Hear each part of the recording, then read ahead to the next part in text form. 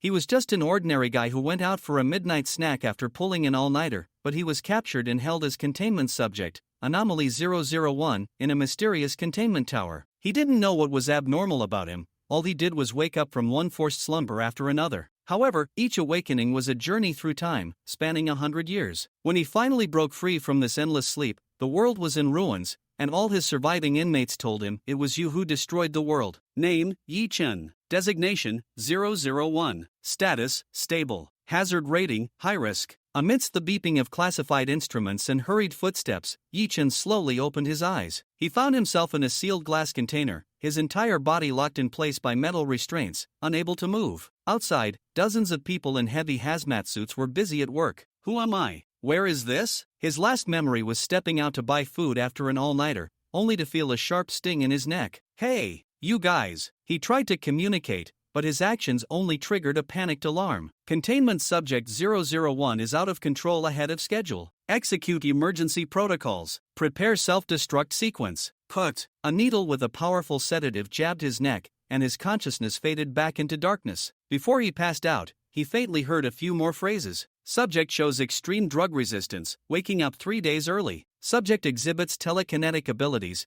Our researcher was almost unable to press the lockdown button under its control. Incredible, was his last thought. You guys can't even walk straight, and you're blaming it on me? An unknown amount of time passed before Yi Chen opened his eyes again. This time, he chose to feign sleep. Year 113 of the Xia calendar. Anomaly 001 status is stable. Observations confirm its vitals are identical to 73 years ago. Determined to possess the undying trait. Request for dissection experiment denied. The subject is an anomaly and should not be viewed from a human perspective. I slept for over 70 years? Undying? Are they talking about me? Yi Chen's mind reeled. Anomaly 078 has been contained today. This anomaly is highly contagious. Anyone who looks at it will undergo genetic mutation, with severe cases transforming into a giant tens of meters tall. Yi Chen couldn't resist peeking through a slit in his eyelids and saw a towering, bronze-colored giant standing at the edge of the room, staring at him with cold eyes. Holy crap! Yi Chen could no longer pretend, his eyes flying wide open. Anomaly 001 is awake. No! He's looking at 078. Lockdown immediately. 001 is attempting to breach containment. Put. The familiar sting hit his neck again. Just destroy it all, I'm tired. When Yi Chen next awoke from the endless darkness,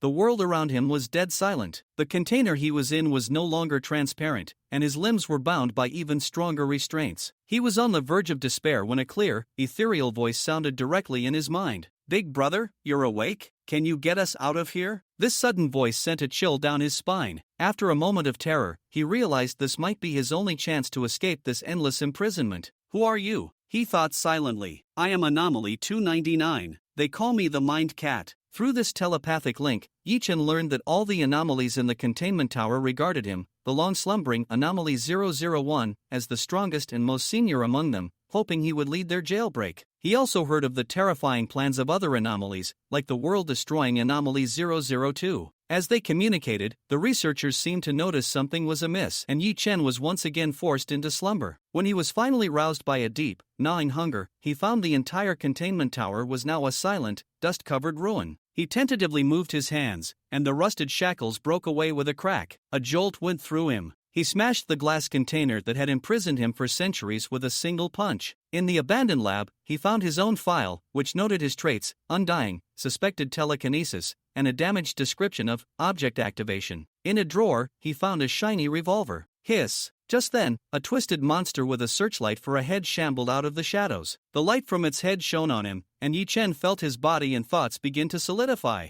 In this moment of crisis, the revolver in his hand glowed faintly and fired on its own. Bang, bang, bang, bang, bang, bang. 6 shots, all headshots, blasted the monster to smithereens. Before he could recover from the shock, the entire ruin of the containment tower came alive. Walls grew tentacles, instruments turned into monsters, and countless grotesque beings swarmed towards him, groaning, "Save me, take me with you." Guided by the Mind Cat's voice, he sprinted towards a door emitting a white light, diving through it just as the darkness was about to consume him. The blinding light faded, and Yi Chen found himself in a dilapidated old building. A translucent white cat stood not far away, looking at him with the same awestruck expression he had. Are you 299? 001, Night God. You're out, the cat exclaimed, leaping excitedly onto his shoulder. Yi-Chen let out a breath of relief, then asked the most pressing question, what happened? Did 002 destroy the human world? The cat looked at him with an even stranger expression. Ah, wasn't it you who destroyed them? Yi-Chen? I've been sleeping this whole time. Meow. 20-something years ago, while you were asleep, you suddenly released a tremendous power that swept through the entire containment tower. All of us anomalies were mutated or enhanced, including 002. And then, the tower was destroyed, and the world outside became ruins. A massive, universe-sized scapegoat had just been dropped squarely on his shoulders. Before he could even begin to protest, the ground beneath him began to shake and rise. He rushed to a window and saw that the entire building was being lifted by 4 giant pillars, transforming into a mobile fortress, rising from the earth. There's one more partner, meow, the mind cat declared proudly, waving its paw. With you leading us, we'll be invincible, meow. 1 man, 1 cat, and 1 walking house formed a peculiar jailbreak squad. The former, Anomaly 001, now the culprit of the apocalypse, how would he find the truth about himself in this broken world? What the hell? Yi-Chen was completely stunned. What the hell is this? What is this? Yi-Chen felt a bit dazed. How did the house beneath his feet suddenly come to life? In terms of abnormality and combat power, it is indeed a bit weak. But don't worry, it's very docile and won't cause any trouble, plus it's quite practical. Just think about it, our base will be mobile. Rumble. It seemed to want to prove its value, as the house beneath him, the first floor of the original containment tower, contracted its 4 pillars and quickly moved a few steps on the ground. Just looking at those few steps, it was quite fast. If one didn't consider the people inside the house who were trembling in fear, that is. No. What Yi-Chen was struggling with now wasn't its function, but rather, what the hell is this? Seeing this, the cat of the mind couldn't help but respond. It's this house. Of course, I know it's a house. No, why is it moving? Is it alive? The cat of the mind looked even more confused. Yes. Didn't you give it life? Yi-Chen? What the hell does that mean? Although this would make me seem strong and impressive, it also seems to imply that I don't know when I'll become a scapegoat. However, activation does sound like a power of my own. That's true. So it was influenced by my ability and then became a new anomaly? Yi-Chen furrowed his brows, contemplating the significance of this situation. If this is true, then being called 001 doesn't seem unreasonable. I can actually produce anomalies. But it can barely be considered an anomaly. Its strength and abilities are relatively weak, and comparing it to an anomaly like you is almost a disgrace to the title. Rumble. The house trembled again, seemingly wanting to express dissatisfaction, but then it seemed unsure of what it should be dissatisfied about. Compared to Yi-Chen, it really is just a little cardboard box. What should we call this house? Rumble. The house shook even more violently, and the white cat hurriedly translated for it. It says its life was granted by you, so it named itself Night House. Hoping you won't take offense. Yi-Chen. Whatever, as long as you're happy. Wait, there seems to be another question. The place where I escaped from the containment tower is itself part of the containment tower, and everything there, including the walls and ceiling, has undergone mutations, with even mutated creatures calling out to me, save me, take me away. And now, aside from its own abnormality, Night House is normal. And Night House was also one of the main structures at that time. Doesn't that mean it has problems too? But Night House has the cat of the mind as a guarantee, and if the cat of the mind wanted to trick me, I wouldn't have had any chance to escape from that place. Okay, I get it. Yi-Chen temporarily buried some unanswered doubts, clapped his hands, and sat on the sofa. So now the 3 of us will have a little meeting. After saying that, his expression was slightly strange. A meeting of 3 people, but only 2 were present. But it didn't make a difference. After all, you're holding a meeting in Night House, so it can definitely hear you. What I want to know is, what's going on outside? Now, are there still living people? Upon hearing this, the cat of the mind spoke up. You mean humans? There are definitely humans, but there aren't as many as before, and the cities aren't as prosperous anymore. Most of the humans still surviving are in small-scale settlements, built around the outlines of former cities, establishing certain habitats. There might still be some large cities, but I wouldn't. No, I haven't left here. Humanity is still quite strong. During our time here, we encountered quite a few human teams, which gave us a very dangerous feeling. Night-Chen suddenly felt a lot more relaxed. The presence of such powerful humans indicated that civilization still existed and was capable of self-preservation, so the crisis wasn't too severe. It wasn't to the point where he, as the last human, had to live in a World filled only with strange tales and anomalies. So, what are your plans? Night-chan observed the white cat's reaction, actually testing their unusual stance. Night-chan, don't you have any thoughts? I thought you finally came out ready to lead us anomalies. The mind cat said. And seeing Night-chan's lack of further response, continued, my personal idea is to, under your leadership, recontain all the anomalies from back then, and then decide whether to contain the anomalies that have emerged in the world based on the situation. But Night-chan was greatly shocked. What the hell, haven't you all been contained enough? After finally escaping, you want to contain them again? And you suggest that I, the esteemed Anomaly 001, do this? It's different. Actually, this was also the concept proposed by 003 when you weren't around. Let anomalies be anomalies, and humans be humans, with no interference. It's not the imprisonment we faced in the containment tower, nor the extreme destruction of 002. Each restrains themselves and lives well. Night-chan slightly opened his mouth. What a lofty goal and ideal. But are you sure they would be willing to be contained by us? That's the crux of the issue. Ideals are abundant, but the problem is, which of us three can fight against them? Those moving houses can give one a shock, and the strange walls and ceilings with tentacles nearly scared him to death. Contain those anomalies again? You go. You can't fight, so that means it's me, right? Can I really win? You need strength. I can sense that, with everyone's departure, your current state is a bit lacking. Each time you contain an anomaly, you can become stronger. It's not just that my state is a bit lacking with everyone's departure. I've been in a poor state all along, okay? But contain anomalies, and I will become stronger? What principle is this? The mind cat patiently began to explain. Each anomaly possesses its own unique powerful abilities and characteristics, and as 001, you have the capacity for inclusivity and compatibility, meaning you can at least utilize their abilities, thus becoming stronger. Night-chan blinked, feeling as if he had finally found the reason for being confined for so many years. Who wouldn't be afraid? So, how exactly do anomalies come into existence? This was the most confusing thing for him. How did he become an anomaly?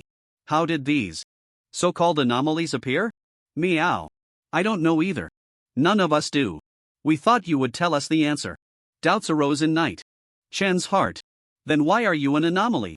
What were you before? The mind cat also felt helpless.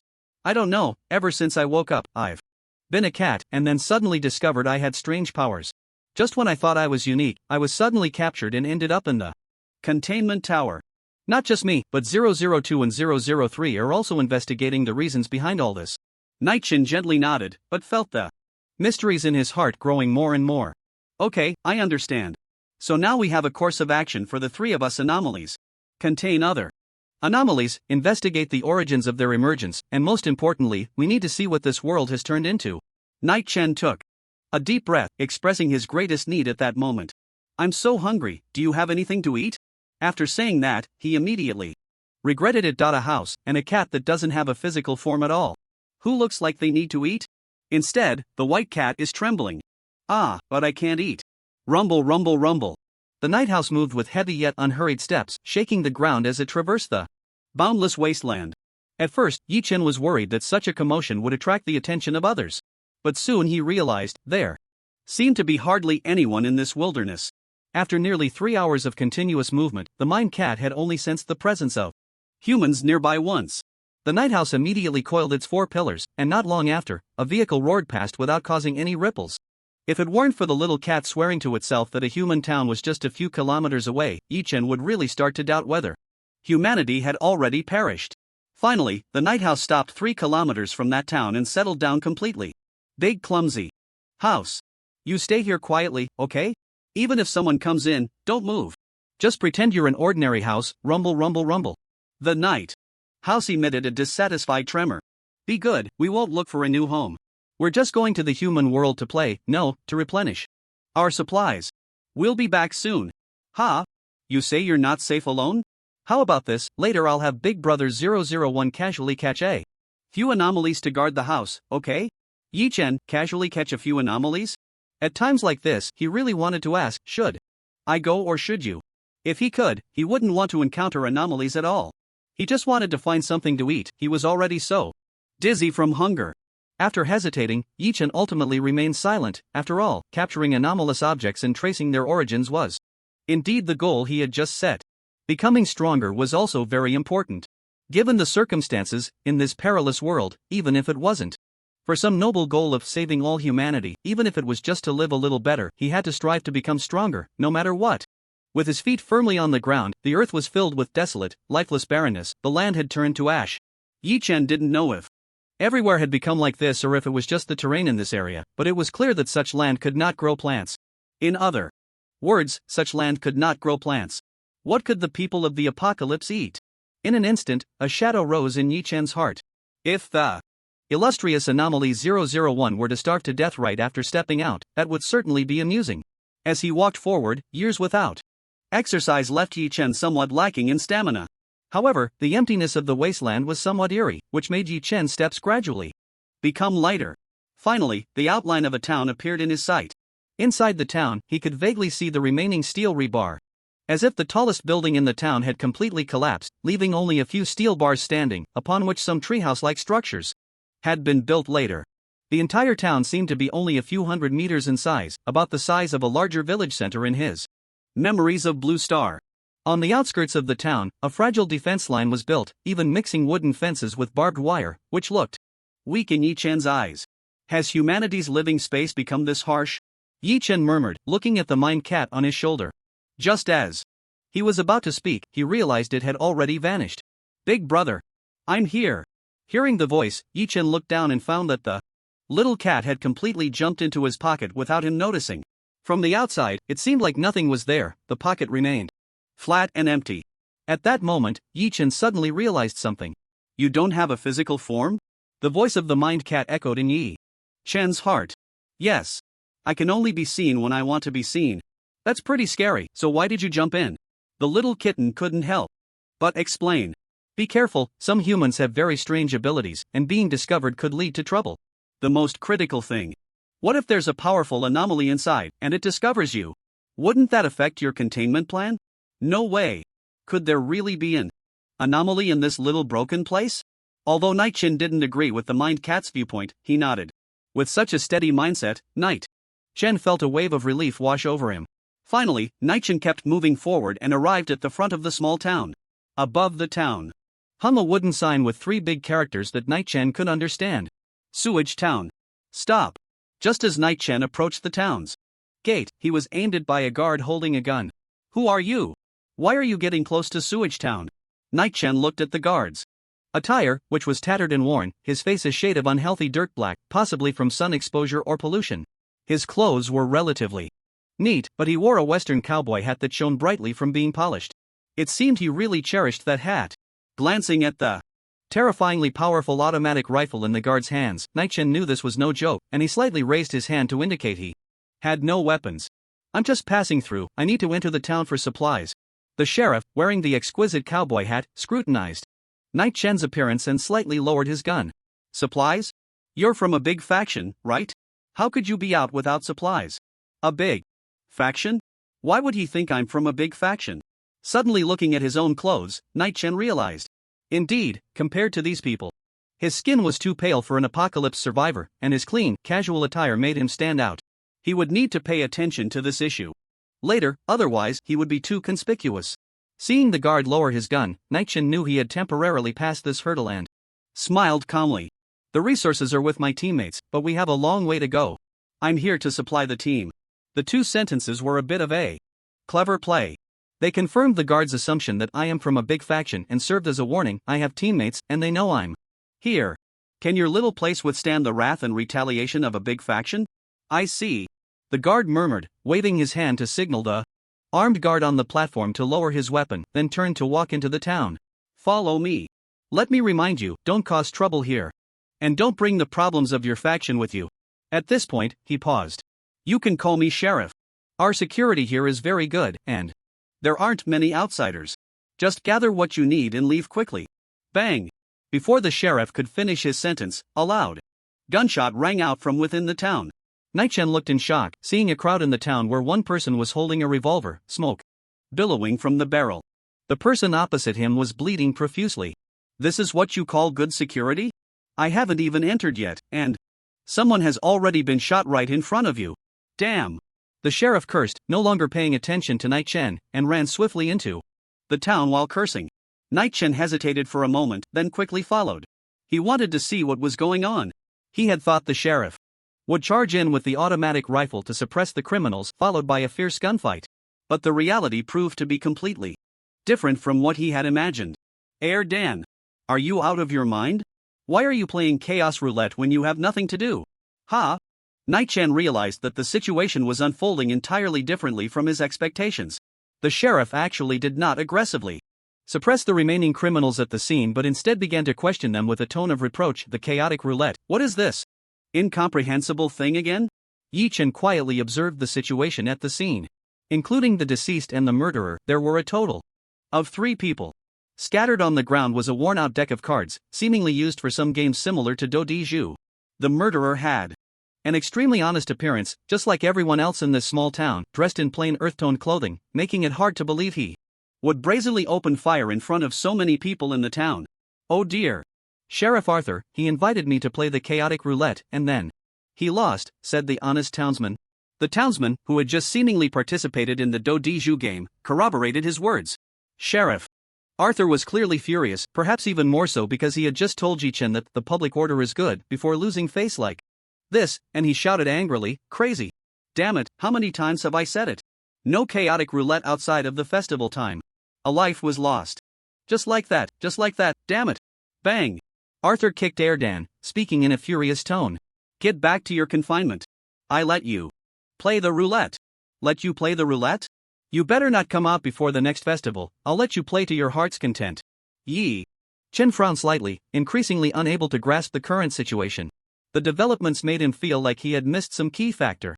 And he had even observed the victim more than once. It was clear he was dead. This was no mere game, no trivial matter to be taken lightly, he was truly dead. It was also evident that Arthur was genuinely angry, furious about what had happened, even wishing to execute the shooter named Dan on the spot. But for some unknown reason, he couldn't take action. This was strange. What are you all staring at? Get the hell back. Listen up.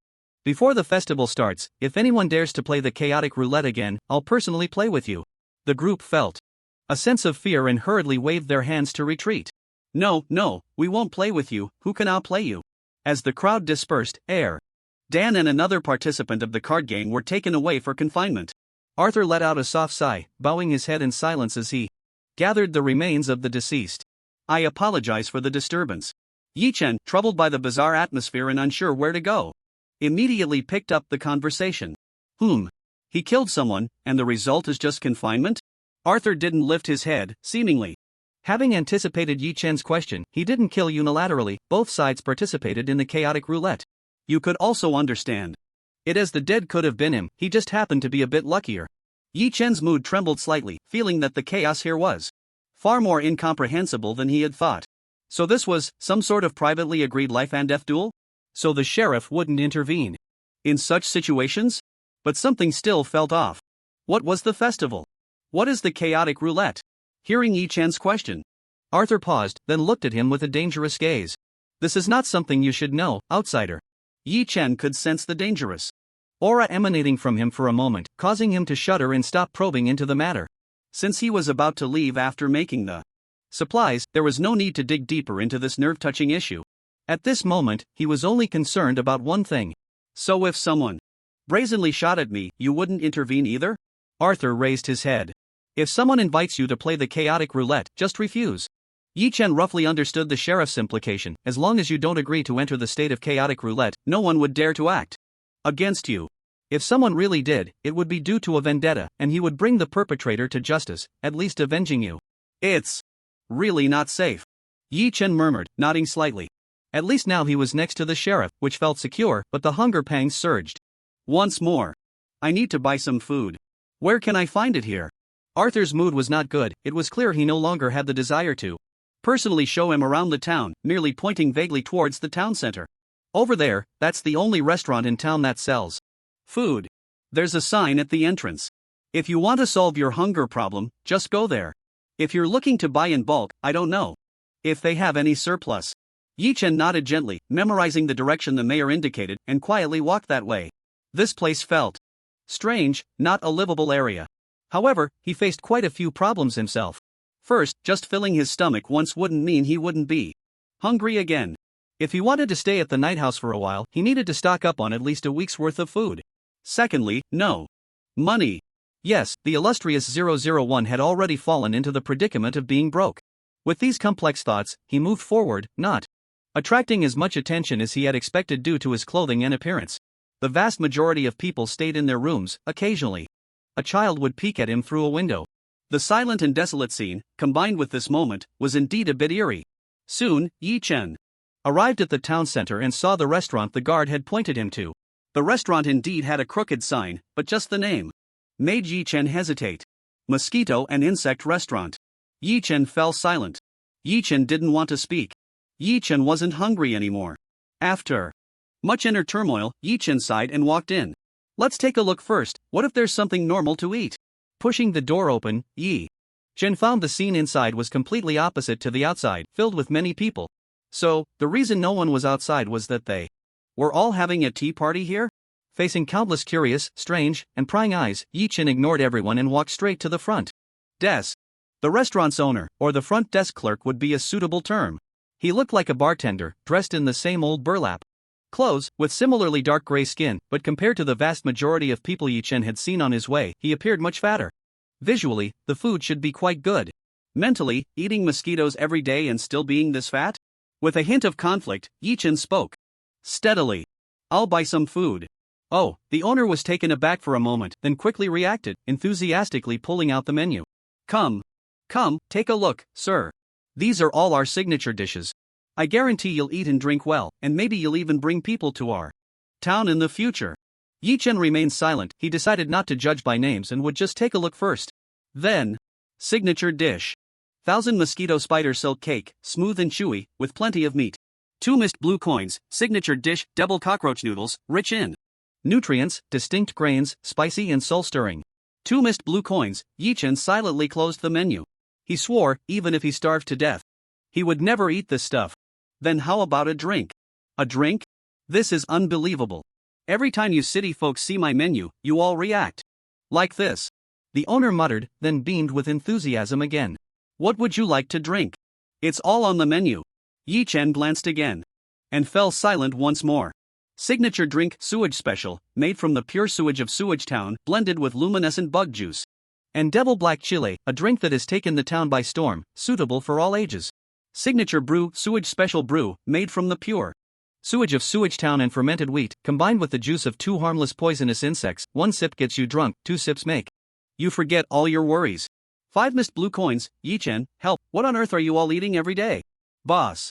Yi Chen carefully chose his words, trying his best not to offend the other party. Could you just boil some water without adding anything and give me a bowl of noodles? The boss frowned and sighed lightly. I knew it. I just don't understand, how can the noodles taste good without even adding meat? What can that thing even be called meat? The boss muttered, nodding his head. All right. But I have to say, it won't be cheap. Even though I won't add any seasonings, you can't pay a single cent less. Don't say I'm cheating you, the most expensive ingredient here is the flour. Yi Chen let out a sigh of relief. Thank goodness. No matter how dirty the water is, boiling it makes it at least drinkable. As long as no random stuff is added, simply eating a bowl of plain noodles can already be considered a kind of enjoyment. However, noodles without seasonings still felt a bit unbearable. You can still add a little seasoning, just a bit of this devil's black chile, okay? Ha! The boss looked at Yi Chen in surprise, making Yi Chen's skin crawl. Then he excitedly spoke up. Customer. You really have an eye for this. You're the first outsider in our town to choose this flavor. I guarantee you'll be so enchanted that you won't be able to stop eating, and you'll feel uncomfortable if you don't eat for a day. Wait a minute, this chili isn't related to bugs, right? Yi Chen clearly started to panic, feeling like he had opened Pandora's box. No, you can rest assured. Once he confirmed that this devil chili had nothing to do with bugs, Yi Chen at least felt relieved. As long as it was a normal crop, it was fine. Then came the most critical issue. Boss, this mist blue coin isn't the common currency where I'm from, and I don't have any on me. Can I exchange it for something else? The boss looked at Yi Chen in shock, his gaze akin to that of someone looking at a person trying to dine and dash. Are you joking with me? Where in the world doesn't use mist blue coins? You just don't have any money, do you? Being called out for his awkward situation, Yi Chen wasn't angry. The only thing that surprised him was the currency issue. In this apocalyptic world, there was still a unified currency in circulation? Although he didn't know what the mist blue coin looked like, the power behind its issuance must be considerable. That's right. Yi Chen declared with righteous indignation. But I can pawn some of my things. I believe I can exchange for the price of a bowl of noodles. The boss looked at him skeptically, gradually turning to acceptance. Well, even though he didn't bring money, just looking at the other person's appearance and clothing, this outfit alone could buy him hundreds of bowls of noodles. The town mayor couldn't even wear something this good. It's not impossible. Let me see what you have. His eyes shifted, revealing a seductive smile. Customer, how about trying your luck with a chaos roulette? If you win, the whole store is free. No. The entire store is yours. I refuse. Yi Chen decisively interrupted the boss's spellcasting. The effect, the scene of entering the town was still fresh in his memory, and Arthur's words echoed in his ears. What the hell? For a moment, the restaurant was indeed thrown into chaos. Wow, it's so lively? Can I join you? I've been craving this place for a long time. Me too. What's the point of playing with an outsider? You can't be biased. The entire mosquito and bug restaurant became lively. Get lost. Who wants to play with you? The boss cursed, ending the commotion in the restaurant, then turned to Yi Chen. Then let's do this, let me see what you have to exchange? Yi Chen narrowed his eyes, maintaining a calm exterior while feeling completely disgusted with this restaurant owner inside. He realized this was just bullying an outsider who knew nothing. Overcharging didn't bother him. But this chaos roulette could be deadly. I can no longer act like a harmless pretty boy. Night-Chen actually didn't carry many things that could be pawned as lines, but there happened to be one very valuable item, quite impressive, that he had no use for at all. Slap! Night-Chen slammed a revolver onto the table. The restaurant owner turned pale, clearly startled, and retreated several steps, leaving Night-Chen puzzled as to why he was so afraid. Regardless, his goal was evidently achieved. I won't be needing this for now, you can give me a price. The manager took several seconds to regain his composure and cautiously approached. A revolver? You want to pawn this? Night-Chen sensed something was off, but it didn't matter much anymore. Yes, I have.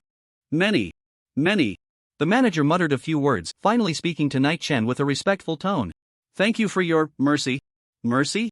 This twist left Night-Chen somewhat confused. He couldn't understand where this mercy came from. Just because he brought a revolver? That seemed excessive, right? In this apocalyptic wasteland, who didn't carry a gun? If everyone who brought a gun to your shop earned your mercy, you'd owe the whole town hundreds of favors. What was the reason? Gently wiping his revolver, Night-Chen didn't put it away. You set the price. I still want to buy some things. Can't go out without money in hand. Don't, esteemed guest, I really can't accept this. Night-Chen felt the owner was about to cry. For a moment, he didn't insist and took it back. Seeing Night-Chen retract the revolver, the owner finally sighed in relief.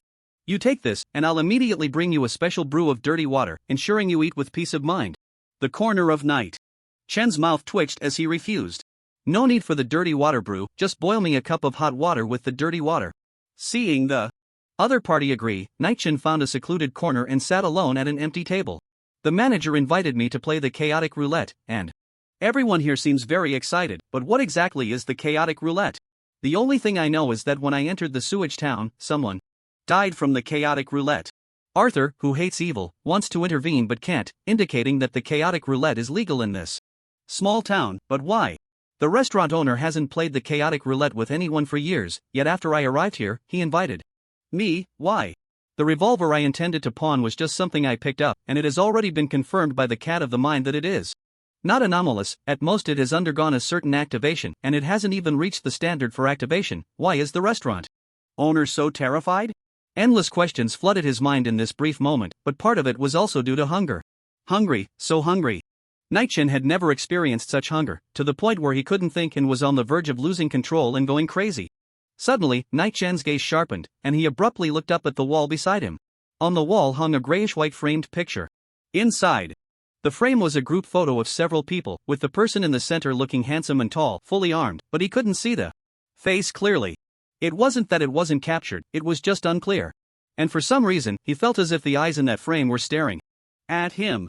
Just as he was about to feel a chill run down his spine, someone suddenly patted his shoulder. Sir, your noodles are ready. In an instant, the manager's voice rang out. Night-Chen turned his head, and the manager personally brought over the noodles. If it weren't for that Earlier invitation to play the chaotic roulette, he would have felt quite embarrassed. A feeling of eating a free meal. Yi Chen suddenly reacted, Turning his head to look at the painting on the wall again, only to find that the eerie sensation had vanished. He could now clearly see the face of the handsome figure in the center of the painting. This painting. Ha! Following Yi Chen's gaze, the shopkeeper also noticed the painting and chuckled. Oh, this? This is the founder of our Sewage town, the first town mayor. And his most trusted powerful subordinate, the true creator of our little town. Yi Chen frowned slightly, scrutinizing it a few more times, but still found nothing unusual. Gradually, he decided to set it aside for now. For him, as long as the spiritual cat didn't issue a warning, it meant he was at least temporarily safe. And anything unsafe could be pondered at a more appropriate time. For example, first, fill his stomach. Looking down at a bowl of steaming hot noodles that seemed to contain a chaotic mix of ingredients, Yi Chen felt revitalized, and the hunger pangs in his stomach were clamoring. He then picked up his chopsticks and slurped a mouthful. He had many fantasies, such as it being incredibly delicious or bland and tasteless. What he never expected was that with this one bite, he nearly choked to death. Cough. What the hell? Cough, cough, cough. What the hell is this? One sip of the soup felt like a massive influx of dust and debris into his mouth. Every inch of that dust emitted a spiciness that penetrated his pores. It was a flavorless, pleasureless, purely torturous spiciness. The dust clung to his tongue and mouth like glue. How is it? Isn't it an unparalleled taste? If you think it's good, why not take some back to your hometown and try it? The excited voice of the owner, eager to boast about his culinary skills, came from beside him. Screw your unparalleled taste. Screw this apocalypse.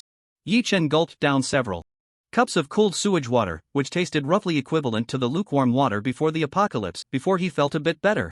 The spiciness was bearable. What mattered was that this stuff stuck to his tongue like a scab, devoid of any flavor, pure torture. Perhaps seeing that Yi Chen's condition was a bit poor, the owner, in a dilemma, went to cook him another bowl. This time, he ate extremely cautiously, taking small sips, and after confirming it wasn't as deadly as the previous concoction, he finally swallowed it all in one go.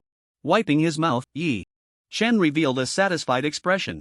However, there were still some things that troubled him. Are you sure this is your specialty, something only found in Sewage Town, right? Absolutely, the owner said proudly. You won't find our locally produced devil black chili anywhere else in the wasteland. Yi Chen gradually regained his color, feeling that life still held some hope. Aside from this cursed place, there shouldn't be any other bizarre dishes like this. After sending the shopkeeper away, Yi Chen sat in his seat, lost in silence for a long time. Until there was once again no one around him, he gently spoke. Little cat, but I'm still so hungry. Soon, the voice of the spiritual cat echoed in his heart. Aren't you full? Why not have another bowl? Yi Chen gently shook his head. I'm full, but I'm still so hungry. It was an extremely contradictory statement, yet this contradiction manifested in Yi Chen. He was full, yet still felt hungry, as if his soul was starving. The spiritual cat fell silent, and after a long while, its voice rang out in Yi Chen's heart once more. You want to try touching me? Yi Chen was taken aback, unsure why he should do that, but since the little cat spoke, he nonchalantly reached into his pocket and gently touched it. In a daze, Yi Chen felt a kind of indescribable power surge into his body. Feeling better? The voice of the mind cat sounded somewhat weak in Yi Chen's mind. Yi Chen hesitated and nodded. It's much better. What did you do? Why do you feel a bit weak? He wasn't a fool, whatever the mind cat had done, it surely had side effects. It's nothing, meow. Just consumed a bit of energy, the mind cat replied. Yi Chen wanted to say something but ultimately said nothing. So, what's going on? He vowed to himself that he must understand the reason and find a solution, rather than letting the mind cat bear his discomfort alongside him. Meow. You are 001, encompassing everything, the most powerful anomaly. If the energy in your body is insufficient, or if there are too few anomalies around, it can lead to this situation. I should have thought of that. Meow. I thought you were just physically hungry. Yi Chen shivered all over. Was it really for this reason? For a moment, he couldn't help but ask, what will happen if this hunger is not replenished for a long time? If it was just feeling hungry, he thought he could endure. After all, hunger wouldn't kill him, what was the harm in enduring it? But this time, the mind cat's voice came out softly. You will temporarily lose all rationality and then devour the nearest anomaly. Yi Chen looked at it, wanting to say something but stopping short. The nearest anomaly, wasn't that it? How much time do I have left? He certainly didn't want to accidentally devour the mine cat that would leave Yi Chen regretting for a lifetime. Meow? As short as 3 days, as long as 7 days. 3 days. Yi Chen murmured. So, I just need to contain one anomaly, right? Yes, meow. After a moment of silence, Yi Chen stood up and returned to the front desk of the restaurant. Boss? Your town should have places to stay, right? And is there a professional pawn shop? Ha? The boss looked extremely surprised. Did you enjoy the food? Not planning to leave? The corners of Yi Chen's eyes twitched slightly, but rationally, he didn't want to discuss this topic any further. I ate well. Of course, he hadn't eaten well. But indeed, he wasn't planning to leave for the time being. The mysterious shooting, the strange Arthur, the chaotic roulette that he didn't know the nature of, the moving picture frame. If he wanted to try containing an anomaly to delay his extreme hunger of the soul, then the opportunity must be here, and only here. This strange little town. But if he wanted to stay here, he had to consider the issue of money. Food, drink, lodging, and even replenishing some ammunition. For lodging, there's a place not far from here, just cross a small alley, the one built over the sewage ditch is it, the place with the best view here. As for pawning, he hesitated. For a moment, weighing his words. The pawn shop is right next to the inn, but if you're still selling that handgun, just forget it. No one around here dares to take it. No one in the entire area dared to take that handgun? What was the reasoning behind that? That handgun was clearly just an ordinary one. Without saying another word, Yi Chen bid farewell to this sorrowful restaurant. The place where the dignified Anomaly 001 almost got killed by Spice could be remembered in history. Yi Chen left the Mosquito restaurant directly, and many diners watched him leave, causing him to frown slightly. Being the center of attention wasn't all that great. Stepping out of the Mosquito restaurant's door, Yi Chen immediately found the location described by the manager. Mainly because it was too obvious, it was exactly what Yi Chen had seen from the very beginning, a place where all the buildings in the middle were gone, leaving only towering steel rebar and a treehouse-like structure, but in reality, it was a house wrapped in normal materials. It was indeed not far, he just needed to cross a few small alleys to reach it. After budgeting the route, Yi Chen moved in that direction. As he entered the alley, Yi Chen immediately frowned. Dark, too dark. This was a place where sunlight couldn't reach. After taking 2 more steps, Yi Chen suddenly stopped. Behind him, a howling wind suddenly surged, like a fierce gust generated by rapid movement. Yi Chen reacted swiftly, turning around in an instant, and saw a figure charging towards him at an inhuman speed, followed by a massive fist crashing down towards him. Damn! Bang! Yi Chen responded at lightning speed, meeting the punch head-on. Crack! In that moment, Yi Chen felt as if his hand might shatter. It was as if he was not meeting a fist, but a rock. Not only was the speed off the charts, but this was also a strength that no normal person could possess. Damn! Yi Chen staggered back, bracing himself against the wall. The opponent pressed closer, and then a rusty dagger was held against his neck. Heh, humans! Yi Chen lifted his head, scanning the figure behind the dagger. Even in the dim light, he had nowhere to hide. A figure dressed in tattered clothes, looking almost indistinguishable from the other residents of Sewage Town. If one had to point out a difference, it was that his face was slightly paler, but marred by several hideous scars, making him appear even more weathered. But, how could a human possess such physical prowess? You were the one from the restaurant just now? Yi Chen asked coldly. With a dagger pressed against his neck, it would be a lie to say he wasn't anxious, but he wasn't overly worried either. After all, according to the research analysis by the Containment Tower's scientific personnel, he should possess immortal characteristics. Although he had never personally tested it, at least for now, he wasn't too panicked. Good kid, no wonder you came from Radiant City, you've got some guts, the man sneered, surprised by Yi Chen's calmness. Cut the crap, hand over all your money, and I'll spare your life today. Yi Chen raised an eyebrow. After pondering for so long, he was stunned to realize this was a robbery. No way. Yi Chen was speechless. Is robbery now done blindly? Don't you pick your targets? I'm so broke I don't even have a single cent on me, and you want to rob me? I feel like we could skip straight to the part where you tear up the ticket. Since you came from the Mosquito restaurant, you should have seen with your own eyes that I have no money on me, Yi Chen said calmly, spreading his hands. Nothing is more convincing than seeing it with your own eyes. Ha! The man chuckled ominously, shaking the dagger in his hand, signaling Yi Chen not to move. I know you have no money, but you have precious things. Even if I strip you of your clothes, I could sell them for dozens of mist blue coins, right? Yi Chen raised an eyebrow slightly. Leave a way out for others, huh? You want to strip me right off the bat? I've never heard of anyone robbing clothes. What about your professional ethics? And then there's that revolver. Greed glinted in his eyes.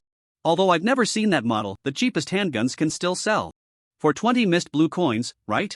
Yi-chan frowned slightly, suddenly realizing something, and blurted out, "You're not from Sewage Town, are you?"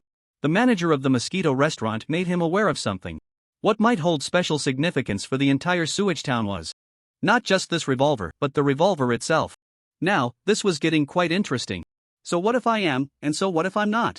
Either way, stripping you bare is enough for me to get to Radiant City. Haha, that place is quite nice, right? I've heard the girls in Radiant City have undergone genetic modifications, each one as fair as you. If I just rob a few for some fun, that wouldn't be a wasted life, would it? Ha ha ha. Yi-chan frowned at this. Your line of thinking is all wrong. There are many ways to obtain what you want, yet you only know how to rob. This is a path that will one day lead to your ruin. So, why do the people of Sewage Town hold such deep taboos about revolvers?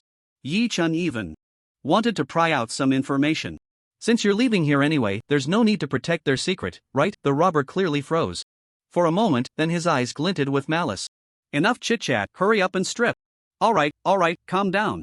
Yi-chan feigned a look of fright, starting to rummage through his pockets. He looked as if he had been scared silly. It wasn't until he pulled out a revolver from his pocket that the atmosphere shifted. A faint red glow enveloped the revolver as Yi-chan aimed it with all his might, the wind howling in response. First, it deflected the glint of the dagger, then it struck towards the robber's face. Damn it! I, the illustrious 001, might be able to be killed by a spicy dish, but if you rob me, I swear I'll never have the face to meet other anomalies again in this lifetime. The dagger was forcefully knocked away, and the robber was clearly taken aback by the unexpected turn of events.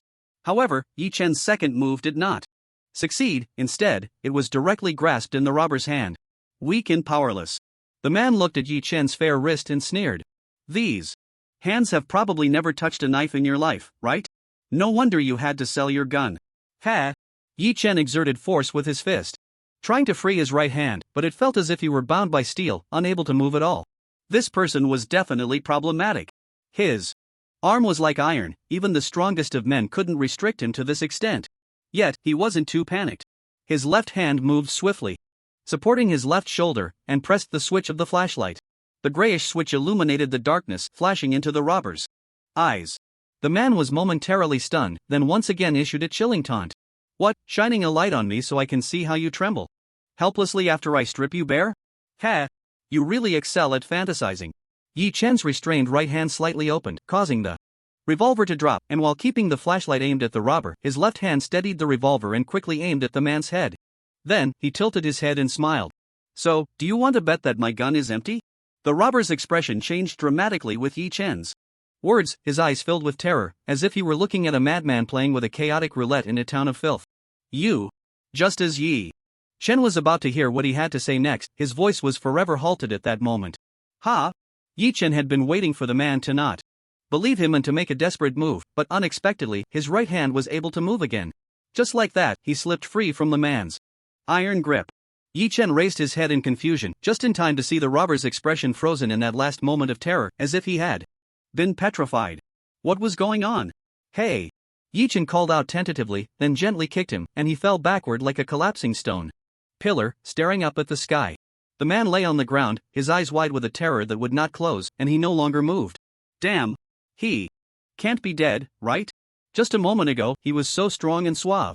Yi-chan's expression changed slightly as he turned off his flashlight and crouched down to check the man's breath. The breath had completely vanished, dead as a doornail, as if he had turned to stone. Is this thing really that strong? Yi-chan sighed at the power of the flashlight's illumination, feeling a bit silent. There was no sense of pity.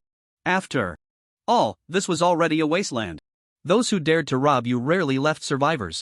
If it hadn't been him winning just now, what were the chances? This person wouldn't have directly silenced him? Of course, it wouldn't be so easy to make him die. Calming his emotions, Yi-chan crouched down and began the search for spoils.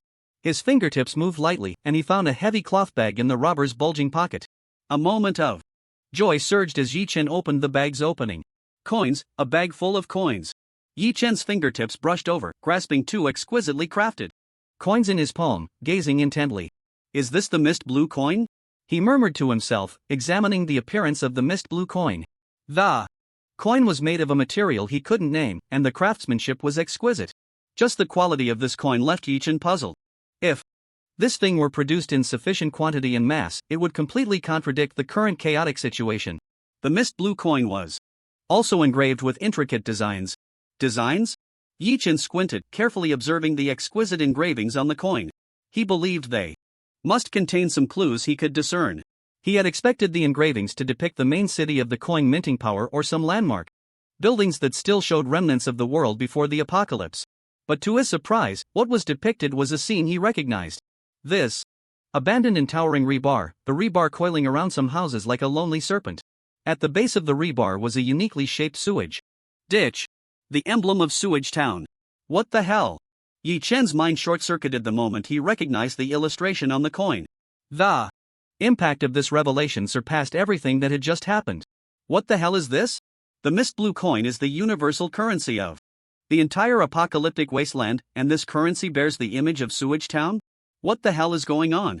This coin was minted in Sewage Town? No, that's impossible, that's too ridiculous. Following this, Yichin discovered something even more incredible. The mist blue coin actually emitted a faint mist. The mist was bluish, lingering at his fingertips and bringing a sharp chill. This is... Yi Chen's expression changed slightly. Since awakening, he had accumulated some experience. This kind of unreasonable imagery was invariably related to anomalies. Little cat, are you watching? Yi Chen couldn't communicate telepathically yet and didn't know if his thoughts could be heard by the mind cat, so he clasped his hands on the table, burying his mouth in them, and quietly asked. Soon, the mind cat's response echoed in his mind. I'm here. This coin is indeed anomalous. I can feel it. What the hell? Even though he had suspected it, hearing the mind cat's confirmation left Yi Chen momentarily stunned. This coin is anomalous? Then after touching it for so long, wouldn't he have been affected by some anomaly? Big brother, don't panic. This coin itself isn't anomalous, rather, all mist blue coins in the world are minted by that one anomaly. Ha! Yi Chen's expression shifted from slight fear to confusion. The main circulating currency in this world belongs to one anomaly? How powerful must that anomaly be to have such widespread influence? Moreover, what kind of quirk is this? Why create something like the mist blue coin? Do you know why it made this mist blue coin? The mind cat's voice followed. I don't know, but I know who it is. Yi Chen's heart stirred. Who is it? Anomaly 012, the Mist Smith. What the hell? Yi Chen was shocked once again. Just thinking about going out for a meal, and he actually encountered an anomaly. Not only did he encounter an anomaly, but it was also an old senior starting with 10. Will there be any problems holding it? This was what Yi Chen was most concerned about at the moment. Would holding a mist blue coin minted by an anomaly lead to negative effects? Or was 012 plotting some conspiracy against humanity in this apocalyptic world? As a universal currency, regardless of wealth or poverty, everyone would certainly have some in hand. If Anomaly 012 had set a trap here, the apocalypse might come again. Big brother, don't worry. There's nothing wrong. Just treat it as an ordinary currency. 012, from what I've seen, is quite an interesting anomaly. Usually, it either enjoys messing with various coins or painting. In any case, among so many anomalies, if it hears you're out, it might just come running to you. Wow, the little cat's evaluation was quite high out. It's just that, it should hurry up and come to me. I'm about to go broke. After sorting through the mist blue coins in the bag, Yi Chen counted them. It wasn't a lot, but it wasn't too little either. Based on the information currently known, it was enough for a handgun, 5 portions of 1,000 mosquito silk cakes, and 3 portions of sewage brew, which would be sufficient to stay at an inn in Sewage Town for a week. Quite luxurious, indeed. After organizing the spoils, Yi Chen hesitated. How should he handle the scene? Theoretically, this place was empty, a dark alley where whatever happened was known only to heaven, earth, you, and me. Even if he left directly, no one could suspect him.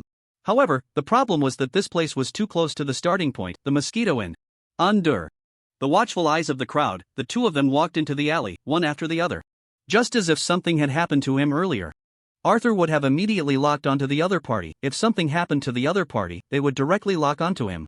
The difference was that the other party planned to finish this job and run, and by then, the sky would be high and the sea wide, making it impossible for Arthur to catch them, while he still needed to stay in Sewage Town for a while. Rather than being filled with suspicion and passively having someone come looking for him, Yi Chen planned to turn himself in. Of course, it was a self-surrender with a certain level of assurance and Skill. Tat tat tat. More than 10 minutes later, the sheriff of Sewage Town, Arthur, hurried to the scene, following Yi Chen's footsteps. As soon as he arrived, he saw the body of the robber lying on the ground, eyes wide open in death. Are you saying he attacked you? Arthur looked at the disheveled Yi Chen with a deep gaze. When Yi Chen approached him, he was travel-worn and in a sorry state, not resembling a fake. No one could imitate being travel-worn and in a sorry state like that. But Yi Chen, this neatly dressed pretty boy, if he just smeared a bit of dirt on his face and showed a hint of panic, would look quite tragic. Arthur stepped forward, and the robber on the ground looked fierce. Arthur quickly recalled his identity and information. A resident of Sewage Town, known for being aggressive and combative, often absent from the town, wandering the wasteland, and rumored to have joined an organization that specifically robs gathering points, with a criminal record in Sewage Town. So when he saw Yi Chen, who looked rich, it was reasonable for him to harbor ill intentions. However, no matter how much Yi Chen disguised himself, he was standing right in front of Arthur, while the other party was lying cold on the ground. Something was off. Step back a bit. Arthur, clearly experienced with abnormal phenomena, showed some concern for Yi Chen. Yi Chen obediently stood back and observed. Was there still a chance for good fortune? The situation was not right, and he could conveniently make a run for it. Arthur squatted down, examining the robber's body. The more he looked, the more serious his expression became. He was hit by an abnormal attack. Hearing Arthur's definitive conclusion, Yi Chen's heart stirred. He could actually tell? This sheriff was indeed not so simple, was he? Would he discover that it was caused by him? If he found out, what would he say? It was already the end of the world, and Yi Chen didn't even know if the Sewage Town's code had a concept like justifiable defense. Sure enough, Arthur soon looked at Yi Chen, making him feel a bit tense. But then, the next thing the other party said finally eased Yi Chen's mind a little. You're very lucky, you encountered an abnormal invasion at such a distance and came out unscathed. Then, Arthur's words took another turn. Of course, it could also be that I'm not sharp-eyed, and you're very strong. After all, you come from a big power. Yi Chen didn't engage with this question, pretending to be clueless. How did he get hit by the abnormality? I don't know. Arthur shrugged, turning to continue investigating the scene. Abnormal abilities are usually all kinds of strange. He might have suffered an anomaly after you left, or he could have been affected in the wilderness long before, and it only erupted now. Yi Chen didn't interject. In fact, he wasn't quite sure how much he should know about abnormalities. Suddenly, Arthur let out a soft "huh?" So you're actually a first-time gene enhancer? His brow furrowed tightly, and although he didn't turn around, Yi Chen could easily guess what he was thinking. How could he possibly escape? A tense atmosphere began to spread in this small space. However, Yi Chen wasn't too flustered. After all, there was still no evidence. And a weakling like him had managed to beat him to this extent. This calm demeanor shattered completely in the next moment. Arthur's gaze landed on the pocket of the robber's clothes. There was a bag, and he had already taken it. It's over. How could I forget about this? An endless oppressive atmosphere spread at the scene. Perhaps the right course of action at this moment should have been for Yi Chen to strike first. But maybe he hadn't yet adapted to the rules of the wasteland, or perhaps he simply thought Arthur was a decent person, or maybe he just wanted to wait and see, not wanting to leave this small town. Arthur squatted on the ground, his back to Yi Chen, his expression shifting unpredictably. It was certain that this kid definitely had issues. But to be honest, he knew exactly what was going on. All the eyewitnesses clearly saw this person following Yi Chen into this alley, and his intentions were obvious. With malicious thoughts and lacking skills, he could only say he deserved it. The only thing he truly needed to worry about was one thing. He died from an abnormal power. After a while, Arthur stood up, his voice tinged with emotion. I hope this abnormal ability doesn't appear in this town again, otherwise, it would be in trouble. As soon as these words were spoken, Yi Chen immediately breathed a sigh of relief. This basically meant not to cause trouble. And not to pursue the matter. Yeah, Yi Chen said, going along with it. Is this place really safe? It's too scary. Arthur. The corners of his mouth twitched slightly. Are you still pretending? He adjusted his breathing for a moment, looked at Yi Chen, and spoke with a serious tone. One last question, answer it seriously. Yi Chen's expression immediately turned serious. Are you part of the noble forces of Radiant City, or the church forces? Yi Chen was somewhat taken aback. Radiant City was understandable, he had heard others mention it several times. And could guess it was the largest human force in the vicinity. But what was the church force? Did a church even emerge in the wasteland? Who is God? After pondering for a moment, Yi Chen attempted a relatively risky answer. I don't belong to either. He was completely unfamiliar with these forces, so he didn't want to label himself randomly. Who knows what kind of trouble he might get dragged into later. Arthur looked at Yi Chen in shock, and soon his expression gradually calmed. What puzzled Yi Chen was that Arthur's gaze towards him now held more trust. Your honesty has impressed me. God knows what kind of conveniences Yi Chen would enjoy in this small town if he openly admitted to being part of either of these factions. You're too polite, too polite. Yi Chen waved his hand, pointing to the dark little road. If there's enough time, could you take me there? Arthur was momentarily stunned, then almost laughed in anger. Does he really not consider himself an outsider? But that's fine.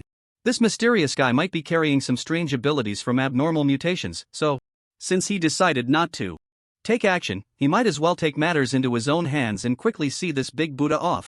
Wherever he came from, he should go back. Where are you going? Arthur asked cheerfully. Yi Chen was puzzled by his enthusiasm and had no hidden intentions. To the inn.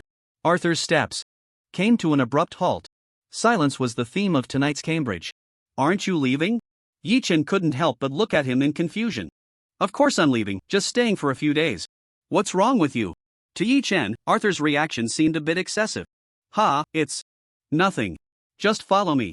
He took the lead and continued walking deeper into the alley, turning back midway to mention, it's a bit dark here. Do you have a flashlight on you? Can you turn on the light? Opening this flashlight, you must not want to live. It's out of battery. Yi Chen's words were concise.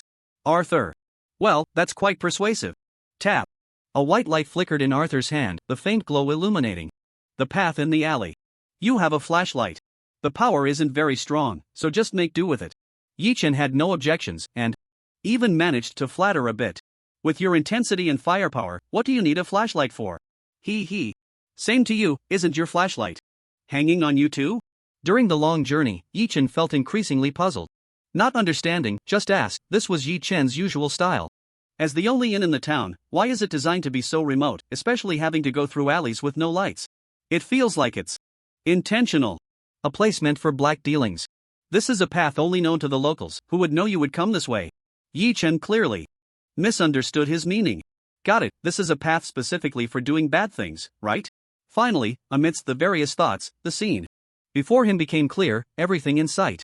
The location depicted by that coin drawing was right in the center of Sewage Town, where only concrete pillars could be seen from afar, and below was the position of the sewage ditch now right in front of him. Then, Yi Chen saw the only inn in Sewage Town. Half of its body was directly submerged in sewage, with greasy smoke slowly rising from it, the filthy sewage connecting to the inn's foundation, bubbling up. The entire first floor of the inn exuded a damp, corrosive smell.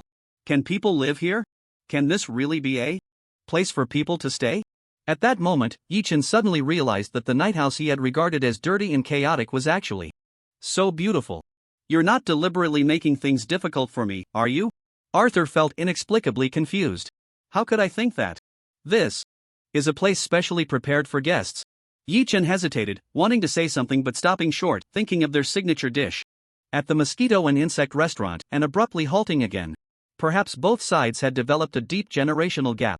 If I say I don't want to stay here, is there any other option? Hearing Yi Chen's question, Arthur thought for a moment, troubled.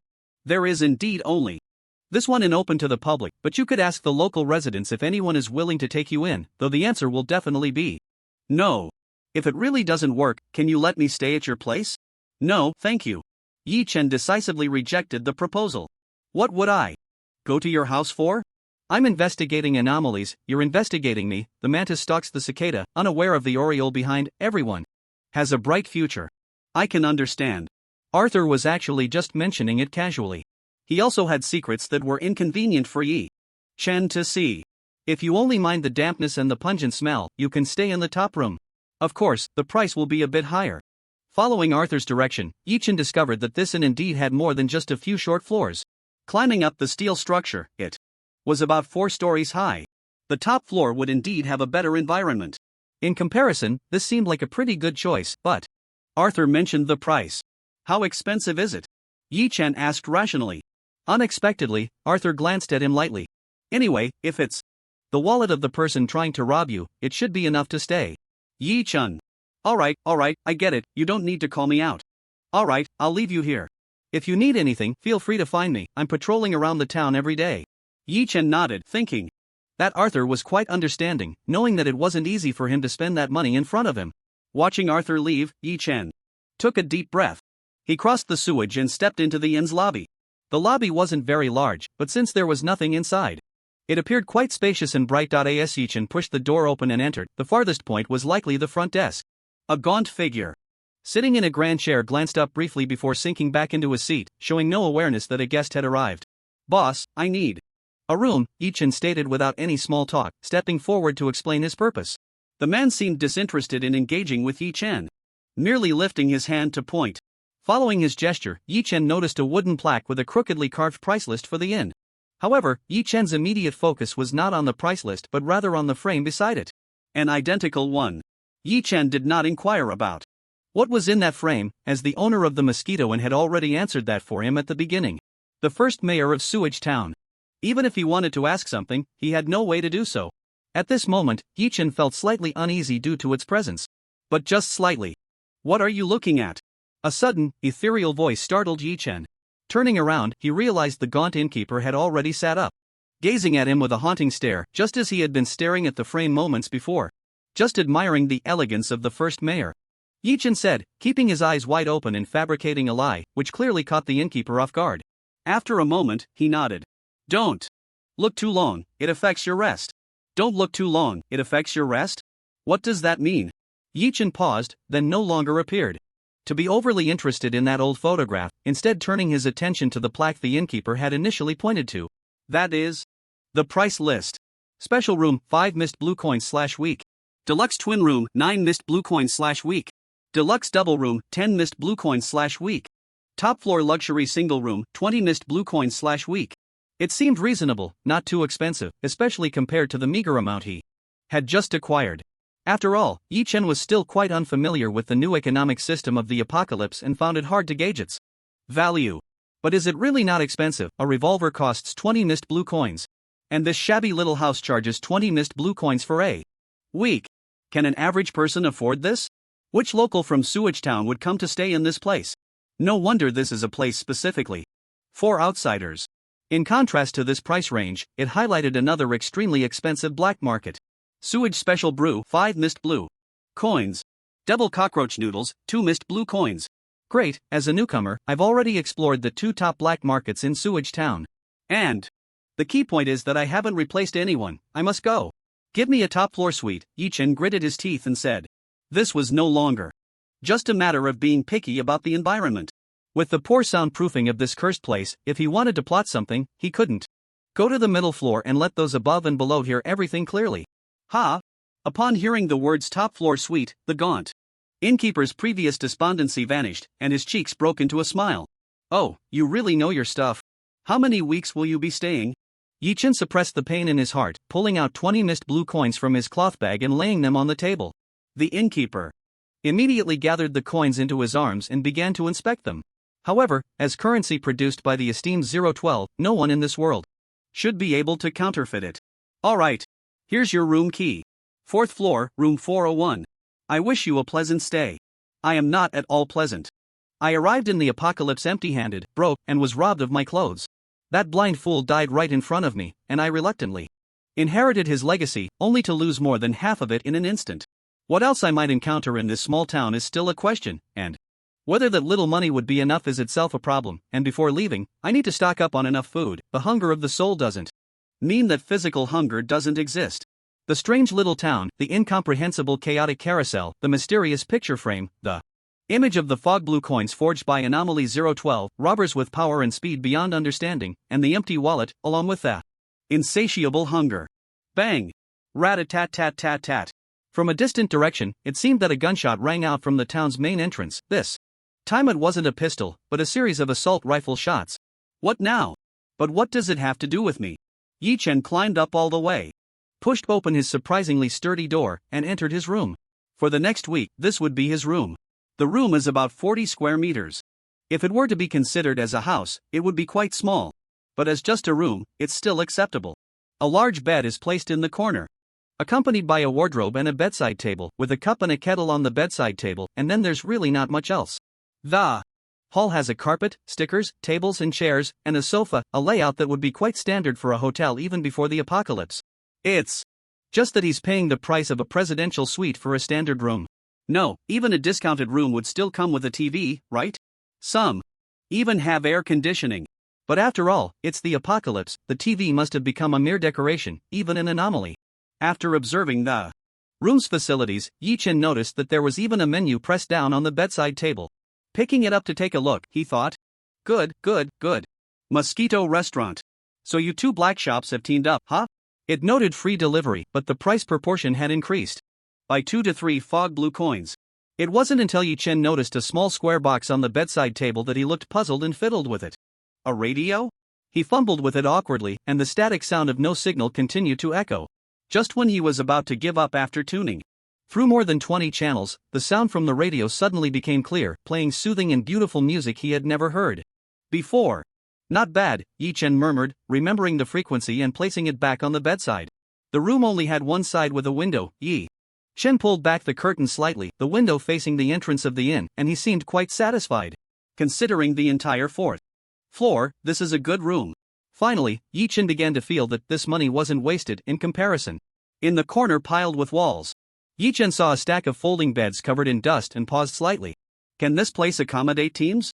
But then again, in this strange little town, which wasteland action team would dare to split up? If that's the case, the per capita cost would be reduced. Once again confirming that the room's soundproofing was quite good, Yi-Chen half lay down on the bed.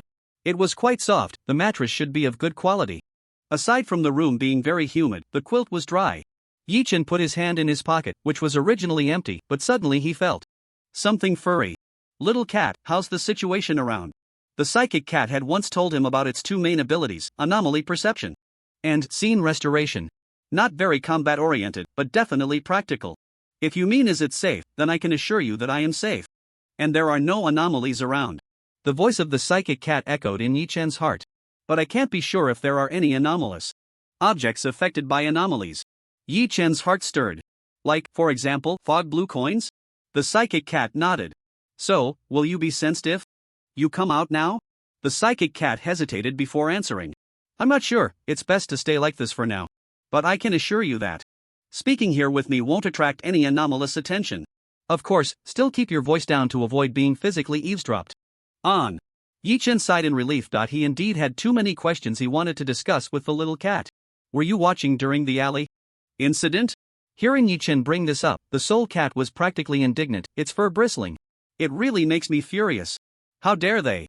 Who do they think they are, trying to take advantage of you? If I had any power at all, I would make them suffer. But that wasn't the point. And without that flashlight, the other party could have easily overpowered him. That's not the point. Alright, being robbed like a soft persimmon made Yi-Chen quite angry, but that incident was already in the past. What he didn't understand was the source of the other party's power. I vaguely heard the words, gene enhancer, what is that? The soul cat also had its doubts. Meow. Maybe that's how humans have found a way to become stronger? In this chaotic apocalypse, if you have no means, there would be no current civilization. Yi-Chen nodded. Reasonable. He just didn't know how exactly they became stronger. Genes? Was it through some kind of serum? A single gene enhancement, so there could be a second, a third? It felt strong, but it didn't seem to add any abnormal means. At least when illuminated by his flashlight, it felt like there was no resistance. Even if it was related to underestimating him. Speaking of which, do you find this picture frame strange? Actually, Yi-Chen had little hope, because at times like this, the little cat usually responded with some meaningless flattery. You're the biggest oddity. But unexpectedly, this time the soul cat nodded in agreement. It is indeed abnormal, but it's something I've never seen before. An abnormality that even the soul cat had never seen. Yi-Chen blurted out, sitting up straight. An abnormality born after the apocalypse? The components of this sewage town seemed a bit too complex, didn't they? It's fine now, meow. The soul cat said decisively. It's definitely not the main body, and it's not paying attention to this side. Right now. Yi-Chen breathed a sigh of relief. This thing was ultimately like a sword hanging over his head, a bit frightening. If I move it a bit, it shouldn't be a problem, right? Seeing Yi-Chen's cautious demeanor, the soul cat couldn't help but chuckle. Big brother, what are you afraid of? If it dares to come out, you can just capture it forcefully, right? Yi-Chen. What a forceful containment, aren't you afraid your 001 will just perish on the spot?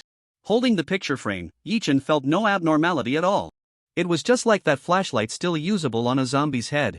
As he walked to the door, Yi-chan suddenly hesitated.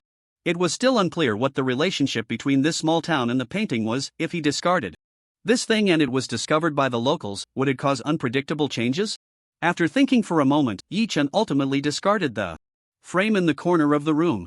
After all, the soul cat had a warning ability, so he didn't need to panic too much. Leaning against the bed, Yi-chan gently pulled back the curtains, looking at the apocalyptic scene outside. So, what are 002 and 003 like? Are they like you, these bionic individuals? I can't aspire to that. Your abnormalities within the top 10. It leaped lightly, pointing to the sky from Yi-chan's shoulder. See that? That's 003. Yi-chan looked up, silent. He then glanced at the soul cat, silent. For the first time, he felt this little cat was talking nonsense. Isn't that the sun? The soul cat stood on Yi-chan's shoulder, also looking at the sun in the sky, somewhat silent. After a long while, as the light began to become blinding, it slightly averted its gaze. It's the sun, but it's not the same sun as back then. What? Yi-chan no longer cared whether this thing was the sun. What he cared about was that this damn thing shining down on everything in the sky, something that looked like the sun, was actually 003? What kind of status was that? Forget it, I won't belittle myself anymore. The cat of the mind isn't blind, since it still firmly believes it is the most powerful anomaly. I might as well think of myself as pretty impressive too. Then what about 002? What is it? The cat of the mind shook its head. I don't know. I've never seen its physical form, but it should be a tree, radiating endless corrosion and pollution.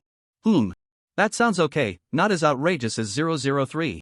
But 003 can't beat 002 in any sense. The cat of the mind's voice was somber. Yi-chan. Just from this one thing, it's clear that the gap between anomalies is indeed vast. Moreover, how do you contain this thing? Can it even be contained? It's up in the sky. If it were contained, wouldn't that mean there's no sun in the human world? Or rather, if the sun in the sky is 003, then where did the real sun go? Amidst this endless confusion, the cat of the mind suddenly became agitated. I need to hide. Powerful humans are coming. Before Yi-chan could ask anything, the cat of the mind had completely vanished again, the pocket lightly bulging, indicating it had gone inside. Then there was no need to ask anything. Through the window, a group of figures was approaching the inn. Even compared to Yi-chan's attire, this group looked somewhat bizarre. Unlike the coarse linen clothes of the people from Sewage town, and different from his own modern casual wear. They were wearing robes. Entirely off-white with a hint of rosy hue as the base color, the rosy hue varying in depth, with brilliant golden patterns outlining the edges, and a shiny object pinned to their chests like a badge. It was both out of place and strangely natural, subtly revealing a hint of powerful force from the anomaly side. The group of four had their heads covered by the hoods of their robes, obscuring their faces, but he could vaguely see the pure white skin beneath, completely different from that of Sewage Town. A clerical robe? Yi-chan murmured, recalling the question Arthur had asked him before. Are you from the noble forces of Radiant City, or the church forces? Thank goodness he hadn't recklessly claimed an identity, otherwise he would have been exposed by now. Suddenly, the leader seemed to sense something, abruptly looking up in Yi-chan's direction. Yi-chan's heart trembled, but his expression remained calm and indifferent, facing them with composure. After their gazes crossed, the other party withdrew their gaze, and Yi-chan took the opportunity to pull the curtain shut. So these people made the cat of the mind feel danger and temporarily hid? Yi-chan murmured. It seems this church in the apocalypse is not simple. The group of four entered the inn, and Yi-chan gently leaned against the door, listening to the sounds from the staircase. Tap tap tap. A few minutes later, light footsteps echoed up the stairs, making their way to the fourth floor. Yi-chan held his breath, feeling as if someone had stopped outside his door, facing his direction. The silent stillness lasted for a long time. Just as Yi-chan was beginning to struggle to hold his breath, the other party pushed open the door next to him. Bang! The door closed, taking up residence in the room next door. For 02, outside the door was quiet, and Yi-chan paced back and forth in his room. It was time to sleep, but he couldn't. What was the church's purpose in coming here? Are they friend or foe? Do their goals conflict with his? Is it a problem that they are staying next door? He was extremely wary of whether someone was living next door, not knowing if the other party felt the same way. Perhaps it was his own guilt. Of course, the other party likely had the confidence that came from a powerful force, unafraid of being spied upon. From Arthur's words, one could vaguely guess that Radiant City is the largest force in the wasteland after the apocalypse, or perhaps a city. Even if it's just his perception, that's quite impressive. In his eyes, the church's influence is as powerful as Radiant City, or even a top-tier force that is even stronger. Just thinking about it makes things quite troublesome. Of course, trouble also brings opportunities. For someone eager to understand the situation of the apocalypse, if he could gather some intelligence from them, it would be immensely beneficial. Little cat, is there any way to listen in on their conversation? Looking in is unrealistic, but listening in should be within the expertise of the mind cat, right? No. The mind cat shook its head decisively. They should have means to deal with anomalies, and I know nothing about them, so it's very likely I would be discovered. Is that so? Yi Chen nodded. The mind cat was as steady as ever. As long as he didn't believe its occasional claim of Yi Chen Big Brother is invincible, he would definitely be in an undefeated position. Besides, I think eavesdropping is unnecessary, meow. I have a better way, meow. At this, the mind cat proudly lifted its head, pleased that it could help. Just wait for an opportunity. As long as they all leave the room, we can sneak in, and I can perform a scene recreation, meow. Yi Chen's mind stirred, feeling as if he had opened the door to a new world. So that's how scene recreation works? That's a bit powerful. No matter what others are conspiring, no matter how hidden or well defended, as long as he knows the time and place, he can see it all with his own eyes? This, the church would have to stand aside. No one would be able to outdo him in the future. But then, Yi Chen felt a bit uneasy, a concern weighing on his mind. What if there are women? If I happen to see something I shouldn't, wouldn't that make me look like a pervert? This was a bit outrageous to say to the mind cat, and after a moment of consideration, he spoke. Boss, do you still care so much about the formalities of humanity before the apocalypse? Of course. I haven't spent a single day in this apocalypse. This is my first day. Meow, then you can try to make contact openly tomorrow, just to see if there are any women, right? Yi Chen. It's not that I'm being so pretentious. Just take it as me saying it casually.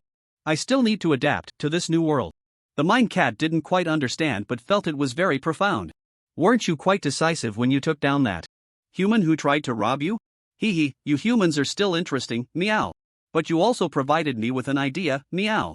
That group has 2 rooms, paired up, maybe they are grouped by gender, meow. Grouped by gender, what a joke. This grouping seems more like it's by duty. But Yi Chen was clearly more focused on another point. Can you sense them?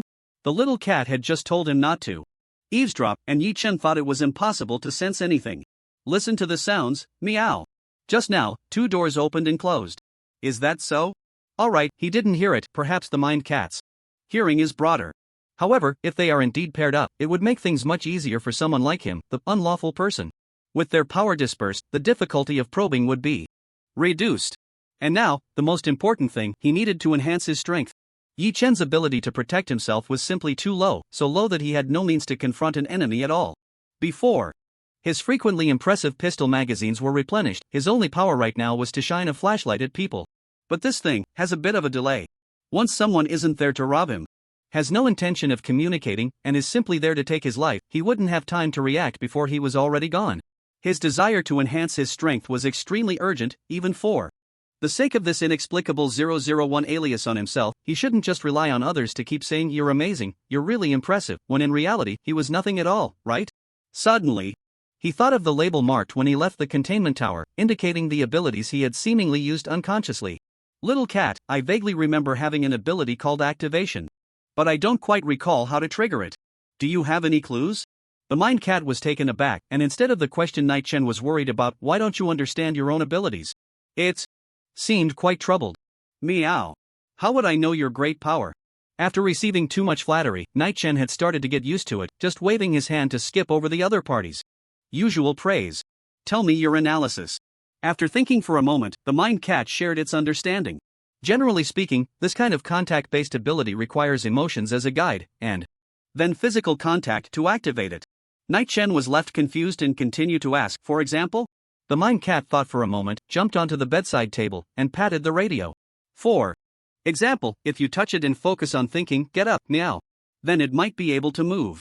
Yi Chen, that sounds really unreliable. Am I supposed to have my words become reality? However, Yi Chen couldn't help but recall the 2 unusual scenes from before. He had touched that gun and then shot with a skill that didn't match his level.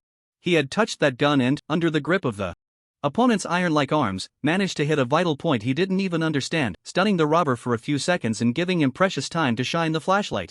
This didn't seem like something that could be explained by mere luck.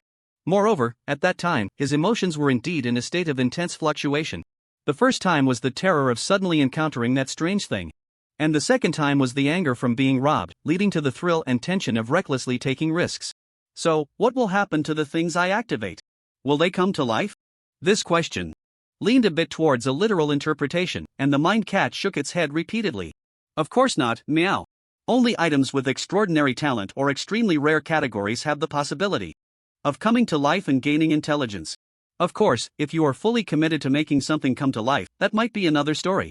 More often, it grants a certain level of awareness, limited to can understand and can execute. For example, a cabinet you activated would see you putting something in and open itself, and if it sees an unfamiliar person approaching, it would lock itself. For instance, a weapon that has been activated would sense something nearby and look for weaknesses or even attack autonomously. If it's a melee weapon strapped to your back and someone attacks you, it would move closer to your hand and help you turn around to swing. If it's a gun, it might even shoot automatically in your hand. How far it can go depends on its own talent and how far you are willing to go, meow. Night Chen was taken aback, his expression slightly surprised. The mind cat didn't understand. What it said really matched the facts that had occurred. The revolver in his hand could now be explained with such an ability, right? The first time, it shot automatically, making him, who wouldn't shoot in a life and death situation, hit every shot fatally, forcefully, killing that strange being that had dropped its equipment. The second time, with automatic attacks and weakness searching, he managed to stun a genetically enhanced individual with almost no flaws for a few seconds, giving himself a golden opportunity to use the flashlight. Night Chen lowered his head, his gaze sweeping over a few objects on the bedside table, entangled in his experimental goals. The most suitable, low-risk options were just three: the radio, the bedside table itself, and the kettle on top. What if it really came to life? What else could happen, meow? The mind cat waved its paw, looking fierce and stylish.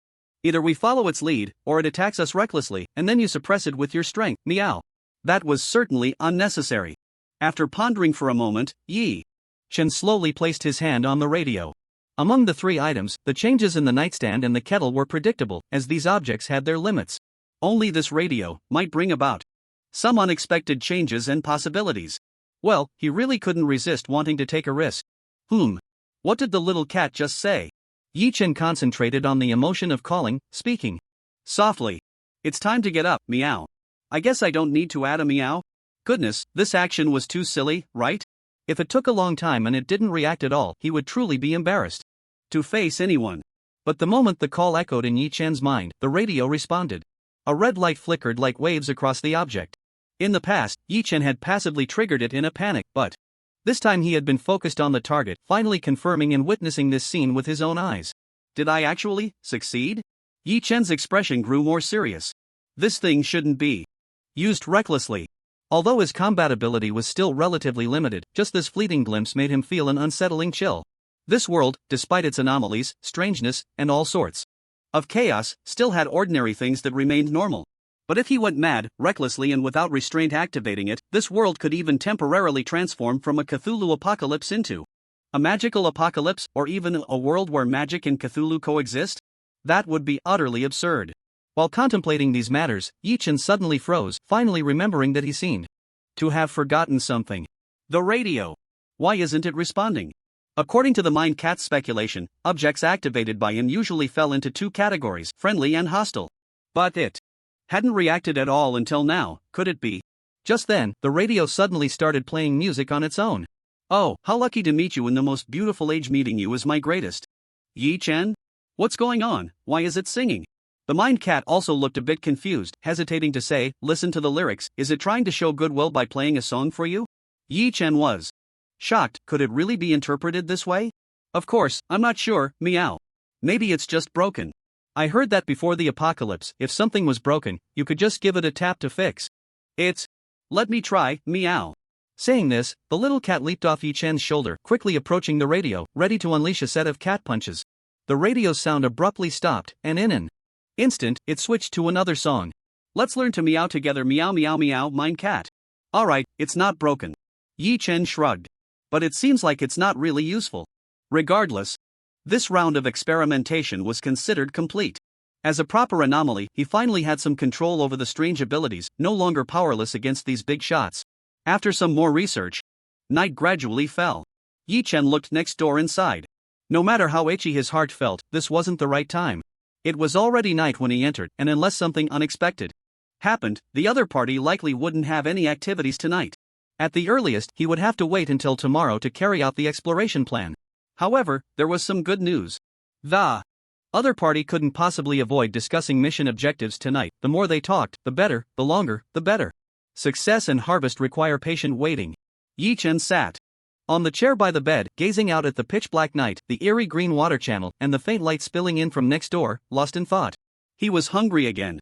He hoped he was just overthinking. They weren't coming for the anomalies, were they?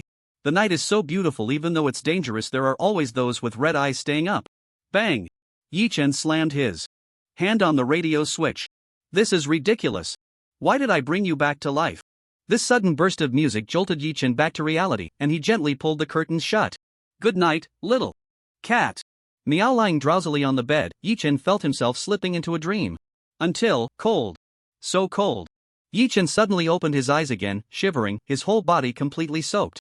He lifted his head to see a pitch-black night sky, with no stars or moon in sight, only the dim light highlighting the drizzling rain. What the hell? Why the hell am I standing in the street? Just a moment away, Yi Chen was about to doubt that everything he had experienced before was just a fleeting dream, and that he was actually still living in the civilized society before the apocalypse. Looking down, the sewage town was built on a massive water channel. With a heavy rain, the water level had already risen above his short boots. Completely submerged in water, his socks were soaked through, and he felt miserable all over. Yi Chen had just woken up, and his mind was still not very clear. Looking at the standing water on the ground, his gaze suddenly sharpened. The water was not clear, which was normal. After all, this was a sewage town. It was also normal for the rain to be dirty. In this post-apocalyptic wasteland, even if it only rained acid, he wouldn't find it absurd. But strangely, this water looked quite clear, if one ignored the dark red stains floating on the surface. This is blood. It wasn't a river of blood, but the water covering the entire ground was soaked with a trickle of blood. Little cat. Something big must have happened in this sewage town. But why hadn't the spiritual cat given him a warning? However, it was eerily quiet around him. He couldn't hear anyone's voice. There was no sound of a cat. Not here? Yi Chen's heart tightened, feeling that something was very wrong. What on earth had happened? The last scene, wasn't he sleeping? The little cat was indeed not strong. But now he realized, it was precisely its presence that provided him the greatest peace of mind in this apocalypse. Perhaps this was another characteristic of the spiritual cat? A soothing presence? Yi Chen tried to remain calm, scanning the surroundings along the buildings, and soon his expression grew more serious. This was still a small town, still somewhat desolate, but the outline of the town was remarkably well preserved, completely different from the sewage town he had seen. How dilapidated was the sewage town he and the little cat had arrived at? But he was sure, this was the sewage town. Yi Chen tilted his head slightly. He wasn't very familiar with the roads and terrain of the sewage town yet, but at least he could roughly determine his location based on the sewage channel, the landmark of the sewage town. Very close. He quickly moved a few steps along the street, and the large sewage channel appeared before him. His goal was simple and in. Although he still didn't know what had happened, generally speaking, where things began, they should also end there. Perhaps when he returned to the inn or even to his own room, he could figure out what had happened. But when he finally reached the inn's location, he silently stopped in his tracks. It was empty, a massive sewage channel that was nearly 2 meters higher than what he had seen before. The spot where the inn used to be was now completely vacant. Above the channel, where the inn had been, there was even a tall, sturdy bridge spanning the channel. The bridge was beside him, a tall building, the highest in the entire sewage town, with over 10 stories. Although 10 stories might not be much in a big city, it was indeed the most luxurious building in this small town. Judging by the time, this should be decades ago, when the apocalypse had just begun, and the last civilization had just ended. Yi Chen wasn't quite sure what had happened, but he had some guesses. Time travel was definitely impossible. He had just arrived in the apocalypse, where could he travel to? It could be a dream. But whether it was a dream or not, the underlying reason was the same. He had been messed with by some anomaly. What kind of anomaly? A chaotic roulette? A strange picture frame? He couldn't rule out that the church next door was up to something, dragging him into it. But no matter what, his thoughts were clear and awake now. First, find a place with people. Without a second thought, Yi Chen followed the direction in his memory and plunged into the dark alley that had once been robbed. He had already thought of a very suitable place for himself. The alley still had lights, and there were streetlights along the roadside that were still usable. Even if they were faint, they were better than the darkness that a flashlight couldn't penetrate at that time.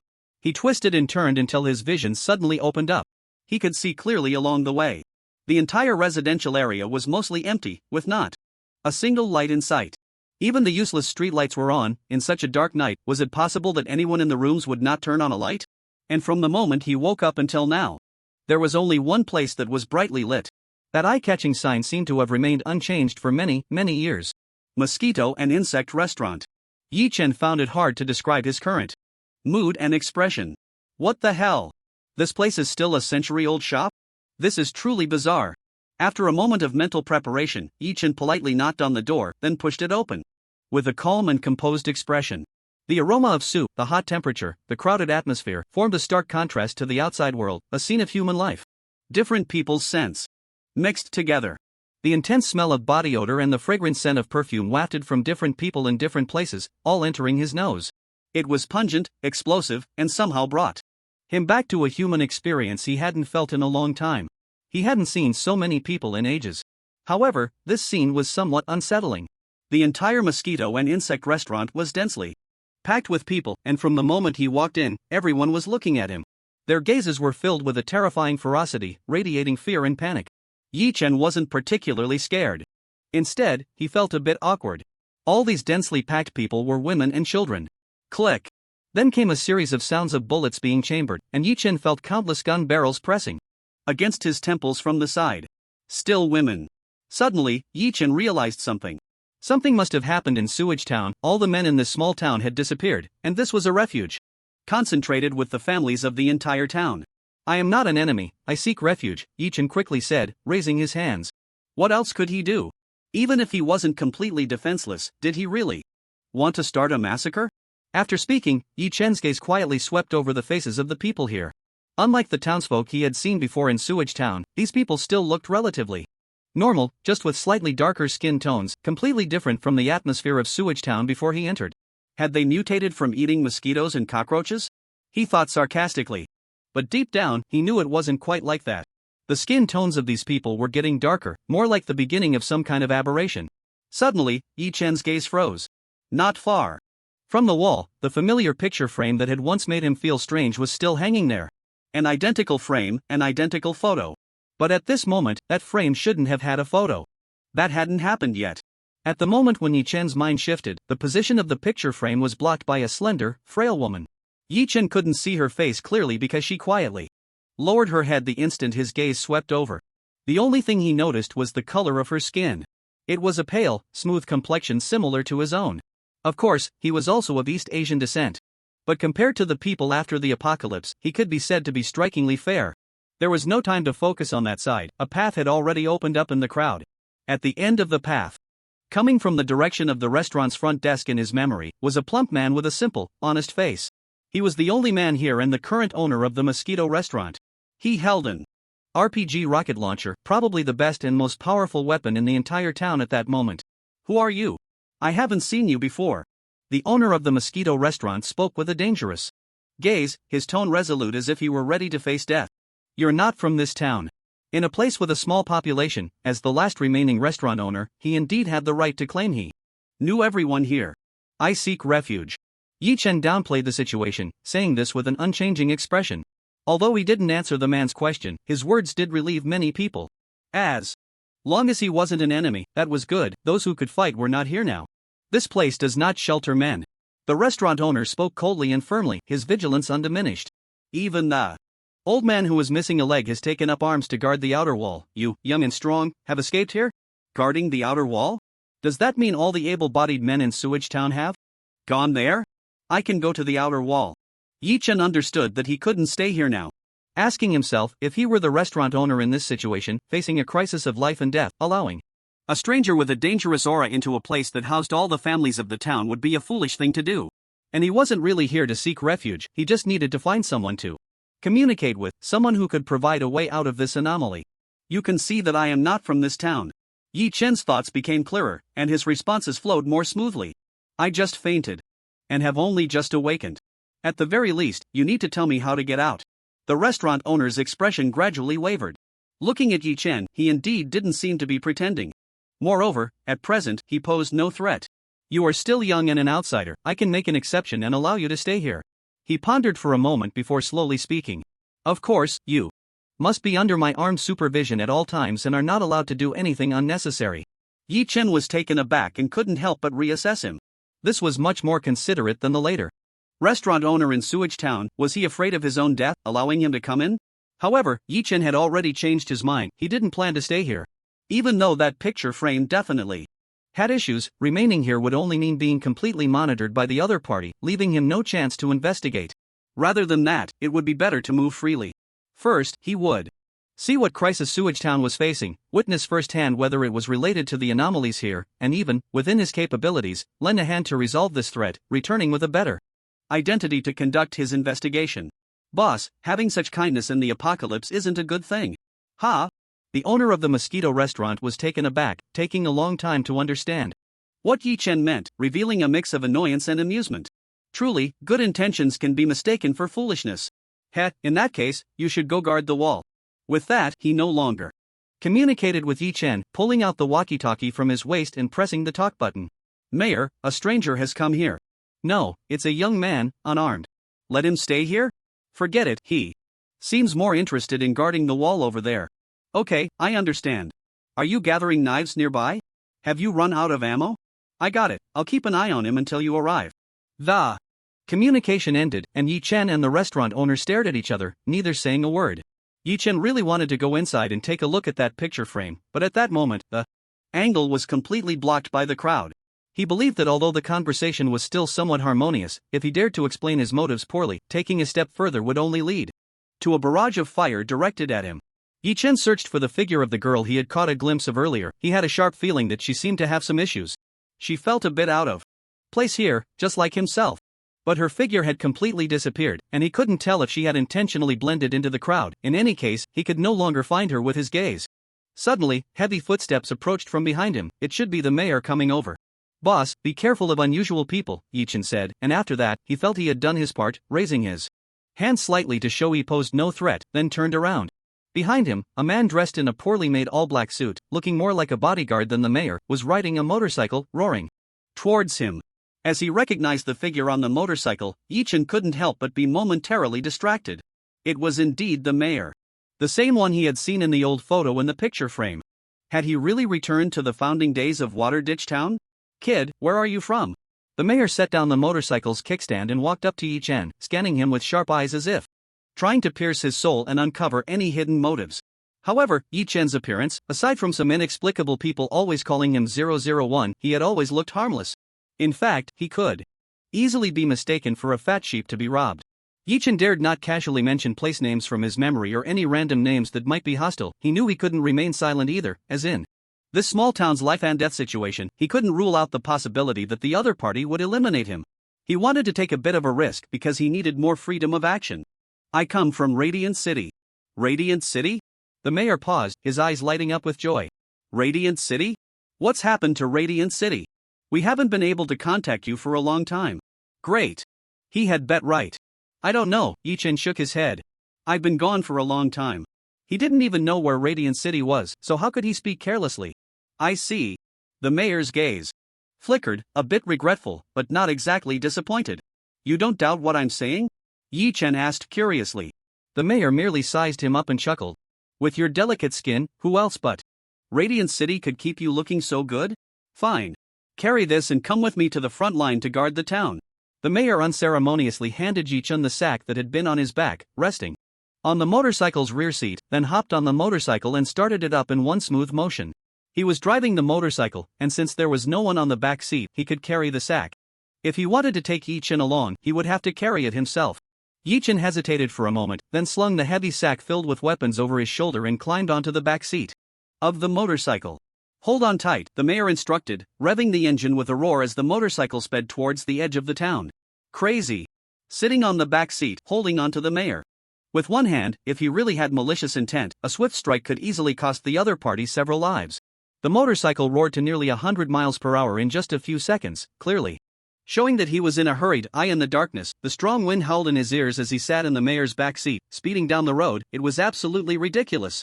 Yi Chen was contemplating whether to take this opportunity to ask something when the mayor spoke up as he slowed down to make a turn. You kid aren't from our sewage town, just show some attitude.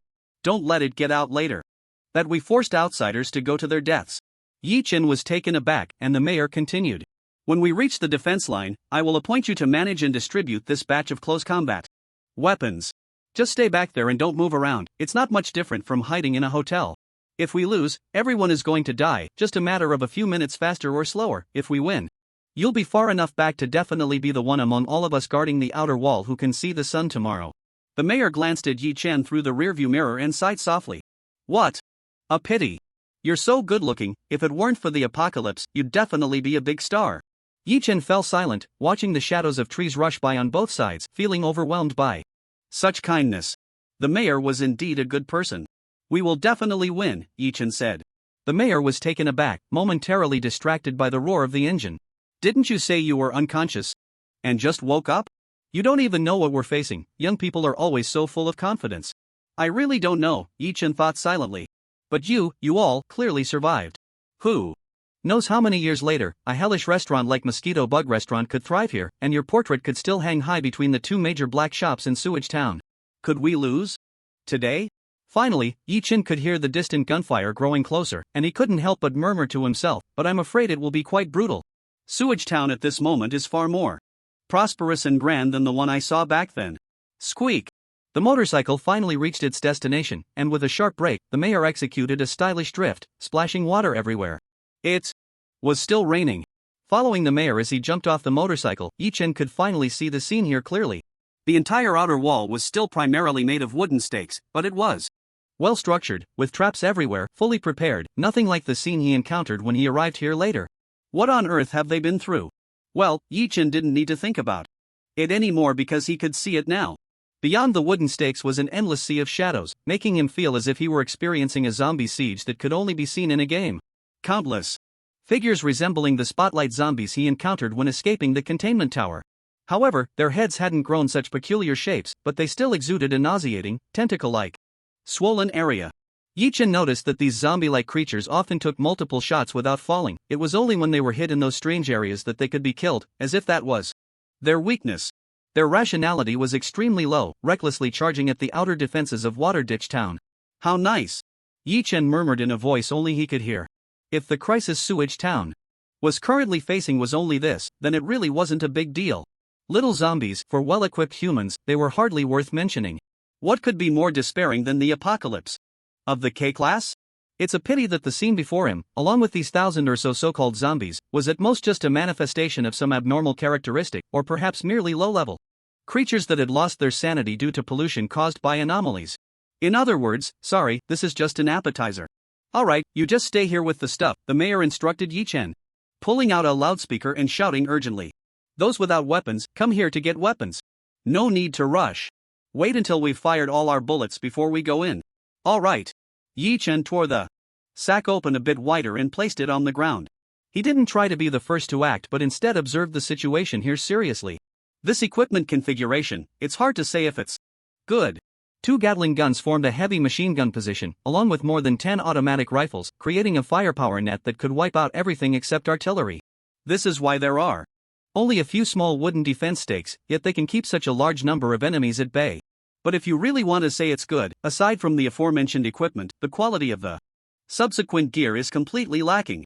The vast majority of the townsfolk are here loading ammunition, and there are even some muscle-bound men over there shooting slingshots.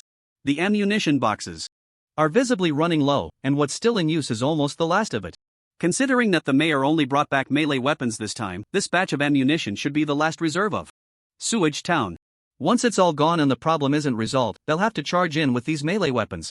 It also indicates that Sewage Town lacks its own military production capacity and doesn't have stable channels to acquire supplies. These are all scavenged from who knows where.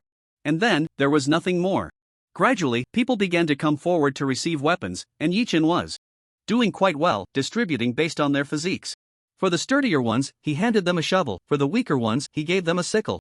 For those who were more agile, he chose items like electric batons and nunchaku. Suddenly, Yi Chen paused in his distribution, his gaze becoming fixed. A frail-looking young man in his 20s, wearing an extremely eye-catching Western cowboy hat, was rummaging through the sack in front of him for a suitable weapon. At the moment he caught a glimpse of the young man's profile, Yi-chan nearly blurted out, "Arthur?" He looked so much like him, it was uncanny. The two seemed to be carved from the same mold. But logically, Arthur couldn't possibly be here, not to mention that Arthur wasn't this young. Before he could observe further, the mayor suddenly shouted and rushed over. "Amon! What the hell are you doing here?" The young man who looked like Arthur, referred to as Amon by the mayor, was clearly startled, looking very guilty at the mayor's aggressive demeanor. I'm here to get a weapon. Where the hell is your gun?" The mayor was extremely furious. "Didn't I give you an automatic rifle to use?" Amon lowered his head, his fists clenched tightly. "During the last charge, I dropped it. Useless." The mayor cursed. "How many guns do they have in total? Losing one means one less. Why are you so cowardly? It's not like that." Amon raised his head, his neck turning red with anxiety. "The gun was too heavy. I could barely handle it. When the line fell back just now, it jammed, and in my panic, I dropped it. Damn." The mayor scratched his head vigorously and pulled out a revolver from his pocket. "Get over there and watch. You can't even hold a gun steady, and you want to go in close combat with a shovel? Just stay. Put and watch, take this chaos for self-defense, and don't use it unless it's a life or death situation." Amon's face turned pale as he looked at the revolver, hesitating to take it. "Chaos, you're giving this to me? Stop stalling and take it and come with me." After their exchange, they hurriedly left, while Yi-chan fell into deep thought. A revolver? With the word chaos on it? He wondered if this had any connection to Sewage Town's chaos roulette, but many things began to faintly connect in his mind. His gaze quietly shifted between the mayor and Amon, lost in contemplation. "Damn! This thing is fast, quick to shoot, ah!" A scream erupted before he could react, followed by the mayor's roar. "Everyone, grab your knives and charge. Push back a bit, they're about to rush through the heavy machine gun position." Night-Chen's gaze fell upon a zombie creature that had charged forward, suddenly bursting with lumps all over its body, transforming into 7 or 8 small dog-sized entities that crawled with eerie, spider-like tentacles. It moved with incredible speed and agility, and within just a few breaths, it had dashed into the line of fire, swiftly piercing through several riflemen who were reloading. Not good. Night-Chen's expression changed slightly as he watched these ragged individuals charging forward with sickles and shovels, feeling increasingly restless. If this continued, there was no doubt that Sewage Town would be doomed. He wasn't some bleeding heart, he wouldn't bat an eye if that bastard who dared to rob him died. But whether it was the town mayor or that guy who looked like Arthur, he was willing to save them. Night-Chen gently stroked the self-defense dagger he had chosen from the sack, a faint red glow flickering across it, bringing a smile to his face. Activation was still usable here. With that, he no longer hesitated and swiftly dashed into the front line. From a distance, it was hard to see clearly, but here it was evident. After all, they were just a group of ordinary people wielding weapons but lacking training. Their shooting skills were terrible. They couldn't hit whoever they wanted. It was all about suppressive fire. If you missed a shot, I missed a shot, and by chance, one of us might hit a different target. That was extremely dangerous. Charging into the heavy machine gun position, Night-Chen saw the last magazine being loaded, the machine gunner sweating profusely, and shouted, "Get out of the way, let me do it." "Ha!" The other side was clearly confused, looking back at the mayor in a daze, thinking the mayor was dissatisfied with his shooting and had sent someone to replace him. But he was clearly getting into the groove. The mayor also noticed the change here, looking even more bewildered than the machine gunner, his expression quite ghostly. "You brat! What are you doing?" Bang! In the midst of the mayor's reprimand, Night-Chen already knew he couldn't delay any longer, and with a punch, he knocked the machine gunner aside and took his place at the gun. Activation. With Night-Chen's low roar, a red glow began to flicker on the Gatling gun, quickly enveloping the massive machine gun, the light like waves disappearing into the barrel, spreading across the entire Gatling. The most immediate sensation was that Night-Chen felt the weapon lighten. Then, rat-a-tat-tat-tat-tat. The deafening gunfire unleashed its terrifying firepower. With his finger on the trigger, Night-Chen felt no difficulty in controlling the gun, as if it were a part of his own body. The ammunition poured out, and in an instant, 500 rounds were expended. The moment the gunfire stopped, the world fell silent. Before Night-Chen lay nothing but a sea of corpses. No matter where the weaknesses were or how they mutated, none could rise again to launch an attack. At such a high rate of fire, every bullet Night-Chen fired could hit one or even two different targets, almost every shot hitting a vital point. The number of these zombie-like creatures was only about 1,000, the townspeople had shot down 400 or 500, and the rest were completely obliterated by the ammunition from his magazine. Before him, there was nothing left. Silence, complete silence. The townspeople were so shocked by the scene that they forgot to breathe. Despite the many people present, it was as quiet as a library at night. Even the mayor was nearly dropping his jaw. They often needed dozens of bullets to hit one, and even then, the hit wouldn't necessarily kill it, it could still get back up. Awesome! The mayor cheered as he rushed over, vigorously patting Night Chen's shoulder. Good lad. Damn. Hidden talent, huh? What the hell kind of shooting is that? Are you a genetic enhancer? Genetic enhancer? Night. Chen was at a loss for which question to answer first, but he felt a stir at hearing that name again, but there was no way around it. It would be unreasonable for a gene enhancer to ask someone else. What is a gene enhancer? This title was something Yi Chen intended to accept by default, otherwise, he couldn't explain why his marksmanship was so terrifying. I have indeed had some enhancements. Yi Chen replied after some consideration. But I'm not sure if it's the gene enhancement you're talking about. It must be. This technology came from your radiant city. The mayor clapped his hands. No wonder it's a big city, the science and technology are impressive. Extracting abnormal auras, combining them with the blood and materials of mutated creatures to enhance our human genes, how did you come up with that? Yi Chen's pupils constricted slightly. Extracting abnormal auras? He couldn't help but feel anxious because he was the abnormal one. However, it wasn't convenient to ask further. His current persona shouldn't be so ignorant. Is it over now? Yi Chen gently moved his wrist, but his thoughts were elsewhere. The abnormality had brought him to this day. What was its purpose? He had resolved the apparent crisis. Was that good or bad for leaving this place? Kid, no. Hero, don't go, okay? Stay, and I, the mayor, will serve you. I'll find the prettiest bride in town for you, and I promise the Mosquito restaurant will provide you with unlimited free meals forever. How about that? Yi Chen had just accomplished something significant and was initially a bit happy, but suddenly he felt unhappy. Mosquito, damn it. I do not want. The mayor cheerfully put his arm around Yi Chen's shoulder. Don't rush, don't be so quick to refuse. He gestured animatedly, with one hand while happily waving to others with the other. Homeward bound, boys. We're going back to the Mosquito restaurant for a celebration feast. We'll drink until we drop tonight. Yi Chen, get lost. Why can't you people from Sewage Town get away from the Mosquito restaurant? Come on. Everyone lend a hand. Let's carry our hero back. Sure thing. Hey, I'm coming too.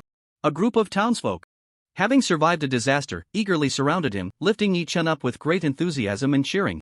Hey, you guys. Yi Chen had never been the center of attention like this, lifted up by so many hands and tossed into the air. Suspended, he was steadied again and tossed up once more. You all. Yi Chen felt a bit helpless, being cheered and tossed around for a while. He finally managed to break free, his mood somewhat lifted, returning to that carefree time before everything began. However, it was also a good thing.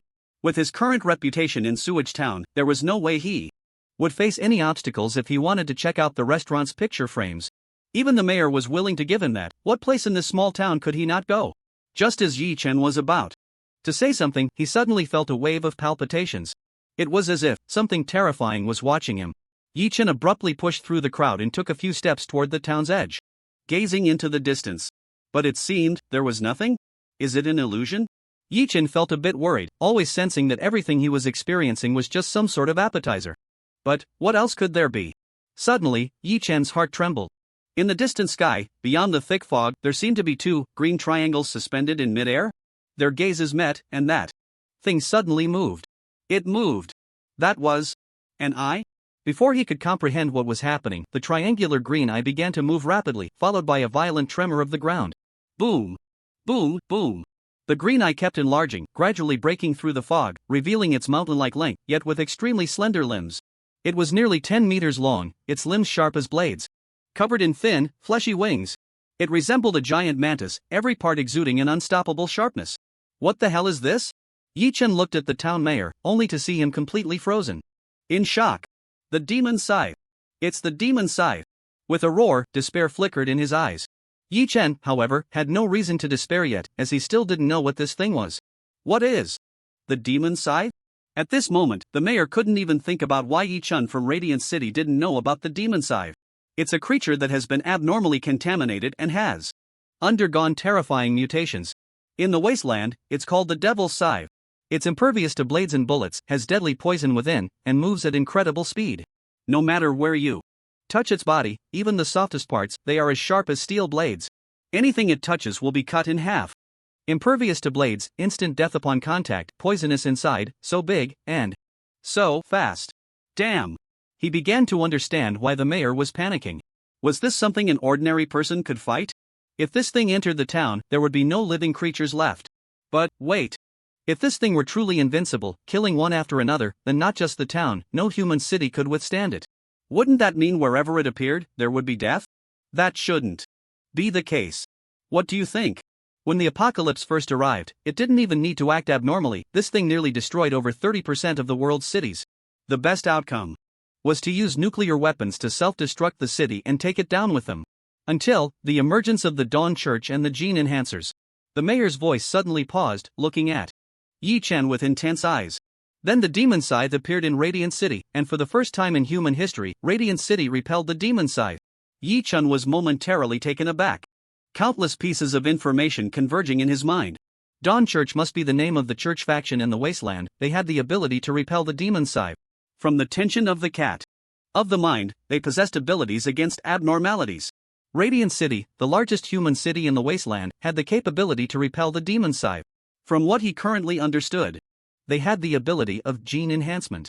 The power of the demon scythe came from abnormalities, so its rank was lower than that of abnormalities. It's just something that can't even be considered an abnormality. For some reason, Yi Chen felt a bit relaxed. If it was less than an abnormality, what was there to fear? I am the abnormality. What the hell are you all standing around for? Load the guns. The massive demon scythe had already flapped its wings and charged over. Yi Chen shouted and rushed to the heavy machine gun position, activating the Gatling gun at the other position that had less than half a magazine left, completing the activation at lightning speed. Red light flickered above, and Yi Chen aimed at the charging demon scythe, pulling the trigger. The enormous gun barrel unleashed a terrifying firepower, all directed at the rushing demon scythe. Hiss! To everyone's shock, the demon scythe let out a painful roar. It's injured. It was actually hurt by ordinary weapons. Hero! Countless people forgot to shoot, looking at Yi Chen with a mix of fervor and shock. The figure at the forefront, meeting the monster's charge with the gun's muzzle. They also thought of it. Radiant City had developed gene enhancement technology and repelled the demon scythe for the first time in history. And Yi Chen claimed to be from Radiant City. Looking at the opponent, Yi Chen also breathed a sigh of relief. It wasn't that the gun had become stronger, but that he had activated it, now possessing the abilities of automatic shooting and finding weaknesses. He guessed correctly. Even though it was said to be impervious to blades and bullets, this thing also had weaknesses. Roar! The demon scythe let out a furious roar, its emerald triangular eyes fixed on Yi Chen, flickering unpredictably. As its iron limbs stretched, it charged forward while leaping to a height of several dozen meters. It directly got stuck in the dead angle of Yi Chen's range, then leaped over, bypassing the entire defense line, skipping past the town's gate, and charging towards the center of the town. In that moment, the mayor lost his voice for the first time. Mosquito bug restaurant. At that instant, countless people screamed in terror, their hearts torn apart. Wife! Child! No! Get back here, bug! Your opponent is here! I'll fight you, ah! Countless voices filled with despair and heart-wrenching cries echoed here. The hoarse voices and pained expressions. Yi Chen gently set down the machine gun, pursed his lips. For him, this was not the right time to provoke such a monster. Thanks to the damage he had inflicted earlier, the opponent should not seek trouble and would not return here, to this heavy machine gun position. It was temporarily safe here. But he felt soft-hearted, even knowing that all of this might be a kind of illusion, stemming from some abnormal mirage, even knowing that he currently lacked sufficient confidence to deal with such an opponent. He could still be decisive, like the guy who had robbed him before. He felt no psychological discomfort. But being decisive and having a conscience and empathy were not the same thing. At least, for those who had shown him kindness, he could not bear to see their despair and sorrow at the thought of losing their families. I don't want to be a hero, Yi Chen murmured softly. Suddenly, he thought of the cat of the mind. He, Yi Chen, also wanted to be a slacker. He often joked and teased the little cat. You go, I go? But when you happen to be the only one with such power, if you don't go, then who will? A rifle, 10 magazines, car keys. Yi Chen's calm voice attracted everyone's attention, and for a moment, countless people recalled his earlier prowess. He could injure the demon scythe. In an instant, the crowd became enthusiastic, some with fervor and madness, or with the mindset of grasping at the last straw of hope. They flocked over. Take mine. My gun is of good quality, it hasn't jammed. Please. You must save my wife and child. Hero. Thank you. If anything happens to you, I'll be the first to accompany you to the underworld. Ha! Yi Chen chuckled lightly, looking at the mayor. Suddenly his gaze sharpened. Then, he asked the most straightforward and bold question since waking up. Is there an abnormal available? No one expected Yi Chen to ask such a question. No one understood how he could ask such a thing. How could there be abnormalities in our small town? If there were abnormalities here, would this ghostly thing dare to come and cause trouble? The mayor stared at Yi Chen, momentarily unable to discern his expression. Abnormal, you really came for it, didn't you? Outsider. But, at this point, what does it matter? Yaman. The mayor finally made up his mind and shouted. Give him the bell of chaos. Yi Chen's expression remained unchanged, but his heart suddenly skipped a beat. There really was an abnormality. This small town indeed had an abnormality. And this mayor was not simple, he knew about this abnormality. Could this be a case of good people being rewarded? He had finally obtained a concrete lead on an abnormality. Mayor, are you sure? Surprisingly, Yaman seemed to know something as well, appearing extremely hesitant. Stop fucking around. Hurry up. Taking a deep breath, Yaman solemnly handed the revolver to Yi Chen. The moment he took it, Yi Chen felt something unusual within. This gun was struggling. A massive revolver, with strange mist swirling at the muzzle and a fine orange-red striped pattern along the barrel. This gun, none of us can use. The mayor did not explain how he encountered this abnormality, nor did he say why he knew these things. Yi Chen felt a bit regretful. The cat of the mind had not yet told him how to contain abnormalities. Of course, using and containing should be two different matters. Noticing the reaction of the bell of chaos in Yi Chen's hand, the mayor's gaze slightly tightened, then quickly returned to calm as he spoke. The information currently known defines it as an evil anomaly by the Radiant Twilight Church. I don't know the reason, but you need to be careful. Currently known characteristics: 1. Mischief. It will always make you hit a target it finds amusing. Known characteristic 2. Once the 6th bullet hits, no matter what it is, it will undoubtedly die. Known characteristic 3. You must aim at the target, and all 6 bullets must be aimed at the same target to trigger the effect of characteristic 2. In other words, if you miss, it's useless. Yi Chen's eyes brightened slightly. What a good thing. As for what evil anomaly means, I am 001. Without making any promises, Yi Chen inserted the key into the motorcycle, sat in the driver's seat, ignited the engine, and twisted the throttle. He sped towards the Mosquito restaurant. With the wind rushing past, Yi Chen twisted the throttle with one hand while gently resting the other on the left wheel. Activate. But immediately, Yi Chen's expression changed slightly. The first activation failed. In the past, activation would cause a red light to flicker from one side of his gaze to the other before disappearing. But this time, it flickered halfway, as if it encountered an insurmountable obstacle and bounced back. The anomaly can't be activated? That doesn't make sense. According to the cat of the mind, the night house was activated by itself. So the reason is willingness and unwillingness? Ah! His vision suddenly cleared, and Yi Chen slammed the brakes, jumping off the motorcycle. He returned once again to the Mosquito restaurant. Boom! A blinding flash of fire and thick smoke erupted in the sky, the demon scythe hovering directly above the Mosquito restaurant, emanating a rolling cloud of smoke, seemingly hindered in its charge. This scene, one could guess it was hit by an RPG from the owner of the Mosquito restaurant. Although it didn't deal damage, the impact was indeed enough to make it. Pause for a moment. Without any nonsense, Yi Chen aimed at it and fired the first shot. Bang! The tremendous impact nearly shattered his grip. The gunshot sounded like a tolling bell, reminding Yi Chen of a phrase. The death knell, tolling for you. Boom! Clearly aimed at the sky, the bullet traced a graceful arc, whistling past and shattering the Mosquito restaurant's front door, achieving what the demon scythe had yet to accomplish. Damn! At that moment, Yi Chen realized how tricky this thing was. No matter how well you aim, you have no idea what it will actually hit. Hiss! The sound startled the demon scythe. It saw Yi Chen hot on its heels, its triangular eyes flickering. Whether it was afraid of Yi Chen or the handgun, it hesitated for a moment and actually began to flee backward. Where do you think you're going? Yi Chen felt anxious, not forgetting that this gun must aim at a target to fire, otherwise, it couldn't trigger the 6th bullet's guaranteed kill effect. Boom!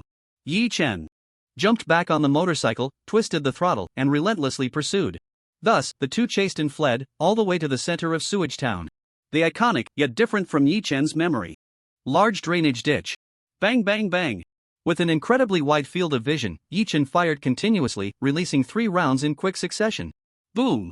The 3 bullets indeed missed entirely, instead shooting into the only tall building beside the drainage ditch in a different position that showed no apparent connection.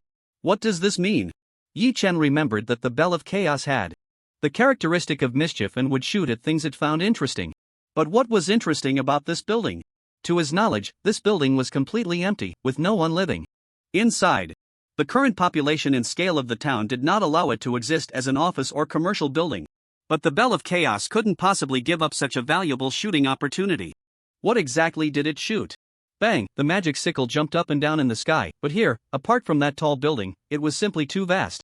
Finally, Yi-Chen found an opportunity and fired the fifth shot at it. The bullet once again embedded itself in the skyscraper, and Yi-Chen decided not to dwell on it any longer. 6 bullets, 5 hits, and it was time to end this. You can finally die. Yi-Chen raised his handgun, aiming at the magic sickle. No matter what, this shot was bound to hit. Then he could say goodbye to this thing. Initially, he had no such intention, but he ultimately became a hero. However, just as the crosshairs were perfectly aligned with the target, Yi-Chen seemed to understand something. The 4 bullets that had struck the skyscraper, decades later, the skyscraper that could not be seen in Sewage Town, the bridge, the sewage, he finally realized the interest in those 4 penetrating bullets, which were as powerful as small bombs, hitting this building. The 4 bullets could completely penetrate the skyscraper, hitting 4 critical structural points. And the penetration of these 4 points had already destroyed the entire building's balance. In other words, this building was on the brink of collapse. It didn't matter if you didn't touch it, but once you did, and the magic sickle was now right above this building, with no way to retreat. About to dive down towards him in the next second. Perhaps it still hadn't realized the severity of the situation. Instead, Yi-Chen's 5 consecutive misses had given it the confidence of this person is nothing, I can counterattack, and now was the moment for retaliation.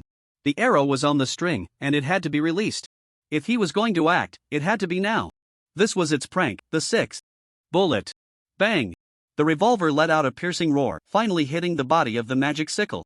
The giant mantis-like monster let out a shrill scream, its body splattering with filthy, disgusting fluids, covering the surrounding ground, splattering onto the not-so-polluted ditch.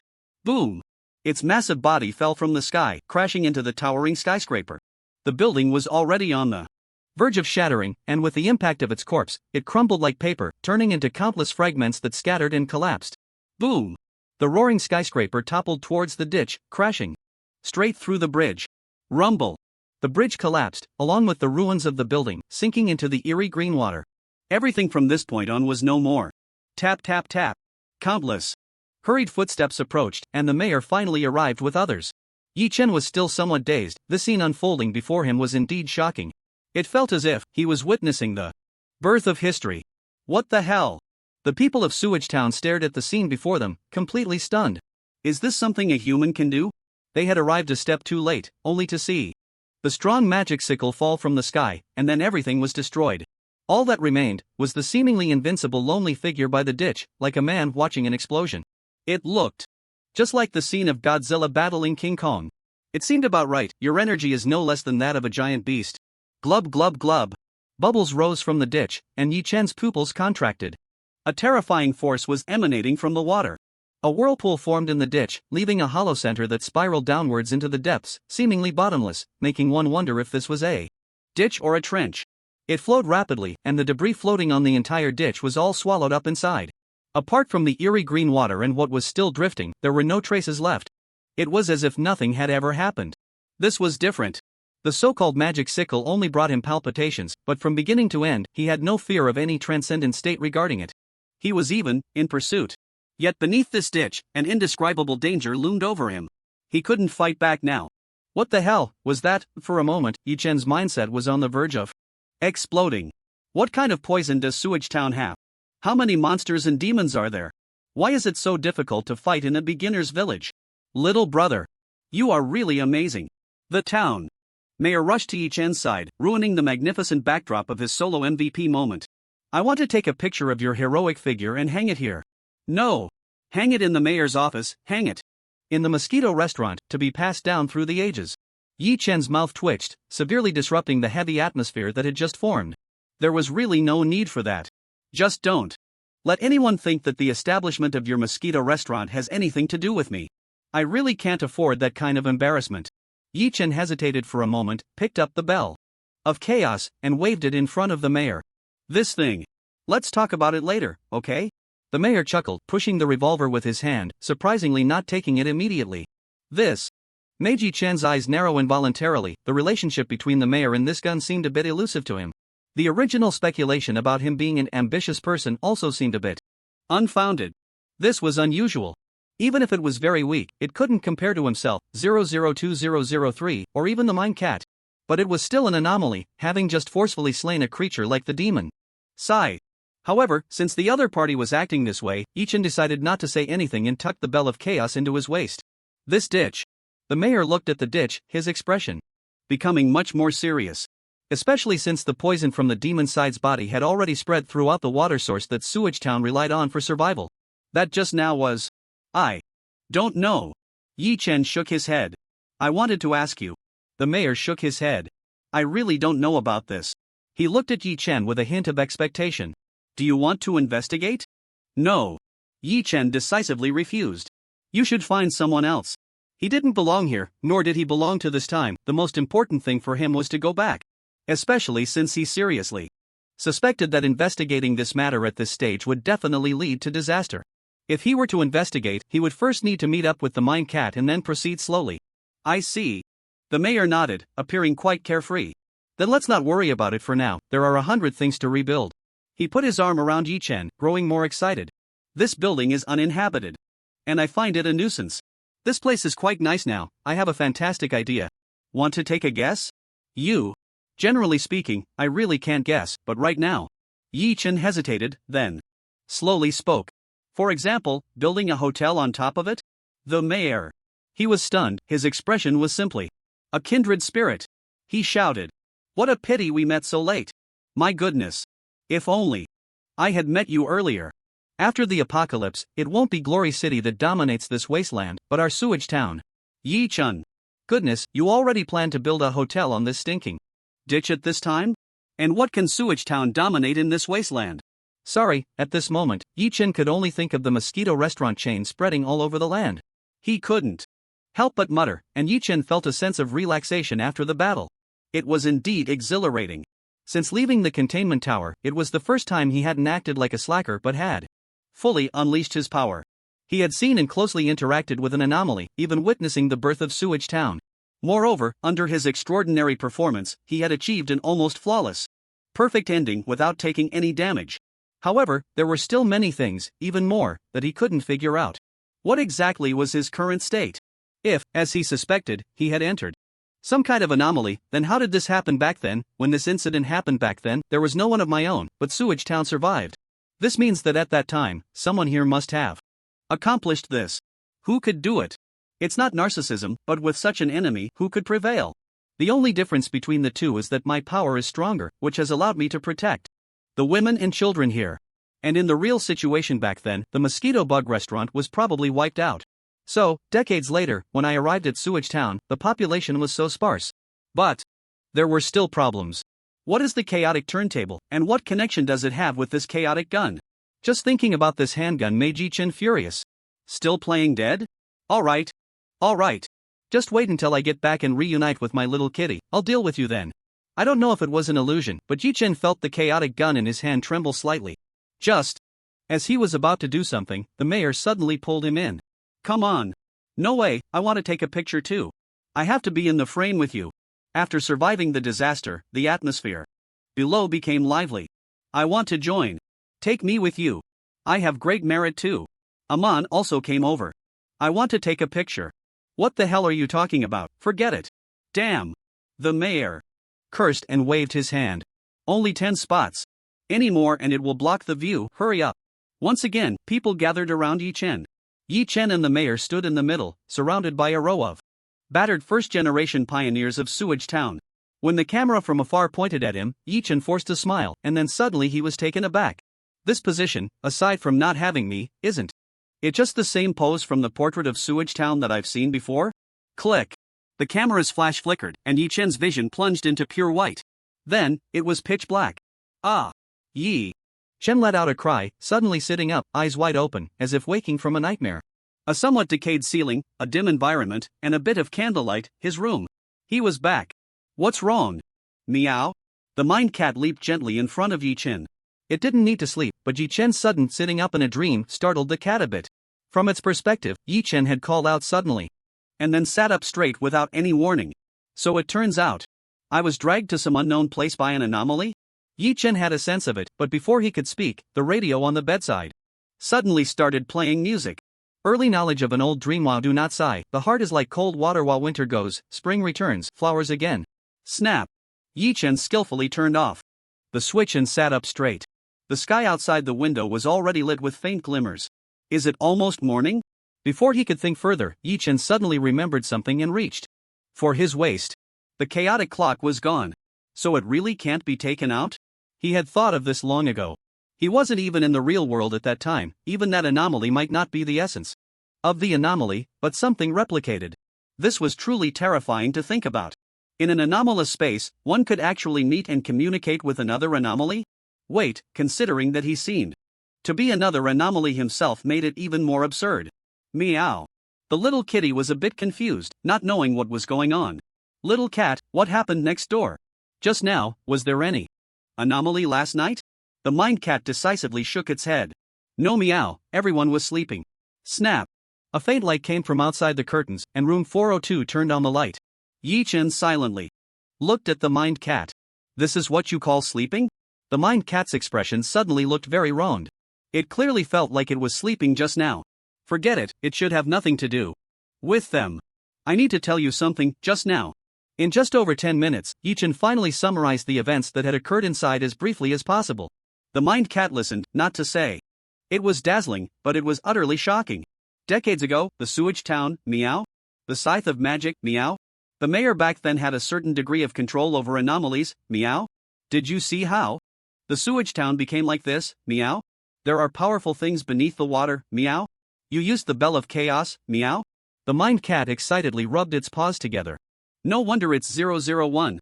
Even while sleeping, it can produce such amazing events, meow. Yi Chen. So this can be bragged about, huh? Let's not talk about that. Do you know where I actually went? This was Yi Chen's biggest question at the moment. The mind cat nodded and then shook its head. It's now certain that you were affected by an anomaly, meow, and we can basically lock it down to that picture frame, no doubt about it, meow. But I also don't know how it did it. However, I am very sure and want to tell you one thing. The next sentence from the mind cat completely astonished Yi Chen. I know the bell of chaos.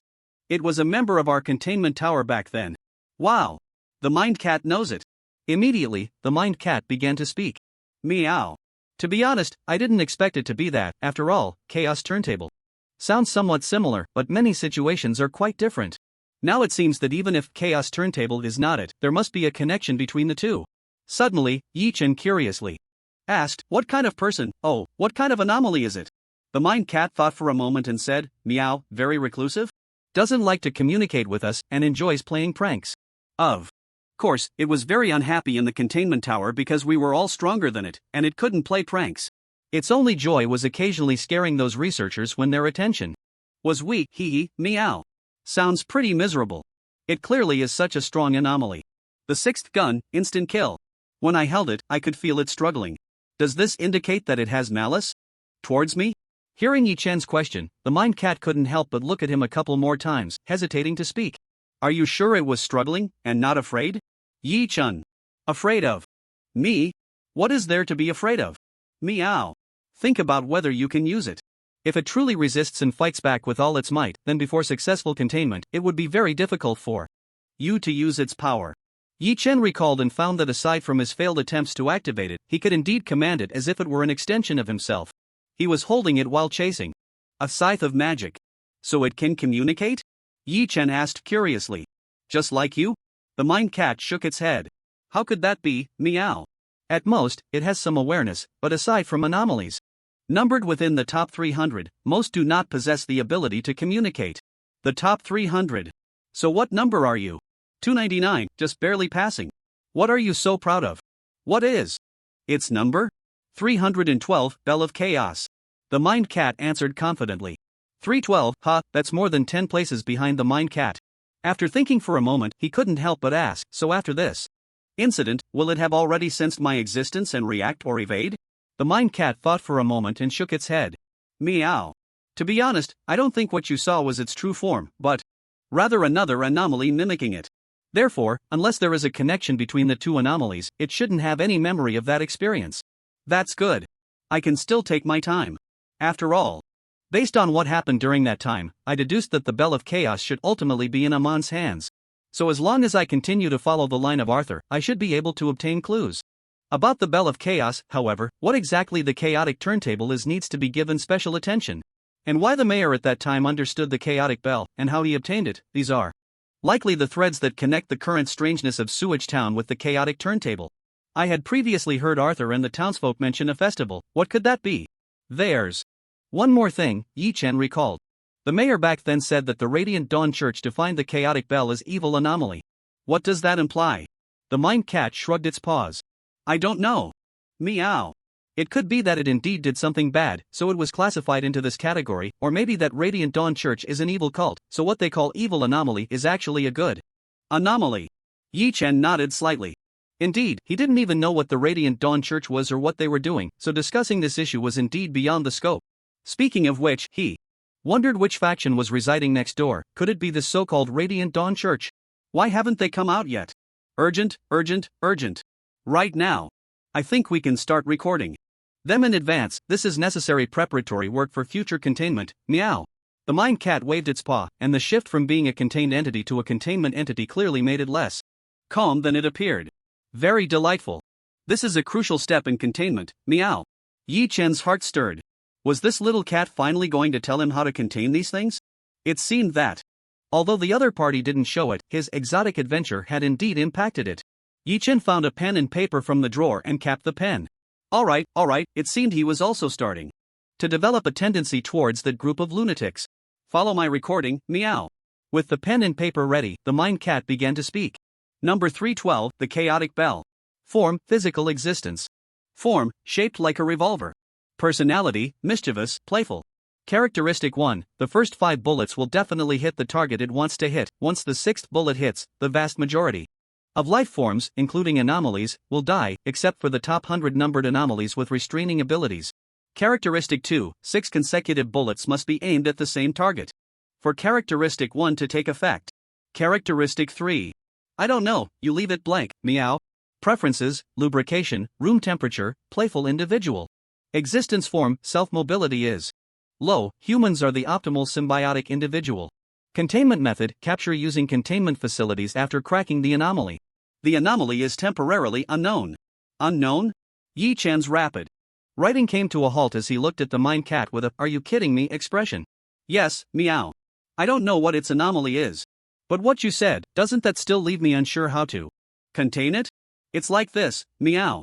You can understand the anomaly as the environment created by the anomaly using its most proficient ability. Once you crack its strongest ability, it loses its defensive capability, and then you can confront the entity directly. It paused and made an extremely unexpected conjecture. I suspect you have successfully cracked the anomaly phenomenon of that frame. Anomaly, but you just haven't seen the entity yet, missing the opportunity for contact, which is why you couldn't proceed to the containment step. In an instant, that memory flashed in his mind. The starting point of the matter, he was sucked into the time and place of the photo inside the frame anomaly. At the end of the matter, he restored the scene in the photo. That final, group photo. So, this could be considered the most crucial step in the containment process, cracking the anomaly phenomenon? As he pondered, Yi Chen's expression changed slightly, and the Mind Cat seemed to have thought of something as well. It jumped to the ground and quickly ran a few steps to the corner, where Yi Chen had piled up some clutter. Yi Chen, feeling a slight tension in his heart, leaned over and picked up the picture frame that had been discarded there. I'm sure you were affected by it, but I haven't felt any abnormal reactions from it tonight, meow. Yi Chen nodded gently and took a look at it. On it, there was still that grayish-white photo. The difference was that he could now recognize every person in it. I was standing right here, Yi Chen pointed to the center, and the Mind Cat, being quite accommodating, leaned over to take a look and praised, "It's the C position, meow." Yi Chen. Is that what I wanted to say? But in fact, I'm not in this picture. It means that everything I experienced never actually happened. The mayor, Amon, the owner of the Mosquito restaurant, and those vibrant townsfolk, it's hard to believe that this is all fake. That's how abnormal abilities are. Meow, the Mind Cat said. Really? Why do I feel like I'm not that outrageous at all? I must be a fake abnormal, right? Perhaps sensing what Yi Chen was thinking, the Mind Cat spoke softly. Isn't it really outrageous that you were chasing after a magical sickle all alone in there? Yi-chun. If you put it that way, it does seem a bit. So in the end, my being expelled can actually be understood as its rejection and resistance. The mind cat nodded. That's right, meow. It rubbed its paws together. The newly born abnormalities are unruly, we need to train it well next time we find it. Meow. Yi-chen nodded. Of course, the desire to teach this picture frame a lesson was not greater than the desire to teach that chaos bell a lesson. Let's first make a simple record of what we know about it. With the mind cat's assistance, Yi-chen quickly allocated a page of paper for it. When it came to the abnormality number, Yi-chen paused for a moment. How do we calculate the number? The mind cat thought for a moment and said excitedly, let's open a new version for these new abnormalities. After all, the previous abnormality numbers are all filled up, and it's not easy to insert new ones. If the number is too far back, it won't match its power level. Yi-chen nodded, thought for a moment, and wrote a title on the blank page. New abnormality. Abnormality number new 301.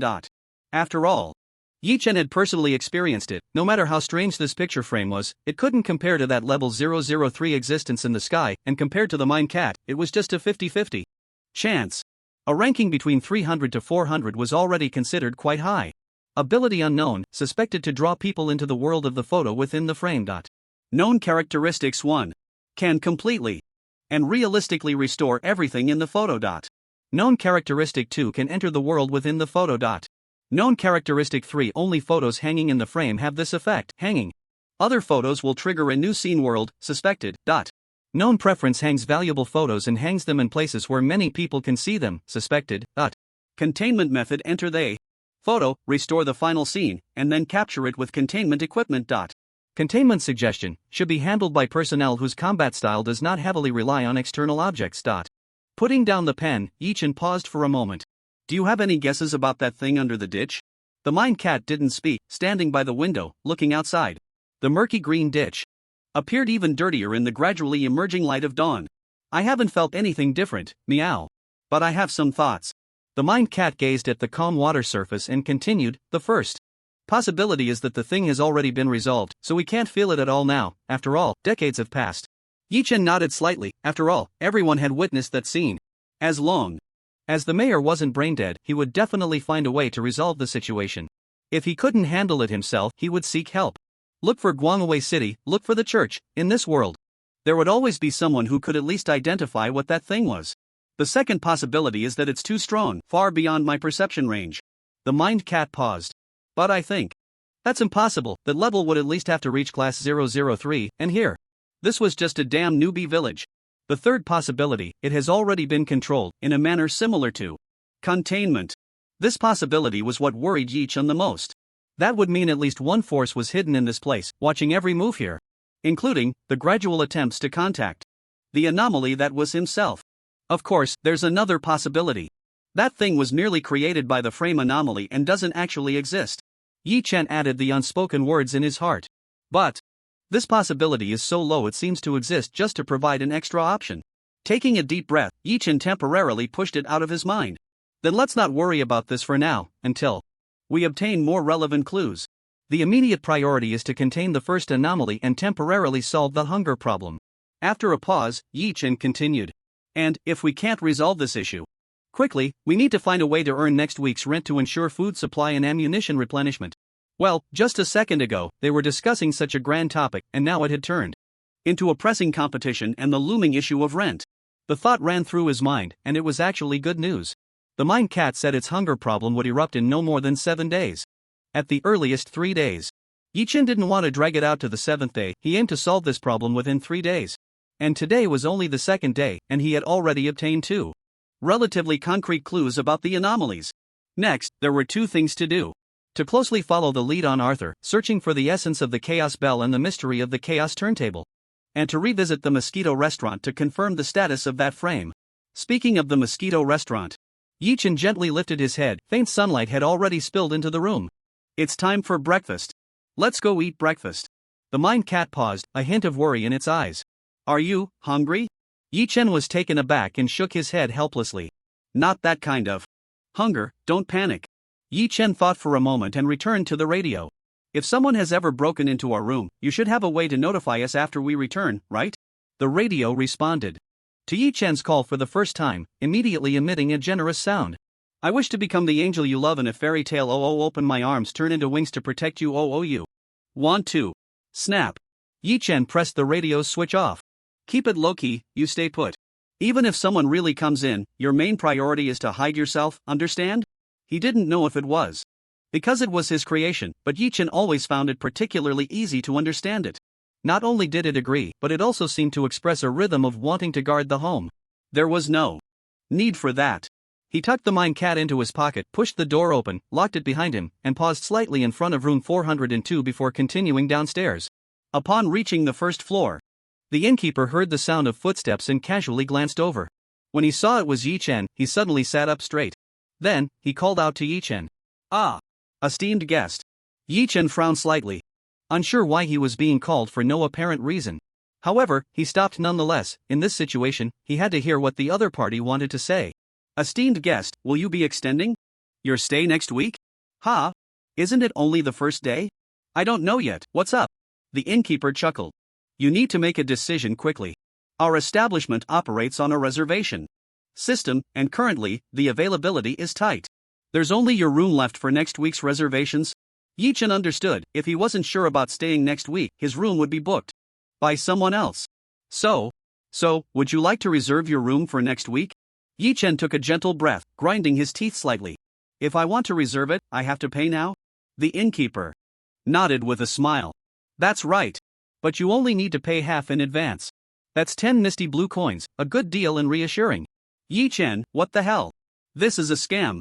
How can it be that on my first day here, I'm being forced to pay for next week?" He was truly reluctant to spend this money. After all, he still didn't know how long he would be staying in this place, and the money for next week could very well go to waste. But if he didn't make a reservation, what if he really didn't finish his business this week? Wouldn't that double the trouble? This is just ridiculous. The two guests in the rooms next to mine have also reserved for next week? Yi Chen suddenly felt something was off. And what about room 404? Isn't it still unoccupied? He looked suspiciously at the shady innkeeper. "Are you trying to create a sense of urgency?" "All the rooms next to you have been reserved for next week, and they've paid for a month in advance," the innkeeper explained earnestly, wearing an expression that said he wasn't trying to scam him. "Room 404 has also been booked. It will likely be occupied tonight, and they've already paid for next week." In other words, you better raise your awareness. Next week, the only top-tier suite available in the entire town will be yours. Damn it. Yi Chen couldn't help but curse inwardly. What kind of rich people are these? Staying in this dark and shabby place for a month? Who else could possibly be coming? Isn't this sewage town lively enough already? Yi Chen sighed, pulled out 10 misty blue coins from his pocket, hesitated for a moment, and pushed them to the front desk. The good news was that the advance payment only required half upfront, otherwise, his remaining money wouldn't even be enough to secure his room for next week. The bad news, this was an expense he had never anticipated, making his already precarious finances even worse. He had obtained a total of 37 misty blue coins from that raider, and now, without doing anything, just renting a room had already consumed 30 coins, leaving him with only 7 misty blue coins.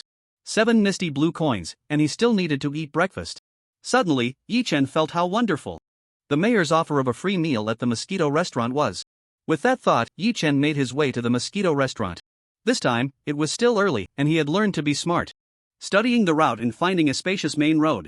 Even if he walked through alleys, or even if he got robbed again, it wouldn't be that dangerous. Yi Chen could indeed be a bit more confident now, especially since he had just taken down the demon scythe not long ago. Creak. Pushing open the somewhat vintage door of the Mosquito restaurant, Yi Chen's expression was slightly strange. He recalled the scene of him holding the chaos bell, shattering this door with the first shot. First, he had to take down his allies. "Oh, you're here." The owner was momentarily stunned upon seeing him. The first thought that crossed his mind was probably, why is this guy still in Sewage Town? Then he broke into a warm smile. "Did you enjoy the food? Should we try something new today?" "I enjoyed it, sure. But there's no choice, is there?" After a couple of complaints, Yi Chen tossed 2 misty blue coins onto the counter. 1 bowl of vegetarian noodles without any bug juice or black devil spice, and a cup of special sewage brew without bug liquid. The restaurant owner was taken aback at the sight of the coins on the counter. "Isn't that unnecessary? I can waive the fee. Just take it." Yi Chen didn't want to owe him a favor. "I still need to stay in this small town for a while, coming here every day." "Can you afford it? A long time?" "Calculating at 2 mist blue coins per meal, 3 meals a day." If he were to stay here for a week, that would be 42 missed blue coins. That's quite a hefty sum. After hesitating for a moment, the owner took back the 2 missed blue coins from the counter. Alright, but you have done me a favor, so I will give you extra in every serving. Yi Chen nodded, and he had nothing more to refuse. One who takes advantage of others is at a disadvantage. He hadn't achieved any monumental feat like last night, so accepting free meals would mean he owed a favor. There was no need for that. At least until he figured out what the chaotic roulette was and why this owner had invited him to participate. His misgivings about him had not been dispelled. He didn't want to get too close, either. The owner went to cook, and Yi Chen surveyed his surroundings, walking to the spot where he had sat last time and taking a seat. The current sewage town was likely a gathering place for various forces, a mix of fish and dragons, with no idea what each was watching from unseen corners. He needed to be more cautious in every move he made. Yi Chen looked up. The picture frame was still there, which gave him a sense of reassurance. But in the next second, he nearly lost his composure. The photo in the frame. It had changed. What the heck? In that instant, Yi Chen's mindset was a bit thrown off. What does this mean? Why did the photo change? It must be related to him, but what change had he brought to it? Little cat, are you watching? Soon, Yi Chen heard a voice. Meow. I'm watching. Don't panic, I think it's the photo that's panicking. Meow. The cat of the mind shared its thoughts. Last time you almost perfectly broke its anomaly, it got so scared it raised the difficulty overnight. Meow. Yi Chen, little kitty, you have a knack for setting the mood. Just now, he was scared out of his wits, and your few words not only clarified the current situation but also made it a bit funny. Temporarily halting communication with the cat of the mind, Yi Chen began to observe the new image in the frame. It was still the signature large ditch of Sewage Town. The scene was pitch black, and it was drizzling in the sky. In the ditch, there was a dark green water surface. In the center of the water was the giant whirlpool he had seen before. This time, the image of the whirlpool was directly displayed? Yi Chen squinted. On the surface of the whirlpool. No, on the surface of the ditch, several small wooden boats were sailing towards the whirlpool. Each small boat had 4 people, all wrapped in black robes, and Yi Chen couldn't see any of their faces.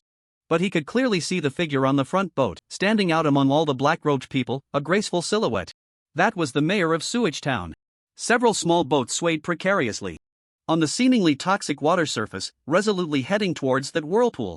The heavy rain in the sky was accompanied by faint flashes of lightning in the darkness, combined with the dark green water, the black-clad figures, and the mayor, forming a stunningly beautiful dark-themed illustration that seemed crafted by the finest artist. It recorded an epic story. Who are those black-clad people? This question lingered uncontrollably in Yi Chen's mind. It could now be confirmed that after the crisis in Sewage Town years ago, the mayor must have hired someone to deal with the issues beneath the ditch. But who did he hire, whether the problem was resolved, what exactly lay beneath the ditch, and what was happening now? He knew nothing at all. Guest. Your noodles are ready. The owner walked over with a cheerful step, bringing a steaming bowl of noodles and a special sewage concoction to Yi Chen's table, his voice filled with confidence and anticipation. I think I know a bit about the tastes of you outsiders. Today, I processed this bowl of noodles with my unique technique, upgrading and improving it with precious spices. Give it a try. Yi Chen's expression changed slightly. I beg you, please don't improve it, just don't add any bugs. But after hesitating for a moment, the soup emitted a richer and more enticing aroma than ever before, making Yi Chen unable to resist. So, should I give it a try? Gulp. Yi Chen took a sip of the soup, the long-lost deliciousness stimulating his taste buds, as if he had finally eaten something tasty again. It felt like plain noodles had been enhanced with a rich broth, instantly becoming incredibly flavorful, almost like 2 different dishes. With one bite, Yi Chen felt completely at ease. Not bad. Yi Chen gave a thumbs up, acknowledging his own approval. It seemed that this insect-themed restaurant truly lived up to its reputation as a century-old establishment. It indeed had something special. The owner probably didn't make this dish because the locals had unique tastes or because food was scarce, and meat could only be supplemented with insects. But as long as customers had such demands, a slight improvement could yield a brand new, satisfying dish. I knew it. For the first time ever, the owner received recognition from an outsider, and he looked quite excited. Then I announced, from now on, it will officially be on our menu. However, to make it to the signature section, it might take some time to gain more positive reviews. Wow, it's going on the menu? A bit puzzled, Yi Chen asked, why not try adding a bit of this seasoning to other dishes? Upon hearing this, the owner looked troubled. Well, the spices are expensive. We can only source them from other cities, and the cost is extremely high. The locals don't eat this at all, and I've had to raise the price of this secret vegetarian noodle dish to 4 missed blue coins. What? A price increase? Before Yi Chen could panic, the owner hurriedly added. Of course, if you don't want the price to go up, you'll always get it at the cost of 2 missed blue coins. Yi Chen had to admit he felt relieved, otherwise, this big black shop would be completely unaffordable. It makes sense. Selling this at a higher price doesn't seem unreasonable. The locals can't afford it and don't like it, so its positioning is for the outsiders coming to Sewage Town. And those who can travel such a long distance to get here are mostly from powerful factions with at least some financial means. What does 4 missed blue coins even matter? Quietly lowering his head, Yi Chen slurped up a couple of noodles and casually asked, "Why has the photo in that frame changed?" Asking this question was somewhat of a risky probe. Yi Chen was prepared for the owner to turn hostile. But unexpectedly, the restaurant owner merely paused for a moment. He was taken aback. Changed? It's been hanging here for decades. Yi Chen's pupils constricted, feeling that things were taking a horrifying turn. Wasn't it just yesterday that you told me it was a portrait of the original pioneers of Sewage Town? How could you so casually change your story after just one day? Is that so? Yi Chen lowered his head to eat the noodles, his face filled with endless worry and complexity. What's in that picture?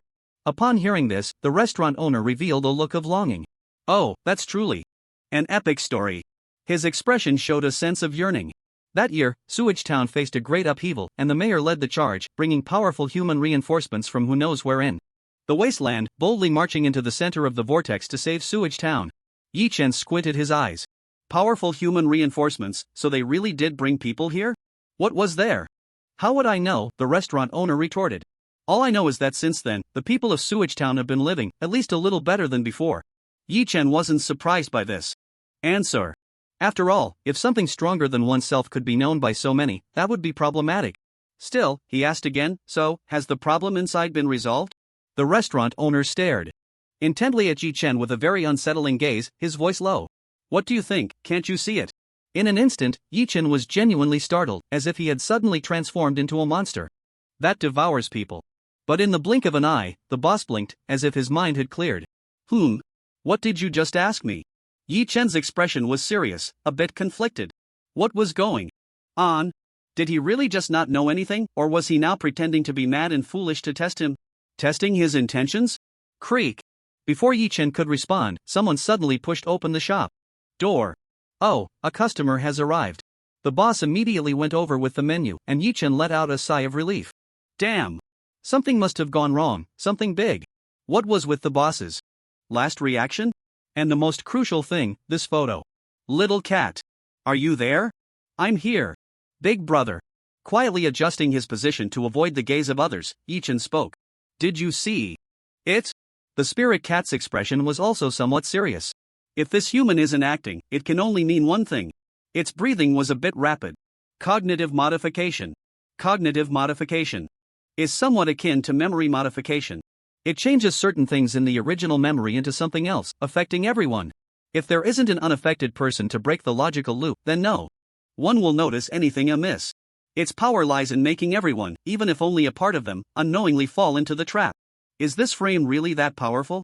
Yi Chen was indeed a bit shocked. Cognitive modification is truly a core ability in any system, a central element that runs through most bizarre abilities. If this were in a novel, this scenario would likely have been crafted into a very terrifying scene by the author's brilliant pen. It shouldn't possess such abilities, or achieve such effects, meow. The spirit cat conveyed its analysis. We can't rule out that the cognitive modification originates from that suspected powerful entity in the sewer, as the frame shows its image, thus passively emitting cognitive modification. Yi Chen nodded slightly. It sounded a bit convoluted, but it should be close to the truth. The frame switched to another photo, and in that photo, there existed a powerful anomaly, and that anomaly's ability was thus emitted from it. So chaotic. This truly is an absurd Sewage Town.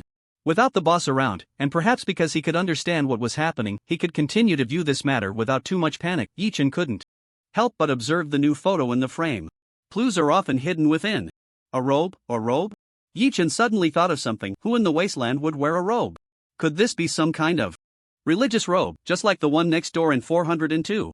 Did they have some involvement? But soon, Yi Chen shook his head. No, the color scheme of the two parties' robes is too different. It's very likely not the same church. I only know that there are church forces in this world, but whoever said there was only one church force? With endless thoughts, Yi Chen suddenly noticed a small detail. At The edge of the photo, at the very edge, amidst the overgrown weeds, it seemed to reveal a cylindrical elongated object.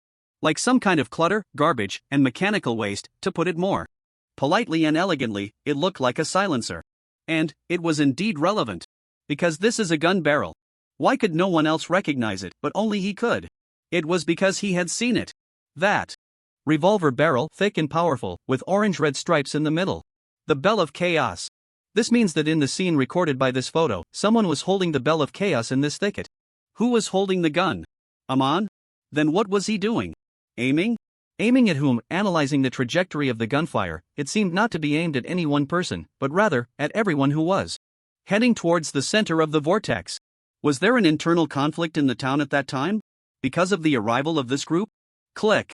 Just then, the door of the Mosquito restaurant was pushed open once more, accompanied by a fragrance completely different from that of this small town, as someone walked in with light footsteps. Yi Chen glanced over and quietly withdrew his gaze from the picture frame, taking a sip of the specially brewed dirty water on the table, just like an ordinary diner enjoying a bowl of noodles. The person who walked in was from the group of church forces next door to his room.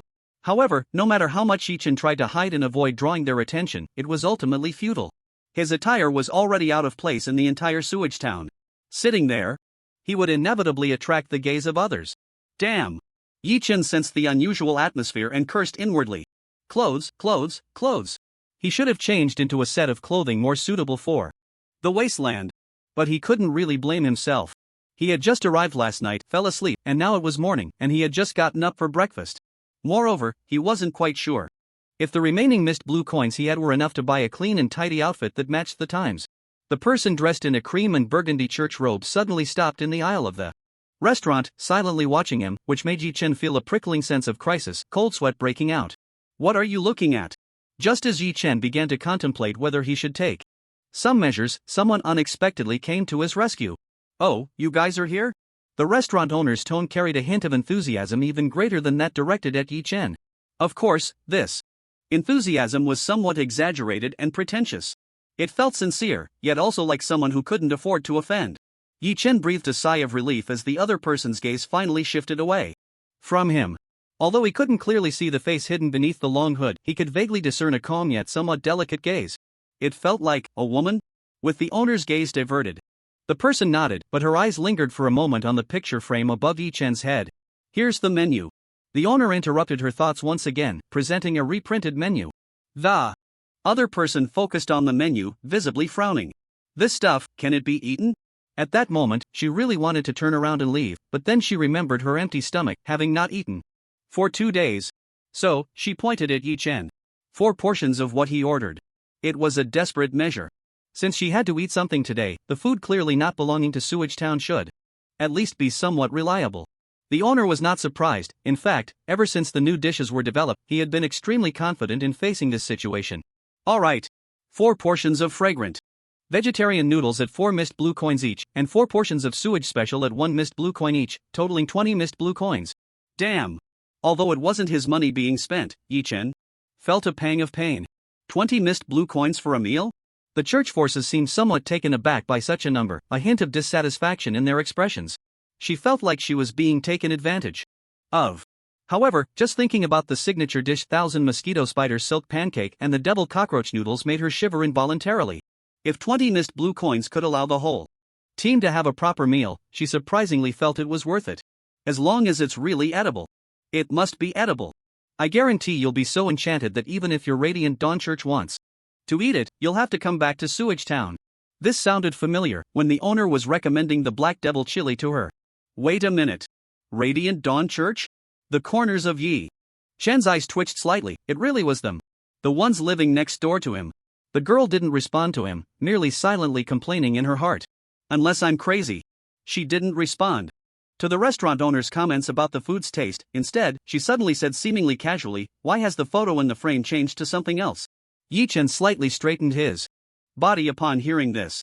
Sure enough, they had already noticed the unusualness of the frame, and they had come for this very reason.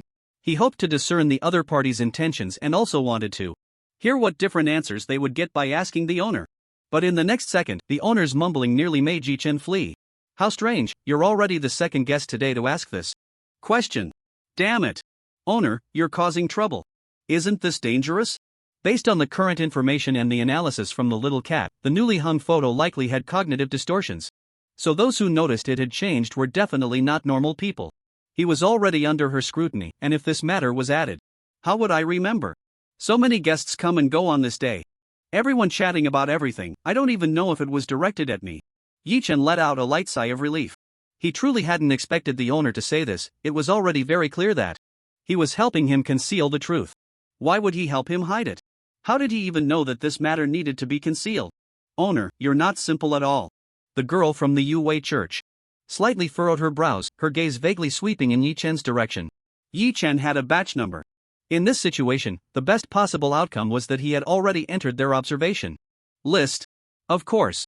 In a sense, it was quite fair. The other party was also within his main observation targets.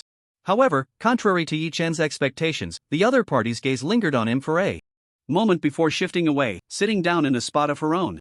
Such an action made Yi-Chen feel a bit at a loss. What, was his body of doubts not obvious enough?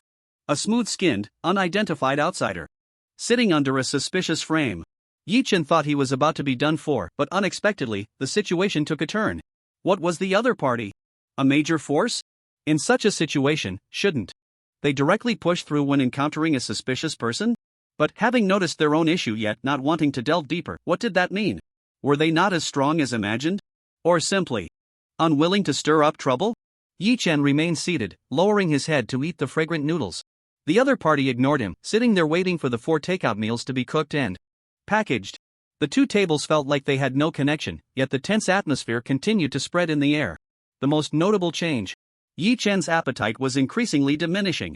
This silence was finally broken by the owner's voice. Guests, your noodles are ready. The owner's cheerful voice came, followed by 4 bowls of specially prepared vegetarian noodles, simply packaged and wafting a rich aroma. The scent filled the air, even the brows under the other parties had seemed to relax. So fragrant. If you want to eat something next time, just tell the innkeeper. He can contact us, and we will provide delivery service. The church's people nodded, turning to walk towards the restaurant's door, not looking back again. Bang!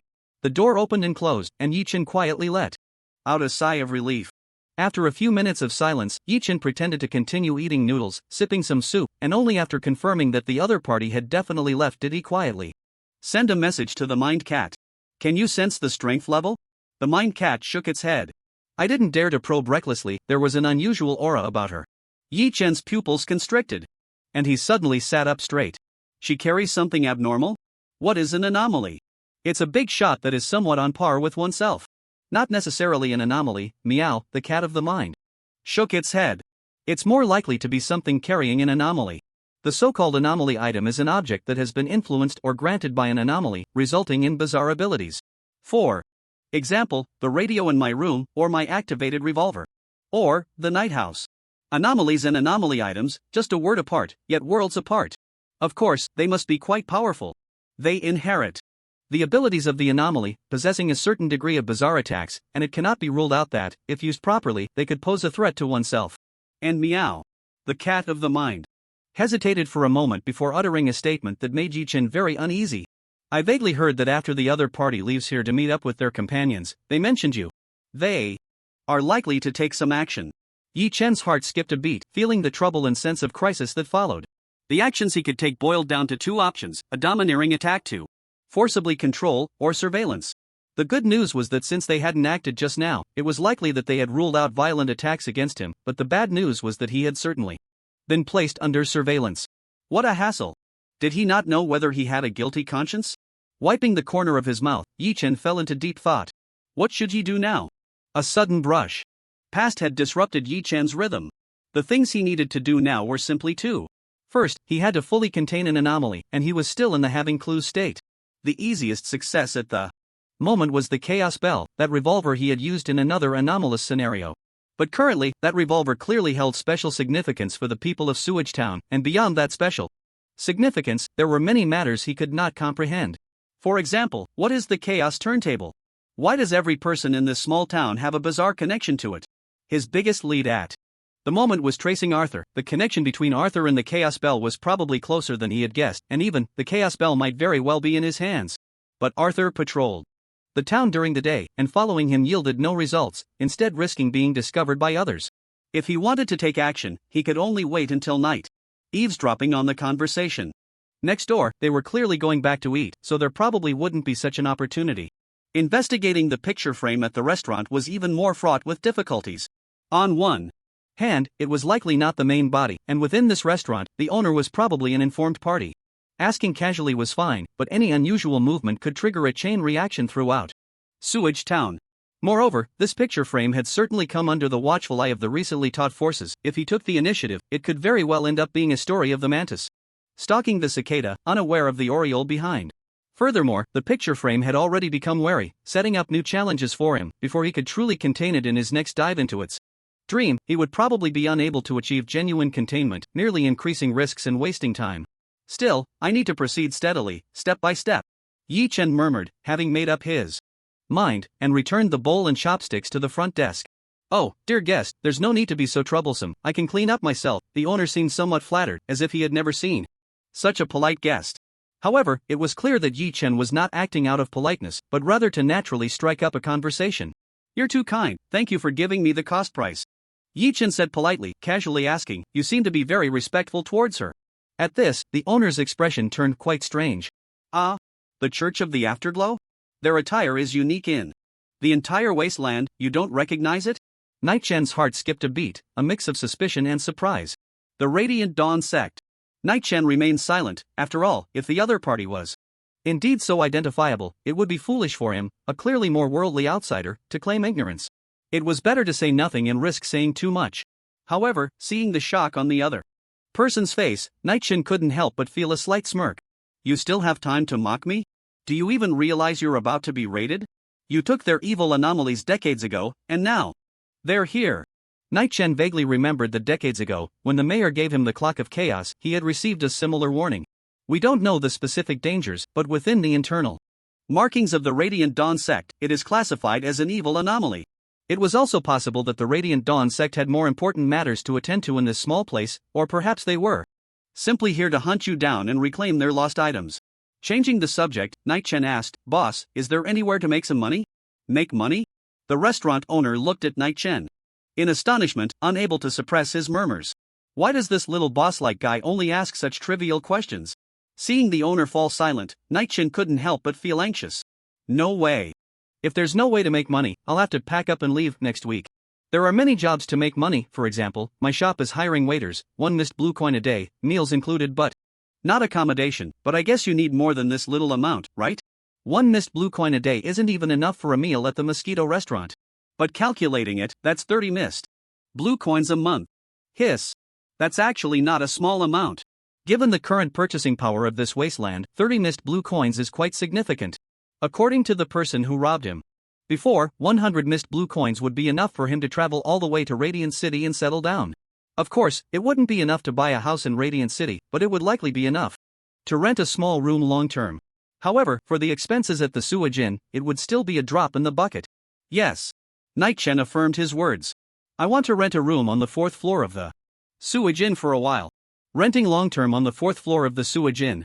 Even he couldn't help but feel a bit emotional about Night Chen's financial capacity, and once again, he speculated about his background. Just as Night Chen had guessed, aside from the major forces that came to Sewage Town for business, no one would rent a room on the 4th floor of the Sewage Inn. Night Chen's actions silently confirmed his identity as someone from a powerful background. If you think you have enough strength, go check the bulletin board in front of the town guard.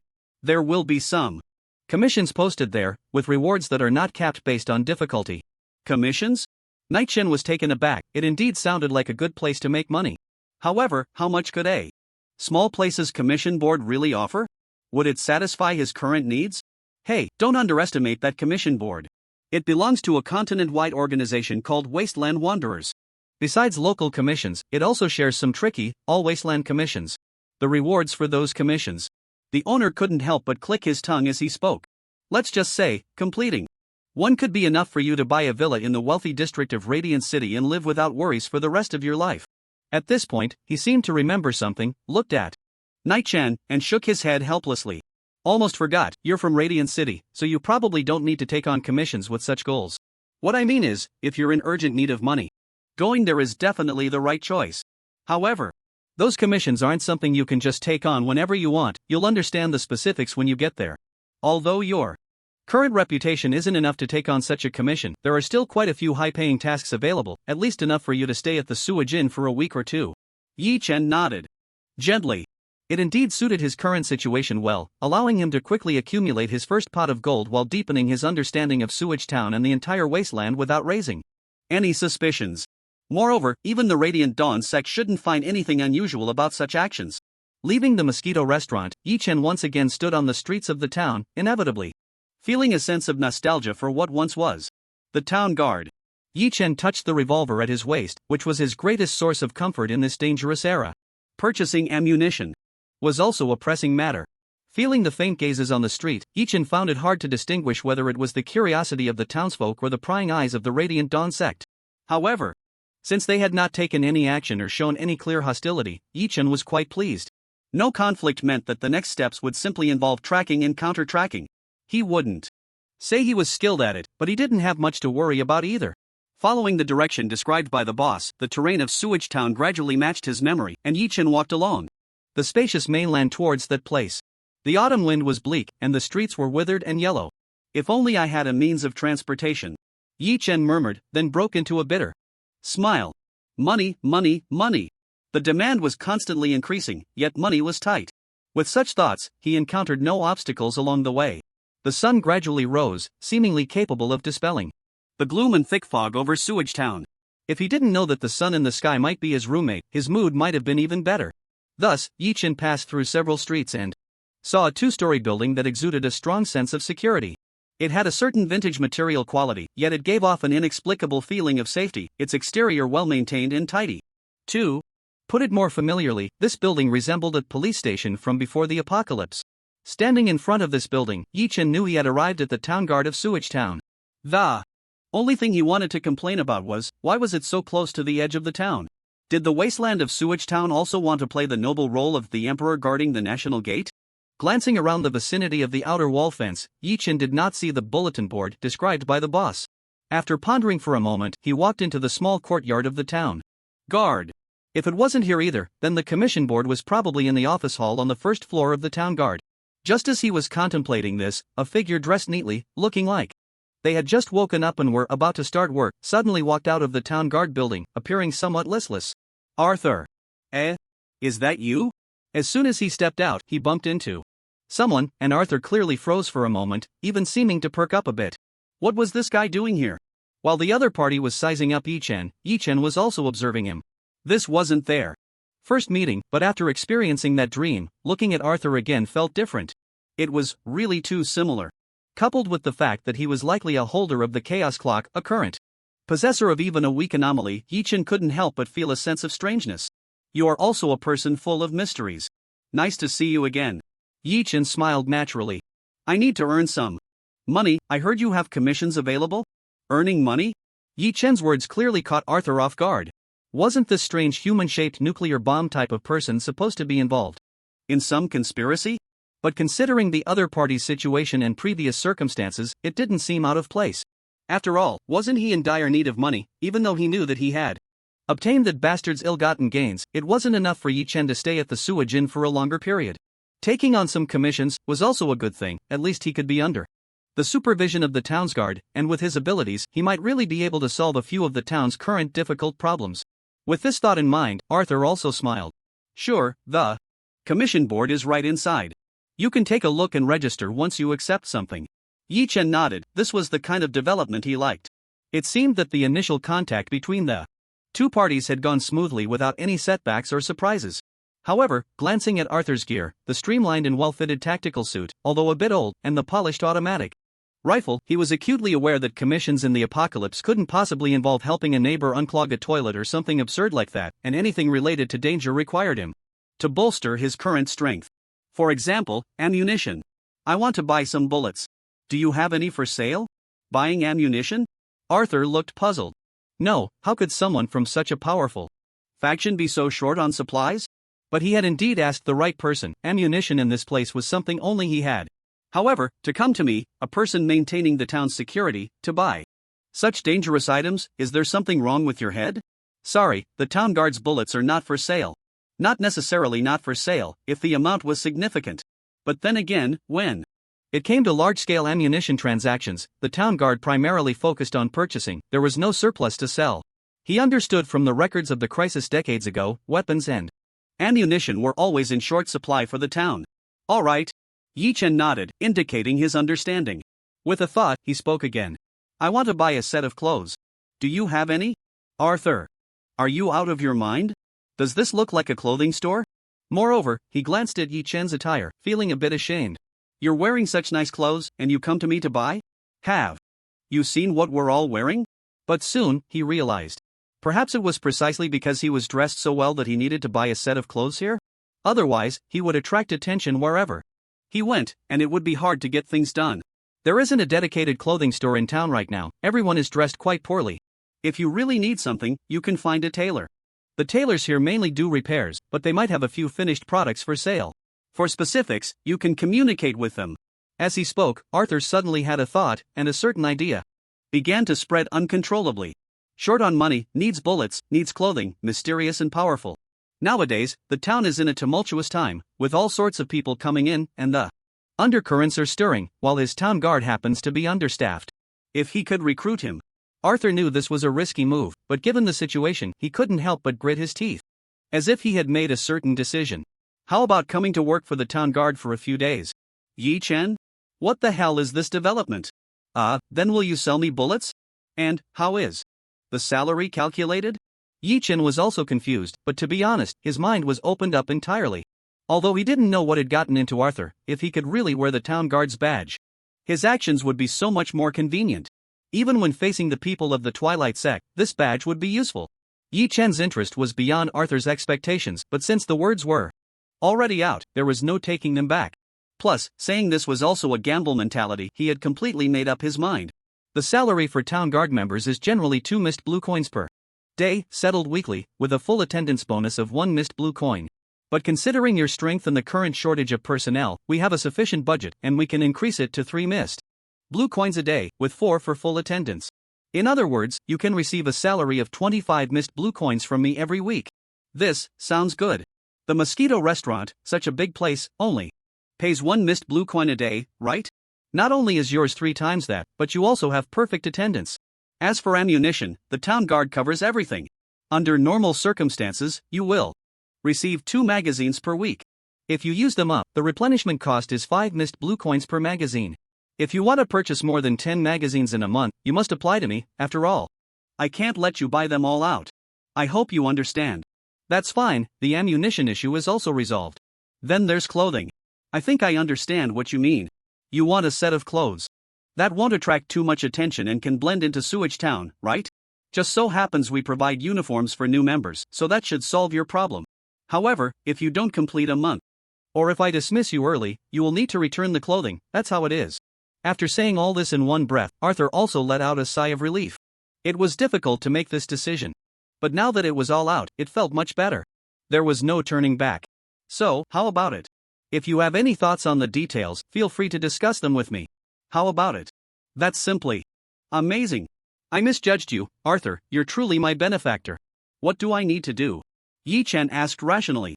There's no such thing as a free lunch, and Yi Chen understood this principle. If he took this benefit, he would certainly have to bear the corresponding responsibilities. This wasn't a wealthy little town, and all these expenses added up to a considerable amount. If they were giving him this money, they would definitely expect some returns from him. Yi Chen's question also eased Arthur's mind a bit. At least it sounded like this guy was ready to work, right? On normal days, there's not much to do. Theoretically, you need to patrol the town all day during the daytime. But considering you have your own arrangements, I've managed alone for many years, so I can let you patrol. For 3 hours a day, of course, I will decide which 3 hours those will be. Yi Chen nodded, not questioning this clause, but rather seeming to understand something. Arthur was a bit busy and needed some time for personal matters. As for what this personal matter was, it was uncertain whether it was related to the current secrets of Sewage Town. 3 hours of patrol time didn't seem too much to Yi Chen. In fact, he felt it was a bit too little. This was a legitimate opportunity to investigate and understand this town. He could go to various places without raising any suspicion. No problem. Seeing Yi Chen agree decisively, Arthur nodded. And that's about it. If there are any major changes or crises in the town, or if there are outsiders causing trouble, you need to quickly gather and come with me to the scene to resolve the issue. Outsiders causing trouble, who could that be? The Twilight God cult. Yi Chen nodded calmly, seemingly gaining more insight. The outsiders made Arthur uneasy, and the one who seemed to pose the least threat to the town had become the person he needed to rely on? How bold. I have no problem. As long as you're not the villains, helping you out is not an issue. After all, I did this once many years ago. The only thing I need to confirm is, if I join the town guard, can I still take on commissions? Arthur was taken aback, looking at Yi Chen with a strange expression. What, with such a high salary, isn't that enough for you? Everything remains the same, and it might even be more convenient. More convenient? Yi Chen mulled over those words, not hiding his confusion. Yes. Because ordinary commissions are mainly aimed at the residents of Sewage Town. As you can see, Sewage Town is quite exclusive, and if you take on such commissions, you will likely encounter a lack of cooperation from everyone. But if you are in the town guard, it will be much easier. Yi Chen was slightly taken aback. That was indeed a significant convenience. With everything settled, Arthur had done all he could inside. Then follow me, let's get your equipment and complete your onboarding. Yi Chen had no objections and followed Arthur into the town guard's hall. The layout of the hall finally had a bit of the pre-apocalyptic style, giving off a sense of a key location. After passing through several rooms, they arrived at what seemed to be an office. This is our office area. The documents are next door. You can access them directly if needed. Of course, those with high confidentiality are insured, and you won't be able to see them. If it's truly related to the town's safety, you can submit a request to me. Yi Chen nodded. That was reasonable. If all the town's documents were fully open to an outsider like him, he would genuinely suspect that there was some conspiracy at play. However, looking at the large office with more than a dozen individual desks, Yi Chen suddenly realized something was off. How many people are in the town guard now? Arthur glanced at Yi Chen, hesitated, and finally spoke honestly. Just the two of us. Yi Chen? This is what you call insufficient manpower. There's basically no one here. Wait. This is the apocalypse. How has such a large town survived with just you in the town guard? Or rather, how strong are you? In an instant, Yi Chen thought of many things, but Arthur gently shook his head. The town defense team and the town guard do not belong to the same system. The external defense forces of the town are under different departments. Our town guard is responsible for internal security. After saying this, Arthur let out a faint bitter smile. As you can see, we haven't had outsiders here for decades. Yi Chen fell silent, unsure of what to say. Indeed, with so many outsiders arriving, even the dullest person could sense that something was about to happen here. Feeling a wave of gloom, Arthur continued to lead Yi Chen, pushing open other doors not far away. Following his gaze, Yi Chen saw a storage room inside. Trench coat, inner lining, electric baton, grappling hook, flashlight, leather gloves, leather boots. If you want a hat, I can find one for you, but this one on my head is mine. Yi Chen was speechless. That western cowboy hat of yours is quite out of place, okay? If I wear it, it would basically nullify my outfit, and I'd attract even more attention. As for this set of equipment, it was indeed useful and looked quite decent, making him feel like his combat power was on the rise. The clothes were washed a long time ago, no one has worn them for years, but I can't say if they've been damp over the years. If you're in a hurry, you can wear the trench coat directly, and you can wash the inner lining yourself when you get back to your room. Yi Chen nodded. It was indeed convenient. Whether or not he would wear the inner lining was still uncertain, but the trench coat was long enough to cover his knees, completely hiding his original splendid outfit. The clothing issue was resolved at that moment. Although Sewage Town isn't large, our jurisdiction is quite extensive. In case of emergencies, the time it takes to reach the scene is also a concern. Do you need a means of transportation? Yes, absolutely. Yi Chen was almost at a loss for words to describe his feelings. It was like a pillow arriving just as he felt sleepy. Didn't he just mention wanting a means of transportation when he arrived? Is there a car? Yi Chen was already shocked by the onboarding benefits of Sewage Town, his voice filled with anticipation. If you treat me well, I will really do my best to protect Sewage Town this time, okay? Unfortunately, there are no cars, Arthur said with a bitter smile. After the apocalypse, the oil on the wasteland has become pitifully scarce.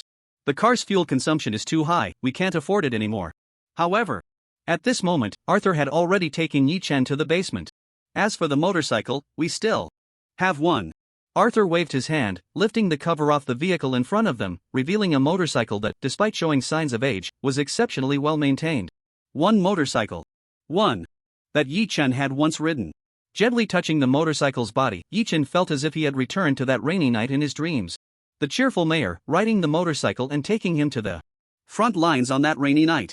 Although he hadn't paid much attention at the time, Yi-Chen was very clear that the motorcycle the other party was riding was this one. Could this be fate? As Yi-Chen gently caressed the motorcycle, Arthur also revealed a satisfied smile. The history of this motorcycle held an extraordinary significance for Sewage Town.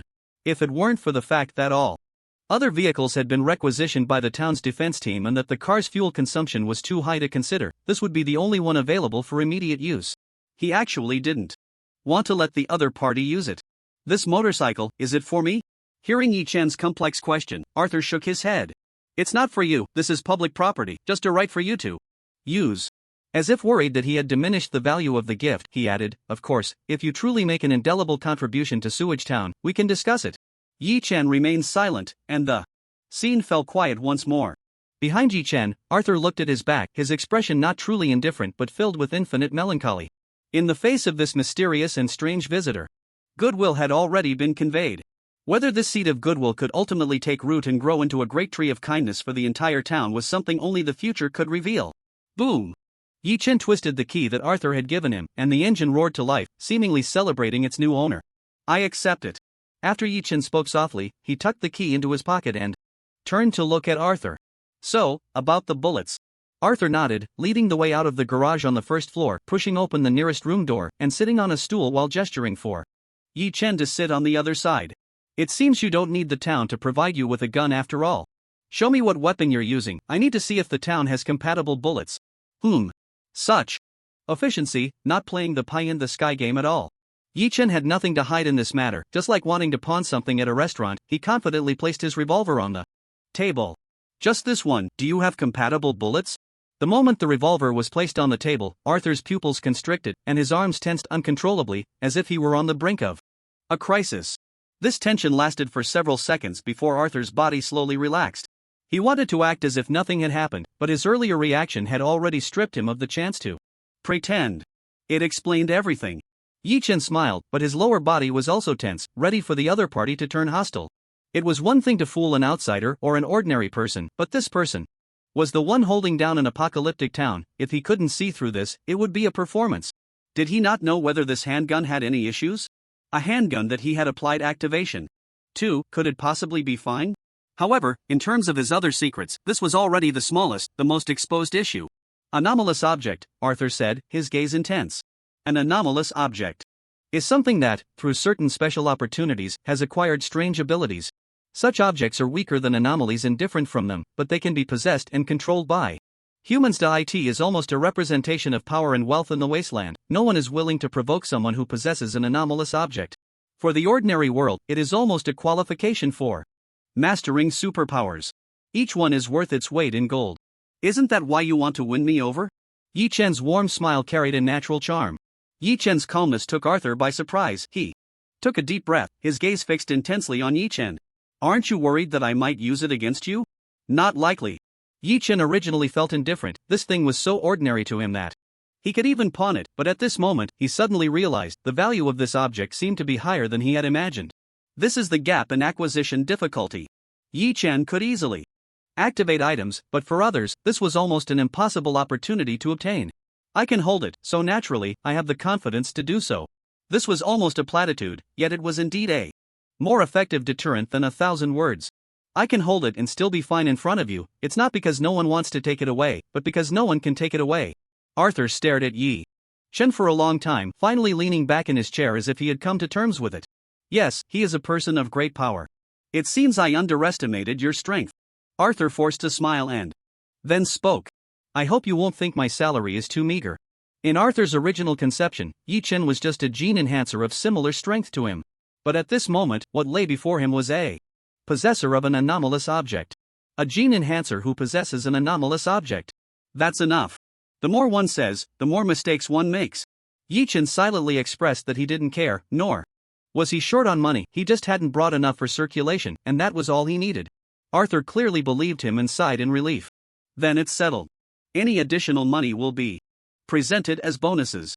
He stood up and extended his hand. On behalf of Sewage Town, I welcome your arrival. This was the first time Yi Chen had heard the word welcome since entering Sewage Town.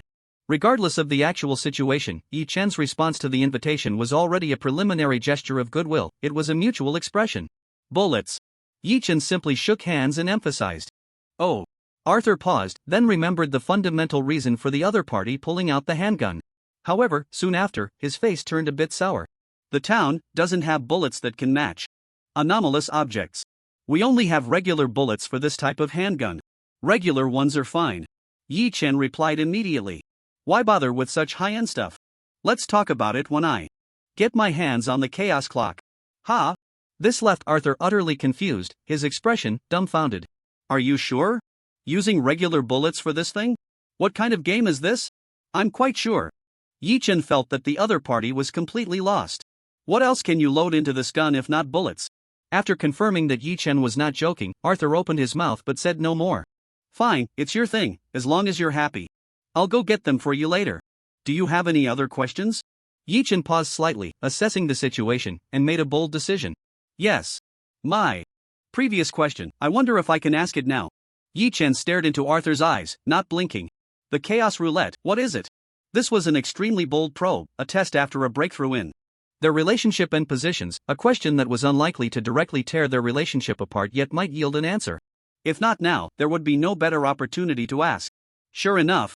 When the chaos roulette was mentioned, Arthur's gaze shifted slightly, his brows furrowing with an unmistakable wariness. This isn't the first time you've asked. Arthur leaned back in the armchair, his hands clasped together. Why are you so interested in the chaos roulette? Good. He didn't turn hostile right away, which means there's something to discuss. Yi Chen put on a relaxed expression that didn't seem very interested and spoke seriously. You said yourself that you want to win me over to help you solve the problems in Sewage Town. But to me, the chaos roulette is the biggest issue right in front of us. If you don't tell me anything, how can I help you solve it? This was the most solid reason Yi Chen had at the moment. Are you feeling uneasy? First me, then the Radiant Dawn sect. If nothing goes wrong, I guess more people will be coming here, right? They're all watching the chaos roulette, aren't they? If you don't tell me anything, this isn't cooperation, it's just cannon fodder. Even if that's the case, how am I supposed to patrol? I don't even know if I'll get shot by a madman playing the chaos roulette while on patrol. Or, just like when I first entered the town. If someone dies because of the chaos roulette, should I care or not? Have you considered these issues? Arthur fell into a long silence. Today's developments had come to him suddenly, and he hadn't deeply thought through the various details. Such problems indeed existed. But how could he tell him this? At this moment, coming here, wasn't Yi Chen also a part of the ulterior motives? His attempt to win over Arthur was merely to get this seemingly solitary, powerful, and mysterious guest to stand by his side, compared to the Radiant Dawn sect, which had clear and sufficient subjective motives. Everything fell into a contradictory cycle. After a quiet period, Arthur finally managed to clarify the cause and effect in his mind and took a deep breath. I can't tell you right now, I think we need time to build more trust between us. He looked at Yi Chen and said, I promise you that before I reveal the truth about the chaos roulette, I won't let you handle anything related to it, nor will I let conflicts arise with others because of it. After a moment, Yi Chen gently nodded.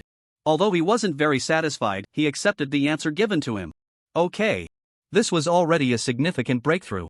Moreover, Yi Chen didn't expect Arthur to lay everything bare like that. He would still conduct his own investigations in secret. About the commissions. Arthur's mouth twitched. This guy. Why is he so unpredictable? They had just finished discussing such a taboo topic, and now they were directly talking about taking commissions to make money? What kind of operation is this? It was like some novel or game where you save the world at night and then run to school with a backpack the next morning, right? The commission board is in the lobby on the first floor as soon as you enter. You can go take a quick look. As soon as he finished speaking, Arthur seemed to realize something and froze. You don't mean you want to take a high-level commission, do you? He hadn't thought of this before because he didn't consider Yi Chen's strength to be strong enough. But now it was different. Yi Chen's visible strength had exceeded his highest expectations. Yes, is that a problem? Yi Chen keenly sensed that there was something he didn't know about this.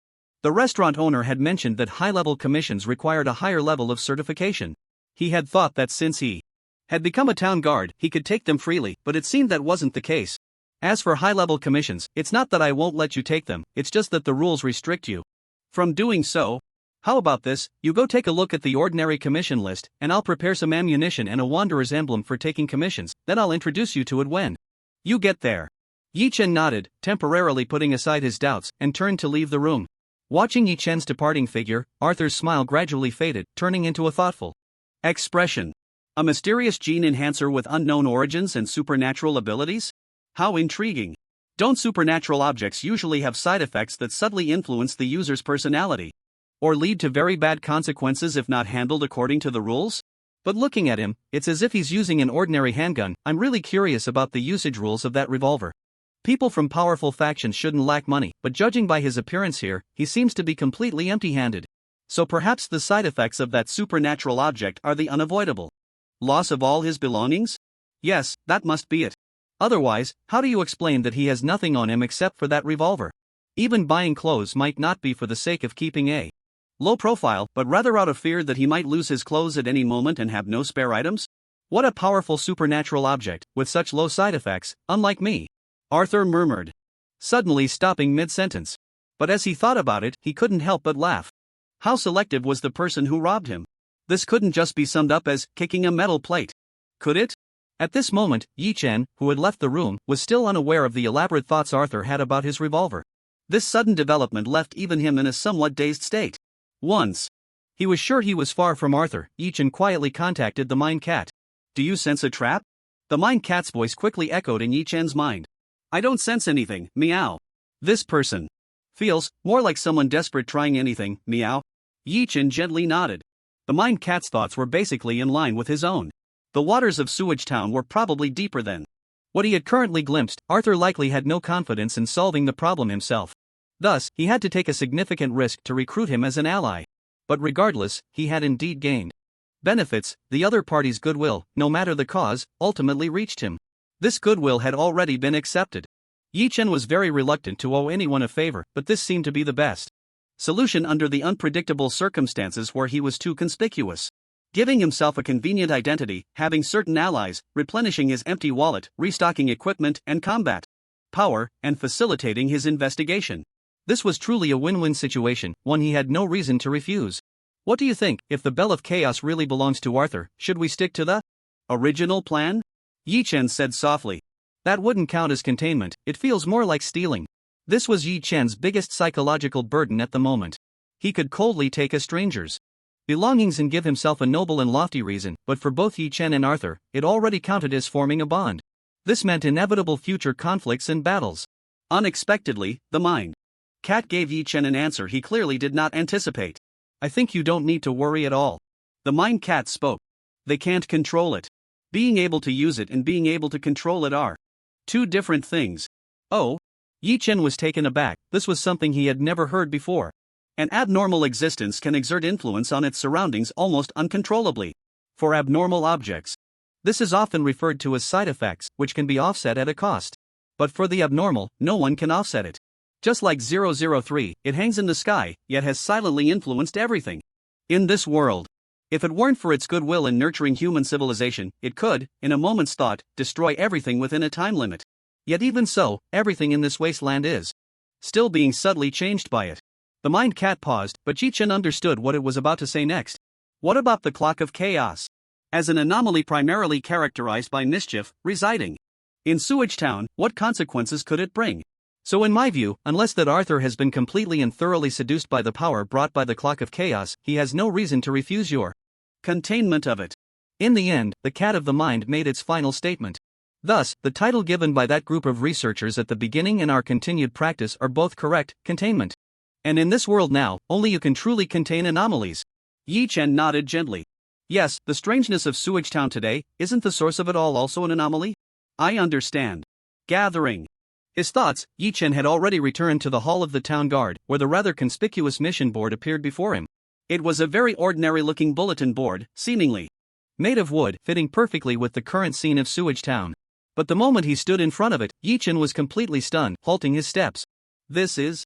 He found it hard to describe his feelings. At that moment, he almost doubted he had crossed over again. On the wooden retro bulletin board, there were no papers posted resembling the bounty he had imagined, but rather, rows and rows of paper like luminescent substances floating like a real-time electronic screen. But how could this be possible? This wasteland's technology had completely collapsed. Food supplies were Nearly insufficient, energy was fundamentally lacking, and oil and mineral veins had long been corroded by anomalies into unimaginable forms. Having even a partial supply of electricity was already a miracle Yi Chun couldn't explain. But what the hell is this? A technology that was hard to apply even before the apocalypse, a holographic screen? What is this? In that moment of shock, Yi Chen suddenly noticed something amiss.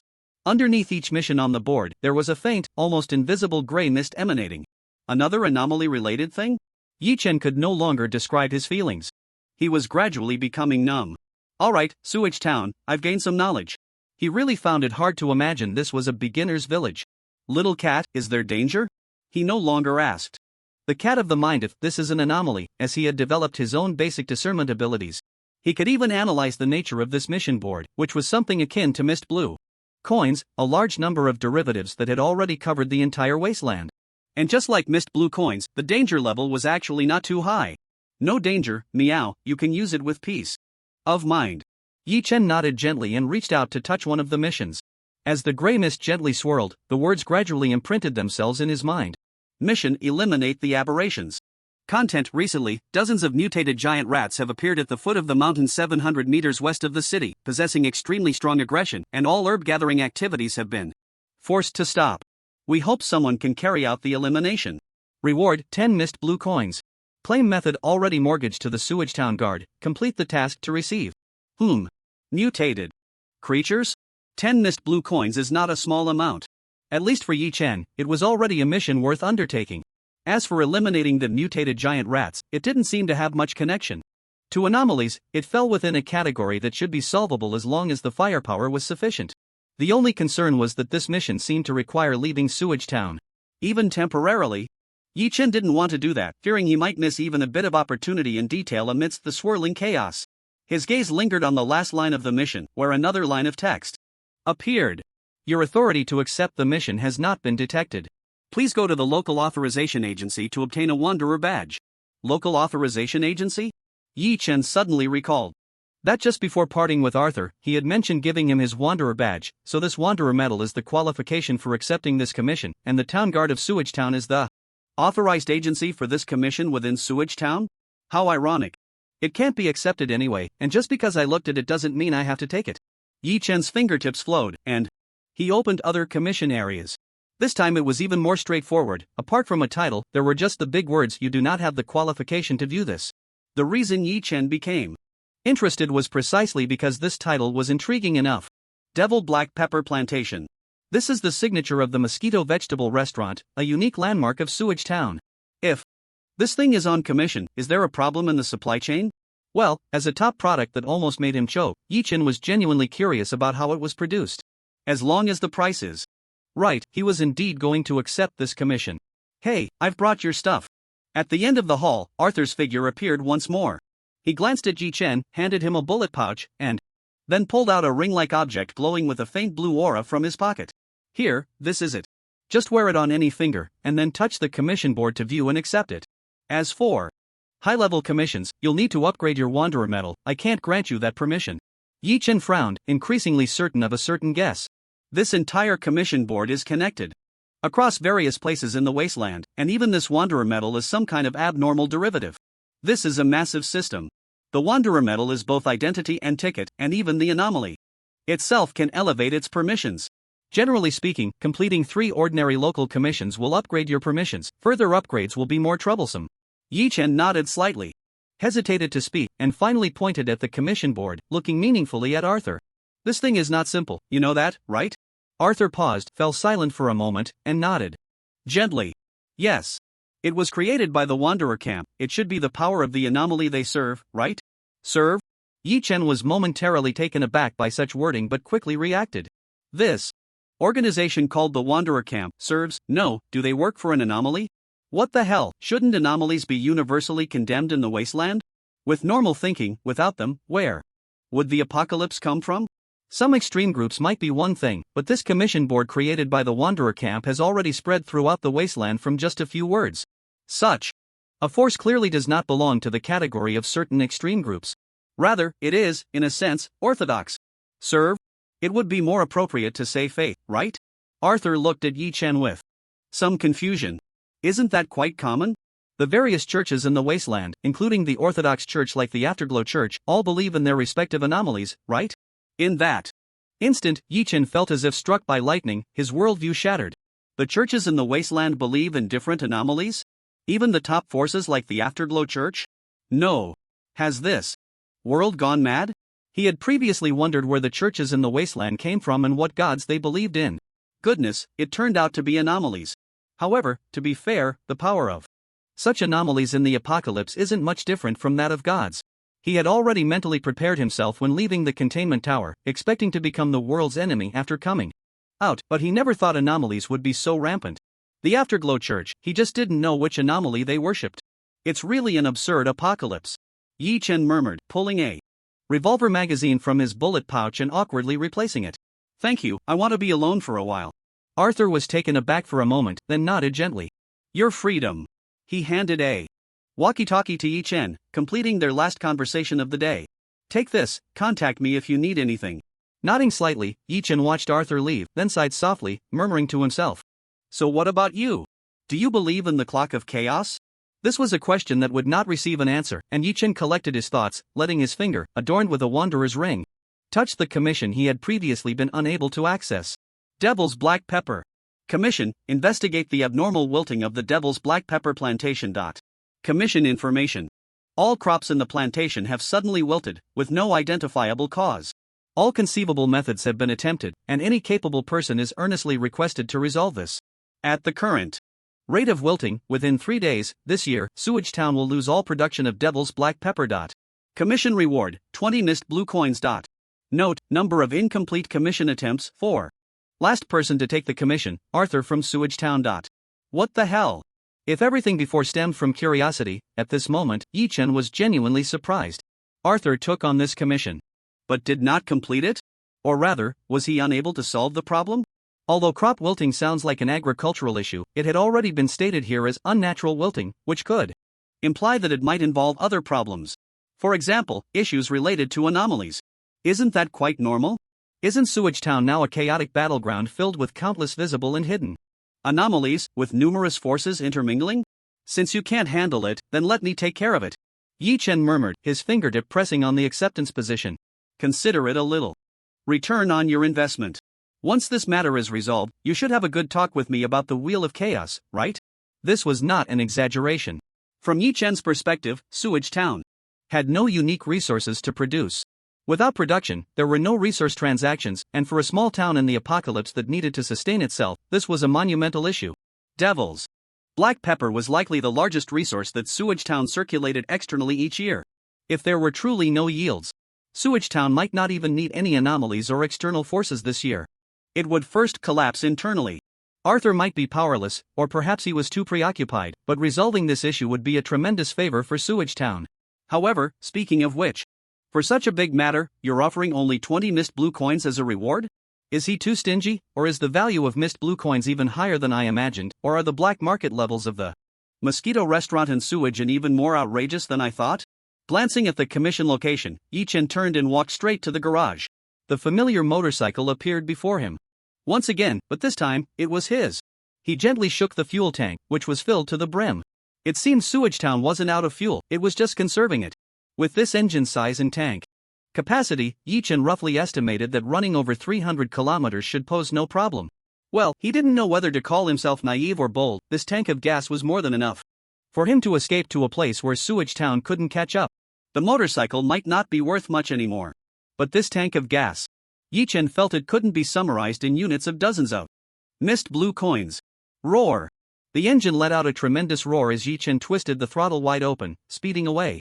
Once again, he raced through the streets of Sewage Town, boom, passing through a large gate that opened onto the main road. After continuing a short distance inside, Yi Chen's motorcycle stopped by the roadside, next to a vast vegetable field. Pulling out the key and looking at the surroundings, Yi Chen felt for the first time that he had somewhat returned to the past. Driving, aside from the city, stopping by the roadside, with wheat fields on both sides. The only thing that still felt out of place was the lifeless gray-black atmosphere of this wasteland.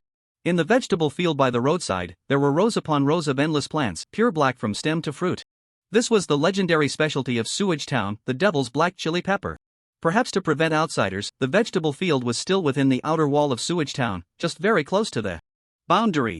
The entire large vegetable field was surrounded by a circle of barbed wire, which looked quite secure. The reason he could enter without obstruction was also due to the gate facing the town. And possibly because his new identity could pass some form of authentication.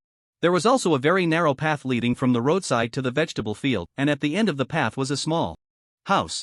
Although it was the end of the road, it was not far at all. The person living here could keep an eye on the roadside while also tending to the fields. However, for Yi Chen, this still felt a bit absurd. Farmers wouldn't directly live in their own vegetable fields. Creak. The door of the small house was pushed open, and an elderly man with a straight back and a lively expression stepped out.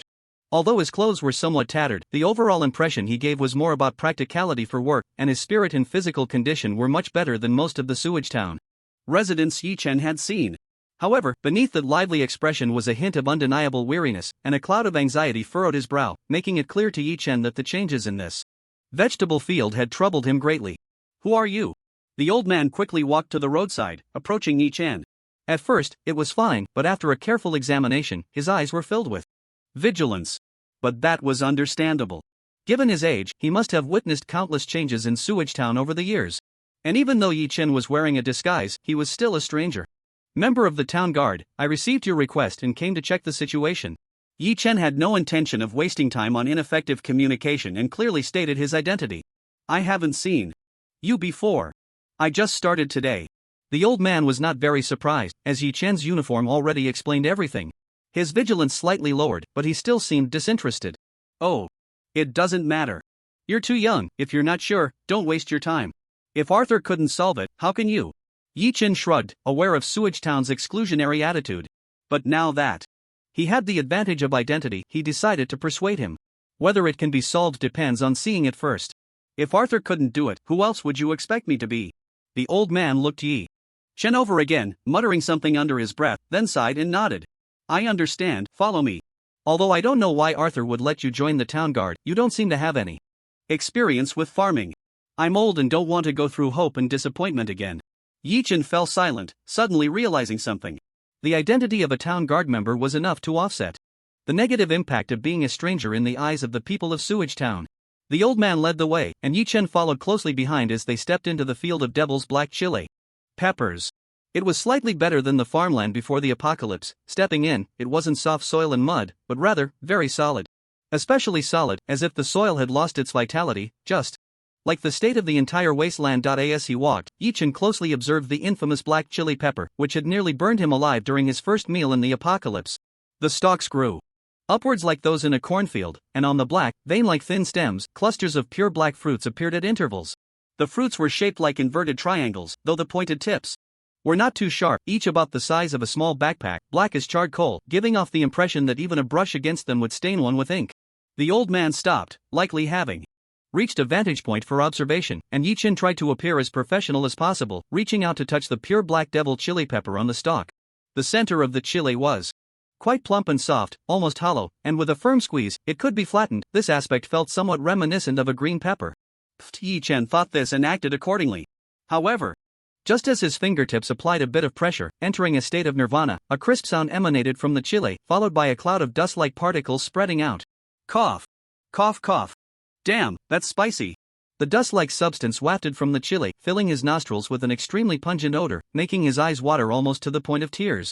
Alright, for the second time in contact with the devil chili pepper, he was once again at its mercy. Suppressing his discomfort, Yi Chen looked at the old man, who gazed back at him with a melancholic expression. It was as if he silently asked, "Can you really handle this? If just smelling it is like this, can you cure it? Let's talk details." Yi Chen made no objections, merely seeking to understand the situation. Perhaps the old man was also grasping at straws, as he detailed the current circumstances. The soil has been surveyed by professionals, everything is normal, meaning all planting standards. The water source has also been checked, it's pure sewage transported daily from the drainage ditch, with no shortcuts taken. The fertilizer has been inspected, all is well. The current weather is the best of the year, perfect for a bountiful harvest, yet it is wilting. Yi Chen nodded gently, his voice steady as he asked, "Are there any previously grown, normal devil chili peppers? Show me, so I can compare." "Yes, just wait a moment." This was too simple. The old man didn't waste words, turning to head towards a small house, seemingly to fetch a sample. In this moment of solitude, Yi Chen found himself in A bit of a quandary. He had come in full of confidence, only to realize that indeed, different fields are like different mountains. This was an agricultural issue, and in this post-apocalyptic new agriculture where principles were nearly overturned and rebuilt, what could he possibly understand? What he was skilled at and could solve were things related to anomalies. But, to just give up like this, Yi Chen felt a twinge of reluctance.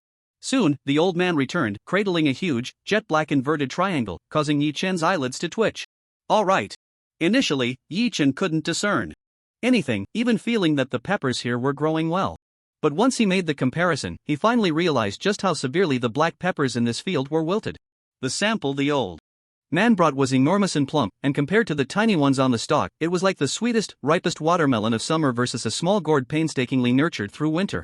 Even an outsider like him could see the extent of the problem. Assuming everything goes smoothly, how long until the peppers here, no, the black chilies here can grow to this size? The old man seemed to be struck by the question, closing his eyes. Soon. Perhaps in a few days, it will be harvest season. In fact, just 3 days ago, the black chilies you see now were almost this size. But overnight, they shrank by nearly a quarter, then smaller and smaller, until they became like this, no longer edible. This, ripening so quickly, then suddenly starting to wither? No. Yi Chen suddenly realized what felt most out of place to him right now. This isn't withering, this is degeneration. Good. Yi Chen's confidence was instantly restored.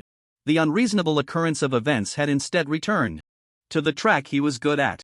Has anything unusual happened recently? Yi Chen thought for a moment and added, like special changes around, special people? The old man was taken aback, looking at Yi Chen with a puzzled expression, raising his hand to point at the surroundings. Isn't this unusual enough? Yi Chen. I mean other things, such changes are mostly caused by external forces. The old man shook his head, somewhat disappointed. Arthur asked the same thing yesterday, but indeed, there was nothing. He even tried to check for the invasion of mutated creatures, like the mutated giant rats around the town. Weren't they causing quite a ruckus? It's just a bit regrettable, there were none. Arthur had already ruled out the possibility of mutated creatures invading.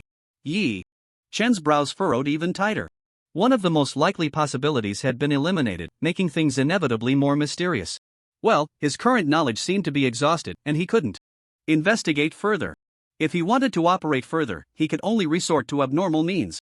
Can you be more specific about the time? Was it accurate at this time 3 days ago?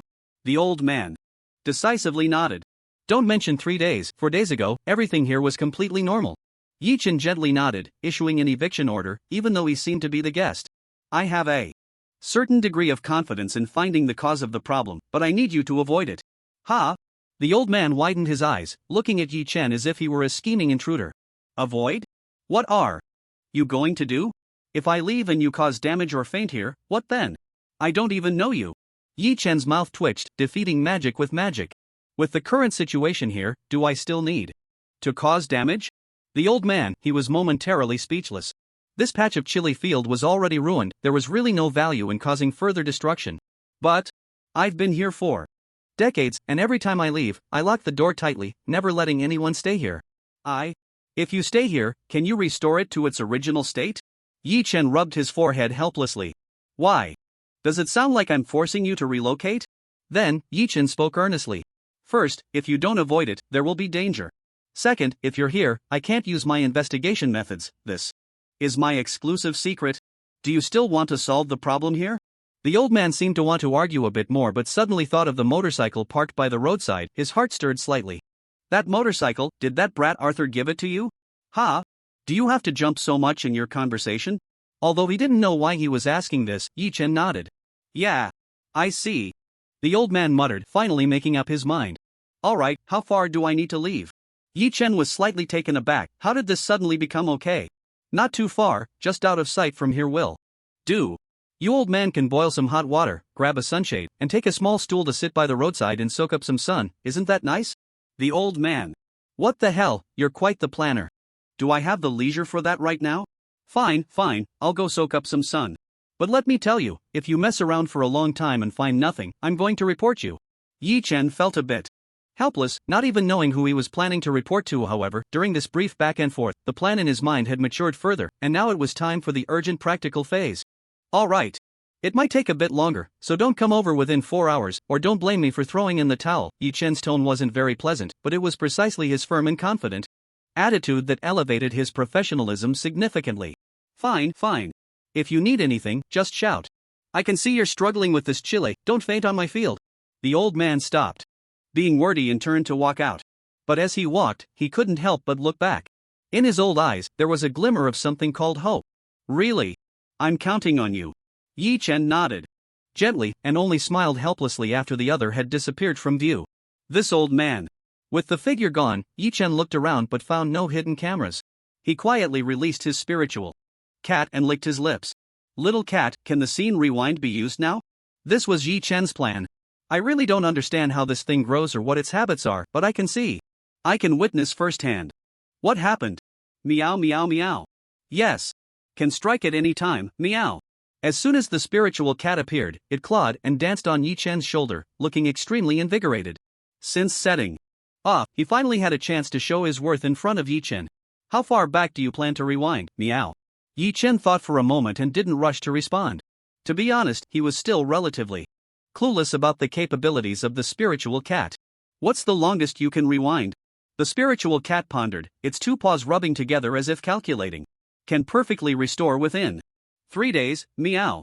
For 4 to 7 days, there will be considerable errors, and beyond 7 days, the further back in time, the greater the error, meow. Error? Yi Chen was taken aback, chewing on that term. Can you give an example? The spiritual cat thought for a moment and provided an answer. For instance, the actual fact is a person swimming in a pool, but the restored scene shows a pig diving in the deep sea? Yi Chen. That's hard to describe as an error, right? So, Yi Chen was still considering the information the old man had provided. Arthur arrived yesterday, and things had now progressed to an irreversible point. Arthur hadn't found the cause or solution. The first wilting of the entire devil black chili field occurred 3 days ago, so whatever the reason, whatever happened, the cause should be traced back another day, which means 4 days ago. 4 days, just over the little cat's perfect restoration time limit. But it should be fine, 4 days was just slightly past the critical point for perfect restoration, and any errors wouldn't be too outrageous, at most turning the real scene of a man swimming into a woman swimming. Let's begin. Meow. The spiritual cat happily waved its little paws, and then Yi Chen felt the light and shadow in his vision flicker violently. The gray mist emanated from the spiritual cat itself, extending in all directions. The mist spread out to over 10 meters away, seemingly reaching its limit, stopping its expansion, and began to spread outward from the farthest distance, ultimately forming a square area centered on Yi Chen's feet, framed by gray mist, visible only to Yi Chen and the spiritual cat. Then, the entire space began to show shadowy projections. Boom! The instantaneous switch between scenes brought about earth-shattering changes, making it nearly impossible for Yi Chen to see the path around him.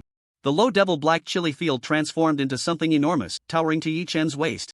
What had once been a relatively spacious hollow beneath his feet suddenly felt crowded in that instant. This is the black pepper field that has never withered. It's quite spectacular. Just like a few cherry blossom trees scattered by the roadside that make one pause for a moment. If a vast expanse of them were to bloom, it would become a breathtaking sight that stirs the soul. Yi Chen sighed softly, reaching out to touch the nearest large pepper beside him, holding his breath as he squeezed it. His fingers passed through the watermelon-sized devil black pepper, yet he touched nothing. So I really can't touch it. Everything is an illusion created by the cat of the mind, a reflection of what happened before. Tap, tap, click. Clear footsteps sounded behind him, and Yi Chen suddenly turned around, seeing the old man walking towards him, pushing aside the pepper stalks with each step. Yi Chen squinted. This was no longer a matter of dissatisfaction. It was the concern that the other party's disregard for advice would shatter the secrets he had hidden away, leading to a situation he was unwilling to face. I won't let you come, yet you insist on coming. What now? Should I silence him or not? Isn't this forcing me? Ah, this year is another bumper harvest. Little Arthur and the others are in for a treat. The old man hummed a little tune, his face beaming with joy as he brushed past Yi Chen, reaching out to fiddle with a pure black pepper that was nearly at eye level with him. Ha! Yi Chen was taken aback, not even acknowledging him? And, touching the pepper? He can touch it? Oh.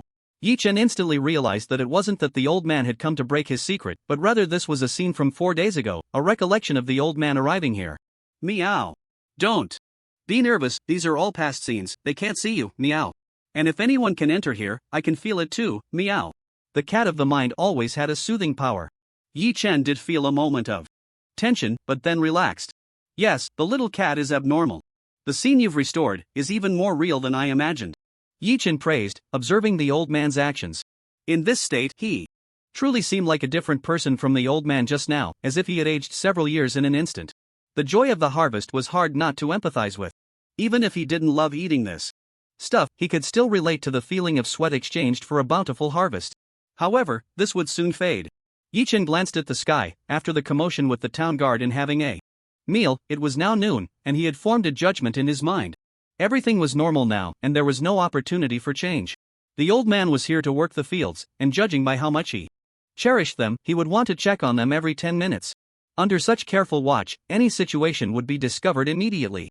But people must sleep. The old man had also mentioned that the entire field had shrunk by nearly a quarter overnight. The night 4 days ago must have been the key. The 20 missed blue coins were not a reward for solving the problem, but for finding the cause, meaning his task was simply to uncover what had happened.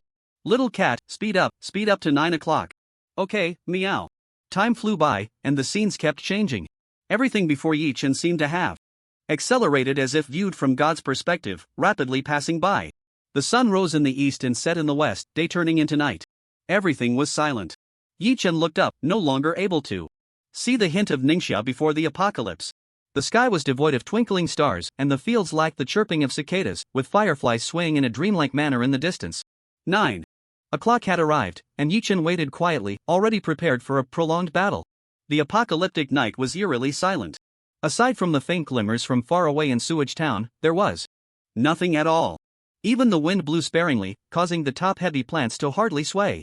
Rustle, rustle, in this absolute silence, Yi-chan waited for nearly 2 hours, when suddenly his whole body trembled.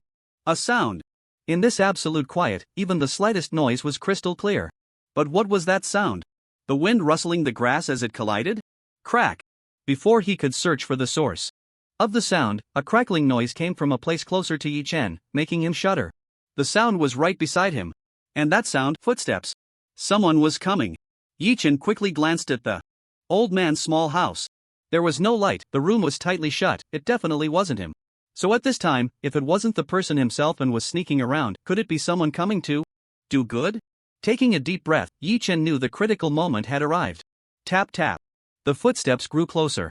Although they were already very light, at this distance, Yi-chan could hear them clearly. There were a few more sounds of rustling plants in front of him, and a side of the clearing suddenly opened up, revealing a tall, thin figure. The person was holding a very dim little lamp, so faint that even at this distance, Yi-chan couldn't see their face clearly. A bit further away, it was impossible to catch even a glimpse from the old man's small house. How cautious. As the figure drew nearer, almost close enough to touch Yi-chan's face, he finally got a clear look at the person's features. Middle-aged, weathered, with a prominent scar across his face, exuding an inescapable sense of gloom. Who was this person? The enemy is clear while I remain in the dark. Yi-chan felt no panic at all. He didn't have to worry about being discovered and could observe as he pleased. The person was dressed in nothing particularly special, at least not as eye-catching as his original novice outfit, but compared to the people of Sewage town, they still seemed completely out of place. Not from Sewage town, huh? Yi-chan murmured softly to himself. The person was clad in leather armor, their muscles brimming with strength. This feeling. Yi-chan was momentarily stunned. Why did they seem a bit like the one who had tried to rob him? The more he looked, the more similar they appeared. Were they from the same organization as that person? Impossible. If that guy really had the backing of some organization, would he still come to rob him of his meager savings? Oh, of course, unless it was some bandit-like organization that specialized in plundering. Before he could think further, the person moved again. Hey, once this job is done, I can get 50 missed blue coins as a reward. Working with them, the money comes in really fast. Just a little more, then I can go to Radiant City. Ha! Yi-chan was momentarily at a loss for words. Another wrongdoer, and their goal was to go to Radiant City. That place, how could it be so enchanting to you all? And in your current state, would Radiant City even want you? The figure in leather glanced around, revealing a hint of melancholy. But if I do this, Sewage Town will probably face an unprecedented economic disaster this year, right? This broken place relies on this little bit for its entire year's revenue and supplies to export to the wasteland. At that moment, such a person actually showed a trace of conflict. Why does such a villain also have a sense of hometown attachment? Yi-chan couldn't help but think upon witnessing this scene. The person hesitated repeatedly for a long time, before finally gritting Their teeth. Damn it. What does it have to do with me? This godforsaken little town should have disappeared from history in this damned world long ago. Who told me to work for them? I just want to go to Radiant City.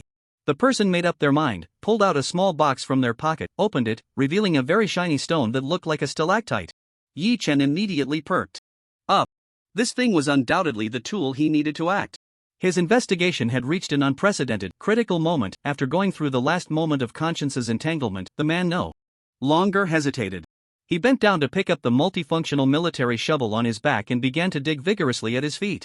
The movements were clean and swift, appearing extremely skilled. Coupled with this specially made high-grade shovel, it was as if he had done soundproofing. He dug down nearly half a meter before stopping, carefully taking out a stalactite-like object from a small box beside him and burying it. Then, without making a sound, he filled the small pit back in, compacting the soil, making it look as if there were no traces left.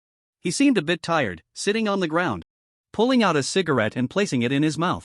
But just as he brought the lighter to his lips, he paused, seemingly worried about leaving a trace. Damn little town. Damn Arthur, he cursed, standing up and putting the cigarette back in his pocket. That'll do. His footsteps faded away. The place returned to silence, leaving only Yi Chen. The answer had been obtained. Everything that happened afterward stemmed from this object, beginning with this person. Watching the man's departing figure, Yi Chen fell silent for a moment, gently stroking the back of the soul cat. It's done. Stop. Meow. The soul cat retracted the scene's recollection, and everything before him transformed like the changing of the tides, the passage of time. The mist all flowed back into the soul cat's body, suddenly returning from darkness to daylight, the bright sunlight piercing his eyes. He was back to that sunny afternoon. Little cat, impressive. Yi Chen gave the soul cat a thumbs up. No matter how cleverly one hides her schemes, how one presents a facade while having a different agenda behind the scenes, in the face of this ability, nothing can escape. Hee meow, receiving Yi Chen's praise, the soul cat appeared extremely pleased. Oh, it's nothing meow. Just glad to help you meow. Yi Chen nodded, walked to the spot in his memory where the other had buried the pit, and with his heel pressed down, he forcefully scratched a mark in the soil before turning to leave. We can leave now. Following the path back to the small house, Yi Chen looked towards the road and found that the old man was indeed waiting there obediently. However, his anxiety was evident, glancing in this direction from time to time.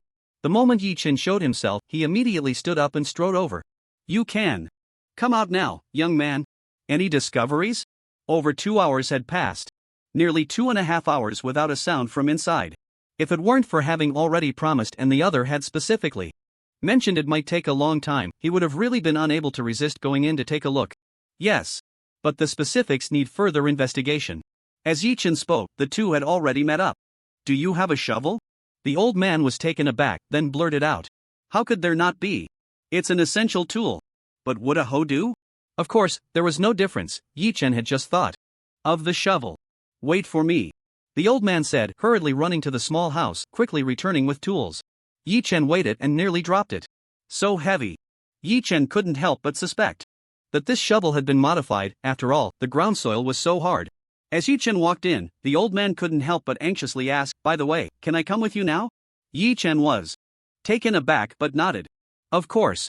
From then on, his actions would not involve any secrets. They returned to the original spot, found the mark he had made on the ground, and Yi Chen took a shovel and dug down. Clang. The shovel hit the ground, sounding as if it struck stone, incredibly hard. After finally managing to dig a little, Yi Chen quickly lifted it, feeling a sharp pain in his shoulder as he successfully dug out a small chunk of soil. Seriously, is the hardness of the soil in this apocalypse for real?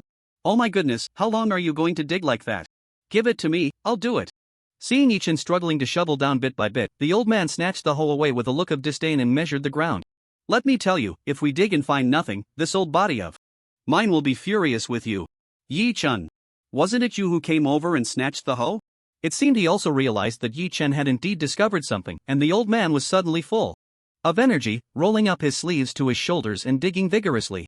With a thud, the hoe struck down, reaching half the depth Yi Chen had just achieved, and then the speed increased, dazzling Yi Chen to the point of questioning his life. No. Old man, you're making me look so weak. It seems that the physical quality of ordinary humans in the apocalypse has improved quite a bit. Meow. The voice of the mind cat entered Yi Chen's mind, who was feeling embarrassed, and he paused, inexplicably relieved. If you say it like that, I feel much better, otherwise, it's too embarrassing. Their gene enhancement technology reliable? This was not the first time he had been constrained by power. After sleeping in the containment tower for so long, improving physical quality had become an urgent matter. I don't know, meow. But I think if you want to enhance your physical quality, you don't need to use such inefficient methods.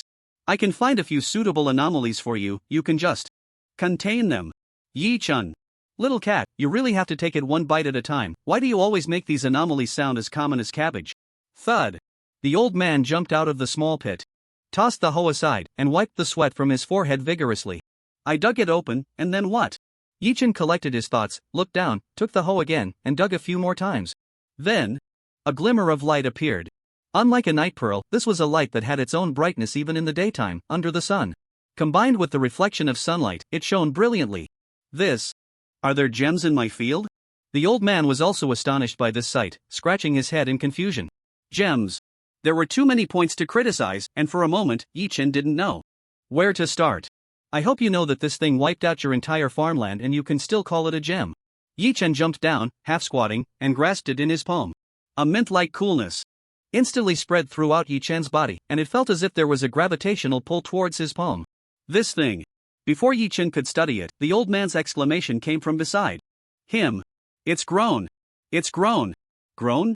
The old man's voice was so anxious that it made the listener anxious, forcing Yi-chun's gaze to be drawn over. Then, even Yi-chun was stunned. Everything around him. No. More accurately, the devil black pepper that occupied almost his entire field of vision was slowly expanding, growing. Yi-chun was surprised and puzzled, while for the old man at this moment, there was only ecstasy. An ecstasy that no longer wished to think about cause and effect. But his joy was destined not to last long, as bad news arrived unexpectedly. Why has it stopped growing? Why? Has it stopped growing? The growing devil black pepper ceased to grow. Yi-chun looked over and saw that it hadn't shriveled back down, but it clearly hadn't grown back to the size of the sample.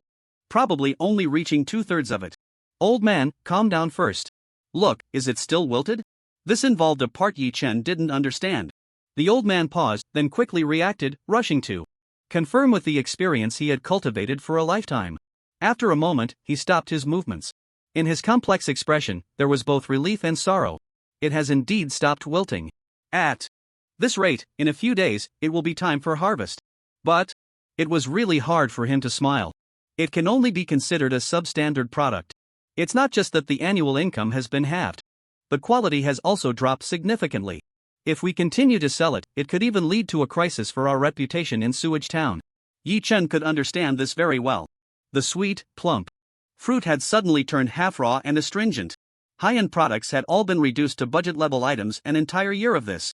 It certainly wouldn't be satisfactory, but this year's economic crisis in Sewage Town had clearly been resolved because of it. After all, a loss is better than bankruptcy, right? Young man, what on earth is going on? Why is this happening? He simply couldn't comprehend what had happened. And now, the person most likely to know the situation under heaven was the mysterious and unfamiliar face before him. His attitude towards Yi-chun had improved 1,000-fold, 10,000-fold, as if he were looking at a savior. Even Arthur, the strongest in Sewage Town, had no solution after visiting yesterday, but this man not only found the reason but had even achieved a solution he had never dared to hope for. The reason he felt a bit down just now was that he had thought too much, believing things could return to how they were before. But how could that be possible? I'm not sure yet, but one thing I am very certain of is that this must be man-made. Yi-chun said without any concealment. On the night 4 days ago, around 11 p.m. to midnight, did you hear any strange noises? 4 days ago at night, man-made? The old man's eyes ignited with an uncontrollable rage, his voice a low, hoarse roar. Who is it? What grudge do they have to cut off the roots of Sewage Town? But as soon as he finished speaking, he suddenly thought of something and murmured softly. The night 4 days ago? If you put it that way, I do have some impression. That night I heard a very faint sound of iron mesh shaking, like a gust of wind. I didn't pay it any mind. Doesn't that match up? Time, place. Which direction? Take me to see. The old man knew a huge breakthrough had occurred and nodded repeatedly. Of course, how could I forget? Every inch of this place is clear to me. I can probably recall which direction. This way. The old man was the type to act immediately, turning around and leading the way. Yi-chun followed closely behind. Despite his age, the old man moved quickly, to the point that Yi-chun was a bit out of breath trying to keep up in the fields. Thus, the two arrived at the place the old man remembered at a rapid pace. This is it. Look, there's nothing here.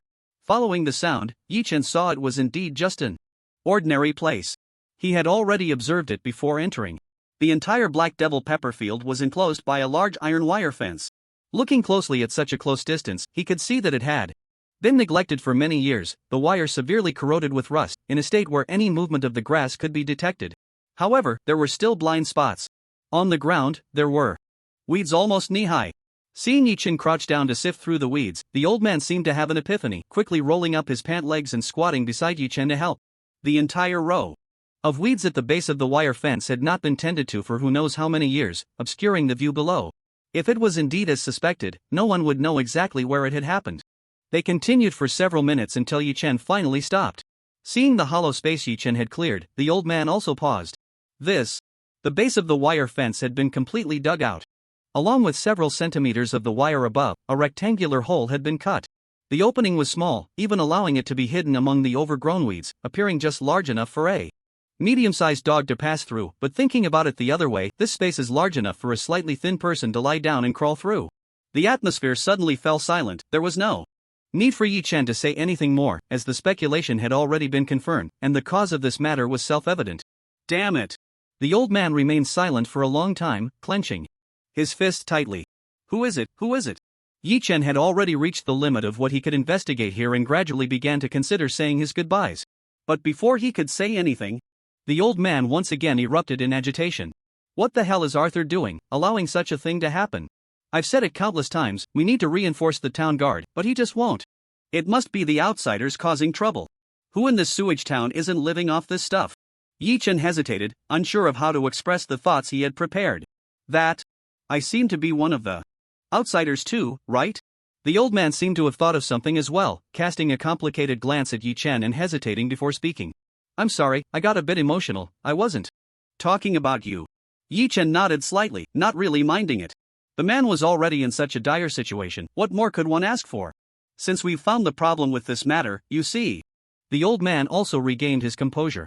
Yes, the other party had completed the commission, or even exceeded it. For a moment, he even felt a bit embarrassed. Isn't the payment a bit low?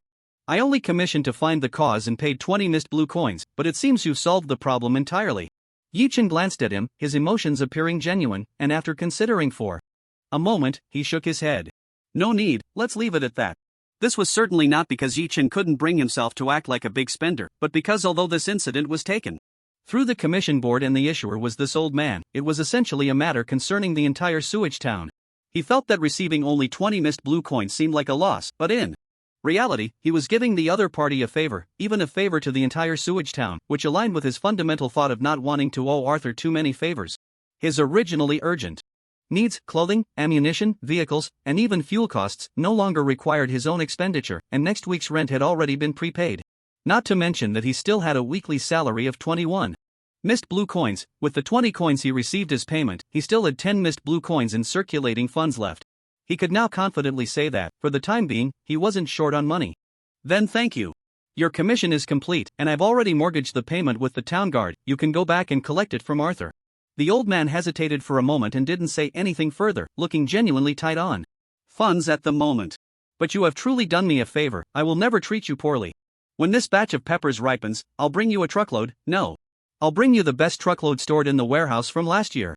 Yi Chen. There's really no need for that. But after thinking it over, Yi Chen didn't refuse. He would definitely be going to many places in the future, and if he needed to give a gift, this local specialty would surely be well received, right?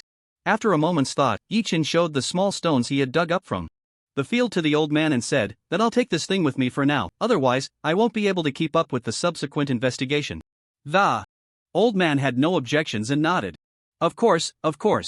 I wouldn't dare take this from you. If this little patch of mine withers again, I really won't be able to survive. His eyes sparkled with anticipation. You will catch the murderer, right? Yi Chen was taken aback, not daring to make such a promise. After all, there were too many things for him to do right now, and having brought this matter to this point, he could already say he had done his duty. The town guard will do their best, he said. The town guard is not just about itself. Arthur himself cannot ignore this matter.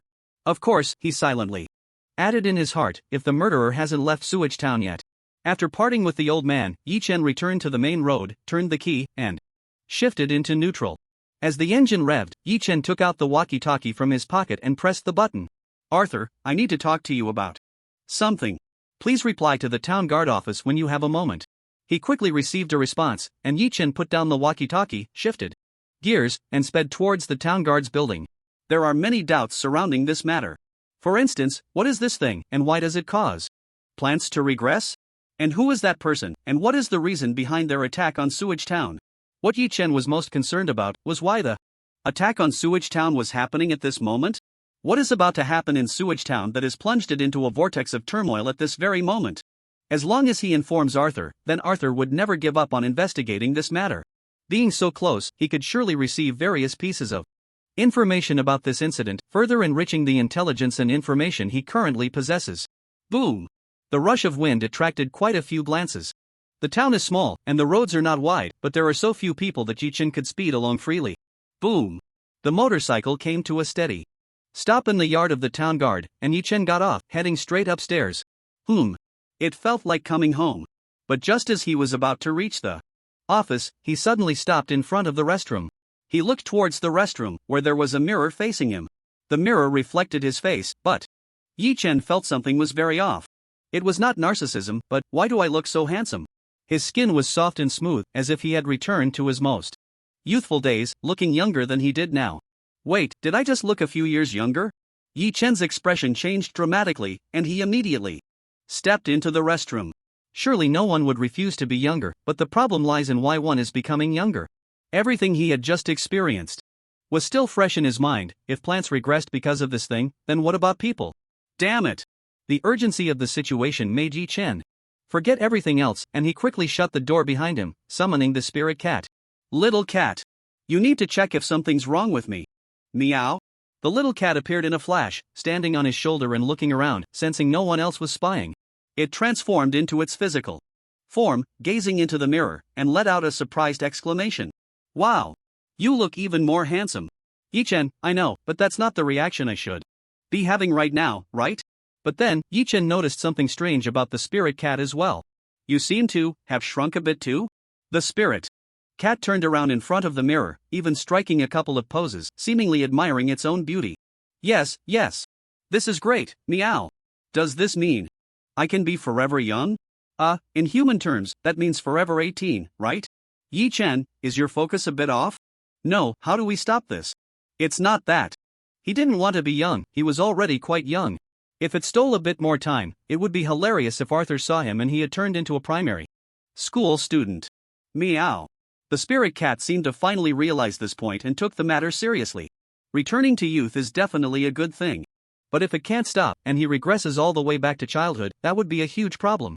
That would mean losing combat ability, even losing the ability to act. Meow, this thing's ability is very weak, but compared to abnormalities, it's still far off. It should be a special ability item. No, it's even less than a special ability item. It's just that its function is too unique, which makes it seem a bit frightening. The expression of the cat of the mind seemed a bit troubled, as if it was pondering a solution. There are quite a few storage vessels used by the containment tower in the night house, but you probably don't have time to go back now, right? Yi Chen gently nodded. Isn't that obvious? If it weren't for his reluctance to leave Sewage Town, even for a brief moment during this tumultuous time, why would he take on this commission? Wouldn't it be more appealing to clear out the mutated giant rats?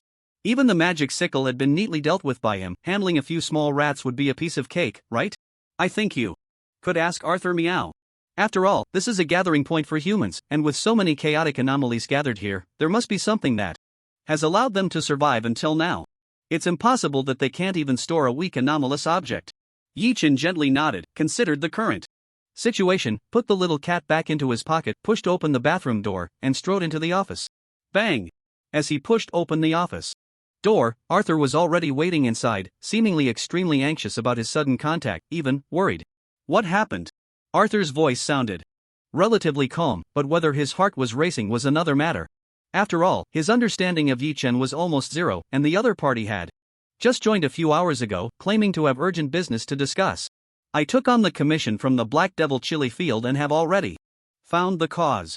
Overall, Arthur was still quite happy, as from the trajectory of events, Yi Chen had indeed gone to get to work after their last conversation, even if it was just for show. That, indeed, is a bit strange. There's no rush without clues, you can go deal with the mutated giant. Arthur paused mid-sentence, then suddenly stood up, nearly spitting out the sip of water he had just taken due to the sudden movement. What did you say? You found the cause? I went to check yesterday and found nothing. Yes. Yi Chen nodded. The situation is a bit complicated, I came to provide you with the information to facilitate your follow-up. Arthur also realized his loss of composure and sat back down, but his nerves were already completely on edge. So, what exactly is going on? This was a matter that affected the entire Sewage town. He was already hesitating about whether to invite those from the Twilight Church to take a look. Clap. Yi Chen placed the gleaming stone on the table and then spoke. Take a look at this. Arthur nearly jumped up again, exclaiming, anomalous object? Another anomalous object? Wait, doesn't this guy produce anomalous objects? He brought out another one. Without giving Arthur a chance to continue brainstorming, Yi Chen began to explain. This was found in the soil of the chili field, and the currently confirmed function is regression. The entire chili field is not withering, rather, it is rapidly returning to its growth process, back to its previous state. Arthur understood something and his expression turned extremely grim. You mean, this is man-made? Exactly.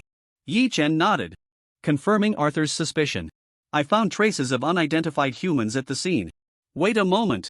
Arthur waved his hand, opened his drawer, took out a delicate small box, quickly put on gloves, and carefully placed the stone inside, finally letting out a sigh of relief. Then he looked at Yi Chen, his expression quite strange. You just brought it over like this? Yi Chen shrugged, what else could I do? In fact, he felt a bit awkward, it sounded too unprofessional. Arthur was clearly at a loss for words, several times opening his mouth only to hesitate. What else could he do? You just handled it like this, and yet nothing happened, standing right in front of him? Truly mysterious. Once again marveling at Yi Chen's strength, Arthur clenched his fists and paced back and forth. Are you saying someone took advantage of the deep night to bury it in the chilly fields of the town? Damn, who could it be, to come and disrupt Sewage Town at this time? He really couldn't think of the person's identity and sat back down on the stool. Are there any other clues? Yi Chen gently shook his head, not surprised by Arthur's clueless expression. Nothing more, we can only confirm that the act was done 4 nights ago. Of course, he knew more, like how the person's clothing resembled that of the one who had robbed him, or that the person had a scar on their face, but these things were not worth mentioning. How could he know? 4 nights ago. Arthur clasped his hands together, seemingly trying to find any possible clue in his memory, but it all ended in vain. How could Arthur understand that someone who would commit such a shocking act was only doing it for 50 mist blue coins, to save money for Radiant City? Of course. Behind all this, there was bound to be a greater mastermind at play. Do you have any suspects? Yi Chen asked tentatively. The old man from the vegetable garden suspects it was the outsiders. Upon hearing this, Arthur looked at Yi Chen oddly and shook his head helplessly. Outsiders? Where would so many outsiders come from? Don't take it too seriously, Sewage Town is too remote, and there are too few people. Everyone hasn't seen many outsiders, so it seems a bit xenophobic. Arthur's words left Yi Chen momentarily stunned, and he couldn't help but say a few more things. Don't you suspect that I staged this myself? There was clearly nothing at the scene, yet I could provide you with so many clues and even solve the problem. Arthur waved his hand irritably. Alright, you don't need to test me anymore, I don't suspect you at all. If the provided time is accurate, 4 nights ago, the town only had us, and no outsiders came. He gave Yi Chen a meaningful look. Including you. You are the first outsider to arrive in the town during this time, everyone else came after you. Yi Chen was taken aback, suddenly seeming to discover some secret. How can you be sure that no outsiders quietly entered the town? Even if Sewage Town was small, it was still a city. There were roads in all directions, and one could find a way even without them. Before he joined, the entire town's guard consisted only of Arthur himself, so logically, if someone sneaked in, there would be no way to discover it. Yet Arthur confidently stated that there was no possibility of any outsider committing the crime. Arthur furrowed his brows, feeling conflicted, but ultimately chose to share this information with him. I can sense any stranger entering the vicinity of Sewage Town. Yi Chen was momentarily stunned, struggling to digest this information. What did it mean? What did it mean that he could sense anyone who entered Sewage Town? Did he have some kind of ability? No, this definitely wasn't a power a human could possess. An anomaly? Or a supernatural ability, and could Arthur achieve this through such power? Then, was Arthur's straightforward and Simple revelation to him purely an expression of goodwill, or was it to some extent a show of authority, telling him that he was also quite powerful? Sewage Town. Yi-chan smiled. No matter what, at least his decision not to leave, even temporarily, was absolutely correct. I have some further speculation, you can see if it's useful. Yi-chan pondered for a moment and decided to provide a bit more of a clue in a very subtle way. After all, Arthur had just shared a secret with him in a very subtle manner. If there's someone in the town who likes to wear leather jackets, I suggest you pay more attention. Yi-chan's words left Arthur completely baffled, and he couldn't help but ask in confusion, leather jackets? Who wears that stuff? Everyone wears cloth, why do you ask?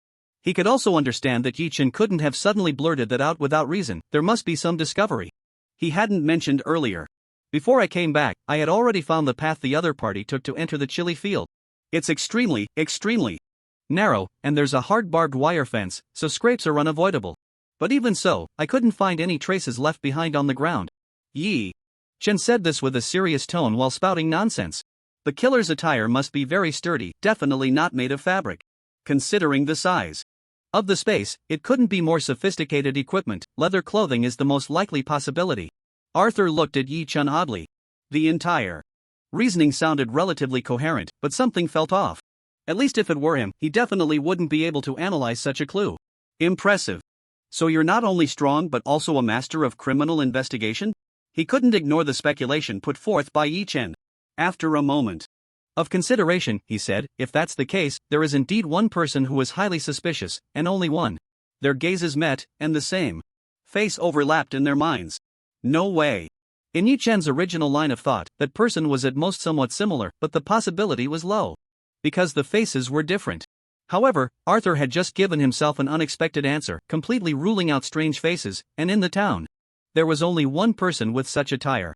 At that moment, Yi-chan suddenly remembered what the kitten had said. If it was more than 3 days, there would still be errors, which made that possibility even greater.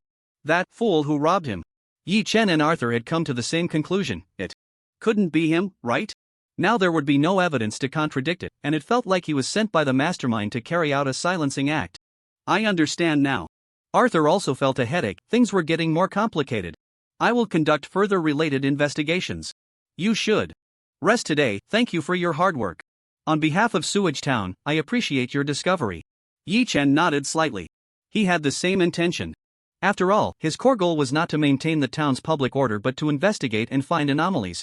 Everything that had just happened was enough to present a perfect answer to Arthur's support during this time. Oh right, wait a moment.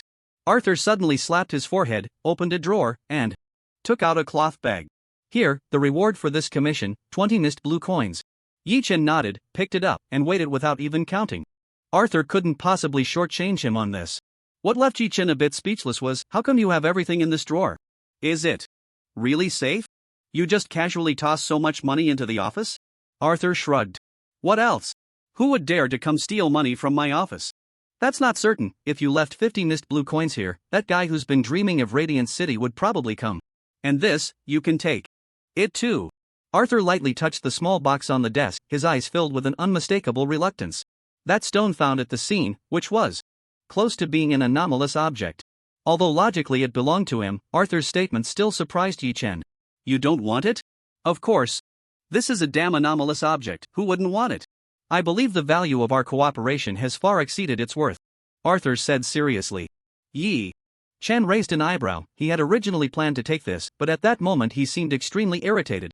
Isn't this just another favor owed? Arthur's approach was really too much of a burden on himself, throwing off the entire rhythm. I believe it rightfully belongs to me. Of course, you can raise objections, and we can debate and decide its ownership. Don't think I owe you this favor. Arthur was taken aback, not expecting Yi-chan to say that. This was the difference in perspectives and backgrounds between the two. For Yi-chan, the value of this thing wasn't as high as he had imagined. The cat of the mind had been indulging in one oddity after another every day, gradually refining Yi-chan's taste. Human emotions, so this guy actually cared about such things? I really don't think so. After all, this involves the attack on Sewage Town, and our townsguard has a certain claim to it. Both in reason and sentiment. Of course, you take 70%, and I take 30%, but it's not money, it can't be split into 2 parts. Arthur smiled, which only strengthened his resolve to give it to Yi-chan. Then let that 30% serve as a value supplement for this commission. You've Come this far, 20 missed blue coins is indeed a bit too little. Yi Chen stared into his eyes for a moment, then nodded helplessly. Suit yourself. Yi Chen's figure vanished outside the office, and all expressions on Arthur's face disappeared. Yi Chen, so you're not from Radiant City after all. He stood up, looking out the window at Yi Chen disappearing on his motorcycle, gently rubbing his chin, then pressed a concealed button under the drawer. Boom. A slight tremor, and a deep secret passage appeared on the side of the office. Arthur immediately stepped into the darkness. Boom. The roar of the motorcycle echoed through the small town, and Yi Chen felt that he would soon become less noticeable. Riding the motorcycle around every day, zipping here and there, had become a habit, a part of his daily routine. As he looked at the streets that were becoming increasingly familiar to him, Yi Chen's mood improved even more. After sleeping for decades, he was finally integrating well into human society. After spending the entire morning, all urgent matters were resolved. Ammunition was replenished, restoring combat capability. His outfit was changed, so he wouldn't be stared at like a freak wherever he went. Most importantly, he had put on a town guard vest, unexpectedly establishing a friendly, even ally-like relationship with Sewage. Town, laying a significant advantage for the upcoming Anomaly investigation, and the things he urgently needed to do could now begin. Regarding his neighbors, the scene of the Yue God cult's room usage. These people had traveled thousands of miles to get here. They couldn't possibly be here for tourism, right? They had stayed in their room last night and hadn't gone out this morning. Now, half a day had passed. If they wanted to do anything or had any purpose, they should have set off by now, right? The motorcycle stopped at the entrance of the Mosquito Vegetable Restaurant. Yi Chen twisted off the key and pushed the door open. The lunch hour had passed, and it wasn't time for drinks yet, so the restaurant felt quite calm. As soon as he walked in, the owner, who was cleaning, immediately greeted him with a cheerful smile. Ah, you're here for lunch, huh? The owner's words suddenly froze halfway, and he rubbed his eyes. But everything in front of him had not changed at all, leaving him even more confused. Wait, you haven't been gone for just a morning, and you've already changed your look? Why are you wearing the town guard's uniform? You didn't take down Arthur, did you? One special vegetarian noodles to go. Huh? Oh, okay, please wait a moment. Right, he's here to eat. The owner suppressed his doubts and went to cook the noodles, while Yi Chen placed 2 missed blue coins on the counter and returned to his familiar spot, the one he always sat in. Sitting in that familiar position, Yi Chen calmly raised his head and looked at the picture frame. The benefits of the new vest were beginning to show. It felt so natural, so at ease to observe and investigate. The photo in the frame hadn't changed at all. In fact, being stared at like this made it feel a bit anxious. On the other side, when are you planning to pull me into a dream again? No matter what, that moment with the magic scythe had indeed amazed him. It was also his first direct encounter with an anomaly. A few minutes later, the owner brought over the noodles. The speed was more than doubled compared to before, and Yi Chen was really worried that he had cooked himself too much out of curiosity about what he wanted to ask. What's with your, this outfit? It's nothing. Yi Chen waved his hand. I'm now a part-time member of the town's guard. The restaurant owner? Incredible, absurd, impressive, speechless. Has Arthur lost his mind? Yi Chen took the packaged food, turned around, and left the Mosquito restaurant, hanging it on the bike handle, once again setting off towards the inn. This time, the distance was very short. In just a few minutes, Yi Chen arrived at the bottom of the inn, but parking became a whole new problem. The Sewage Inn, this cursed place, with water surrounding it at the back, if he parked there, it might get washed away with the next little rain. Parking at the front, wouldn't that be a bit impolite? But ultimately, the reason for planning parking spaces was due to the large flow of people and vehicles. If parked haphazardly, traffic would get blocked.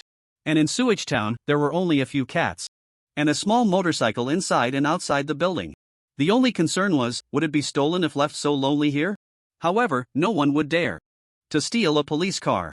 Climbing the stairs, he enjoyed the inn owner's dumbfounded expression all the way back to the top floor. As he passed by rooms 402 and 403, Yi Chen's steps slightly paused, then he casually pushed open his own door. Snap! The lights turned on, and he was back in his temporary little nest. With the lights on, the scene before me, wow, such a large room, so quiet. Snap! Yi Chen was all about being fast, fierce, and accurate. And he accurately turned off the blaring radio. He took a quick glance around the room and couldn't help but ask the radio, did anyone come to the room after I left? Of course, Yi Chen didn't find anything. After all, he had assigned the radio the task of watching over the place, so he had to ask. The magic of love goes round and round, thinking of you makes my heart bloom day and night, wow, but I'm scared. Snap! What the hell? Yi Chen Thought he could keep up with the radio's rhythm, but this time he really couldn't understand it at all. If he could roughly grasp the meaning from the lyrics before, this time he was completely lost. How did it turn into the magic of love going round and round? At this moment, the soul cat also spoke. Surprising Yi-Chen, it didn't even show its physical form.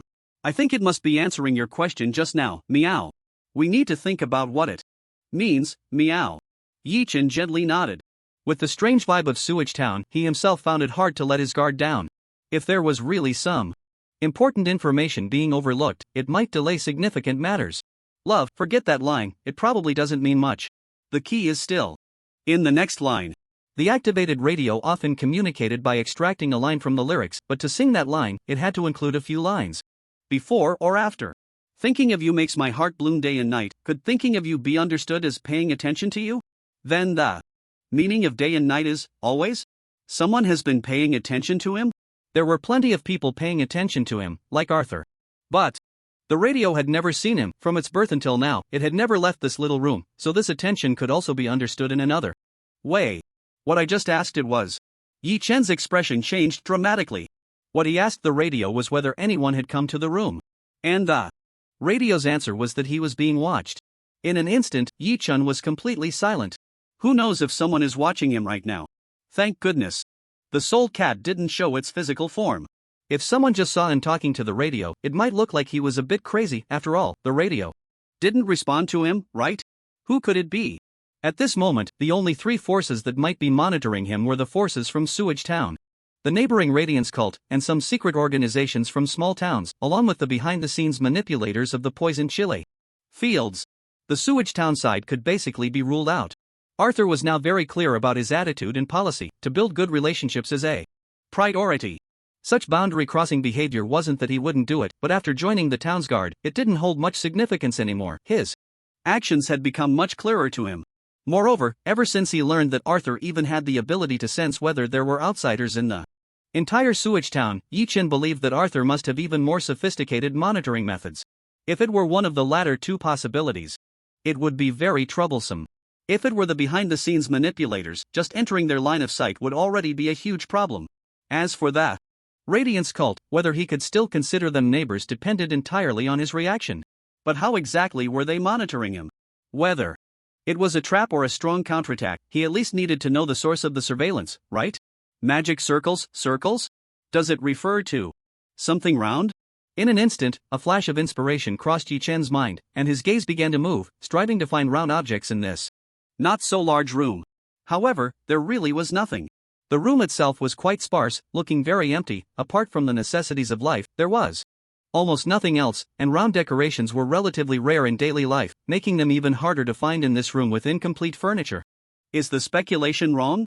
Yi-Chen murmured, and for a moment, he had no better ideas. At most, he could only think about whether there were any blind spots in his field of vision. How do novels usually handle target loss in a confined environment? Yi-Chen paused, suddenly looking up at the ceiling. The ceiling and the floor. Sure enough, at that moment, Yi-Chen really saw a round object, the only round object in the entire room. Right next to the ceiling, a round wall lamp. What a great place for surveillance, Yi-Chen said nonchalantly, unsure whether it was sarcasm or irony. Bang. Yi-Chen walked to the table, moved a stool from there to right under the wall lamp, grabbed his revolver from his waist, disengaged the safety, and stood on the stool pointing at the wall lamp. Aside from a tiny gap at the very top, there was almost no room for maneuvering. Then, Yi-Chen hesitated. He definitely wasn't skilled in this area. If he took it down, the inn would surely make him pay, right?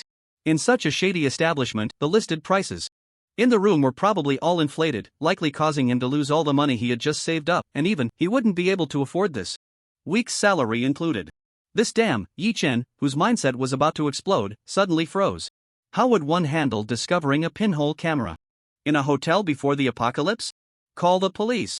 Then the police would contact the hotel manager, and while investigating the case, the hotel would also have to provide compensation. And now, in this sewage town, wasn't I the police? Without a second thought, Yi-Chen returned to the table, picked up the intercom that connected to the first floor of the inn, and pressed the button. Boss? A cheerful echo quickly came from the other side.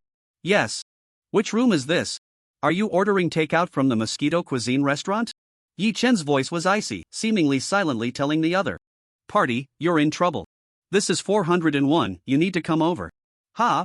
The owner of the sewage inn was taken aback, seemingly having never encountered such a situation before, and after hesitating for a moment, he replied, Okay, please wait a moment. Not long after, there was a knock on Yi Chen's door. Come in. Creak, the door swung open, and the owner of the sewage inn walked in, looking somewhat anxious. Perhaps it was due to the lack of guests. But it was clear that the owner had not yet been summoned by any guests staying on the top floor. Even though, from his perspective, Yi Chen had not yet revealed any extraordinary qualities. Who among those wealthy enough to stay in such a place was not powerful and difficult to deal with? However, Yi Chen's identity in this conversation was neither of those. Instead, he deliberately adjusted his specially made trench coat and spoke directly. My room has been installed with surveillance or listening devices. How do you explain that? The innkeeper blinked, momentarily unable to process the information. You called me here to talk about this? Someone installed a camera in your room? Who? And isn't this a conflict between your big shots? Why are you looking for me? Such an important room, and such a serious issue has arisen. Do you really think our town's security team won't punish you, the innkeeper? What are we in the town's security team? You've adapted to this new identity quite quickly. I'm sorry. Where is it? Can I take a look? Alright, he sensed that trouble was brewing. Yi Chen pointed upwards, looking completely at ease. It's inside that lamp, go ahead and take it apart. With that one sentence, he resolved the daunting problem of not daring to dismantle it himself. The innkeeper glanced up, said nothing, and with a worried expression, stepped onto a stool, rummaging through his pocket for a keychain, and began to operate. Before long, the round wall lamp on the ceiling was taken down. Yi Chen smoothly took it from his hands and began searching the inner wall of the lamp. Then, after a brief pause, he pulled out a small black dot the size of a pinky finger. There was nothing more to say. This was almost a definitive confirmation. Whether it could record or not was uncertain, but eavesdropping would definitely be effortless. Yi Chen held it in his hand and, for a moment, found himself thinking of other things. Under the same functionality, the smaller it was, the more precise and complex the craftsmanship. There weren't many things from back in the day that had survived to the present, so are there still places in the wasteland that have the technology to make something like this? Just a fleeting thought, and Yi Chen stopped pondering that question. The pressing issue at hand had yet to be resolved. Take a look for yourself. The innkeeper's face had turned ashen. Although he had initially been a bit confused about the unfolding situation, he had surely clarified his thoughts during this time. If it were other guests, they might have been able to withstand it. After all, the sewage inn had the backing of Sewage Town. But damn, Yi Chen's current identity was that of the Sewage Town security team. The only way to perfectly resolve this situation was to see what this thing was and find out which bastard installed it. Only then could he divert the guests' anger and even make them quite satisfied with his efficiency and management skills. The sewage inn was not devoid of guests, it was just that those staying on the fourth or even third floor were too few. The first and second floors still had plenty of townsfolk coming to stay. What's wrong with local couples sneaking in for a date and booking a room? So, there were only a few people in the inn right now, and he was quite confident about finding the culprit. In a sense, Yi Chen had indeed called the right person. But when the owner recognized the style of the camera or listening device, his face completely changed, turning pale. What's wrong? Yi Chen squinted, never expecting that the owner would recognize it at a glance. It's easy to identify, some kind of iconic thing, with a very special origin. That the boss can't afford to offend? In this place, the sewage inn can be considered a small local power, and if it can't afford to offend it, it can almost be certain that it comes from outside Sewage Town. That means, is it the people from the Radiant Dawn Church? Shoo! The boss was startled, turned his head to glance behind him, and cautiously pulled the door shut. I don't know. That's too fake. In that case, I now demand that you indefinitely suspend operations for rectification on the grounds of harboring a murderer and invading guest privacy. The innkeeper. Wait. How can someone so young be even more ruthless than Arthur? What else? Should I assist in concealing the misdeeds of others in front of the law? Enforcement of Sewage Town? Yi Chen shrugged, not feeling that there was anything wrong with this. Even before the apocalypse, knowing and not reporting. Such things would definitely be considered harboring. You think they're hard to deal with, but am I any easier to deal with after they specifically placed this thing and it was eventually discovered? The innkeeper was momentarily speechless. So, who put this in? How did you recognize it? The time had come. Yi Chen spoke earnestly, guiding him gently. The innkeeper's expression was complex, but at this point, there was nothing left to hide. You guessed right, this is a standard listening device from the Radiant Dawn Church. Although rare, it's quite famous. I happen to have seen it before, which is how I recognized it. And the boss's expression was somewhat strange. Who could discover something like this? To be honest, Yi Chen wasn't too annoyed. This was something that either party would do if they had the capability. After all, wasn't he also thinking about sneaking into someone else's room for a scene recall? I understand, you can go downstairs now. Yi Chen gradually made up his mind, his thoughts becoming clearer. Ha! The innkeeper was stunned for a long time, not moving at all. Shouldn't I be in big trouble? What does it mean to let me go? Do you have anything else to say? Yi Chen looked at him in confusion. The innkeeper finally snapped back to reality, shaking his head repeatedly. No, nothing at all. Yes, what difference does it make whether I say it or not? First, I didn't set this up. Second, I didn't find it. Third, it has nothing to do with me. Whether it's evenly matched or overestimating oneself, the two gods living on the fourth floor of their own home are fighting passionately. What does it have to do with me? Bang. The room was left with only himself, Yi Chen's brows furrowed, seemingly pondering. Pretending not to know anything definitely wouldn't work. He wasn't sure whether this was a camera or a listening device. Although the boss speculated it was a listening device, since it was from the Radiant Dawn Church, no one knew if it was some improved version or something. But regardless of which type, the series of actions just now would definitely be seen or heard by them. And how to make good use of the time before they saw this scene was what he urgently needed to decide. At this moment, the three core elements most aligned with current interests were counterattack, establish authority, and restrain the other party from making further small moves against him without escalating the conflict. Lost in thought, Yi Chen suddenly smiled. I was a bit worried that I would go to your room but wouldn't be quick enough, and you would discover me, making it hard to explain. But now, the opportunity and reason have been delivered to me by you. With his mind made up, Yi Chen looked at the soul cat. They're not in the room now, right? Definitely not, meow. With such a big commotion, if there were people in their room, they would have reacted long ago, meow. Yi Chen nodded. Then how about you? How are you feeling? You just did a recall not long ago, can you handle it now? The soul cat nodded. Very well, meow. Ready to strike at any time, meow meow. Smiling, Yi Chen pushed open the door and stood once again at the entrance of room 402. Then, it became a bit awkward. How do I open this door? After countless calculations, Yi Chen almost overlooked the most basic problem. This was no longer a matter of whether he had discovered that he had been here. People wouldn't leave their doors unlocked when they went out, so how was he supposed to get in? He couldn't just break the door down, right? After all, when he returned, his own door was perfectly fine. Wait a minute. Yi Chen paused, returned to his room, and squinted at the floor. The footprints had been handled remarkably well, leaving no trace at all, and he could also confirm that the door was intact. So, assuming he didn't consider the other party having such an absurd ability as walking through walls, the only way to enter his room without leaving a trace was one place left, slap. Yi Chen pushed open the window, turned his head to the right, and looked next door. It wasn't too far away, the modeled wall showed signs of environmental impact quite clearly. The wall between the two windows had very obvious marks. TSK, quite skilled. Scaling walls? Then I could just go through the window too, wouldn't that be a fitting way to return the favor? The idea was nice, but the execution was difficult. He wasn't a special forces soldier. His physical fitness in this apocalypse was even worse than that of an old farmer. If the other party could make it, he might not be able to.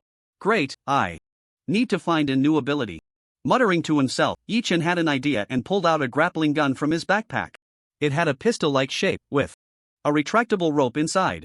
At the end of the rope was an extremely sharp iron hook that looked like it could pierce through any rock in an instant. Although his agility was lacking, with this tool, he could swing along the wall and directly reach the other party's window. But this was the fourth floor, it wasn't a joke. If he failed even once, he would probably fall to his death in a rather comical way. As his thoughts raced, Yi Chen placed his hand on the grappling gun, familiar with the process. Wake up! A flash of red light flickered, and the comfortable red glow swept over the entire grappling gun, with no accidents occurring, as if the gun itself emitted a soothing hum. Ah! Yi Chen stumbled, the immense impact nearly causing him to lose his balance, and he struggled to crouch down, mouth agape, letting out a painful howl. Food, food. Yi Chen almost lost control as he turned and sprinted back to the table, violently tearing open the food packaging, grabbing a bowl, and tilting it towards his mouth, devouring it ravenously. Yi Chen! You! A bowl of steaming noodles was completely consumed by Yi Chen in just a few seconds. Are you okay? Yi Chen breathed heavily. No one knew if he was feeling better, but his eyes revealed a bloodshot hue. Hungry, so hungry. Not good. The spirit cat's expression changed drastically. Leaping with all its might, a paw landing on Yi Chen's forehead. Gray mist surged and seeped in.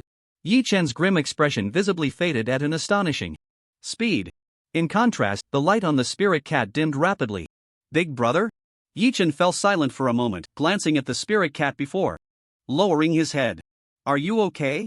In that brief moment, as the activation completed, Yi Chen felt he had almost completely lost his rationality, unable to predict or interfere with what he wanted to do next.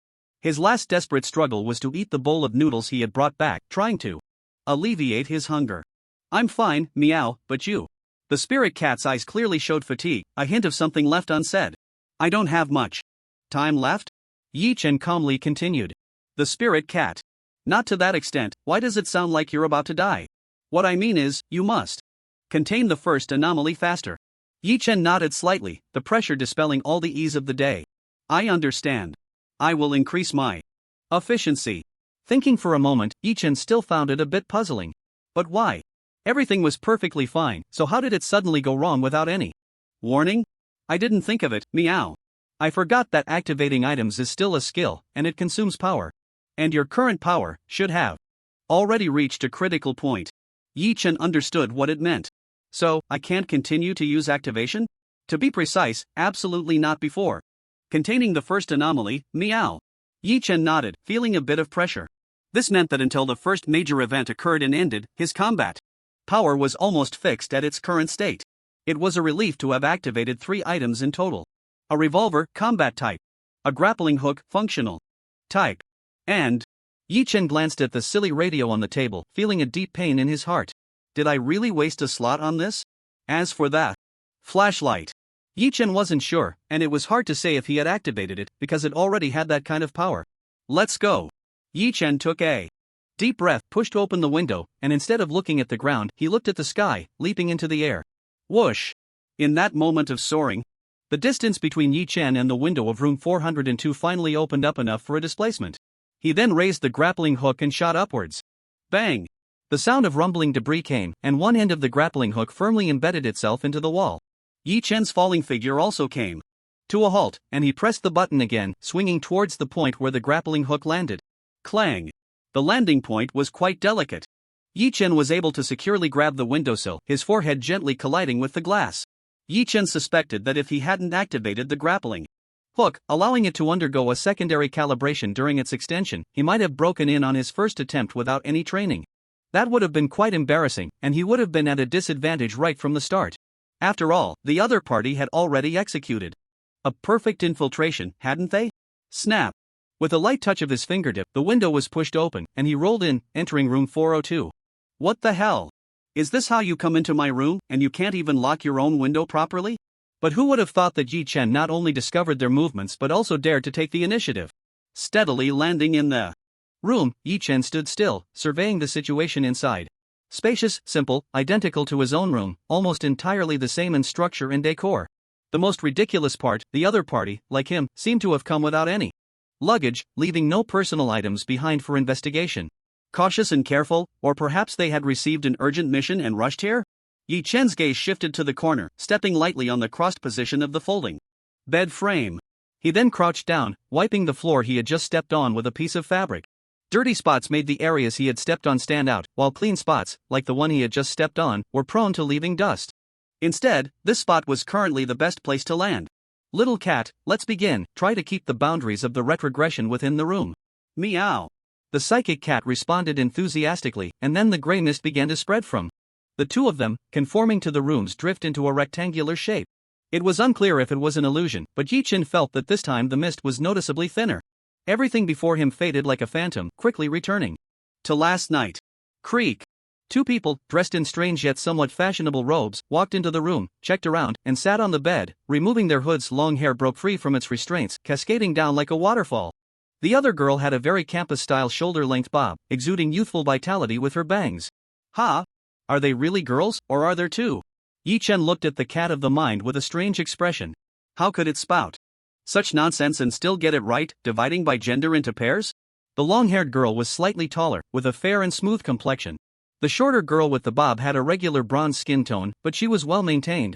Completely at odds with the typical appearance of the wasteland he had imagined. Does the enhancement of strength mean the optimization of the body? If that's the case, wouldn't it be easy to tell who was stronger just by looking at who was more handsome in the future? Of course, that was just a joke.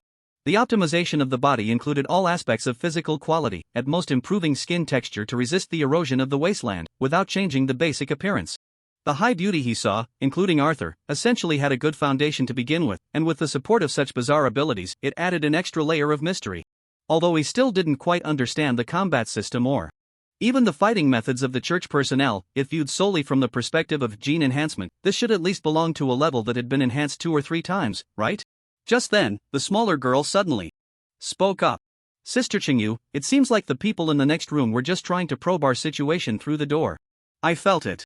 Not just now, when we arrived, we even exchanged glances through the window. Yi Chen was extremely surprised. Although he wasn't exactly anxious, he could at least be sure he had come to the right place.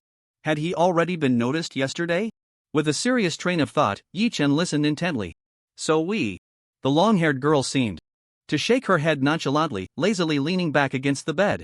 That's quite normal, right? We haven't hidden our identities. With a behemoth like the Church of God, we can't avoid attracting attention wherever we go. Besides, they might actually be followers of our church. Man, remember, in a situation like this, it's normal for you to test me and for me to test you.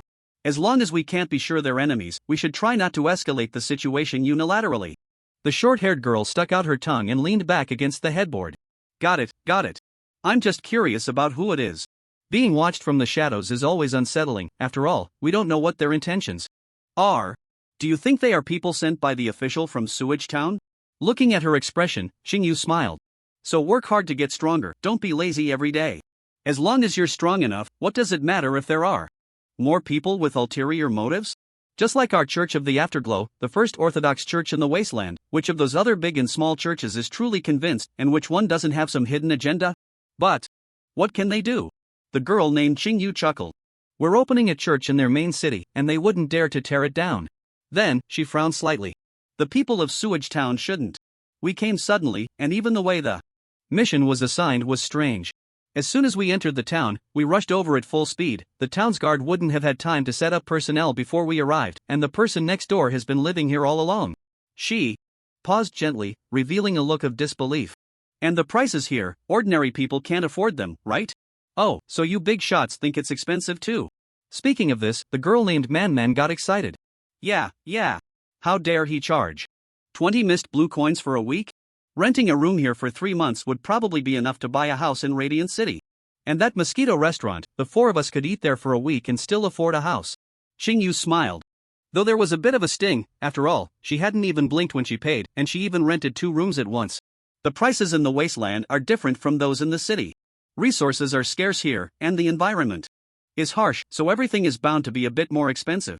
The girl named Man still pouted, but this is still too exaggerated, right? Alright, you little money grubber. This is how it is when you're out on a mission, these are unavoidable expenses. Qingyu smiled and lightly tapped Man's head. These expenses will be reimbursed by the church, what are you worried about? Man looked quite aggrieved. What am I afraid of? This place doesn't even issue invoices. If I take these prices back to the school, they might suspect we're filing false reports. No way, even the most extreme and remote missions in history have been done. As long as you can complete the task and achieve the goal, the church never cares about these little things, Qingyu chuckled, but her brow gradually tightened. But you're right, we still need to pay attention to this matter. After all, this place, Wastewater Town. She recalled the last piece of intelligence she had been briefed on before departure, her expression turning serious. This place may very well have been seduced into submission by a rotten cult. A rotten cult? What is that? Yi Chen's heart skipped a beat, feeling as if he had heard something significant. Wastewater Town has already submitted to a force? Is that true? How come I know nothing about it, and I haven't felt anyone else? He didn't doubt that they were deceiving him. After all, this was a private conversation without any outsiders. But, if this is true, if it's absolutely certain, then the situation in Wastewater Town is clearly more complicated, and Arthur's actions are even more worth pondering. Sister Qingyu. At that moment, the bronze-skinned girl suddenly sat up straight in shock, her eyes sharp as they darted to the corner of the room. Something under her wrist began to tremble violently, revealing something like a hand cannon? I've been feeling uneasy. Unsure of what was going on, but suddenly I remembered. I was seen like this. I always feel like there's something watching us from over there. Yichin broke out in a cold sweat, every hair on his body standing on end. She was pointing At herself. How is this possible? Isn't everything happening a recollection of the past? What should I do? Whoosh! The girl named Qingyu reacted extremely quickly, her whole body instantly springing up, almost moving with inhuman speed. Dashing to draw her gun and disengage the safety in one fluid motion, rushing into the pile of clutter in the corner. Yichin didn't even have time to move, her figure almost overlapped with his in an instant, now in his line of sight. They were nearly face to face, he could hear her breathing clearly. Her delicate cheeks were pleasing to the eye, making his heart race. But the problem was, who could still appreciate beauty right now? I'm in trouble. But in the very next moment, Yichin almost completely relaxed. The girl stepped forward, completely intertwining with his body, as if they were phasing through each other. This meant she couldn't see him, let alone touch him. Whoosh! Although he saw nothing, she didn't let her guard down at all. Her gun-holding posture remained unchanged, and with her left hand, she reached into her chest and pulled out a crystal ball radiating white light. The white light was surrounded by gray mist, creating a peculiar spectacle. What a pure supernatural object! The voice of the Mind Cat sounded in Yichen's ear, its gaze fixed on the crystal ball, not blinking. This is almost a miracle that can only be achieved through an exceptionally proactive granting of abilities. Ha! Yichen found it a bit difficult to absorb this information. An item that grants abilities proactively sounds a bit like his activation. It's indeed similar, but not the same. The Mind Cat organized the language a bit, making it as simple and understandable as possible. Your ability is to stimulate and evolve the inherent capabilities of objects, granting them greater and more diverse possibilities. However, for other anomalies, including myself, we can only bestow a certain degree of our abilities onto objects, which is different. Yichen raised his eyebrows, but even so, it explained many issues. Such bestowal is profound, it consumes power like activation does. Which anomaly would be idle enough to do this? Even though he was weak, merely granting activation to 3 objects nearly drove him to madness due to the extreme hunger from power depletion. This is very precious, but the current group cannot possibly be the upper echelons of the Radiant God Cult. At most, they are just a combat team, which is thought-provoking. How many such things does the Radiant God Cult possess? Yichen couldn't help but feel a bit worried. When it comes to the abilities of anomalies, there's no need to think about what's reasonable or not, anything is possible.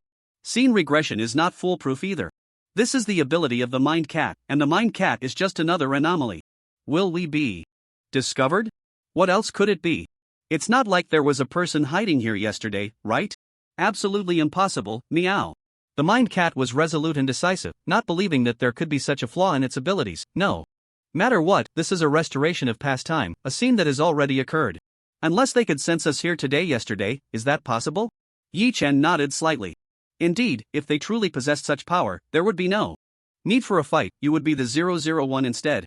Then she, looking at the not-so-distant figure of Man-Man, who was in a supporting position, holding the cannon in a preheating stance, the Mind Cat fell silent for a moment. I think there's another reason, meow. Just as the Mind Cat was firm, Xingyu finally lowered her handgun after a dozen seconds, but the Night Pearl was still not retracted. There's nothing, I've checked very carefully. This conclusion made Man-Man anxious all of a sudden. But Sister Qingyu, I really feel something is off. Qingyu was silent for a moment, her expression darkening. I trust your intuition, better to be cautious. From now on, be careful with your words and actions. Don't sleep too deeply tonight. If this place has truly become the territory of the Decayed God Cult, there might be experts hiding here who are even more formidable than us. Man-Man nodded, no longer playful. What about the one next door? Qingyu's expression turned serious, stopping her from continuing. Didn't I just say to be cautious? But after saying that, Qingyu sighed. However, it shouldn't have anything to do with him, let's not act for now. The situation is unclear. So try not to make enemies. I'll think of a way to make contact tomorrow. Upon hearing this, Yichen couldn't help but be slightly taken aback. So at this time yesterday, the other party wasn't prepared to install surveillance in his room? Then when was it? This morning while eating noodles? Did they decide to investigate after seeing his strange outfit? Then this morning's encounter was probably not just a coincidence of both parties having breakfast at the same time. It couldn't be ruled out that they were particularly paying attention to his departure, deliberately creating an opportunity for contact. Ha! As a result, as soon as I stepped out, I was gone for a whole day. They installed it without anything interesting to see, until now. Should we communicate with those two guys? Man tentatively asked. No, Xingyu decisively shook her head. Those two can't absorb what I say at all. Didn't they just suggest splitting up? We don't have any substantial clues. Just a reminder might even get you mocked for being timid. Moreover, they are too radical. It was me who made eye contact with 401 downstairs, not them. Otherwise, they might have directly installed the surveillance. Themselves. Yi Chen was taken aback. This is quite unexpected. Is there really discord among the generals in your team? Who is right or wrong doesn't concern me, but the matter of who the captain is still deserves some investigation. After this statement, the two fell completely silent, not uttering a word. They lay down on the bed together, removing their robes to reveal the extremely elite black combat suits underneath. Sleep now, we've been on the road for several days. The lights went out, and the room fell into darkness. Yi Chen remained silent for a moment, showing no interest in watching the beauty fall asleep. After a brief contemplation, he called upon the soul cat to close the scene rewind. It was time to leave, but before departing, he had to give them a little surprise. Exiting the scene rewind, the surroundings transformed into a sunny afternoon, with excellent visibility. However, looking at the round wall lamp above, Yi Chen found himself in a dilemma. How am I supposed to get up there? The purpose of Yi Chen's visit this time was to avoid escalating conflicts and to demonstrate without breaking the tacit understanding, meaning he couldn't let them discover he had been there, yet he needed to place their surveillance equipment intact in their room to express his dissatisfaction, warning, and mystery. This meant he couldn't just swagger in like he would in his own room, moving a stool to the ground and climbing up to dismantle it. The traces on the ground couldn't be hidden. When they returned today and sought his movement trail, realizing it was such clumsy work, it wouldn't just be a matter of losing face, but rather, is this it? If it were perceived that the strengths of both sides were not comparable, then the intimidation would cease to exist. Just at this moment of dilemma, the soul cat proposed an unexpected solution. I think you should just do whatever you want, meow. Didn't you just get an ability with a regression effect? Once you finish everything, just place it on the ground you walked over, and it will restore itself in no time, meow. Yi Chen was greatly shocked. It could be done this way? However, after careful consideration, he realized it was indeed worth a try. Yi Chen walked to the table, moved a stool, and placed it directly under the round lamp on the ceiling, stepping up onto it. Having already seen the complete operation process of the innkeeper, Yi Chen could now perform the same task quite smoothly. Soon, the round lamp was taken down. He placed the small surveillance device inside, rubbed his hands together, and revealed a mischievous smile. What do you think their expression will be when they come back tonight, ready to see what I'm doing, only to find themselves inside? Soul cat. You really have a twisted sense of humor. The Chaos Bell must have a lot in common with you. Probably, very shocking, meow. But have you considered that this device might not have been installed by these two girls? It could be that someone from 403 comes back and sees the surveillance in 402. Yi Chen rubbed his chin, his smile growing more mischievous. Isn't that even better? Meow. The conflict between them is already quite significant. Given the vigilance of these two girls, even if it's very concealed, there's no reason they wouldn't notice it. Then, Soul Cat. The city is full of tricks, I want to go back to the countryside. Confirming that the plan was foolproof, Yi Chen moved the stool back to its original position, then took out the regression stone and placed it directly beneath where he had just stood. Everything on the ground reacted. The dust and dirt that had been stepped elsewhere either disappeared or began to cover the ground again. As expected, everything was restoring itself. Incredible. What is the principle behind this? Even though he had some guesses, Yi Chen couldn't help but feel a sense of wonder. It was through these incredible moments that he could truly feel the world gradually transforming into something he knew. Longer recognized time passed quickly. After all, it had been 4 days since a vegetable field on the verge of harvest was returned to the state it was in months ago. At this rate, perhaps in just 10 minutes, this place would become as if he had never been here. Perfect infiltration. Boom.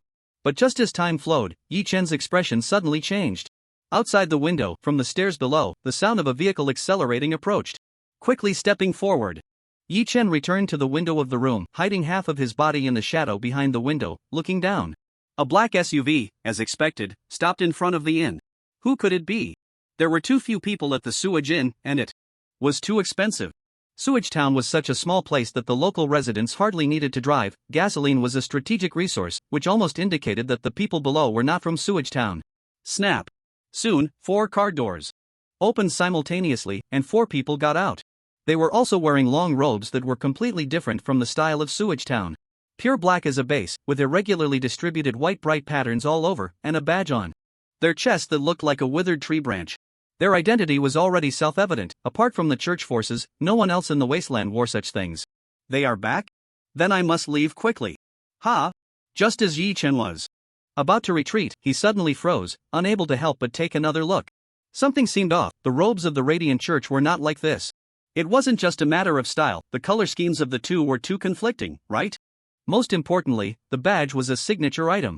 Everything else could be different, but it was impossible for even this to be different, right? So, another church force has come here? TMD, is this place toxic? What on earth is so abnormal? Hear that so many people are making a fuss. Well, it seems there really is something abnormal. This time, Yi Chen had learned to be smart. This group of people had an alarming level of perception, just like the last time he peeked at the Radiant Church people from the window and was directly looked back at. He wouldn't make the same mistake a second time. As for the strength of the other party, Yi Chen had no doubts at all.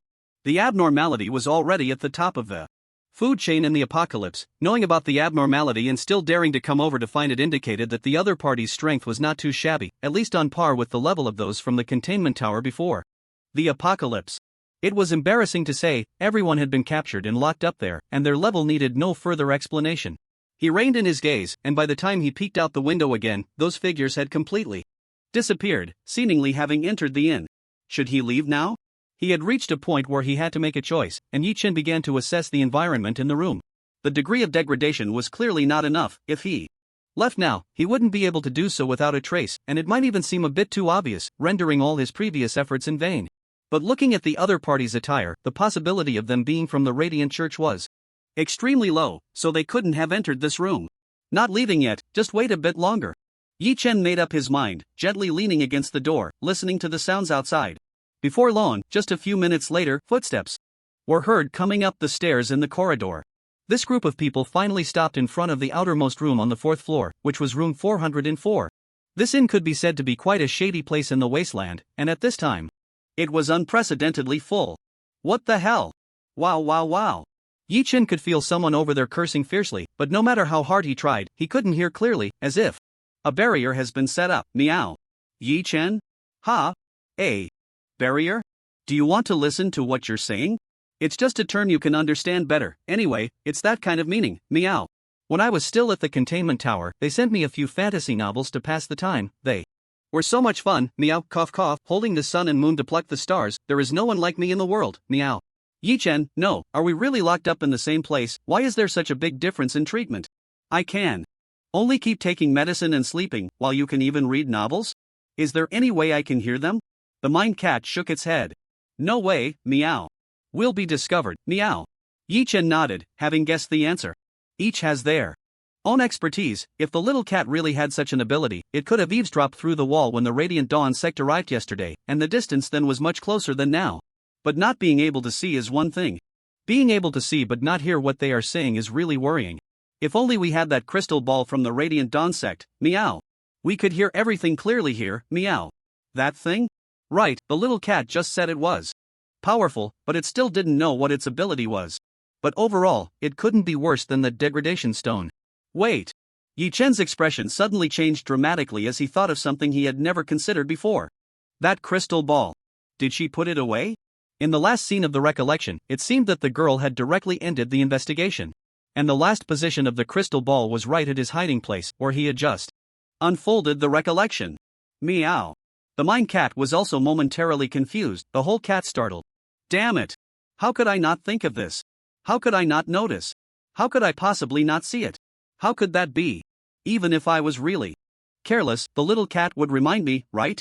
This is unreasonable. Yi Chen turned his head with a very ugly expression and saw a bright crystal ball shining in the pile of clutter, faintly visible. We're doomed. Meow. This thought undoubtedly flashed through the minds of both the person and the cat. This is a trap that has been set since that time. In the heavy atmosphere, Yi Chen noticed that the light of the crystal ball in the corner suddenly extinguished, which was different from what he had imagined. Ho ho ho, you discovered too late, everything is over. Extinguished? But it was precisely this small movement that he couldn't see anything from, which made the mind cat excitedly raise its paw, as if it had come back to life. Meow meow meow meow meow. It's afraid of you. Meow. The advantage is with us. Meow. Yi Chen. Seriously, how does this situation look like? The advantage is with me? Yi Chen drew his revolver, disengaged the safety, and strode over with full momentum. As Yi Chen approached, the crystal ball's light actually grew fainter, and by the time Yi Chen arrived, it had completely disappeared. Is it really afraid? Yi Chen hesitantly picked it up. All the luster, gray mist, and white light were gone, just like a slightly larger glass ball, with no presence at all. I understand, meow. One of this thing's abilities is to reduce its presence, like psychological invisibility. Which is why it made us completely forget about it when it left our sight. Is that so? Yi Chen didn't fully relax. After all, he still didn't know its abilities. The other party left it in the room, clearly with a purpose. The most worrying thing is whether everything he has done since entering the room has been completely seen by it. Everything else is fine, but the mind cat is exceptional. This is the biggest secret that cannot be discovered. This worry persisted until Yi Chen's fingertips brushed against a small, familiar device on the back of the top of the sphere. Click. Yi Chen pried it off and held it in front of him, raising an eyebrow. Too damn familiar. Isn't this the same camera that was installed in his room this morning and just reinstalled by him this afternoon? No wonder he encountered no defenses in the room. It turned out there was surveillance installed at home. One of the abilities of the crystal ball is to reduce its presence, allowing it to hide in a corner so that intruders cannot investigate. By placing a camera on it, this combination can monitor every move of anyone who enters the room, allowing one to trace back to the source. If that's the case, there's still a chance to salvage everything. The only concern is whether the footage it captures is stored locally or transmitted over a network. If it's the latter, in the worst-case scenario, everything from the moment I entered until now could already be archived somewhere else. I don't think we need to worry, meow. This camera can be 100% sure it's not from the neighboring 403, it must be something those two girls from 402 set up. But there's nothing in the room, so it can't transmit far. We just need to destroy it, and we'll be worry-free, meow. Yi Chen nodded, temporarily placing it on himself, examining the crystal ball. What about this? It's not lit up anymore, can it still be used? The mind cat jumped over and unceremoniously tapped it with a paw. Sigh. There's nothing we can do, meow. Since it's broken, let's just destroy it, meow. Whoosh. In an instant, the crystal ball seemed to be startled, emitting a blinding white light that felt even more dazzling than the sun outside. Oh no, it's come back to life, meow. The mind cat jumped back, looking quite pleased with itself. This scene made Yi Chen both amused and exasperated. This supernatural object was actually playing dead with him? What was there to be afraid of? It was so embarrassed. Did the entity that granted you this ability know how ridiculous you looked? How do I use it? Yi Chen returned to the door, quietly asking. Meow, just inject a bit of power, like when you use activation? Yi Chen frowned slightly, holding the object in his hand, recalling the operation of activation, and suddenly felt a spark of inspiration, as if an invisible force was stirring within. No longer was it a red glow, but a mist, denser than any gray fog he had ever seen before, began to emanate. Then, the crystal ball seemed to be fully activated, with endless mist and white light intertwining, sending an invisible ray towards the direction of room 404 in the corridor. All the voices began to sound clear, as if they were right next to him. They hadn't left yet, and the first voice was a hoarse male voice, angrily cursing. Damn it, I don't believe it. How could there only be one room left on the 4th floor of the Sewage Inn at this price? Is this Sewage Town trying to give us a warning? What a fierce tone. Following his words was another shadowy male voice. Not necessarily. Maybe it's really full. They don't have the guts to do this to us. Shut your damn mouth. Who would have that much money to stay in this godforsaken place? The owner of the shadowy voice seemed to be provoked, growling back. Are you a stupid pig? Can't you see who's living in 402 and 403 by now? The person was taken aback by the insult, not the type to only allow himself to curse while forbidding others. He looked confused. Who? If you can't even smell the disgusting scent of the Yue cult, can you please keep your filthy mouth shut? Ha! Yi Chen, who was eavesdropping, couldn't help but blink. What the hell is the Yue cult? He thought there was a consensus on who was the true doctrine of the wasteland and who was the cult, but it turns out it all depended on you shouting at each other. Alright, let's move past this question. It's not the time to clash with them. Just then, a very ethereal female voice came from that side. The voice was beautiful, echoing in the ears like a form of enjoyment, yet listening to it brought an extreme sense of sorrow and melancholy. What's going on in 401? Who's living in there? Have you found out? Hearing the sudden question directed at him, Yi Chen felt a bit nervous. Why are you asking me? You two are like sworn enemies, just go ahead and fight it out, right? Responding to him was another calm voice, sounding like the most normal among the few speaking. Not clear. The boss is mumbling. Hasn't revealed any information to us. I feel like there's a big problem. The boss is afraid to tell us. Either it's their own town guard or someone we can't afford to offend. We need to be cautious at this point in time. Yi Chun. Damn. A type of plant, what the hell? I clearly haven't done anything and I'm already being targeted. Go probe the situation? If the idea is solid, just a touch will do. If it's not, force him to give way to us? Alright, tone down your arrogant attitude from the holy city. The good show hasn't even started, and you're rushing to offend everyone and be the first to get kicked out? This small town is extremely important to us. Don't give the official of Sewage Town a chance to play tricks. A light, feminine voice rang out again, carrying an undeniable tone. I prefer solitude. You three can stay here. I'll book a room on the 3rd floor. The few exchanged glances, looking at each other. Your Honor. Why stay here? Why not book 2 rooms on the 3rd floor? Let me emphasize one last time, during the field operations of the tribunal, just call me Captain. The cold female voice carried an even sharper chill. The undeniable ultimatum meant that even those out of sight could hear her clearly. If we're all gone, who will monitor the movements of the Radiant Dawn cult? Should we let the 401 people handle it? Yi-chan. What does it have to do with me? Why do you keep bringing me up? You must know I'm listening, that's why you're saying this to mess with me, right? Then, Captain. How about this? You stay in 404, and we'll go to the 3rd floor. Whoosh! An extremely cold aura spread throughout the room, even Yi-chan couldn't help but shiver. At such a distance, between the walls in all directions. What the hell? How can a human's killing intent become tangible? Killing intent? Yi-chan was also shocked. That cold moment felt like winter. You're saying it's the other party's killing intent? This woman is even stronger than those Radiant Dawn cult members. I suggest it's best not to provoke her for now. Do I even need you to say that? I don't want to provoke anyone right now, alright? Before Yi-chan could complain further, a panicked and urgent voice rang out from the other side. This is what I think, Captain. We are too weak. Being in this critical position makes it too easy to miss the opportunity. Only you personally overseeing the schemes of that Radiant Dawn cult can ensure they have nowhere to hide, Captain. This speech seemed to be quite effective as the cold killing intent gradually faded. TSK, Yi-chan clicked.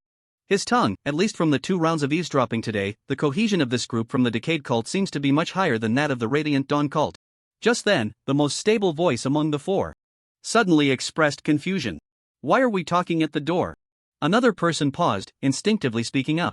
Haven't we confirmed that there's no one next door?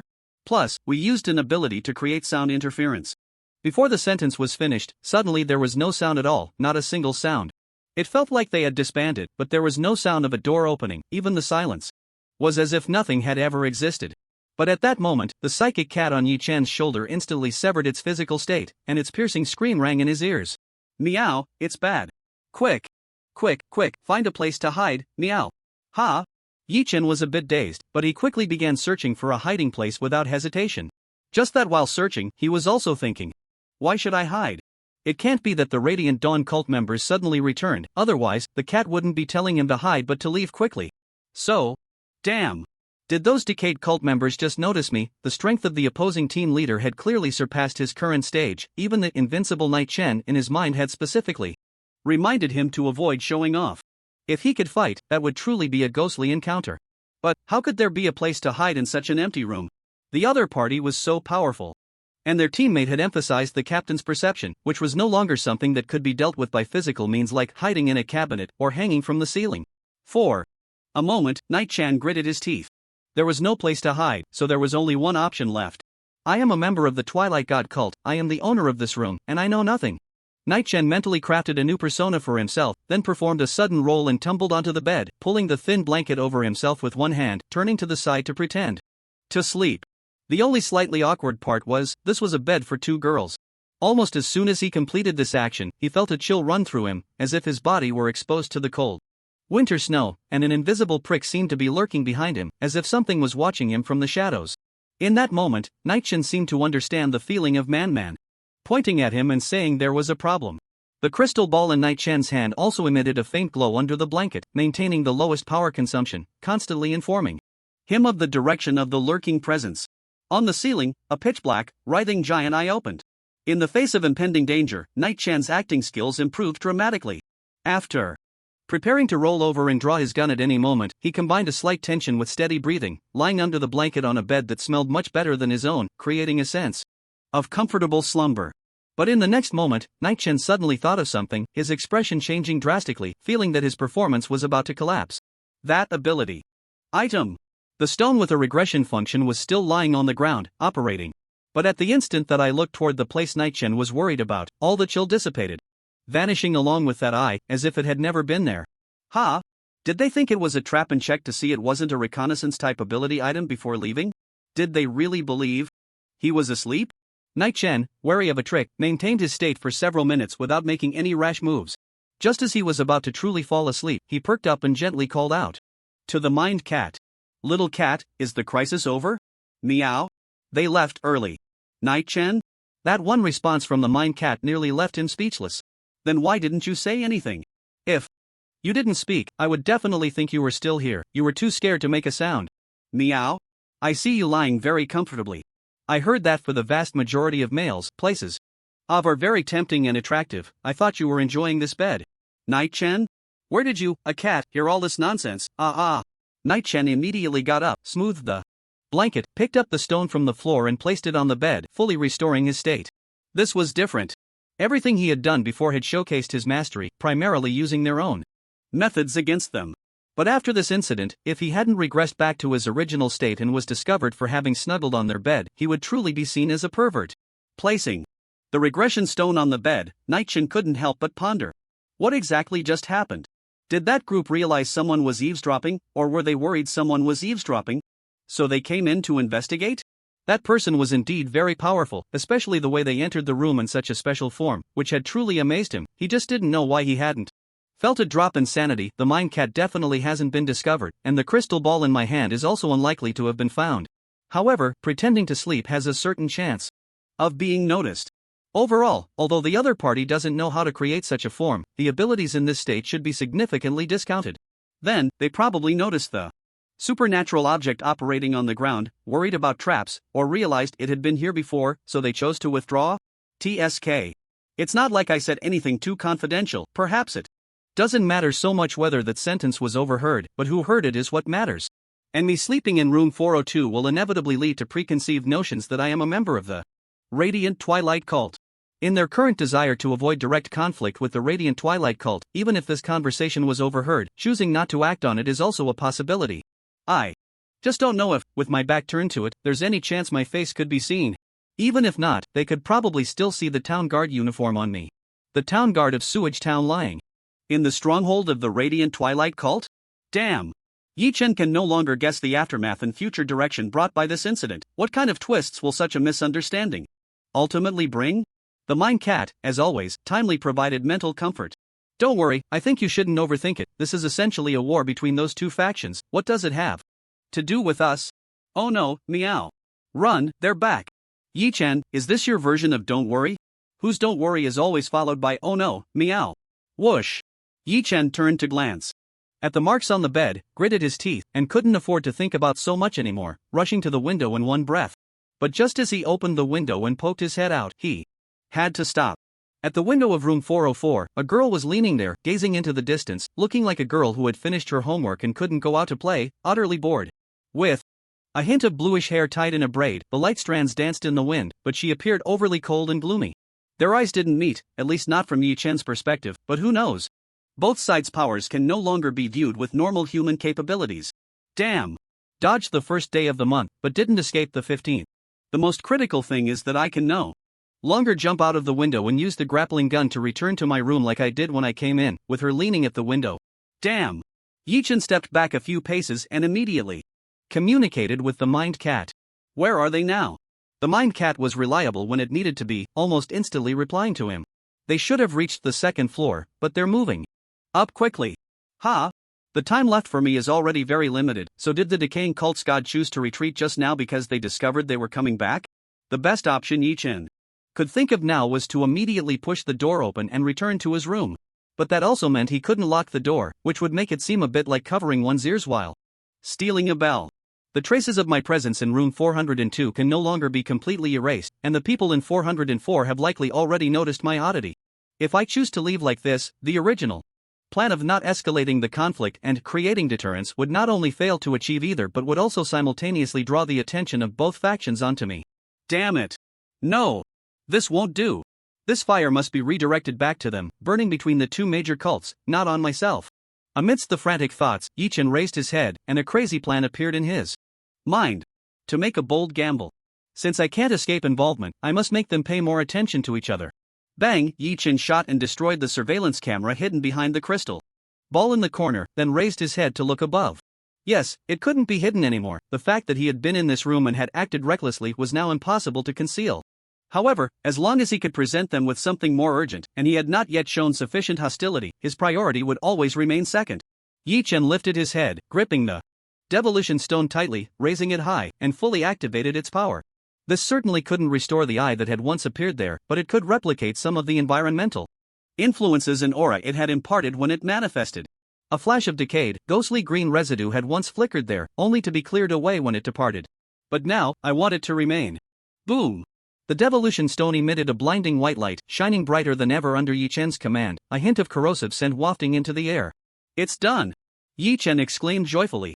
With no time left to waste, he proceeded with the next part of his plan. Bang bang bang bang bang! Another 5 shots rang out as Yi Chen fired into the ceiling next to the corrosive spot. Above. The activated weapon understood his intent. All 5 bullets shot through the ceiling in a scattering pattern, causing it to lose support completely and collapse into a hole. Crack! Bang! Yi Chen's grappling gun fired, using the recoil to leap onto the roof. The moment he stepped onto the rooftop, he heard the door in the room being kicked open with a bang. That was the sound of gunfire. The huge commotion had likely prompted the 4 members of the Radiant Dawn sect to react and rush back with all their might. Meanwhile, the members of the Decayed God sect were mostly still unaware of the situation, lurking in their rooms, waiting for an opportunity to act. Running wildly along the rooftop, Yi Chen quickly found the location of room 404, and without a moment's hesitation, he threw the crystal ball onto the roof of 404. This thing couldn't be taken anyway. The other side already knew he was here. Taking this item would only lead to a situation he was unwilling to face, an endless cycle of conflict. And an anomalous object wasn't something he found hard to part with. Instead, leaving it here could not only delay the pursuers but also inevitably lead them to investigate room 404 during their examination. Time was so tight that the members of the Decayed God sect were still wearing their robes. There was no reason for the Radiant Dawn sect not to discover something in this situation. They had never met, yet they could even smell the presence of the Radiant Dawn sect. Yi Chen didn't believe that as archenemies, the Radiant Dawn sect wouldn't sense the other side at all. Bang! The footprints where the crystal ball was placed abruptly stopped, and Yi Chen leaped down from the 4th floor. His vision split from the silhouette jumping up through the hole he had shot through in room 402. Bang! During the fall, Yi Chen fired another shot from his construction gun, hitting some unfortunate spot on the outer wall of the 2nd floor. Following the iron chain's echo, he completely concealed himself under the eaves and then landed steadily on the ground. Looking up, everything was as he had anticipated. The strength of the opponents varied, destined to have both fast and slow. The first person to reach the spot where he had placed the crystal ball would have to make a choice either to chase directly or to first ascertain the status of the crystal ball. Deciding took time, and choosing to stay and wait for the second person to arrive also consumed time. This might only give him a few seconds to escape the scene. However, this was not a long-term solution. The other side had the advantage in numbers. Once they regrouped, they could split into 2 teams. One group would check the crystal ball and test its status while investigating why he had placed it there, while the other group would continue to track him. In other words, as long as I can escape the first wave of pursuers now, I can wait for the members of the Radiant Dawn Church to discover that 404 has moved into the enemy's territory and combined it with the clues of corrosion on the ceiling, shifting their focus onto my nemesis, allowing Yi Chen to swagger back to my own room. I have already revealed my strength. Once both sides enter each other's line of sight, who would dare to corner someone of unknown origin into their side? Day. Yi Chen sprinted along the corner, returning to the front door, stepping into the inn. The roof is a high point, offering an unobstructed view. The 4th floor is also a high point. All paths leading towards the town are within sight. I still dare not enter the sewage ditch behind the inn, unless someone wants to ride a motorcycle in front of everyone, in which case I can only return to the sewage inn. As expected, everyone from the Radiant Dawn Church and the Decayed God Church has gone to the rooftop where the incident occurred, leaving the entire 1st floor empty and impeccably clean. Only one figure remains, pacing back and forth, with a face as pale as water, anxious and uneasy. The innkeeper. To be honest, when he saw Yi Chen, dusty and weary, walk in through the front door, he was momentarily stunned. However, he is also a clever person, and almost immediately reacted, his expression changing drastically. Why you? He raised his voice from the second word, his eyes nearly popping out. What have you done? Take me to the nearest hiding spot. I'll explain later. Hurry. The innkeeper was taken aback for a moment, glancing at the door behind Yi Chen, and without saying a word, turned back to his counter and opened a door. Inside, push the TV aside, the gap in the carpet can be opened, jump in and close it up. He glared at Yi-chen fiercely, with a hint of annoyance. I will contact Arthur immediately, and I do not promise that if things get out of hand, I won't inform the two major churches that you are here. Yi-chen smiled, without saying a word, dashed into the small room the innkeeper mentioned. He had made the right bet. The Sewage restaurant, the Sewage Inn, and the Sewage Town's Guard should be a trinity, a defense system with different functions but closely linked. This was inferred from the events in his dreams. The Sewage Town faced a deadly crisis, and the mayor took the town guard to the front lines, placing all the families in the Mosquito restaurant, confidently leaving them in the care of the restaurant's owner at the time. Despite the long-standing uncertainty of history, the Mosquito restaurant is still operating well today, becoming increasingly popular, which is likely not just because it is delicious. The Sewage Inn and the Mosquito restaurant have a deep connection, and upon seeing the town guard uniform he obtained, they appeared even more familiar and cooperative. Moreover, Arthur had strongly suggested that he stay at the Sewage Inn when he first entered the town and met him, which is also evidence that can be linked. Now, with the identity of a town guard member, I can at least receive covert protection from the Sewage Town without being implicated. If Yi-chen is not mistaken, the Radiant Dawn Church's speculation that the Sewage Town has submitted to the Decayed God Church is not quite accurate. It would be more appropriate to say that the Sewage Town has a somewhat ambiguous relationship with the Decayed God Church. At the same time, the Sewage Town is also in a state of catering to the Radiant Dawn Church. Just as the people from the Decayed God Church mentioned in their conversation, the Sewage Town is looking for opportunities to play tricks. It's like surviving in the cracks. From this perspective, I, who am powerful and at odds with the two major churches, seem to have become an opportunity that the Sewage Town cannot afford to lose. Creak. People? What people? I've been here all alone, haven't seen anything. By the way, what's going on upstairs? Don't smash my little shop. I vaguely heard the innkeeper at the front desk dealing with an unknown conversation, and Yi-chen closed the wooden board of the basement. Bang! He pressed the light switch along the wall and collapsed onto the sofa as if drained of energy. Damn, what have I done? This is so crazy. It's like repeatedly jumping on the road to self-destruction. The most crucial part, it seems to have succeeded. Having come this far, I can say I've done my best. Beep. A vibration sounded from Yi-chen's waist, and upon touching it, he realized it was the walkie-talkie. The walkie-talkie was flashing with urgent lights, a direct call. Unlike a message. I have to admit, Yi-chen felt a bit guilty at this moment. Causing a ruckus under the guise of the Sewage Town's Guard was indeed a bit dangerous. However, this matter had to be communicated with Arthur no matter what. I'm here, Arthur? Yi-chen pressed the communication button. Ancestor. My dear ancestor. Can you tell me what you're doing? Strictly speaking, the two were still in a cooperative relationship, and Arthur had no right to interfere with what he was doing. After all, Yi-chen had his own purpose for coming to the Sewage Town.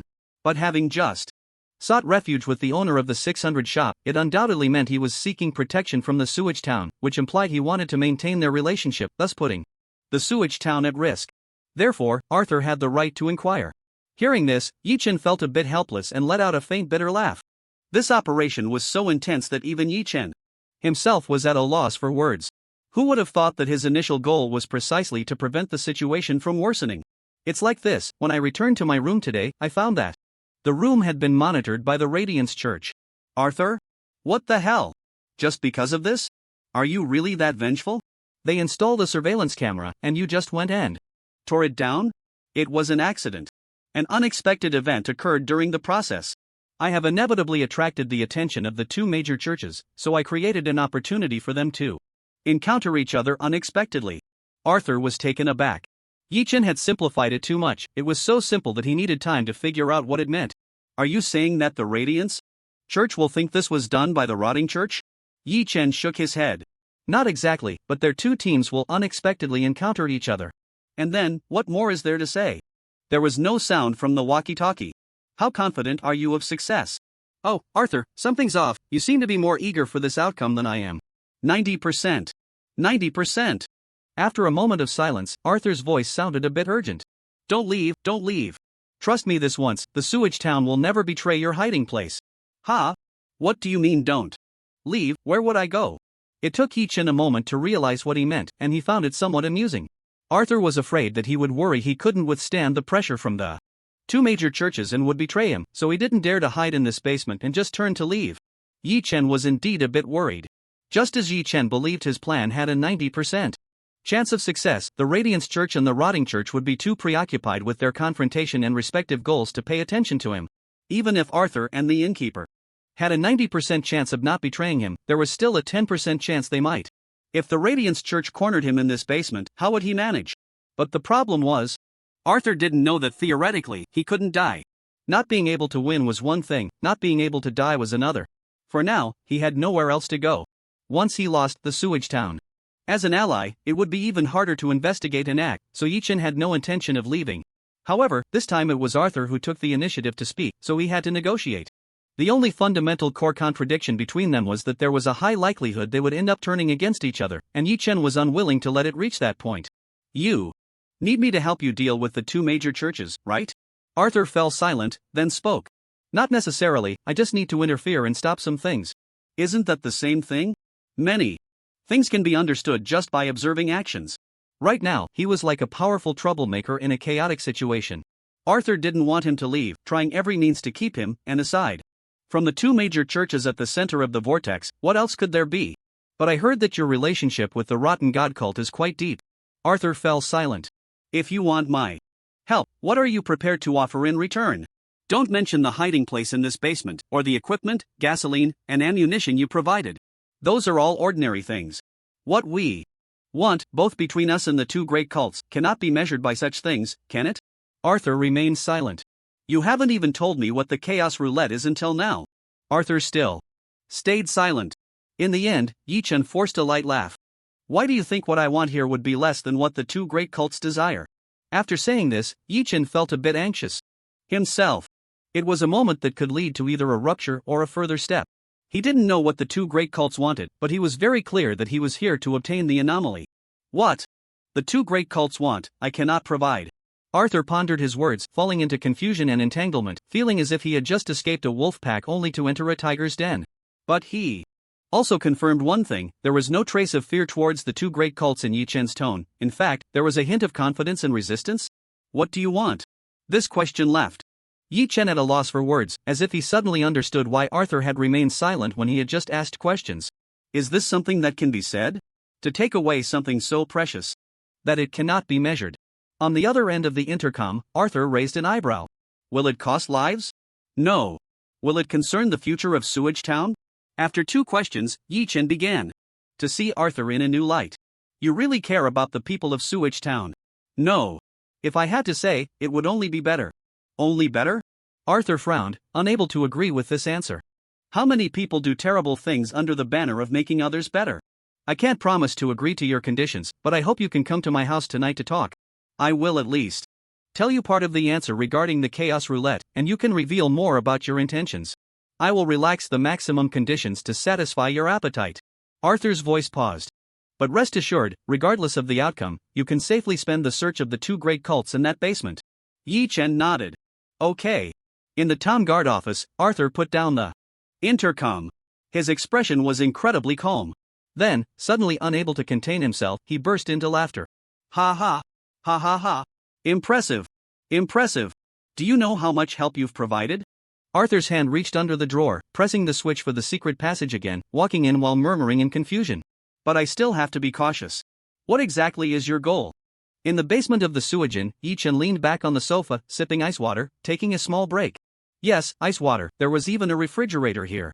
However, this ice water was still a cup drink, either a special drink or a special mix from sewage. Yi-Chen was just daydreaming, appearing to be quite indifferent. It is said that humans can adapt to any environment in 3 days, although it would be impossible to accept things like 1,000 mosquito spider silk cake or devil cockroach noodles even after 100 years. Drinking sewage had gradually become a non-issue. The main thing was, daydreaming and thinking had occupied all his brain cells to the point where he couldn't even taste anything. Arthur, how should he say it when he finds him? Tonight? Should he say it? Can this really be said? After all, his moral standards were still at the pre-apocalyptic level, unable to play too dirty, or rather, he couldn't engage in dirty work with someone he had a bond with. And most importantly, being alone couldn't break through here. The support of Sewage Town was crucial in every aspect. The reason why Yi-Chen was still prepared to talk was that he believed everything had a suitable price, as long as he could offer conditions that would move the other party. Arthur had a heart that was entirely for the benefit of Sewage Town. And that was the most trustworthy aspect. If he could plan a sufficiently beautiful future for Sewage Town, then even the anomalies would be a completely acceptable price. In the words of the cat of the soul, as long as Arthur had not been bewitched by the anomalies, he would clearly understand that the best outcome was for the anomalies to be taken away by the right person. Moreover, the purposes of the Radiant God cult and the Decayed God cult were also quite thought-provoking. What kind of purpose would lead Arthur to choose such a mutually destructive, irreconcilable path? Creak. A sound of something being pushed came from the top floor of the basement. Yi-Chen squinted, reloaded the revolver, and aimed at the entrance. Light streamed down from the upper level, and Yi-Chen withdrew his handgun. It was the innkeeper.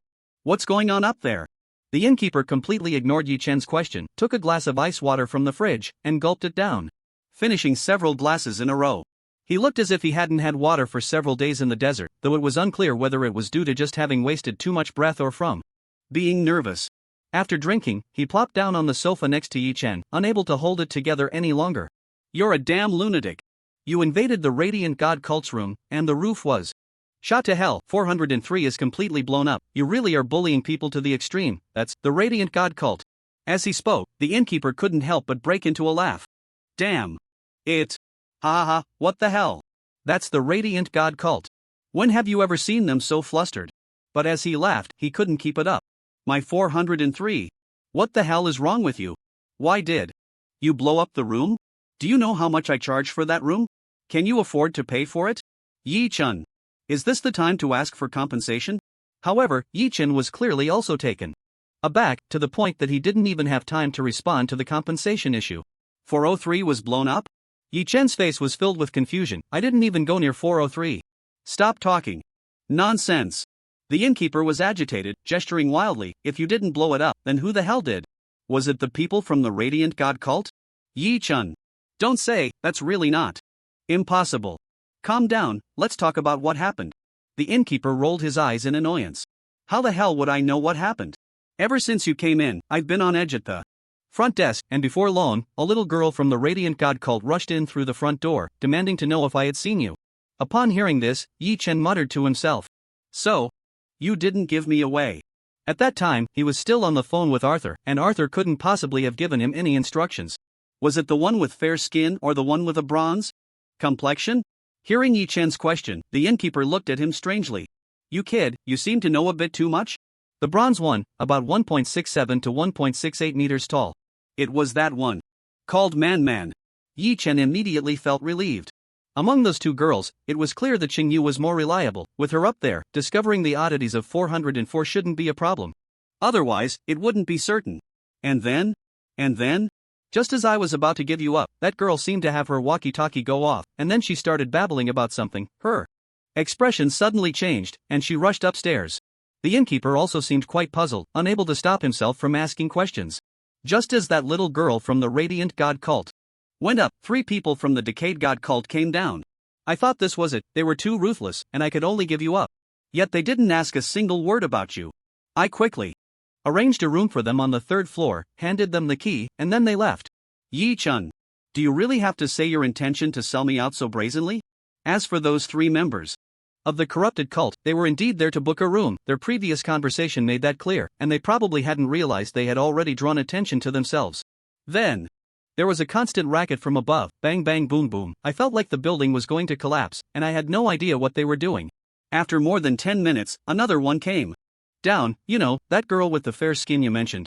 This time she was much more polite, only asking me to tell her who you are, and didn't care about anything else. I said I had to ask Arthur, and then she left. At this point, the innkeeper was getting increasingly agitated. I thought about it from every angle and couldn't settle down, so I decided to go upstairs to take a look. It turned out to be quite revealing. Room 402 was drafty, room 403 was completely gone. I really regret not having exposed you. Room 403? Where are they now? The innkeeper rolled his eyes at him. You don't feel the slightest bit ashamed, do you? The people from room 403 moved to a room on the 3rd floor, while the 2 girls from room 402 insisted on staying, saying they could make do with some simple repairs. The people from room 404 never left their room at all. So, how does that align with your expectations? Yi-Chen ignored the innkeeper's sarcasm, his expression contemplative. Based on the information at hand, had the Radiant cult and the corrupted cult already started fighting? And was the battlefield room 403? The outcome of the battle was uncertain. He had too little information. However, the final result should be that they had tested each other's strength but were unwilling to fight to the death, each calling for a truce. Only. Room 403 was injured. But a truce could only be temporary, the experiences and vigilance of both sides would only grow. From now on, they couldn't take their eyes off each other. Their actions would also be restricted, not giving the other side a chance to pick them off, avoiding a complete collapse of the balance of power. In this situation, the most extreme outcome would be for both sides to reach a consensus to first work together to eliminate their own threats before deciding to fight to the death. However, that situation probably hadn't occurred, otherwise, Qing Yu's attitude when she came down to talk to the innkeeper wouldn't have been like this. This was getting interesting. The corrupted cult probably had no idea where they were now. No, they might not even understand that I had exposed them, at most suspecting it was related to themselves. But the Radiant cult, having tracked down some clues, should be aware that I was hidden by the innkeeper, which made their attitude quite intriguing. Hey, what are you thinking? Compensation. You owe me for room 403. Yi Chen looked at him, genuinely a bit helpless. Are you really that foolish? Think about it, how did you lose room 403? Before you saw me, there were 6 gunshots in total throughout the building. Do you think I could have taken out your room with just 6 shots? It wasn't impossible. At that time, he had not only taken out the demon scythe but also demolished 2 major landmarks of the sewage town. The innkeeper was momentarily stunned, realizing that Yi Chen's words actually made some sense. But why did they, is that your goal? He looked at Yi Chen in shock, as if to say, are you playing this dirty? He was indeed not as sharp as Arthur, only now thinking of this issue. Yi Chen nodded, tacitly agreeing with his words, and the innkeeper fell silent. But the calm didn't last long. Once again, an unavoidable pain surged from his heart. I'm telling you, I don't care what kind of shady deal you have with Arthur. If you dare to turn my inn into a battlefield again, I'll risk my life to take you down with me. Yi Chen. It seems like you care more about the inn than about this matter. Alright, let me give you a heads up. Don't worry about the losses, that was their doing. If you're too scared to ask for it, just go to Arthur. He's in a good mood right now and will definitely reimburse you. If you have enough guts, you could even ask for 3 compensations at once. The innkeeper? 3 compensations? Is that even possible? Oh, I see. You little genius. The price was already inflated, and if I could get 3 compensations, I'd be rolling in it. At that moment, he looked at Yi Chen with a sense of respect. I was the foolish one, you're practically the god of wealth. In the midst of his good mood, the innkeeper suddenly showed a worried expression. But the Radiant Dawn sect asked me what to do about you. It's not easy to brush this off this time. To be honest, Yi Chen had begun to doubt his business acumen. If you can't handle it, just call someone who can. Just tell her that only Arthur knows, and if Arthur doesn't tell you, let her go find Arthur herself, right? Although Arthur couldn't possibly take on the Radiant Dawn sect's 4-man team, he certainly had his own strength, unlike the innkeeper, who was utterly powerless. The most important thing was that Arthur himself was prepared for follow-up responses in their communications. He had already taken this on, so why are you trying to bear it alone? The innkeeper felt like his perspective had broadened, but Yi Chen had already stood up and walked toward the exit, seemingly not planning to stay here any longer. At this, the innkeeper became anxious. Wait. Where are you going? Yi Chen turned back, looking at him in confusion. Back to my room, what's wrong? The innkeeper? The innkeeper was shocked like never before. How dare you? As he walked up to the 4th floor, Yi Chen truly felt what the 4th floor of the sewage inn had become. The entire ceiling of the corridor had been completely torn off. In summer, looking up meant seeing the light, and in autumn, it meant seeing the rain. The wind whistled, echoing in his ears, as if saying it would always be there. Room 403 had completely vanished, and even the floor connecting to the 3rd floor could be said to be the ceiling of the 3rd floor, which had been entirely ripped away. The only somewhat comforting thing was that the walls of rooms 402 and 404 were still standing, otherwise, the entire 4th floor of the sewage inn would probably be left with just the single room he was staying in. The corridor was silent, and passing by room 402 was the most nerve-wracking moment for Yi Chen, but in the end, nothing happened. Creak. He pushed open his room door and then closed it completely. After all that, he was finally back. Sewage inn, 402, the room was silent. 2 men and 2 women surrounded the round table, no one spoke, the atmosphere heavy enough to make a child who made a mistake bury their head in the ground. Clap. Qingyu slammed a camera down heavily on the table and coldly asked, Wang Lei, can you tell me why this thing is in the light of my room? The man named Wang Lei had several blood streaks on his face, and his luxurious clerical robe was almost in tatters, yet he still couldn't hide the shock at seeing this thing. Wasn't this installed in 401? Why is it in your hands? Sure enough. Xingyu took a deep breath, seemingly trying to suppress his anger, his voice calm yet indifferent. Then can you explain why? You were monitoring 401? Wang Lei glared back without holding back. Know yourself and know your enemy, and you will never be defeated. As the captain, don't you realize it's very abnormal for there to be others living on the 4th floor at this time? Xingyu took a deep breath, trying to remain as calm as possible. And then? You can't even determine whether the other party is friend or foe. Can't you approach them in a gentler way first? Don't you understand that installing a camera in someone else's room is a huge taboo? Wang Lei looked at Xingyu, a hint of mockery in his eyes. Look at you, so cautious, you don't even look like the first sect of the wasteland. Xingyu was really starting to lose control of his anger, slamming his hand on the table. So what? If we are the first sect of the wasteland, are we the first team in the wasteland, or are you the strongest in the wasteland? Have you been so used to being arrogant and overbearing that you think everyone in the world is at your beck and call? Do you really have that kind of strength? Don't you understand how complicated this situation is? Bang! Wang Lei was completely unconvinced, his momentum even greater than Xingyu's. With a single slap, he smashed the entire table in half. Stop pointing fingers at me. Just look at whether what I did was right or wrong, isn't this all because of 401? This precisely shows my foresight. If you had decisively ordered an attack yesterday, none of this would have happened today. Man really couldn't hold back anymore and stood up to shout for Xingyu. Enough, Wang Lei. Are you really that stupid or just pretending? That guy is indeed a jerk, but since he led us to the Rotten God cult, allowing us to meet, doesn't that indicate he's not part of the Abyss God cult?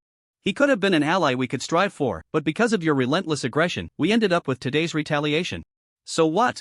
Wang Lei was unyielding and defiant.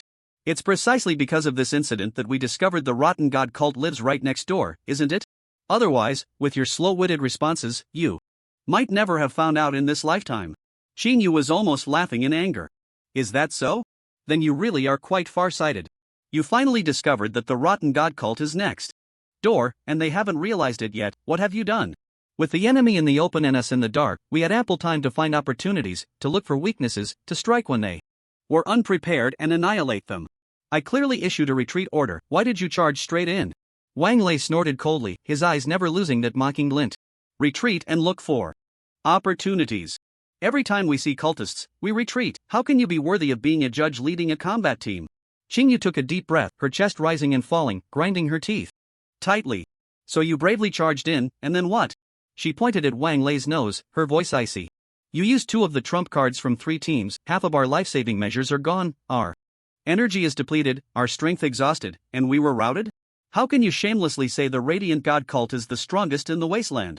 How many years has it been since the Radiant God cult has had such a disgraceful record?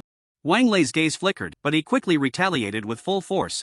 Shut your mouth about being routed, it was clearly evenly matched. If they really had the ability to wipe us out, would they have let us retreat? Seemingly finding a breakthrough, Wang Lei became more animated. Exactly. Retreat, and it was your order to retreat, is that all you know how to do? Oh, I get it, you didn't even put in any effort, did you? Otherwise, we would have already taken down that group of cultists, haha. Wang Lei. Shut up. If you're so great, why don't you go fight in 404? Aren't they right inside? What are you doing here now? Didn't you just get beaten to a pulp? If it weren't for Sister Xingyu saving you with several trump cards, you wouldn't even be alive to talk to us. Man felt like she was about to explode. Why are there such people, and why do they speak so harshly? This isn't even called fighting seriously. What is fighting seriously? With your 2-bit skills, do you really think you're that impressive? Wang Lei's face flushed for a moment, clearly not daring to seek trouble with 404 right now. But he quickly regained his composure and let out a cold laugh. Tisk, are you Summer Qingyu's little maid, so loyal to protect your master? Wang Lei showed a face of sudden realization. Oh, I almost forgot, being her maid is indeed not bad. Your master, Xia Qingyu, has a grand family business, isn't it all thanks to her good brother becoming a judge? Wang Lei. Shut your dog mouth. You know Qingyu can't stand hearing about this. Man's expression changed dramatically as she glanced at Xia Qingyu, her hand cannon charging, aiming at Wang Lei. This is the last time I tolerate you, apologize to me. Wang Lei was startled, quietly inching behind his teammate, and this scene made Xia Man so angry she almost laughed. It's fine, Man. Xia Qingyu's fist tightened and then relaxed, tightening again before gradually letting go, as if she would no longer be stirred by this person. I remember I told you before, and I will reiterate my promise now. She sat up straight, looking at Wang Lei with a blank expression. All the credit, I can report it as yours, I don't want any of it. I only have one request, follow my orders and complete this mission smoothly. Can't you do that? Wang Lei glanced at Manman's unwillingly lowered hand cannon, revealing a hint of malice. Ha! The last of Wang Lei's eternal sycophants in the team showed a reluctant expression at that moment. Brother Lei, the rotten cult is too strong. If we split up, I'm afraid you should think it over. After all, Xiao Qingyu's strength is, slightly inferior to yours. Wang Lei's face turned from green to white, and after a while, he slapped him hard. Stop talking nonsense, are you coming or not? He seemed genuinely afraid of being left alone, whispering to that person. We've come this far, don't let that petty woman take revenge later and then regret not coming with me today. 1. Xiao Qingyu tightly grabbed Man's wrist, preventing her from saying another word, watching the two leave until room 402 fell silent again, before Man couldn't help but murmur. Sister, it hurts. Xiao Qingyu was taken aback, realizing she was still gripping Man's wrist tightly, her nails digging into the flesh without her noticing. Ah! I didn't pay attention. She lowered her gaze, why do I have to deal with teammates like this? Actually, I think they're quite good, those two can't do anything but drag us down. Xia Man said cheerfully. But our strength isn't enough. Xiao Qingyu felt a bit lost. Even if the four of us unite, it would be very difficult to get past the rotten cult, let alone what's behind. Xia Man fell silent as well, the team's morale sinking to its lowest point. Sister, why don't we withdraw and seek help from the cathedral? Help? Xiao Qingyu scoffed lightly. I didn't dare to say anything when those two were here, but now I can tell you, at the moment we entered, I realized no one can leave, unless we can win. Ha! The most critical part. Creak. A sound of the door opening and closing came from outside, and both of them instinctively looked towards the door. Man hadn't even had the chance to hear what Xiao Qingyu wanted to say before she blurted out in shock. The person from 401 is back? How could he? Instinctively, Man preheated her weapon and pushed the door open, only to be pulled back by Xiao Qingyu once more. Don't. But he. Let me try again, we have no choice left. Man listened, somewhat understanding, and suddenly came to her senses. By the way, sister, you just said we can't leave, why? It's not us, it's everyone except the creator. Xiao Qingyu stood up, gazing out at the gradually descending night. This is a tribute to the gods. Back in the room, Yi Chen's heartbeat was still a bit fast. They really didn't come looking for him. Although he had confirmed that everything was fine now, he had also prepared for tests, conversations, and the like, but now none of that happened, and it even felt eerily quiet. The Radiant Dawn Church seems to have suffered quite a blow. Leaning against the bed, Yi Chen pondered. To be honest, he should be grateful that the fourth floor was in this state. The two great churches clashed, and the cost was merely a single room. Room 402 was battered and on the verge of collapse, while 403 had almost vanished entirely, yet as one of the battlefields, 404 remained unscathed. In a sense, the comparison of combat power between the two sides was already self-evident. This also indicated a certain issue. It was well known that the Radiant Dawn Church was the foremost righteous sect in the wasteland, yet it was being suppressed by the Decayed Church, which could only be attributed to one reason: home field advantage. It might sound trivial, but who held the home ground was far more thought-provoking. Although there was no direct evidence, the Radiant Dawn Church's crushing defeat undoubtedly provided some basis for their speculation that Sewage Town may have already submitted to the Decayed Church. Coupled with the new photo in the Mosquito Restaurant's frame, showing the mayor from decades ago and a group of shadowy figures in black robes heading towards the Great Lake, those people bore a striking resemblance to the attire of the Decayed Church. Although there were still differences, it was after all a matter from decades ago, and it was reasonable for equipment styles to have evolved. However, Arthur's attitude was also worth mentioning. So far, Yi Chen had not seen Arthur show any inclination between the Radiant Dawn Church and the Decayed Church, nor had he seen the Decayed Church receive any reinforcements from Sewage Town. The overall intelligence system was as broken as an orphan, relying solely on raw strength to get to this point. They couldn't even find out who they were, and only learned that the Radiant Dawn Church was next door upon arriving at the Sewage Inn, with the innkeeper providing no warnings. If this could be considered a partner, then it was utterly subpar. Knock knock knock. The door was knocked on, and Yi Chen's gaze sharpened as he walked to the door. Who? It's me, the boss. Yi Chen was taken aback, unsure why he had come over at this time. Creak. The door was pushed open from the inside by Yi Chen, revealing the boss standing nervously at the door. It wasn't that he was nervous about Yi Chen, but he kept stealing glances at the nearby door of 402, as if worried that someone inside might burst out and take action against him. Here, a special small noodle dish sent by the Mosquito Restaurant. Yi Chen. What does this mean, suddenly gifting a free dinner? And, at this time, Yi-chan also stole a glance at 402, seemingly understanding why the innkeeper was so frightened. It was almost like openly declaring their stance in front of the two great churches, we are in this together. At this moment, just as the two great churches had just stumbled because of him. You're also a lunatic, huh? He took the noodles, but the boss sneakily entered Yi-chan's room. Young man, tell me, can I really ask them for compensation? Yi-chan was taken aback. Somewhat speechless. Haven't I analyzed it already? As long as you dare, you can. The two great churches are wealthy and powerful, they won't miss that little bit of money, as long as they're not in an exceptionally bad mood. The boss murmured, looking even more troubled. Well, let's just assume, that they are in an exceptionally bad mood? Yi-chan had already opened the steaming noodles, his appetite peaked as he spoke casually. Then you need to think about whether you have any means to save your life. The innkeeper. His expression was quite grim at that moment. Just now, the two people from the Radiant Dawn Church who were originally staying on the third floor checked out, and I don't know where they went. Slurp. Yi-chan, who was eating, paused, frowning. The two people who had been staying in 403 checked out, why? Suddenly, he recalled the scene he had seen in 402, as if realizing something, and clicked his tongue. Arthur must be overjoyed, he had already been beaten half to death and had lost half of his combat power. This turmoil, the nature of which was still unknown, had only just begun, and the defending champion, Radiant Dawn Church, seemed almost certain to be eliminated. Unless, of course, they had stronger means hidden away, or made unexpected moves in the future. There's just something a bit off. What kind of sect would send such a small team to carry out a mission? Don't they realize their internal relationships are strained? Is this really how one shows they value something? Moreover, the Radiant Dawn sect has been weakened to this pathetic state, the corrupted sect could probably just steamroll them at this point. What are they waiting for? Here's a suggestion, wait a few days before asking for money. Their mood is definitely not great right now. The innkeeper suddenly looked distressed. I feel like in a few days, there won't even be anyone to find. Let me tell you, if they don't pay up, it'll be you who has to cover it. Yi-chan. Is there a possibility that Arthur will reimburse me for this expense? So you're essentially asking Arthur for two compensations, the innkeeper. Damn. You're really tight-lipped, aren't you? Alright, I'm leaving. The innkeeper was quite dejected, losing interest in the conversation, and left the room in a lackluster manner. After the innkeeper left, Yi-chan paused his noodle eating, frowning slightly. Something's not right.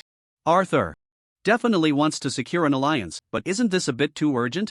He could clearly handle this in a more gentle manner, could avoid escalating tensions, yet he insists on calling the innkeeper to bring him a bowl of noodles in such a deliberate way? Not to mention that both sides haven't even confirmed their alliance yet. Even if they did, wouldn't it be optimal to keep this relationship hidden? No, I need to investigate some things before meeting Arthur. The lack of information feels truly terrible. Night fell. Glancing at the sky, Yi-chan pressed the intercom. Arthur, what's your address? After waiting for a moment, there was still no response from the intercom. What's going on? Didn't we agree to meet in his room tonight? Frowning, Yi-chan pushed the door open. Arthur's eagerness to ally with him was already evident, and now not responding. One can only hope nothing has happened. The strategic significance of Sewage Town is too great, any force present here understands this, and it's not impossible they might find a way to strike first, changing the current situation by directly taking over Sewage Town. It was quiet all the way, with no one to disturb him. Yi-chan reached the first floor, where the innkeeper was still sitting at the front desk, lost in thought. Why are you down here? Didn't we just meet? I can't reach Arthur. What's going on? The innkeeper was taken aback, quickly pulling out the intercom to initiate a communication request. No response. He tried again, still no answer, and the innkeeper's brow gradually furrowed. Is something wrong? Yi-chan asked. It shouldn't be. The innkeeper shook his head, deep in thought. Did you propose some very harsh conditions? So he's preparing? Harsh conditions? Yi-chan was taken aback, that indeed would be very harsh, after all, what he wanted was quite extraordinary. But he couldn't agree with the innkeeper's inference, as he hadn't really proposed that condition yet, at most just hinted at it. I'll go take a look at the town guard, Yi-chan said casually. He had planned to do some investigation before meeting Arthur, and the town guard office was a good choice. The current situation made this action even more justified.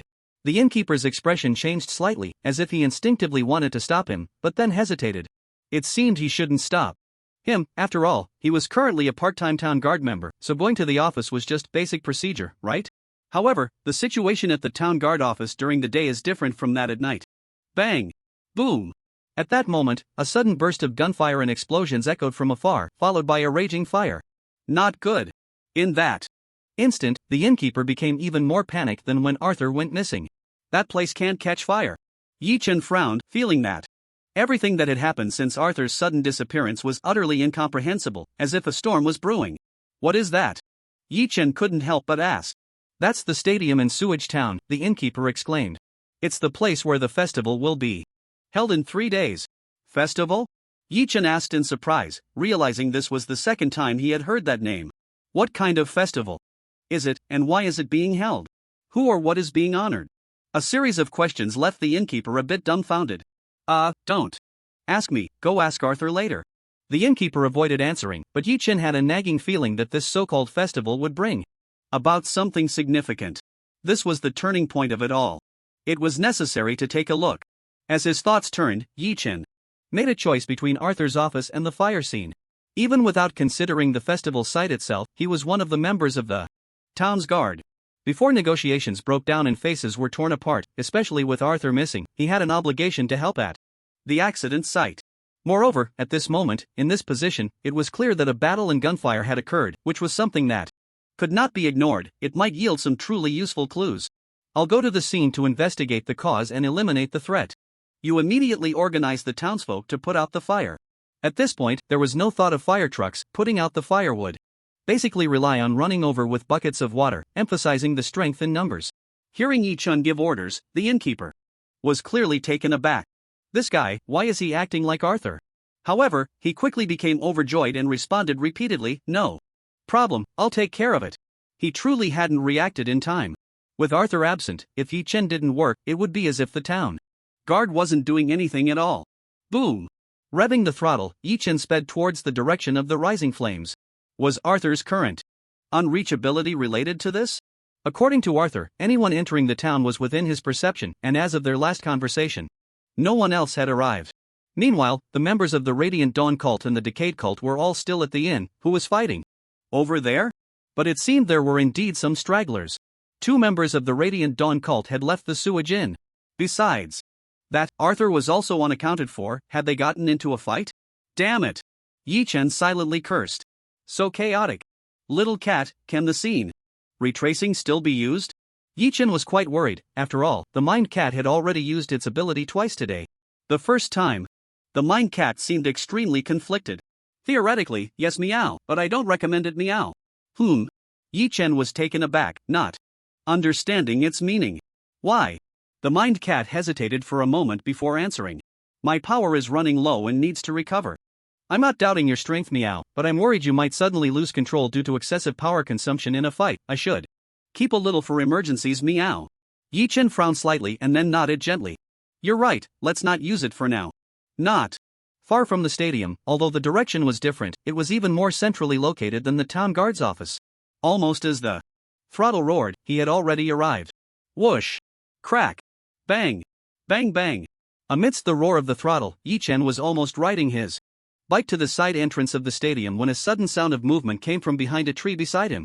The shadow seemed to want to avoid contact with Yi Chen, deliberately waiting until Yi Chen almost passed it before suddenly dashing off in the opposite direction. Yi Chen hesitated not at all. Seeing that the first reaction of the figure was to run, the culprit was either not him or definitely had something to hide. The road, though not very wide, had only a few scattered trees on either side, most of it being wasteland, not much different from the road itself. That shadow had just been hiding under a tree. In the midst of the frantic run, Yi Chen executed a sharp turn, forcibly redirecting himself back towards the direction he had come from, racing towards the shadow. The shadow understood that its legs couldn't outrun 2 wheels and immediately turned to fire a shot. Damn! Facing head-on, no matter how fast he was just like a stationary target. Yi Chen slammed down on the motorcycle's brakes, then used the momentum to leap, performing a roll in midair before crashing to the ground. During those few rolls in the air, Yi Chen didn't forget to pull out his revolver and fire 2 shots. Of course, he couldn't aim at the target while jumping out of the vehicle at high speed, but his revolver could fire automatically. Thud! The shadow let out a muffled grunt, a spray of blood bursting forth, then without hesitation, threw out several cylindrical projectiles, dense smoke enveloping everything in sight. Damn! Yi Chen fell to the ground, suppressing the discomfort of nearly twisting his ankle, and when he stood up, he was met with an endless sea of smoke. Smoke bombs? Is it really necessary to be this cowardly? Yi Chen cursed lightly, losing the intention to continue the pursuit. The opponent had already hidden within the smoke, and his visibility was nearly zero. If he charged in recklessly, it wouldn't be bravery but a path to self-destruction. Pretending to be sophisticated, possessing extraordinary physical abilities, not using anomalous side abilities, not a member of the church, but a gene enhancer? Yi Chen stroked his chin, gradually gaining some understanding of the ability system in the wasteland. Abandoning the pursuit, Yi Chen glanced back at the flames, his brow furrowing tightly. Forget it, no need to chase anymore. He propped up his motorcycle, which had been thrown off balance by his sudden brake, now bearing several deep scratches that made his heart ache. Boom! Thud! The moment he twisted the throttle, the motorcycle sagged slightly, and for several steps, Yi Chen felt as if he were on a roller coaster, unable to help but stop. He had a rough idea of what was happening, but Yi Chen still needed to confirm. Sure enough, there was a bullet hole in the front tire. The tire was blown. Yi Chen's brow furrowed tightly, not out of concern for the tire, but pondering why it was the tire. An accident, or was it specifically aimed at the tire? At such high speeds, if the opponent was targeting the tire and hit it accurately, their marksmanship was just as good as his own active pistol. It also meant that they could have hit him directly but chose to hit the tire instead.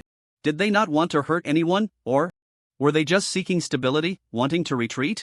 Yi Chen looked down at his uniform, which was a dark brownish black, still easily recognizable in the night due to its uniqueness. There were only two people in the town's security team, Arthur and Yi Chen, if they didn't want to engage because of this outfit. Yi Chen gazed into the distance of the fog, feeling a bit worried. His shooting accuracy was no worse than the opponent's. If he could consistently perform well with 2 shots, hitting steadily, the others shouldn't have perished. Right? Back outside the gym, the thick smoke was already making people's eyes water. How could such a large fire have ignited? Yi Chen frowned. Before departing from the inn, he had heard several loud gunshots and explosions, deducing that explosives had ignited flammable materials, starting a small fire. As long as it could be contained in time, it shouldn't spread too much. But at his almost non-stop speed, it had already become uncontrollable. The flames were creeping closer to Yi Chen's feet, causing him to squint. What? He pulled out the water bag he had filled in the basement, twisted the cap, and poured a little out. To his surprise, the flames that came into contact with the water did not extinguish. In fact, they burned on the surface of the water. Gasoline? Yi Chen exclaimed in shock just a moment ago. Arthur was passionately discussing with himself how precious gasoline is nowadays, to the point where they couldn't bear to fuel their cars and switched to motorcycles. Yet here, someone actually drenched the vast stadium with gasoline? Who could possibly have such astronomical amounts of gasoline to do this? Who would have the time to undertake such a massive project? Moreover, wouldn't it be much cheaper to use enough TNT instead? So frustrating. If only I could use a scene rewind right now, maybe I could uncover a huge secret. Through the smoke rising from the flames, Yi Chen listened to the crackling sounds of the fire and suddenly felt as if there was some different noise. But the sound was so faint that Yi Chen wasn't quite sure. Until, a voice rang out from the vast sea of flames, amplified as if through a loudspeaker, sounding like a tolling bell.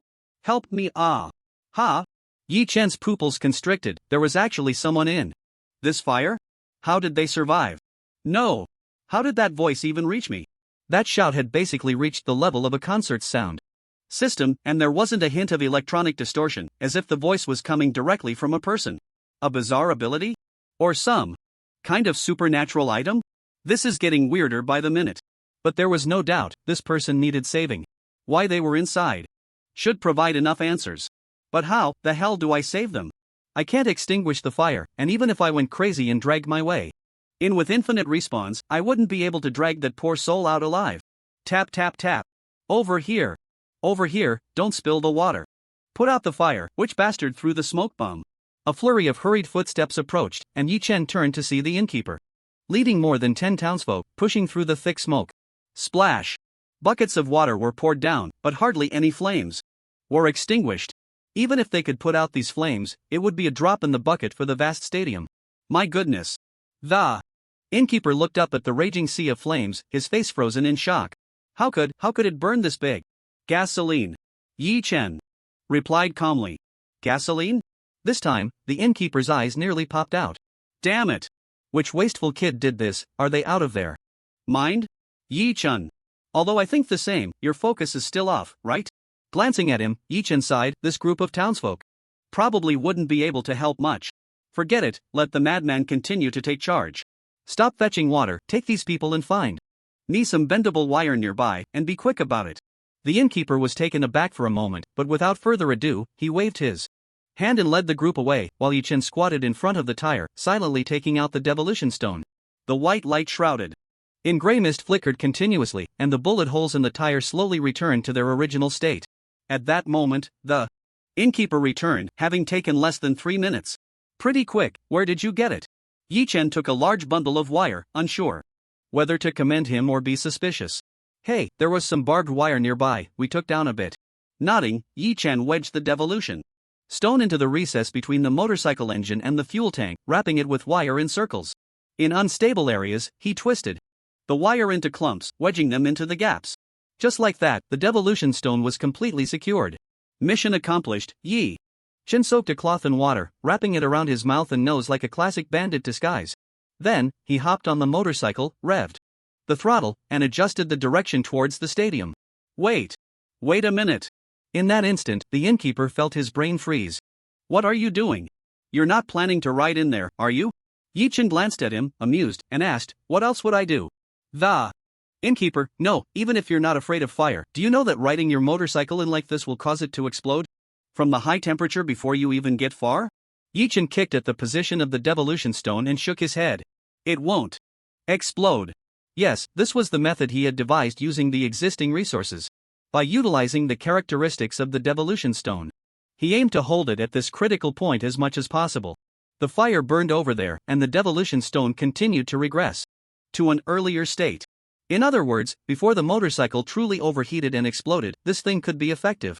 But if it did explode, well, that was hard to say. Yi-Chen estimated he would just be reduced to ashes.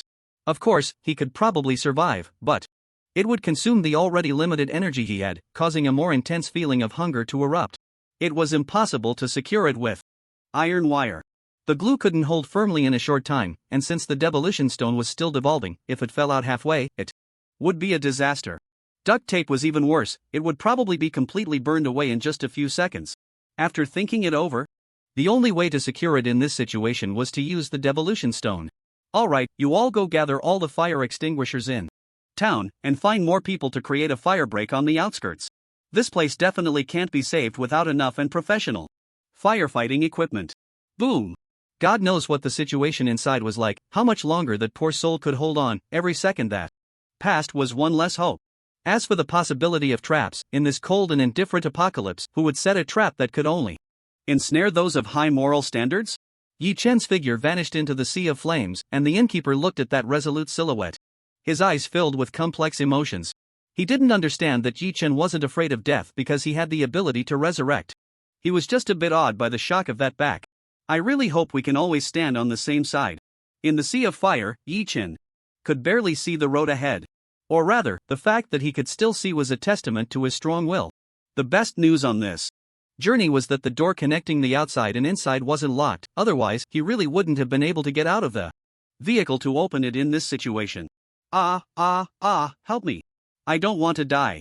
The smoke was too thick, Yi-Chen could barely open his eyes every 10 seconds.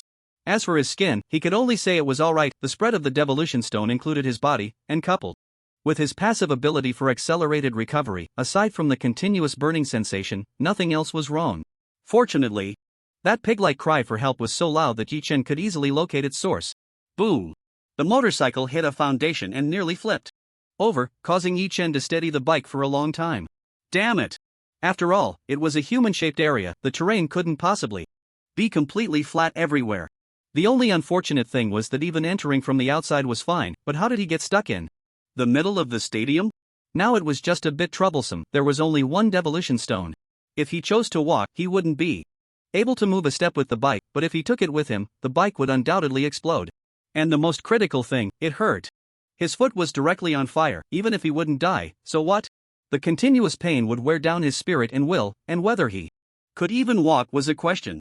As for whether he could directly use the devolution stone to extinguish this fire, Yi-Chen had considered it, but the answer was no. The area was too large, too broad. The devolution stone could only revert a limited range, and it required Time.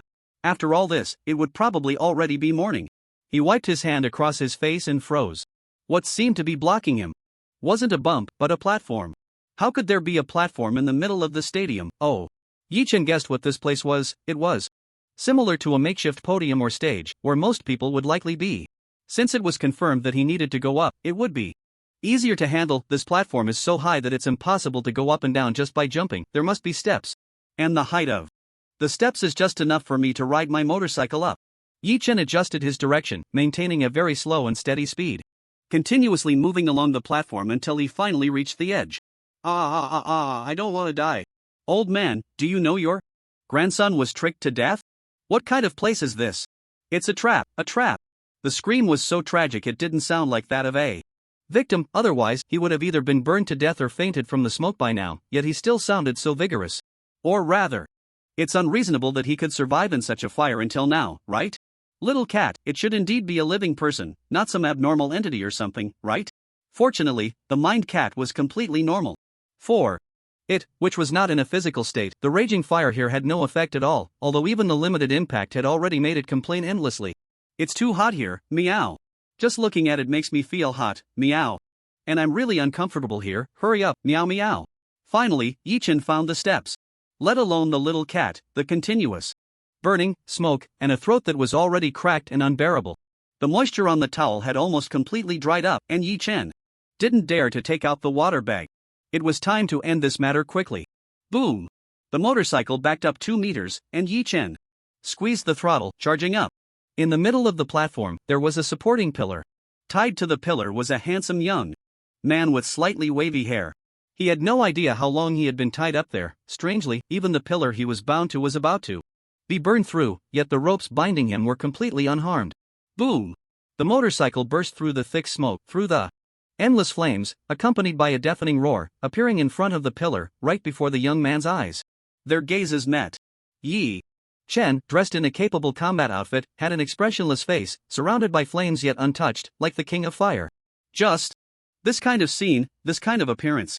The young man felt that if he were a girl, he would want to marry him on the spot. Save me, brother! Completely unaware of what the other party was thinking, Yi-Chen was indeed taken aback for a moment. This was the first person he had seen after leaving the containment tower who looked quite similar to him, dressed in what seemed like flashy clothes in the wasteland, but was actually quite stylish and normal before the apocalypse, something that could be considered branded before the end of the world. Plus, with that trendy hairstyle, Yi-Chen almost suspected he had met a fellow townsman. The other party's state was also very peculiar, in the center of the sea of fire. Even he, with the devolution stone on him, looked flushed, yet this guy seemed completely at ease. The acrid smoke would have suffocated a normal person long ago, yet he could still scream for help like a pig being slaughtered. Meow. Look at his right hand, 5 abnormal items, meow. Yi-Chen? Yi-Chen was taken aback and looked at the young man's right hand, where each of the 5 fingers wore a ring. Among them, 2 were emitting faint gray mist in aura. This must be the real Lord of the Rings. 5 abnormal items? Where did this rich guy come from? Quickly give me 5. No wonder he could survive here, it's just that I don't know what functions these rings have. Who are you? Yi-Chen asked hoarsely while raising his revolver. He wasn't trying to act deep or like a big shot, his throat was already unbearably dry. The young man was almost scared silly, wriggling his body while repeatedly shouting. Su Lezhang. My name is Su Lezhang. Brother, calm down, why pull out a gun at the slightest disagreement? Yi-Chen frowned, this was clearly not the answer he wanted to hear. What use was knowing his name? Was that what he wanted to ask? Which faction are you from? The young man hesitated slightly. Faction? It's just me, Alright, Yi-Chen pulled the safety, and Su Lezhang immediately shouted out in shock. Radiant City. My home is Radiant City. If we must talk about power, then I guess that's my power. Radiant City? Yi-Chen found the answer both surprising and not unexpected. He had finally seen a living person from Radiant City. As for what he said about only being himself, that could be dismissed as nonsense. Radiant City is getting involved in this mess? What on earth are they doing here? What is so special about this place that so many powers are showing up? He had too many questions to ask right now, like what happened here, why he was tied up, why he came here, and who else was here, and what their intentions were. But it seemed more appropriate to talk after getting out. Bang! A gunshot rang out. Su Lezhang trembled all over, closing his eyes in terror. It's over. The entrance was indeed handsome, but it wasn't saving him. I'm done for. But after a few seconds, Su Lejean realized something was off. He wasn't dead. He opened his eyes, only to find that the person holding his life and death in their hands also looked astonished. Bang! Before he could continue begging for mercy, Yi Chen had already fired a second shot, this one even before he could close his eyes. He also saw the bullet hit the rope binding him, and then it was directly deflected away. What the hell? What, meow? That rope is actually a supernatural object. Su Lejean finally understood. It turned out this guy wasn't trying to kill him, but was trying to help him untie the ropes. Although, it was a bit too straightforward. The rope binding him was a supernatural object? After a moment of shock, Yi Chen looked at Su Lejean's expression and actually showed a hint of pity. Who did you offend, to the point that even a supernatural object was willing to abandon you? Tying you in this sea of fire, playing with you like a cat with a mouse until the last moment, yet destined to give no hope of escape? Damn it! You beast! Even Su Lejean himself never thought that the rope binding him would be a supernatural object. It's over, this time there's really no hope. He seemed to have completely lost interest in Yi Chen. Nothing in this world could stir even a tiny bit of his feelings anymore. At the brink of life and death, he felt a surge of boldness, tilting his head back and laughing heartily. What joy is there in life, what fear in death? A true man, ah. Slap. Su Lejean suddenly felt his whole body relax, as if he had lost gravity, falling down and landing face first on the ground. Before he could lift his head, he suddenly felt something grab the back of his collar, and when he looked up again, he was already thrown onto the back seat of a motorcycle. Click. Yi Chen started the engine in one go, having already figured out the unobstructed route. All that was left was to speed ahead. Not a. Brother, how did you get that thing off me? After preparing himself mentally for death, he was suddenly saved, and the shift in emotions was simply hard for him to process.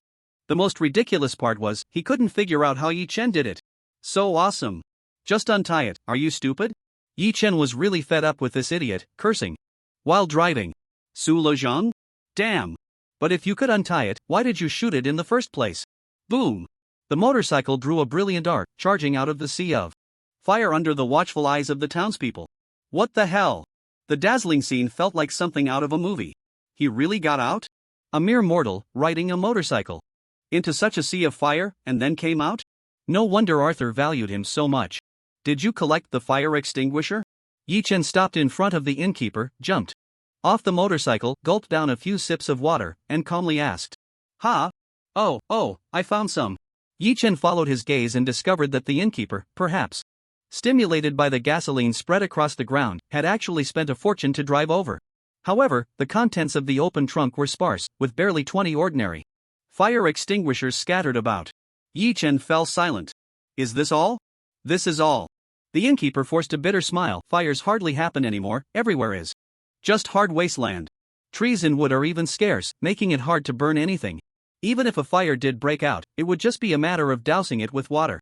Something like this caused by gasoline. I never even thought about it. Yi Chen opened his mouth and sighed. Forget it, let's not waste them, keep them for later. With so little, could they really extinguish such a large fire? It could only be said that the fire was beyond saving, but it didn't matter. After all, for the current sewage town, the stadium was just a decoration, not a loss of property. There were no casualties either. As long as they maintained a fire break, this disaster could be considered past. I'm going to handle something, you all stay back. After Yi Chen finished speaking, he looked at Su Lejean, who was anxiously fidgeting by his motorcycle, and raised the corner of his mouth. Come with me. With that, Yi Chen led the way to a lonely tree by the roadside not far away, just enough to hide under, and faced him. Alright, first question, what are you doing in Sewage Town? With so many forces arriving in Sewage Town, it was impossible that they all had their own matters and just happened to meet here. They must have a common purpose. Arthur, the old riddle man, had been dragging his feet and still hadn't told him what the chaotic turntable was. The Radiant God Sect and the Decayed God Sect hadn't had the chance to communicate yet, and even if they did, trust was not guaranteed. To this day, the people of Radiant City had become the best breakthrough point. What purpose could I have? I really didn't want to come. Let me remind you, your unauthorized entry into Sewage Town without approval means I should have arrested you. Then you were found at the accident scene, which raises some suspicion, so this is now an interrogation. With a snap, Yi Chen pulled out his revolver and clicked off the safety. The environment is indeed rudimentary. After all, I don't have time to take you back to the interrogation room. I wonder if this will give you a greater sense of involvement? Su Lejean, you're going too far. I don't know, I didn't lie to you. Just listen to me. I really didn't want to come, I was tricked. It seemed that being pointed at by a gun greatly enhanced Su Lezhang's sense of involvement, and he responded particularly cooperatively. It's a power struggle within the family. Sigh. One of our family members must undergo a major event experience on their 20th birthday, like a trial in a novel. My grandfather was deceived and sent me to this place. I'm so unfortunate. Yi Chen raised an eyebrow. What kind of big family required such trials upon reaching adulthood? Your father is? To be precise, it's my grandfather, Su Lezhang said. He's the deputy city lord of the lower district of Radiant City. Oh, a city lord level? Although he didn't know which district the lower district was in, having both titles of city lord in one place was no simple matter. How did you get here? When did you arrive? This time it was Su Lezhang who looked at him as if he were a fool. Well, obviously today. I just arrived tonight, otherwise, how could you meet me for the first time? They dropped me in by helicopter, and the moment I landed, I was tied up and hung there, and then, it was just as you see. Yi Chen, of course, he couldn't guarantee that Su Lezhang was telling the truth, but if it were true, then this air was truly pathetic. Not even struggling a bit, just being escorted all the way here, landing directly into a seamless transition to death. What the hell is the difference between you and a pig on the slaughterhouse assembly line? However, assuming what he said is true, does that mean the people from Radiant City burned this stadium? According to Su Lezhang, he was set up to die, and he was captured as soon as he arrived, indicating that the people below already knew when he was coming and where he would go, which means the arsonists below are indeed from Radiant City. It probably takes more than a day to douse the entire stadium in gasoline. This must have been completely planned, and it basically rules out the possibility of accidentally stumbling into a crime scene and being silenced, otherwise, they wouldn't have left his belongings behind and gone through such trouble to kill him. Yi Chen's head was spinning. Damn it, what does Radiant City have to do with this place? Even if there was a plot, why send a nobody to die instead of sending someone more capable? If there's no plot, then it makes even less sense, why burn the stadium? Even if they really wanted Su Lezhang dead in such a dramatic way, there was no need for it to be the venue for the Sewage Town Festival, right? Moreover, Su Lezhang came alone, so the people working below must have entered here even earlier. But Arthur said he could sense everyone entering Sewage Town. So, assuming there are no more outsiders, could this fire have been set by Sewage Town in conjunction with Radiant City? Damn! What the hell is going on? Did you see who attacked you? Su Lezhang nodded repeatedly, then shook his head, a mix of excitement and gritted teeth on his face. I saw a bit. But I didn't see the face. That person had a fierce look, wearing leather armor, with muscles faintly visible underneath, really terrifying muscles. Leather armor? Again with the leather armor? Didn't Arthur say there was no one in the town wearing leather armor? It was almost identical to the person who robbed him, but with slight differences. That person did all those crazy things for 50 mist blue coins, but the person Su Lezhang described was completely indifferent to the wealthy and fully controlled young master of Radiant City. Yet the overlapping details seemed to play a decisive role, leather armor in Radiant City. If the fire was caused by burning gasoline, then gunshots and explosions shouldn't have occurred there. When he arrived, he encountered a shadow wearing a tactical jacket, which didn't match Su Lezhang's description of leather armor. So who the hell was it? Does this mean there are even 5th or 6th forces hidden here? Many things suddenly didn't make sense, but of course, there was also a possibility that could explain everything. Every word Su Lezhang said was a lie. Officer, you have to stand up for me. These people are simply lawless, daring to commit crimes. In your territory, officer. Yi Chen's train of thought was completely interrupted by Su Lezhang's cries, and for a moment, he looked at him coldly. In fact, he could have shown Su Lezhang a good face. After all, the other party hadn't offended him from the beginning, and his attitude was quite good, very cooperative.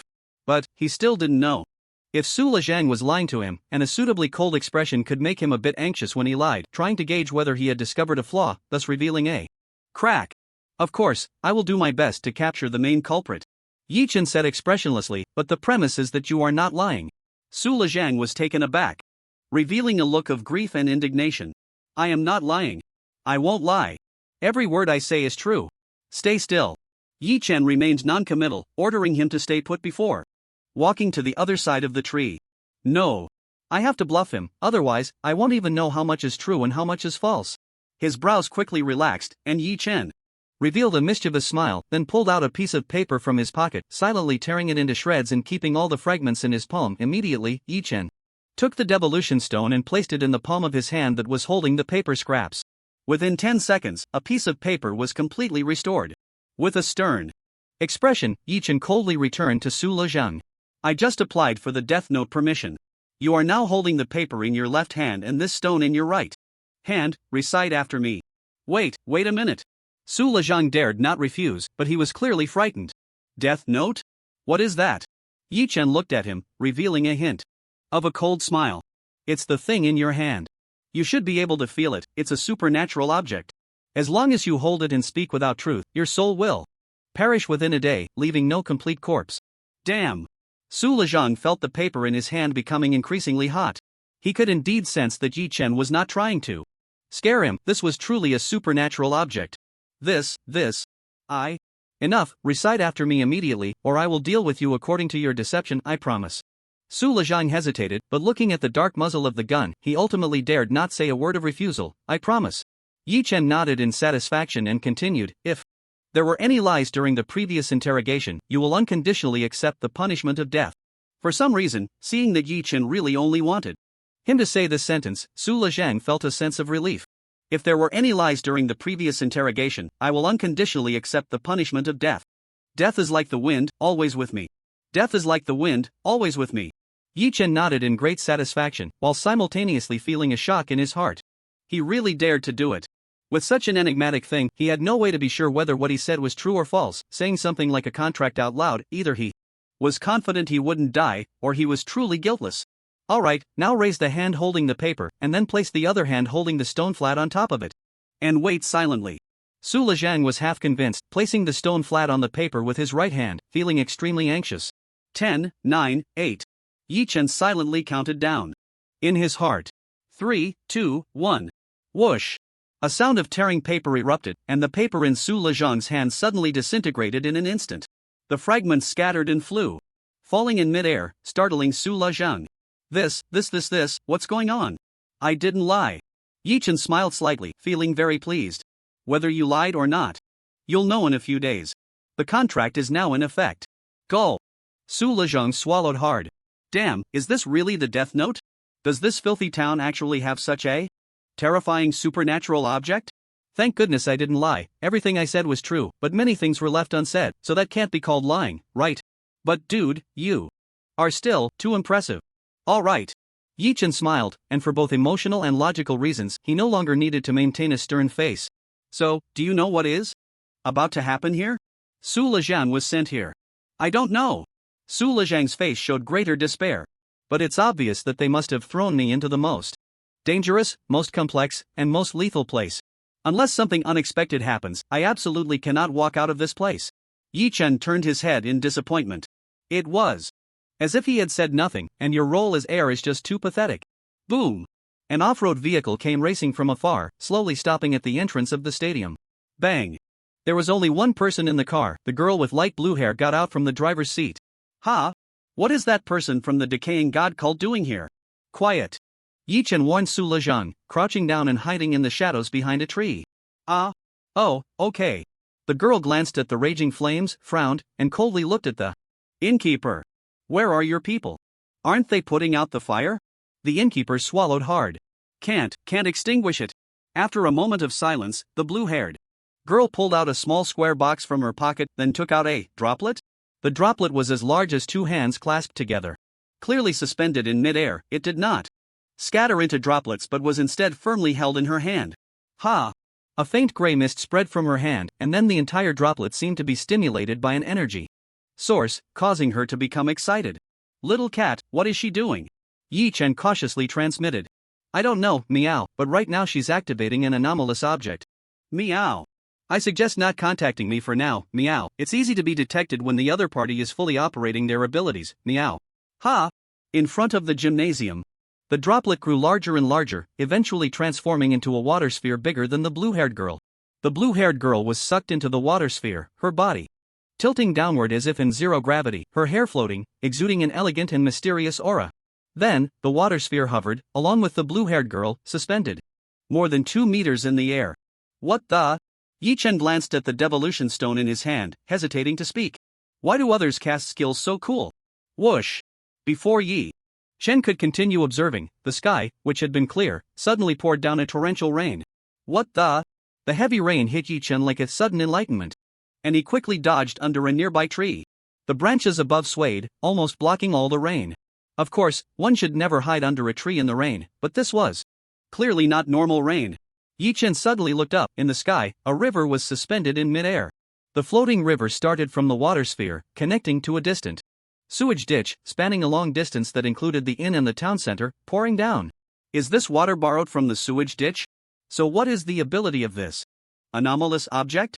This was destined to be a question without an immediate answer, as the entire gymnasium was completely submerged in the torrential rain.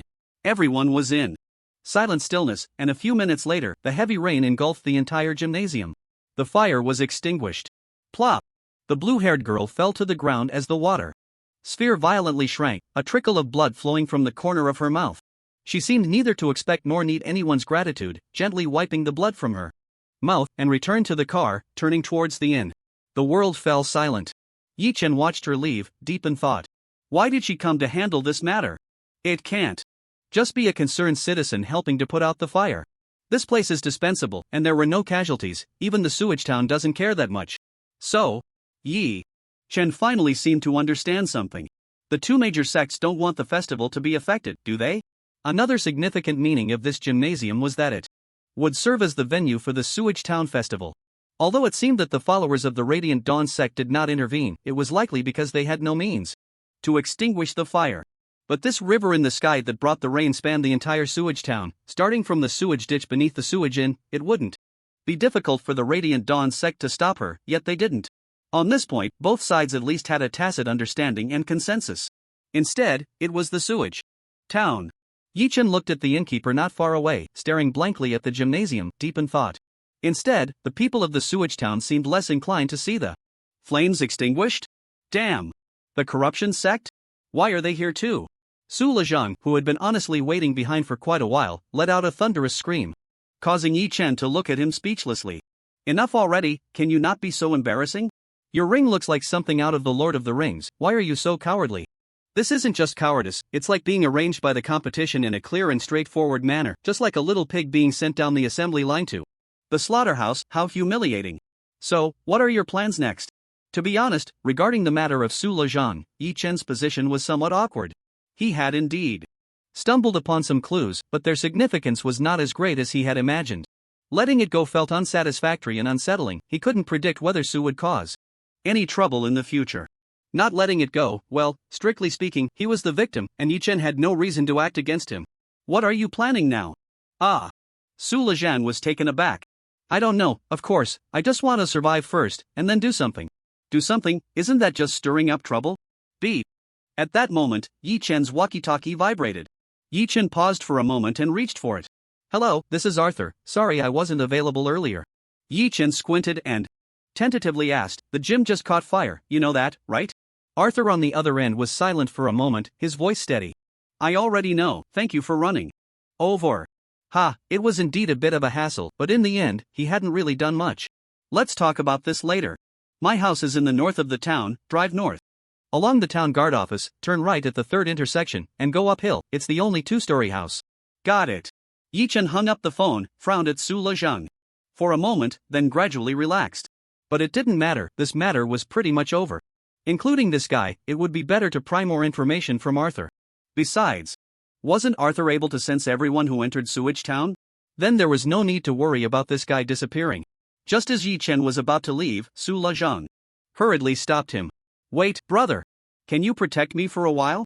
Yi Chen raised an eyebrow, looking at his audacity with newfound respect, and without saying a word, turned to leave. Wait. I have money. 30 missed blue coins a day, how about that? Yi Chen paused. 30 missed blue coins a day? It sounded decent, but in reality, this amount was already much more than the salary the town guard paid him. Excluding benefits and convenience, just in terms of salary, the town guard offered him a weekly salary of 20 missed blue coins. Calculating it, this price offered by the young master of Radiant City was nearly 4 times that of Sewage Town. It was indeed a bit tempting. But just for a moment, Yi Chen shook his head. It's tempting, but I don't have time. If he could at least show some value and intelligence, it would be different, but he was completely clueless and didn't even know what was going on. The actual benefits were far less than those from Sewage Town. He really didn't have time, running around every day and still needing to stir up some trouble. How could he waste time with him? Yet, Yi Chen's indifference to money only served to completely convince Su Lezhang. Even the fact that Yi Chen was already on his motorcycle, about to leave, made him realize that once he left this village, there would truly be no shop left. Every day too. I'll offer 30 mist blue coins a day. I don't need you to follow me all the time, can I just follow you? 30 coins, well, Yi Chen couldn't ignore this amount anymore. And since he wouldn't need to provide protection, it wouldn't affect his plans. At most, he would just have a deadweight beside him. The only trouble was that this would inevitably bring him some inconvenience and could easily expose some of his secrets. What's wrong? Su Lezhang felt a bit intimidated under Yi Chen's intense gaze and couldn't help but swallow. Okay. After a while, Yi Chen made this somewhat risky decision. One thing he couldn't overlook was that no matter how weak, ridiculous, or troublesome the other party was, he was still one of the representatives of the forces involved in the upcoming events in Sewage Town, Radiant City. Having him follow could lead to unexpected gains if, for example, if his enemies discover that he is not dead and attempt a second assassination, the hidden 5th or even 6th forces might surface right before him, or the two major cults might think that Radiant City has allied with them, leading to some more urgent reactions. As for the secret, anyway, the cat of the mind has probably been unable to use scene retrospection for quite some time. As long as it doesn't involve the exposure of anomalies, things like supernatural objects are relatively inconsequential. Come with me. Yi Chen walked up behind the innkeeper and patted his shoulder, startling the innkeeper into turning around. Ah! Great, the fire is out, that's really wonderful. Yi Chen. Is it? Really? Why can't I see that you're happy at all? When you go back to the inn, bring him along, and let him stay in my room when you arrive. The innkeeper paused, glanced at Su Lezhang, and said nothing. After all, he had seen with his own eyes that when Yi Chen entered the Sea of Fire, he came out with this person. However, when he saw the row of rings on his fingers, he couldn't help but blink. Okay. But if something happens on the way back, I'm not responsible, okay? Yi Chen shook his head seriously. No, you have to be responsible. Innkeeper? This was a small test. Was he really just an ordinary person with no strength to tie a chicken? And, if Arthur really concealed something, the person who acted against Su Lezhang might not be unrelated to Sewage Town. If he didn't know how much he had learned and still chose to act against Su Lezhang on the way, could he still explain himself? Turning his head, Yi Chen gave Su Lezhang one last piece of advice. If you safely reach 401 and encounter an attack there, find a way to escape to 402. Stirring the waters, of course. But if it was the Radiant God cult behind it, then you just have to accept your fate. In any case, it was impossible to bring him along for tonight's meeting with Arthur. After settling this decision, Yi Chen hopped on his motorcycle and sped towards the town guard's office. The journey was smooth, following the route Arthur mentioned, heading north, turning right at the third intersection, and indeed, there was a small dirt slope leading to a two-story villa. Perhaps due to the low population, Yi Chen had yet to see anyone in Sewage Town living in a building. After all the back and forth, it seemed that the only places with people active in buildings were Sewage Town and the Sewage Inn. The lights were on in the room's hall, looking quite warm and ordinary. Knock knock. Creak. Yi Chen knocked on the door, and after a few moments, the door opened without even asking who it was. Standing behind the door was the ever-sturdy Arthur. Even at home, he still wore his cowboy hat, not bothering to take it off. However, he seemed to exude a sense of fatigue. Come in, thank you for helping with the sudden fire. Yi Chen walked in, a fragrant aroma wafting through the air, and on the dining table in the living room were two large plates. One plate held purple-brown fruits, and the other lamb skewers? What the heck? This little kitchen is a bit outrageous. I thought you guys ate mosquitoes every day. I heard you weren't used to our local flavors anymore. This is a frozen product sent by a supply caravan from other cities a few months ago. I haven't had the heart to eat it myself, hoping it suits your taste. Wow. That's definitely satisfying. Arthur, you really outdid yourself. Yi Chen didn't hold back, sitting on the prepared stool, dipping the meat skewers in the seasoning, and devouring one. The taste was exquisite, every bite was delightful, and he felt revitalized. At that moment, Yi Chen seemed to understand something. Why some people would go to great lengths to leave this place. For Radiant City. Even in a post-apocalyptic wasteland, there would always be those who tirelessly pursue a better life. I heard that you just saved someone inside. After savoring the taste of meat in his mouth, Yi Chen finally remembered that he was here to do serious business. Yes, I was just about to ask you. Have you sensed anyone else entering Sewage Town? Arthur paused for a moment, then nodded. Yes, there is one. If the person you rescued isn't from Sewage Town, then it must be him. This. Yi Chen squinted. Are you sure there's only one? Arthur nodded. I am very sure. However, this time Yi Chen probably wouldn't let it go so easily. but the person trying to burn this outsider is closely connected to the outside world, with intentions and premeditated actions. If there are no outsiders, then it must be someone from Sewage Town who did this. The scene was covered in gasoline. In a world where oil is so precious, ordinary people can't possibly acquire such a large quantity of gasoline. If there are no outsiders, then the person who could pull this off is extraordinary. Yi Chen didn't mention Arthur directly, but every word pointed at him. He left a sliver of room for negotiation, though not much. It still gave everyone a chance to find a resolution. Yi Chen suppressed his body, muscles tense. Why did you suddenly disappear, Arthur? The atmosphere fell into an awkward silence. The steaming lamb skewers couldn't change the fact that everything was cooling down. Yi Chen could certainly avoid being so blunt and direct, maintaining the existing balance without provoking the other party, enjoying the support and convenience of Sewage Town, but the situation was becoming increasingly complicated. The issue of hunger was becoming urgent, and the sense of crisis was looming ever closer. Yi Chen felt he could no longer remain so uninformed. At the very least, he needed to clarify, even if just the basics, the intentions of these people and find the true teammates. Moreover, Yi Chen felt that this matter shouldn't touch Arthur's sensitive nerves. Even if he forced the issue, compared to Sewage Town's current needs from him, it didn't seem so unspeakable. Strength is the foundation of one's confidence. Sure enough, Arthur fell silent, and it was a long time before he finally spoke quietly. I was doing other things just now. This matter was indeed not done by me. The person you rescued, did they mention the appearance of the murderer? Still not admitting it. Leather armor, very strong. After a long while, Arthur seemed to have finally made up his mind. Wait a moment, I'll go get something. Ha!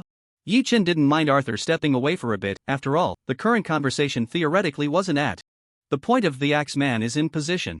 However, Arthur's stride made Yi Chen's eyes narrow slightly. Are you injured? Arthur paused for a moment, then his walk became natural again.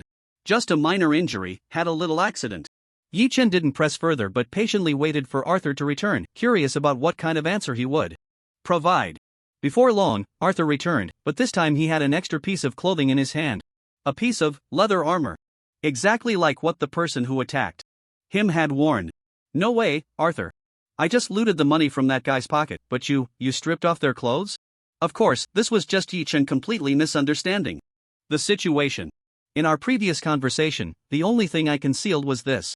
Arthur slowly began to explain, answering his confusion but bringing Yi Chen even greater shock. I should have mentioned before that the town has two corps. One is the town guard, which maintains all safety issues within the town, and the other is the town defense team, which resists invasions from the outside. And this leather armor is actually the uniform of the town defense team. Yi Chen? You guys aren't on the same side? Arthur shook his head.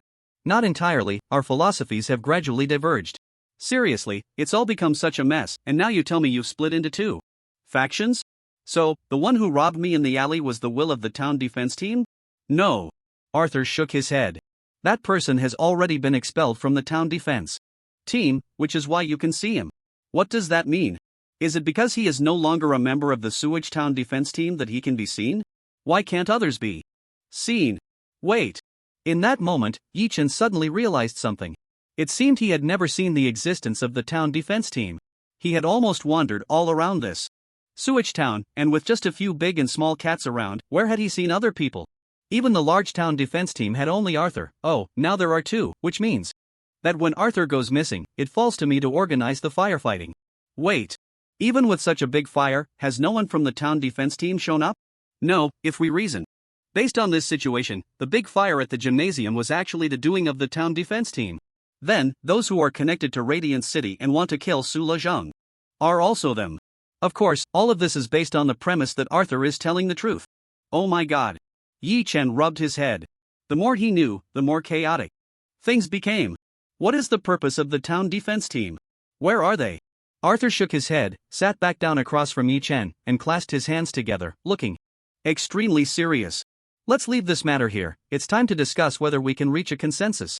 Yi Chen was taken aback and nodded slightly. Indeed. The reason for this meeting tonight was to further communicate and fundamentally determine whether a cooperative relationship could be established.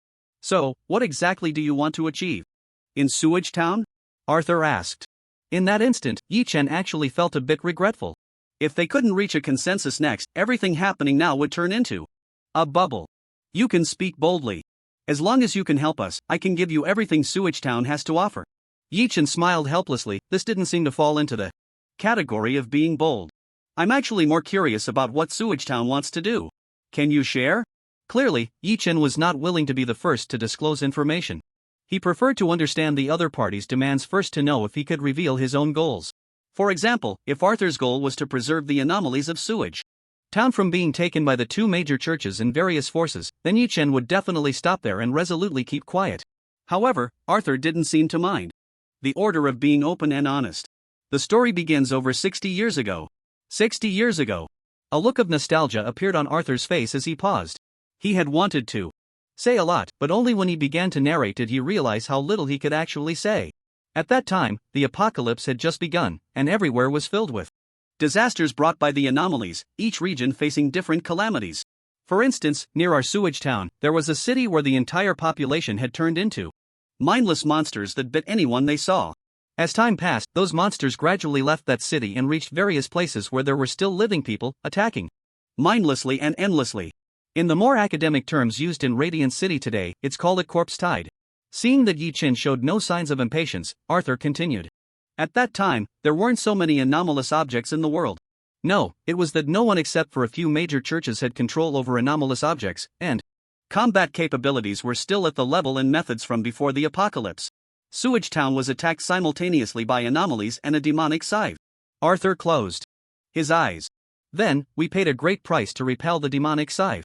Noticing Yi-chan's expressionless face, Arthur couldn't help but feel puzzled. Aren't you surprised? How? We defeated the demonic scythe. The demonic scythe. That is the demonic scythe. Even now, it's not something an ordinary force can take down. Shouldn't you be a bit surprised? Yi-chan shook his head. I'm not surprised at all. Why should I be surprised? I even defeated it myself. Go on, Yi-chan said, showing great patience. He looked at him in surprise and nodded. It didn't matter anymore. Didn't this just confirm that the other party had the strength they were willing to fight for? Even when faced with such absurdity, they remained unfazed, their expression unchanged. That cost has plunged the entire sewage town into a particularly bad influence. This influence has almost permeated every aspect of Sewage Town, completely changing our lives. It was also because of that incident that we discovered even more concerning things. Yi-chan squinted, feeling that many chaotic lines were finally threading together. Many things began to clarify. Almost certain of a possibility, Yi-chan blurted out, then, for some reason, you were afraid to seek help from the Radiant God cult, so you turned to the Rotting God cult, which was as powerful as the Radiant God cult at that time. Bang! Arthur almost instantly stood up uncontrollably, his body tense, looking at Yi-chan with a gaze that even held a hint of terror. How did you? Guessing, Yi-chan pressed his hand down, signaling Arthur not to be nervous, and made his reasoning coherent. I've long heard that Sewage Town has a close relationship with the Rotting God cult, and it might even have joined the Rotting God cult. But from my perspective, your attitude clearly shows that you don't like the Rotting God cult. In fact, it's even different from how you treat the Radiant God cult. Arthur's gaze flickered. Is it true? Can such a small piece of information lead to such a conclusion? Is this what it means to be an expert? Shaking his head, Arthur forced a bitter smile, pushing the chaotic thoughts out of his mind and continuing, this is just one of the many things. To change all of this and solve this problem, we have done a lot. This includes countless wrong decisions and wrong choices. Arthur sighed, and at that moment, he surprisingly showed a hint of sorrow. Can you understand? After all that turmoil, in the end, we found that the initial little bit of influence was so acceptable, so beautiful, so worth the sacrifice. But everything is irretrievable, unchangeable. All of this has shaped today's Sewage Town, a nightmarish place. Sewage Town has become a hotspot in the eyes of the church, but who will consider the future of Sewage Town? Right now, not to mention breaking free from those influences, even with the two major cults, we can't escape. I must change all of this, and first, I need to kick out all those irrelevant people. Arthur finished in one breath, took a deep breath, and looked at Yi-chan with a bitter smile. That's all I can say. You might not understand, but I think I've made my position and attitude clear. Not understand? A normal person definitely wouldn't, but the information asymmetry between the two sides meant that he understood completely. Yi-chan had fallen into deep thought. Arthur's constant mention of influence was just another way of saying anomaly. Each anomaly has its own characteristics and terrifying abilities, exerting related influences on everything around it. Humans can gain abilities from anomalies, but they need to pay a price. So, having personally experienced the disaster in Sewage Town 60 years ago, he almost understood what happened next. 60 years ago, everything in Sewage Town was normal. They had merely survived the first wave of disasters after the apocalypse by luck, until that day when they were invaded by a tide of corpses and the scythe of demons. In a desperate situation, Sewage Town used the Bell of Chaos to defeat the scythe of demons. Since then, Sewage Town has been under the influence of the Bell of Chaos, needing to pay some kind of price continuously. Unwilling to accept this, yet powerless to escape. Moreover, the scythe of demons fell into the sewage ditch, causing something terrifying to emerge from beneath the sewage ditch, raising extreme concerns in Sewage Town, even triggering a warning from the Bell of Chaos, prompting Sewage Town to begin seeking external assistance. The Bell of Chaos initially did not know why it was obtained from the Church of the Afterglow.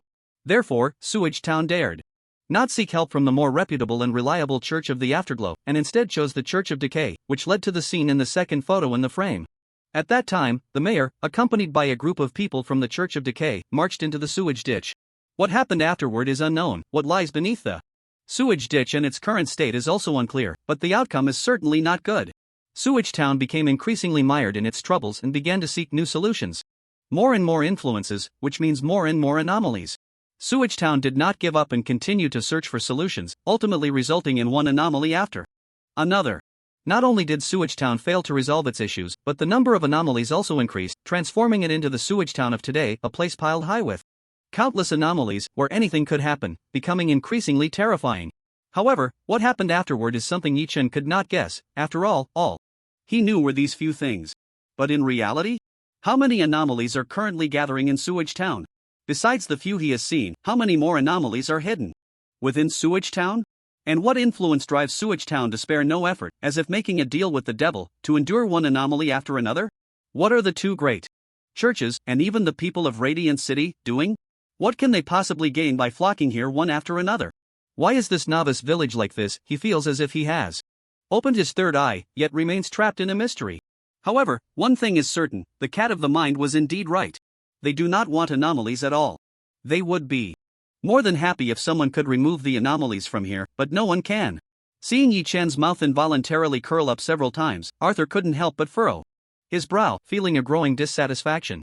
Why are you happy listening to the tragic history of Sewage Town and my desperate ambitions? Is this a normal person's reaction? Since I have finished speaking, it's your turn now. What exactly do you want to take away from Sewage Town? Do you represent yourself or another force? Yi-Chen raised his head, daring for the first time to tell others his purpose. I want to take away the anomalies of Sewage Town. Arthur? Ha! For a long time, the sound in the room was so quiet you could hear a pin drop. What is he saying? He wants anomalies? How does he plan to do that?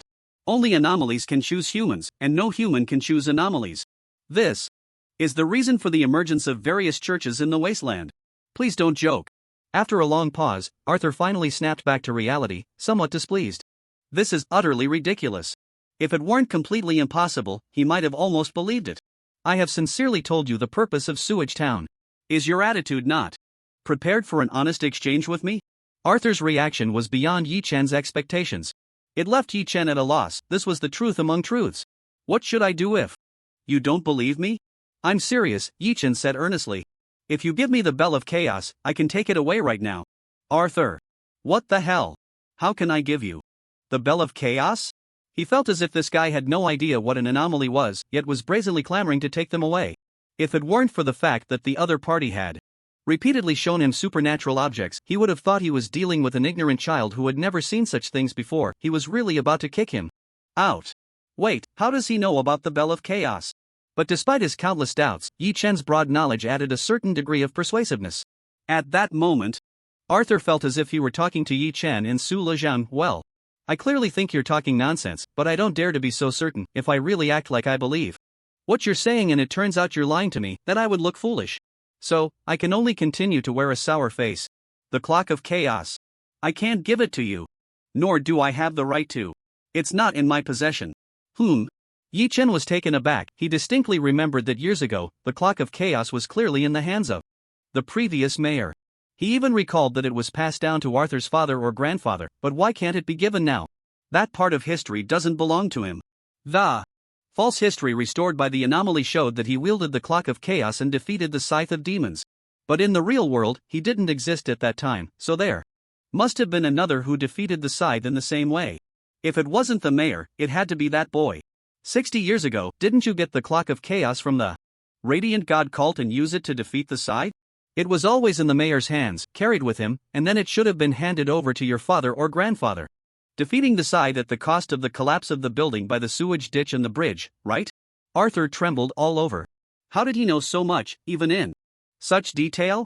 That story was something he could only recount in bits and pieces, but this guy, it was as if he had witnessed it himself. It's different now. Arthur shook his head with a bitter smile. Because it was used, everything is different now, which led to what happened later. Now, it's like our God, the rules descend upon us, eternally, succeeding one another. It will only appear when it wants to, on the agreed upon day. Ha! Yi Chen's expression soured.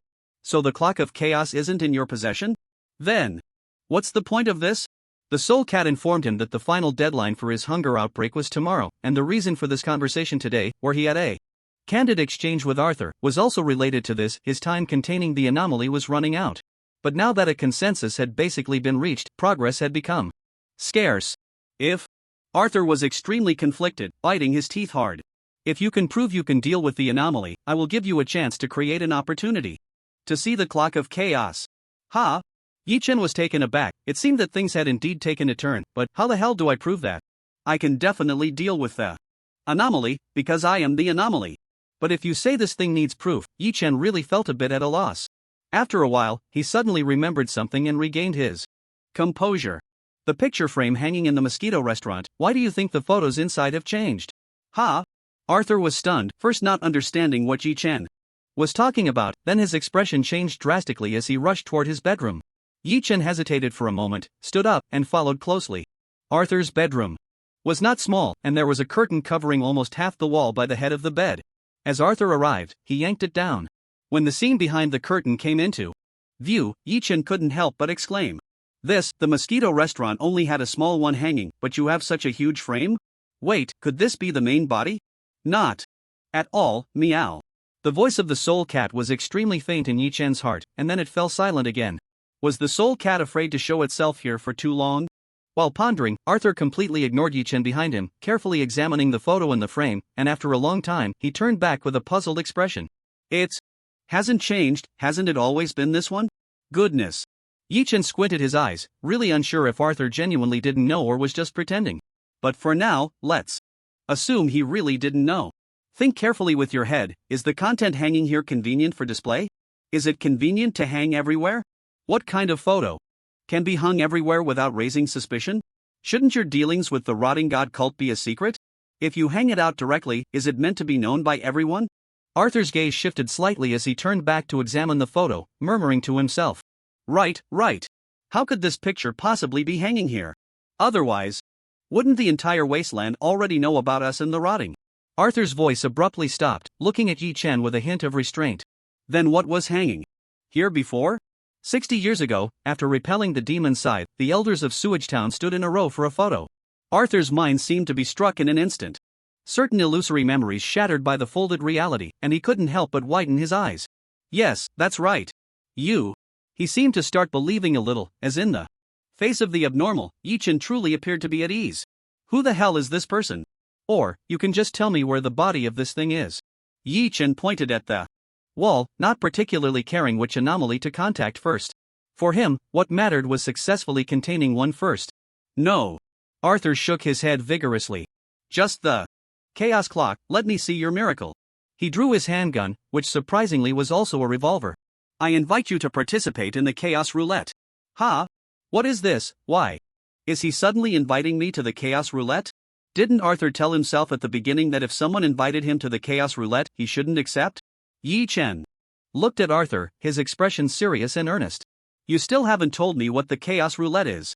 Arthur's gaze was complex as he looked at Yi Chen, his brows carrying a hint of sadness, as if lost in thought. The Chaos Roulette is a rule left by the Chaos Clock, Arthur said calmly. Participating in the Chaos Roulette will attract the attention of the Chaos Clock, and the winner of the Chaos Roulette will receive a reward from the Chaos Clock. Yi Chen raised an eyebrow. Winner? So what are the rules for victory? Arthur's expression was flat, as if discussing a very unpleasant topic. A 6-shot revolver, load 1 bullet, and choose the shooting order against your own head. For example, you start first, and you have to shoot at your own head. If you hit an empty chamber, naturally, nothing happens. Then you can choose to continue shooting. Or pass it to me. Once you pass it to me, I must shoot it myself. Similarly, after hitting an empty chamber, I can continue shooting downwards or pass it back to you. Until a real bullet is fired, then, the one who survives naturally wins. Damn. Yi Chen cursed, isn't this just the Russian roulette from history before the apocalypse? What kind of anomaly is this? Can't they learn something good? Why create such a barbaric thing? What kind of reward? What could it possibly give that would make so many of you disregard your lives and rush forward? Not necessarily, usually the stronger the opponent who dies in the chaos roulette, the more generous the reward. Arthur paused before speaking. For example, this revolver of mine was granted power by it personally, an anomalous object. Anomalous object? An object granted by the anomaly itself? Yi Chen squinted, involuntarily looking at the gun a couple more times. The cat of the mind had told him that anomalies could turn items into anomalous objects. However, this ability must be lower than his own activation, because the anomalous objects granted by anomalies can only possess part of the abilities of that anomaly. Meanwhile, his activation can give ordinary items entirely new abilities. Nevertheless, Yi Chen still took a serious look at Arthur's gun. This is indeed an anomalous object granted power by the Chaos Clock. Its ability is the sixth shot, guaranteed kill. Both fell silent. This is indeed the ability of the Chaos Clock, and it's the core of the core, rewarding something like. This can truly be said to be extraordinary. Though it is also an anomalous object, even that crystal ball from before cannot compare to this one's abilities. So, Yi Chen paused for a moment and said, once I accept, and the chaotic roulette is activated, we will have to pay the price of one of our lives? Either I, as a fraud, go directly to the afterlife, or you sacrifice yourself for a chance to see it? Arthur nodded. Yes, it can only be this way. Yi Chen stared at him expressionlessly, and after a long while, finally spoke. Forget it. Arthur's calm face showed no joy, instead, he frowned, a bit disappointed. Are you afraid? Afraid? Yi Chen couldn't help but laugh, looking at Arthur as he spoke. If I said I don't want you to die, would you believe me? What a joke. Although this gun's ability is certain death with the sixth shot, there is still a limit, and Yi Chen believes that even at its extreme, this gun cannot shake an anomaly. According to the Mind Cat's theory, even the essence of the chaotic bell can at most kill some ordinary anomalies, with a minimum number of at least 300, like the Night House. But for stronger anomalies, it's just a joke, like 002, 003. Like, himself.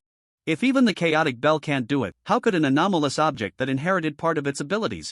Of course, he wasn't truly invincible, otherwise, wouldn't he be directly unbeatable? Would he still need to be so cautious in dealing with the two major churches and hidden forces?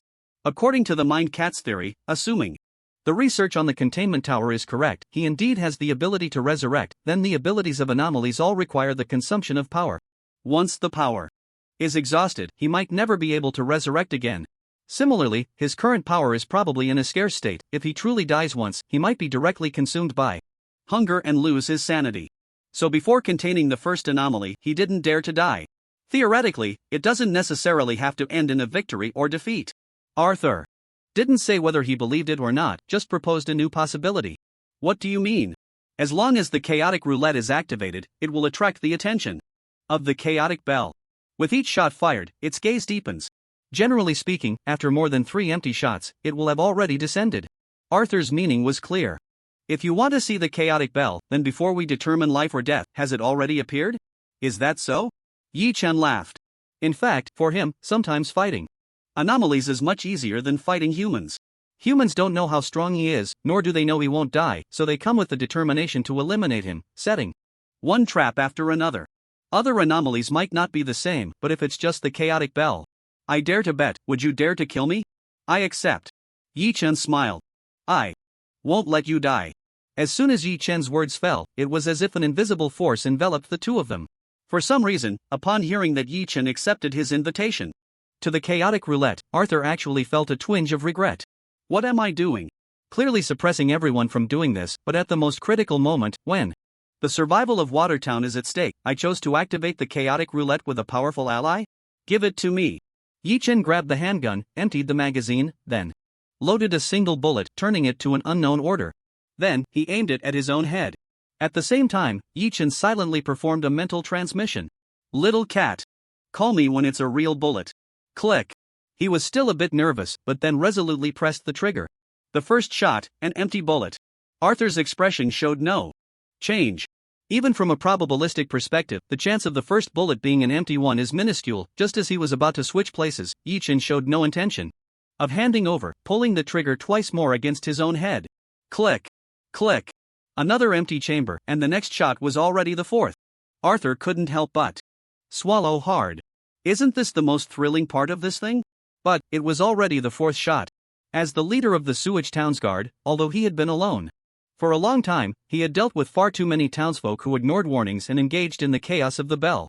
And the vast majority of the failures had perished at the third and fourth shots. The chance of a real bullet at the sixth shot was just as likely as at the first shot. It's my turn now, Arthur said sincerely. Yi-Chen glanced at him and expressionlessly pulled the trigger once more. He believed in the cat of the mind. Click. Another familiar sound of an empty chamber, safe and sound. The next shot would be the fifth. It was at this moment that Yi-Chen finally heard the voice of the cat of the mind. Meow. Yi-Chen still made no move to switch, aiming the revolver at his own head. From Arthur's perspective, Yi-Chen was trembling violently, as if he were terrified to the extreme. Are you scared? Arthur scoffed. If you're scared, just give it. To me, it might be more willing to take my life. Shaking his head gently, a hint of gloom appeared in Arthur's eyes. It's my fault, we've all been misled. That's just how it is. It will silently interfere, force, and tempt people into the chaos of the wheel. I clearly knew, I had been cautious for so many years, yet I never expected to be misled. At this moment, it's a pity that once it starts, it can't be stopped, otherwise, it will bring divine punishment upon everyone. Listening to Arthur's last words, Yi-Chen couldn't help but look strange, wanting to say something but hesitating. Do you think there's a possibility that the gun is shaking? Arthur? What the hell are you talking about, making jokes at a time like this? But when he looked over, he was completely stunned. It seemed, to the naked eye, Yi-Chen's limbs, body, and even his breathing were extremely steady, not at all like someone who was trembling. Instead, it was the revolver that was shaking? What the hell? Shoot, meow. I can almost see it. Meow. It's such a pity you can't see its terrified face. Meow meow meow.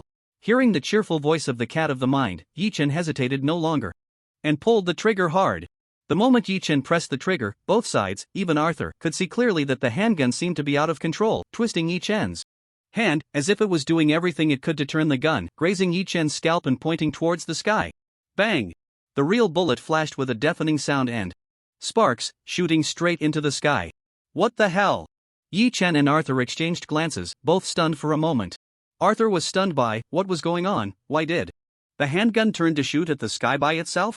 And Yi-Chen was stunned by, what does this count as? Did he win or lose? What about the chaos of the bell? Bang bang bang. Bang bang. In the next instant, the entire town erupted with deafening gunfire. One after another, coming in succession. For a moment, it felt like they had stepped into a battlefield filled with gunfire. At that moment, Arthur's expression changed to one of infinite terror. Not good. This is a warning to me. A warning to you? Arthur's expression changed several times, ultimately looking at Yi-Chen, not knowing what to say. This guy, aimed at his own head, yet scared the chaos of the bell? But that was no longer something he could consider. He had already been given an ultimatum. I can't say any more.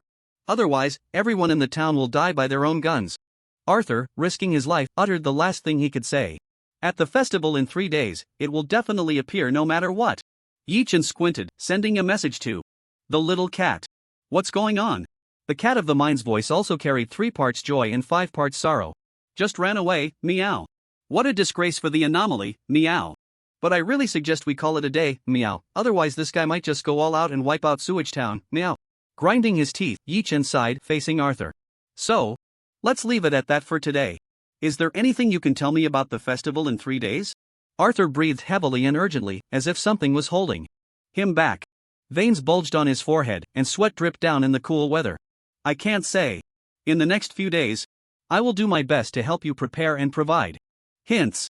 I completely understand what you want to achieve in Sewage Town. Are you really okay? To be honest, Yi-Chen was a bit worried looking at his condition, fearing he might collapse the moment he left. I'm fine. I have it under control. See you tomorrow morning at the Mosquito Restaurant. Arthur extended his hand, and after a moment of hesitation, Yi-Chen shook it. Then, let's have a pleasant cooperation. As he watched Yi-Chen leave, Arthur's breathing gradually steadied.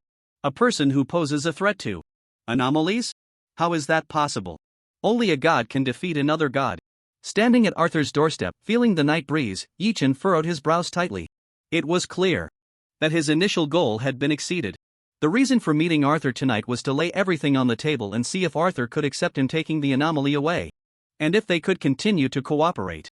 But this night had brought too many twists and turns. The fire, the mysterious forces, and Su Lezhang.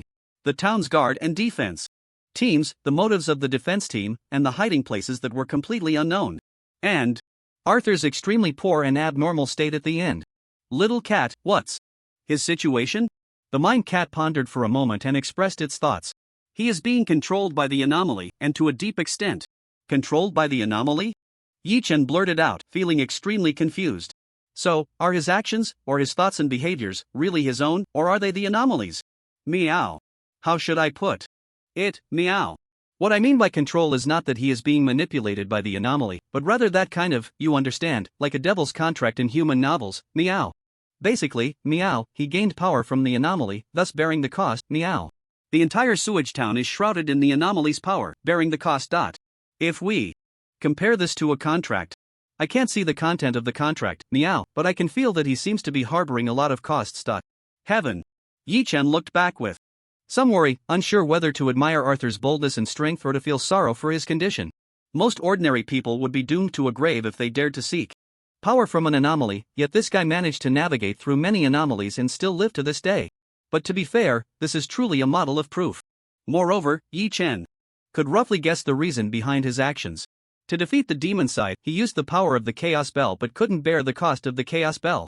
To resolve the Chaos Bell issue, he sought the power of other anomalies, which brought more anomalies to Sewage Town. Until one day, he found a feasible way to resolve the situation in Sewage Town by seeking help from other anomalies, ultimately failing. Again and again, the anomalies in Sewage Town increased, turning into an inextricable deadlock. But now, he still doesn't learn his lesson, Yi-chan murmured. Seeking my help to resolve the anomaly. Isn't that just the same thing again? He himself was also an anomaly. Don't say that, meow. They can't compare to you, meow. The mind cat's voice rang out brightly. TSK Yi-chan couldn't help but chuckle at its antics, unable to resist throwing out a retort. Isn't it different? This guy has been messing around for so long, and he has completely pulled the big boss into his own home. Little cat, tell me the truth. Can my current power really withstand dying once? Yi-chan had wanted to ask this for a long time because he truly felt he was still too weak, the so-called invincibility felt illusory. Actually, no matter what, you can't die. Even if 002 and 003 teamed up, it's impossible. It's just what? Just that if you really die in body, your power won't be enough to forcibly resurrect you and maintain your sanity, and then you'll turn into a pure force in body, meow. Yi-chan. So isn't that just dying? So, how many times can my current power withstand resurrection? Meow. Yi-chan. I won't be able to withstand it even once, right? The spiritual cat seemed a bit guilty. Yes, meow. Generally speaking, successfully containing the power of an ordinary anomaly can ensure your rational resurrection once. This power can also be used to activate 3 items, meow. Yi-chan. His expression gradually became numb. So, that means when my power is almost exhausted, using the power of 1 resurrection to exchange for 3 useless, does that include a radio that can only sing randomly? Damn. A type of plant, it's too urgent. Based on the current situation, Yi-chan would at the earliest be able to obtain an anomaly at the festival 3 days later, and before that, he was not safe enough. Moreover, there was the imminent hunger. Little cat, what should I do? You heard it too, but my hunger probably won't last until then. Listening to Yi-chan's words, the spiritual cat quickly began to comfort him. Don't panic. Meow. Didn't I reserve a power for a scene rewind, meow? That should be enough, meow, to extend it for 2 more days, right? Then we can think of a way in these 2 days. If it really doesn't work, we can go back to our action base and let the little house contribute some power, meow. Yi-chan sighed lightly. It was indeed feasible, but how much combat power was left? The festival 3 days later was very strange. He didn't even know what it was for, what would appear, what enemies there would be, and what kind of battles would happen. Even if he barely held on until then, would he still have the strength to contain anomalies? Let's go back to the room. Since Arthur promised to help me prepare these days, it should be somewhat helpful. Is there still a fool waiting in my room? I wonder if my room is still okay. Rubbing his temples with a bit of a Headache, Yi Chen got on his motorcycle and inserted the key. But just as he was about to start the engine and leave, he suddenly felt something was off. His face felt a bit itchy, and he sensed someone was watching him. Watching him, was it Arthur? He glanced sideways. Arthur's room was tightly shut, and even the lights were off, so it didn't seem to be him. Someone could be watching him secretly, and he didn't even know.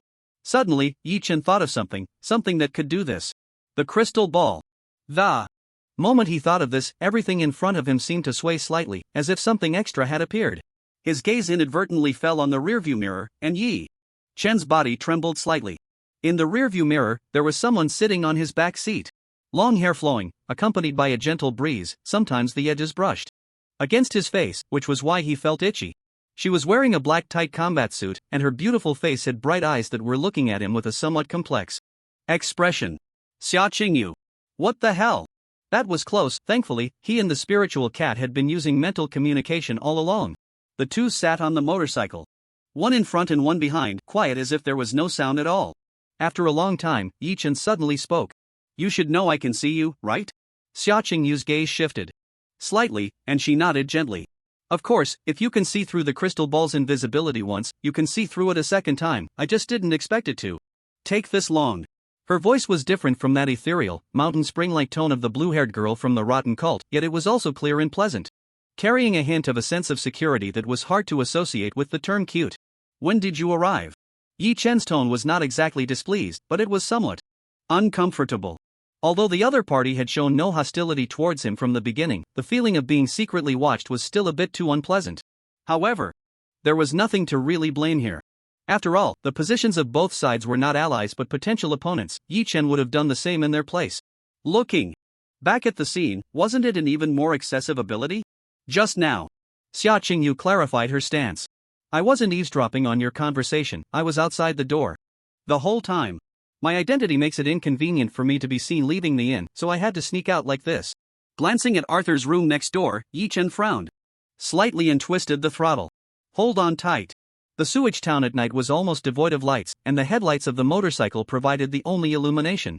The motorcycle turned down a street, and Yi Chen turned off the lights, stopping the bike by the roadside. He casually pushed open an empty room and walked inside. Before the apocalypse, this should have been a small shop within a milk tea cafe, but now it was all abandoned. Inside, he pushed open a door without windows and sat down on a stool. Were you waiting for me? Xia Qingyu surveyed the surroundings. To be honest, it felt a bit uncomfortable for a woman to be alone in such a small room with a man late at night. But she overcame it and sat on another stool. Yes, I need to explain that the surveillance in your room wasn't installed by me. Yi Chen raised an eyebrow. Not, you came to find me in the middle of the night just for this. I know. Yi Chen waved his hand. You don't need to explain that specifically. But as a captain, if you can't even manage your subordinates and come to a place like this, you're not only putting yourself in danger but also putting others at risk. Hearing his words, Xia Qingyu's expression shifted slightly. You know? Shouldn't you think I set it up and retaliated in my room? However, she deeply resonated with the latter part of Yi Chen's statement. But I had no choice. The team for this mission wasn't chosen by me, it was forcibly assigned by the Grand Archbishop. The mission, forcibly assigned. Yi Chen became interested. The two major cult's objectives that he had been unable to figure out seemed to have a breakthrough. So you fell out with the two team members, and the remaining strength is insufficient for you to complete the mission, and you thought of teaming up with me? Xia Qingyu. Did you set up surveillance in my room? Yi Chen seemed to have completely disrupted Xia Qingyu's rhythm, leaving her momentarily at a loss for words. How you decide is naturally your business, but if our positions do not conflict, I hope the reputation and history of the Radiant Dawn cult will make you more willing to help us. The reputation and history of the Radiant Dawn cult. Although it sounded like something everyone in the wasteland should know. I don't know. I just woke up a few days ago, okay? I only learned today that there is a Radiant Dawn cult. However, Yi Chen had some understanding in his heart. No matter what, the Radiant Dawn cult bore the reputation of being the foremost orthodox sect in the wasteland, so it should be somewhat reliable. But I refuse. Yi Chen shook his head. His core objective now was twofold, or one could say it was singular, to contain the anomalies. Containing the anomalies would resolve his hunger and strengthen his power. At the same time, as long as he contained the anomalies, the problems in the sewage town would naturally cease to exist. If willing, Yi Chen would be happy to help the sewage town, because he liked these living people who treated him well, just like that rainy night 60 years at Jiodai in contrast to the Radiant Dawn Church and the Decayed Church. Regardless of their intentions, since they stand on the opposite side of Sewage Town, they naturally have various reasons for not wanting these events to occur. Yi Chen firmly rejected, leaving Xia Qingyu at a loss for words, all her prepared arguments rendered useless. For a moment, she opened her mouth repeatedly, wanting to speak but hesitating several times. I don't know what Arthur told you, but at the very least, I hope you weren't deceived into opposing our Radiant Dawn Church. You should at least hear our side of the story. Yi Chen remained non-committal. I think the one who is out of line here is you, right? First of all, this is their territory. You two major churches came uninvited. Secondly, you seem to be acting in desperation. I don't understand why you would want to recruit me when you don't even know my intentions. To be honest, Yi Chen also wanted to hear how everyone else viewed this matter. Xia Qingyu was indeed right about one thing: Yi Chen couldn't determine if either side was lying. The only way to discern truth from lies was to listen to each person's discoveries like in a murder mystery game, then find the flaws and uncover the truth. However, the experiences and conflicts so far had only diminished Yi Chen's goodwill towards the Radiant Dawn Church, making her even less willing to believe them. One could only say Wang Lei is really a schemer. Anyone else taking on the role of the action team leader would be cursed with bad luck. Do you really know what they intend to do? Xia Qingyu asked softly. The reason I came to find you is that in this matter, anyone who does not belong to Sewage Town or the Decayed Church, regardless of their intentions, will not succeed. Yi Chen raised an eyebrow. This girl speaks quite bluntly. To dare speak like this, one is either a fool spouting nonsense or someone with absolute confidence. Moreover, to turn the conversation back, does Arthur really know what he wants? Arthur only mentioned wanting to save Sewage Town but never said how to save it or what he intended to do.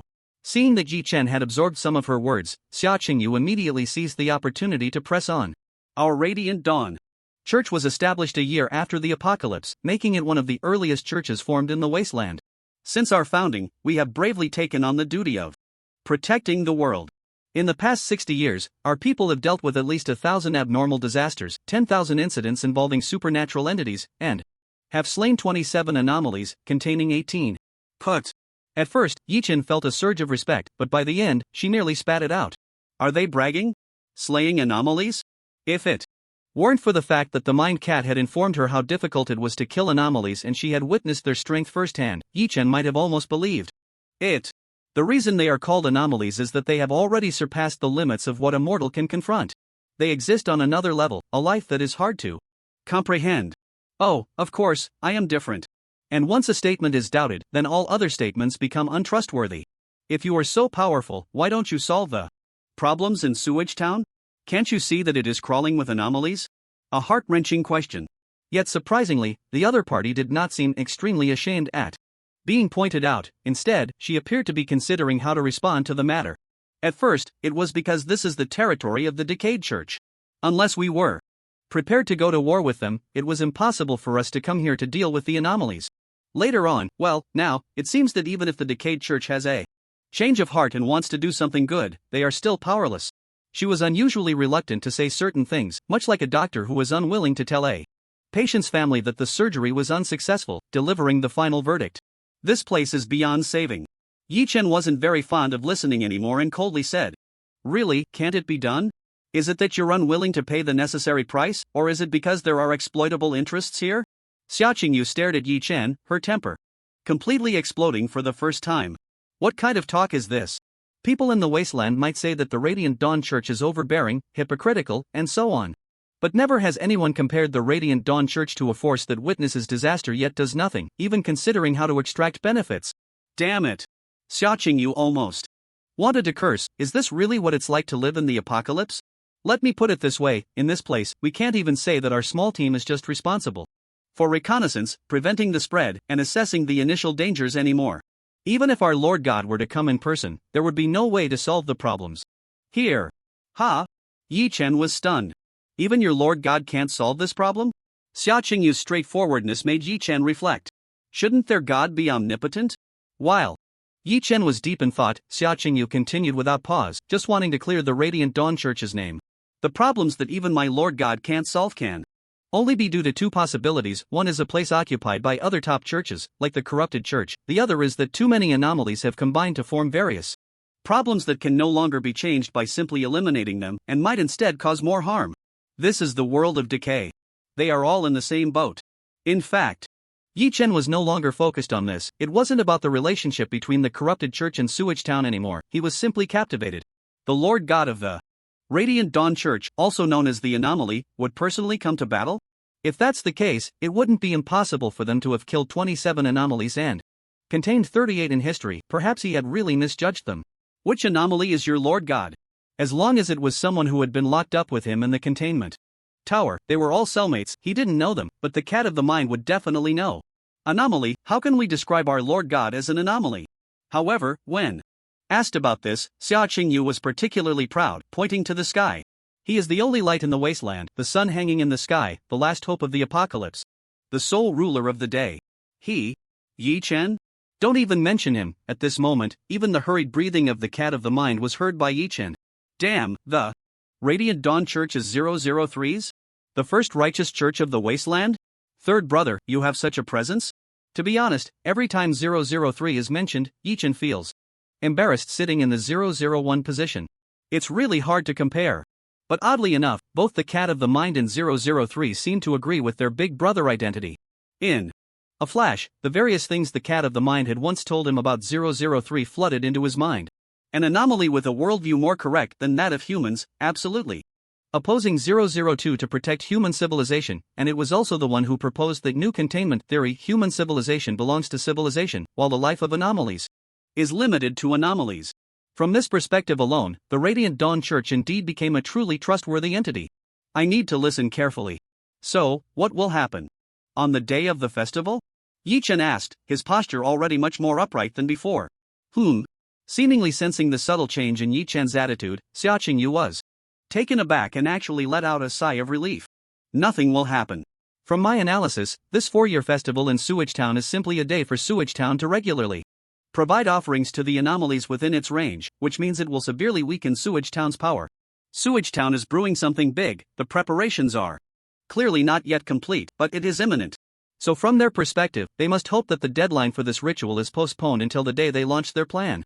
That's why Arthur needs you, why he is so desperately trying to win you over. Their power is really insufficient, and time is running out. If they have any chance at all, they will definitely launch their plan before the ritual. So with your help, their progress can be greatly accelerated, giving them time to do more. After saying all this, in one breath, all that was left was to wait for Yi Chen's reaction. It was really hard to think this way, but it did make sense. What about the ultimate goal? Yi Chen squinted his eyes, staring intently at Xia Qingyu's bright eyes, trying to discern the truth behind her every word. And Xia Qingyu gave Yi Chen an answer that he had never considered, one that was simply shocking enough to change his expression completely. To sacrifice everyone within the boundaries of Sewage Town. Yi Chen? No shocking statement goes unpunished, and Xia Qingyu continued to speak. Sewage Town has been entangled with too many anomalies, paying too great a price. Perhaps their previous generations did not know, but this price is tied to their bloodline. In other words, Sewage Town has been cursed for generations. I don't know who they intend to sacrifice, but this is the territory of the putrid cult, so it can only be the putrid tree. Wait, hold on. Yi Chen interrupted, his brain struggling to process this information.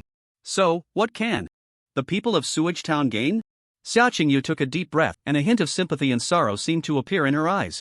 By sacrificing everything to the putrid tree, they can sever the connection to other anomalies and curses in an instant. Then, at the cost of everyone's death, they give the descendants of Sewage Town a chance to break free from all these curses. As for you, me, and that person you brought back to the room, we all count as intruders, self-inflicted. If we are still here at this time, we can only die together. This. Yi Chen shivered, feeling a great confusion wash over him. In just a few words, the stance represented by Xia Qingyu and the Radiant Cult almost completely overturned everything Arthur had said, leaving Yi Chen at a loss for what to do. He just wanted to hear what others had to say. Why did it turn out like this? However, Xia Qingyu's words also had several points that couldn't hold up. I have 2 questions. Go ahead. Xia Qingyu straightened her posture, ready to answer any questions. Whether the other party was willing to join forces with her hinged on this moment. According to your statement, the putrid tree, as the sacrificial object of Sewage Town, is the absolute beneficiary of the event.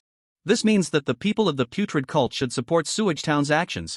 But Yi Chen paused. It was precisely The people of the putrid cult who extinguished the great fire at the stadium. If they hadn't done that, then the stadium, as the venue for the ritual, would have had to postpone the ritual date, which is what your statement suggests they should have done.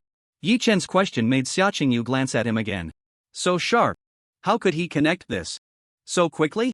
To be honest, I can't make sense of this either, unless the sacrificial object Sewage Town is preparing is not the putrid tree. But how could that be possible? Yes, how could that be possible? This is the territory of the putrid cult. If the plan is already known to the radiant cult, then how could the putrid cult not know? Such actions become quite intriguing. The second question. Yi Chen paused and spoke. Do you know about the town defense team? Xia Qingyu frowned. Town defense team? Are you sure it's not the town guard? Xia Qingyu's words made Yi Chen raise an eyebrow. The other party's statement was now called into question. She didn't know about the town defense team, so if this plan truly exists, is the town defense team intending to do this, and can Arthur still be trusted? With such a significant lack of intelligence, can Xia Qingyu's speculation still be correct? After a moment of silence, Yi Chen sighed. No matter how one thinks about it, there are still many doubts, and even if he still believes in Arthur, he indeed has to be cautious about this matter. So, what do you want me to do? Xia Qingyu was taken aback, genuinely overjoyed. After so long of earnest persuasion, even Man had scolded her for being naive, and she actually succeeded? She spoke urgently. I hope you maintain the status quo, learn about their further plans, and then call me. We will go all out. A moment of silence followed. Yi Chen raised his head. Actually, this isn't something you should be concerned about, right? After all, Xia Qingyu and the small team she brought along were merely an action squad. If the severity of this matter had truly reached the level she mentioned, it wouldn't be excessive to send a bishop to oversee it. What did the Radiant God sect send her for? Did they really want to manage this issue? Xia Qingyu gave a faint bitter smile. I don't know. Not only did they send such a small team, but they also assigned me such teammates. It's just, I don't want to wait to die. At least, selfishly, I hope my sister can come back alive. Yi Chen was momentarily stunned and couldn't help but chuckle. Amidst so many righteous words and grand matters, what followed was actually such a simple wish. But precisely because of this, it was the most touching. I understand what you're saying, you can consider me an ally. Before she could feel happy, Yi Chen added. Of course, this is if my investigation shows you are right. If not, I will still help the Sewage Town. Xia Qingyu nodded. I hope so too. If this matter doesn't happen, I have no reason to be enemies with Sewage Town. Even she sighed. They really are quite miserable. But in any case, your righteous assistance will earn you a favor from the Radiant God sect. Yi Chen waved his hand. No need for that. If 003 could owe me a personal favor, that would be nice. He pushed open the door and turned to look at Xia Qingyu. Need a ride? The night was deepening. Racing down the road, the entire town felt eerie, as if devoid of life, and thinking of Xia Qingyu's sacrificial judgment only added a chill. However, Xia Qingyu was still in the realm of psychological invisibility where the crystal ball reduced her presence, parting ways with Yi Chen downstairs at the inn. She needed to enter through the window. As she made her way upstairs, Yi Chen was still analyzing many things. Had Su Lezhang returned alive? Had he caused any trouble in his room? After all, he was a stranger, could he have already set traps in his room? But the moment he reached the fourth floor, Yi Chen didn't want to think about anything anymore. Just, why was he still alive? Standing in the corridor, from afar, in his room, melodious music and another passionate voice singing along could be heard. Can't keep up with the rhythm of separation. Wow, at this age, we cherish the rare freedom even more. Wow, no. Are you using my room as a karaoke at midnight? Can someone tell me what 402 and 404 are doing and why they haven't taken action against you? Creak. Yi Chen expressionlessly pushed open the door, meeting the eyes of the one singing loudly. Su Lezhang was singing passionately, the high notes piercing through the entire corridor. Brother! Su Lezhang seemed not to understand what was happening, enthusiastically opening his arms. Your radio is so cool. It can actually sense what I want to hear in real time. Where did you buy this? Get a batch for our Radiant City. I guarantee it will sweep the entire wasteland. Night Chan's lips twitched slightly, and he uttered two words, get out. Su Lezhang? Night Chen advanced. While Su Lezhang retreated, the space for movement was being squeezed smaller and smaller by Night Chen, prompting him to scream. Don't, please. Didn't you promise to protect me? How about I pay more? Night Chen really felt an urge to explode. I took on the job of protecting you, but I never said I would allow you to stay in my room. I'll pay. Accommodation fees, meal expenses, travel costs, I'll cover everything. Night Chen. Damn. A type of plant. Rubbing his temples, Night-Chen felt a bit helpless. In fact, if he wasn't allowed to stay here, even if he lived on the third floor directly above, he wouldn't be able to implement protection. Who knows if others have something like Xiaoqing use crystal? But some things are just not convenient. Like discussing the next tactical deployment with the Mind Cat. You go to the door first, and we'll talk later. Su Lezhang hesitated greatly. You're really not planning to trick me outside and then never let me back in, are you? Night-Chen. Well said, I'm thinking about it now. Su Lezhang. Don't. I'm leaving. Creak. Watching the door close, Night-Chen truly felt speechless. But precisely this lively, silly presence pulled him out of the heavy atmosphere. Leaning against the head of the bed, Night-Chen communicated telepathically. Little cat, what do you think? About what was just said? The Mind Cat quickly responded. The Radiant God cult is with 003, meow. I unconditionally believe they are the righteous side, meow. But righteousness doesn't mean they can make the right judgment, Night-Chan reminded. Good intentions can also lead to bad outcomes, and besides, her intelligence network isn't sufficient to support a more comprehensive analysis. The existing conclusions have unexplainable gaps. You're right, meow, but I think this inference has a particularly high possibility, meow. Night-Chan sighed. Then what about Wastewater Town and Arthur? Including that chaotic roulette segment, I didn't think he was lying either, the Mind Cat pondered, its head now many times larger than Night-Chan's. I'm just a cat. Night-Chan. After a moment of silence, Night-Chan couldn't help but feel his mind swaying at this crazy plan. If it really aligns with the Radiant God cult speculation, can Wastewater Town really succeed? The essence of this operation is to transfer the debts of the penny-pinching old creditor to the wealthy new creditor, but whether they are relieved of their debts or continue to collect depends entirely on another anomaly that Wastewater Town is prepared to sacrifice. Now the true puppet master behind the Radiant God cult is gradually revealing itself. And if the inference is correct, the rotting tree of the new creditor is 002. Night-Chan felt a bit speechless. If the rotting cult is 002, didn't you two just come out of the containment tower and are still bickering like this? Personal grudges turning into factionalism, huh? So, is it really 002 that destroyed the world? Night-Chan asked. If so, then no matter what, the rotting cult would undoubtedly be his mortal enemy. I don't know, meow. Sighing, Night-Chan pushed this matter out of his mind. It's too far, this issue is still too distant. Let's deal with the present first. Little cat, if I could contain anomalies, would that mean if I contained the anomalies here, their influence on Wastewater Town would cease to exist? I don't know, meow. If it were that simple, even though 002 can't contain, he's strong. Meow. He could just come over and eliminate all these anomalies, right? Night-Chan gently nodded. This matter isn't that simple, from start to finish. However, Night-Chan's thoughts were gradually becoming clearer. Although it's still a bit difficult to sort out, the intelligence issue should be resolved after we capture, oh no, contain the first containment object. Why, meow? The cat of the mind clearly couldn't come up with a solution to break the deadlock, so it was puzzled by Yi-Chen's certainty. And Yi-Chen gave it an exaggerated response.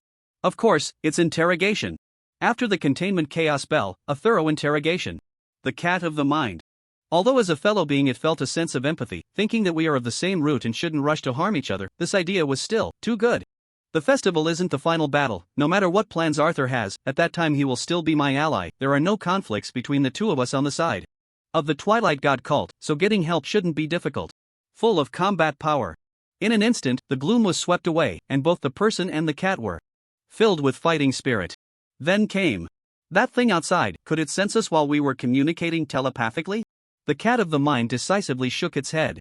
99.999% impossible, meow. Surprisingly not 100%, it seems this complicated experience over the past period has made the little cat less flighty. Then let's temporarily let it in. After the festival, we'll see the situation and make further decisions, but I have to trouble you a bit. It's not very convenient for me to manifest physically during this time. Meow? The cat of the mind voiced its confusion. What made you think I like to manifest physically? Meow? Yi-Chen. Yi-Chen stood up from the bed, opened the door, and was met with the nervous Su Lezhang. The moment Su Lezhang saw Yi-Chen, it was like seeing a savior. So scary. Just now, there was someone standing ominously on the steps looking at me. Someone was staring at you? What did they look like? I couldn't see clearly. Dressed all in black. Yi-Chen raised an eyebrow, losing interest in the conversation. It's nothing, it was probably someone from the corruption cult who was disturbed by you in the middle of the night and wanted to stab someone. Put. Su Lezhang almost couldn't hold it together. Corruption cult? They live here too? Seeing his expression, Yi Chen lightly clicked his tongue.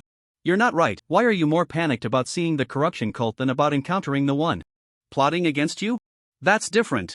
The old man may have been foolishly tricked into throwing me here, but he provided good equipment.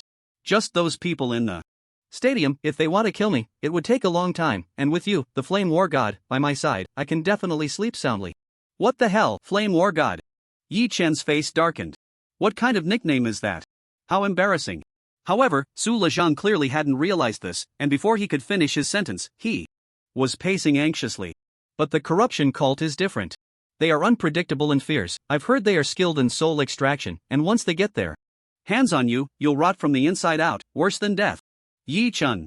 Is the corruption cult that notorious? Alright, stop pretending. There's a bed over there. You can move it away from me. Su Lezhang's expression brightened. Alright. I promise to be good. Just as he finished speaking, he saw Yi Chen extend a hand, somewhat puzzled. Ah, Flame War God, what are your instructions? Yi Chen's expression was blank, feeling like he was almost immune to this. Money, don't forget the daily settlement. Su Lezhang. Does today count? After taking on this protection job, a total of 3 hours had passed today, including 2.5 hours where Yi Chen was nowhere to be seen, and the remaining half hour was spent standing outside as punishment. This money is too easy to earn. The room fee is 20 missed blue coins per week. I've booked for 2 weeks. For meals, 3 meals a day, I can just eat vegetarian noodles. For missed blue coins per serving, you can settle it up to the day of the festival, which is 3 days from now, totaling 76 missed blue coins. Su Lezhang. This damn room is 20 missed blue coins a week? A bowl of vegetarian noodles is 4 missed blue coins? Are you really not trying to cheat me? Why doesn't he just go rob someone? Alright. Su Lezhang was beaming with joy.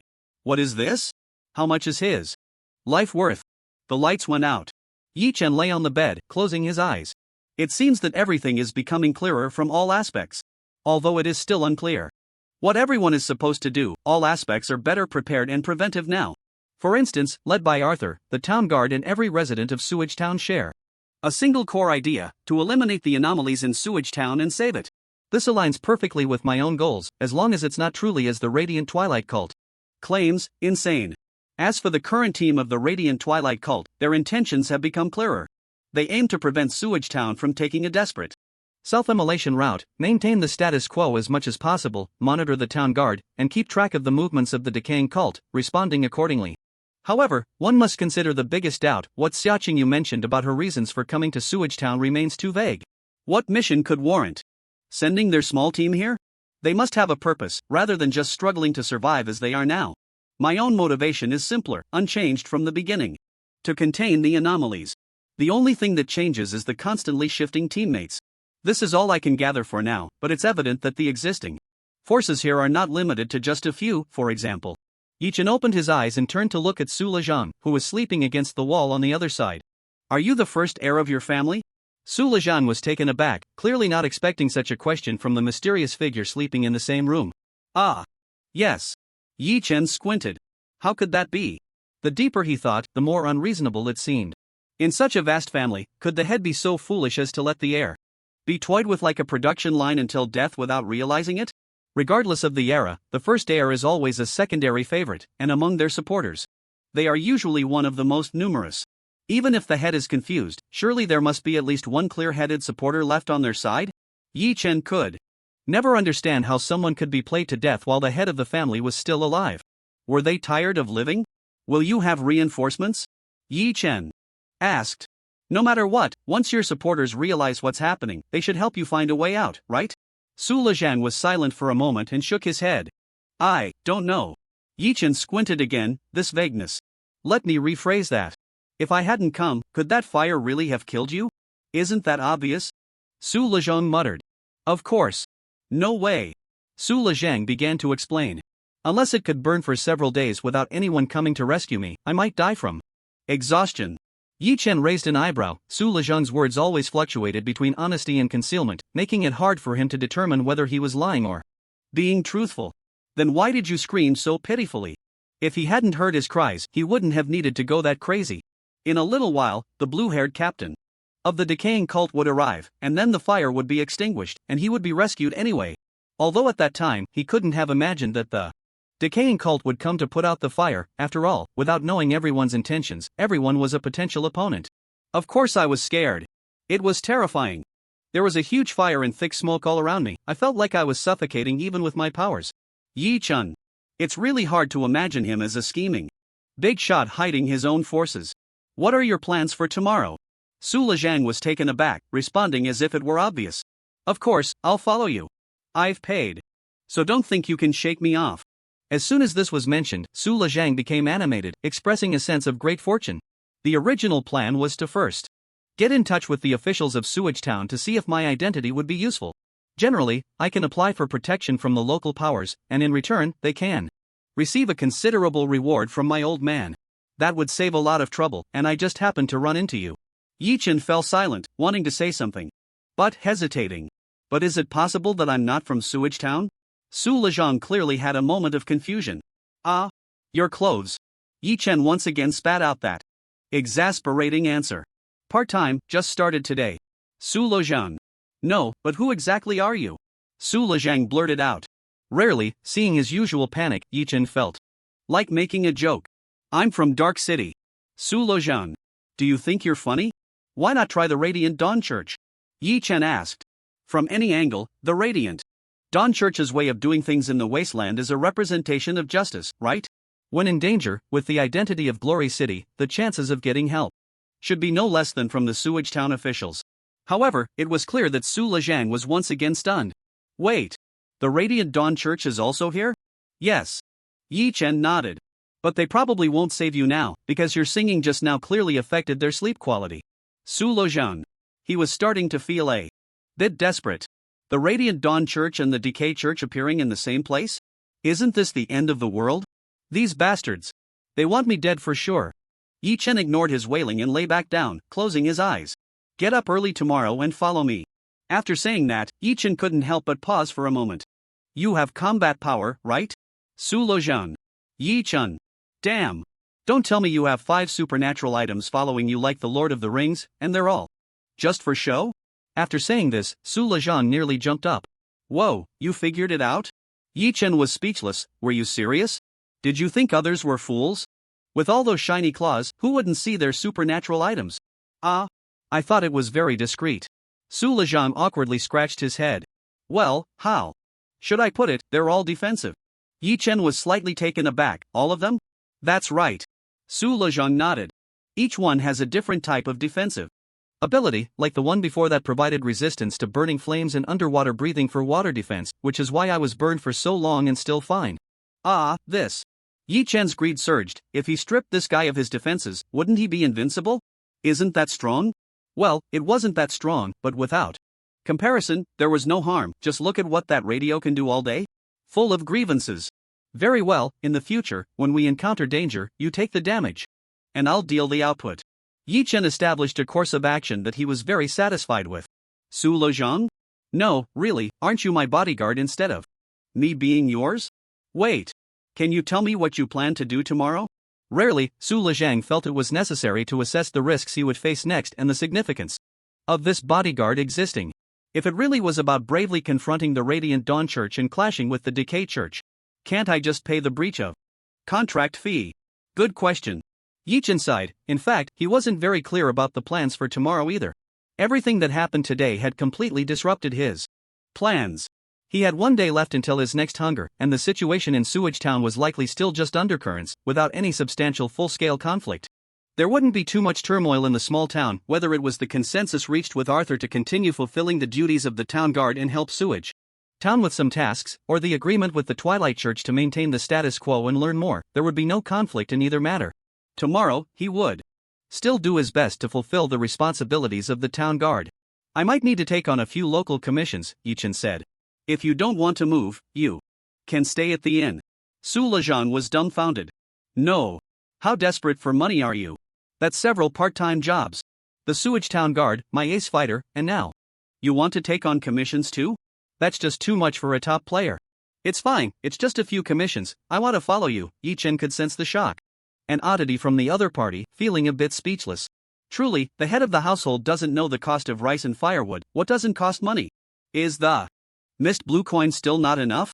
Oh, now rice and firewood are all his expenses, so that's fine. Suddenly, Yi Chen thought of high-level commissions. Even just looking at those could give him a lot of insight into the current wasteland situation, right? Have you ever taken on a high-level commission? Put. Su Lezhang was clearly taken aback by Yi Chen's outrageous question, shaking his head repeatedly. Why would I take on that kind of thing? How could I possibly take? Yi Chen frowned. Could it be that his assumption was wrong? Is the reward not appealing? This was the biggest possibility Yi Chen could think of. The legitimate eldest son of the deputy city lord of the lower district of Radiant City would most likely be using the commission board to issue commissions rather than take them. That's not the case. The rewards for high-level commissions are so tempting that even my old man would be envious, but they are usually taken on by factions, and even if I took one, I couldn't solve anything. So exaggerated? Yi Chen was stunned. Although Su Lezhang's combat power seemed weak in his eyes, it was only in the context of the big pot where the big shots of Sewage Town gathered. Not to mention, just those 5 anomalous items in hand, as long as he didn't provoke anything unusual in this wasteland, wouldn't he be able to walk sideways? Even if it was a slightly weaker anomaly, as long as it wasn't an aggressive existence like the Bell of Chaos, wouldn't facing off against the mind cat just result in a shout of stinky and hard? Well, how should I put it? High-level commissions on the commission board are basically monopolized by the major churches. Even the 2 major churches occasionally post commissions there, and the difficulty of those tasks is not something a non-combatant like me can handle. What the heck? Yi Chen furrowed his brows, suddenly thinking of a lot. For other things, his information was too scarce to analyze, but there was no need to analyze. First of all, the core of the 2 major churches is their respective deities, which are anomalies. And the various characteristics currently exhibited by the commission board can also be confirmed as anomalies, circulating in the wasteland in a form similar to mist blue coins, even with more far-reaching implications. And this commission board anomaly can actually coexist peacefully with the 2 major churches? Just like the mist blue coin itself, a neutral faction among the inmates. Sleep now. As drowsiness overtook him, Yi Chen really closed his eyes this time. A night without conversation. Perhaps too much had happened today, one thing after another, leaving every faction exhausted. This night, nothing else occurred. The next morning, Yi Chen opened his eyes, and faint sunlight streamed through the gaps in the curtains. Sitting up in bed, Yi Chen gently rubbed his eyes. The frame didn't pull me into its world? Is it because of the interval times, or not wanting to? For a moment, Yi Chen couldn't help but feel a bit worried. Don't be cowardly. What if it gets scared of me and never pulls me into a dream again? For a moment, Yi Chen felt a bit of pressure. After all, he didn't want to leave the containment of the anomaly until the festival 3 days later, so he wanted to ensure his state before then. Tonight was almost the final deadline. Unfortunately, he didn't wait and slept through the night. I can only use the little cat's plan, consuming her next skill's power to buy myself some time. Gurgle. Yi Chen got up and went to the bathroom, quickly washing up before returning to his room, where a steady snoring filled the air. Oh. Almost forgot, there's still someone living in my room. Yi Chen walked over to the bed and saw Su Lezhang sprawled out, his face looking incredibly sweet and comfortable. It was almost like he was on vacation, making Yi Chen want to kick him just for the fun of it. However, this scene made Yi Chen reminisce about his university days, those years spent in the dormitory. On rest days, waking up to see his roommate sleeping like a pig in the morning, and coming back in the afternoon to find him still not awake. Those days are gone forever. Yi Chen sighed, kicking the bed in annoyance. Hey, wake up. Su Lezhang felt the tremor of the bed, clicked his tongue, and turned over. Don't call me, TSK, I'm not going. I just won't go, damn that place, whoever wants to go can go. He fell back asleep. Seeing his state, Yi Chen couldn't help but chuckle. He really wasn't afraid of getting killed, sleeping so soundly in his own room. But after laughing, Yi Chen felt something was off. The tone of his words seemed inconsistent with what he had said before. According to Su Lezhang's description, his old man was deceived, and then a competitor threw him here to ensure he would die without a burial place. But this mumbling in his sleep seemed like he had had direct communication about this matter, and it was likely that he had a private conversation with his family head, while Su Lezhang's doubts about him coming here were completely different from his claims, and the implications were entirely different as well. Did he really know nothing about the situation in Sewage Town? Su Lezhang suddenly opened his eyes, saw Yi Chen close by, and instantly wrapped himself tighter in the blanket, screaming, What are you doing? Why are you staring at me while I sleep? Yi Chen. Damn it. After a moment of twitching his mouth, Yi Chen maintained a blank expression. I'm heading out. If you want to come, get up. Oh, let's go. Su Lejong finally reacted and hurriedly got up.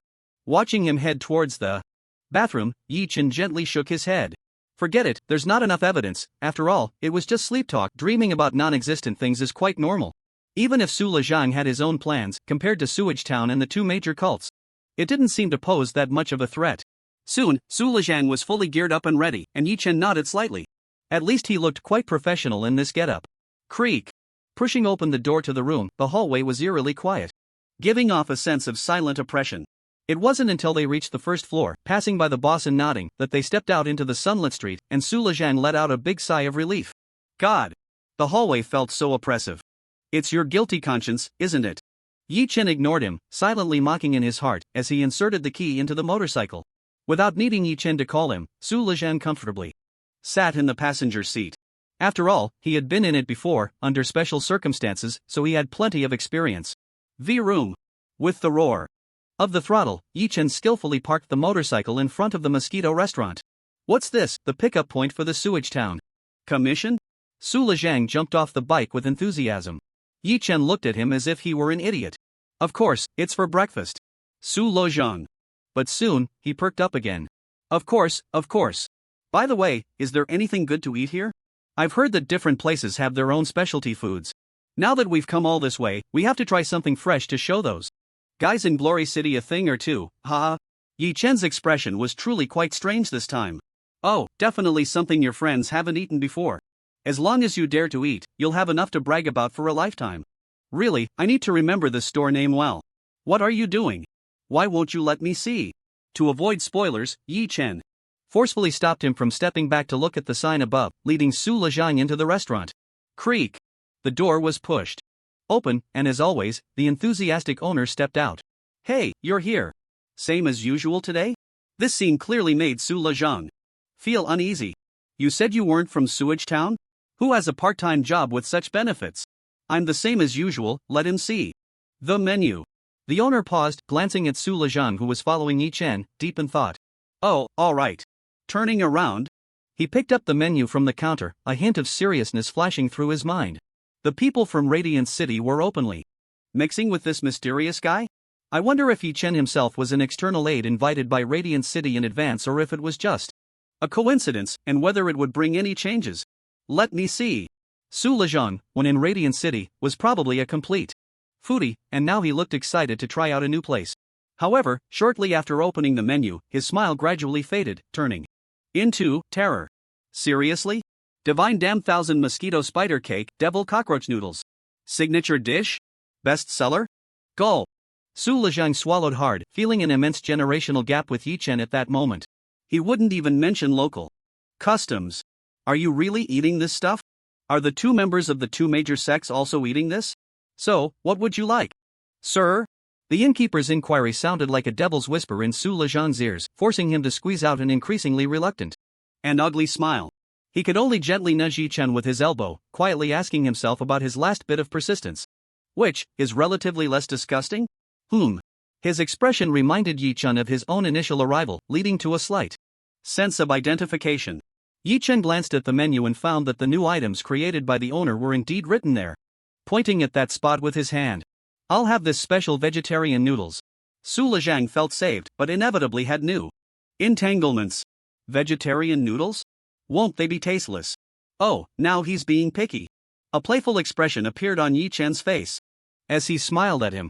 Isn't that simple? Just ask the owner to add more chili for you. Upon hearing this, Su Lejong nodded repeatedly.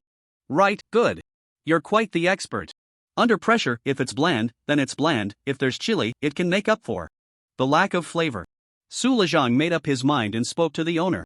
Boss, I'll have this vegetarian noodles, add more chili. Alright, you can find a seat and wait a moment. The owner nodded in agreement and returned to the kitchen to cook. Seeing this, Yi Chen said nothing more and, as always, found his usual spot, the table under the picture frame. This was actually another small test to see if Su Lejong would have any reaction. This was unusual. However, Su Lejong clearly didn't notice anything wrong with the picture frame, his mind still lingering on that nightmarish menu. My God! Why are we eating here? This menu is too terrifying. If he dared to open this in Radiant City, he would probably win the annual Dark Cuisine Award for 100 years. As his thoughts turned, Yi Chen pondered. From these few words, it seems Su Lezhang's dietary standards were about the same as his own. And his views on food weren't much different from before the apocalypse. What do people usually eat in Radiant City? Yi Chen's question left Su Lezhang momentarily unsure of how to respond. Just normal stuff, Su Lezhang said, as he didn't even understand why someone would ask that. Bread, meat. There are fewer types of vegetables and fruits, but it's not exaggerated, even ordinary. People can occasionally buy some. Is the food in Radiant City really that normal? After thinking for a moment, Yi Chen couldn't help but probe. Well, I guess it's normal. Sewage Town is so remote, unlike Radiant City, it's more normal not to have access to regular food. How is that possible? Su Lezhang exclaimed excitedly, then noticed the surroundings and lowered his voice. Noodles are more expensive than meat. You can't possibly not know that, right? If they can afford noodles, how could they not get meat and vegetables? Even if it's through trade, there are plenty of people trading. Yi Chen frowned slightly. Is that really the case? This is indeed a blind spot in his knowledge, at least in his view. If there's a choice, who would prefer to eat bugs? 2 guests. Enjoy your meal, be careful, it's hot. In the silence, footsteps approached again, and the restaurant owner came over with 2 bowls of noodles. Wow, this boss has some skills. How can a bowl of plain noodles smell so good? Su Lezhang couldn't help but lick his lips, swallowing hard, his face full of anticipation. He wasn't hungry before, but now he was. That's the charm of good food. Seeing this, Yi Chen chuckled lightly. Indeed, as long as there are no bugs, this bowl of noodles would be considered acceptable. Even before the apocalypse. But, you just had to add something even more deadly. Put. Wow. What the heck? In an instant, after gulping down a mouthful of soup, Su Lezhang's tears streamed down. I'm dying. Su Lezhang was so spicy he couldn't speak. His face red as if he had drunk several bottles of liquor, his expression twisted, and the state of his body changed so drastically that even the ring on his finger was shimmering. Water. Yi Chen remained remarkably calm. After all, he seemed to have experienced a similar situation before. Boss, the special brew from Sewage Town, ice cold. Let me add something I want to drink. But dare not, this special brew is more expensive than food, it must have its reasons.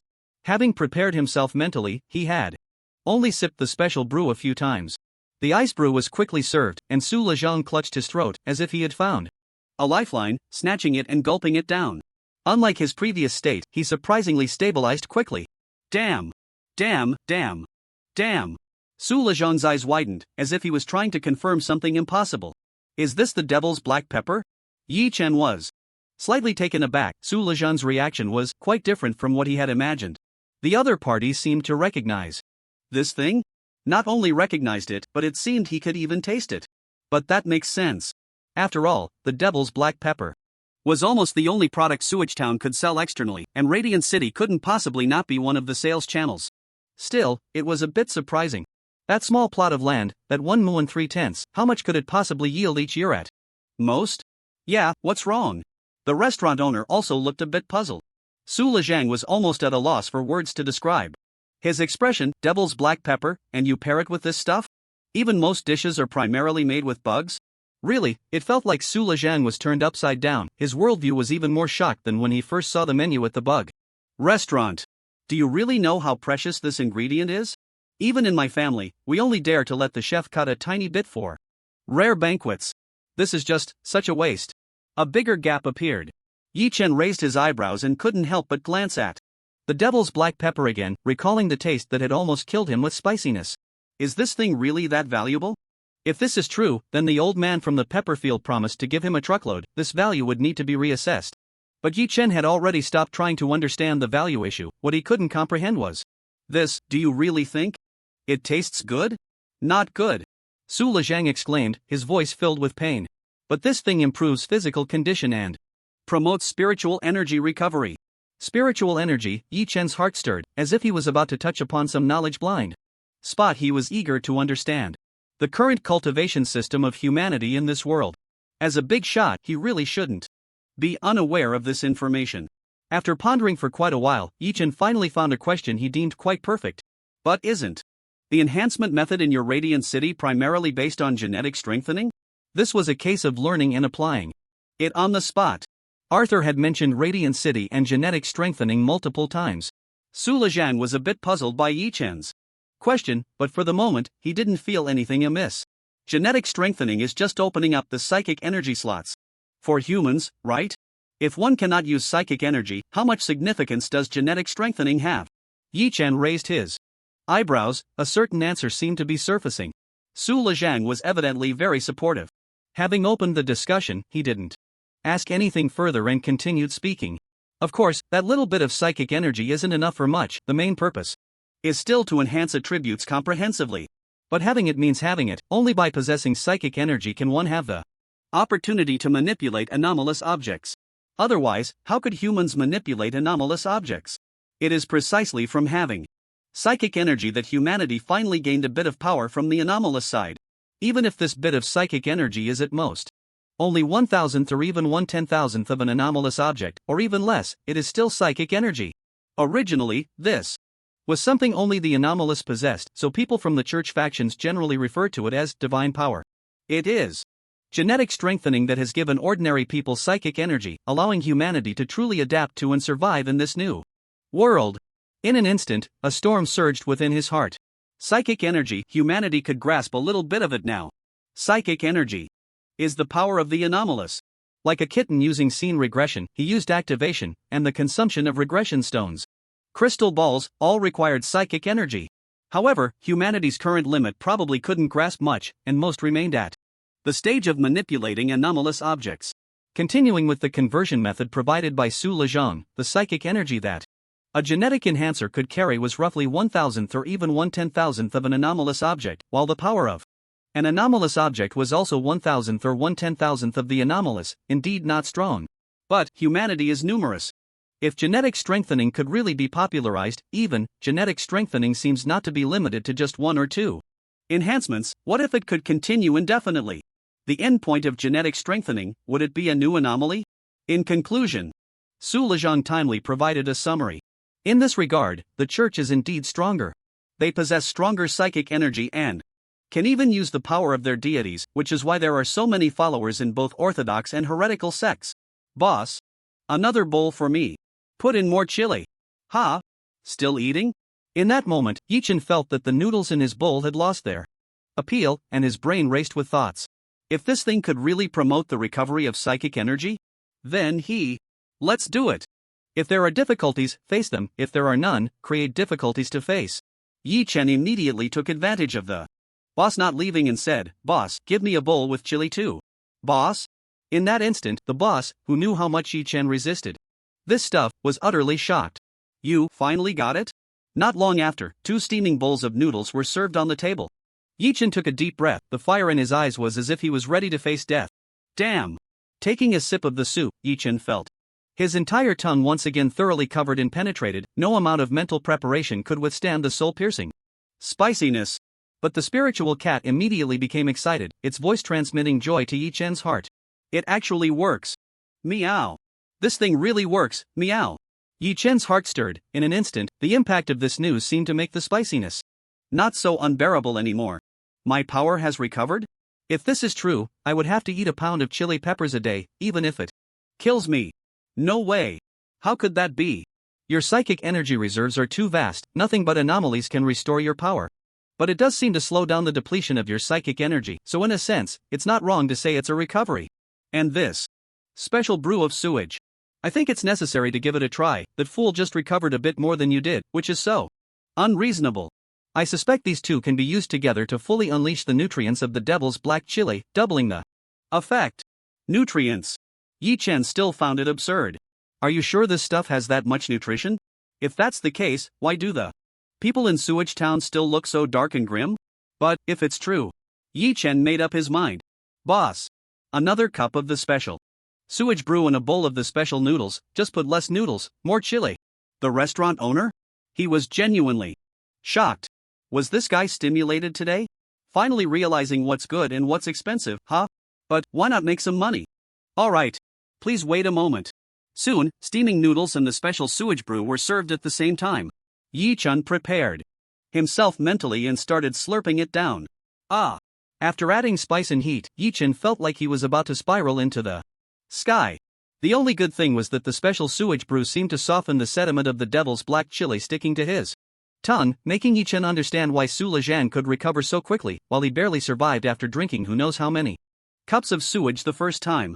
But, meow. It really works.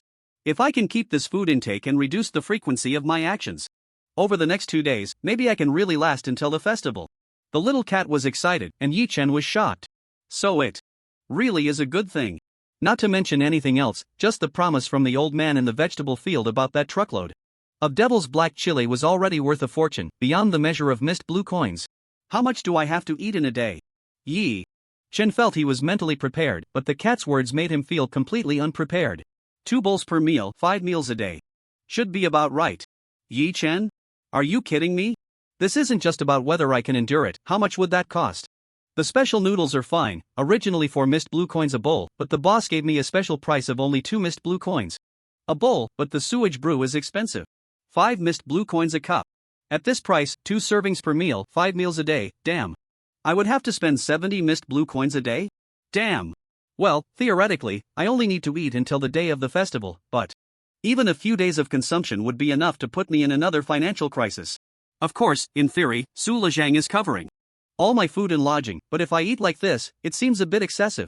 It's like an ordinary person inviting friends over, saying they'll cover food and lodging, and then the other party stays in a 5-star hotel eating sea cucumbers and abalone, 10 meals a day.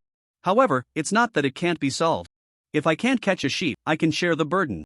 Find Arthur to reimburse a bit, then find Xiaoqing to reimburse a bit, and then ask Su Lezhang for a bit more. Just like when the 4th floor of the sewage inn was demolished, I suggested to the innkeeper that everyone should pay a bit. Boss, can you give a discount on the special sewage brew? I should be eating a lot over the next few days. A lot. Su Lezhang clearly sensed something was off and couldn't help but sit up straight. He seemed to have promised to cover food and lodging, but he never expected the expenses here could be this high. And Yi-chen just eating 3 bowls was clearly shocking to him. This doesn't seem right. Rarely, the restaurant owner was very reluctant. It's the best time for sales right now. Once I set the price, it'll be hard for others to sell at this rate. The simplest. I'm selling it to you at a discount, and this guy who came with you still has the nerve to charge the original price? It makes sense, and for a moment, Yi-chen couldn't help but think of a countermeasure when the restaurant owner gave him a coincidental suggestion. Why don't you try asking Arthur for reimbursement? To be honest, his salary is a bit low, but there are regulations on the salary cap for the town guard, Yi-chen. How does this also put Arthur in a bind? Creak. Arthur pushed the door open and walked in, looking travel-worn, not fully awake yet, and not very spirited. As soon as he entered, he noticed the 3 of them looking at him with strange expressions, as if he were a lively and eager lamb ready for slaughter. What's up? Arthur said, moving closer to the table where Yi-chen was sitting and taking a seat beside him. Special vegetarian noodles. What? Why are you eating our outsider dishes too? I thought someone was finally going to perform the live show of the 1,000 mosquito spider silk cookie rice. Yi-chen glanced at Arthur's condition. He looked very good, completely different from last night. It was as if he hadn't experienced anything at all. I've recently consumed too much combat power, and my strength has been severely damaged. I need high-intensity replenishment, and there will be a lot of consumption in this regard coming up, you see. Yi-chen directly took the menu from the owner and heavily pointed at the special vegetarian noodles and the sewage brew in front of Arthur, filled with implications. Arthur rolled his eyes in annoyance. He really wanted to blurt out, "Is that all? Just this little thing? Can't you show a bit of the big shot demeanor from last night, so I can firmly believe I'm not dreaming? No problem, just charge it to the town guard account when you order next." Arthur waved his hand grandly, full of bravado, his momentum like a rainbow. However, he soon felt it was a bit inappropriate and steadied himself. How much do you want to eat? Yi-chen answered honestly. 2 portions per meal, 5 meals a day. Arthur? Su Lezhang? Restaurant owner? Are you a pig? This is a bit extreme. From not eating at all to eating like there's no tomorrow? Wait a minute. Why do you want to eat so much? Can you switch to other food? If it's just about the intake, don't eat these too. Eating other things should significantly lower the cost, and that wouldn't be a problem, as long as you're happy. The recovery speed can't keep up. I've done precise calculations, and to ensure my combat power remains at its peak, I must consume this amount of devil black chili. Everyone. Are you abnormal?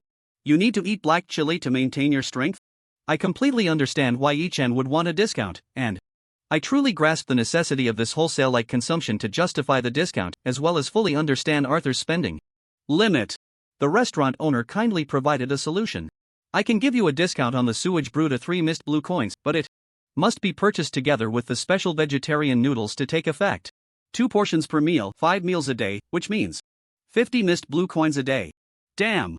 Even at a discounted price, it's still so expensive? For the first time, the restaurant owner felt that his pricing might be a bit absurdly high. Sewage Town can reimburse you 50 mist blue coins a week. Arthur decisively stated the number he had in mind, as if the grandiosity he had just displayed had never existed. Su Lejong swallowed hard and quickly stated his expectations. The total accommodation fee we discussed before is 76 coins, I can add another 24. Yi Chen let out a sigh of relief. You guys are really helpful. He patted Su Lejong on the shoulder, his eyes filled with the approval of a black-hearted boss, making Su Lejong almost forget that he was a bodyguard. You kid, your future is limitless. However, the 100 mist blue coins that Su Lejong paid still had to deduct 40 coins for accommodation, but he had already covered that part sufficiently. The weekly salary of the town guard is 25 mist blue coins, while Su Lejong has to pay himself a daily wage of 30 mist blue coins. Yi Chen let out a big sigh of relief. Thanks to the fact that he was terrified of being poor on his first day here, he had been working hard to make money, otherwise, the sudden situation would have really put too much pressure on him. But speaking of which, your shop is still making a fortune. It's not just me eating here, there are also the Rotting God cult and the Twilight God cult. As long as you're shady enough, the few of us can support the entire tourism industry's profits, right? Creak. The shop door was pushed open once again, bringing in a brightness even more intense than before, as 2 pretty girls walked in. They were no longer wearing their robes but instead donned more convenient and professional-looking women's jackets, with the only difference being that they had hung the emblem from their robes on their clothes. Both were familiar faces, just not convenient to greet. Xia Qingyu and Xia Manman. The two walked lightly, heading straight to the front desk, where they spotted Yi Chen at a table with Arthur, their brows slightly furrowing. Is the composition of your table a bit too complicated? Mysterious person Yi Chen, Sewage Town. Radiant City. But soon, Xia Qingyu's brow relaxed, revealing a hint of calm and composure as she sat at the neighboring table, which was separated by a short distance. Sister Qingyu, that table. Shoo. Xia Qingyu waved her hand, signaling the boss to come over. 2 sets of the meal from that table. Ah. This. Alright. The restaurant owner once again walked into the kitchen, muttering softly. What the hell? Can this dish already be marked as a signature? Creak. Just as the members of the Twilight God cult had just settled down, the restaurant's door was pushed open once more, and another group of people entered, seemingly cooling down the heat of the entire restaurant. Yi Chen glanced over and continued eating his noodles. It's really lively this morning. They flocked in like bamboo shoots after the rain, as if pointing to yet another extraordinary day. The Rotting God cult. Almost as if it had been pre-arranged. Today's group from the Rotting God cult also did not wear their robes. Moreover, compared to the Twilight God cult's team, the order within their ranks was evidently much clearer. A blue-haired girl walked at the front of the line, followed by 3 others in a triangular formation, forming a solid battle array. However, the blue-haired girl always appeared indifferent and bored. Whoosh! This continued until the door was closed, and the scene inside the restaurant became clearer. They couldn't help but see the 2 figures from the Twilight God cult dining inside. Heretics. Trap. As if rehearsed 1,000 times, in an instant, the 3 switched to battle stances. Amidst the swirling mist, various supernatural abilities revealed themselves. Bang! Man reacted the fastest, rising to her feet as if some armor was forming within her outfit, her hand cannon on the verge of a full-power eruption. In that moment, tension filled the air. Man, don't engage. Xia Qingyu softly admonished, forcefully suppressing her readiness to strike. At the same time, the blue-haired girl also caught sight of Yi Chen and Arthur, her gaze slightly tightening as she waved her hand behind her. What are you doing? We're here to eat. Impatiently saying this, the blue-haired girl walked straight ahead and chose a table closer to the front desk. They'll have 4 portions of what they're eating. Yi Chen, wait, do you all order like this? I'm responsible for finding you normal food, and you order what I'm eating, right? What the hell is going on? Su Lejong clearly felt very awkward, lowering his voice to ask. Yi Chen glanced over and could roughly understand his feelings. The Twilight God cult and the Rotting God cult could basically be said to be archenemies. To be honest, having these 2 groups, especially the 2 combat units, sitting in the same place to eat is definitely quite an impactful wonder of the world. But what else could they do? Yi Chen took another big gulp of the spicy soup and down half a cup of the foul brew. Whoever dares to cause trouble here, we will have no choice but to take action. For Sewage Town, how you fight? Behind the scenes is your business, but if you act in front of me, in a public place, then we will have to intervene. That's right, Arthur nodded. Su Lejong, right? Just remember, as long as you stay in the town guard, whether it's the Mosquito Restaurant or the Sewage Inn, no one will dare to lay a hand on you there. Bang! Before he could finish, a slap to the face came as the door of the Mosquito Restaurant was kicked open, and two people stormed in aggressively. What the hell is this lousy restaurant? I almost choked to death on that stuff yesterday. I've looked into it, this is a century-old establishment, it must be that Summer Chingyu's doing it on purpose. She gets herself meat. Noodles but serves us that spicy vegetarian crap. Damn! What if she's bribed everyone here? Bribed? If this noodle is still so terrible today, we'll just tear down the place. Speaking of which, did we forget to bring money? Are you kidding? Do we have to pay for food in the Radiant God sect? The two of them marched in with a fierce attitude, looking even more foolish than Su Lejong. And they really asked for it. Just as they finished speaking, they suddenly spotted the table of the corrupted cult in the room. Their faces changed instantly, and they pulled out their weapons. What the hell? A rotten cult? Just as the leader was about to pull the trigger, one of his lackeys desperately grabbed his arm. Calm down, Brother Lei. It's just the two of us. Look over there. Sure enough, Wang Lei immediately saw Summer Chinyu at the wall table, and he relaxed completely. Hey! Summer Chinyu. What are you doing? Exterminating heretics? Summer Chinyu didn't even lift her head, seemingly having no intention of responding. Her meal had arrived, and she was about to start her breakfast. In the silence, Summer Chinyu ignored him, and the few people from the corrupted cult also seemed uninterested in his words, leaving Wang Lei standing there in endless embarrassment. In an instant, his face turned red and white, caught in a fit of rage. Damn it! You bitch have already colluded with the heretics, just wait to be interrogated by the court when we get back. However, Summer Chinyu seemed as unyielding as a stone, losing the last bit of her patience the moment Wang Lei left the group. You! Wang Lei was furious, shifting his target to Arthur. What are you standing there for? Sewage Town openly entertains the corrupted cult. Are you declaring war against my Radiant God sect? Do you know what kind of price you will pay? This. To be honest, without a god's eye view, Yi Chen really didn't know how the Radiant God sect's factions were divided. But looking at it today, Summer Chinyu, did you really not offend anyone? It seems impossible to find a teammate without careful selection. Sorry, my apologies. Summer Chinyu stood up, not even glancing at Wang Lei, gently shaking her head at Arthur and Yi Chen. This is their personal behavior, unrelated to the Radiant God sect. Bullshit. What do you mean unrelated to the Radiant God sect? I represent the Radiant. Arthur didn't give Wang Lei any more time to prattle on, standing up, drawing his pistol, disengaging the safety, and pointing it at Wang Lei's head. Sewage Town has never declared allegiance to any church. Anyone who disrupts public order in the town will face my forceful expulsion, regardless of casualties. Wang Lei's expression darkened. And before he could react, Yi Chen also stood up, drawing his gun to express his stance as a member of the Sewage Town Guard. Alright, so this is how it is?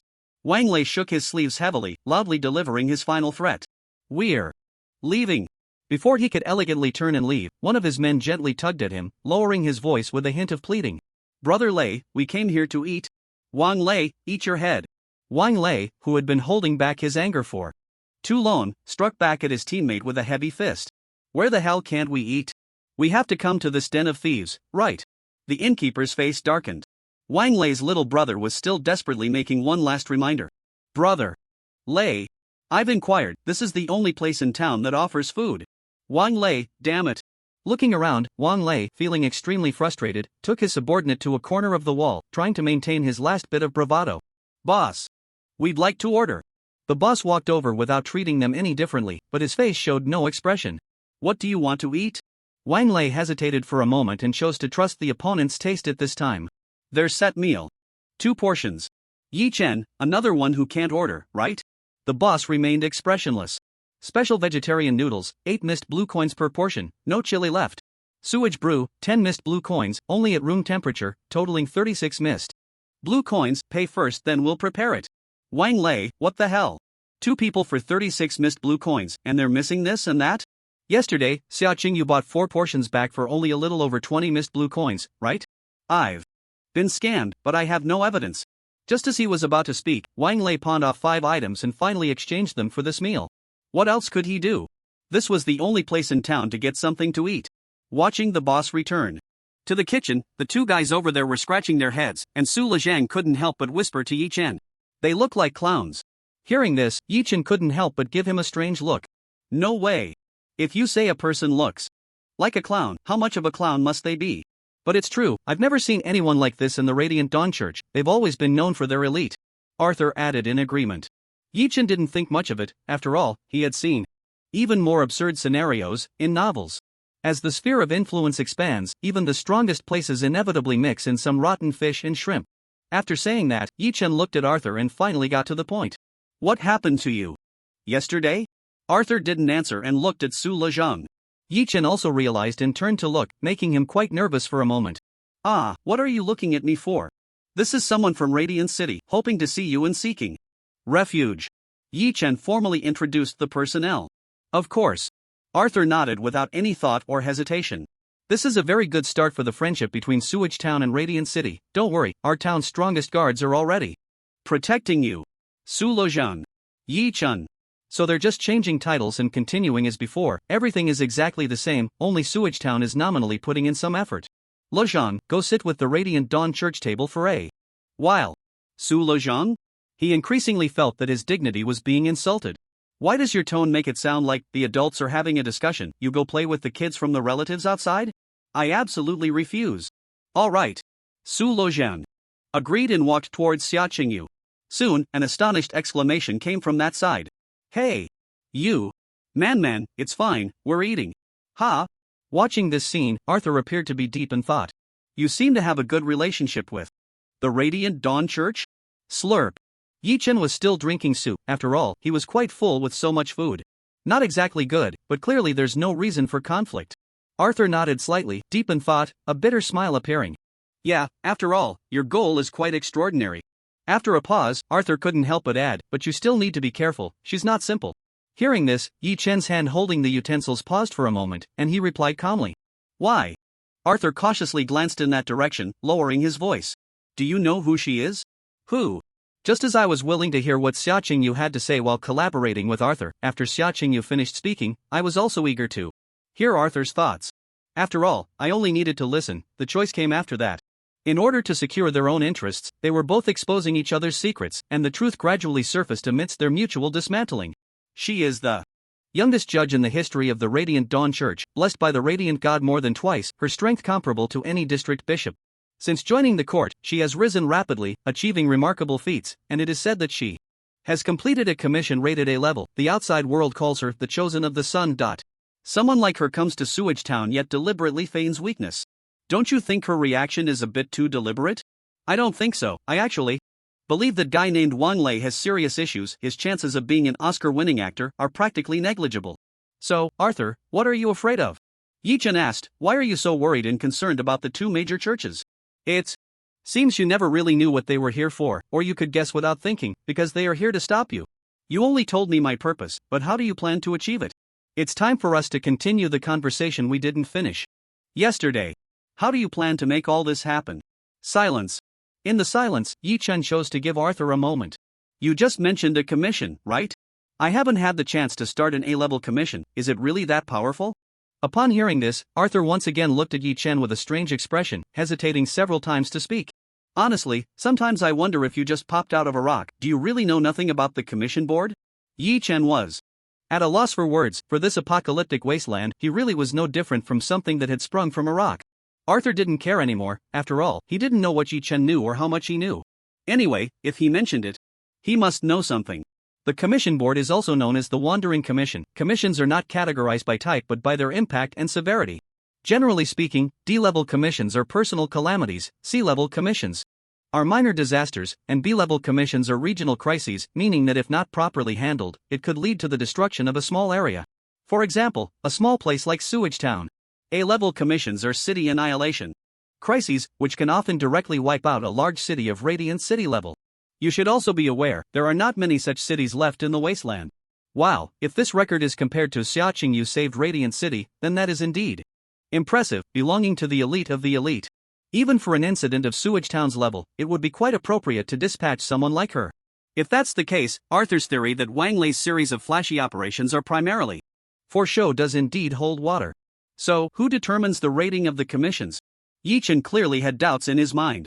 First of all, the person issuing the commission cannot have the authority to rate it, otherwise, it wouldn't have become so systematic from A to D, possessing recognized persuasiveness.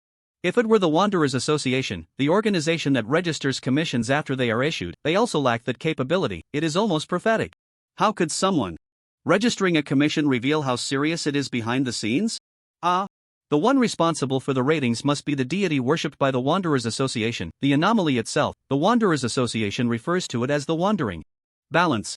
It is the commission board promoted by him, and it is even widely recognized as a manifestation of him on the continent.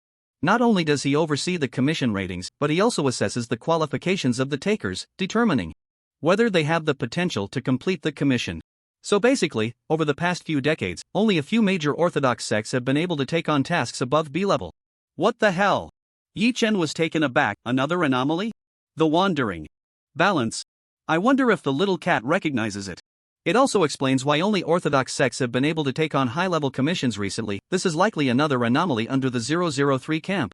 Through the commission board, the Radiant Dawn Church and other orthodox sects focused on protecting human civilization can do their utmost to solve problems, which feels a bit like gods fighting, a battle of agents. How many gods fighting are hidden behind the places where these anomalies are clustered? Of course, if the Mind Cat were to hear this, it would definitely respond with, "Aren't you the biggest boss in this situation? Do you understand what I mean?" Arthur said softly. It will judge whether the taker has the ability to complete the commission, and many orthodox sects use this method to test their best teams. So, what she brings is the most suitable, best team carefully selected from Anomalies and the Radiant Dawn Church. Could such a combination have led to the current situation? Disharmony within the team?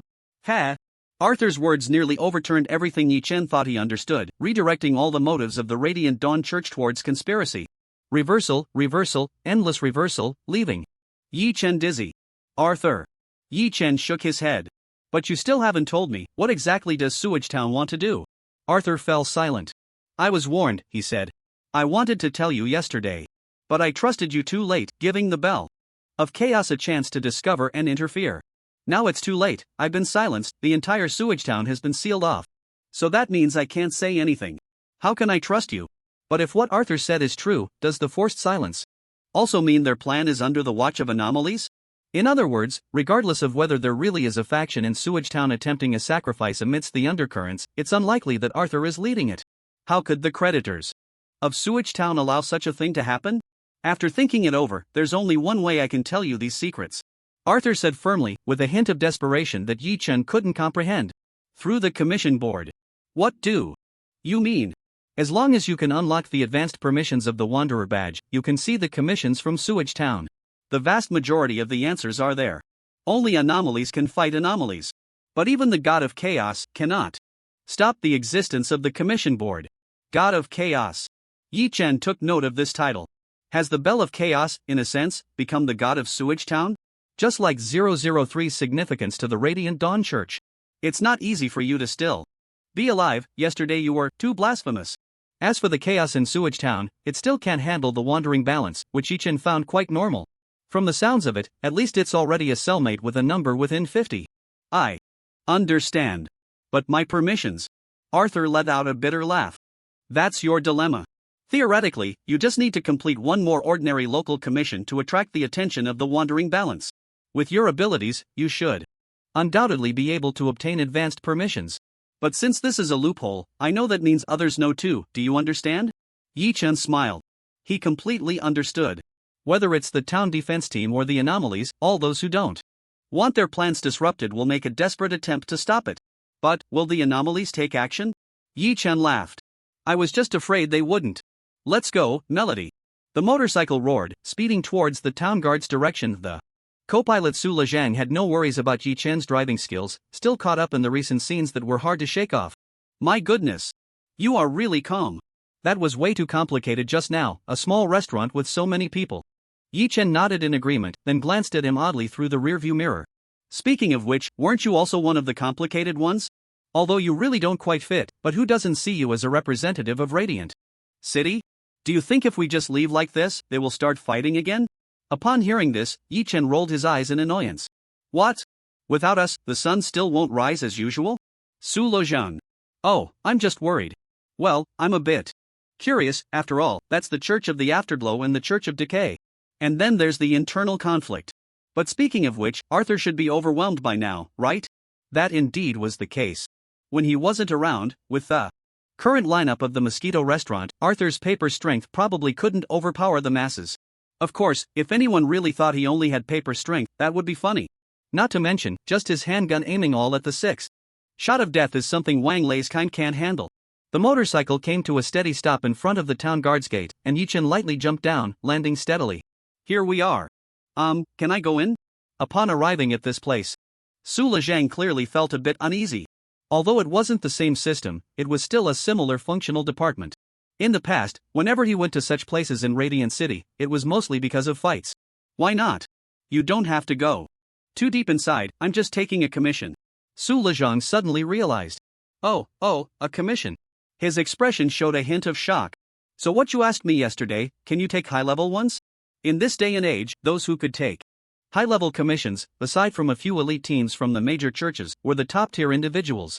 These individuals, apart from those with gene enhancements from Radiant City that had reached 4 times or more, were often some abnormal agents of the world. No. However, Yichen's one sentence overturned all of Su Lezhang's speculations. But soon you will be able to. Su Lezhang's mouth slightly dropped open in shock.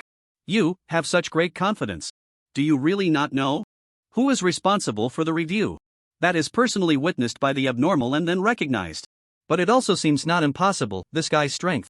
Let me see if there are any simple commissions. Murmuring to himself, Yichen opened the commission board. What followed was his long silence. There were fewer. Much fewer, many fewer.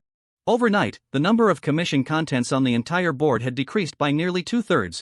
Don't forget, the ordinary commissions on the board are local commissions, but where did so many people in Sewage Town come from to take commissions? This is the wasteland. Such things are not something that can be played with if the combat power isn't sufficient to a certain extent. As far as he could see, of course, it was definitely not the whole picture, but the only ones he could see that had actual combat power were Arthur, right?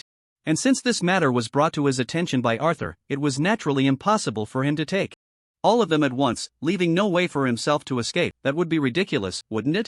Browsing through the remaining commissions, the vast majority were outside the city, clearing some mutated entities, collecting, capturing all sorts of random things, and then going to other gathering points to find someone, running errands or delivering messages, as if without exception, they were all leading him away from Sewage Town. He didn't know when it started, perhaps it was since the last time he looked at the commission board that he had this feeling. Once you leave, you can't come back, which is why he didn't go to take the commission to clear the mutated giant rats that time. It was as if, standing in front of this commission board, he was the one connected to this world. As Nichiren dealt with this commission board more and more, he couldn't help but send a thought transmission. Little cat, who is the owner behind this commission board? Can we deduce anything from the known information? I can't guarantee it, meow. Based on the name of one of its admirers, I analyzed it, meow. It should be 014, the wandering balance, meow. 014? Nichiren felt a slight shock in his heart, finding it both surprising and unsurprising. Another one starting with 10, but it was a position behind the sequence of the Misty Forge. What are its characteristics? The Mind Cat thought for a moment and spoke. It seems to enjoy causing trouble, right? You can think of it as an unscrupulous arms dealer, meow. It sells equipment to whichever side is weaker, meow, until it can no longer sell. It liked to cause trouble like this when it was in the containment tower, meow. But now I'm not so sure. After all, back then everyone was more interested in playing around, and everyone was an invincible big shot, but now it clearly has a broader perspective, meow. Since Nichiren had never witnessed that period, he refrained from commenting and continued to search through the commission board. Ultimately, Nichiren found a few commissions that didn't require leaving the town, although they were either not very outrageous or quite difficult to complete. A large quantity of medicines has been stolen from the sewage clinic, requiring the recovery of all lost medicines or the replenishment of an equivalent quantity of various types of drugs. Reward, 20 misty blue coins. This is quite a pitfall. It doesn't ask you to find the culprit, nor does it ask you to find clues or reasons like the Devil's Chili Field. Instead, it requires you to recover the lost items, and all of them. How do you recover that? The medicines were either sold for a high price or urgently used by oneself and friends. Where do you go to recover them? Even if you find them, do you recover them from someone's stomach or recover them outside the town? Not to mention, just from the content of this commission, it already gives a strong impression that the requester is asking you to work for free. Then there was a commission that truly made Nichiren feel absurdly outrageous. Assassinate Arthur. Reward 1,000 misty blue coins. Now that's a real fortune. But oddly enough, this commission is boldly posted here. Absurd. Let's not forget, Arthur is the official in charge of managing the commission board in Sewage Town. Yet here it is, posted without a care. Arthur can't possibly want to eliminate it. The only reason it could be posted here is that he can't. So, the commission. Management agencies in Sewage Town and various places in the wasteland have no authority to take down commissions, only custodial and operational rights? After a moment of thought, Night-Chin glanced at the publisher of the commission, and unsurprisingly, it was 2 words. Anonymous. Arthur really has a big heart, just hanging here like this, 1,000 misty blue coins. Heaven knows how many people would be willing to take the risk. And who wants to kill Arthur? Although it doesn't require leaving Sewage Town, and the task target is simple, clear, and within reach. Night-Chin definitely wouldn't take this commission and continue to look down. Soon, another commission caught Night-Chan's attention. Investigate the night whereabouts of the Mosquito restaurant owner. Task description: I have never seen him at night, as mysterious as the Mosquito restaurant, which has been passed down for nearly 100 years.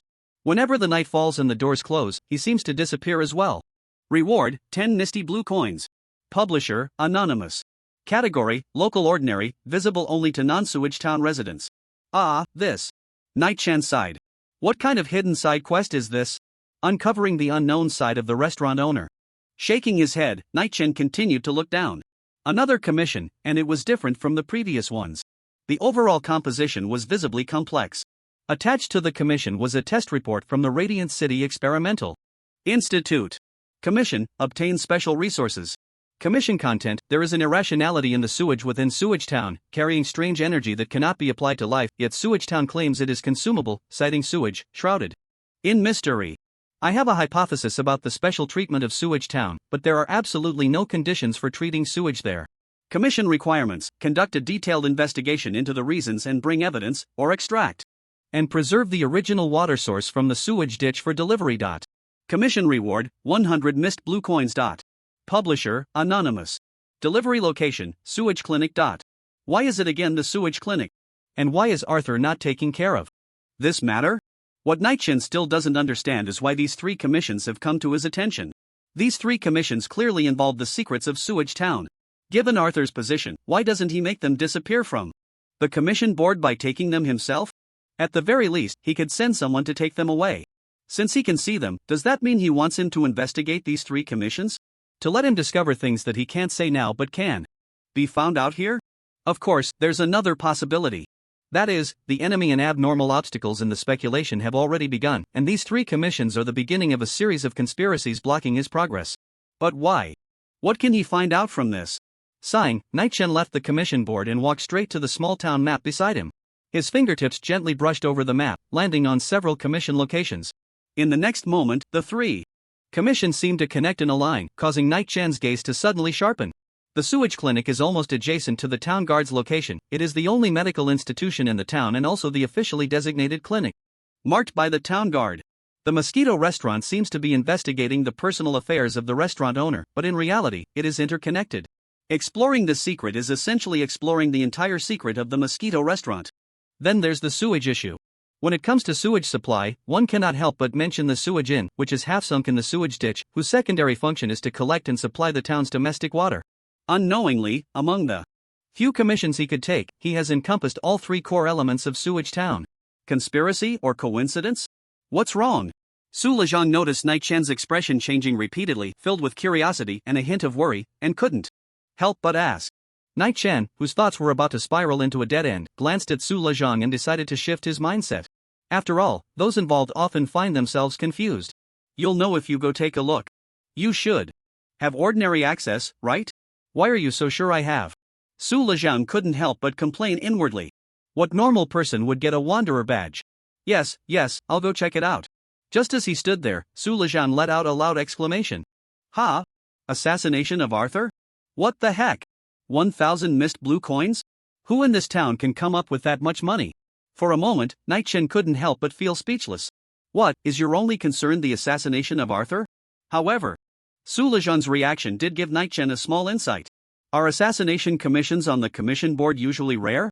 Su Lejong was taken aback and shook his head repeatedly. The situation was clearly not as Night-Chan had speculated. Not rare, but who would post such a commission locally? Anonymous can't hide it, you understand, right? Generally, the local security department monitors the commission board, and what's the difference between that and making a public declaration? In front of the sheriff? Not only will it attract attention, but the target will also react. The most critical point, the assassins that can be hired are too limited. This price is better off posted in high-level commissions, where the success rate is much higher.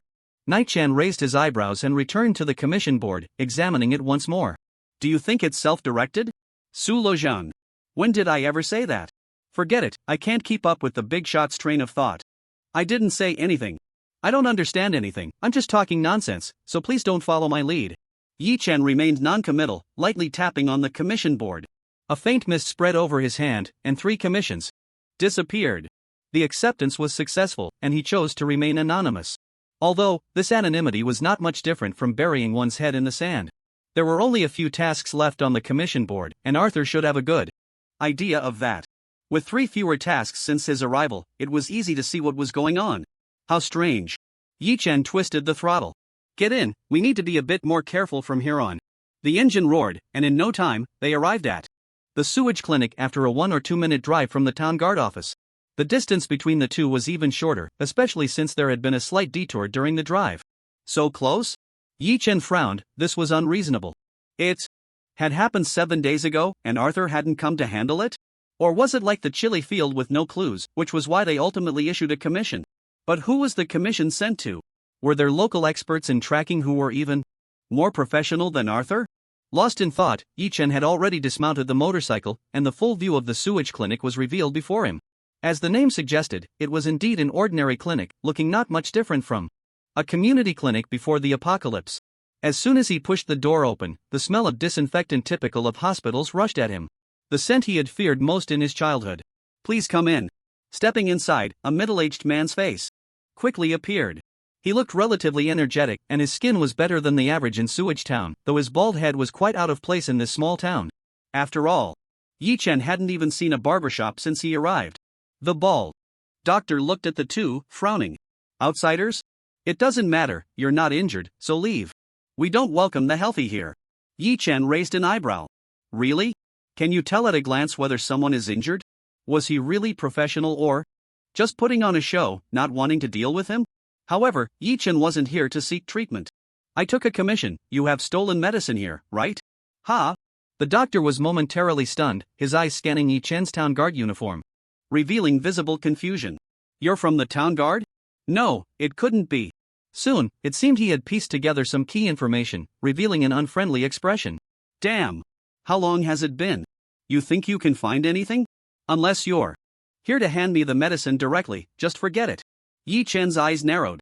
The other party's reaction was completely unexpected. Not only was he unwelcome, but it could even be said he was being shown the door. Was this really the attitude of someone seeking help to find something? If he didn't want to search at all, what was he doing there? A long time ago? Yi-chan certainly couldn't leave like this, so he pretended not to understand the implications of the other's words and asked in a businesslike manner. Seeing that Yi-chan had no intention of leaving, the bald doctor sulked but still answered. It happened 7 days ago, what good is it for you to come now? 7 days ago, there hadn't been any outsiders in Sewage Town, so it must have been someone from within the town who stole it? The good thing about Sewage Town was that crime investigations were very simple, there were almost no transient populations, and just a glance around the town would reveal who was responsible. Suddenly, the situation became much simpler, although this still didn't increase the chances of recovering the stolen medicine. Since the commission is still active, it can be accepted. Since I accepted it, I will execute it. This concerns my task completion rate, Yi-chan said. I hope you can cooperate and not lose hope. I will do my best to help you recover it. Ha! The bald doctor said nothing more, sneering.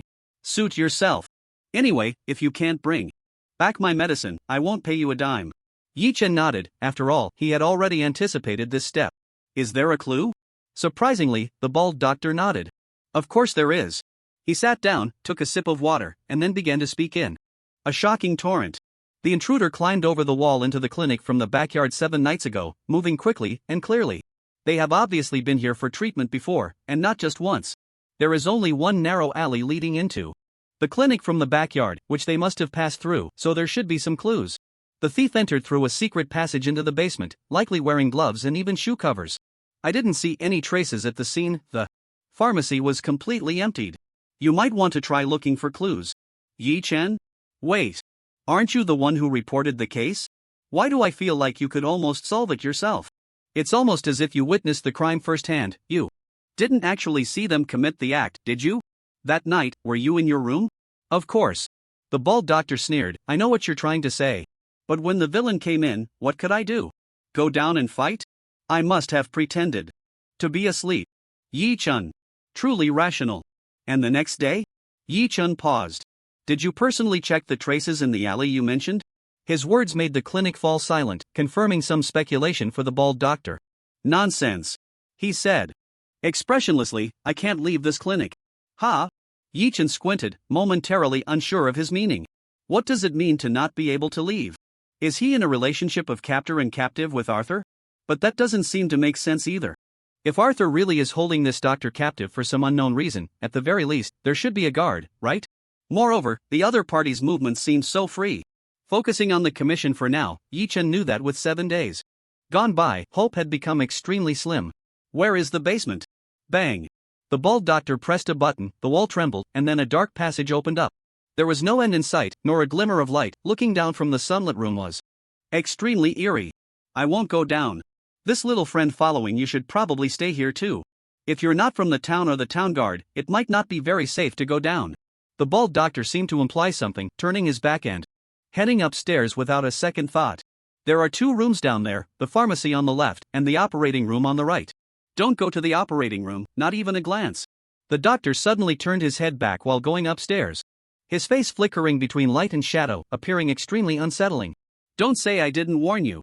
The doctor completely disappeared between the stairs of the first and second floors of the clinic, leaving a heavy sense of eeriness and gloom with his previous words and attitude. Especially Su Lezhang, who felt very anxious. Why do I feel like this doctor is not quite normal? Su Lezhang whispered conspiratorially. This is a bit scary. Should I go down or not? Yi Chen frowned. Either way. Intuitively, I feel like you'll be safer staying here, but it's best to follow me. Su Lezhang suddenly felt reassured, no longer troubled by whether to go or not. Is this the expert's opinion? No. Yi Chen glanced at him, turned on the flashlight on his shoulder, and began to descend. The expert's opinion is to stay here and not move around. But I prefer you follow me. If something happens to you, I can know immediately and provide assistance. Su Lezhang. After hesitating for a moment, Su Lezhang still closely followed, stepping into the dim passage. That bald doctor was quite frightening too. At least if he went down, he could stay with the bodyguard. As they descended, a sense of unease grew in both of their hearts. Why was the basement of a clinic built so deep, even in places like the sewage town? Why are there basements everywhere? I've been to the basement of the sewage in myself. Su Lezhang tried his best to appear not fragile, seeking help in a more dignified manner. I feel very uneasy, can you pay a bit more attention to me? Yi Chen paused for a moment on the stairs, turning to look at Su Lezhang. A premonition? Or is it related to the abilities of the anomalous object? Like a sense of danger? Su Lezhang gritted his teeth, the unease in his heart growing stronger, making it hard to suppress his fear, worried that he wouldn't attract enough attention from Yi Chen. It's somewhat related to the anomalous object. On me. Every time I have this feeling, something seems to happen. Yi Chen squinted, although he didn't rule out that Su Lezhang was just overly timid and seeking attention, it was indeed something to be cautious about.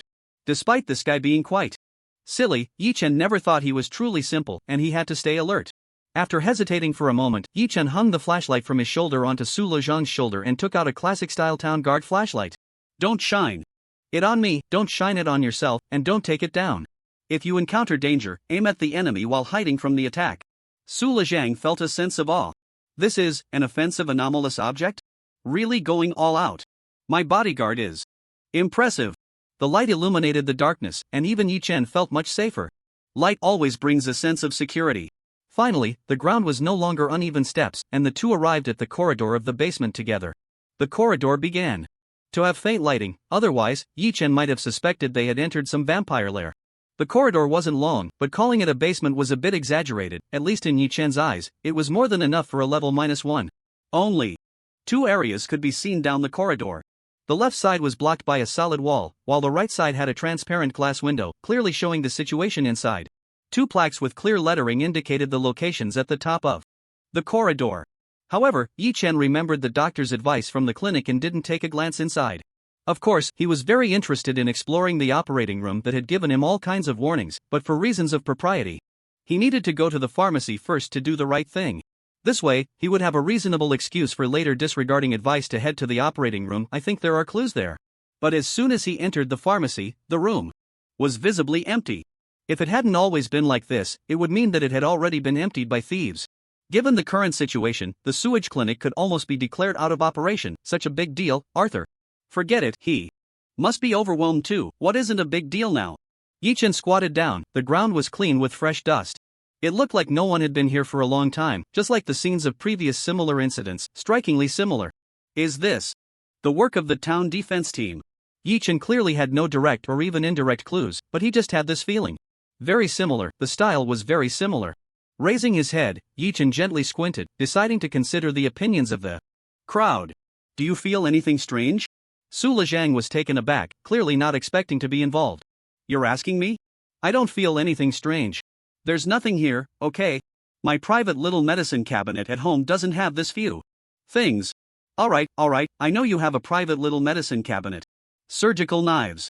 Yi-chan pointed to the wall, where several rows of shelves were lined up, filled with densely packed, no less than hundreds of various surgical knives that looked unsettling. Even an anatomy expert wouldn't need this many of these bizarre tools. In a large hospital, the few tools one might encounter in a consultation room are just the usual items, let alone in a place like Sewage Town, where there aren't many people or patients. Yi-chan paused. It looks like something that would only be used for collection. But it's clearly cleaner than the ground, as if it's used frequently? In an instant, Su Lezhang felt a chill run down his spine. Damn. You're right. That bald guy can't be a psychopathic killer, can he? Not noticing it was one thing, but now that he did, Su Lezhang was increasingly alarmed. I didn't even realize until you mentioned it. This set of surgical tools isn't worth much on its own, but together, it could fetch a sky-high price in Radiant City. Yi-chan frowned, so that rules out stealing for money, right? Otherwise, compared to the value of drugs, this row of scalpels should be worth more, yet only the drugs were taken. Was it an emergency need for drugs, or just a lack of understanding of the value of these items? Yi-chan's fingers tapped lightly, feeling the logic beginning to spiral into a closed loop. A psychopathic killer, that seems unlikely. After all, the sewage clinic is the designated hospital for the town's guard, and also the only hospital, a reliable representative at any time. But conversely, Sewage Town itself isn't exactly reliable. Little cat, do you have any discoveries I might have missed? Brainstorming. But in this matter, the mind cat isn't exactly professional. No meow. But it seems simple, just a scene rewind should do meow. Yi-chan. No, save your power. I know that a scene rewind would suffice, but with so many matters at hand, there are 3 commissions alone, and the little cat's rewind ability can only support one. How could it be used like that? Even if I ultimately decide to apply it here, it should be after going through all 3 commissions to determine that this place is relatively important before deciding to rewind. But if we don't use the ability, the clues indeed stop here. However, since the doctor claims there are traces in the alley, let's go track them down. Yi-chan shook his head and patted the spot next to him where Su Lezhang had been. Lezhang, we. Yi-chan's hand passed through the air, and in confusion, he turned back, his pupils contracting sharply. The space beside him was empty, just like this desolate pharmacy that was only his. Su Lezhang was gone. Su Lezhang? Yi-chan shouted without controlling his volume, confirming his safety one last time. This pharmacy, the entire basement, even the corridor leading to the first floor of the clinic, was too empty. So empty that even if Yi-chan shouted here, it would be enough for Su Lezhang to hear and respond from any area within. An infinite silence, without a trace of echo. It could be ruled out with 100% certainty that he chose to leave on his own. Such a coward would suddenly leave without a word? The only remaining answer sent a chill down Yi-chan's spine. Whoever it was, they managed to silently take someone away without either him or the mind cat noticing? Right, the mind cat. Little cat, are you there? I'm here, meow. The mind cat's voice rang out, making Yi-chan breathe a sigh of relief. The fact that the little cat could respond meant that the problem wasn't with him, and he was still grounded in reality. Unlike a few days ago when he dreamt and arrived in Sewage Town 60 years ago, that was when the little cat wasn't present. It would be a lie to say he wasn't anxious. Did you sense anything? Rarely, the mind cat also showed a hint of unease. No. Meow, it really is strange, meow. Yi-chan frowned. I remember, you can sense anomalies, right? That's right, meow. Yi-chan gradually began to analyze. So we can be sure it's unrelated to anomalies, the mind cat thought for a moment and then gently shook its head. That's not necessarily true, meow. If the anomaly affected him from a great distance, causing him to leave in some peculiar way, I might not notice it. Meow. A peculiar way to leave. Yi Chen crouched down, and there were no footprints on the ground, but it seemed much smoother. Such traces, unless Su Lezhang slid out? How could that be possible? Squinting, the smooth surface extended all the way to the main door of the room, which was at the corridor's position. Click. With a single hand, Yi Chen disengaged the revolver's safety, holding the gun in one hand while the other kept the flashlight aimed straight ahead, striding towards the corridor. The corridor was empty, as always, carrying a hint of desolate eeriness. Turning his head, the passage from the first floor to here remained open, with no changes at all. Went up. How could that be? Sliding on flat ground is one thing, but Su Lezhang isn't a slime. How could he slide up here without making a sound? Looking up, the words operating room glowed a deep crimson, the warning from the bald doctor still vivid in his mind. Don't go to the operating room. Don't even look. Unlike the solid walls of the pharmacy, the outer wall of the operating room was made of glass. This meant that standing in the corridor, Yi Chen could clearly see what was inside. 2 empty operating tables, darkness, silence, nothing else. But now, wasn't this the best reason to ignore the warning? Bang! Yi Chen kicked open the operating room's large door and stepped inside. Inside was a small compartment resembling a reception room. A few meters further in, behind the side door, was the operating room he had just seen from outside the glass. But in that instant, Yi Chen suddenly felt everything before him spinning. Everything seemed to be caught between illusion and reality, unclear yet very clear, like a camera's focus adjusting, the walls shifting, and he nearly stumbled as he walked unsteadily. Thud! Thud! Thud! The sound of 3 somewhat old gate mechanisms opening echoed, and the overhead lights suddenly turned on one by one, illuminating the dimly lit room. The world seemed to stabilize, but it felt as if it had changed its appearance. Blood was everywhere on the walls, resembling a bloody slaughterhouse. It was as if he had shifted to a different dimension within the same space. Damn! Yi Chen cursed, leaning against the wall. In that moment, he felt as if he had experienced a portal from a novel. It stinks. Just now was. Ah! Help me! Yi Chen, save me! Before he could communicate with the cat of his soul, a deafening and familiar scream of a pig being slaughtered rang out from the next room. Su Lezhang? Yi Chen quietly stopped. His voice, leaning against the wall, brushing his hand against the wet liquid, then quickly moved away. Blood? What the hell is this place? I'm not. He. What a fresh toy, the town finally has fresh pigs from outside again. Mary, be gentle. That old pig upstairs hasn't brought us offerings in a long time, don't break it so quickly. After 2 sinister, charming female voices, there was a sound like a drilling tool. Just listening made him feel a terrifying sensation as if something was about to be drilled through him. Lezhang? In that instant, Yi Chen almost thought Su Lezhang had met a tragic end. But the next second, the pig-like scream rang out again. No! Don't kill me, wait! Don't look over there! Please, sister, wait, no! What are you? Yi Chen quietly sighed in relief, adjusting his posture, slowly moving closer to the door. Indeed, as long as this guy could still scream, it was fine. Yi Chen could listen to the situation inside with great peace of mind. The situation inside continued, and Su Lezhang's howls evidently piqued the interest of the 2 suspected women even more. Oh, this little guy has good defenses, he hasn't been cut open. He. Is it a supernatural being? Then let's strip him first, the master will definitely like it. He. Don't, please. Su Lezhang's voice grew weak, no longer resembling the pig-like screams from before. Yi Chen knew the time had come. If he continued to watch, Su Lezhang would truly be in danger. Bang! The door to the compartment was kicked open by Yi Chen, and the scene inside came into view. Su Lezhang's limbs were tightly bound to the hospital bed, and the entire room was a chaotic mess. Yes, a chaotic mess. Completely different from what it looked like through the glass. Surgical knives were scattered everywhere, the floor was littered with bloody severed limbs, and the walls seemed to be painted with a flowing river of sinful blood. The sound of the door being kicked open startled everything inside. Su Lezhang, bound tightly, seemed to be reborn, making a desperate leap like a carp and bouncing back, letting out an excited roar. Yi Chen! You came! I knew you would come to save me. Yi Chen ignored him, for those 2 evil and bizarre powerful enemies had already turned their heads at the noise. Oh, this toy is so much fun. They didn't choose him just now, and he came running over by himself. In an instant, Yi Chen was dumbfounded. He had thought they were 2 perverted murderous sisters, but at this moment he realized his perspective was too narrow. Were these 2 really human? They wore long nurse uniforms, and from the original angle, no skin was visible. Until they turned their heads, a silver face revealed no discernible features. A silver face? This wasn't skin. Although their clothing was tightly fitted, these two wildly eccentric beings clearly didn't pay much attention to their appearance, as they waved and slashed. With the blades, their pants were already riddled with countless cuts. And then he saw the faint outline of thighs. Silver thighs. This was not skin at all, it looked completely like some material akin to rhodium alloy. Crack. Zzz. As if to respond to Yi Chen's thoughts, that woman casually picked up a surgical knife from the operating table and, with a snap, chopped off her own hand at the wrist, blood and flesh splattering everywhere. Ah! Before Su Lezhang could wail at the gruesome scene, that woman began rummaging on the operating table, picking up a half-meter-tall chainsaw and directly attaching it to her still somewhat flesh-colored arm. In an instant, the deafening buzzing filled the entire room. Whoa, girl, your punk style is a bit over the top. Moreover, this isn't a punk apocalypse, it's a Cthulhu apocalypse, so… Damn it! Little cat, what is this thing? Anomaly? Yi Chen secretly signaled Su Lezhang, retreating several steps while drawing his gun, keeping the muzzle trained on the creature's forehead, scrutinizing it closely. As an anomaly, it seemed too weak, but as a human, it was a bit too bizarre. Not a meow.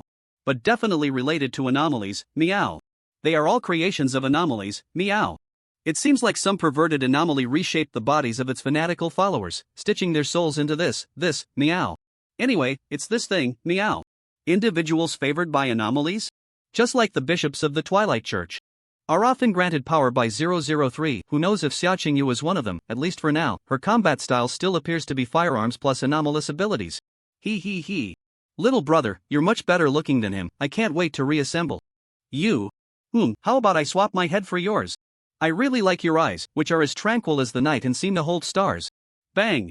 Yi Chen could no longer endure the disgust, that feeling of someone speaking the most inhumane words with a straight face. He pulled the trigger, the bullet trailing a fiery wake, carving a beautiful arc as it shot out. Crack! The bullet struck the creature's forehead, creating a slight dent, and then the bullet ricocheted off.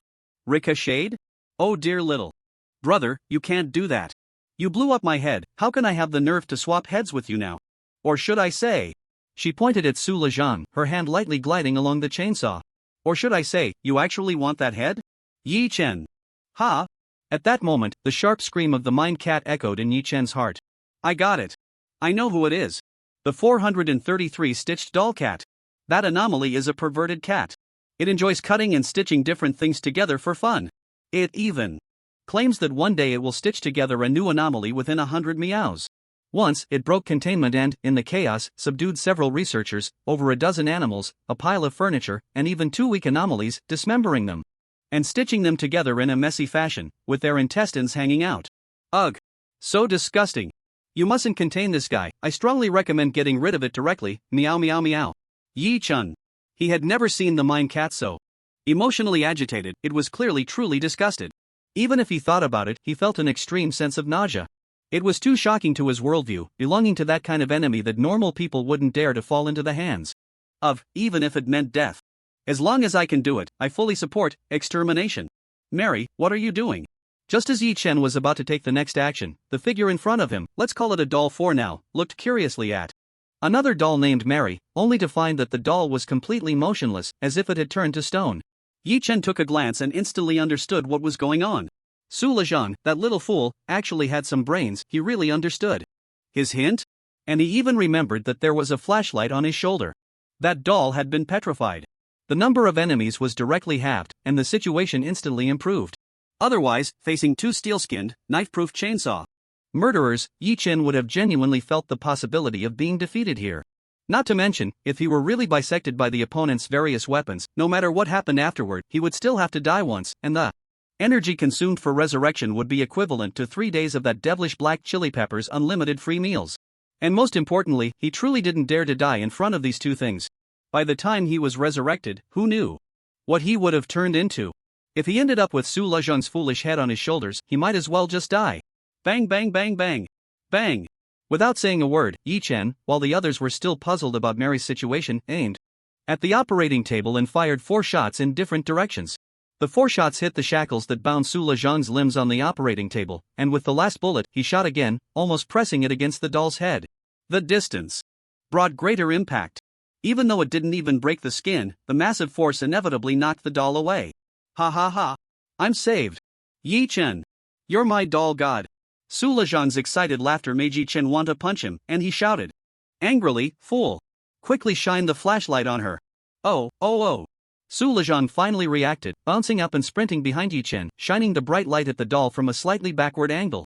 By the way, you can handle this, right? Chainsaw, come on, we didn't just get wiped out, did we? He, is this thing going to ruin Mary? What a pity, Mary is gone. From now on, I can only have you two play with me. It would be interesting to attach the legs to the top of the head, right? Dodge. Bang. Yichen lifted his leg and kicked Su Lejang away, then he himself sidestepped. Zila.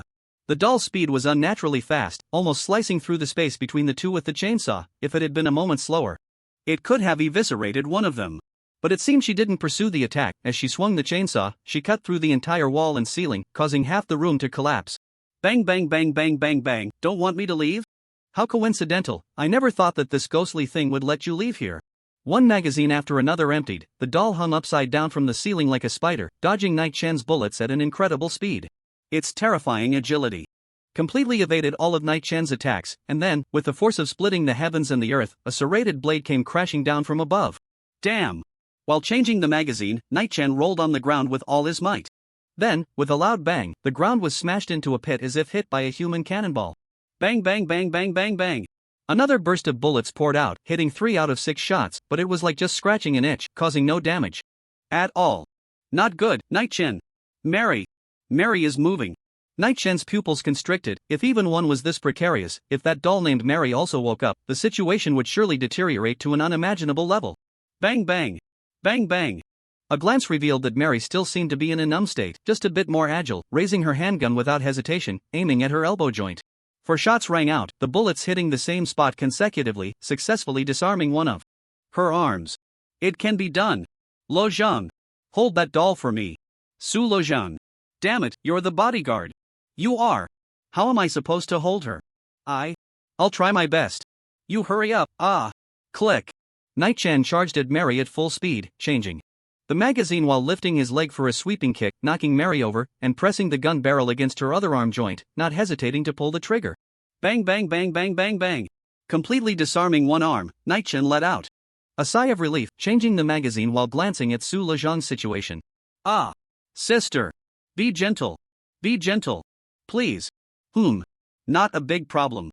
Bang bang bang bang bang.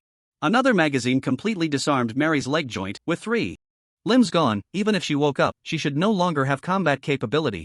Just as Night Chen reached into the bullet pouch again, he paused. It's over. No bullets left. Ammunition is heavy, Night Chen couldn't possibly carry that many magazines every time he went out. Besides the usual 4 or 5, the rest were left at the inn. But now, with all the bullets spent, the enemy still had the most powerful one completely unharmed. Even if he brought the remaining magazines, it would be of no use.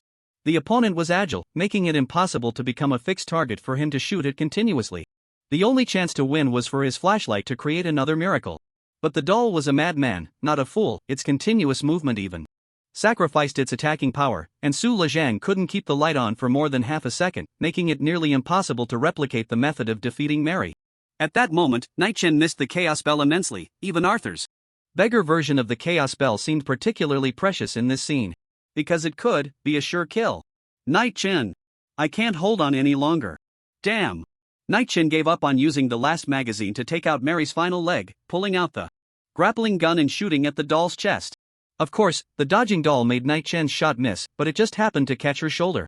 The hook locked tightly onto it, allowing Night Chen's whole body to spring forward like a bullet towards the doll. Oh, looking for death? The doll let out a mocking laugh, temporarily abandoning the chance to strike Su Lejang, completely ignoring the hook claw gripping its shoulder, instead revving the chainsaw and swinging it towards Night Chen, charging at it. At this speed, in this direction, and with the irreversible gravity of the hook's retraction, Night Chen's path would likely meet the chainsaw in the next second, splitting him in half. Night Chen. Su Lejang was saved, but also stunned. He couldn't understand why his teammate suddenly decided to throw himself away. Slap. Night Chen, rushing in, no longer held a gun but instead spread his handgun flat, using the first point of impact to block. Zzz. The chainsaw struck the body of the handgun, its gears cutting into the metal at a terrifying speed, sending brilliant sparks flying. Yet, despite this, the chainsaw failed to sever the handgun. This was Night Chen's method, the only thing that could withstand the chainsaw. With the resilience of an anomalous object, he braved the chainsaw's cutting. Bang!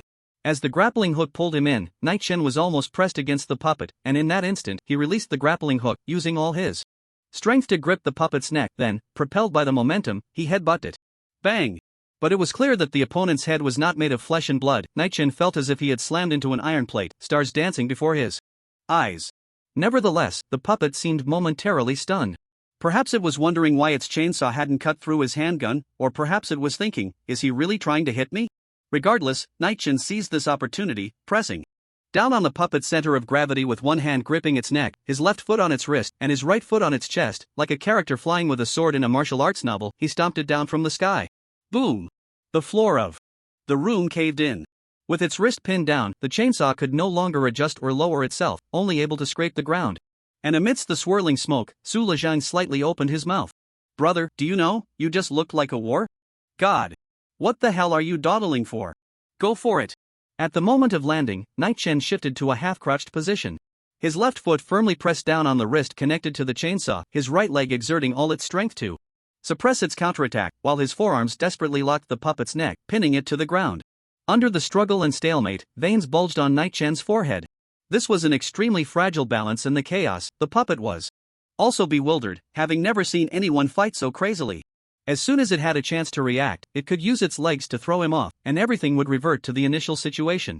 Here it comes, here it comes. At the critical moment, Su Lezhang was still reliable, rolling and crawling over, leaping to grab the puppet's legs. Crawling beneath, the beam of the flashlight on his shoulder shone directly into the puppet's face. Night Shen, you have to hold its hands down. The chainsaw's zzz sound was relentless, echoing in their ears without pause, making Su Lezhang tremble with fear. If you hold its feet down, nothing will happen. Similarly, Night Shen was equally worried that he might falter. After more than 10 seconds, the puppet stopped struggling. Night Shen did not let his guard down, shifting his foot from the puppet's wrist to his left knee, his right foot on the puppet's chest, squatting down, and pressing the handgun against its forehead. Bang bang. Bang bang bang bang. The last 6 bullets all struck the same point on its brow, finally penetrating through, falling silent. Is it dead? Night Shen confirmed the wound, slumping to the ground, gasping heavily. Yes, it's dead. The sudden battle had nearly exhausted all of Night Shen's strength, yet he had narrowly escaped death. There were too many unexpected events, too many possibilities. He couldn't have won this fight. Winning, though he had won. But Night Shen's confidence seemed to have taken a huge hit. Little cat? Brother Night Shen is so amazing. With such limited resources and an unbalanced power comparison, you managed to fight so beautifully. You just looked so cool. Night Shen was not affected by its words at all, opening his mouth without a hint of a smile. At this point, do you still think I'm the strongest 001? He had not even fought an anomaly, just a small fanatic of some anomaly, and he had almost died? Is this even worthy of being called an anomaly? Worthy of being called 001? With such an opponent, let alone 002 or 003, even the Chaos Clock could play dead and still win, right? The cat of the mind was rarely silent for a while before it gently spoke. That's not how it works, meow. Even though the tiger is the king of beasts, its teammates can be any strong enemy, and it can go unscathed, yet it can still die from the bite of a poisonous insect. But if the tiger could wear equipment, it would be invincible, meow. The cat of the mind became more fluent as it spoke, and its mood grew increasingly cheerful. All the abnormalities you see now, the power has been explored and accumulated over decades. But you've just arrived in this world, so it's normal to feel out of place. But you can become stronger, meow. On the day the first anomaly was successfully contained, I guarantee you will never feel as embarrassed as you do today, meow. Yi-Chen smiled gently, feeling a bit better. Then I'll wait and see. There was indeed some truth to it. From beginning to end, wasn't his greatest advantage compatibility? What the source was or wasn't, he couldn't figure it out and didn't want to think about it anymore. But other anomalies often could. Only use their own abilities, walking through this wasteland with their own strength. But theoretically, he could use the abilities of any anomaly. It was the simplest logic. When he had the Bell of Chaos, he could even kill with the Demon Scythe without fail. Today's scene replayed, and with the Bell of Chaos, weren't these two just toys to be manipulated? Little cat, is there any cellmate suitable for close combat weapons? I miss it. The cat of the mind. Ning's recovery of this mindset was a bit too fast. I'll keep an eye out. The sewage town is almost boiling in an iron pot, meow. There are bound to be a few close combat anomalies with decent traits, meow. Tucking the pistol into his waist, Yi-Chen sighed. Great. After this, he would have to find Arthur for more ammunition. With that thought, Yi-Chen kicked the toe of his foot against the side of Su Lezhang. Are you okay? Returning to the cause of it all, Su Lezhang suddenly disappeared from his side. Indeed, he still couldn't understand it now. How did you get in here? Oh, how were you caught here? Su Lezhang also looked confused. I don't know. Wasn't I just looking at the knife rack in that pharmacy with you? Then I suddenly felt a chill. When I turned around, everything spun, and you disappeared, then those two puppets dragged me over and tied me up. Spinning. Yi Chen squinted, picked up the chainsaw from the ground, and found a spot at the window, where the collapsed area was, and chopped into a relatively weak spot. Boom! Before long, a new exit was opened. Stepping out, everything was familiar. The silent, eerie corridor, and on the other side, he could still see the pharmacy he had visited. But Yi Chen was very clear about what was wrong. Before he walked into the operating room, spinning wasn't like that. It was as if a hidden, real scene had been pulled back into the realm of reality. This definitely isn't the ability of the sewing doll, meow. It doesn't have such traits, meow. Yi Chen nodded gently, but waves stirred in his heart. So, was there something else hidden in this place? Let's go. With that, Yi Chen took the lead down the dark passage to the first floor. It was time to evacuate, they were literally out of ammunition and food. However, what was more concerning was that the things beneath the clinic, the bald doctor above the clinic couldn't possibly be unaware, and it couldn't be ruled out that he was the mastermind. Perhaps the moment they went upstairs, they would face the second boss battle in quick succession. If the doctor knew about this place, and if he was also being held captive by Arthur. Damn, Arthur wouldn't want to use this thing to kill me, would he? Yi Chen paused his steps going upstairs, dismissing the absurd answers, and a more likely truth emerged. Arthur knew that there was something hidden here that could draw out anomalies, and after learning his purpose, he lured him here in this way? If he died, it would only mean he was bragging. If I really solved the anomaly, it would be a more convincing proof than anything else. The only problem is, little cat, are you sure the stitched doll isn't here? The mind cat shook its head. Not here, meow. But I think it might come here often, at least those two dolls have mastered the summoning method. Oh, if only we could leave one alive, meow. Night Shen's heart stirred slightly. Mary, should count as a live one, right? Standing at the exit of the secret passage, the two stopped simultaneously, and Su Lezhang instinctively assumed a combat stance. The bald doctor was standing at the entrance of the secret passage, looking coldly at the two. Their eyes met. What are you doing? The bald doctor spoke, his voice emanating endless chill. I heard gunshots. Night-chan raised an eyebrow. It was almost a battle down there, and you just came in saying you heard gunshots? We were attacked. The bald doctor squinted, seemingly receiving an unimaginable answer. Especially since this answer implied, you actually managed to come back alive? Of course. He couldn't be foolish enough to directly ask such a question, instead wearing a face of anger and seriousness. Didn't I tell you not to go to the operating room? Night-chan narrowed his eyes. What is this, a preemptive strike? But upon reflection, the bald doctor did indeed give such a warning and also mentioned that Su Lezhang shouldn't go down. The things down there wouldn't attack the town's guards? In a daze, Night-chan seemed to grasp some key points. Of course, his face remained 3 points more unpleasant than the bald doctor's. We didn't go, but they came to capture my teammates. Night-chan drew his empty gun, and now it should be me interrogating you. Why is there such a thing hidden beneath your clinic? Night-chan's words made the bald doctor's expression fluctuate. In fact, he was the one from the town's guard. You destroyed my operating room, I won't answer any of your questions. Night-chan opened the safety. Then what if you must answer? After a long pause, the bald doctor smiled. What if I refuse? Will you kill me? Night-chan frowned, a genuine doubt rising within him. Why not? Based on what I saw down there, I can completely conclude that you secretly harm innocent people, conducting bloody sacrifices and activities. Being in this place, you can't clear your involvement. If you are like them, a servant of the stitched dolls, you must give me a reasonable reason or evidence before I can leave here. Stitched dolls. The moment he heard the name of the anomaly, the bald doctor's pupils contracted unprecedentedly, his expression changing drastically. But as Night Chen finished the latter part of his sentence, he almost laughed in anger. That dog, Arthur. He called you here and told you nothing? Upholding justice, ridiculous. Thanks to that bastard, I've lost my freedom. I've already given all the warnings within the range. Dare to say I haven't harmed the innocent. But if you insist on blood debts, you should go. Find him, not me. The bald doctor's furious roar made Night-chan's heart tremble slightly. It was hard to believe he was lying, as the content of this lie was too easy to expose. Arthur must know about this place. Damn, why can't I get around you, Arthur? What are you doing? And these riddlers, I'm so fed up with it, I just want to catch one and interrogate everything out. As his thoughts turned, Night-chan temporarily set aside the idea of pressing the other party. The reason was simple: he was out of bullets and unable to fight anymore. He couldn't judge him, and besides, even for the two dolls below, he had no evidence that they had harmed innocent people. At most, there was a murder attempt against Su Lejean, but that had already been eliminated by him. Under interrogation, the best outcome would be to force out a way to attract the stitched doll, but right now, I am not suited for another battle. Truly raising its vigilance would be counterproductive. And no matter what, the bald doctor seems unable to leave Sewage Town, while I will inevitably have to return here sooner or later. Leaving him here should be fine. Did you send out another commission? Ha! Yi Chen's topic jumped too far, leaving the bald doctor completely unresponsive to what the other was saying. It wasn't until he finally reacted that his expression changed. You're not one of Arthur's people? No.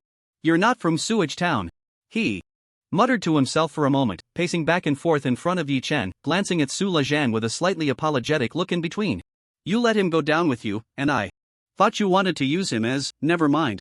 The bald doctor stopped in his tracks and quietly asked Yi Chen, do you also want the blessing of the god of stitching? The god of stitching, blessing. At that moment, Yi Chen was already quite certain of one thing. This bald doctor is indeed a follower of the stitched doll. As for what blessing, forget it, I don't want it at all, nor do I need it. Maybe, I want to see it. The bald doctor seemed to be in a dilemma. You fought with Shui Yao and Mary. If you want to obtain the blessing, it might be, well, but I could introduce you. It's not impossible. How about this? At that moment, the bald doctor made up his mind. If you bring me the deep sewage source needed for my other commission, I will find a way for you to see him. How about that? Yi Chen's pupils slightly contracted. Can you really do that? Then your faith is probably not lower than theirs. Truly, one cannot judge by appearances. Yi Chen gradually lowered his handgun, as it seemed that, under the current circumstances, it was unlikely to fight with him anyway. Is this data needed by you or the experimental institution in Radiant City? Yi Chen clearly remembered that there was still a piece of data from the Radiant City experimental institution attached to the commission. It has nothing to do with you. I only promised to introduce you to the god of stitching. This reaction does not deny, so it's an implicit acknowledgement. Yi Chen took a deep breath, pointed towards the door, and signaled Su Lejean to go first. Today's matter is not over, I will come again. The bald doctor rarely smiled, though it was a bit awkward. Please, but you'd better hurry, before the festival.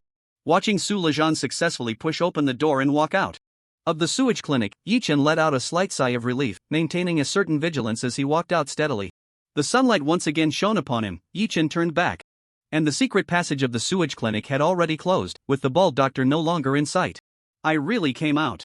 Su Lejiang had already jumped into the passenger seat of the motorcycle, just short of shouting, please, brother, let's go. Everything that had just happened felt like a dream, the bloody and dark underground contrasting sharply with the brightness of standing in the sunlight now. Do you know who in Radiant City wants the sewage data? Yi Chen asked as he got on the motorcycle and turned back.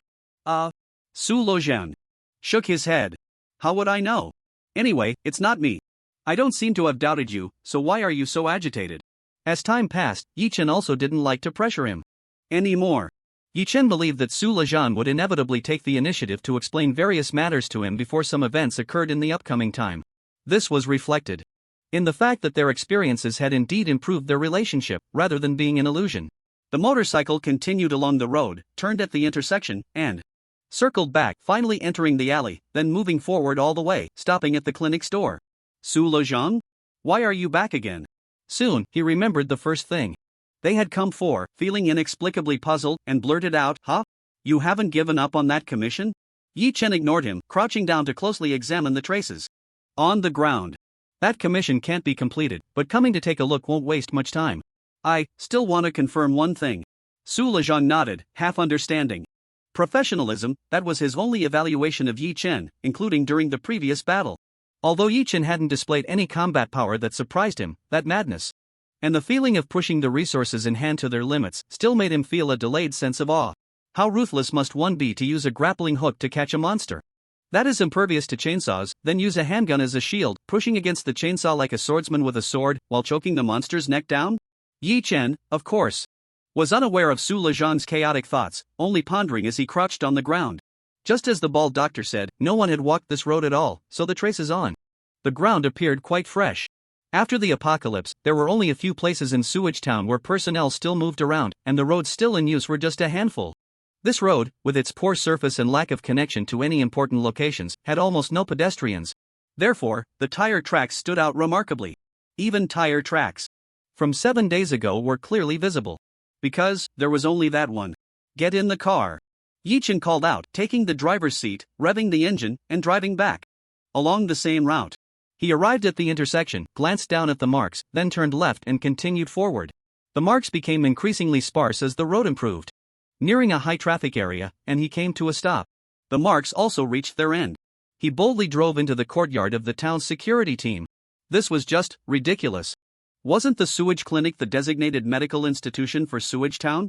Wasn't it closely linked to Arthur, even being the party that was detained?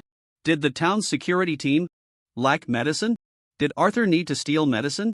It seemed steal was an inappropriate term. The other party had been quite aboveboard from the beginning. It was truly puzzling. What was Arthur's relationship with the cultists at the sewage clinic? Yes, cultists.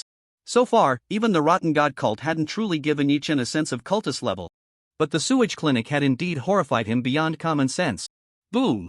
Arthur wasn't inside, and to be honest, Yi-chan had no interest in talking to Arthur right now. There were too many points of suspicion, and anything could be brushed off with being silenced. Communicating with him was really a waste of time. The motorcycle started up again, heading in a familiar direction. Su Lejang pondered for a long time before finally asking timidly from the passenger seat, where are we going now? He wanted to rest. Yi-chan glanced at him and couldn't help but laugh. Of course, we're going to eat. Su Lejang. Click. The motorcycle stopped in front of the Mosquito restaurant, and Yi-chan pushed the door open, scanning the scene inside. Intact, it seemed there hadn't been any fights since he left. Hey! Why are you? No, welcome.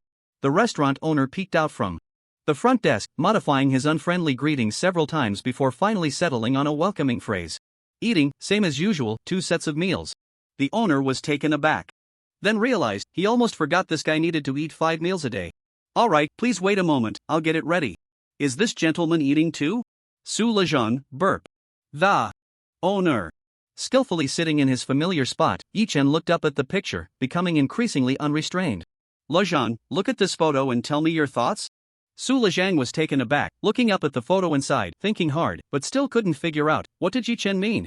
He thought of many phrases that would make him seem more cultured, but in the end, he still struggled to spit out the very first sentence. The scenery is nice? Yi-chan. Aren't you curious? Why are they rowing there?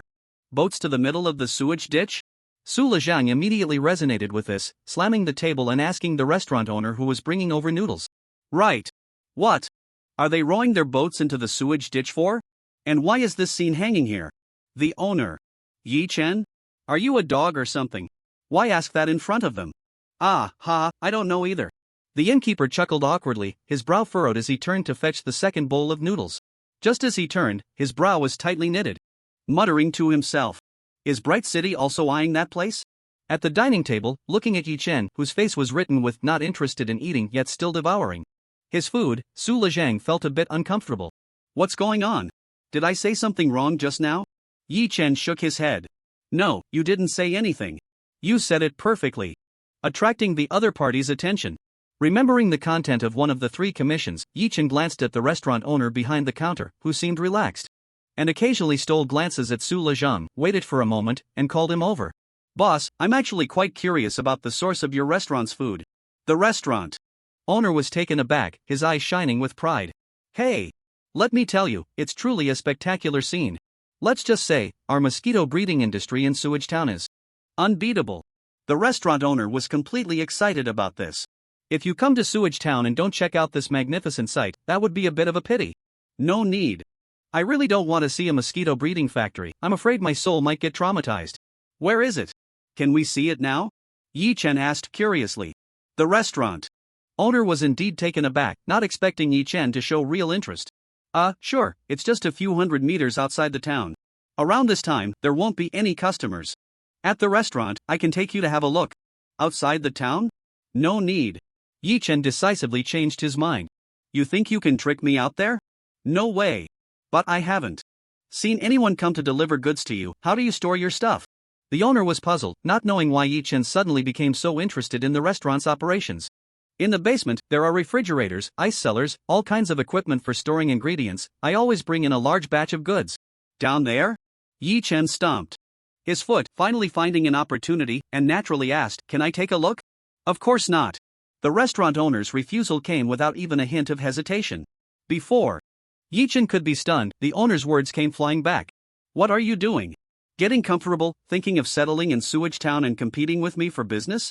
Yi Chen, your thought process is really absurd. You're overthinking it, but Zhang mentioned to me last night that your flavors are very classic, and I was thinking of investing a bit, opening a chain branch in Bright City." Su Lezhang? When did I say that? He forced out an unusually ugly smile, acknowledging Yi Chen's words. "Well, I do think my friends in Bright City might really like it. I believe someone would be willing to give it a try." The restaurant owner actually believed it. It's not impossible, if it really makes a lot of money. Su Lezhang. If I really opened this in Bright City, even if I survived this time, my old man would think I had lost my mind and beat me to death. Speaking of which, Yi Chen finally helped Su Lezhang, who had been silently cooperating with him and had been tricked several times, out of the predicament, launching a deeper probe. "There are so many people recently, have you considered staying open at night?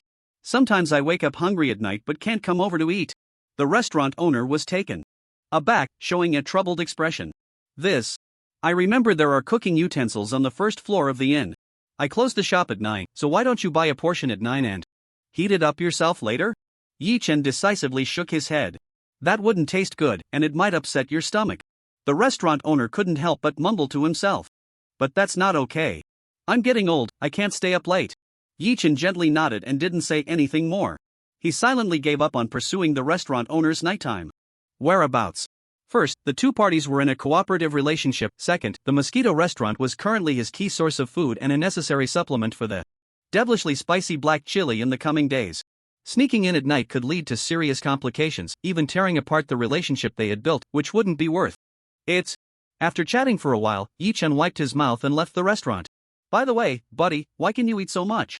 After leaving the Sewage restaurant, Su Lezhang looked at Yi Chen, who had eaten 2 bowls in a short time, while he himself couldn't eat another bite, and voiced his existential doubt. "The most crucial point, how come you can eat without gaining weight and maintain such a good figure? Is there any justice in that?" "Because I'm hungry." Su Lezhang. You're really funny." Yi Chen ignored him, took out the walkie-talkie, and pressed Arthur's communication button. "I need to restock on bullets, is it convenient now?" Arthur's voice came a few seconds later, sounding somewhat tired. "Not convenient. How many do you need?" 10 magazines, please." "Still the same model as the handgun?" "Yeah." After a moment of thought, Arthur's voice came again. "I don't have time to trade right now. If it's convenient, I'll have someone drop them in your room this afternoon." "Not convenient." "Arthur. Then I can pass it to the innkeeper, and you can pick it up from him tonight?"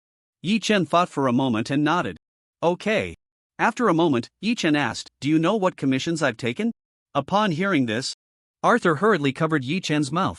"I don't want to know, so don't tell me." "Alright, I'm busy, I'll hang up now."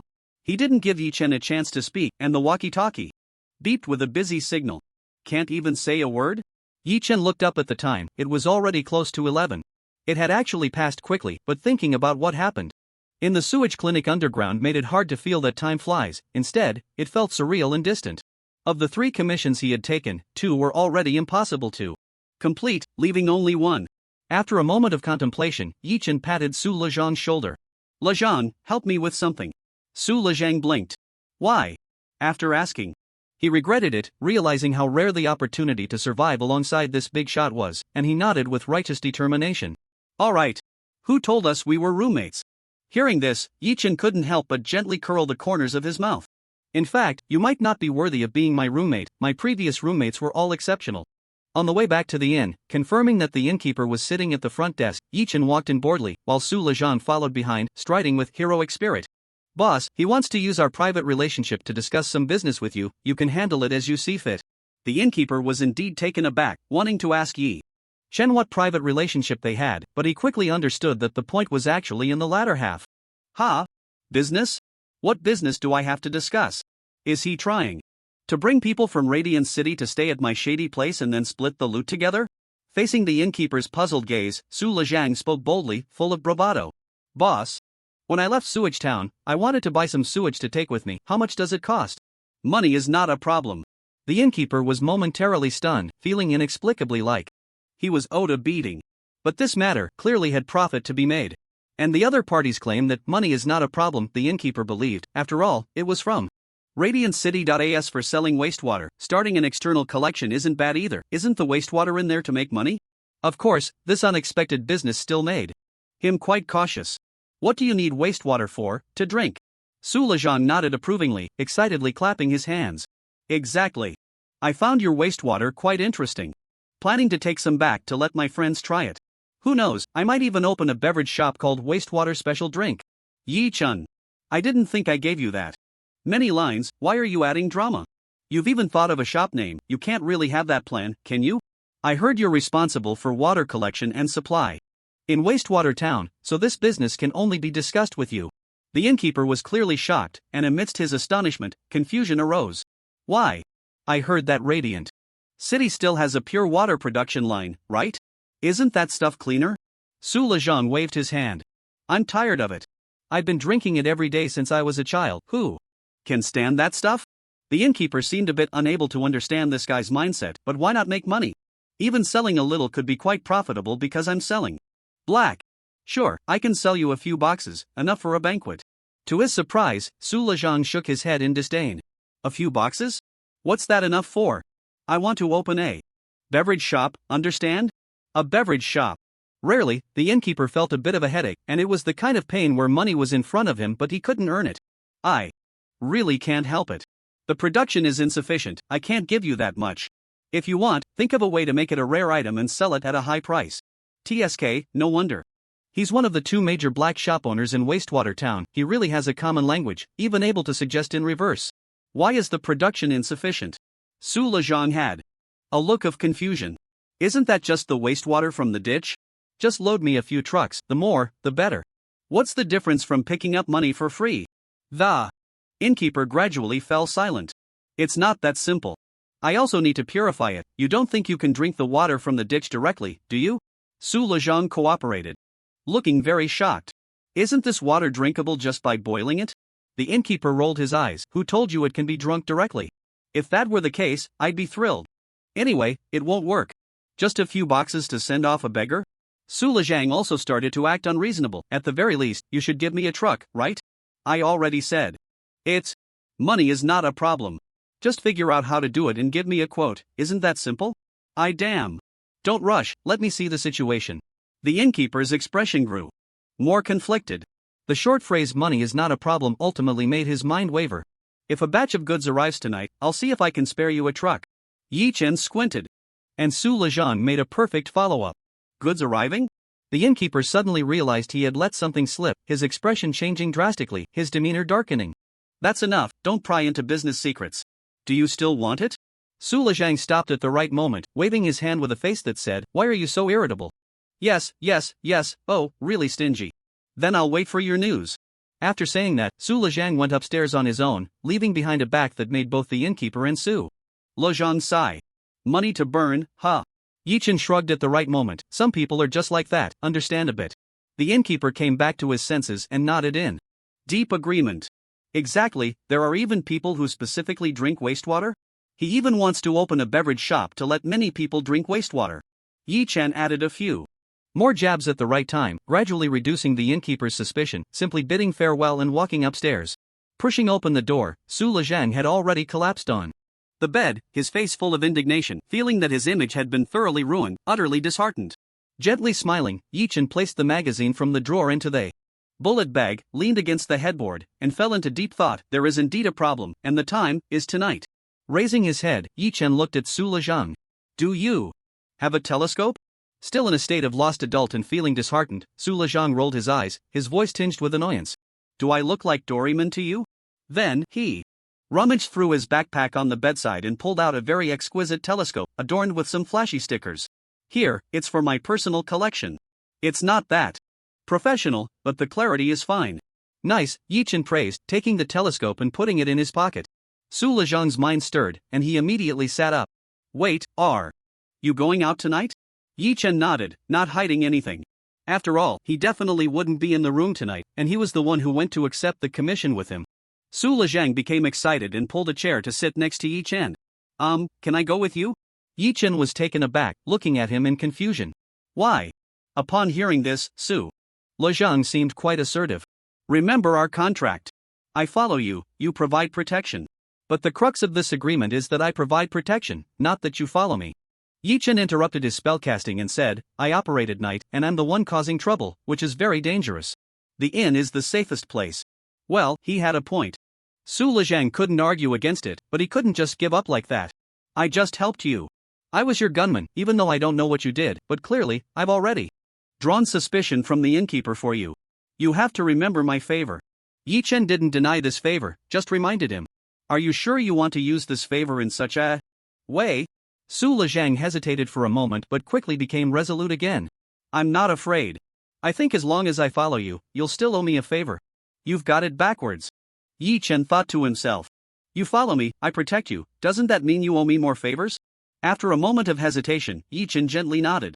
Fine, just don't mess up my plans.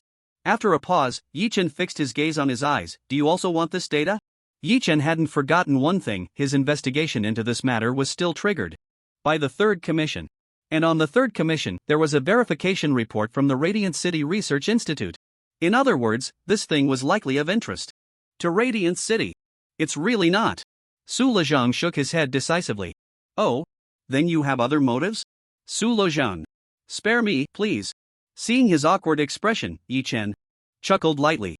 Whatever, but, he said seriously.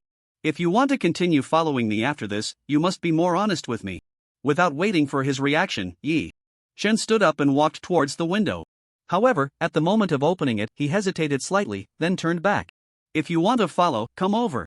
The next thing to discuss was related to the knight's actions, and since he had already decided to take him along, there was no need to hide much now.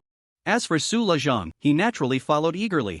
Although, he didn't quite understand what Yi Chen was doing by the window. Hold on to me. Su Lezhang? In the end, he grabbed Yi Chen's arm at the last moment, while Yi Chen had already pulled out a grappling gun, shooting it into the wall, skillfully swinging into room 402. Then, two dark shadows nearly collided with the girl sitting by the window, combing her hair. What the heck? The shadows that burst in like a surprise attack startled the girl, causing her to change color instantly, her hand cannon overheating in an instant, ready to fire at any moment.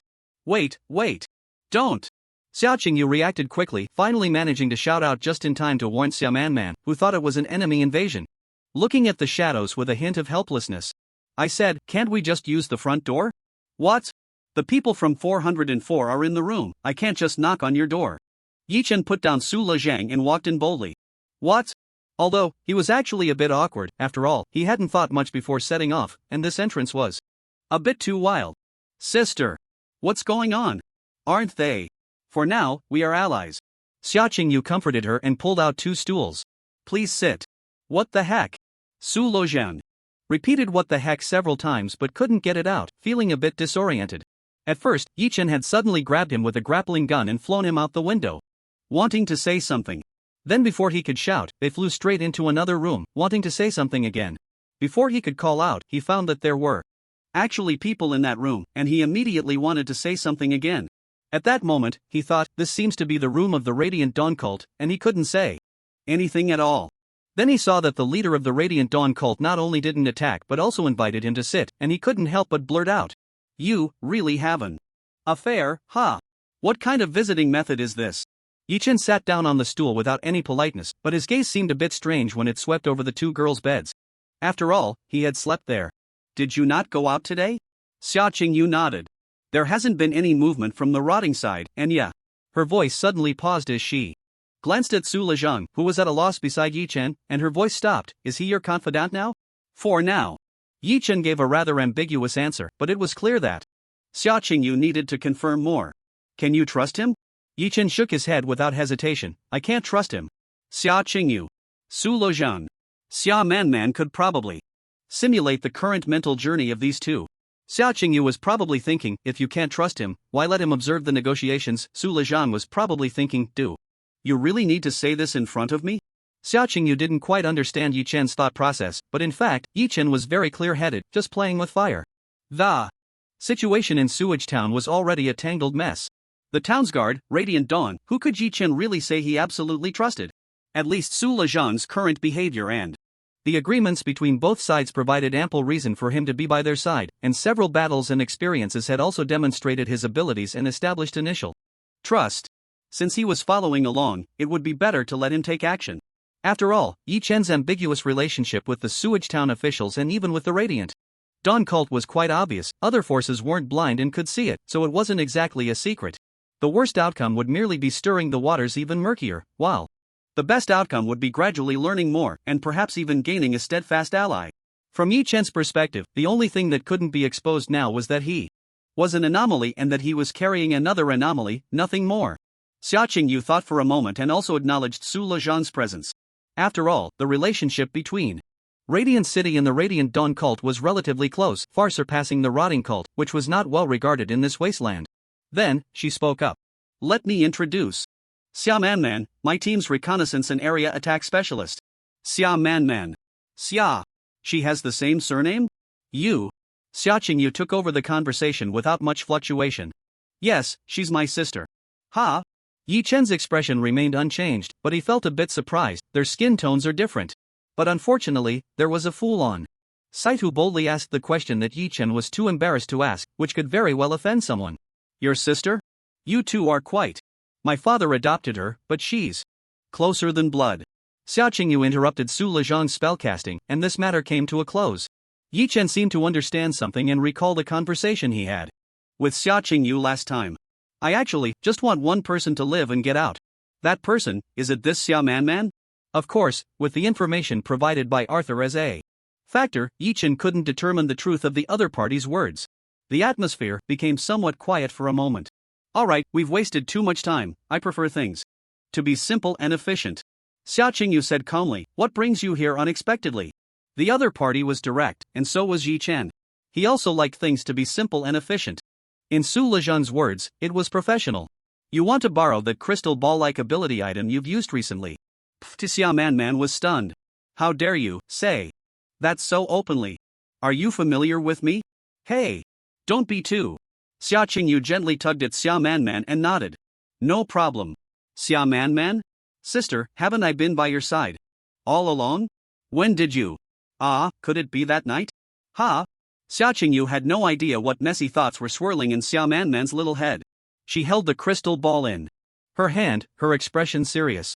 Of course, I want to know what you plan to use it for. Yi Chen nodded and took it over. Not now, but I will share the information with you after it's over. Xia Qingyu frowned slightly, then relaxed. All right. The handover of an ability item was thus completed. This time, holding it in his hand felt legitimate, and Yi Chen couldn't help but feel a bit curious. Aren't you worried I won't return it? This was an ability item, a very high-level one, not in the same league as his radio. After a moment of silence, Xia Qingyu smiled lightly. You could have taken it when you came to the room that day, but you didn't. That was only because I didn't want to engage in a full-scale war with you members of the Radiant God cult and let the fire spread to the corrupted God cult, alright? Yi Chen muttered to himself, though this was not something he could say out loud. Is there anything else? Yi Chen hesitated for a moment. Actually, having obtained this, the purpose of finding Xia Qingyu had been achieved. But since she asked like that, do you have any powerful weapons? This recent battle with the puppet made Yi Chen thoroughly reassess his current combat power. The shortcomings were too obvious. The revolver that could hit wherever he pointed was effective against humanoid creatures and regular flesh and blood beings, but once the opponent's defense exceeded the humanoid monster category, it was indeed a bit of a staring blankly situation. Before he successfully contained the Chaos Bell, he needed to grasp a truly powerful weapon. What kind do you want? There might not be any ability items left, but there is indeed one powerful weapon in stock in the physical sense. Yi Chen nodded. Just an ordinary one will do. Xia Qingyu fell silent for a moment, seemingly weighing the pros and cons, then nodded. Alright, there is. Sister, you won't. Xia Manman was almost at a loss for words to describe her feelings. Sister, are you really not suddenly in love? How can you give this thing to someone you barely know? It's fine. Xia Qingyu squatted by the bed, pulled out a pure black box from under the bed, and grabbed an object that was as wide as her shoulder, with a large round head and a long cylindrical tail, looking like some kind of launcher. Yi Chen clearly didn't recognize it, but Su Lezhang almost spat out a mouthful of water, exclaiming, "What the heck? Round and chubby." Yes, it's a round and chubby mini nuclear missile launcher. Xiao Qingyu checked its condition and placed it on the table. Although it's called a nuclear missile, its power is actually just a bit higher than a common RPG, with a relatively small damage range. The main appeal is the coexistence of mini portability and high power. When using it, you need to pay attention to its trajectory, which is somewhat parabolic, like a grenade. So you need to be mindful of the distance to the target. If it's too far, it's hard to hit, and if it's too close, you might blow yourself up. Listening to Xiao Qingyu's gradual introduction, Yi Chen did not immediately pick it up. It was too precious, a different kind of precious compared to the extraordinary items, precious in this particular context. In the intricate web of forces, it was a top-tier heavy firepower. What do I need to give in return? Seeing Yi Chen's serious expression, Xiao Qingyu's lips curled slightly. I thank you for not asking how much. It's merely a gift to further solidify our cooperation and friendship. You can reciprocate with more complete intelligence sharing regarding what you are about to do. This time, Yi Chen accepted the renowned round and round deal. As Yi Chen walked towards the window again, even Xiao Qingyu, who always maintained a calm demeanor, couldn't help but twitch the corner of her mouth. Please, can you not come and go like this every time? My sister looks at me as if I'm having an affair. By the way, wait. This piece of intelligence is a free gift, you can take it back and have a look. Intelligence? Yi Chen was taken aback, turning back to take the note. Xiao Qingyu handed over. His gaze swept across, and the note clearly and concisely wrote a few words in elegant handwriting. Rotten God Cult, Lin Jiao. At that moment, Yi Chen's focus was no longer on the intelligence itself. Can you still contact your church? If so, then there's a problem. The situation in Sewage Town was a complete mess, and they weren't sending reinforcements? The only team executing the mission had already split into factions, and there was no guidance or handling? No. Xiao Qingyu shook her head. Yi Chen frowned slightly. That made it even more problematic. Did you already know the detailed intelligence of the Rotten God Cult team when you came? Not at all, stop guessing randomly. Xiao Qingyu shook her head. I thought of it and organized it. She pointed to the position of 404 and sighed. You'll know once you take a look, she's too famous in the wasteland. Is that so? Yi Chen nodded, but couldn't help but mutter in his heart. Actually, you seem quite famous in the wasteland too. Is there anything else you need? Su Lejean, this isn't right. You guys have a problem. When has the Radiant God Cult ever been like this? Giving people what they need, giving items as well? But it's still a good thing, making the upcoming actions more thorough. There are indeed some small details that can be optimized. Do you have any spare men's boots? A set would be even better, I'll buy 2 pairs. At a high price. Xiao Qingyu? Xia Man? How could I have a men's boots? Yi Chen was also quite helpless. The basic backup supplies are insufficient. I can only buy from Sewage Town, but the problem now is that I can't buy from them, otherwise, no matter what I do in secret, they'll know it was me just by looking at the traces. I was originally planning to solve this problem through extraordinary items, but it's still inconvenient. It would be perfect if there were equipment that hasn't appeared in Sewage Town site. Isn't that the meaning of allies? Complementing each other, filling in the gaps. Xiao Qingyu took a deep breath, pulled out 2 cardboard boxes from under the bed, and tossed them over. These are the spare sand boots for me and Man, unisex, might be a bit tight, you don't need to return them. Thank you. Clang. Yi Chen's grappling gun retracted, taking Su Lejong over the wall, leaving only Xiao Man gazing at Xiao Qingyu in silence, everything unspoken. Sister, Xiao Qingyu. Ah, she rubbed her temples. Back in the room, Yi Chen tightly closed the window, walked straight to the desk, and sat on the stool. Clearly, Su Lejong had already sneaked over. My god. Dude, when did you and Radiant get together? What do you mean by together? Watch your wording, it sounds terrible. Yi Chen gradually adapted to his roommate, not lifting his head as he spoke. It's cooperation, just cooperation. Su Lejong suddenly understood, got it. Just like you and me? Yi Chen glanced at him and shook his head. No, you and I are in a superior subordinate relationship. Su Lejong. So the question arises, who is the superior and who is the subordinate? Theoretically, Yi Chen is his bodyguard, so he is the superior. But, it seems, he doesn't have that kind of face. Su Lejong quieted down, and Yi Chen began to seriously examine the intelligence. Name, Lin Jiao. Identity, Saintess of the Rotting God Cult. Part-time judge of the tribunal, elusive.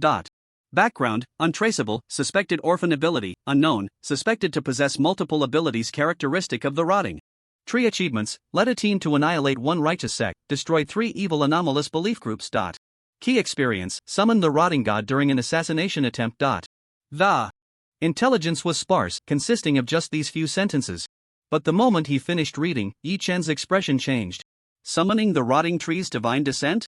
002's attention on her is clearly excessive. Putting down the intelligence, Yichen fell into thought. As for the several forces Lin Zhao had annihilated, there's no need to elaborate. On the righteous sect. The Radiant God cult, as the foremost righteous sect in the wasteland, can be said to be the only one recognized as righteous, leading to the conclusion that the series of righteous sects in the current wasteland are all anomalies from the 003 Containment Tower, closely aligned with human factions. The Rotting God cult, being a direct force of 002, makes its annihilation quite reasonable. As for the evil anomalous belief groups mentioned in the intelligence, based on what he saw and heard in the basement of the Sewage Clinic, Yichen could relate it to the forces of the anomalous stitched dolls and their fanatics. Logically speaking, this should be a firm supporter of 002's rotting tree. However, the cat of the mind never believed that the apocalypse was caused by 002, so the stance of the rotting remains somewhat elusive. It gives one the impression of a villainous sect leader in a martial arts novel, who while combating evil, berates the righteous sects for their hypocrisy. Lin Zhao, Xia Qingyu. Two proud children, both under the watchful eye of their respective deities, gathered in Sewage Town. Is it really just a coincidence? Is there perhaps a gaze from 002 and 003 behind this? The warm sun reached the zenith of the sky, bringing one back to a drowsy afternoon.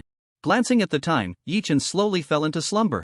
Night, 9:30 p.m., Sewage Town, just like every other night, lost its lights, as if plunged into eternal darkness.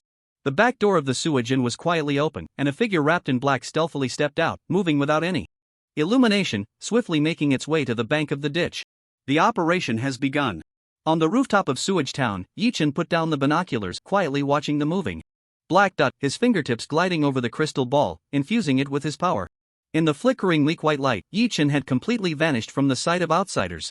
I say, are we really invisible now? A voice beside Yichen, muffled and skeptical, broke the good atmosphere. But I can see you very clearly. This ability of yours isn't the Emperor's new clothes, is it? The pleasant mood was disrupted, and Yichen shot Su Lezhang an annoyed glance. Roll, didn't I say not to talk when you come with me tonight? This is invisibility, not silence. Ah.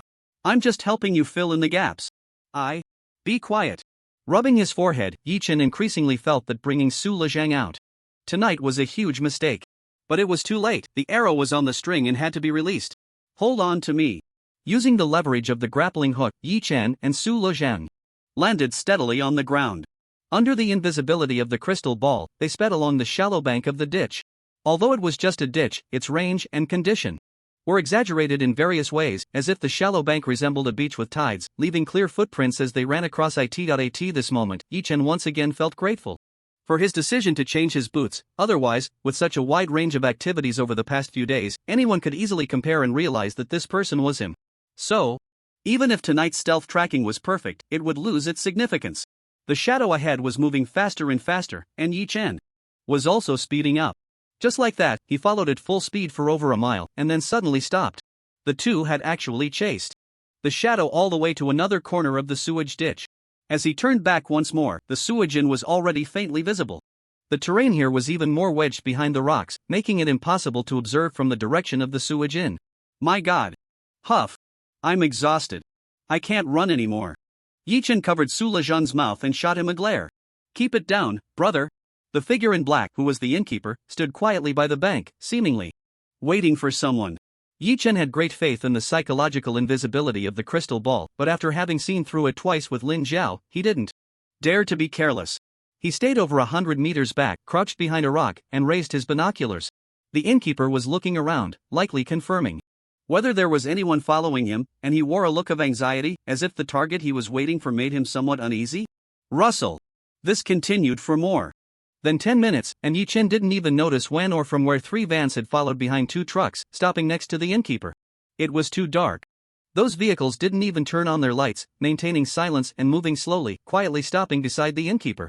Without hesitation, Yichen looked through the binoculars, and his pupils constricted. The massive amount of information nearly overwhelmed his brain. Leather armor. The people getting out of the vehicles were wearing leather armor. And according to Arthur, only one group in the entire sewage town wore leather armor. The town defense team. What the hell? Why? Wasn't the innkeeper one of Arthur's people? Betrayal? Complicity? A conspiracy?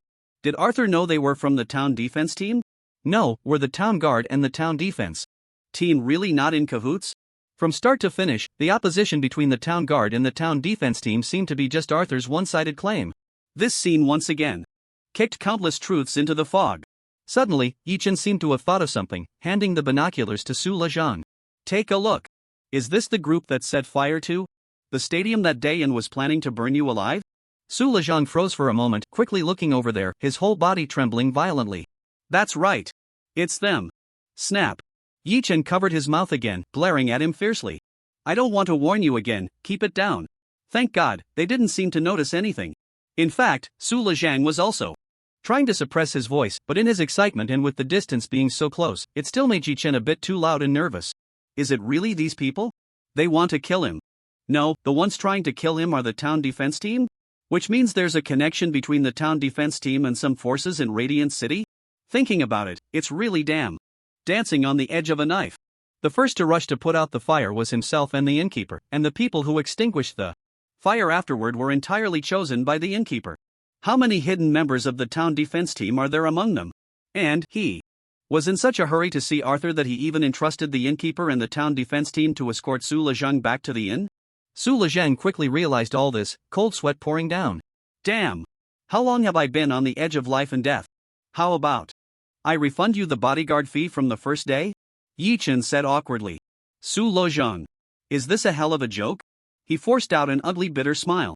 No need. On the surface, the innkeeper and those wearing leather armor had no conversation at all, seemingly still waiting for someone. Still waiting for someone? Who else would appear here tonight? Splash! Amid the long wait and silence, suddenly the sound of waves parting broke through. A wave split over the sewage ditch. A graceful figure surfaced, her blue hair soaring high into the sky, splashing water everywhere. Blue hair. Night. Chen's heart skipped a beat. The girl revealed a breathtakingly beautiful face, indifferent to the world around her, as she slowly walked out of the water. The splashes seemed to leave everything untouched except for her hair. She raised her hand, pulling out a series of large, transparent water tanks. One after another, they rose from the sewage, standing firmly on the shore, like forbidden chemical vessels. It seemed that some mechanical devices were linked to the tanks. They couldn't possibly be moved purely by human strength, otherwise, that would be too terrifying. Thank you for your hard work, but why did you come to escort them? The innkeeper stepped forward, asking in a somewhat familiar tone, unlike the usual dialogue he had with the staff at the inn. There aren't enough people. Lin Zhao's indifferent gaze swept around before she walked towards the sewage inn. The transaction is over. No one tried to keep her, nor did anyone stop her. It seemed her presence put pressure on them as well. But at that moment, Night Chen's expression changed drastically. Lin Zhao was heading straight back to the sewage inn. And here was the only way to get there. Whoosh!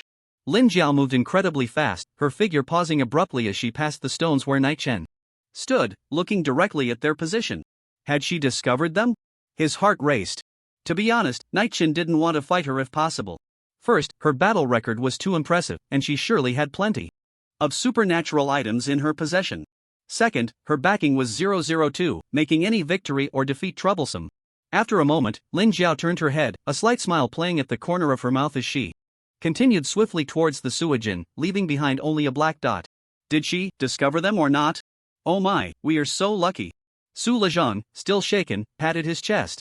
Had she really not noticed them? Night Chen squinted, continuing to observe the movements of the innkeeper and his group. They seemed to have no desire to communicate, busily loading the sewage tanks onto the truck, and among them, the innkeeper seemed particularly meticulous, personally selecting a whole truckload. For a moment, Night Chen couldn't help but feel a bit strange. Was he really keeping track of this and budgeting a truckload to sell to Su Lejang? After a long while, a line of vehicles quietly started up and drove away from the place. This included one of the vehicles driven by the innkeeper, leading to Night Chen's greatest concern, returning along the same route. Without realizing they had been followed. After hesitating for a moment, Night Chen chose not to follow any of the vehicles but instead quietly lay in wait. Compared to the destined question of where the trucks carrying the sewage tanks were headed, Night Chen was clearly more concerned about another question. Where did the water in these sewage tanks come from, and why did Lin Zhao emerge from the water? The answer to this question was crucial. It might reveal the role of the corrupted god cult in Sewage Town, or even uncover the relationship between the town guard and the town defense team. Perhaps having slept well during the day, Night Chen was filled with abundant energy and patience. He lay in wait for a full hour after everyone had left. Then, Night Chen stepped forward, standing at the shore where Lin Zhao had emerged an hour ago. Looking at The murky green water, he felt a moment of trepidation. It was too dirty.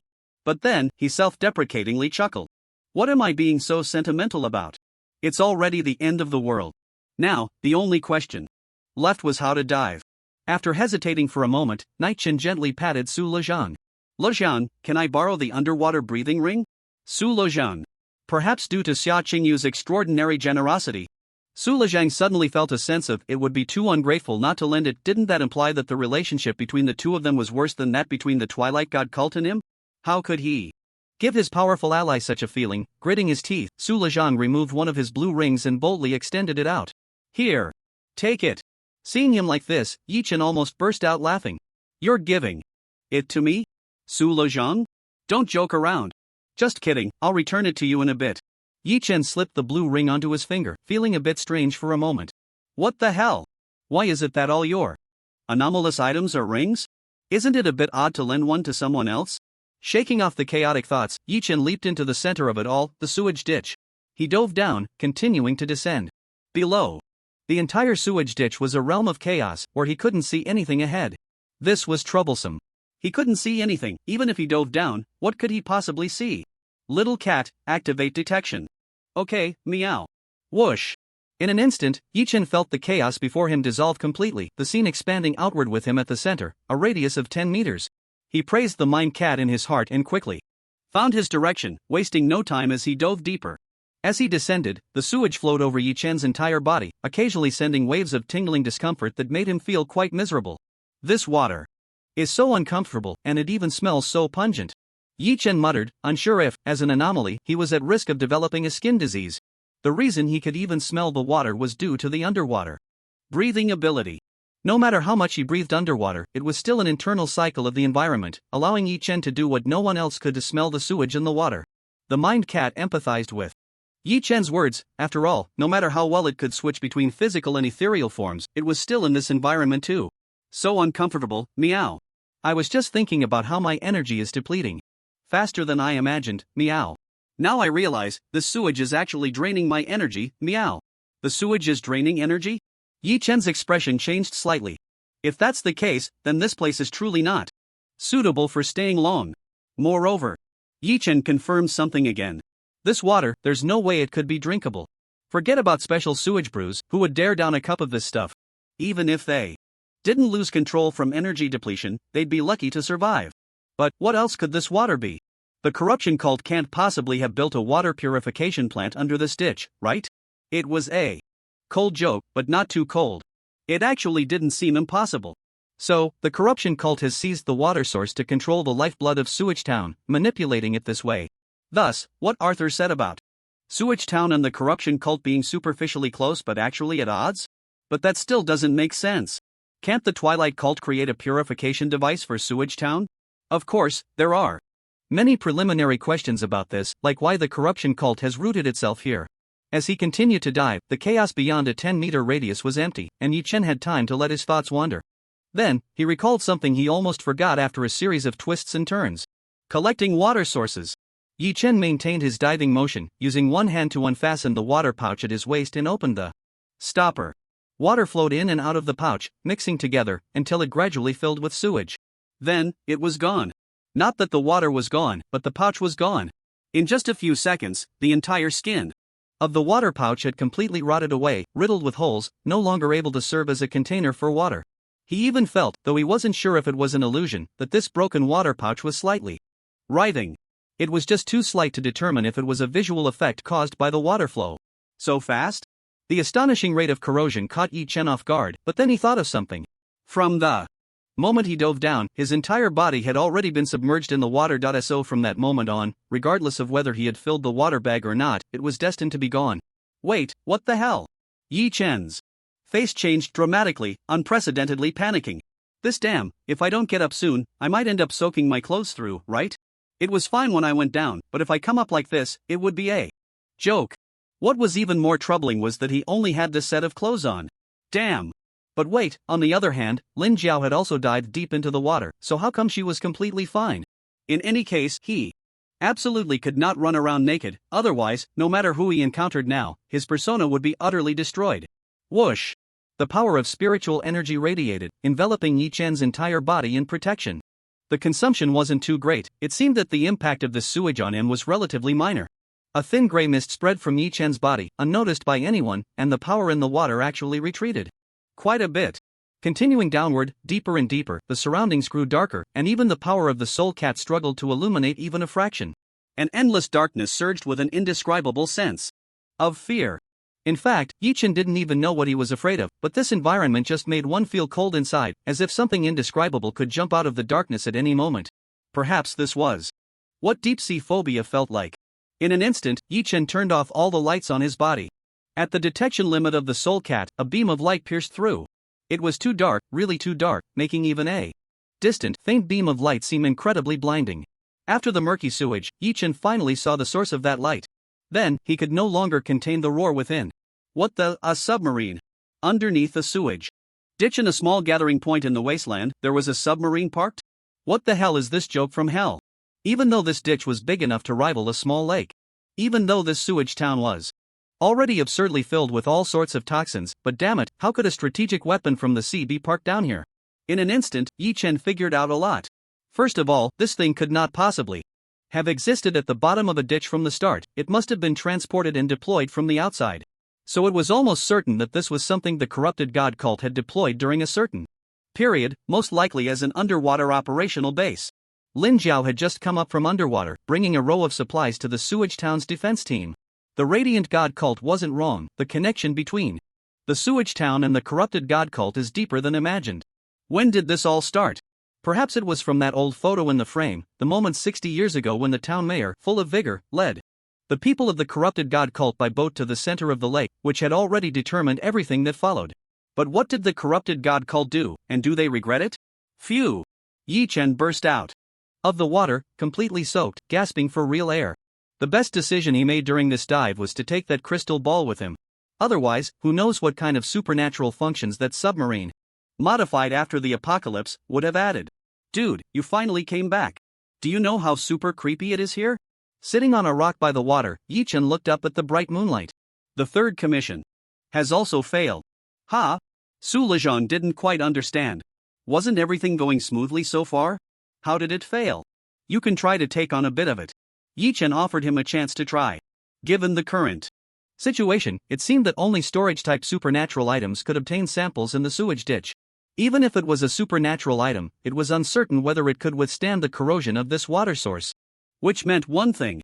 First, he didn't have it. Second, even if he did, or if he borrowed it from Su Lezhang, the sewage clinic definitely wasn't a first-party research institution, meaning he would have to take this supernatural item with him. This commission is really not worth it at all.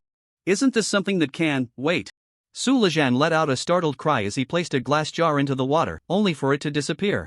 Shortly after, Yi Chen glanced over. The other party was using some kind of specialized chemical vessel, yet it corroded faster than the water bag he had on him? Was it because the abnormal power could delay the erosion from the contaminated water? But that didn't seem right either. While this corrosion wasn't the same as that from an acid, Su Lezhang was still an ordinary person, and it was strange that his skin hadn't been harmed. Moreover, these weren't really issues, considering Yi Chen had many allies now. If he discussed it with the Radiant Dawn Church, given their expertise, they might come up with some sampling solutions. But what value did this data really have? Should it be given to that seemingly untrustworthy doctor at the sewage clinic?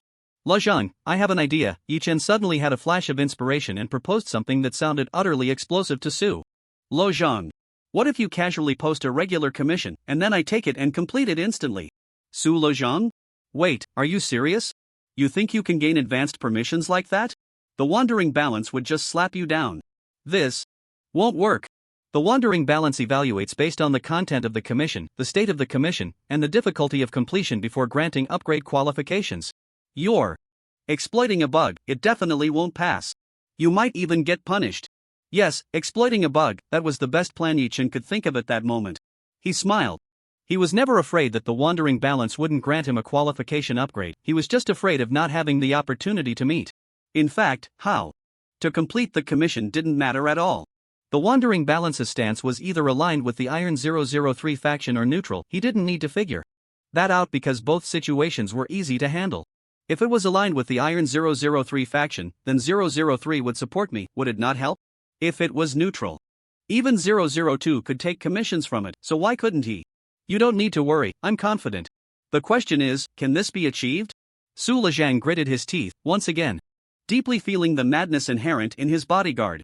In his eyes, this was equivalent to provoking an anomaly. Watching the excitement was actually quite enjoyable. But if it involved him, then it wouldn't be so pleasant. Moreover, he wanted to help but couldn't. Well, there's something that's hard to say, but it's somewhat similar to what you're doing. Su Lezhang scratched his head. Right now, I can only accept commissions, not post them. In the past, I relied on having a lot of money and used this method to boost a bunch of commissions with my friends, and I've already been permanently blacklisted by the Wanderers camp. Yi-chun. What the hell, there really is a case of boosting leading to a ban. Under Yi Chen's gaze, Su Lezhang felt an overwhelming sense of shame. But he couldn't help but think, aren't you doing the same thing? So? Really, it won't work. If you do this, you'll be forever cut off from wandering commissions. No, we're not the same. Let's go. Yi Chen sighed, let's head back and meet with the people from Radiant Dawn. A familiar hook shot landed by window 402. Yi Chen hesitated for a moment, not barging in directly but instead gently knocking on the window. After all, it was already late at night. Creak. The window was quickly pushed open from the inside, and the two of them slipped in. Splash. Their shoes hit the floor of the room, splashing through the wet water, the ground soaked. Especially seeing his own shoes on the other person's feet. Heavens! Xia Qingyu rubbed her forehead, why didn't you change your clothes before coming? Yi-chun. Is that really your main concern? I forgot. Su Lezhang timely chimed in from the side, speaking of which, it seems you don't have any spare clothes, do you? Xia Man immediately added a jab. Sis, you're not really going to give away your own clothes, are you? Yi-chun. Xia Qingyu clenched her fists tightly, Man, that's enough.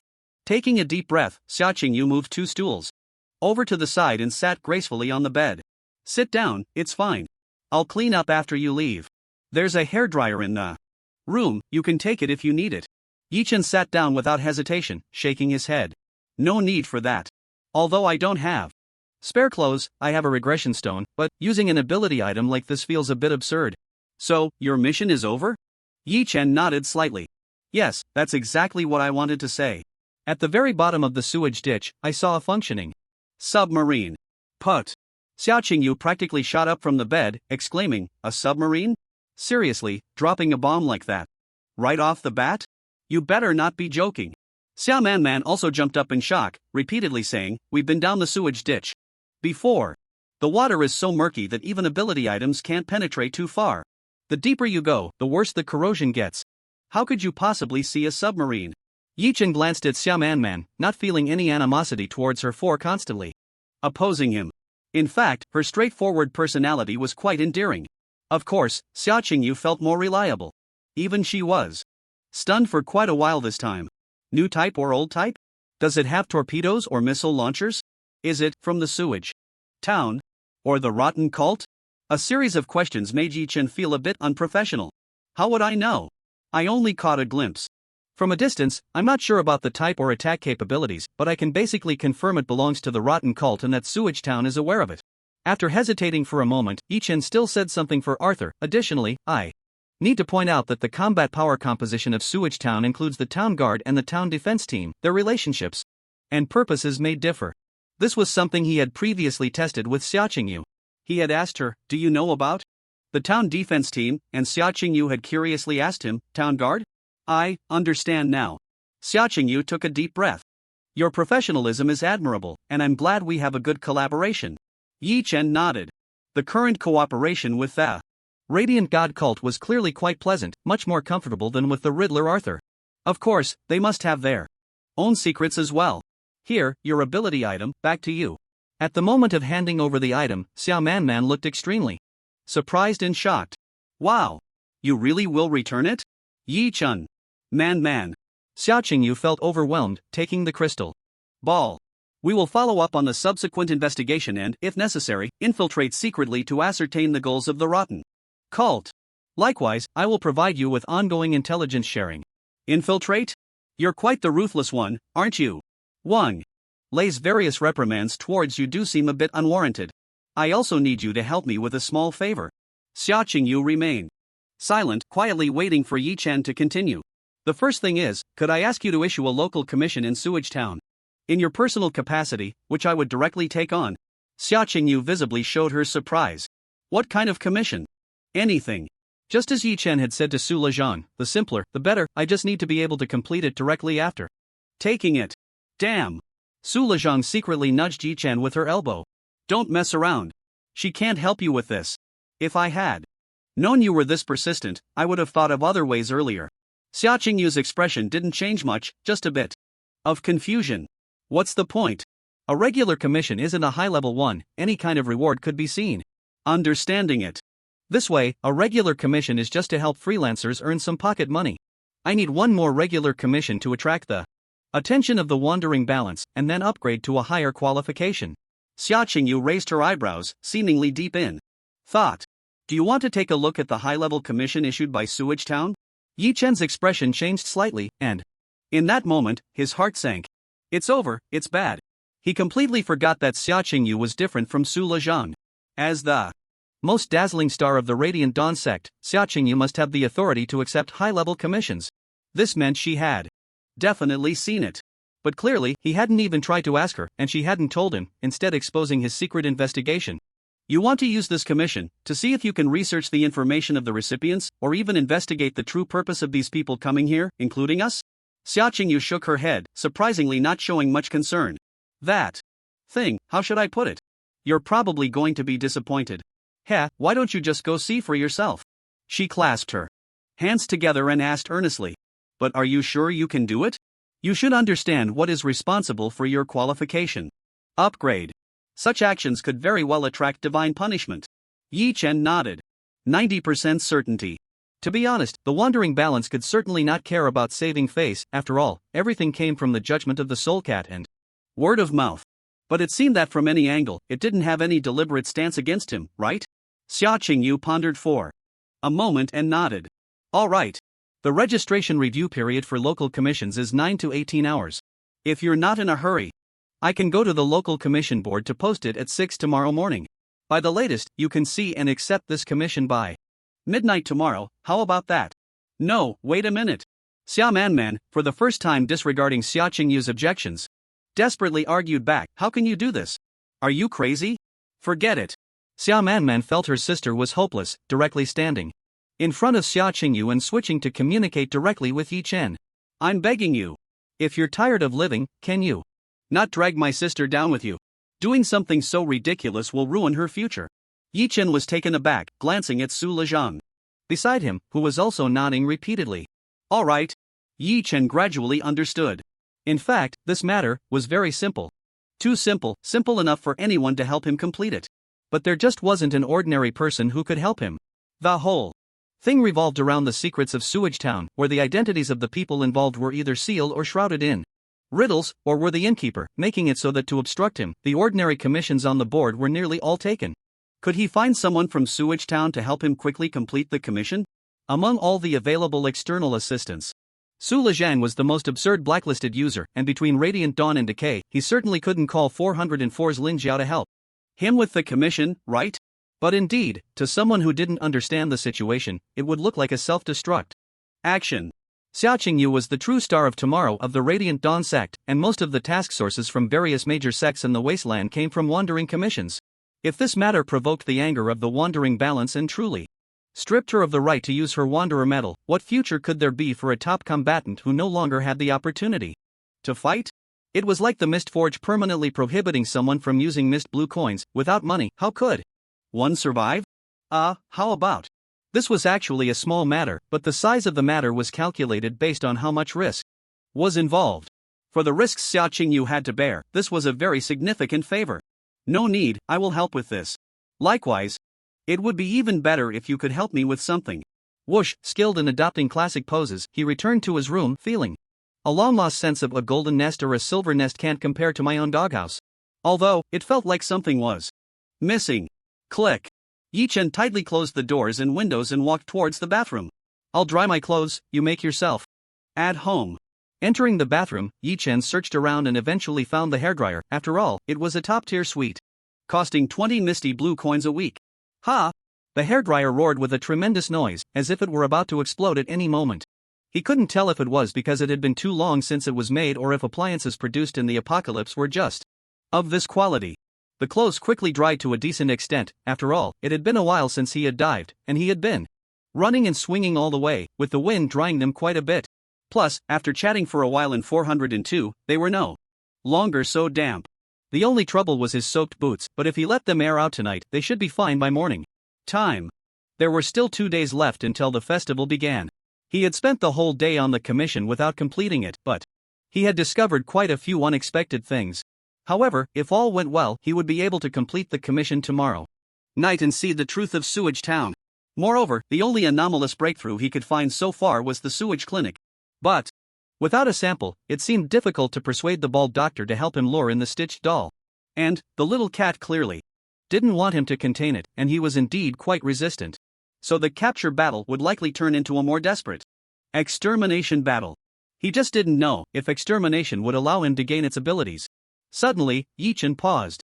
He suddenly realized what he had felt was missing when he entered the room. The singing of the radio.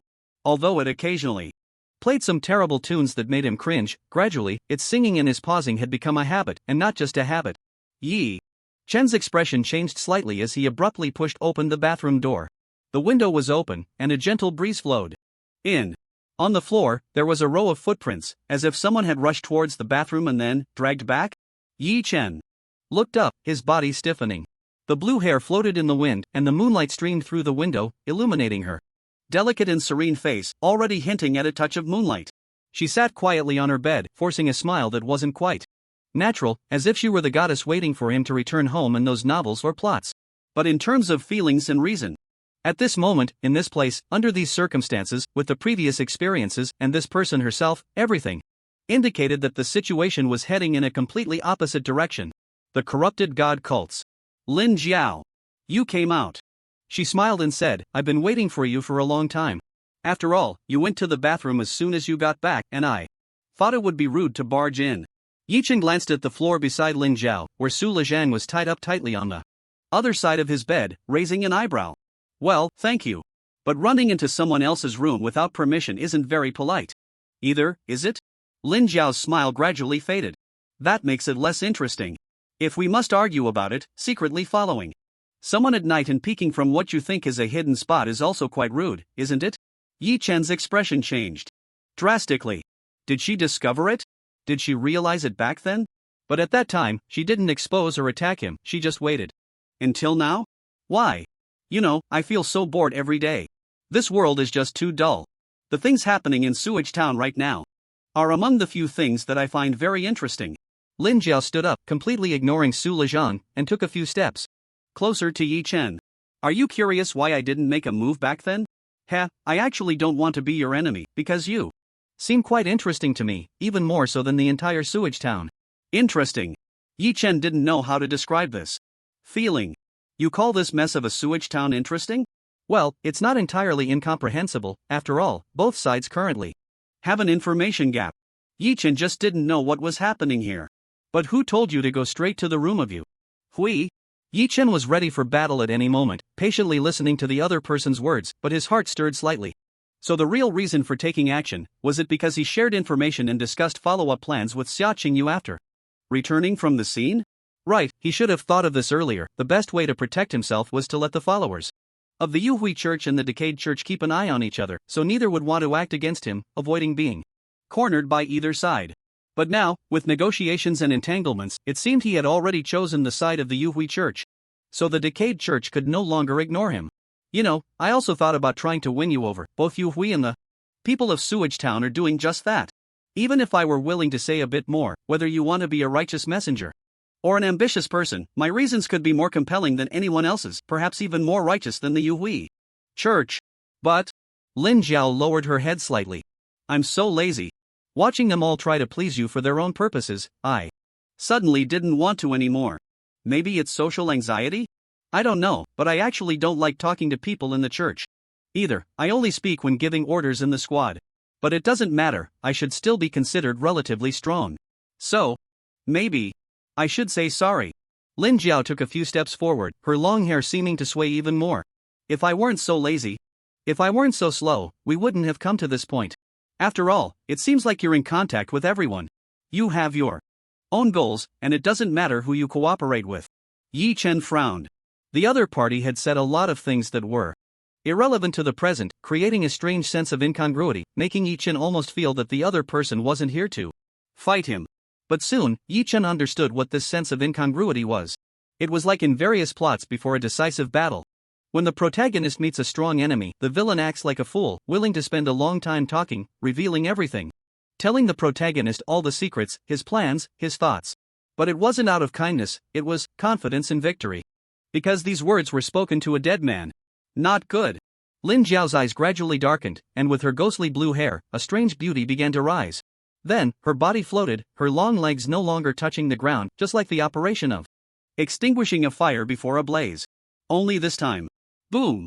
The gray mist surrounding Lin Jiao in midair began to emanate from her body, radiating a powerful force like an anomalous object. In that instant, the mind cat, which had been observing the situation, let out a deafening scream in Yi Chen's heart. Abnormal power, meow. What the hell, meow. Damn it, meow. How much power did 002 give her, meow.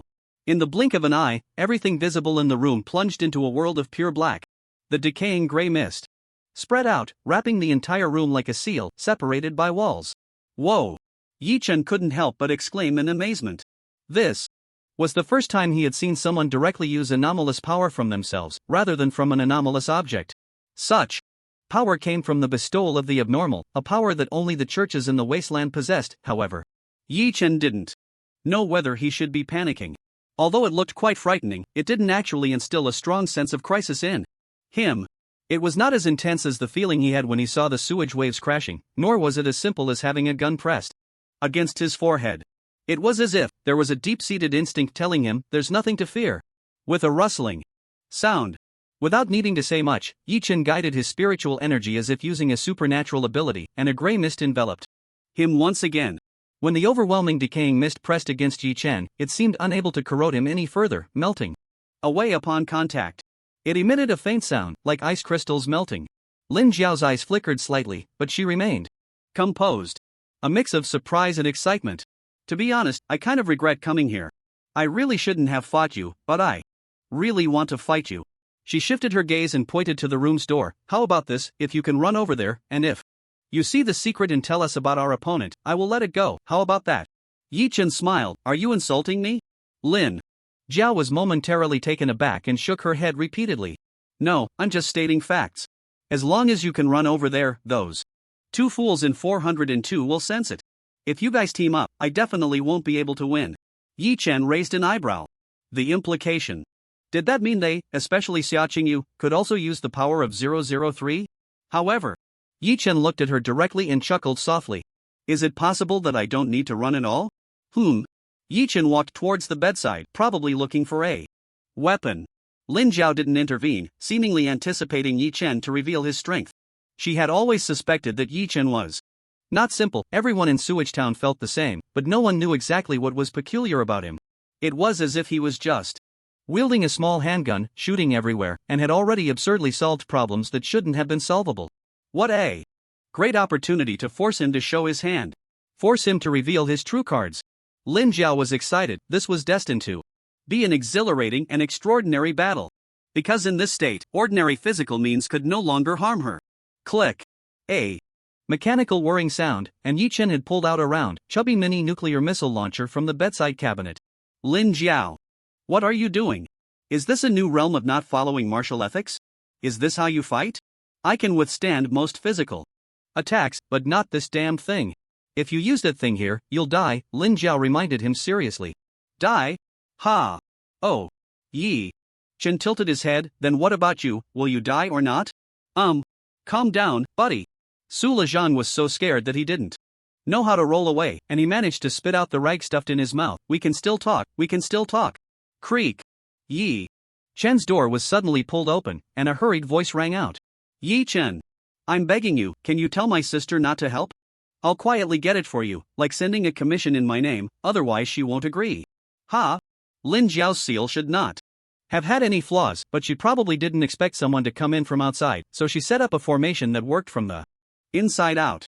But Xia Manman pushed the door open. In the next moment, Xiao Man clearly froze. Lin Jiao? You guys? Ha! Damn! Sis! Bang!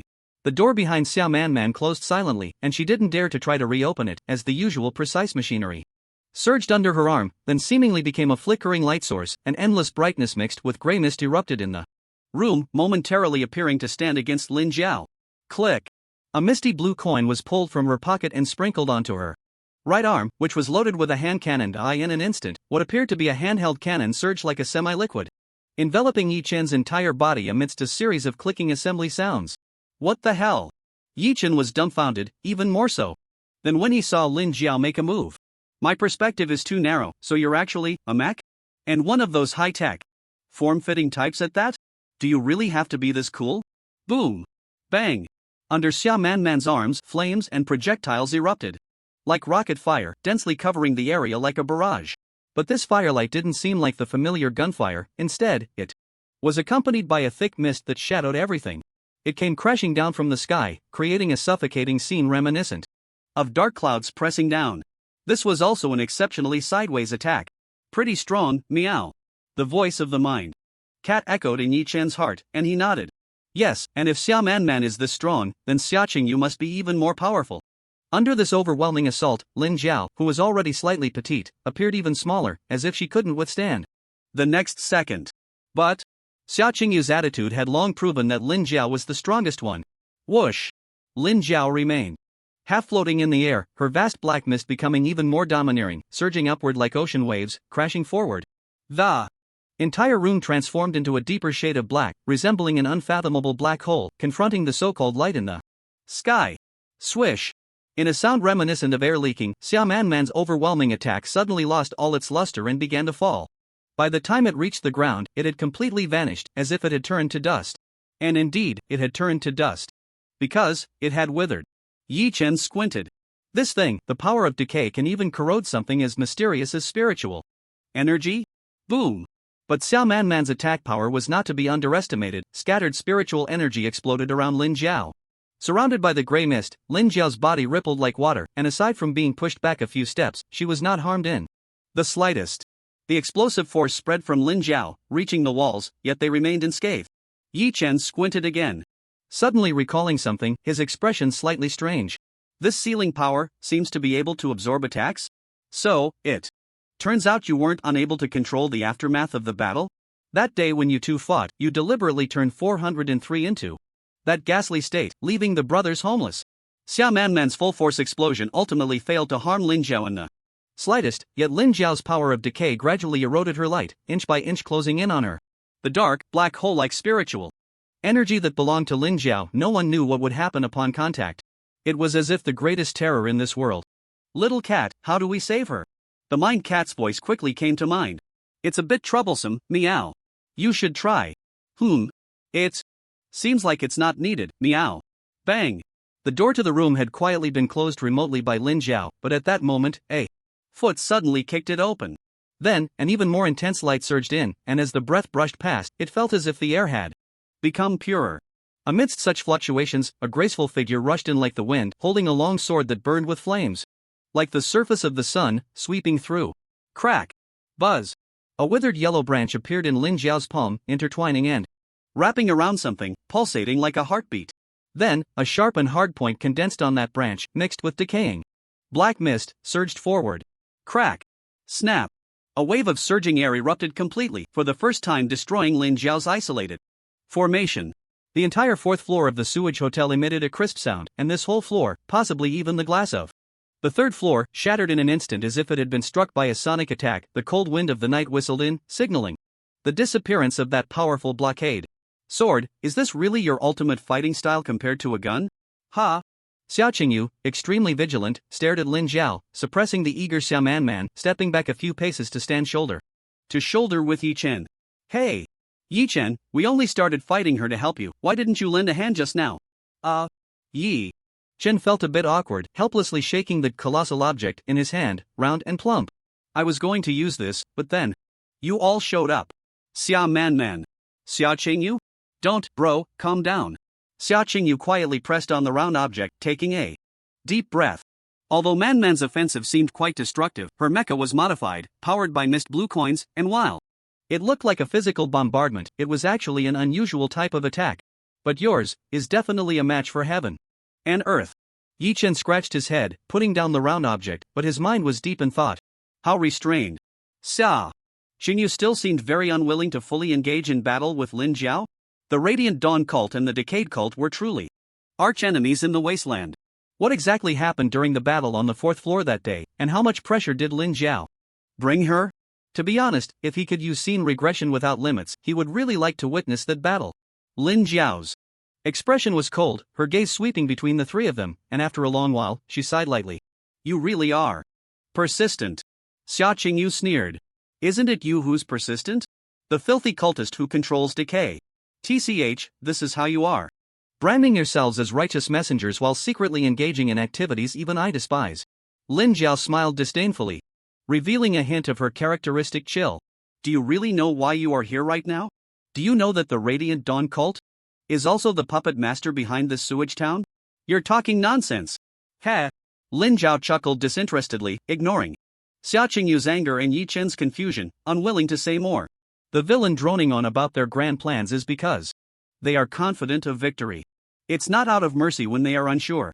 She glanced back at the window, the moonlight streaming in, along with an unknown presence of surveillance. Continuing to fight now, whether they could win or not, and whether it was worth the commotion, would undoubtedly alert. I don't want to fight anymore.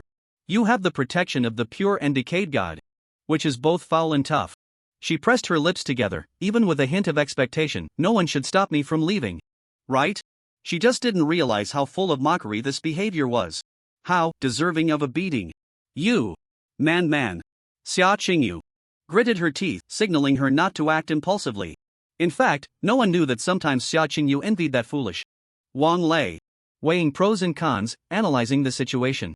Retreating, compromising, these are things that fool doesn't need to consider. Just charge. At this very moment, she really hated Lin Jiao's "what can you do to me" attitude, even if it wasn't intentional. But the adult world is like this, no one can be invincible, there will always be gains and losses, and one must compromise for something. No. Yes. Yi Chen suddenly interjected, surprising everyone. Ha? What? I have an opinion. Yi Chen said, do you think my room is someplace you can come and go as you please? No one expected that the first to take action would be Yi Chen, who hadn't even made a move yet. Xia Qingyu instinctively wanted to persuade him, but then closed her mouth. Yi Chen is Yi Chen, Xia Man is Xia Man. In every sense, she had no right to command or restrain Yi Chen. Moreover, if he really decided to take action and had some confidence, then gathering the strength of the three of them, even if they ended up seriously injured, if they could truly keep Lin Jiao here, it would still be quite a gain. Oh? Lin Jiao's voice surprisingly held a hint of anticipation. Then if I insist on leaving, are you going to stop me right here and fight to the death? She seemed genuinely eager for a good fight, but was also compromising for the sake of the situation. Of course not, I don't like fighting.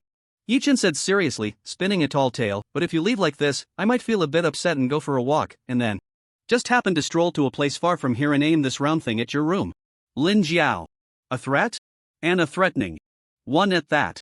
Logically speaking, all the people who had ever threatened her in her life were now dead. But for some reason, this operation of yours felt a bit absurd.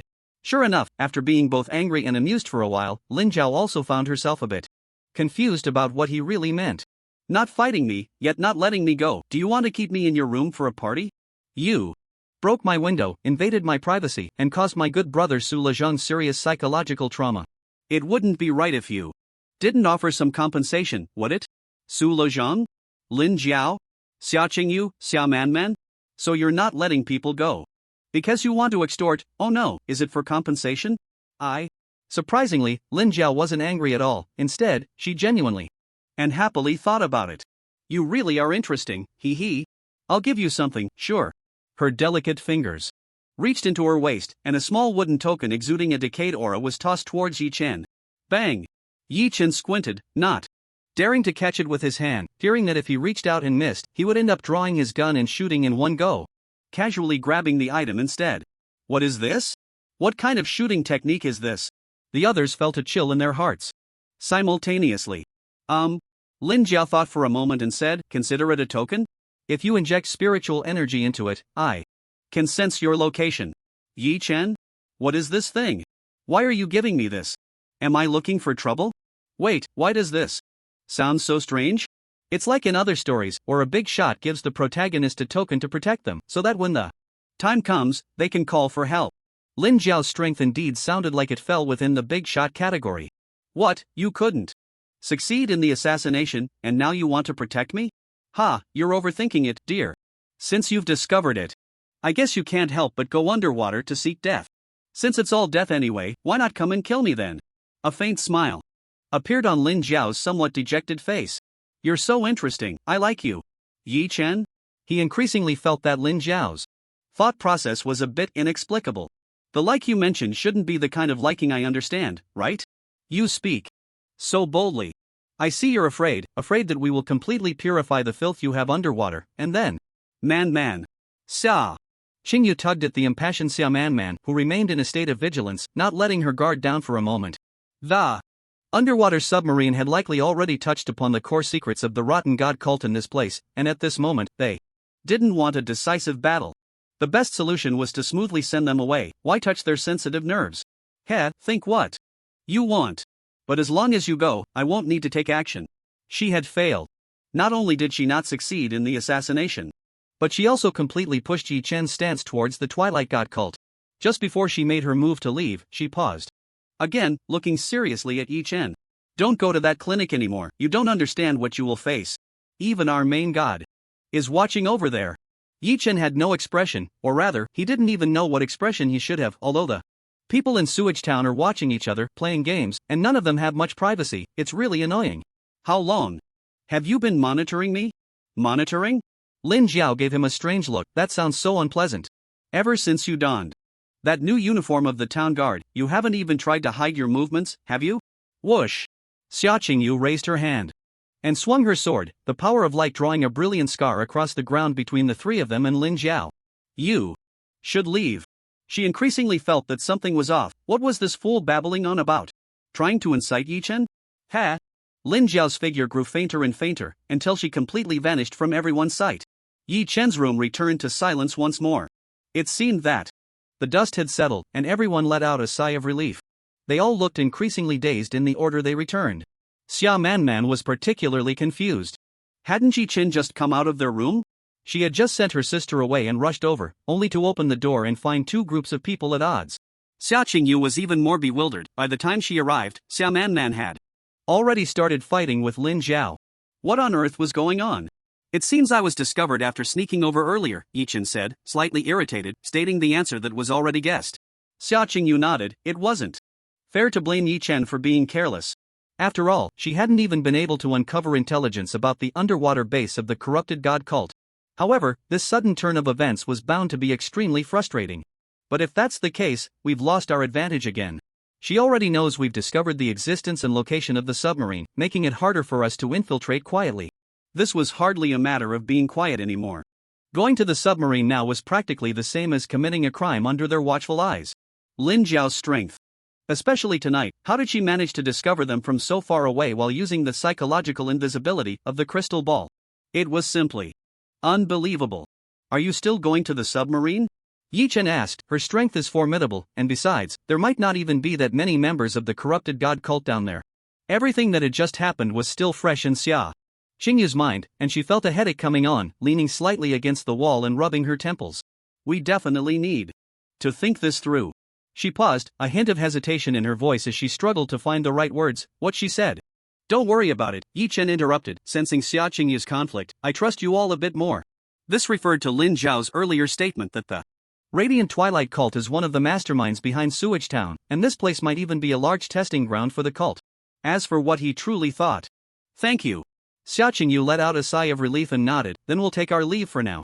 We'll contact you if there's any new information. She turned her back and shot a fierce glare at Man. Let's go. Creak. The door closed, and the two girls left, plunging the room back into silence. Aside from the completely shattered window, it was as if everything that had just happened was an illusion, as if nothing had occurred at all. Lin Jiao. Yi Chen toyed with the wooden token that carried a rotten scent, narrowing his eyes. Was this an ability item? What was it for, and was it really okay? Her attitude was also quite intriguing. Suddenly, a hesitant voice broke the silence in the room. Could you help me untie this? Yi-chan. Goodness, I completely forgot there was a poor kid tied up in the room. How could your presence be so low? It was even better than the invisibility effect of the crystal ball. Yi-chen grabbed a dagger and cut the ropes binding Su Lezhang. On the bed, and Su Lezhang immediately felt alive again. Damn! I almost thought I was going to die just now. What's going on? Su Lezhang truly felt a sense of surviving a disaster, her big eyes wide with immense fear. You have no idea how scary she is. The moment I came back, she took me down, and then there was this eerie laughter. It felt like she wasn't even looking at a person. It was pitch black around. Do you know how terrifying that is? Ha! Yi-chan thought about that scene for a moment, and it was indeed a bit frightening, even making him tense up. But that didn't seem like Lin Zhao's style, right? Lin Zhao only today gave off a slightly playful vibe. But in reality, the information recorded about her, and everything seen, conveyed a sense of boredom and a reluctance to speak. Just as she said, bored. For her, everything seemed boring, and there was no need to put on a facade for anyone strong enough to act as she pleased, so she could afford not to smile. Paired with that touch of deep blue hair, it truly reached the extreme of melancholy, belonging to that kind of beauty that, as long as it was captured in the night, no matter the angle, would be a 4K wallpaper. He. Doesn't fit the character, right? Suddenly, Yi-chen had a flash of insight. What do you think about what happened tonight? Su Lezhang was taken aback. Ha? What do you mean, what do I think? Yi-chen seemed to be asking him, but wasn't he also sorting out his own thoughts? Lin Zhao appeared here tonight. Su Lezhang fell into confusion, completely not understanding what Yi-chen was asking. Isn't it because we stumbled upon her secret with the sewage town, and she came to silence us? Is that so? Yi-chen squinted, feeling that many things were off. Insufficient killing intent. Su Lezhang's expression was extremely serious, looking at Yi-chen with a strange expression that was hard to comprehend. What do you mean insufficient killing intent? This isn't about being a war god. You weren't bewitched by her saying I like you, were you? Insufficient preparation. The location is also unreasonable. It feels more like a spur of the moment. Yi-chen was increasingly aware of what that feeling of wrongness was. That's right, it was a spur of the moment. Lin Zhao came to his room for some unknown reason, and then, for whatever reason, attempted to kill. Yes. Clearly, he thought he was flawless, but Lin Zhao hadn't noticed that he and Su Lezhang had been by the water's edge. In fact, she had seen everything, taking the initiative, and had too many ways to use this information to set him up. For example, when he and Xia Qingyu quietly infiltrated the underwater submarine, she had already been lying in wait, setting up a trap. Yet she chose to strike here, at this moment. Right next door was the room of the Twilight God cult, and she chose to act. She is Lin Zhao, the strongest in the history of the corrupted God cult, a young person favored by 002, not some fool like Wang Lei. She had no idea of her own strength, even if there was some so-called seal. What of it? As long as he connected with 402 with all his might, he wouldn't die, but she lost the opportunity to set up a trap with the underwater submarine. This does seem a bit off. But young people, sometimes they just go with the flow, and they are very confident. Maybe she just thought it over and didn't want to wait anymore? Yi-chen shot Su Lezhang a glance, regretting that he even thought to ask for his opinion. Go to sleep. After saying that, he ignored Su Lezhang, lying back on his bed, half-turned, facing away from Su Lezhang, taking out the wooden piece Lin Zhao had given him, gently stroking its surface. Of course, he couldn't just sleep like that. Instead, he initiated a mental communication with the spirit cat. Little cat, is there something wrong with this thing? The spirit cat's voice quickly responded. I don't know, meow. I'm still studying it. This thing seems to have a strong connection with 002, but I can assure you, as long as you don't actively inject spiritual energy to activate it, there's no way it can be monitored or eavesdropped on, meow. Is that so? Yi-chen frowned, putting it into his pocket. Leaning against the headboard, Yi-chen looked at his hands. Power, lacking power, Yi-chen felt a bit restless. Just then, his gaze sharpened, and he stared intently at the edge of his bed. Under the moonlight that no longer illuminated the window, there seemed to be some kind of shimmering dust faintly visible. This is... His expression turned extremely grim, and in the next second, he sat up. Lu Zhang, go stay in room 402 for a while, don't come back until I contact you. Su Lezhang? Su Lezhang sat up from the bed, unable to hide his confusion as he looked at Yi-chen. What's wrong with you, bro, kicking me out of the room in the middle of the night for no reason? God of War, I have something to do. Don't come back until I contact you, and definitely don't let those two come over. Su Lezhang was taken aback. Not only was he being kicked out, but he was also given a task? But it seemed like it wasn't over yet. And after you get there, casually mention it to Xia Qingyu, make sure Lin Zhao hasn't left the room. Ah, so you want the person I'm monitoring to help you monitor someone else, huh? Maximizing the value of subcontracting, I see. You've got it all figured out. Seeing that Yi Chen was serious, Su Lezhang hesitated for a moment and walked out of the room. Hurry up, bro, I'm really scared. His expression made Yi Chen chuckle a bit.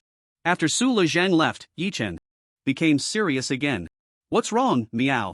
The Mind Cat, who had just been in constant communication with Yi Chen and knew his thoughts, was equally puzzled about what Yi Chen was up to this time. I need a scene retrospective, to review everything that just happened in this room? Ha! The Mind Cat was momentarily taken aback, not responding immediately. Why, meow? Isn't everything over? What's there to review, meow? Just to see how Lin Jiao came in and beat up Su Lezhang? Or was it that the battle between the two groups was still fresh, and he wanted to savor it again? It's too strange. Lin Jiao shouldn't have come here today, and everything that just happened was too abrupt. Now that I think about it, it's as if everything was her performance. She lifted high and then gently fell, and then just left. Of course, the biggest problem isn't that. According to Su Lezhang's description, he was tied up and thrown on the floor between two beds. After Lin Jiao came in, she tied him up and sat by the window. From start to finish, Lin Jiao's range of movement didn't exceed Su Lezhang's bed. But Yi Chen pointed to the edge of his window, extremely subtle, accompanied by the dimming moonlight and the non-twinkling particles of dust. My bed has been moved by someone, and there were other people who entered my room during this time. Meow? The Mind Cat was stunned for a moment, transformed into a physical form, jumped to the spot Yi Chen pointed at, sniffed, and then jumped back in an instant. Achoo, meow. Achoo. It's toxic, meow. Yi Chen's expression darkened. So it was true. Then let's begin. Be careful, limit the retrospective range to the room, and don't let it seep out. Everyone is still awake. At that moment, the Mind Cat hesitated for a moment. Do we really have to do this, meow? I can only review the last time before you successfully contain the anomaly. Even if there's an intake of devil black pepper, it will only maintain your hunger until the day of the ritual. If during this time you overuse your power or get killed once, I'm afraid. Yi Chen hesitated as well, but still gritted his teeth. Retrospective. If this matter couldn't be clarified, he wouldn't be able to eat or sleep peacefully. I understand, meow. The Mind Cat murmured, its paws gently rubbing on Yi Chen's back, as if afraid of losing something. If you really fail, meow, I and the little house will do everything to bring back your sanity, meow. Yi Chen was taken aback, feeling a warmth in his heart, gently stroking its back. It won't happen. This little sewage town, after all, I am an anomaly. Whoosh! Endless mist spread out from the center of the Mind Cat and Yi Chen, reaching the walls of the room, enveloping the windows. The scene began to change. Backtrack to what time? Meow. Yi Chen thought for a moment and specified the time. After I finished detecting the sewage below, and when Su Lezhang and I first returned to the room, then when we went to 402 through the window. Got it, meow. The cat of the Mind nodded in agreement, and time began to flow forward. Everything in the room was restoring, the glass window intact and open. Yi Chen glanced at his bed, and the sparkling powder had also disappeared. Creak. The window was gently opened, and it was himself and Su Lezhang who crawled in through the window.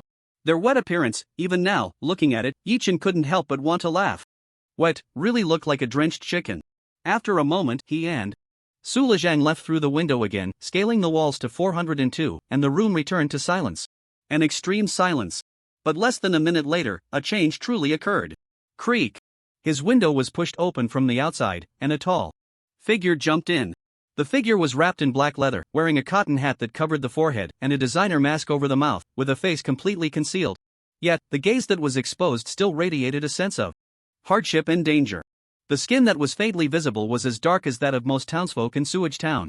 Someone really came, and leather? Yi Chen's eyes narrowed sharply, the identity of the visitor was already becoming clear. The town defense team. Damn it, after being caught so many times, how could he still forget to lock the window when going out? The town defense team came to his room too? So it wasn't just Lin Jiao who discovered it, they found out as well. Damn it.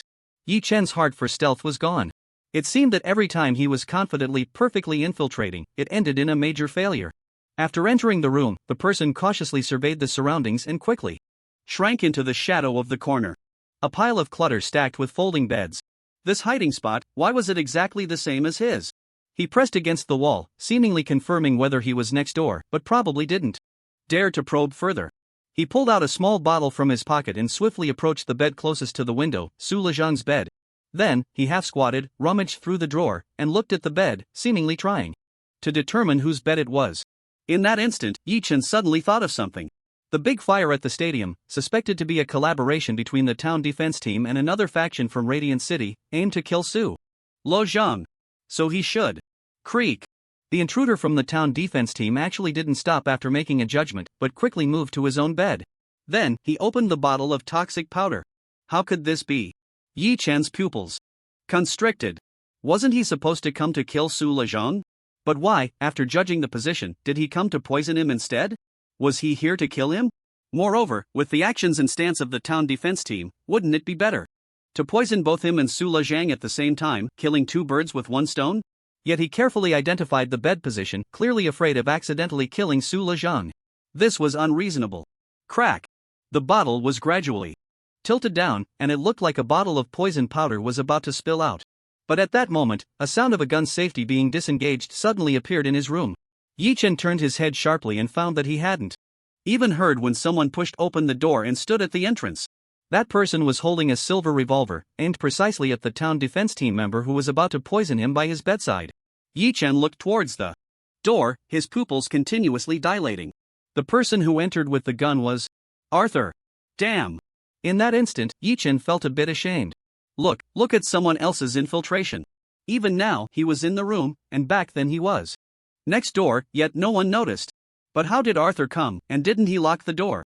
Right, the innkeeper must have a key to every room. It could only be him who gave it to Arthur, but wasn't the innkeeper there by the sewage with the town defense team? Arthur, we don't interfere with each other's business, so don't make a fuss. The man from the town defense team seemed to have no doubt that Arthur would actually pull the trigger, ultimately halting the action of pouring out the poison powder. But this could only be considered a sudden stop. A few tiny points had already fallen out, drifting onto his own bed, which was the only point he could see. He is now one of our town's defense team members. You have no right to lay a hand on him. Ha ha ha. The man from the town defense team seemed to have heard something amusing, suppressing his voice as he laughed heartily. What a member of the town defense team. You really consider this person to be one of us in our little town? Arthur's expression remained unchanged as he stepped forward a few paces, using his unarmed hand to close the door behind him. Yes, I have that right. As you said, we don't interfere with each other's business. Do you want to tear your face with the town defense team? The expression on the town defense team member's face was extremely unpleasant. Although his face was not visible, his gaze was clearly very unpleasant. He strode forward, standing aggressively in front of Arthur. He pressed his forehead against the gun's muzzle. I advise you one last time, don't interfere with my business. Only I can save Sewage Town. Arthur's expression remained unchanged, not taking a step back, continuing to push the gun's muzzle against his forehead with force. Save? Your town defense team has been a mistake from the very beginning, starting with the mistake of bringing the rotten cult into the picture 60 years ago. Ha ha ha. The man from the town defense team laughed heartily. Our mistake? What about you? Arthur, after all these years, why are there more and more anomalies in Sewage Town? You always naively attract one greedy thing after another. Anomalies, the Afterglow, Radiant City. Even this mysterious person has been directly incorporated into the town defense team? He laughed, but somehow began to feel a bit bitter. Stop being naive. The Afterglow, the Wanderers, and those anomalies. Everyone is watching us, but no one is helping us, only decay. Only the rotten cult has truly extended a hand to us. Arthur still held the handgun steadily, his expression unchanged. Decay in the wasteland always brings destruction, not redemption. I have my methods, they can die without dying. He. Enough, Arthur. Put away that righteous demeanor of yours. You are always so just, and with your plan, you dare to criticize me? Don't you really know what Radiant City's purpose is? Don't you know that agreeing to their conditions will lead to more deaths? You even chose to give up our native land to those despicable opportunists. What face do you have to blame me? A ripple of uncertainty appeared in Arthur's steadfast eyes, but it quickly solidified again. Someone has to bear the sins, someone has to decide who dies. At least, that cost is better for us. At this point, Arthur's eyes couldn't help but show a hint of confusion. I don't understand, since you've come here, why did you choose to kill Yi-chan instead of him? The man from the town defense team looked dark and uncertain. What are you pretending to be foolish for? He has that thing, if he dies directly at my hands, it will be discovered. Arthur seemed to ponder. So, that big fire. Enough, Arthur. I give you one last chance, don't stop me from killing this person. The man from the town defense team said firmly, he has uncovered the secrets beneath the sewage, he cannot be left alive. Arthur snapped back to reality, pushing the gun's muzzle forward again. Then let the decayed people solve it themselves. Your identity does not qualify you to lay a hand on him. Bullshit. You know very well that their focus now is only on the afterglow. They won't expose any of their power on other matters. Arthur remained unmoved. Perhaps that was his confidence. The atmosphere fell silent for a long time. Good. The man from the town defense team said 3 goods in a row and turned around. From today on, you and I will part ways. The town guard and the town defense team are no longer related. After the ceremony, let's fight to the death. Whoosh! The window was pushed open, and a member of the town defense team jumped out, leaving the room quiet again. Arthur. Yi Chen sighed. There are still many things I don't understand, but at least I've confirmed that the goals of the town guard and the town defense team are indeed inconsistent, and Arthur is genuinely cooperating with me. But what exactly are their objectives? Su Lezhang has that thing, but what exactly is that thing? Just then, Arthur moved again. This won't do. How careless is this guy Yi Chen, letting others enter his room as if it were nothing, even though he's right next door? Arthur paced back and forth in the room.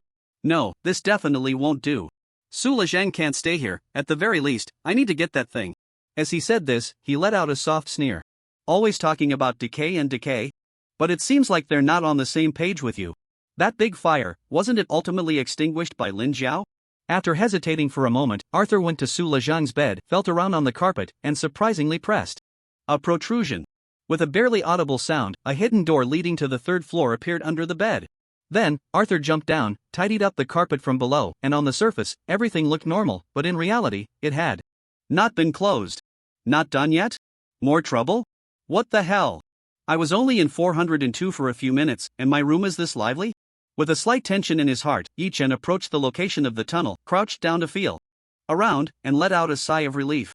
The tunnel in reality is sealed off, which at least indicates that Arthur is not here right now. That's really good news. Otherwise, if Arthur saw the process of my retracing, it would be troublesome. Creak.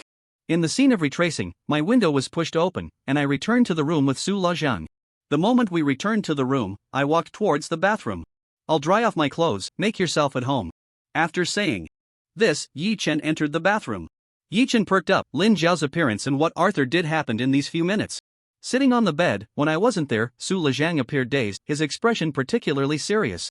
As if he were contemplating something significant. This serious expression, Yi Chen felt he had never seen before.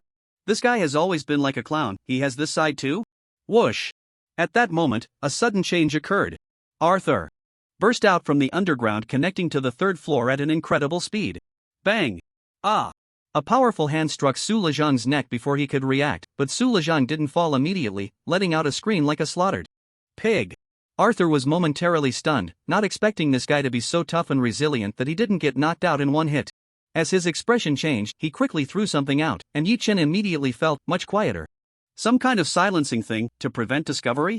The loud noise of the hairdryer filled the bathroom, and at that moment, Yi Chen felt a bit speechless. Is this hotel intentionally using such noisy equipment? To facilitate others sneaking in? I really need to stay alert. Whoosh! Arthur raised his hand and sprinkled a powder that entered Su Lezhang's eyes without missing a spot, causing Su Lezhang to suddenly see nothing. Who is it? God of war, save me, Arthur, behind Su Lezhang, skillfully took out a rope and used overwhelming force to subdue Su Lezhang. In the blink of an eye, he had securely tied him up. During this process, he didn't forget to hang a small device resembling a microphone by his mouth, letting out a laugh. What the hell? At that moment, Yi Chen's worldview shattered more than it had all night. It's not Arthur, you, looking all human, are using a voice changer to sound like a woman? Splash! The window of Yi Chen was pushed open once again, and Arthur's actions of abducting Su Lezhang suddenly came to a halt. A slender figure stood at the window, her ethereal blue hair flowing in the wind, illuminated by the moonlight, making her appear even more profound. She stood there motionless, gazing at Arthur, her expression unreadable, their gazes intersecting. Lin Jiao. My heavens, meow. To be honest, Yi Chen himself was a bit slow to react. He had originally thought that Lin Jiao had come to silence him at midnight after discovering the secret, but so much had actually happened behind the scenes? It was worth it, this time, the retrospective was truly worth it. Let him go. Lin Jiao said expressionlessly from the window's edge. Arthur frowned tightly, blocking the space between Su Lezhang and Lin Jiao, and turned to throw a handful of powder into Su Lezhang's eyes. What is this? Don't kill me. Don't kill me, Su Lezhang could see nothing and kept wailing. So, it really was as usual, just like a production line, easily manipulated by anyone? But in that instant, Yi Chen narrowed his eyes. Little cat, pause. Rewind a little. Okay, meow. This grand performance excited the little cat immensely. Yi Chen strode over, his gaze fixed on the retrospective scene, where Arthur was blocking Su Lezhang behind him, his hands scattering powder. In this perspective, Su Lezhang was completely out of Lin Jiao's sight.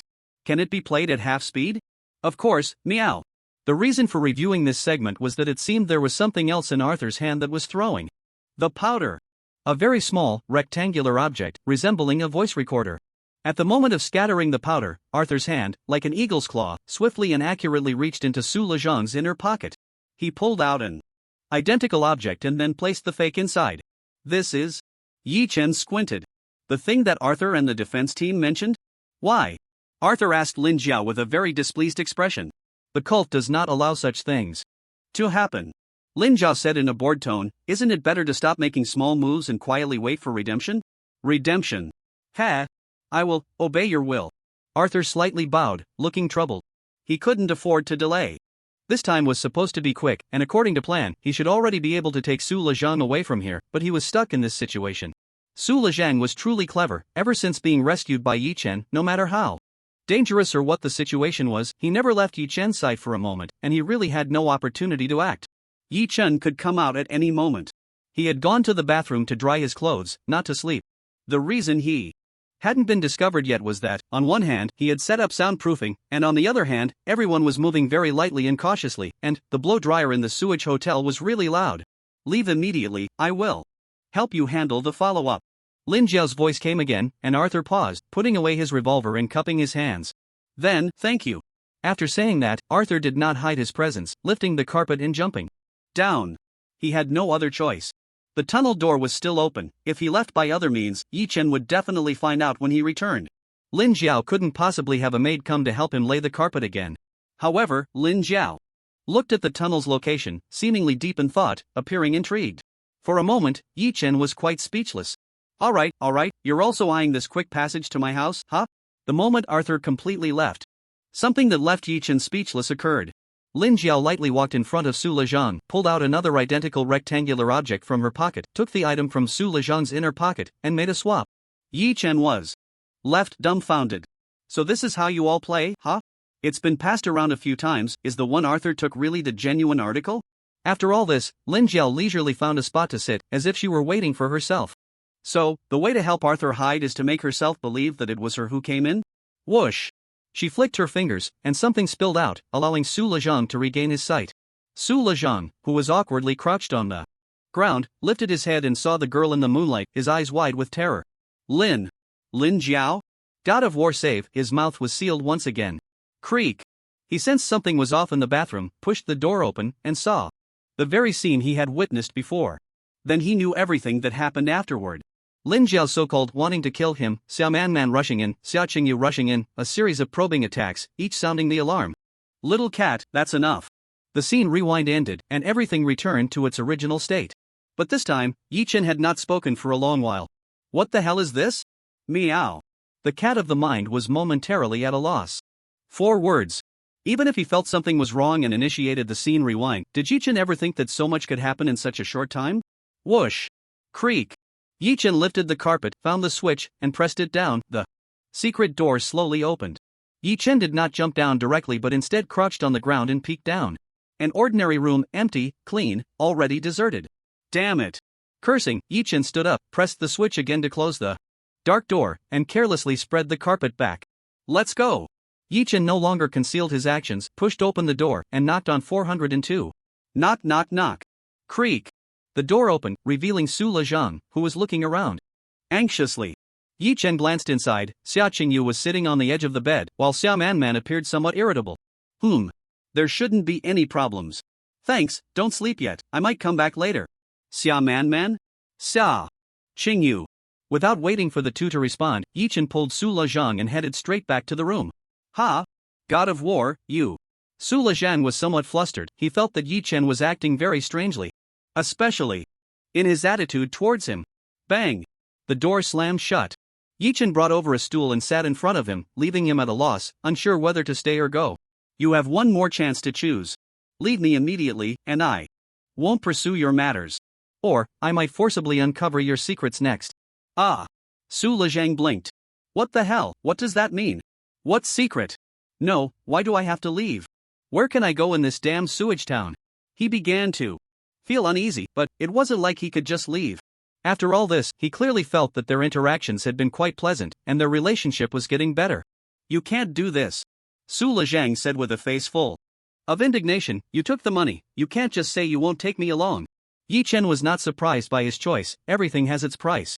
Out of the affection built over these days, if he really chose to leave, Yi Chen could choose not to investigate anything forcefully, but since you already have a choice. Yi Chen reached into his inner pocket and under Su Lezhang's sudden surprise, pulled out a rectangular object. Tell me, what is this? Su Lezhang had not expected Yi Chen to act and did not understand why he was so clear about the location of this thing, his face changing dramatically. Don't, give it back to me. I'll leave, don't do this. Too late, the opportunity was just now, everything is already laid bare. Tell me, what is this? What is your purpose in Sewage Town? Yi Chen placed his finger on the only button of the rectangular object, not knowing what it was for. Otherwise, I will press. It's. At that moment, Su Lezhang's expression completely changed. No. I said. Seeing Su Lezhang relax, Yi Chen also stopped his actions. To be honest, Yi Chen didn't even know what that thing was, it was just the only button on it. But whatever the mystery was, it had to be that. However, not knowing what it was for, Yi Chen actually didn't dare to press it randomly. This isn't really anything important. It's a communicator that can directly contact my old man. Ha? Yi Chen was taken aback, never expecting such a simple answer. A communicator with your old man, the deputy city lord of the lower district of Radiant City? Wait, does that mean you can keep in touch with your grandfather at any time? Yi Chen's expression darkened. If that's the case, it seems to contradict what you said earlier about your grandfather being deceived and you being tricked here by a competitor, right? At this point, Yi Chen didn't forget to scare him a bit. You should understand that the death note is no joke, right? You've already signed it, aren't you afraid of dying? Su Lezhang was indeed startled and hurriedly explained. I didn't lie. I just said some things a bit ambiguously. It's true that my grandfather sent me here, and he was indeed deceived. It seemed he was quite afraid of that death note. Yi Chen squinted, gradually understanding something. So, you were sent by your grandfather, but the subordinate he sent to deliver you betrayed him, with other motives, colluding with some people from Sewage Town, planning to kill you? That became very clear. The one conspiring with Su Lezhang's grandfather was Arthur, which related to the plan Arthur mentioned, and those who conspired with the betrayers of Su Lezhang's grandfather to attempt to kill Su Lezhang were the town's defense team. The goal was to disrupt the plans of Radiant City and Arthur. Finally, some undercurrents began to surface, but Yi Chen was still puzzled. Wait, why are so many people fighting over something like this? A communicator? You might not know. Su Lezhang lowered his head. Sewage Town has been completely isolated from the outside world. No one can come in or go out, including communications. Even the two major churches can't contact their own cathedrals now. Only this is because my grandfather in Sewage Town planned ahead and customized it, allowing contact with the outside world. I am the only person in Sewage Town, including everyone from top to bottom, who can contact the outside world. I am really scared. I really don't want to be here. I don't want to get involved in these ridiculous matters. Only you, who are powerful and don't belong to any side here. I truly have no ulterior motives. I just want to follow you, to leave alive. Yi Chen squinted. Sewage Town really has been isolated from the world? How did they manage that? Who did it? Looking at Su Lezhang's nervous demeanor, Yi Chen gradually relaxed. This guy really didn't seem like a scheming mastermind. No matter what the plans of Radiant City were, it shouldn't have much to do with him. But inevitably, he couldn't possibly know only that little as he claimed before. Have a seat. Yi Chen moved a stool, and the two sat facing each other, but Su Lezhang was as tense as if he were in an interrogation room. This time, if you hide anything, I won't protect you. What does Radiant City really want? For a moment, Su Lezhang was speechless, and Yi Chen couldn't help but frown. Still unwilling to speak? Time is running out. The festival is the day after tomorrow. Oh, it's already past midnight, so tomorrow is the festival. Everything that should and shouldn't happen will happen tomorrow. Do you really want to leave here alive? Do you really think I'm invincible with insufficient information? Hearing this, Su Lezhang shook his head. No. I just think this answer is absurd. You don't even believe it. Yi Chen raised an eyebrow. Just say it. Everything that has happened In this sewage town has been anything but normal, each event is more absurd than the last. Yi Chen felt that he could no longer imagine anything more ridiculous. Radiant City wants to occupy Sewage Town. Yi Chen? Yi Chen? What the hell are you talking about? This sewage town is already in chaos, with factions as numerous as dogs, and anomalies everywhere. You still want to challenge me with a Lord's Conquest dungeon? Is there something wrong with your brains? In Radiant City? This place is so resource poor that it's unlivable, filled with anomalies. What do you want it for? Which mortal can manage such a place? Even with the anomalies, there's a bit of a traffic jam in Sewage Town right now. It's true, Su Lezhang said, gritting his teeth. Actually, I don't understand why you have no idea about the value of the devil's black chili. But you must have heard the saying, he who controls Sewage Town controls the world. Seeing Yi Chen's growing confusion, Su Lezhang sighed and continued, as long as there is enough devil's black chili, one can have an inexhaustible army of gene enhancers. As long as there is enough sewage, one can cultivate an endless supply of experts. No city-state doesn't dream of monopolizing all the output of devil's black chili. Nearly 1/5 of Radiant City's research institutions are tirelessly studying the water source of the sewage ditch, wondering why only they can concoct the sewage special blend. Yi Chen squinted. So it's only you in Radiant City keeping an eye on it, and no one else is trying anything? Su Lezhang shook his head. Sewage Town is jointly sealed off by the Twilight God Cult and the Decayed God Cult. They don't intercept individuals but block all groups from entering. Decades have passed, and almost no team that has sent people in has come out alive, with various tragic deaths. Only this time, Radiant City is the first force to officially collaborate with Sewage Town, so they want to do something. Yi Chen was increasingly confused. If Radiant City's goal was occupation, then how could Arthur, as the occupied, collude with Radiant City?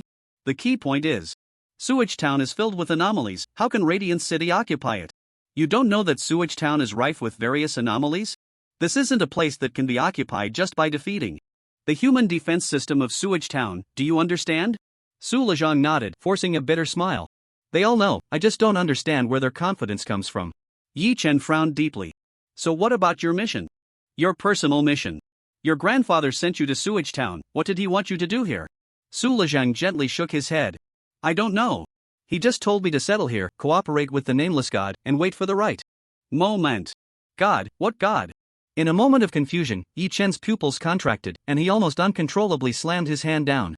Radiant City brought an anomaly here? Su Lezhang was startled, then realized Yi Chen wasn't angry. In fact, he seemed a bit excited. Yes, no, it's not. I didn't bring it. It had already arrived in Sewage Town, my grandfather told me to contact it after I got here. Yi Chen took a few deep breaths, realizing he seemed to have lost his composure, and sat back down. Have you contacted it yet?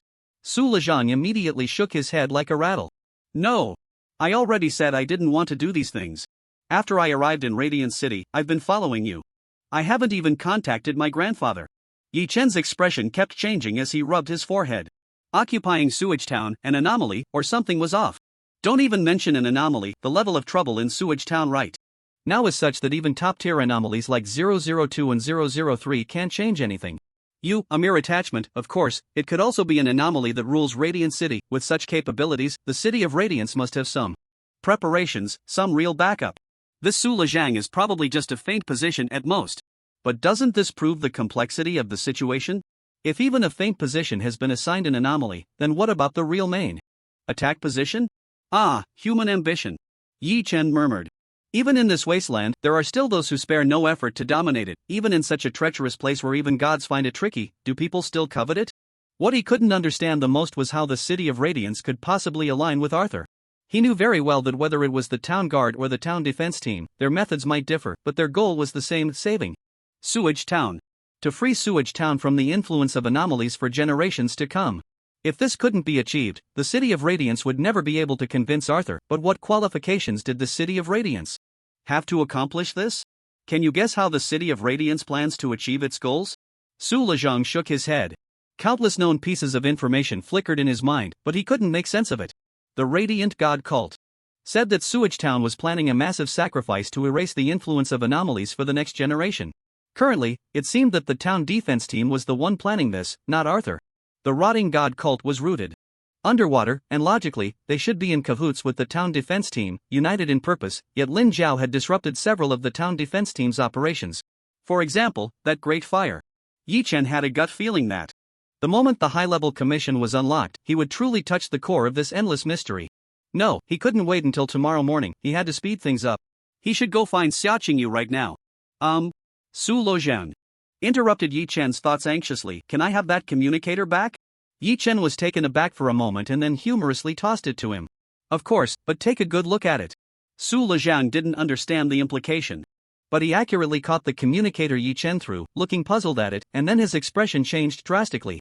This isn't my communicator. No, this thing can't be lost. Who took it? Su Lojian's. Anxiety and worry far exceeded Yi Chen's expectations. As thoughts raced, Yi Chen helplessly shrugged. How would I know? From what I've seen, it's already been swapped by several groups. Su Lojian? What do you mean it's been swapped? By several people? I have no idea at all. Yi Chen sighed, increasingly suspicious of why the City of Radiance would send such a person to handle such a big matter. It was just as absurd as when the Radiant God cult sent Wan Lei. Wait. Could this also be a coincidence? Narrowing his eyes, Yi Chen's heart stirred. By the way, where's the anomaly you brought? Almost forgetting in the wake of a series of absurd events, this was such a huge opportunity. He was looking for anomalies. All the anomalies in Sewage Town had hidden themselves. The things underwater inherently held a high status and were under the control of the Rotting God cult. It was really not suitable to forcefully confront them before tearing the facade. Just as Yi Chen had planned, an anomaly had to be contained before the ritual. If he really couldn't find one, he would have to completely overturn Sewage Town's pot and shatter the calm surface.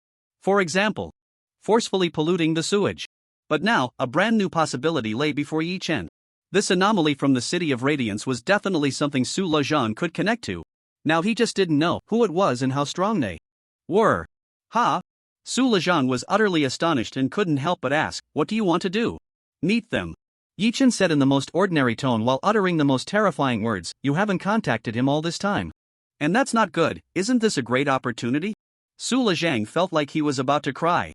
No, it will be dangerous. That's an anomaly.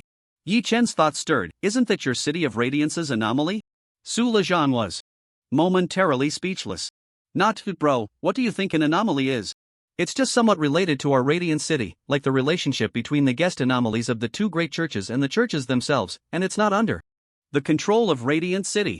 We normal people are just trying to avoid it. Who would want to deal with that thing? Ha, very good. This almost confirms that Su Lojian really knows where that anomaly is and can find it. So, you're too scared to meet it, but now you have me. I'm your bodyguard, and I will definitely protect you to meet it. Su Lojian? Let's just say, is there a possibility that if we meet it, the one most likely to die is you, not me? After all, it's its ally in Radiant City. It's probably not dead, but you. Bro, will you just listen to me? Su Lojian was really pouring his heart out. Up until now, not contacting it is just hoping you can take me out alive, right? You. Say you've made contact, and if you die, I can't escape either, then I can only keep walking down this whirlpool, right? Although I call you the god of war, you're not really a god. That's a real god. At this moment, the soul cat could finally not hold back any longer, its voice ringing in Yi Chen's heart. I really can't take it anymore, meow. These people keep saying god this and god that. By that logic, am I not also a god, meow? Hee hee, meow. Yi Chen, do you think I could also establish a meow meow church, meow? Yi Chen. And how would the robe be designed, with little pink kittens printed on it? Don't mess up the aesthetic of the wasteland, hey. Don't rush, anomalies have strengths and weaknesses, right? Introduce me to this, what's it called? The god of no form? Su Lojian. Why do you give people the feeling of is that it? I don't know much, I just know it's a hand that can make anything, even people, disappear by snapping its fingers. Yi Chen? Why does that sound like a weapon from some superhero blockbuster villain? Just then, the soul cat's voice hurriedly rang in Yi Chen's heart. You should ask him, meow. Is that hand gradient colored, meow? Yi Chen was taken aback, immediately adopting a wise demeanor, speaking calmly. That hand, is it gradient colored? Su Lojian was stunned, nodding in confusion. Yeah, how did you? I know who it is. Meow. This anomaly is called the no-form glove, meow. Perfect, it's just perfect, meow. Containing it as the first anomaly is simply too fitting, meow. Listening to the soul cat excitedly dancing in Yi Chen's heart, Yi Chen felt a sense of relief and then asked, do you know it? The soul cat nodded repeatedly. Not just no, meow. This guy is my little brother. Back in the containment tower, it was always bullied, and I was the one who stood up for it every time. Meow. I really miss it, that hand was so comfortable to pet, meow. Yi Chen. How weak must it be to need you to stand up for it? But to be fair, your days in the containment tower were really carefree, making friends every day and even having extracurricular reading materials, and you could even take in little brothers. Are we really in the same place? Why is the treatment so different? But it seems really powerful. With a snap of its fingers, it can make people disappear? Pa, meow. Powerful my foot, meow. The soul cat looked disdainful. It's not really disappearing, it's stored in a space within its body. To describe it with what I've read in extracurricular materials, it's like a storage ring, meow. Then, the soul cat thought for a moment. Meow, okay, thinking about it carefully, it's still quite powerful, maybe because it's been my little brother for so long. Although the things that disappear aren't dead or destroyed, for any living creature, being locked in another space with nothing and no sustenance can only lead to waiting for death, which is no different from being killed directly. Of course it's powerful, especially from an ordinary person's perspective. When someone snaps their fingers and they just vanish into thin air, how bizarre is that? So if they snap their fingers at me, it's looking for a fight, meow, the mind cat scoffed. To use its ability, it needs to consume spiritual energy, meow. It can't contain something stronger than itself. Just understand this, to use its power of containment, it must be stronger than the total strength of the target to be contained. Don't even think about using it to deal with anomalies, meow. Only very weak anomalies like the Night House, or very feeble powerful anomalies can be contained for a short time. Yi-chun. Yi-chun hesitated, wanting to say something but stopping himself, yet he couldn't help but remind, are we considered very weak anomalies right now? The mind cat. But soon, it snapped back to reality. But it doesn't matter, meow. Others can recover too. Once they recover, won't they just turn its stomach upside down, making it meow in pain? It used to get beaten up in the containment tower for always snapping fingers at others. Of course, using it to deal with small anomalies, humans, or ability users is still quite effective, meow. Just like that Lin Jiao, if she comes to cause trouble again, you just snap your fingers. Yi Chen's spirit lifted instantly, and then she gets locked up? The mind cat's introduction abruptly stopped. Maybe not, after all, she carries the most domineering power of 002, and her own strength is quite formidable. Yi-chun. So what you're saying is, if I snap my fingers, nothing happens, right? Oh, meow, anyway, containing it is really simple, we must find it, meow. Yi-chen nodded, his thoughts returning to the real world. I think I know, it's called the Formless Gloves, also known as the Formless Hand, right? Su Lezhang saw Yi-chen lost in thought for a while, thinking he had given up, but didn't expect the first thing he said upon coming back to reality was this. It seemed he was even more eager to try? Yes, you know? Yi-chen nodded. Take me to see it. Su Lezhang. Do I have any other choice? Yi-chen thought for a moment and nodded. Yes, you can tell me the location, and then I'll go myself. Yi-chen's thoughts became more mature. If I don't come back, you can tell everything to Xiaoqingyu and the others. No matter what the true purpose of the Radiant Dawn Church is, they clearly wouldn't want a third party like Radiant City to succeed. Damn third party. Su Lezhang fell into a dilemma. Indeed, it seemed he couldn't be implicated at all. Yi-chen had effectively kicked himself out of the event. He could still choose not to contact his grandfather, not to reach out to the prepared anomalies, not to be the one to open Pandora's box. But, to be honest, I don't trust anyone. Among the forces in Sewage Town right now, the Radiant Dawn Church, the Decayed God Church, the Town Guard. I don't want to deal with any of them. Su Lezhang, rarely without a playful demeanor, said seriously, compared to the two major churches, our Radiant City can only be considered a medium-sized force, but even we have significant ambitions. As for those two, I can't even imagine. Oh. Yi-chen, not feeling too comfortable, crossed his legs, resting his chin on his hand, scanning Su Lezhang. So what, am I just a good person at first glance? Of course not. Su Lezhang shook his head, because, you shouldn't be here. Yi-chen squinted, shouldn't be here? What does that mean? But, before he could ask, Su Lezhang stood up. Forget it, I'm going for it. I'll take you. Yi-chen was taken aback, pushing his doubts aside, revealing a sincere smile. Thank you. Su Lezhang sighed, feeling incredibly regretful. What kind of wind was blowing in his direction? Really, you need to know what you're doing. Yi-chen smiled, sometimes really wanting to have a bit of the mind cat's abilities. Don't worry, I won't be looking for death for no reason. That might not be the case. Su Lezhang muttered to himself, from his perspective, Yi-chen was always looking for trouble. Creak. The door opened, and a chilly wind swept in, adding a touch of eeriness to the old building in this sewage town. The moment the door was pushed open, Yi-chen knocked on the door of 402. This action startled Su Lezhang, and he spoke in a very low voice. You can't take them with you. Yi-chen was taken aback, feeling a bit speechless. What do you Mean take them? It's for something else. Just don't say anything. Oh. Creak. The door was pushed open, revealing Xiao Manman's face. Yi Chen? Yi Chen nodded and walked in. The door closed behind him, and the room was dimly lit. Xia. Xingyu was half reclining against the headboard, looking somewhat tired. Upon seeing Yi Chen, she straightened up. You finally came. I was just thinking about what happened earlier. She brought over chairs for the two of them, while she and Man sat on the bed. Thanks for earlier. Yi Chen sincerely expressed his gratitude. Just now, Lin Zhao had made a move against him. Although it was merely to cover up Arthur's visit, it was still a genuine test. If he truly couldn't handle it, she might not hesitate to turn the fake play into something real. You're too polite, we're allies, Xia Qingyu replied, shaking her head. Right now, we're too passive. Since we've been discovered, that submarine is probably not suitable for infiltration anymore. Yi Chen nodded. You're right, especially since he shouldn't attempt infiltration again, he really couldn't manage it. Even now, thinking back on the submarine situation felt a bit off. It seemed Lin Zhao had never tried to advise or stop him from investigating. Instead, she seemed eager. I want to hear the truth. If you really go to war with Lin Zhao, what are your chances? Xia Qingyu paused for a moment, contemplating, before giving an answer that wasn't too surprising. 30%. So low. It's important to note that he wasn't asking about a war with the corrupted god cult, but just with Lin Zhao alone. The forces sent by the Radiant Dawn cult here were too weak, right? Even the Radiant City had sent an anomaly.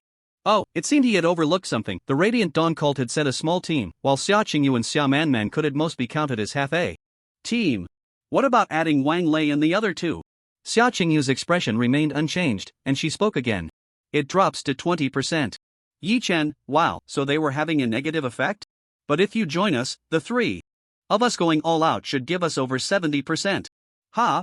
Xiao Manman looked at Xia Qingyu in confusion, and even Yi Chen seemed a bit surprised. Why do you always have so much faith in my combat power? You two together only have a 30% chance, and adding me makes it 70%. Doesn't that imply I have a 40% chance on my own, which is better than both of you combined? After considering their previously displayed strong combat abilities, Yi Chen decided to take it as a compliment. What's next? Do you have a plan? If they couldn't investigate the submarine, it seemed the Radiant Dawn cult had nothing to do. Yes. Xia Qingyu nodded, sitting up straight, her expression serious. So for the previous promise, I hope to apply it here. I hope you can join us tomorrow night for the Sewage submarine exploration. Yi Chen frowned. What? Didn't we just say that the other side was already on guard? Now going to explore the submarine didn't seem appropriate anymore, did it?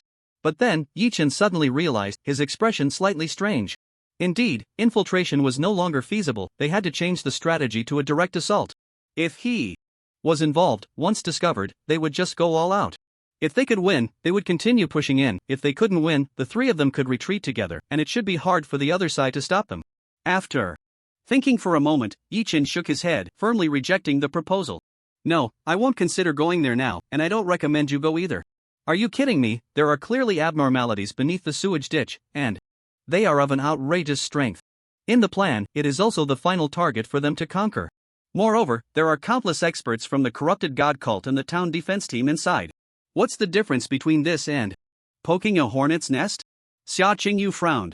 It can be said that if Yi Chen refused to help, their current strength would absolutely not be able to accomplish this. The corrupted god called lurking beneath the sewage is undoubtedly plotting some sinister scheme, which is truly unsettling. I don't have enough strength, I won't consider this matter until I have sufficient enhancement.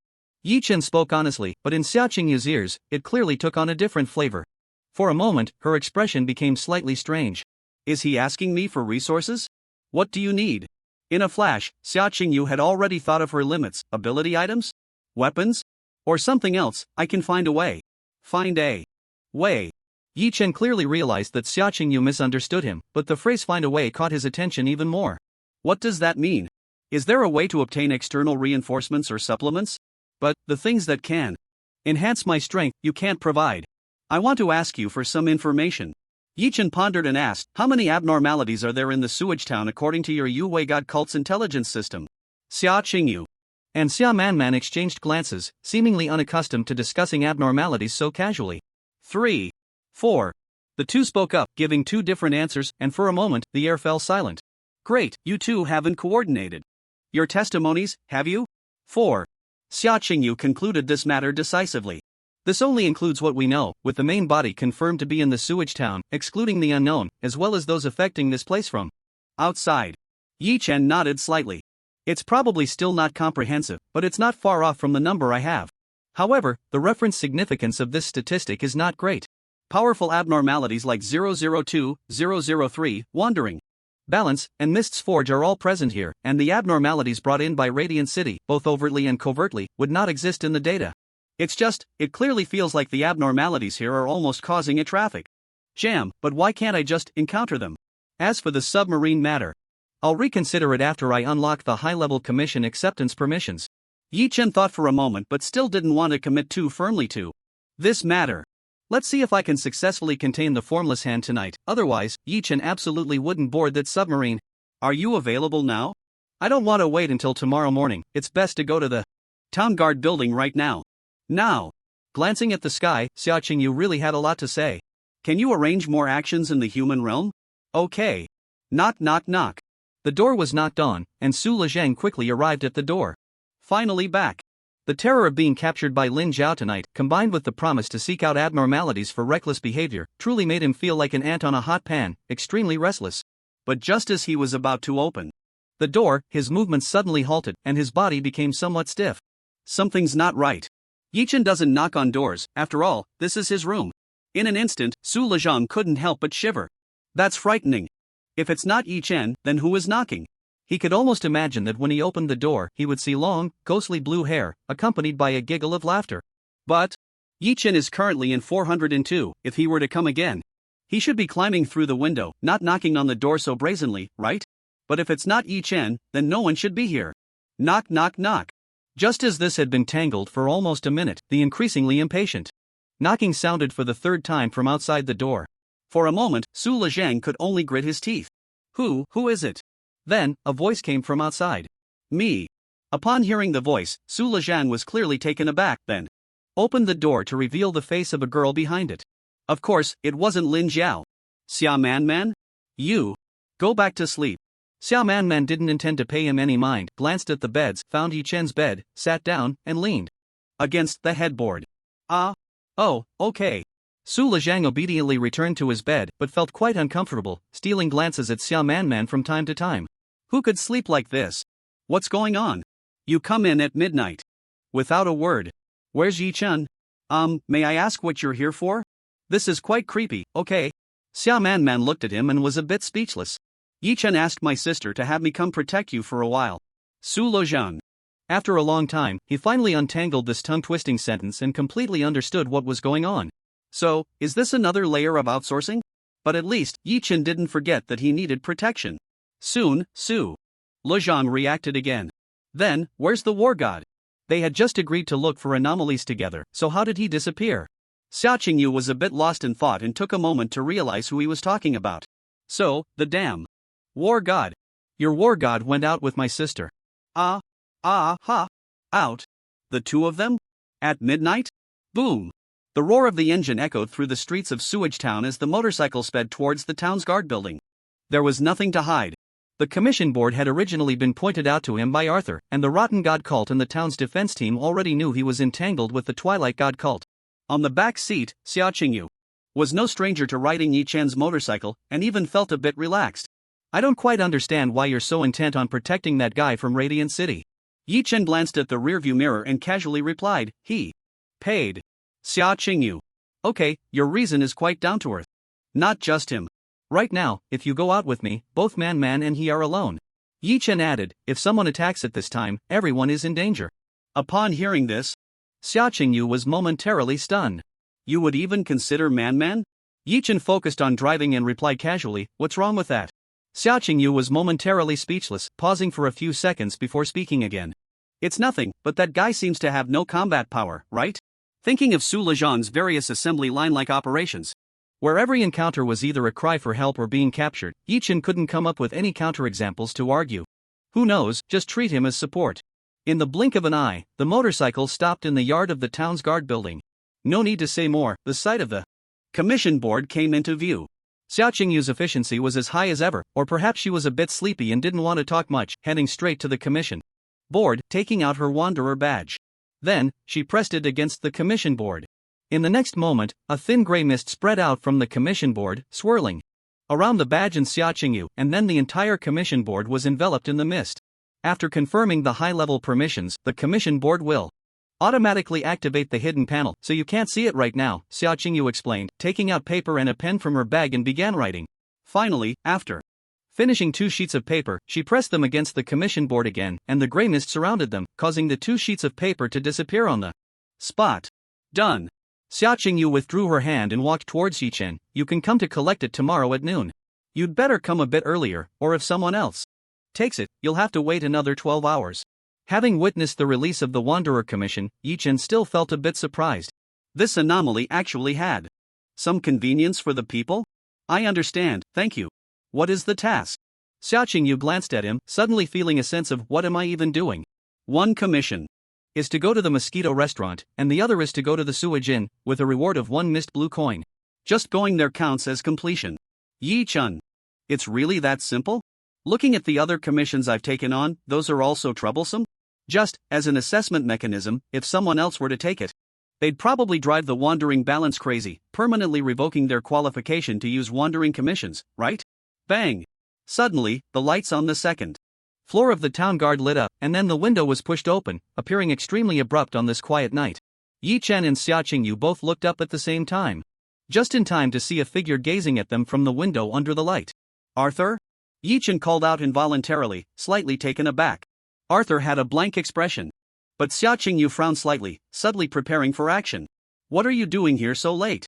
Arthur asked the same question, turning to leave, most likely heading downstairs. Yi Chen hadn't felt anything at first, but suddenly, he realized something. Arthur and Xiaoqingyu had formed an alliance, but their current relationship seemed to be adversarial. When the two were getting close and forming their alliance, they had repeatedly expressed doubts about each other. And now, his own position. Oh my, it feels a bit like being a double agent, especially for Arthur. About this matter. During the moment Arthur was heading downstairs, Xiaoqingyu quietly pointed at the commission board and asked softly. No need to hide. Yi Chen responded affirmatively. Finding some clues through the commission board was a plan that Arthur had first revealed to him. Arthur's silhouette gradually walked out from the main door, and Yi Chen looked at him with a somewhat complex expression. Arthur was unaware that Yi Chen had seen him visit 401, interacting with the town defense team and Lin Jiao in succession, but Yi Chen was clearly aware. This is the feeling brought by the information gap. The ability to recall scenes is truly comfortable. Handling commission matters. Arthur's gaze swept between Yi Chen and Xiaoqingyu, as if he understood something. I see, then I won't ask more. It's not very safe in town at night, you should head back early. Just that simple? There wasn't even any interrogation? Unexpectedly, the first one with something to say was Yi Chen. Arthur, I have something to discuss with you. Arthur was taken aback for a moment, then nodded in agreement. Sure. Let's go upstairs. He glanced at Xiaoqingyu again, appearing very enthusiastic. Want to come upstairs for a bit? No, thanks. Xiaoqingyu declined his insincere invitation, deliberately adding at the end, I'll wait for him here. Arthur and Xiaoqingyu exchanged glances, both wearing polite smiles, yet it felt like sparks were flying. God, how did they end up colliding like this, and it's already late at night? As they walked into the hallway, out of sight of the main door, Arthur immediately asked. What's going on? How did you end up with someone from the Evening Glow? Strategic cooperation, Yi Chen replied irritably. You're not making a move, how do you expect me to handle Lin Jiao on my own? Arthur. I can't even refute your boldness. Wait. Why can't I refute? You're here in my house, scared out of your wits by the chaos. Belle, and now you're telling me you can't handle Lin Jiao? What nonsense are you talking? Arthur, just because something seems solid doesn't mean it is. Just like how Sewage Town is divided into the town guard and the town defense team, there might be people among the Evening Glow who can be partners. Arthur frowned tightly. Are you saying her? That's my current judgment. Yi Chen nodded. Of course, if you're sure that's not the case, you can share your reasons with me. Arthur's tightly furrowed brows relaxed slightly. I can try, but you'd better not be fooled. The people sent by the Twilight Sect are not that simple. Upon hearing this, Yi Chen couldn't help but mutter to himself. So you're simple then? Knowing Lin Jiao and conspiring with Radiant City. Everyone here has their own secrets, they just choose what to say. Yi Chen fully understood that, at least for now, they were all solid allies. Is it convenient for you to lend me that revolver for a few days? Arthur was momentarily taken aback, then shook his head after a moment. You're really ruthless, wanting even this? I'm not lying to you, the revolver from Sewage Town cannot be lent out. A revolver cannot be lent out.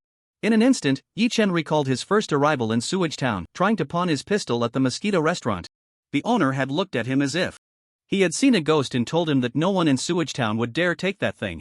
However, what he understood back then was vastly different from what he knew now. Yi Chen had his suspicions, this was likely related to the rules left by the Bell of Chaos. What about other methods? Yi Chen offered several ideas to Arthur. For example, you lose it and I find it. Or you leave it at home and I steal it? Arthur, is your mind really that flexible? Slap. Of course not. That idea is just too outrageous.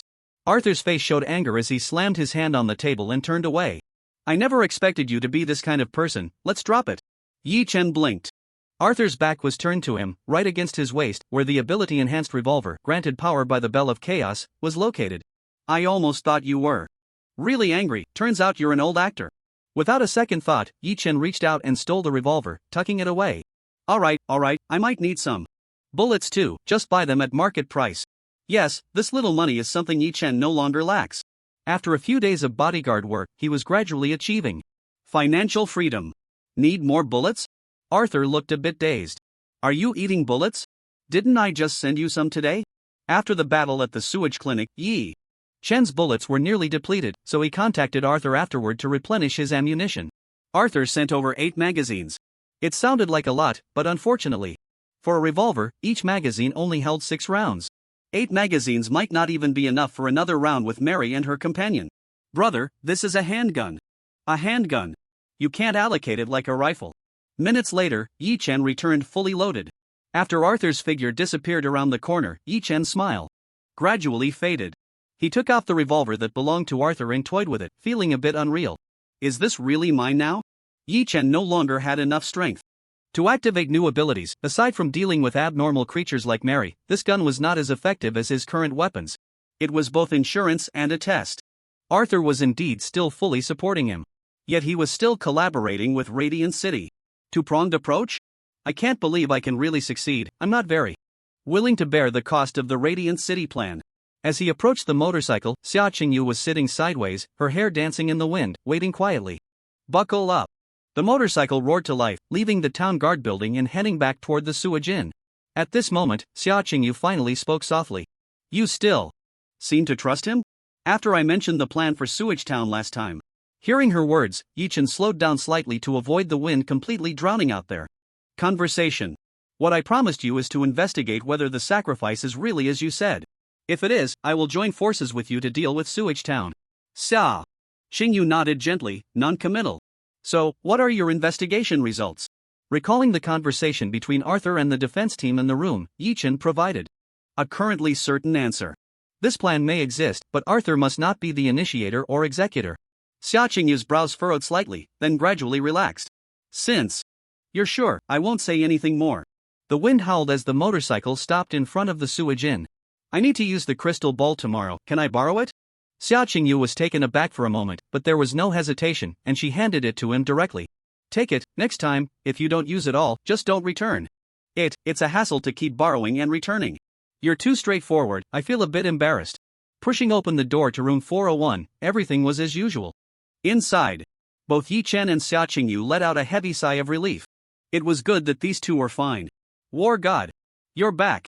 Su Lezhang had not slept at all and jumped up immediately.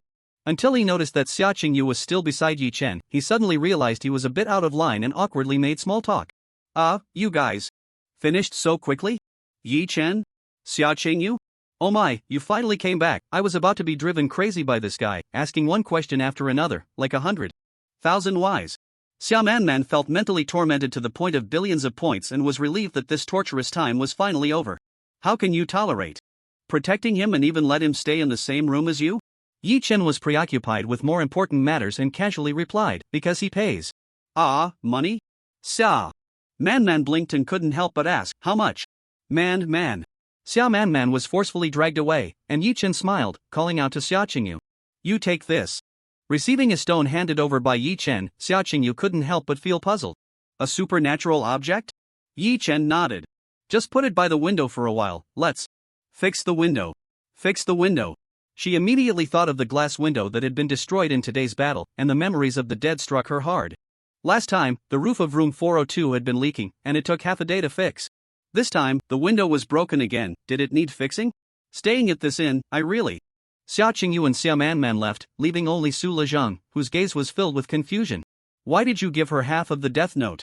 This question brought Yi Chen back to the day of the big fire at the stadium, and it was somewhat amusing. The crystal ball was activated by Yi Chen, mist enveloping the two, and then Yi Chen went to the window. Alright, it's time to set off. The brief word set off made Su Lezhang completely forget what he had been thinking just a second ago.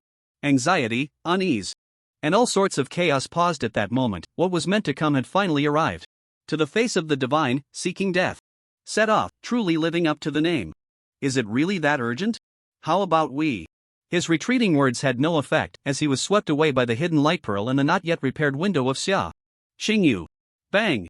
The sound of the two landing was heavy, and Su Lezhang, in a panic, glanced over in confusion. With such a delicate art, he found that a small pit had formed beneath his feet. This seemed unreasonable. Then, he saw what was on Yi Chen's back, dumbfounded. Wait, why did you bring the round one? In that instant, Su Lezhang felt his heart sink. Brother, you swore to me that you wanted to see the anomaly. You wouldn't be planning to use this thing to blow it up, would you? Brother! The divine isn't afraid of this kind of thing. Why don't you prepare a bit more, and we can go another day? Yi Chen felt a bit awkward. For him, this battle had to be won. It had to succeed, regardless of whether it was useful or not. Bring whatever you can and fight with all your might. What are you thinking? Do you really need this thing to fight it? Yi Chen looked at Su Lezhang with great confusion. How far is it from here? Have you really listened to what you're saying? At this point, Su Lezhang has gradually entered a state of giving up. To the west of the town, at the very edge, there's an abandoned factory, and below the factory, there's a cellar. That's all I know. To the west of the town. Yi Chen roughly gauged the direction, his brow furrowing slightly. That direction. Although he had never been there, why did it feel somewhat familiar? It was as if he had forgotten something, yet he couldn't be sure if it was important, which was truly distressing. The cold wind howled, and Su Lezhang shivered, starting to backtrack a bit. I think the weather today is just okay. Why not choose a more auspicious day? Yi Chen shot him a blank look. What the hell does just okay mean? It's late at night. What weather is there? Let's go.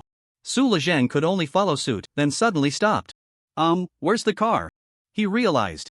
Something in his face fell completely. Dude, are we really walking? Yi Chen remained non-committal. Otherwise, do you want everyone to know? Su Lezhang. But it's 5 or 6 kilometers, a round trip would be 10 kilometers. Furrowing his brow, Yi Chen couldn't help but feel conflicted. Indeed, if one were energetic, strolling would be fine, but if a weary group had to retreat, he wasn't exactly an athlete, and Su Lezhang was even less fit. Especially since Yi Chen glanced at the heavy, round object on his back and sighed. They could only make a quick decision. Follow me. Ha! Su Lezhang was taken aback and blurted out, where to? The garage. Su Lezhang. What the hell, does the Sewage inn have a garage? Boom! The engine roared as they drove towards the west of the town. Finally, they didn't have to walk, and Su Lezhang felt quite comfortable sitting in the back seat. But as he relaxed, worries crept back in. Isn't this too conspicuous? What if someone follows us? Yi Chen accelerated quickly, replying casually as he sped along. Maybe, but we just need to be a bit faster. The garage of the Sewage inn was quite interesting, located about 200 meters from the inn, still in a blind spot. When they started the car, the mid-range gear was half-clutched, the sound minimized, and after driving a few hundred meters, they sped up completely. They had directly avoided detection from the two major cults, but the next concern was whether the town's security and defense teams would notice them while crossing the town. In this silent night, driving slowly or fast made no difference. They would be noticed either way, so it was better to go faster. Faster. Still. Quickly arrive, quickly finish, and resolve the issue before anyone could follow. As they raced down the deserted road, the scenery grew increasingly desolate. Yi Chen compared his approximate location with the map in his mind. Soon, his brow furrowed tightly. Had they really not left the city limits? The buildings on both sides had gradually disappeared, replaced by wasteland and trees, the road as flat as a highway. It felt even more desolate than the farthest point they had reached at the Black Devil. Chilly fields, a sense of being in a more remote area than the suburbs before the apocalypse. For a moment, Yi Chen couldn't help but glance at Su Lezhang in the rearview mirror. You're not trying to trick me into leaving Sewage Town, are you? Gradually, the end of the road began to reveal a different sight. Very dilapidated. But one could imagine how large the factory once was. On the factory, there were logos and markings that vaguely hinted at what type of building it was. A food factory? After a careful look, or perhaps to be more precise, Yi-Chen asked with confusion, a dessert factory? Dessert? That's right. Su Lezhang exclaimed happily from the back seat, nostalgia shining in his eyes. This was the best thing before the apocalypse. But right now, most of the raw materials can't be gathered, and production has almost completely stopped. Yi-Chen nodded slightly. Yes, eating plain noodles every day is making people feel like they're about to crack, and he himself misses those things from his memories so much. So, having a dessert factory in this location seems quite normal.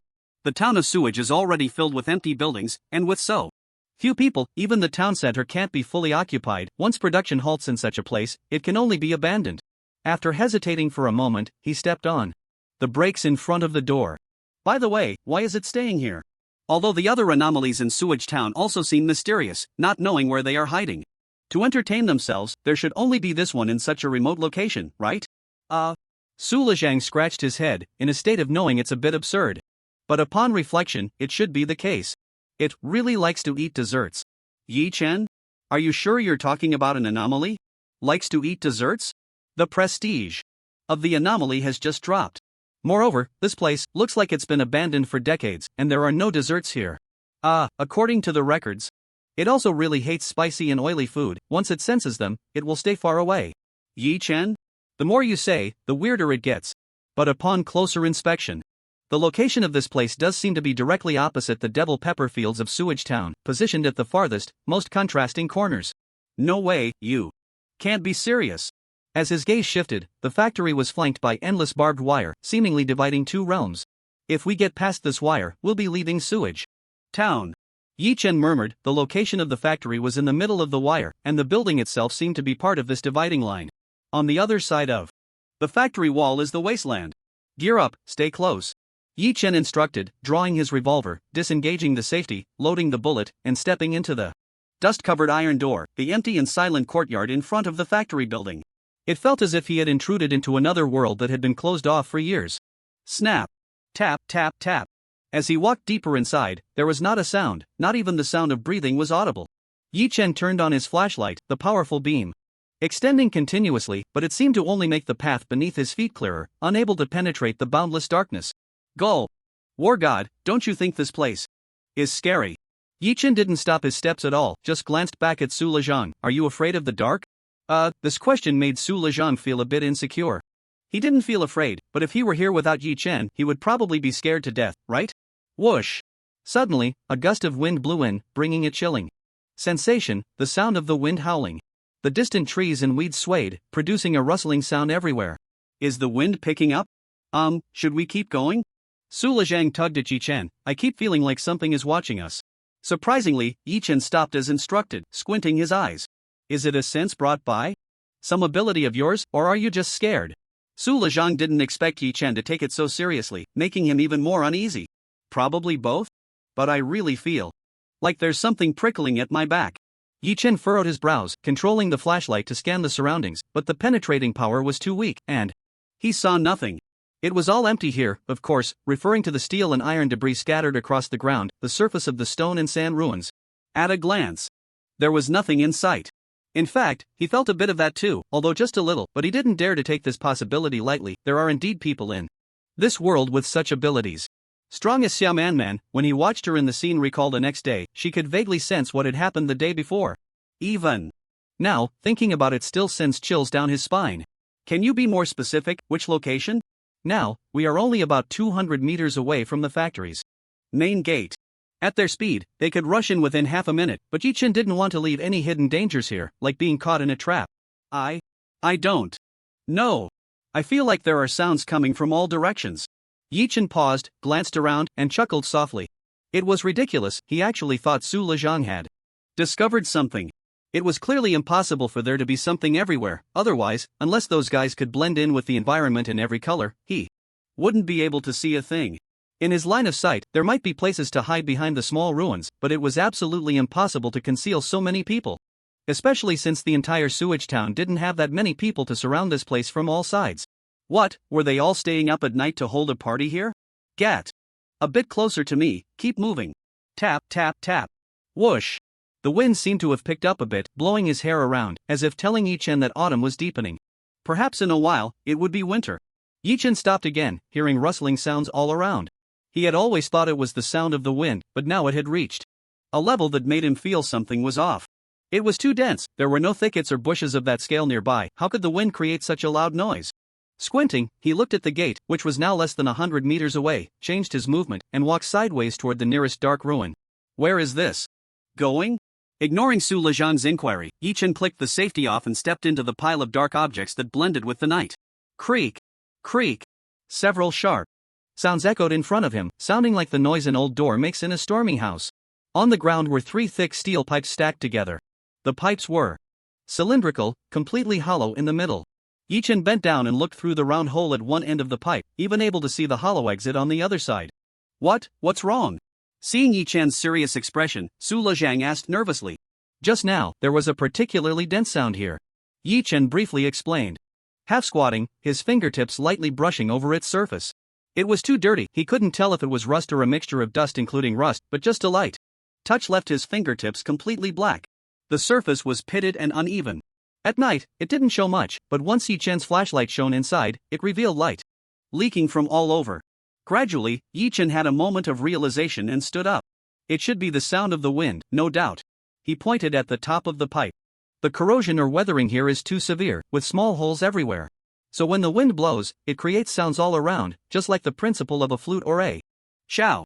Su Lezhang was taken aback, and following Yi-Chen's reasoning, he shone the flashlight again, surprise growing on his face. It really is. You're an expert. I thought. That rustling sound was too eerie, and I thought something was crawling around, but it turns out it's this.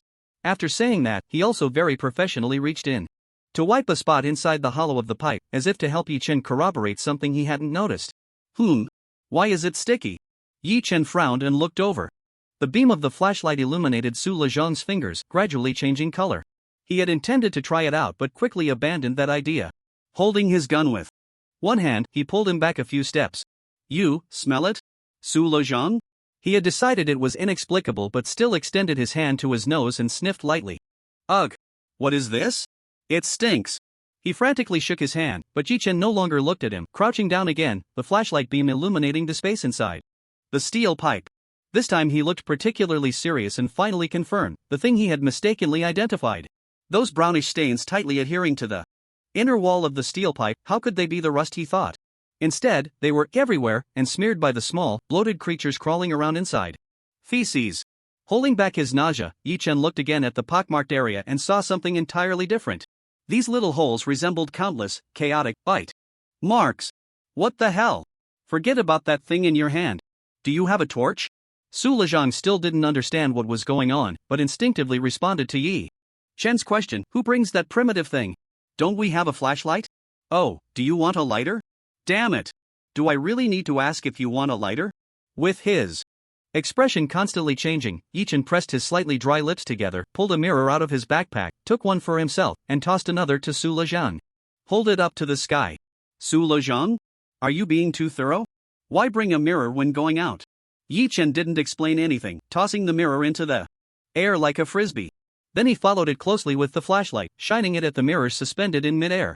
The blinding light reflected down, illuminating everything within a radius of over 10 meters. Reflection can create a vast range of strong light, but unfortunately, the mirror's surface was too small, and there weren't more mirrors. Having such light appear for a moment was already quite good. Moreover, the thrown mirror was moving in the air like a frisbee. For it, being able to reflect light for a moment was already impressive. No one could consistently stay fixed at that critical reflection point for more than a few seconds. But the flashlight in Yi-Chen's hand was not an ordinary one, it was a supernatural item, something activated, and it could always find the correct position. Whoosh! The blinding light reflected down from the mirror in midair, illuminating the entire ground. Perhaps it was still not bright enough, but it almost reached the effect of a giant searchlight. So dazzling. So, piercing through everything in the shadows. In an instant, everything familiar before him seemed to change. A vast, dark mass of shadows, numerous and lurking around. The ruins, at various angles, crowded together, almost completely blending into the environment under the night. In the distance, there were even more than 10 larger Ones, sitting brazenly on the shed, seemingly watching this way, but before the light illuminated everything, they couldn't be discovered at all. Too fat, when gathered together, they looked like a row of stone pillars. Rats. Not even resembling rats in size. Yi-chan finally understood why he always felt he had never been in this area, yet always sensed a hint of familiarity. In the commission, he had seen it multiple times, as if luring him to take on the location of the mutated giant rats. Am I really destined to fight the mutated giant rats? Like an inescapable fate. Squeak, squeak, squeak. The mutated giant rats emitted a huge squeaking sound, truly described as enormous. Each rat's roar was louder than a fully grown man's shout, deafening. Then, as if responding to each other's signals, all the giant rats from all directions began to scream. Together, like a mountain calling a tsunami, just like thousands of warriors on an ancient battlefield shouting Sparta together, the stimulation to the eardrums was no less than a round of artillery fire. Damn it! Run! Yi-chan shouted, pulling Su Lezhang and sprinting towards the factory. Looking down, the factory yard was actually filled with mutated giant rats. A dark mass of no less than 1,000. Even if he emptied all his ammunition, he wouldn't be able to take down even 1/10 of them. Moreover, just by looking at their appearance, one could feel the toughness of their skin and flesh. Even with the activation boost, it would be hard to kill one with a single shot. How to fight this? It's simply impossible. He was well aware that he couldn't solve these problems. Even an army would find it difficult to deal with such a tide of rats. It seemed that entering the factory was to cut off his own retreat, as the space inside was even narrower, more suitable for rats to scurry about than for humans. However, it was the only option left for Yi-chan not to retreat. A classic tactic: divert the disaster and let the tiger swallow the wolf. As long as he could lure them to the location of the Wuxiang hand, with just a snap of his fingers, he could send all these rats to their demise. Squeak, squeak, squeak, squeak, squeak. The dense sound of squeaking made his heart feel like ants were crawling on it, and the noise was getting closer. They surrounded him from all directions, like a tide, mocking the insignificant. Humans! Help, help, help, help me! Su Lezhang wailed as he jumped out, unexpectedly rushing to the front of Yi-chan. As Yi-chan ran, he slightly turned his head, and to his surprise, 4 or 5 giant rats had already charged close to him. If Su Lezhang hadn't jumped up just now, he might have lost a chunk of flesh from his backside. Bang! Bang, bang, bang, bang, bang! In an instant, a magazine was nearly empty, taking down 2 mutated giant rats. The remaining 3 charged at him again. Damn! Yi-chan kicked Su Lezhang away, drew Arthur's revolver, and shot in one smooth motion. Just in that moment, the giant rat was almost pressed against Yi-chan's face, exposing its snow-white fangs, saliva nearly splattering onto his face. Bang! With a loud shot, he fired almost point-blank at the giant rat's head, creating a large hole in its forehead. As it flew out, but the recoil left Yi-chan's hand numb, nearly losing sensation. What the hell? Was this gun too powerful, or was it the lack of activation that made his handling less fluid, even a bit unbearable under the force of the shot? Bang, bang, bang, bang, bang. Gritting his teeth against the trembling of his hands, he fired the remaining bullets at all costs, repeatedly missing the target, but finally hitting twice, though only grazing the fur, not injuring any vital spots. In this complete moment of running out of ammo, a giant rat that he had no time to deal with charged at him with lightning speed, taking advantage of the gap created by Yi-chan's gun position. Lunging for his chest. Crack! Boom!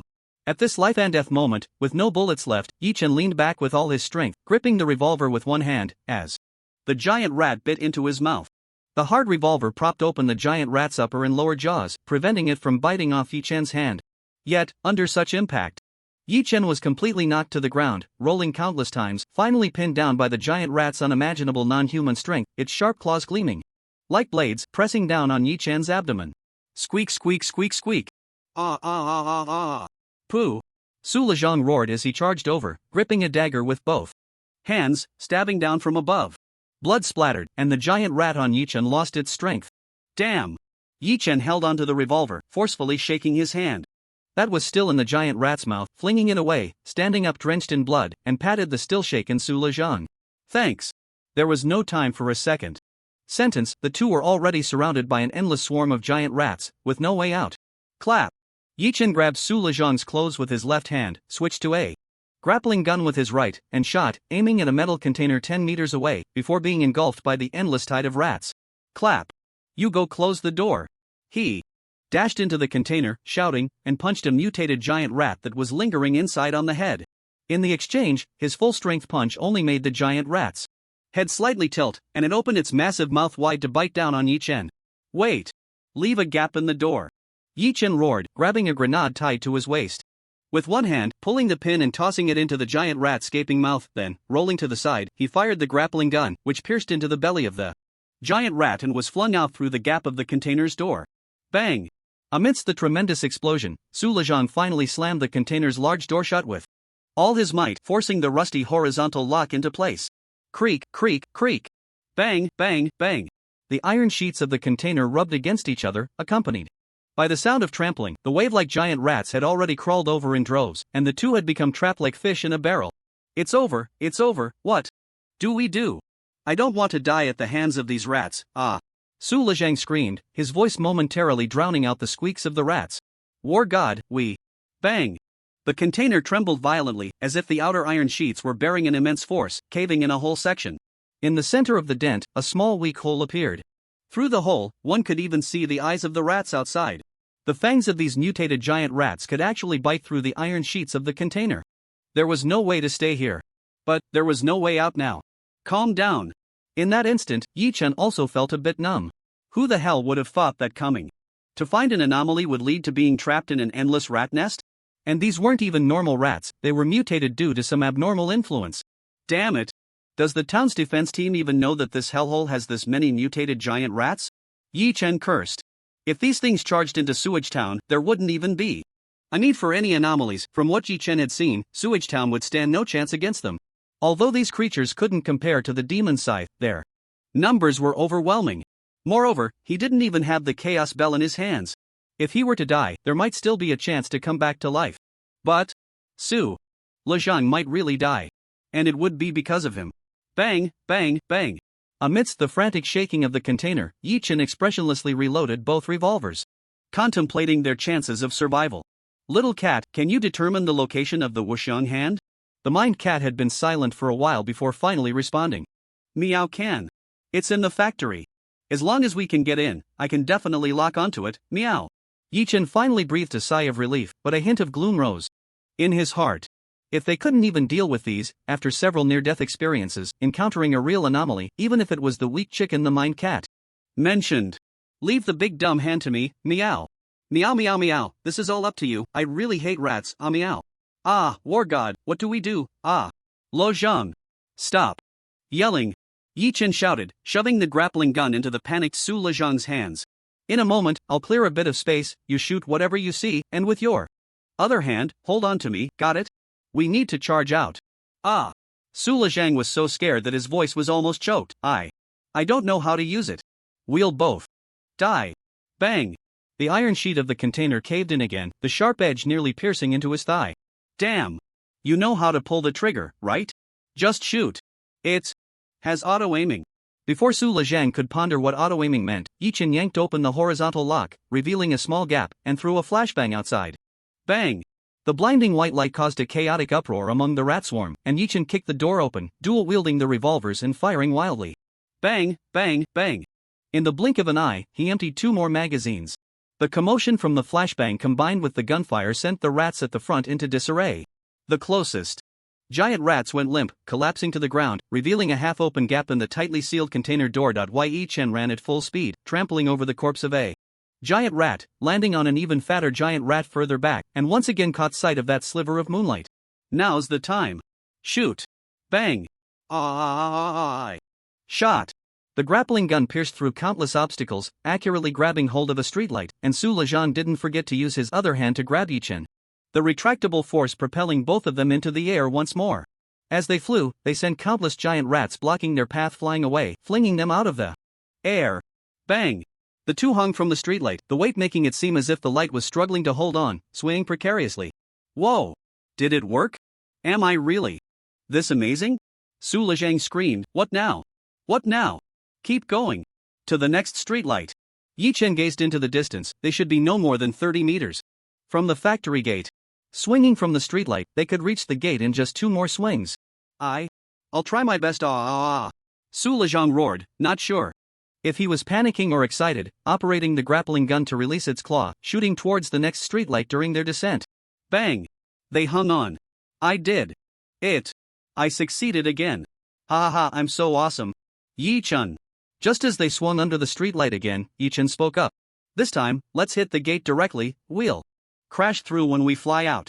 Okay. Bang. Boom. The grappling gun firmly shot at the gate, and the two, propelled by immense force, smashed into it.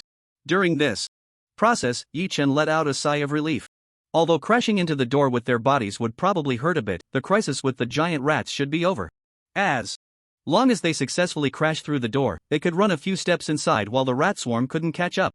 The factory couldn't just have one hall, there would be passageways and rooms one after another. Each time they entered a room, they could lock the door to buy some time. They would wait for the precise location of the spiritual cat, then swing up with the grappling gun upstairs, and shoot through the floor with a revolver downstairs. One could only say, imagining it was beautiful. But reality was harsh. After the factory's gate was smashed open with a bang, Yi-Chen and Su Lezhang stood frozen in place. In an instant, they forgot about the pursuit. Behind them, inside the factory, it was dark. An endless writhing blackness. Tens of thousands of mutated giant rats, piled on top of each other due to lack of space, filled every inch of their vision, with no end in sight. It was like a tide of darkness. Yi-Chen, This factory was the real rat nest. The mutated giant rats that had chased the two outside like lost dogs were only a little over 1,000, but here, at a glance, there were nearly 10,000. So many mutated giant rats. Even the lower city of Radiant City can't hold them back. This was truly insane. Sewage Town. Yi-Chen pursed his lips. This kind of enemy was really pushing him to his limits. Silently, Yi-Chen picked up the round object. Now, it was the only thing that could have some effect. When Su Lezhang saw Yi-Chen take this out, his face turned pale, but he had no other options.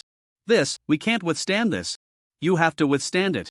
Yi-Chen's gaze was intense as he looked at Su Lezhang, causing Su Lezhang's mind to short-circuit for a moment.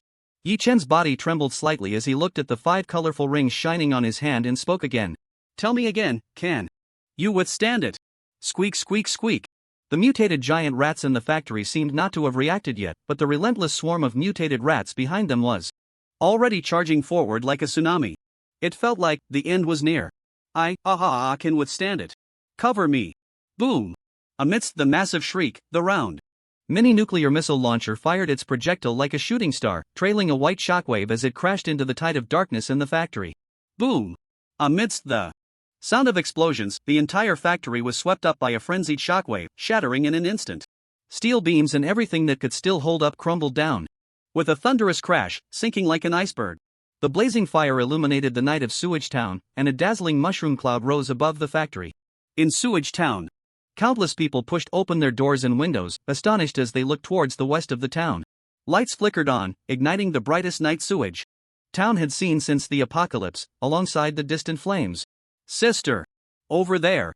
In Sewage in room 402, Xia Man sprang up from her bed, pushed open the recently repaired glass window, and gazed at the firelight and mushroom cloud to the west. Is it Roundy? Xia Qingyu's expression tightened slightly as she nodded gently. Then fell into thought. You go knock on room 401's door. Xia Man froze, realizing something. What if he's not there? In the Sewage Town guard office, a secret passage rumbled open, revealing Arthur, who had just pushed open a window. That place? What a commotion! Who? His brows furrowed, his hand instinctively reaching for his waist. The spot where his favorite handgun used to be. He understood that Yi-Chen had stolen it. But as long as he never touched that place, he could always not know. It had been taken. He then picked up the communicator. Arthur? What's going on? That place isn't. You go knock on room 401's door and see if Yi-Chen is inside. Ha! Crash! In the sewage ditch, dozens of figures in diving suits slowly surfaced. They wore leather jackets, and aside from their somewhat bulky boots, their bodies were mostly dry. Looking at the place where the firelight rose, the leader removed the hood that concealed his face and smiled. That place? Now you can't stop me from seeing what tricks you're up to with Radiant City. He waved his hand, summoning everyone behind him to load their weapons. Bring everyone, I mean everyone. Surround that place. Yes. On the roof of Sewage Inn, Lin Jiao sat on the eaves, her beautiful legs swaying with the wind, draped over the edge. Her long, dark blue hair danced in the moonlight as she rested her chin on her hand, glancing down at the town guard by the water, then turning to look at the flames shooting up in the west, agilely flipping over. Crash! Glass shattered everywhere as Lin Jiao stood at the window of room 402. She smiled brightly. Can I ask where you all are going? In the sewage clinic, the dim yellow light flickered, accompanied by the old man's dim eyes as he extracted several bullets from flesh with a scalpel. How did you get hurt so late? On the sofa, an elderly man grimaced as he wrapped bandages around his arm. What's it to you? Old man, I have questions for you. The old doctor turned his back, not looking back. Wang Lei, right? Don't change the subject. You. Boom. The old man pushed open the window, and a deafening roar came from afar, rising into a mushroom cloud. Wang Lei's expression changed. What's going on? The old man shook his head. How? Would I know? I can't leave here. Wang Lei's expression shifted continuously as he glanced at the basement of the room. Why is this damn place filled with so much trouble? Listen, we're going down to hide, and if you dare to betray us, you old fool. Humph. The old man suddenly turned around, his gaze intense. Don't go. Humph. Wang Lei scoffed, drawing his gun. Oh, is there a secret? I'm staying in there tonight. If you dare report us, don't blame me for being ruthless. The old man squinted, turning away. Suit yourself. The secret passage closed. In the west of Sewage Town, at the dessert factory, the massive explosion had turned it into an unrecognizable wreck. The surface buildings of the entire factory, along with the courtyard, were in a state of utter ruin. A massive pit, nearly several dozen meters deep, had erupted from the ground where the factory once stood, with stones, soil, debris, steel reinforcements, and both dead and living rats all cascading down like a mudslide. Night-chan and Su Lezhang were falling into this endless wreckage, their bodies drenched in blood. Flames, smoke, and those terrifying auras were destroying everything. Only when they came into contact with Su Lezhang did the two rings on his hands shimmer with a gray mist, radiating dazzling light, seemingly absorbing everything around them like a shield. Yet, even so, they were quickly dimming. Bang! During their fall, Su Lezhang screamed in agony while hastily shoving 2 devil black peppers into his mouth, causing Night-chan to furrow his brow. Then, accompanied by the glow of the 2 rings, he regained a bit of strength and continued to scream. With a loud bang, the two crashed to the bottom of the pit, spitting out a mouthful of blood. Behind them, countless ruins pressed down. Although they avoided being crushed directly, thanks to the protection of the rings, it only prevented their bodies from being pierced. They were truly trapped underground. I can't hold on any longer. I can withstand the aftershocks of the explosion, but I can't withstand being buried 50 meters underground after the collapse. Night-chan lay on the ground, ignoring him, merely sighing. As long as this guy was still screaming, it meant he was temporarily okay. Of course, it probably wouldn't last long. Su Lezhang was human, not an anomaly, and didn't have enough spiritual energy to maintain the operation of the anomalous objects for long, especially now that all 3 rings were firing at full power.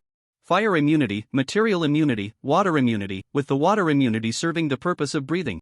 Really? You're as tough as a turtle shell. How much do you want to survive, that you still need a bodyguard? But it seemed Su Lezhang had reached his limit this time. Night-chan didn't even know if he could hold on for another 10 minutes. Just now, he had been so low on spiritual energy that he had to swallow the devil black peppers whole, which was really spicy for him. In this desperate situation, Night-chan let out a bitter smile. He had indeed been careless, stepping onto the path of facing anomalies, and he hadn't even seen the boss. The small monsters were almost wearing him out. The sewage town was probably in chaos now, right? With such a huge commotion. The voice of the mind cat rang out urgently. Hang in there, meow. Don't die, meow. Being buried underground is fine. Sewage Town should send someone. If it really doesn't work, I'll contact Nighthouse to dig you out right now, meow. Night-chan smiled bitterly. This time, the mind cat's comfort was of no use. How long would it take for Nighthouse to get here? How long would it take to dig this place open? What would happen when they encountered all sorts of people from Sewage Town? By the time all this was over, he might have already died a second or third time. At that moment, the mind cat suddenly had a bright idea. Yes, meow. Don't you have Lin Zhao's token on you? Try it. What if she comes to save you? Night-chan, you really are a little clever one. Are you trying to get me killed faster? But at this moment, he seemed to understand Arthur a bit, that feeling of desperate measures. Right, Arthur. Night-chan struggled to reach into his pocket and pulled out the walkie-talkie. It had already shattered into 3 pieces. Even a deity couldn't use it now. He casually infused a bit of spiritual energy into the wooden token that carried a rotting scent, not caring about this haphazard action. Night-chan felt blood flowing from many places, his head growing increasingly dizzy. Su Lezhang's irritating signature scream stimulated Night-chan to stay awake, feeling somewhat helpless. He did manage to maintain his vitality throughout. There was nothing more he could do. Night-chan couldn't help but vent his frustrations to the mind cat in his mind. Little cat, is this crystal ball really useful? It's definitely useful, meow. Night-chan remained non-committal. Then why is it that every time we use it, we are never not discovered? Lin Jiao is one thing, but this time even the mice can sense our arrival? It feels like the emperor's new clothes. The cat of the mind. I think I've read that story, meow. It's called, huh? Meow meow meow meow meow. The cat of the mind suddenly became incoherent. And then a crisp snap echoed through the heavens and the earth. Snap. Snap. The sound was so crisp and it didn't seem very loud, yet it could be heard clearly in such a situation. Wait, a snap? Whoosh! In the blink of an eye, all the ruins vanished, and beneath them appeared a vacuum, causing Yi Chen and Su Lejang to fall heavily. Bang!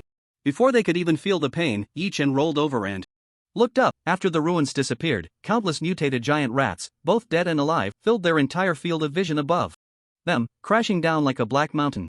Whoa, noisy! Snap! Another crisp snap, and all the mutated giant rats, living and dead, vanished without a trace. It was empty, everything was empty. After 2 snaps, everything in the pit disappeared, leaving only flames and the uneven rock walls on either side. The space above was empty, and they could even see the bright moonlight. With 2 snaps, everything chaotic before them vanished. Yi Chen thought of something, rolled over, and got up, looking towards the center of this vast pit, a position about 10 meters away. A giant hand, 2 people high and 3 meters long, with a gradient color.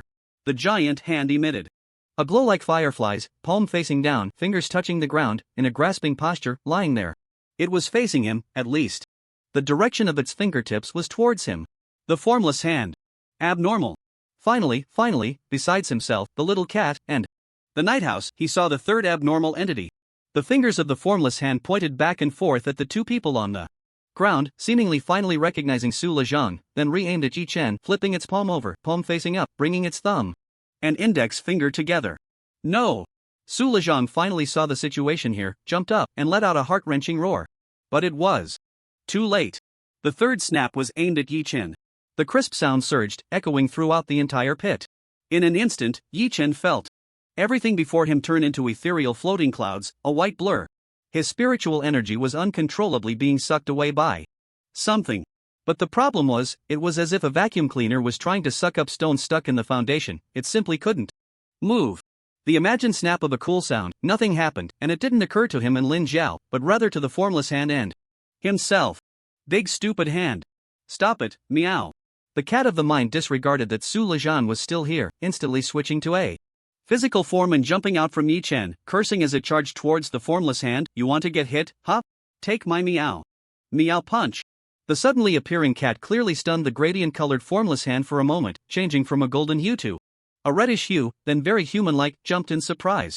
It really did jump in surprise, all 5 fingers lifted off the ground, leaping up. In that instant, Yi Chen felt his whole body relax, feeling his soul return. When he looked up again, that gradient-colored giant hand had already turned and fled. Yes, fled.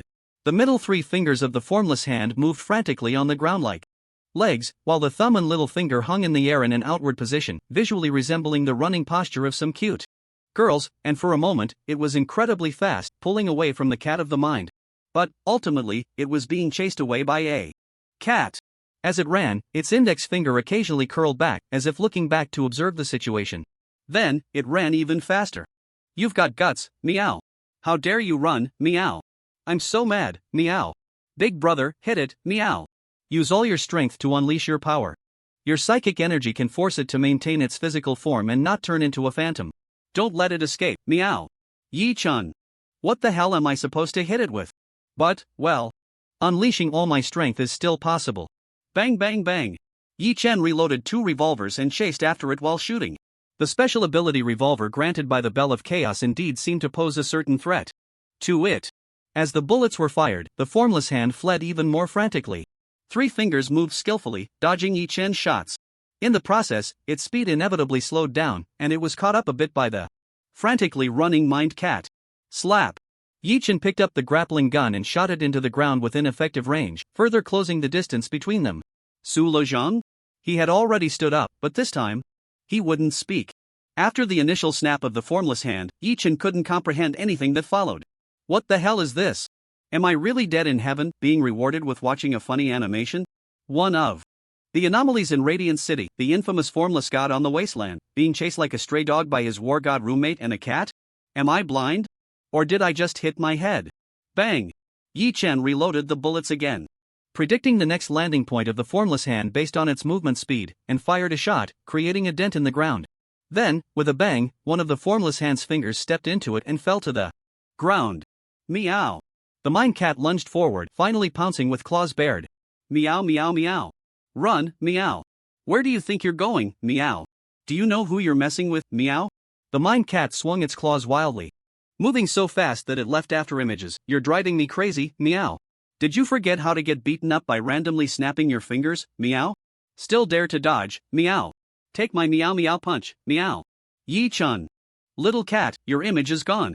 Just imagine a cute little cat stepping on a curled-up figure in the corner, fingers clumped together for protection, trembling hands being struck by the meow meow punch at a rate of over 5 times per second. After a while of this wild beating, the mine cat finally realized something. Its claw speed slowed down, it shook off its disheveled fur, and with a ladylike leap, it jumped onto Yi Chen's shoulder. Its voice steady, exuding the aura of a noble cat. Did you see clearly, meow? Do you know who it is, meow? The index finger of the formless hand stretched up like it was craning its neck, then curled back in, seemingly flustered. It wasn't stupid. Although it had taken plenty of beatings in the containment tower before, it had only ever provoked anomalies ranked over 300, never dared to mess with those ranked within 100. And now, this move was a snap for 001. What the hell? Why did 001 fall from the sky? This is unreasonable. It wriggled anxiously for a moment, its thumb and index finger gradually overlapping again. Just as Yi Chen almost thought it was about to snap again, the overlapping thumb and index finger formed a heart shape. Yi-chun. Mind cat. Why are you as abstract as that radio at home? After a while, it was still the mine cat who spoke up on Yi Chen's shoulder. Understand, meow, this guy is dumb, meow, it can't talk, meow. Yi Chen nodded slightly but didn't dare to agree. Isn't the reason it can't talk because it doesn't have a mouth? However, it seems that the formless hand has indeed surrendered. But Yi Chen didn't think it was the so-called kingly aura that the little cat mentioned, lurking within itself. This guy is simply surrendering to the little cat, alright? Not fighting back or cursing back. Or rather, each occupying a part of the proportion? After all, it had lived in the wasteland for over 60 years, well-fed and plump, unlike himself, who had just stepped into this world. As he relaxed, Yi Chen couldn't help but feel puzzled. Why does this snap not work on me, am I not weak enough? Although the little cat has been comforting me, it must be panicking itself by now, right? I can't even be resurrected anymore, yet I find myself in such a dangerous place. If I don't get contained, I probably won't last much longer. The anomalies in Sewage Town are getting stronger one after another, and the cat of the mine must be running out of tricks. At this moment, the little cat heard about an anomaly that used to be very close to me, seeing a real glimmer of hope. It urged me multiple times to come over, as this time the containment could be resolved through her favor debt. At this point, I finally passed the critical moment and caught my breath. Once the containment is complete, Yi Chen will gain a brand new ability, a new quota of activated items, and at least one resurrection. Without losing my sanity. In the truest sense, I could take bolder risks and live recklessly, possessing strength and confidence. So, how do I contain it? Yi Chen looked at the cat of the mine, but was met with its silence. After a moment of hesitation, it finally spoke. The technical conditions here can't do it, meow. Wait until we get back to the night house to do it. For now, just use it. Directly, like I do, just carry it on you, meow. Use it directly? Yi Chen was taken aback. In this world filled with bizarre anomalies, invisible and untouchable, worshipped like gods, I could just use it directly? Only at this moment did Yi Chen truly feel a bit like 001. Just try to absorb its power, but don't use too much force, meow. Leave some for itself, don't drain its sanity completely, meow. Absorb, why does that sound like something a villain would say? Isn't that wrong, little cat? You once told me that only by containing the anomaly could I use its power, ultimately achieving the grand goal of returning anomalies to anomalies, and humans to humans. But you never told me how to contain it. At this moment, the Wuxiang hand twitched slightly, as if wanting to say something but hesitating, then was fiercely glared at by the cat of the mine, falling silent. Yi Chen squinted slightly, glancing at his injuries, and softly said, I understand, let's do it this way for now. There must be something he didn't know about, but at least he understood that the cat of the mine wouldn't harm him. He wouldn't have made it this far without it. However, the little cat's hesitant and vague demeanor made him worry that for reasons he didn't know, the cat might harm itself for his sake, silently bearing what it shouldn't have to bear. But the situation was clearly different now. As long as the Wushang hand was with him, he would never find the opportunity to ask the cat of the mind properly. Suddenly, Yi Chen remembered Su Lezhang, who seemed to have been left aside for quite a while. Turning his head, Yi Chen saw Su Lezhang facing the corner, with both ears stuffed with wastepaper, even tearing off a piece of clothing to cover his eyes, mumbling softly and trembling. What is he doing? Is he about to be silenced? Indeed, the current situation is a bit troublesome, but it's not to the extent of silencing him. Of course, some things must be discussed properly, whether it's a threat or not. In any case, the matters here absolutely cannot be leaked. Let's go over there. The trio of the cat hand and the two humans walked towards the corner where Su Lezhang was, and then Yichen pulled off the eye mask and earplugs he had scavenged. Su Lezhang trembled all over, turning around only to feel 3 mountains pressing down on him, wanting to scream but unable to let out an awe for a long time. What a sense of oppression! What a sense of oppression! 2 gods crowded around his roommate, pressing down on his face? It's a bit funny.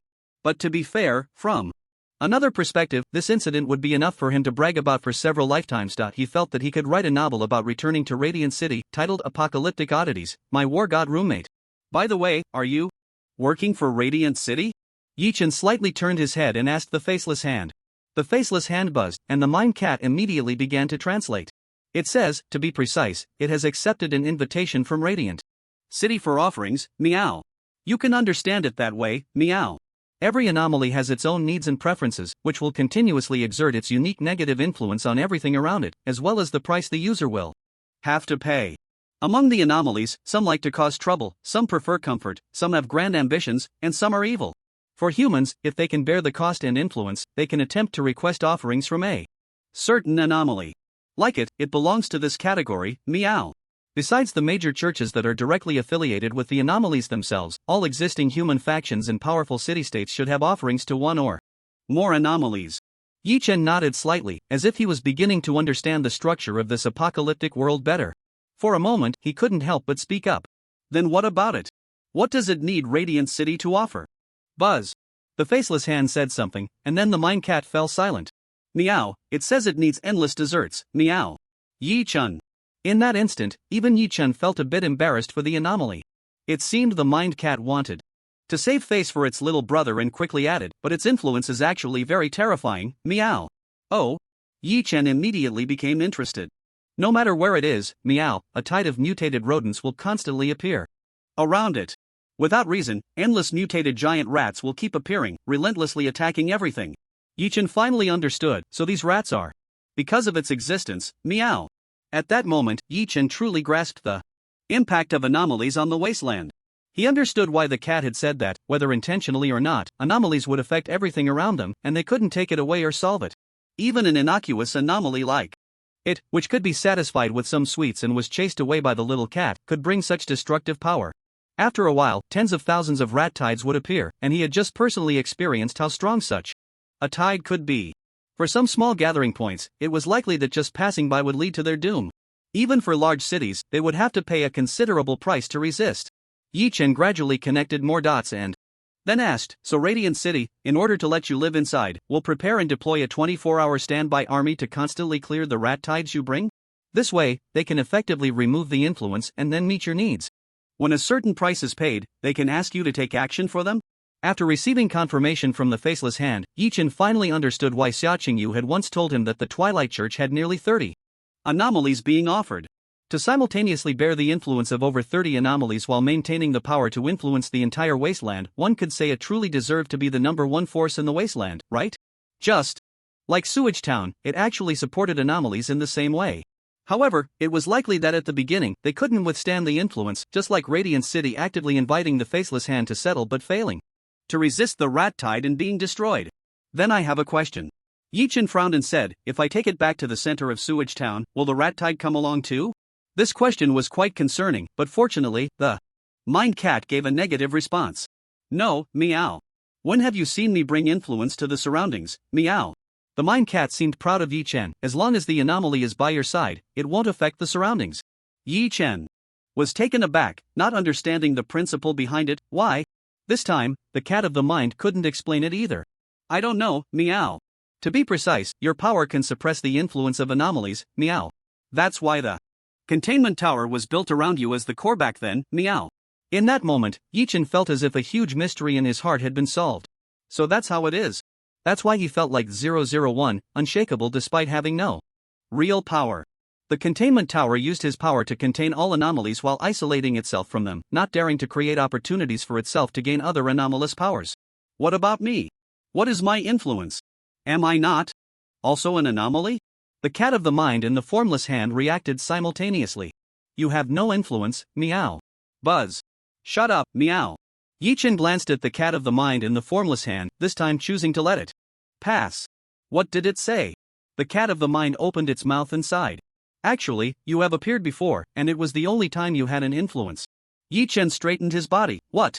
It was the day the containment tower was destroyed. Then, there was no need to say more. The destruction of the containment tower led to all anomalies losing their suppression, resulting in the apocalypse. Rubbing his forehead, Yichin found himself at a loss for feelings. What was the reason? I don't know, meow. The cat of the mind shook its head and then comforted him, but it's not your fault. If it weren't for you, the containment tower wouldn't even exist. You suppressed the influence of all anomalies, allowing them to be contained one by one. If it weren't for you, perhaps even the era of peace when the containment tower existed wouldn't have happened, and the world would have long entered the apocalypse. Damn. So that's how it is, no wonder I'm 001. It seemed like many questions had been answered, but Yichin understood that the most crucial question was something no one knew. How did the anomalies actually appear? What exactly is the influence of the anomalies? And why did he suddenly have an influence? This crumbling apocalypse couldn't withstand another doomsday. Rubbing his forehead, Yichin gradually pulled back his thoughts. After all, this was a matter from long ago. The complex situation before him was the real priority. So, what does Radiant City want to do in Sewage Town? What exactly is going on in Sewage Town? Buzz. The cat of the mind didn't translate immediately but instead glanced at the formless hand, seemingly judging the truth of its words. It says it doesn't know either, meow. It has been here for a long time, meow, and has gathered so many mutated giant rats. Yichin frowned and pointed at Su Lezhang. His task is to contact you. The formless hand nodded, buzzing once, and the cat of the mind began to translate. It says that the representative of Radiant City only requested it to protect this guy, with no other requests. Yichin raised an eyebrow. What does this mean? It felt like a waste of effort. Radiant City had you two contact each other, and then neither of you knew anything? Moreover, one was lazy and the other didn't want to participate at all. It was truly absurd. But, was it a coincidence? The Church of the Afterglow seemed the same, a 4-person team, sending 2 deadweights. It was quite similar. So now the question is, how does he handle it, meow? As the cat of the mind's words fell, the 3 major anomalies once again looked at Su Lezhang simultaneously. Their previous conversation had all been conducted through telepathy. Yichin's conversation with the little cat was inaudible to him, and the formless hand would buzz occasionally, but Su Lezhang couldn't possibly understand. So in Su Lezhang's eyes, it was just 3 deities gathering around, looking at each other in silence. The pressure was immense. After thinking for a moment, Yichin came up with a reason that could be accepted by ordinary people. Now that it has come to this, let me just tell you. Yichin pondered and said, we belong to a powerful secret force in a wasteland. Our purpose is, world peace, saving all humanity. That's right, just like that. Then, Yichin pointed at the cat of the mind and the hand of the formless, his thoughts flowing more smoothly. One of them is a worshipper of my force, just like the worshippers of the Twilight God and my own anomalies. As for the hand of the formless, it is a friend of our worshippers, deciding to help me do something greater in this incident in Sewage Town. Oh, I am the leader of this secret force, do you understand? After learning more about the situation in the wasteland from the hand of the formless, Yichin gradually realized that having an anomaly was not something to be suspected as he originally thought, but rather something that could be explained. There are countless cult forces in the wasteland. What's wrong with having my own secret force? I have an anomalous worshipper in my force, so what? No one would suspect that they themselves are an anomaly, and that is enough. Su Lezhang gradually showed a look of realization, feeling that things suddenly made sense. A secret force. I get it. That cat is an anomaly worshipped by this secret force, I understand, it's normal for it to chase the god of the formless, indicating that this is a stronger anomaly. But you're actually a leader of an anomalous force? This is too outrageous, isn't it? Aren't you like a Pope-level figure? Just that the god of the formless turned against us at a critical moment is a bit. Wait, why does this have anything to do with me? He felt a chill, wondering why he was so foolish. Can't he react to this now? This is the real reason that determines his life. The matter of Radiant City has nothing to do with me. I never supported their plan. I have no dissatisfaction with the actions of the god of the formless. My ideals are exactly the same as yours. I also long for world peace. Yi Chen nodded in satisfaction at Su Lejean's reaction. What does sincerity matter? What does pretense matter? As long as he doesn't cause trouble during this time in Sewage Town, that's all that matters. As for the hand of the formless joining his force after leaving Sewage Town, even if he reports to Radiant City, what does it matter? Not to mention that Radiant City wouldn't even be able to find him. Even if they did, would they dare to initiate an anomaly war against a force known to have 2 anomalous worshippers? So now, we must deal with these mutated giant rats, meow. The cat of the mine said solemnly, it can't contain them for too long, meow. These giant rats were born because of it, influenced by it, so it can't be the one to solve this, otherwise, it will lose its sanity, meow. Yi Chen was taken aback for a moment, but quickly understood. If the anomaly itself could resolve the influence it brought, then it would be equivalent to the absence of influence, and how could it have troubled this world, and even the kind anomalies, for so many years? How should we handle it? Yi Chen asked. Just throw them in this pit? Buzz. Meow. The little cat communicated with the giant hand and shook its head. It says no, meow, they will climb out. Once they leave here and lose the presence of the hand of the formless, they probably won't stay here anymore but will launch an attack on Sewage Town. Yi Chen frowned and nodded. Yes, in the current Sewage Town, he couldn't see any power capable of dealing with this rat tide. Even those rat corpses were hard to deal with. If left here to rot and stink, and then spread by mosquitoes, especially since the mosquito restaurant in Sewage Town serves many people who eat mosquitoes, a terrifying plague of rats would be enough to sweep through here. In that case, Yi Chen raised his head, looking at the vast sky outside. With such a commotion, many people will come soon, right? Let's take the opportunity to establish some real authority. He looked at the hand of the formless. How should I use it? A snap of the fingers in the positive direction is for containment, and a snap in the reverse direction is for release. Oh, big clumsy hand, you should hurry and shrink a bit, meow. Whoosh! In the blink of an eye, the formless hand shrank rapidly, down to the size of a hand. Yi Chen took a glance and indeed it was a glove, with a space in the middle to insert his hand. After a moment of hesitation, Yi Chen put it on. In an instant, the glove fit perfectly against his skin, as thin as if it were his own skin, as if he were wearing nothing at all. He hadn't done anything, yet the power of the formless hand surged into his body, as if it wanted to fill every inch of his hungry form. How amazing. The moment he donned the formless hand, Yi Chen felt his strength slowly beginning to recover, then suddenly he spat out a mouthful of blood. Yi Chen. I'm fine. Yi Chen waved his hand, feeling that it was because his strength had returned that his body began to resume its self-healing, which caused him to spit out such a large amount of stagnant blood. As he moved, he nearly stumbled and had to lean on Su Lejean for support. Heaven! Yi Chen let out a bitter laugh, realizing that his body had been reduced to this state after the recent battle and explosion. He had been in a state of high tension, so he hadn't felt any pain. After standing still for a while, his body relaxed and he suddenly felt weak and unable to move. Just looking at his clothes, half covered in dirt and half in blood, tattered and torn, as if he had just returned from hell. The form of the spirit cat gradually dissipated, returning to Yi Chen's pocket, while the formless hand remained on his hand. In this vast pit, only Su Lejean and Yi Chen were left. Su Lejean, suddenly feeling very nervous. The battle? Call me Yi Chen. Yi Chen rolled his eyes in annoyance and supported him. Use the grappling gun to get us up. Oh, okay. With something to do, Su Lejean finally breathed a sigh of relief. He had some experience using the grappling gun, and after a few retractions, the two of them were back on the ground. Smoke billowed, flames roared, and the ruins looked like a battlefield. Yi Chen hesitated for a moment, aimed at the fallen trees on the ground, and snapped his fingers. Snap! The trees vanished. It worked! Yi Chen stood up and snapped his fingers at various combustible materials, wood, cloth, leather, plastic, then stood at the very edge of the cliff in the pit and snapped his fingers in the opposite direction. Snap! A chaotic array of items fell like rain, covering the bottom of the pit. In that moment, from above, it looked as if a gigantic pot was about to be set up. Is this enough? In this current ruin, what was most abundant was fire. After absorbing several of the most intensely burning spots, Yi Chen suddenly felt a sharp pain in his palm. Brother Yi Chen, slow down. Most of its power has already been absorbed into you, it can't handle it. Yi Chen was taken aback, and the pain in his hand gradually eased. He felt something was off. The containment mentioned by the little cat definitely had some issues. Nodding gently, Yi Chen extended his hand towards the pit and snapped his fingers again. Whoosh! Countless sources of fire were thrown down, instantly transforming into terrifying flames. In some of the hottest spots, the flames even leaped towards the opening of The pit. For a moment, it was as if a blood-soaked man stood at the mouth of a volcano. The flames from the nuclear explosion came from the destruction of everything within that range. For instance, gasoline from abandoned cars, gas, and chemical substances. These chaotic items burned fiercely, turning the massive pit into a terrifying sea of fire. Thick black smoke rose, gradually changing the color of the mushroom cloud above.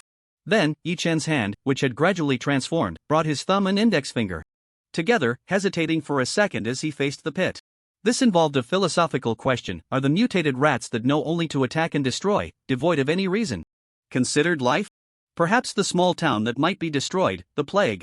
Is it blood sin to prevent such tragedies from happening? Snap. With one last reverse snap of the fingers, an endless black tide appeared from midair, then uncontrollably fell towards the pit. Squeak, squeak, squeak, squeak, squeak. Tens of thousands of mutated giant rats, both alive and dead, fell like a black cloud, plunging into the endless sea of flames in the pit. Whoosh! The fire grew stronger, the flames nearly leaping to the surface of the pit, causing Su Lezhang to quietly activate the fire immunity ring, enveloping himself in Yi Chen. Looking at the sea of fire below the giant pit, Su Lezhang felt a twinge of emotion. I heard that during the plague before the apocalypse, they did the same thing, catching rats and burning them in concentration. Human lives are more important than anything, right? Yi Chen shot him a strange glance and rolled his eyes. Nonsense, do you need me to enlighten you? But Yi Chen looked at the flames and the mutated giant rats, letting out a soft sigh. It's just that when it's oneself doing such things, it always feels a bit complicated. The evil giant rats, with terrified eyes, fought desperately for survival in the sea of fire. Su Lezhang awkwardly scratched his head, glancing at the blood-soaked Yi Chen, hesitating to speak. Shouldn't you hurry back to the town to treat your wounds? Before he could get an answer, countless loud noises came from behind. Boom! Suddenly, the roar of numerous engines filled the air, and in the darkness, a sea of car lights illuminated everything. Accompanied by the sounds of turning and braking, dozens of off-road vehicles charged through the smoke and ruins, surrounding Yi Chen completely. Bang bang! The sounds of car doors opening and closing echoed as countless people clad in leather armor and fully armed got out, marching with heavy footsteps, forming a semicircle to encircle Yi Chen. A row of fully automatic rifles pointed directly at him, aimed at the figure standing at the edge of the pit, before the raging fire, with his back to them, covered in blood like someone who had walked out of hell. Yi Chen. Tap, tap, tap. The sound of booted footsteps approached, and a man in leather armor, with a weathered face and scars, strode towards Yi Chen. Yi Chen finally turned around, meeting that gaze. Ah, it's you. The one who sneaked into my room and was stopped by Arthur. I thought there was no one left in Sewage Town. So much has happened, and only Arthur was doing something. You finally dare to show yourselves? Town defense team. The man had a blank expression, and with his already fierce-looking face, he appeared even more unapproachable. My name is Luo Cho, captain of the town defense team. Although he glared fiercely into Yi Chen's eyes, the corner of his eye was quietly scanning the terrifying scene. What on earth has happened here? You are under arrest. Yi Chen narrowed his eyes, and against the backdrop of the raging fire and his blood-soaked appearance, his face no longer bore that youthful softness. Amidst the remnants of dirt and bloodstains, he appeared even more menacing than this man. Is that so? What's the reason? Using weapons of mass destruction within the town, destroying the city, damaging the property of Sewage Town, endangering public safety in Sewage Town. Luo Cho said expressionlessly, do you need more? I could probably give you a whole list. Hey. Do you know that we saved? Yi Chen waved his hand, interrupting Su Lezhang's attempt to retort, a cold sneer forming in his heart. The long list he provided was merely an excuse. To put it bluntly, he and the town defense team had different targets from the decaying cult, and this was the second time they had come to kill him. What a perfect opportunity. I'm afraid you don't have that qualification. Yi Chen recalled Arthur's words, sneering coldly, you don't care about the chaos in the spinning wheel. You don't care about street assassinations, you don't care about the poisoned devil chili fields, you don't care about the fire in the stadium. Since you don't care about anything, just shrink back properly. Yi Chen stepped forward, and the gaze they exchanged seemed to spark with intensity as he raised his voice to ensure everyone he brought could hear. The town guard is on duty here, this has nothing to do with you. The uniform he wore was the best proof. Although it appeared that the town guard was being overpowered by the defense team, a few observations made it clear that he couldn't do anything to Arthur. There must be some restrictions between the defense team and the town guard that prevented them from taking action against each other. There might even be some abnormal rules interfering. Luo Cho smirked slightly. Sorry, but you might not be aware. The use of strategic-level weapons falls under the jurisdiction of the defense team. Don't think that just because you're you, even Arthur would find it difficult to get past me this time. His expression turned serious as he raised an unusually large and strange-looking gun. This is the last warning. If you don't cooperate, I'll kill you on the spot. The air fell into silence, and Su Lejang even gulped, quietly hiding behind Yi Chen to remind him that weapon in his hand, it's an anomalous item. Luo Chou took a step to the right with interest, and Su Lejang could no longer avoid his gaze. And this outsider from Radiant City, collaborating in the crime, the charge. Before he could finish, he was interrupted by one of his subordinates. Captain, you, take a look. Luo Chou frowned as his subordinate, having stabilized the situation, quickly reached the edge of the pit to observe the situation below. Then, it was as if he was shocked, looking extremely strange. You better not make any foolish moves. After saying that, he waved his hand, and all the members of the defense team surrounding them stepped forward with their guns, as if to express their stance. Move, and they would fire. Yi Chen remained expressionless, his face flickering in the firelight, and no one knew what he was thinking. Tap, tap, tap. Luo Chou quickly walked to the edge of the pit engulfed in raging flames, stepping on the edge to glance down. Then, he paused for a moment, breathless. The pit, dozens of meters deep, burned with a fierce fire.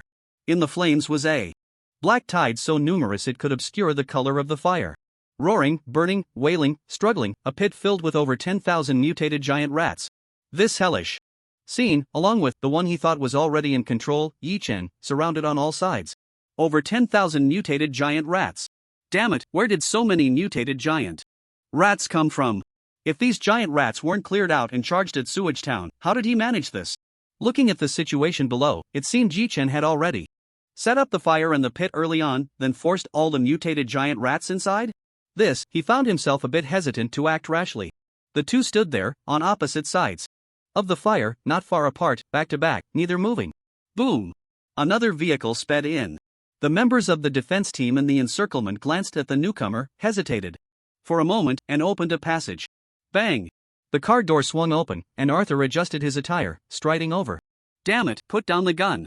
These are my people. He marched right up to Yi Chen's side, not forgetting to shout, how's the matter I entrusted to you going? Ha! He was still pondering how to legitimize Yi Chen's actions when he also caught sight of the pit below. The raging fire seemed not just ablaze but the impending doom Sewage Town was about to face. Ha! This couldn't possibly be something Roundy did, right? Yi Chen lifted his eyelids to glance at the soldiers of the defense team holding guns in the encirclement, turned around, and walked back to the edge of the pit, positioning himself between Luo Chou and Arthur. I don't need to be here anymore, right? Ah! Arthur blinked, looking at him with a complex expression. Of course. Handling things afterward isn't your task. Yi Chen nodded, then turned to scan the soldiers of the town's defense team who were already hesitating. Then I'm leaving. Su Lojang blinked and followed Yi Chen out. You can't leave. Luo Chou suddenly turned around, letting out a thunderous roar, and raised his gun again. Luo Chou! What the hell do you want? Do you want to discuss whether this matter is the town's defense teams or the town's security teams? Arthur cursed loudly, also drawing his gun, but forgot that his revolver was with Yi Chen, feeling awkward as he shouldered his rifle instead. Get lost. You traitor. Luo Chou ignored Arthur and stepped in front of Yi Chen, his expression slightly changing. First of all, I thank you on behalf of Sewage Town for dealing with this thing. He paused and continued, however, I ask you to leave Sewage Town immediately. I am willing to escort you out. Escort me out? Yi Chen squinted. From the information he had, Sewage Town was already sealed off by some force, and no one could enter or exit, yet he claimed he could escort him out? That meant the one causing this blockade was. Luo Chou glanced at Su Lejang and spoke again, you can also choose anyone to take with you. This idiot from Radiant City, or those two girls from the Twilight God cult who were played around, as long as they are not from Sewage Town, you can take whoever you want, I will let them all go. Whatever you want, I will give. But, he raised his gun to Yi Chen's chest, if you refuse, then sorry, you must stay here today. Or leave me here. Suddenly, a light rain began to fall from the sky. The unexpected drizzle caught everyone off guard. How could it rain at this time? Even when there was a fire, it would rain so conveniently? Let him go, don't cause trouble. The voice in short boots came from the smoke. Another person had arrived at the scene. The swirling dust and raging fire covered the ethereal and untainted clothes with a hint of dirt, but could not hide the bright hair and unique aura. The encirclement of the town's defense team opened up once more, revealing the newcomer to everyone's eyes. Lin Jiao? Saintus. Why? Luocho was stunned for a long time, shouting anxiously. How do you plan to lift the blockade here? Lin Jiao said nonchalantly, haven't you seen I haven't caused him any trouble? She walked towards the sinkhole, a fragrant breeze brushing past Yi Chen. As she reached Yi Chen's side, she gently leaned in close to his ear and whispered in a voice only they could hear. Because you called for my help. Yi Chen glanced at her and nodded slightly. Thank you. Then, without pausing, he strode out amidst countless willing and unwilling gazes. The flames roared, smoke filled the sky, and 2 rows of soldiers parted to make way, turning their backs to the raging fire and the wails of the distorted creatures, walking out with blank expressions. Su Lejong followed closely behind, cautious and tense, until the thick smoke obscured everything on the other side. Wow. Dude. So cool. You really are a god of war. Do you know how cool you looked just now? And you kept a straight face. Su Lojang felt like he was about to kneel. This aura was killing everything, okay? Do you think there's a possibility, at that moment, Yi Chen forced out the first smile after climbing out of the sinkhole, that it's because I'm about to collapse? Slap. Yi Chen fainted, his body losing strength as he fell to the ground. Ah. Yi Chen. Damn. Above the sinkhole, Lin Jiao stood at the edge, watching the scene below, having not spoken for a long time. Luocho looked at Arthur, no longer tense, and no one raised their guns again. Just filled with confusion. I really can't understand you, he clearly ruined your plan. Arthur chuckled, just about to say something, when Lin Jiao had already turned her head. I'm interested in this place. I announced that the rotting god cult officially takes over. She still wore that plain, unblemished expression and said, please, the town guard can leave on their own. Arthur raised an eyebrow. What is this? The rotting god cult hasn't produced any waste for decades, and now they want to take over this place? But looking at the line of town defense personnel, he couldn't say much. Do as you wish. The flames roared, and above the pit, only the town defense team and the people from the rotting god cult remained. A light drizzle continued to fall, and the fire in the pit was diminishing, showing signs of slowly extinguishing. Saint. Why, he will affect. Lin Jiao waved her hand, her pupils reflecting the corpses of mutated giant rats scattered across the pit below. The fire will go out soon, go down and check how it was done. What's going on? Don't play tricks, I can't trust you, okay? Shut up, if you don't trust me, why did you bring him here? There's only you, the doctor, in this sewage town, where else would I send him? Alright, don't disturb the doctor, I'm keeping an eye on things. No, you have to trust me this once, you must keep a close watch. Hey! Stop, what are you going to inject him with? Nutritional solution. No. Change it to oral. There isn't any. The incessant arguing in his ears made Yi Chen feel flustered, and gradually, he began to wake up in a haze. Where is this? Oh no, I think I fainted last, damn. At first, Yi Chen's vision was filled with his own body, wrapped in bandages, with bruises all over the exposed parts. Huh, a hospital? It seems I wasn't finished off, I came back alive. Wait, a hospital? Damn it, is there a second hospital in Sewage Town? When the old doctor's face appeared in his sight, Yi Chen almost shot up. Damn. Am I going to be cut open and stitched back together? As Su Lejong's face came into view, Yi Chen calmed down slightly. Looking around, he saw Xia Qingyu and Xia Manman beside him, and he finally let out a sigh of relief. If those two are here, it seems I haven't been turned into something strange. Damn! You finally woke up! Su Lejang exclaimed in surprise, and Yi Chen stopped pretending to be asleep, sitting up. Where is this? Alright, since you're awake, pack your things and hurry up, I still want to take a nap. Glancing at Yi Chen, the old doctor took off his medical gloves, his face showing no extra expression, as if nothing had happened. The last time Yi Chen came. His recovery ability is terrifying, he's fine. Eat more, and you'll fully recover in a few days. After saying that, he turned and went upstairs, ignoring the group. Yi Chen only glanced at his direction and then turned to Xia Qingyu and Xia Manman, somewhat puzzled. Why are you two here? Xia Qingyu looked Yi Chen up and down, a bit surprised. Your recovery ability. She didn't say more, explaining, Su Lejang carried you, who was on the verge of death, to our room, asking us to accompany him. To bring you to this clinic. Yi Chen breathed a sigh of relief, giving Su Lejang a heartfelt thumbs up with his gaze. I never expected you to be so clever. Given the strangeness of this place, if Su Lejang had brought himself here, he might have really been done for. He even knew to find outside help and who the most suitable ally was. Strong power. Strong background. Unless the stitching doll came in person, they probably wouldn't dare to confront the Radiant God cult at this moment. But the next second, Yi Chen felt a bit uneasy. With wounds all over his body, he would have to remove all the bandages for treatment. Had Xia Qingyu and Xia Manman been here the whole time? Xia Qingyu's cheeks flushed for a moment, and she turned her head away. I can't help it. This guy kept telling me over and over that there was a problem here, begging me not to take my eyes off the old man's movements for even a second. You really should explain to me what's going on. There was a hint of confusion in her brows. Isn't this the designated hospital for Sewage Town? It should be reliable, right? Yichen forced a smile, sat up, glanced upstairs, and shook his head. We'll talk about that later. How long was I unconscious? I don't know, but it's 7 o'clock now. 7 o'clock? Yichen was startled, turned to look out the window. It was a bit dark, but the rising sunlight made him breathe a sigh of relief. It was morning, thank goodness. And Su Lezhang was still taking credit. I'm telling you, I won't give you any chance at all. I didn't agree to any of the needles or IVs. I heard that. You wouldn't even let him give me in 4. The doctor must be speechless. What kind of treatment is this? But you are right. Let's go. Yichen sat up, grabbed the coat hanging nearby, and put it on. Let's eat and chat at the mosquito restaurant, and tell me what's going on outside. Just as they passed the tunnel, Xia Qingyu suddenly stopped, her pupils dilating. Sister? Xia Manman noticed Xia Qingyu's pause and hesitantly looked back. Shoo.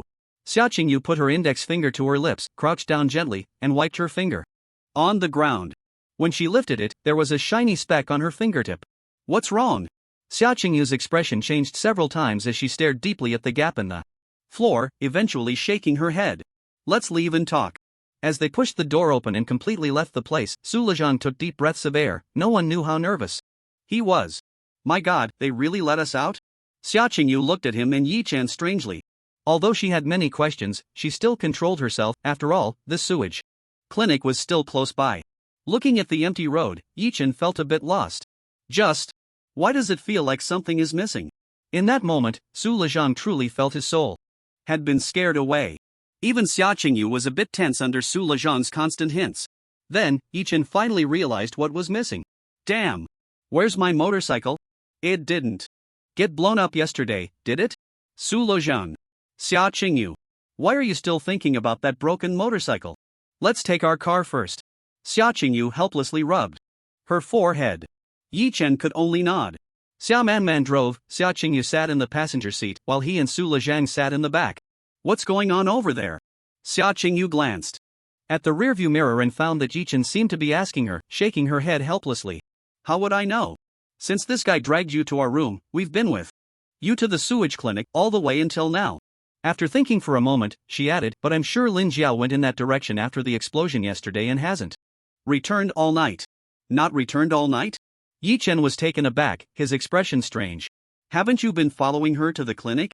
How do you know she hasn't returned all night? The atmosphere fell silent. You didn't install that surveillance in her room, did you? Xia Qingyu couldn't help but roll her eyes. Only a fool would install something so obvious in someone else's room. I actually want to ask you, what exactly did you do? After thinking for a moment, she added, Arthur came to the clinic around 5 to check on you, saw you were fine, and left again. Arthur came? The car fell silent for a moment. Xia Qingyu fell into thought, her mind replaying the scene of seeing Yichen last night. Yichen's injury, no matter how you looked at it, didn't seem like it was from a round explosion. It was as if he had fought his way out of a sea of corpses and rivers of blood. Nuclear explosion, a great fire, Lin Jiao who didn't return all night, something must have happened there. I found over 10,000 mutated giant rats there, and to clear them out, it caused quite a stir. Put. Xia Manman almost pressed the accelerator too hard while driving, staring wide-eyed at Yichen. Don't throw around numbers like that. Over 10,000 mutated giant rats? Forget about whether we can fight them or not. Those tough-skinned, meaty things could just stand there and let us chop at them, and even my sisters. Good sword would have to split their heads open, okay? Xia Qingyu. Man. Why do you have to use me as a metaphor? Yichen chuckled lightly, not elaborating much. After all, this involved abnormal powers, which weren't easy to discuss. Blew a big hole and set them on fire. Xia Man? What absurd thing are you saying so casually? Stealing. A glance at Su Lezhang, who was not good at hiding his emotions, it seemed he showed no signs of confusion, really, or puzzlement. The two girls in the front row exchanged a casual glance, their expressions somewhat serious. If it's true, then Yichen's strength assessment needs to be raised a bit. Creak. The off-road vehicle came to a steady stop in front of the mosquito restaurant. The engine turned off, and the four of them got out of the car. Creak. The door was pushed open, and the restaurant owner peeked out.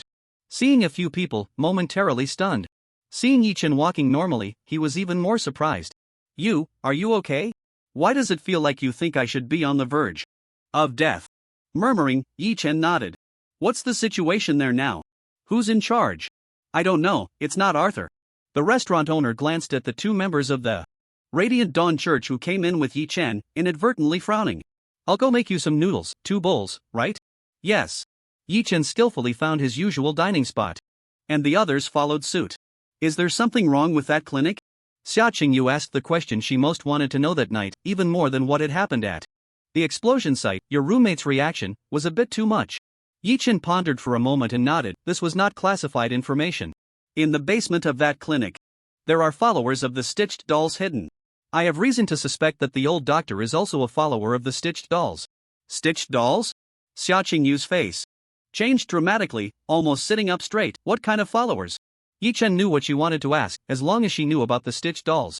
They are human but no longer entirely human. Xia Qingyu took a deep breath, finally understanding why Su Lezhang had been so insistent on having them accompany him, and why he had to keep an eye on them every second. It was to prevent him from directly reconstructing Yi Chen. You guys don't know about the Stitched Doll people in Sewage Town? Xia Qingyu shook her head firmly. No, there's no such information. Is that so? Anyway, thank you all. Yi Chen smiled and shook his head, but, well, next time, if there's nothing going on, don't send me to the hospital. Damn, next time? There's going to be a next time. By the way, how does the Radiant Dawn Church define the Stitched Dolls internally? Yi Chen asked. Xia Qingyu thought for a moment, looking somewhat fatigued. They are very disliked, but considered a neutral force, not involved in anything. Neutral force? Yi Chen frowned, pressing on. Not defined as an evil anomaly? He vaguely remembered hearing that even the Chaos Bell was defined as an evil anomaly in Sewage Town 60 years ago. No. Xia Qingyu clearly had her own opinion on this matter, but in the wasteland, I'm afraid no one doesn't see it as an evil anomaly. Then she seemed to remember something. What about the 2 Stitched Doll followers you encountered? How strong were they? Pretty strong, killed them. For a moment, Xia Qingyu was at a loss for words. This guy was once again speaking the most astonishing things in the calmest tone. So, sis, when we left, why did you suddenly? Xia Qingyu turned back to glance. The boss still hadn't finished cooking their noodles. She looked at Yi Chen and the other two, extending her hand. The glitter that had stuck to her fingers from the floor was still there. This is something only found on the robes of our Radiant Dawn sect. After a brief silence, everyone seemed to realize something. Wang Lei? In an instant, several of them had a rough idea. With the strength of those 2 guys, if they fell into the hands of the stitching doll and then went silent, it was likely. This matter had nothing to do with Yi Chen and the others, but Xia Manman couldn't help but feel conflicted. So, sis, what are your plans? Seeing Xia Qingyu's deepening look of distress, Xia Manman couldn't help but feel a bit indignant. At least she wouldn't be conflicted about anything. It's not that, sis, those 2 bastards treated you like that, and you still want to save them? Sigh. Xia Qingyu sighed, speaking with a hint of helplessness. I'm not afraid of you laughing. If they had fallen into the hands of anyone else, I probably wouldn't care whether they lived or died. But they fell into the hands of that group of lunatics under the stitching doll, and it's really. Everyone understood the unspoken words. It was truly a fate worse than death. Those who couldn't die would be haphazardly stitched together, becoming monsters that even horror films wouldn't dare to portray, suffering endless torment and agony. In this somewhat oppressive atmosphere, Yi Chen suddenly spoke up. Unless they are truly important to you, I wouldn't recommend attempting a rescue. Ha? Xia Qingyu looked at Yi Chen in confusion. If this were Xia Manman speaking, it would make sense, but it seemed inappropriate for Yi Chen to be the one talking. The main body of the stitching doll is within Sewage Town, and that old man at the clinic at least has a way to make contact. Yi Chen said calmly, you can't defeat them, and neither can I. If we recklessly attempt a rescue, it will only result in 2 more test subjects wailing in the basement. I don't want to lose such important allies. Both Xia Qingyu and Xia Manman widened their eyes in unison. The main body of the stitching doll? Ha? Yes. This, indeed, felt helpless. But, we have to at least try to do something, right? Xia Qingyu sincerely sought Yi Chen's opinion. Do you have any suggestions? This guy's mind was undoubtedly the best at this table, and he seemed to know quite a bit about the stitching doll. Why did I suddenly ask for your opinion? Apply pressure, Yi Chen said. No matter what it's doing in Sewage Town, it has to mix in the wasteland. As long as it's in the wasteland, there shouldn't be any anomalies willing to provoke 00. Oh, provoke the Radiant Dawn sect. You write a letter, attach the evidence you have, hint that you already know the person is in their hands, and then make the letter ambiguous, like hoping for help in finding them. Then, at the end of the letter, throw in some unreasonable threats, saying that if they don't find them, the sect will do something. That way, they should clearly understand that you know where the person is, leaving them a way out, but they must return the person. After a pause, Yi Chen added, this letter is best delivered by Arthur. You can even tell him about this matter directly. After all, that's the fixed point organization in Sewage Town, and he should have some influence. In that case, with multiple factors combined, forcibly keeping those two would definitely be more harmful than beneficial. As long as they aren't involved in a core part of the Stitching Dolls plan, they should be able to return relatively intact. Relatively intact. Xia Qingyu was taken aback, slowly contemplating the feasibility of this plan. It seemed, indeed, feasible. In that case, regardless of success or failure, they would have at least made an effort, and no matter what happened, she wouldn't have to carry that burden in her heart later. Thanks, I'll do just that when I get back.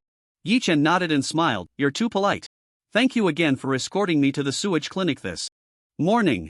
In truth, he shouldn't have gotten involved in such matters. Whether it succeeded or failed, it might not end well for him, and there might be better plans than his. But who could understand the despair of waking up to find himself in a sewage clinic? He would have preferred to be bitten to death by a rat yesterday. At that moment, seeing Xia Qingyu made Yi Chen feel as if he was bathed in the light of righteousness.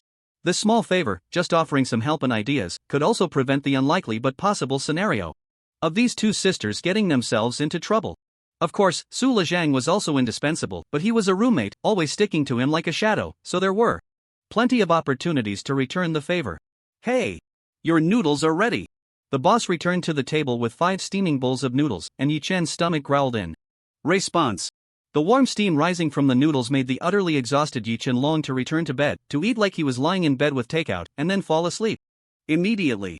Boss, can I get a takeout? Ha! Oh. Wait. I want a takeout too. Su Lezhang shouted right after. He had firmly grasped the core essence of following his bodyguard. Wherever he went, as long as he was in this cursed sewage town for even a day, he was determined to stick with Yi Chen. All right. The innkeeper took the noodles away to pack them. And Xia Qingyu lifted her head. Then rest well, and I wish you a speedy recovery. Yi Chen gently nodded, his brow slightly furrowed. Do you still want to explore the underwater submarine? Mentioning this again, Xia Qingyu nodded seriously. The festival starts tomorrow. If we still can't figure out what the Rotten God cult is plotting, it will be hard to feel at ease. Indeed, the Rotten God cult was unknown, but Lin Jiao's attitude was truly perplexing. Yesterday, using the token itself was a desperate measure, but Lin Jiao was different. The situation had nothing to do with her. She had the upper hand and had no reason to rush, able to do what she wanted at her own pace. And indeed, she had helped him a bit. Helping him was quite unreasonable. It's all packed. Be careful on the way, don't spill it. Okay. Yi Chen took the noodles and stood up. I'll give you a reply this afternoon. Things were getting more and more chaotic, with more and more complications. It felt like there were mysteries everywhere, and breakthroughs everywhere, leaving Yi Chen unsure of where to start. And with a brand new anomaly, Yi Chen, who had recovered from his energy depletion, no longer had to be so timid. Even exploring the submarine wouldn't be something he dared not do. Excited, he thought, I could just take your submarine in one go. But only he understood that the greatest danger underwater was not the Rotten God cult, nor the submarine, but something deeper. Of course, all of this had to wait until afternoon when he unlocked the high-level commission privileges and saw what commissions had been issued in Sewage Town. Perhaps he might even meet a truly high-ranking inmate. Wandering balance. Creak. As he stepped out of the shop and turned to close the door, Yi Chen froze. Standing at the entrance, he looked towards the picture frame where he usually sat. The girl lifted her head, gazing at the frame on the table. This scene, this moment. Why did it feel so familiar? As he walked back to the Sewage Inn and pushed open the door to his room, Yi Chen was still thinking about that last image. Xia Qingyu was sitting in the spot he usually occupied, looking up at the portrait? When had he seen such a scene? Xia Qingyu did look at that thing every time she came to eat, but it seemed unrelated to this moment, right? What the hell? Ah! I'm finally back. I'm so tired, I need to sleep. I want to sleep so badly. As soon as Su Lezhang entered the room, he jumped straight onto his bed, lying flat like a big character, looking as if he had no intention of getting up. Slurp. Yi Chen, however, was too lazy to pay him any mind and had already opened the noodle packaging, slurping them down. He did remind Su Lezhang, though. I'm leaving at 11 this noon, you figure out your own arrangements. 11? Su Lezhang sat up in despair. Dude, aren't you tired? Aren't you exhausted? You're covered in injuries. I feel like I haven't had a good sleep in days. How can you keep going like this? Yi-chun. That's indeed different. I've been sleeping for dozens, if not hundreds, of years. If it weren't for the fact that I get sleepy, I really wouldn't want to sleep again. Ah, ha. Yi-chan yawned, feeling dead tired, and quickened his eating pace, opening a second bowl of noodles. Eating this kind of stuff had completely lost its enjoyment for him. It was just to replenish his spiritual energy and fill his stomach. Let's just say, you don't need to follow me everywhere. I'm not doing anything special. Just picking up a commission and coming back. There won't be any interruptions. You should just sleep, right? From my perspective, the probability of you getting attacked in the room is practically zero. Su Lejang couldn't agree and retorted loudly. Isn't that still equal to zero? Gurgle, gurgle. Yi-chen took a final sip of soup, tossed the leftover food into the trash can, and lay down on the bed.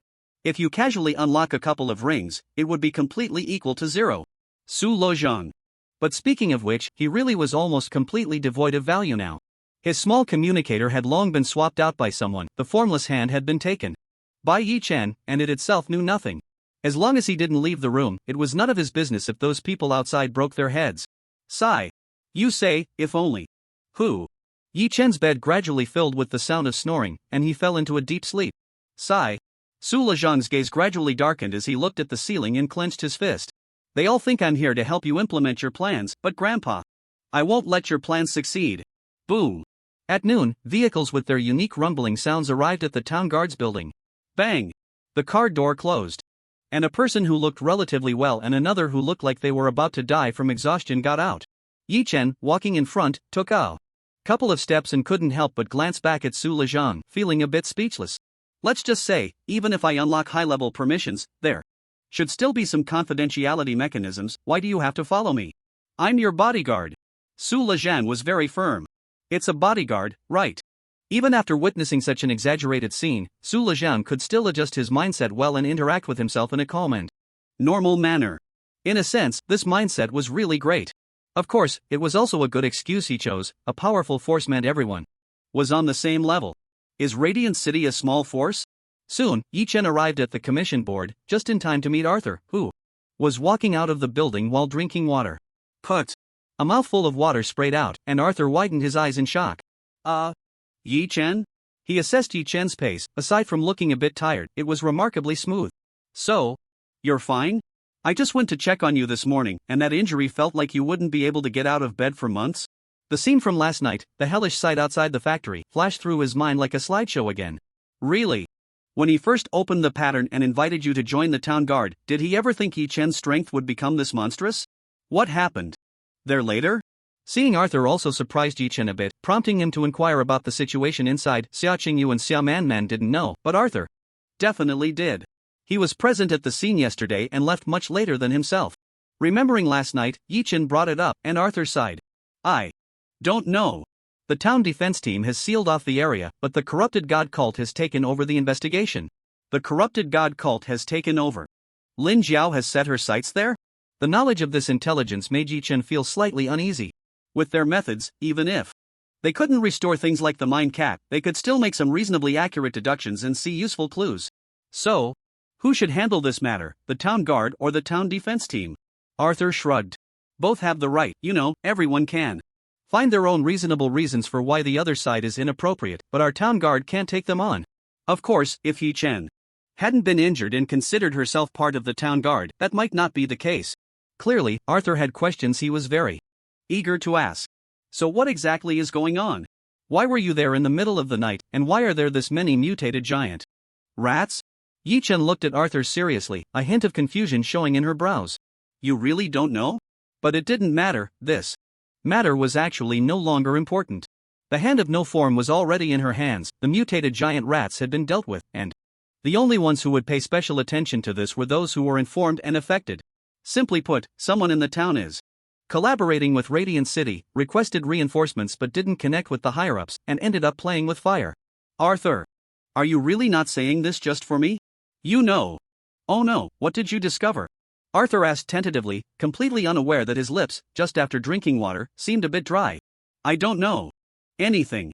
Yi-chen glanced at him, withdrew her gaze, and pointed at Su Lejang. It's just that his belongings were recently swapped out, further confirming that someone in the town is collaborating with Radiant City. Slap. Arthur excitedly slapped the wall, his eyes wide with surprise and anger.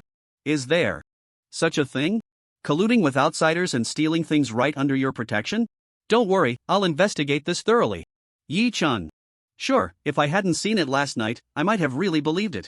Arthur quickly jumped over this topic and asked, after we chatted that day, my handgun was stolen. Do you have any leads? Yi-chen blinked.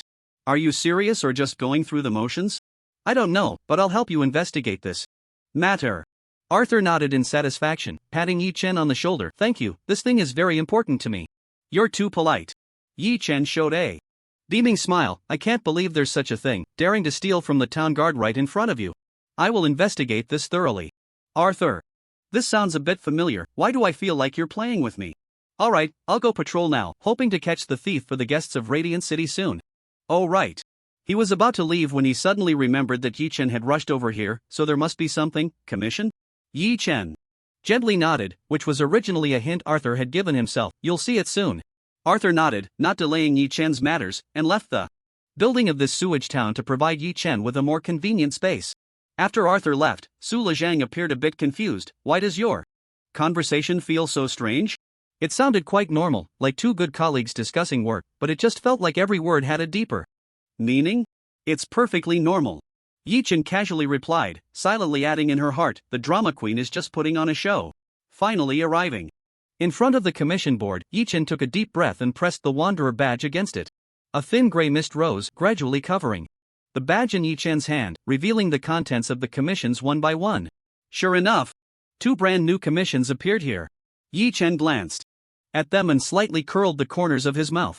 It really was just as Xiaoqing Yu had said, so simple. Task objective, go to the Mosquito Restaurant. Task objective, go to the Sewage Inn. Task reward, 1 missed blue coin. Client, Xiaoqing Yu. Accept. Yi-chen silently murmured, making a tearing motion with the hand holding the Wanderer badge on the commission. The Wanderer badge left the commission board, and the thin mist dissipated, quickly returning to the normal scene. What now? Su Lezhang gradually shook off his drowsiness. After all, even the most sleepy person eventually wakes up. Eat, Yi-chen said, walking towards the car that had just arrived. Su Lezhang? Eating again? Are you a pig? Boom. The vehicle started racing down the road that had become all too familiar from the daily back and forth. Can 3 days really allow a person to adapt to the current environment? Unconsciously, it felt as if every aspect of this sewage town had already become familiar, as if he had lived here for a long time. Familiar, and he might even miss it in the future. He wondered how his motorcycle was doing. With all this back and forth, walking was not an option. Xiaoqing Yu had no plans for the day, so she directly lent her off-road vehicle to Yi-chen. Entering the Mosquito Restaurant, they ordered 2 bowls of noodles as usual. After much internal struggle, Su Lezhang also bought a bowl. The two quickly ate their food in the shop, packed another bowl to go, and got back in the car. Upon entering the Sewage Inn, the innkeeper was sitting at the front desk as usual, his gaze towards Yi-chen carrying a hint of complexity. They nodded gently to each other, a silent greeting exchanged. Yi-chen walked back to his room 401, to be honest, every time he passed by 404 and 402, he felt a sense of foreboding about something unexpected happening, but what could he do with his room being at the very end? Boom. To be honest, Yi-chen was feeling a bit full himself. He placed the takeout on the table, turned around, and walked out of the door again, starting the car towards the town guard. Su Lezhang, in his existential crisis, seriously contemplated the necessity of getting up and coming out with Yi-chen. Wouldn't it be nicer to sleep in and then go out with Yi-chen? The car steadily parked in the courtyard of the town guard building. This time, Yi-chen did not see Arthur and walked straight to the commission board. He placed the Wanderer badge on it, the gray mist swirling at his fingertips, and the commission board lit up successfully once again. He submitted one of his 2 commissions with a jolt, and amidst a flicker of gray mist, it changed to a task completed status. How amazing! Yi-chen sighed inwardly. Compared to the first time he accepted a commission, when he had not personally operated much during the Devil Black Chili incident and had Arthur handle the completion, this time he truly felt the power of the Wanderer commissions. It could even, in some way, assess and automatically recognize the completion status of tasks. At that moment, a line of small text appeared below the commission. Tip: the initiator of this commission is a high reputation user, and the commission is set for self-collection of rewards. The deposit has not yet been made to the Wanderer camp or local authorized agency. Please find the issuer to collect the reward yourself. After the tip, more and more gray mist surrounded his ID Wanderer badge, as if undergoing some kind of maintenance or upgrade. Suddenly, a deeper gray mist descended, enveloping the commission board and Yi Chen himself like an exploded smoke bomb, completely obscuring everything, even Su Lezhang could no longer see Yi Chen. In that instant, Yi Chen felt as if he were frozen in place, a powerful force that did not belong to him swirling and coalescing around him, and even the commission board began to emanate an increasingly intuitive power, as if something was gathering. In the end, Yi Chen felt a gaze resting upon him. Then, a voice echoed, deep and resonant. Who is wasting my strength and computing power with meaningless requests in a place like this? Ha! Yi Chen couldn't see the source of the voice, only the swirling gray mist on the request board. But he was very clear that the wandering balance had arrived. Or more accurately, the gaze of the wandering balance, since who knows where its true form is. Anomaly 014, Wandering Balance. So far, it was the highest level anomaly Yi Chen had truly encountered in the wasteland, an anomaly starting with 10. Hello, it's finally nice to meet you. Yi Chen pondered for a moment, crafting a somewhat satisfactory opening line that fit his identity. This sentence broke the silence, plunging the request board into an even greater silence. Or rather, chaos. Finally, that voice, echoing as if from all directions, spoke again. You are awake? Yi Chen nodded, momentarily unsure of what to say. It felt unfamiliar. Really unfamiliar. If only he were talking to the cat of the mind, they would surely be reminiscing with meow meow sounds. This place, sigh, you shouldn't be here. How about I take you out? Take me out? Take me out? Does the wandering balance have the ability to freely bring itself out of the sealed sewage town? Moreover, since it said that, it must be clear about what has happened here. No need, just tell me what's going on here now. The voice took a long time before it responded again. That's not possible. Those two guys have sealed my mouth, I cannot go against it. Sealed mouth, those two guys? There are no others, just 002 and 003. 002 is understandable, as it has long known that the Decayed God cult has taken root here, but 003.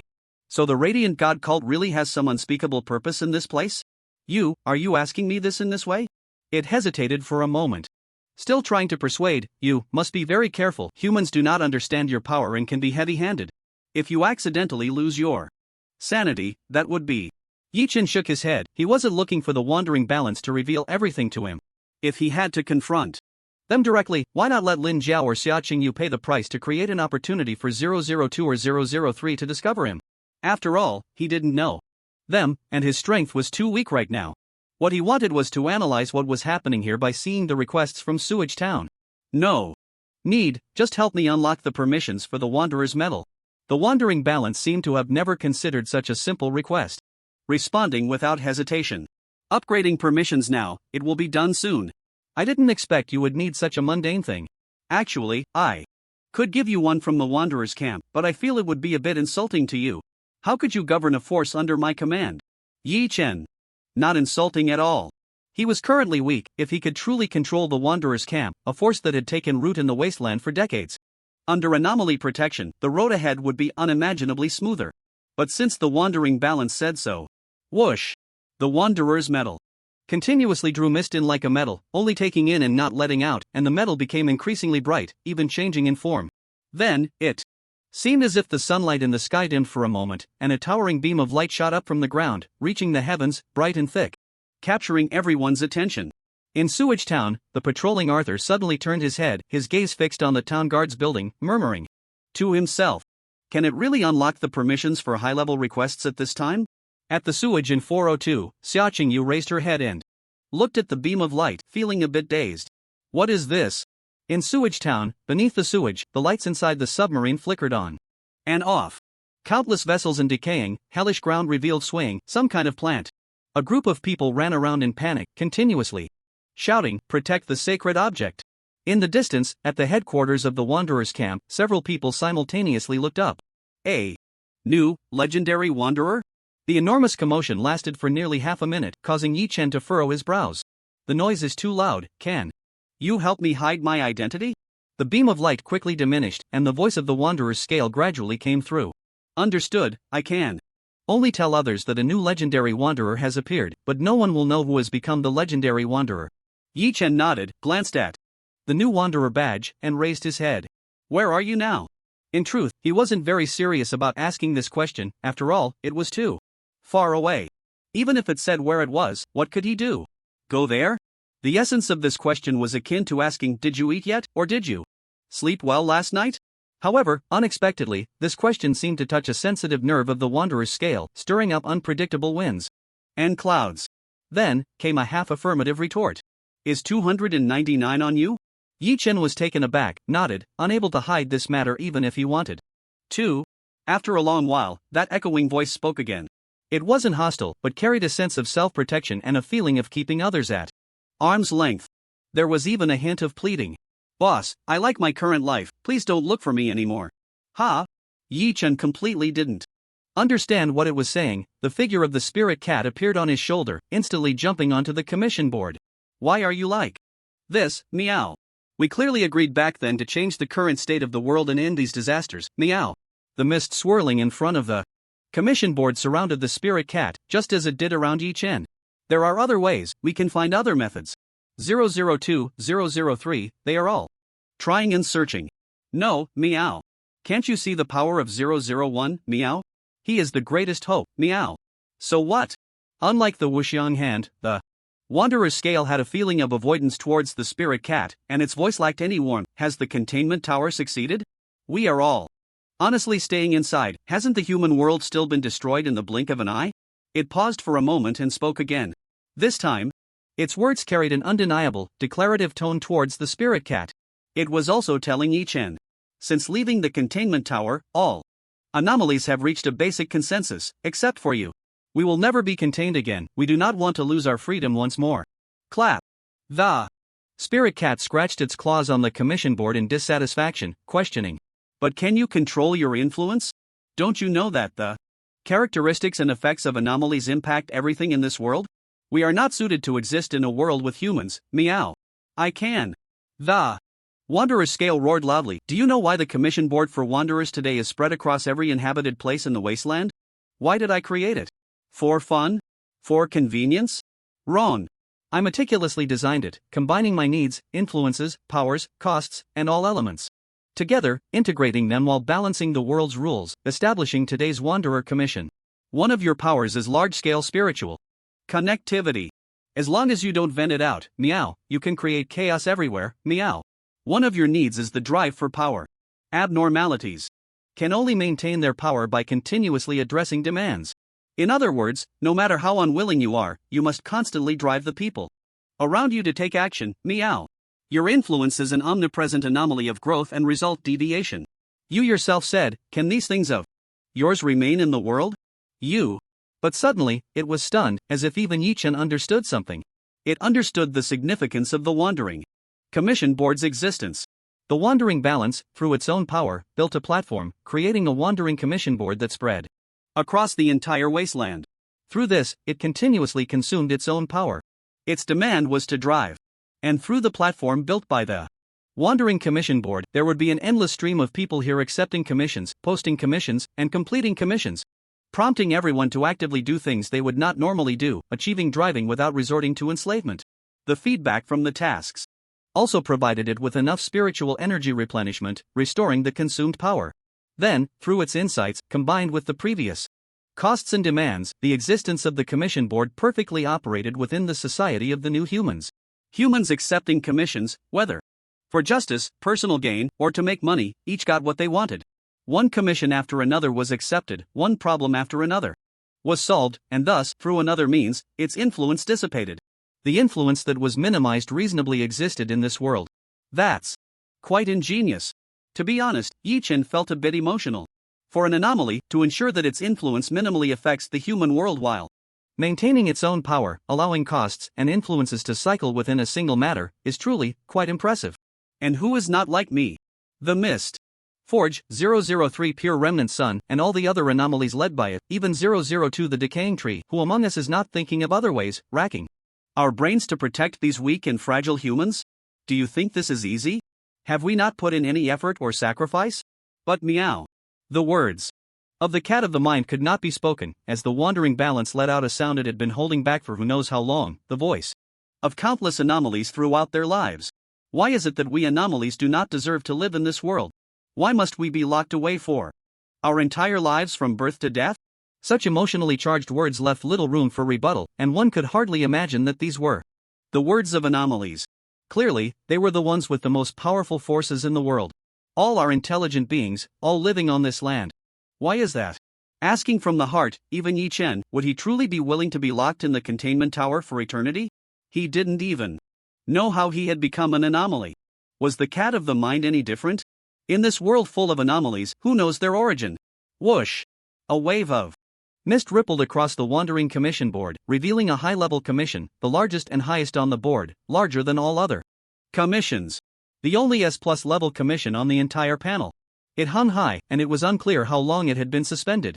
The commission's landing place showed over 300,000 acceptance times, with nearly 4,000 reward claims.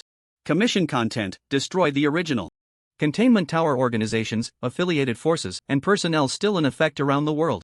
Below it was the joint signature of the 7 major orthodox sects of the wasteland in the 3 major heretical sections. A consensus reached between 002 and 003, appearing in the same frame.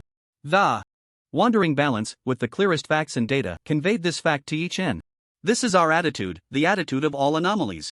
And that over 300,000 acceptance times, the choices made by humanity itself. After a long silence, its tone softened slightly, echoing once more in this place. The times have changed, boss. The era is gone, and this new civilization after the apocalypse includes us. Abnormalities. Humans, we can all live in this world, together. Silence.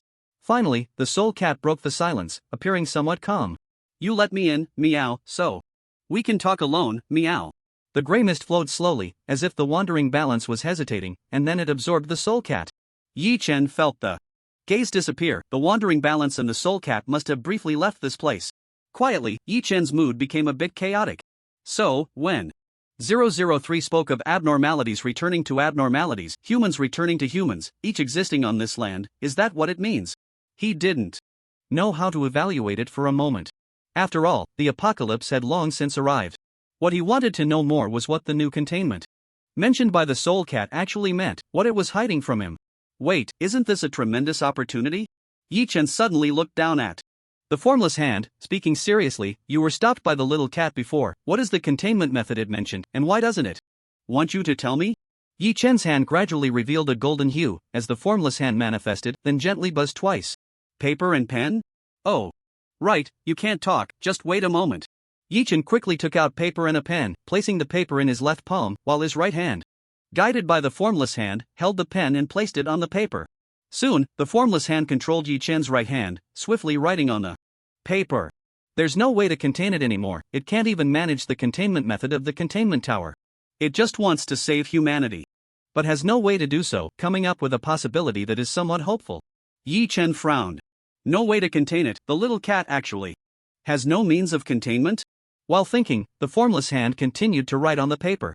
The containment method of the containment tower is centered around your power, suppressing the effects brought by our abnormalities, and then within the massive containment tower, creating areas for different abnormalities that can barely meet their needs, essentially cages. This prevents us from affecting the human world, maintaining a state that won't go out of control at the minimum. Many abnormalities may spend their entire lives unable to leave their small rooms. Yi Chen nodded. I understand. This. Wasn't I just like that? It can't do this. The human civilization after the apocalypse can no longer support such a project. So its idea is even simpler and more brutal. Remove the existence and meaning of the containment tower itself, and have you collect, or rather, devour all of us. In your controlled devouring, we can retain our consciousness and a faint power, while the abnormalities will completely lose their freedom and space to act, and you will truly become the strongest and the only one, the only abnormality. You can contain us, suppress us, and won't cause any impact on the outside world. This is its method. Yi Chen's mouth gradually opened wide. Ah, ha. Please don't blame the little cat, okay? The formless hand hesitated before writing. Actually, there is a simpler way to save the world. What method? As long as your power is completely exhausted and you go out of control, you will devour all abnormalities.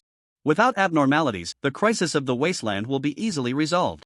Humanity will experience a second apocalypse, but some will survive. Although the number of survivors will be small, they will once again proliferate across this land, and that era will be one without the influence of abnormalities. Compared to such a foolproof plan, it believes even more that you can fully control yourself and bring a future to humanity. Should he blame the little cat for not telling him about this? It seems he can't. It may have wronged all the abnormalities in this world, but it has never wronged itself. If this method continues, in the end, only I can truly survive. Even if it does, it will only be a part of me that remains within.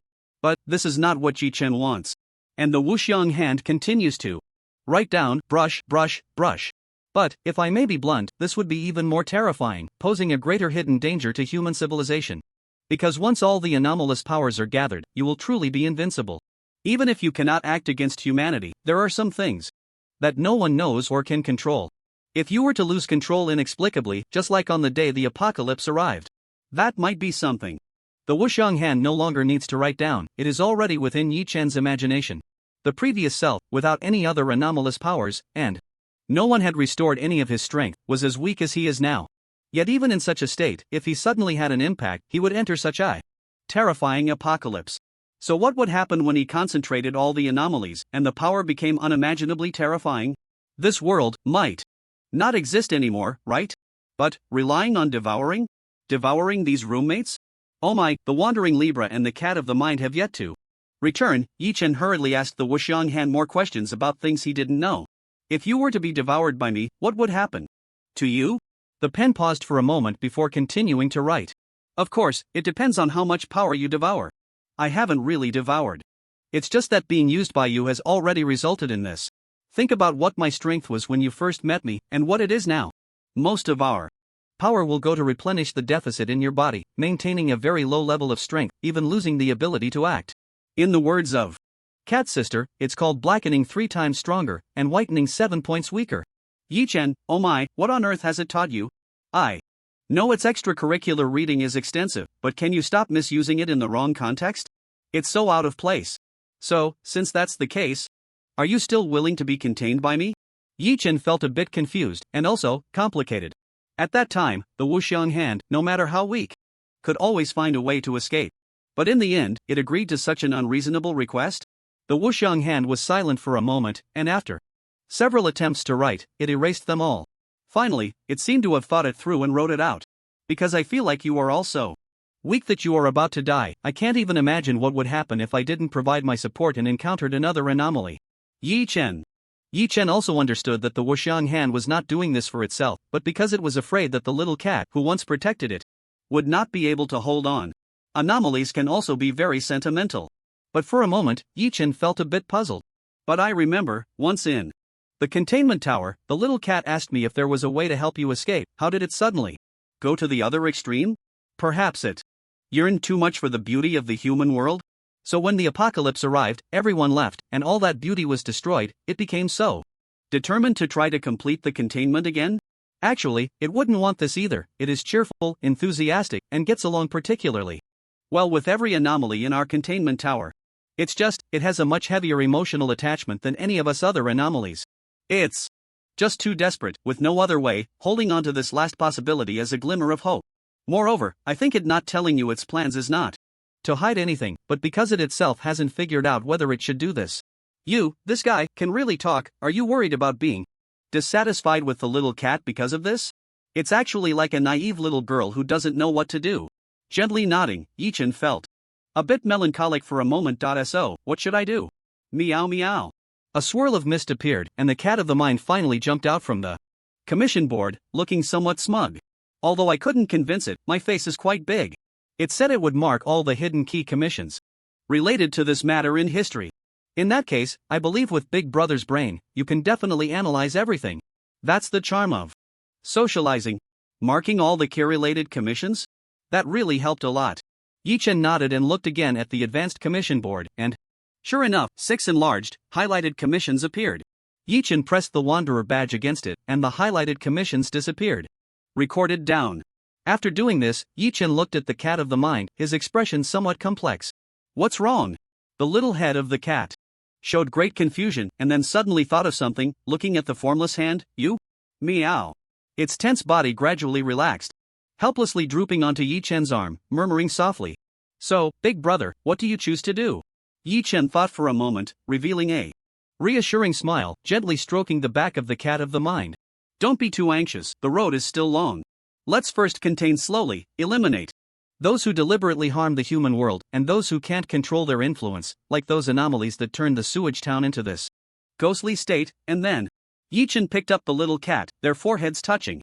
Give me some time to become a bit stronger, and I will find a way for humans and anomalies to coexist without influence. The cat of the mind was indeed inspired by this motivational talk. After all, 001 should indeed be all-powerful. First, we need to find an answer. Yi-chan squinted. What exactly are anomalies, how do they appear, and looking at himself in the reflection of the cat of the mind's pupils, and how did I become an anomaly? Damn! This is too crazy. As he turned the key and started the car, Su Lezhang increasingly felt that he was the bodyguard, wondering why he was always doing bodyguard work. With just these two ridiculous commissions, you actually managed to pass the review of the Wanderer's balance and unlock advanced commissions? The simplicity of this task was even more outrageous than those he had completed before. It felt like, why was I banned for cheating while you cheat and it becomes a virtue? However, Yi-chan looked unusually calm, even somewhat troubled, and Su Lezhang, being perceptive, simply drove without disturbing anything. Thus, the car stopped under the Sewage Inn, and the two went upstairs, returning to room 401. Yi-chan still said nothing, sitting at his desk, casually unpacking the takeout. While eating, he spread out several large sheets of paper on the table, then infused spiritual energy into the Wanderer badge and placed it inside. In the faint mist, the commissions he had recorded projected like a projector, replicating the information onto the new paper. No matter what, the sewage town was currently the top priority. When containing anomalies was no longer feasible, Yi-chan's future power acquisition could only come from those with significant influence and evil anomalies, which might take a long time to encounter, but his hunger continued to grow with the consumption of power. In the current situation, any anomalies present in the sewage town must be contained if possible, the more the better. Even if it was just to relieve some pressure for a while after leaving. Soon, Yi-chan's gaze slightly sharpened. Task Commission, B-Level. Time Year 2 of the Apocalypse. Task Content, Request for Help. Anomalies have appeared in the sewage town. Its location is beneath the sewage ditch in the town, bringing about many strange occurrences, requesting assistance from major powers. Year 2 of the Apocalypse Calendar. Yi-chan gently nodded. This time frame is easy to understand. The Apocalypse Calendar must have started from the arrival of the Apocalypse, and Year 2 of the Apocalypse Calendar means the second year after the Apocalypse began. Calculating the time, it should be just after the recent defeat of the demon Scythe, and the mayor of Sewage Town is likely troubled by what exactly lies beneath the sewage. However, during this period, the apocalypse had just arrived, humanity suffered heavy losses, and they had yet to establish a new power system. Moreover, there were uncontrolled anomalies and strange phenomena everywhere, turning the entire wasteland into a chaotic mess. The plight of Sewage Town at that time was probably just one of the many ordinary cases, and it likely wouldn't attract much attention based solely on this content. So unless Sewage Town could offer some reward that would make others envious enough to risk their own crystal exploding, it was unlikely that any major powers would come to assist. But, looking at the end of the commission, Yi-chan squinted his eyes. Commission recipient Rotten God Cult. As expected, the Rotten God Cult had already intervened and stationed people here long-term at that time. Back then, the Rotten God Cult had probably just been established for about a year, and their strength and manpower were quite limited. A long-term deployment of a squad of elite troops. However, this commission likely didn't contain more information, something Yi-chan had already analyzed. He couldn't help but continue to look down. Task level B-level, time, year 2 of the apocalypse. Calendar. Yi-chan felt that some significant information was about to come. In the same year, did Sewage Town issue another commission? Task. Title: Request for assistance from major orthodox sects of the wasteland. Commission content: due to anomalous threats, some people in our town are conspiring with extremists. We request major orthodox sects to help us expel the heretics. So, at that time, Sewage Town had indeed split into two factions? Continuing to look down, Yi-chan's gaze suddenly froze. Commission reward: information on the anomalous chaos bell. What is this? This can be considered a reward? Moreover, the chaos bell was just revealed so openly? But during these years, it seems that only such a thing could attract the attention of the big shots who were still in disarray at home. From the title content to the reward, it clearly indicated the existence of two anomalies. In those turbulent years, it would certainly catch the attention of those with ulterior motives. However, compared to the next piece of information, this one seemed insignificant. Commission recipient: Afterglow God Called. Task status completed, commission archived and hidden. The Afterglow God Cult accepted the commission? That means in year 2 of the Apocalypse calendar, the Afterglow God cult accepted the commission from Sewage Town in the same year? In other words, the people from the Rotten God cult arrived in Sewage Town the same year the Afterglow God cult did? The commission status is even marked as completed. But what was completed? Over the years, it seems no one has seen any trace of the Afterglow God cult. Here, nor have they solved any problems. Were the people sent by the Afterglow God cult wiped out by the Rotten God cult? That doesn't make sense. Given their respective positions, relationships, and even styles of action, wouldn't the Afterglow God cult continuously send people over? This place Would have likely turned into a battlefield. But clearly, such a thing did not happen. Aside from the various anomalies, Sewage Town was almost extremely calm. Continuing to look down, it was as if Sewage Town had vanished from existence. Once again issuing a commission, it surprisingly jumped to year 55 of the Apocalypse calendar. After the intervention of the two major sects, Sewage Town seemed to have not sent out any news for decades. Commission level A level. Time year 55 of the Apocalypse calendar. High credibility certification publisher, Afterglow God cult. Commission. Content: an abnormality in the shape of a picture frame has left Sewage Town, posing a risk of losing control. Please, all surrounding forces, pay attention to safety at gathering points and closely monitor relevant clues. Any provider of effective clues will be rewarded with 1 gene enhancement, or an opportunity for a trial of faith in our teachings. There is no upper limit on the number of times based on the size of the clues. A picture frame lost control and left Sewage Town? The publisher, the Radiant Dawn cult? Yichin squinted. This only indicated one thing. For 53 years, the Radiant Dawn cult's gaze has been fixed on Sewage Town. This picture frame is probably the shadow of the past seen in the restaurant it has left. Out of control? Is it really out of control? But the current issue is, this picture frame is still in Sewage Town. Yichin continued to read, and saw that among the takers, besides the anonymous taker, most of the major orthodox sects in the wasteland were listed, but there was no sign of the decayed cult. Commission status completed. The commission has been completed, which means the shadow of the past has ultimately been brought back under the control of the Radiant Dawn cult. But now, it is still in Sewage Town. What is going on? It can't be that the Radiant Dawn cult captured it and then sent it back, right? Yichen's gaze shifted to the next page, the year of the end times, 63. Which is this year? Publisher Luo Cho of Sewage Town. Commission Sewage Town annual celebration, only large forces can accept.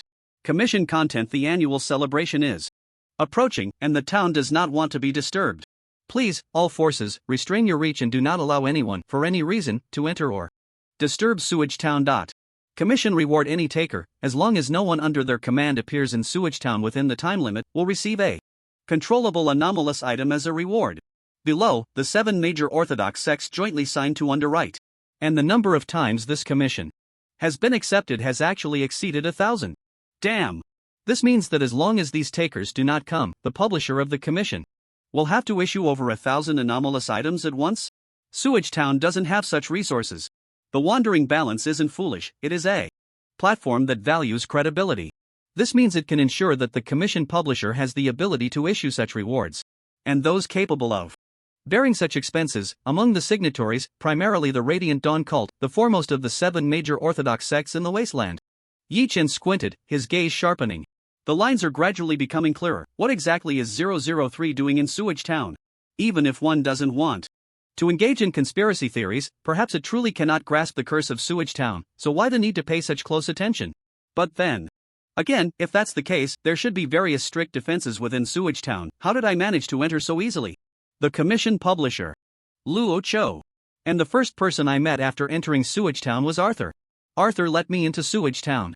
Now, thinking back to those conversations, it really feels full of holes.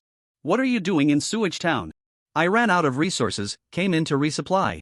And then, the lockdown Sewage Town actually let me in? But it can't be said that this commission didn't have an effect. Although Sewage Town has gathered quite a few forces. Now, they are all at the ceiling level of the wasteland, only they qualify as forced participants here. The first orthodox sect of the wasteland. The Radiant Dawn cult. The first cult of the wasteland, the Decayed cult. The first city-state of the wasteland, Radiant City. And 001, the top anomaly, Yichin.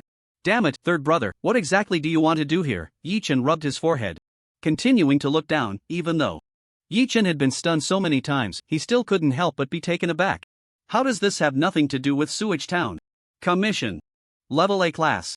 Year of the End Times, 53, Publisher Radiant City Non-Natural Detective Association. Commission content. A large-scale population disappearance has occurred in the lower district of Radiant City for unknown reasons. The public is in a state of panic, despite multiple investigations. By our side yielding no results, and after the Lord's office was called to investigate, no conclusions have been drawn. We are now broadly seeking out the top experts in the wasteland and the righteous sects of the world to resolve this issue. The disappearance of Radiant City's population. It's not that it's unimportant, but is there any necessary connection between this and the events in Sewage Town? Radiant City. So this commission is directed at Radiant City, at least implying a connection. Yi Chen looked down. The task had been taken up dozens of times and remained uncompleted. The last person to abandon the commission was a legendary wanderer from a camp who left a note at the end. Upon investigation, this situation indeed occurred, but since the commission was issued, it has vanished without a trace, and no similar incidents have occurred since. Regardless of the initial intent, the other party has abandoned their actions, yet someone has helped to conceal the traces. With no clues in time having passed, this commission is advised to be cancelled. Radiant City. Wait. The end of the 53rd year of the apocalypse? That means this incident happened after the shadow of the past fled Sewage Town? No matter how you look at it, there seems to be no connection between these two events, yet these commissions are all specifically marked by the wandering balance, allowing me to research the current situation in Sewage Town. However, the population disappearance is unlikely to have been caused by the shadow of the past. It possesses abilities similar to entering dreams, but the bodies of those who enter the dream remain in the world. If it were its influence, then this commission should be titled Help. A large number of vegetative states have appeared in Radiant City. But Yi Chen narrowed his eyes slightly. There must be some connection between these two events that he hasn't thought of yet. Continuing to look down, he reached the content of the last commission. Commission level A+, time, year 30 of the apocalypse. Commission content, save us. Terrifying phenomena have appeared at the gathering point. Some people woke up to find their heads turned into watermelons, some found their heads on the bodies of pigs, some discovered iron objects growing from their hands, and some woke up to find their faces transformed into the faces of deceased relatives just buried. A long list of content detailing the mutations occurring at the gathering point sent chills down Yi Chen's spine, and without needing to say much, he already knew who was behind this. The Stitching Doll. A bit further down, the commission taker, the Radiant Dawn Church. Task status completed. Why is it again Radiant Dawn? Task mark. Upon investigation, this incident was a spontaneous act by fervent followers of the abnormal stitching doll, unrelated to the anomaly itself. All related individuals have been apprehended and judged, and the victims at this gathering point have been properly settled, with the severely affected transferred to the Radiant Cathedral for further treatment. Spontaneous actions unrelated to the stitching doll itself. Yi Chen narrowed his eyes and set down the commission content. Is there such a possibility? Yes. But doesn't that still imply that the stitching doll is an evil anomaly? What kind of terror does such an ability represent in the human world? Yet, to this day, the stitching doll is still defined as a neutral anomalous force? Taking a deep breath, Yi Chen looked up to see Su. Le Zhang was not paying attention here, and he retracted the Wanderer's badge. The image of himself on the paper vanished, and a jumble of information continuously surfaced in his mind. Associating and reorganizing. He finished reading, but it was too chaotic at the moment. It was time to sort it all out. The rotting church arrived here 2 years into the apocalypse, with unknown intentions, only known to have gone underwater, then stationed there, after which this group disappeared without a trace over the decades, and these 6 commissions related to Sewage Town hardly showed their involvement. The opposition between the Radiant Dawn Church and the rotting church can still be confirmed. Similarly, it can be confirmed that the people of Sewage Town at that time were clearly divided into 2 factions. At that time, the most prestigious mayor, and the one who had just used the chaos spell to kill the demon scythe, was the young Amon, whose reputation in the town was unparalleled.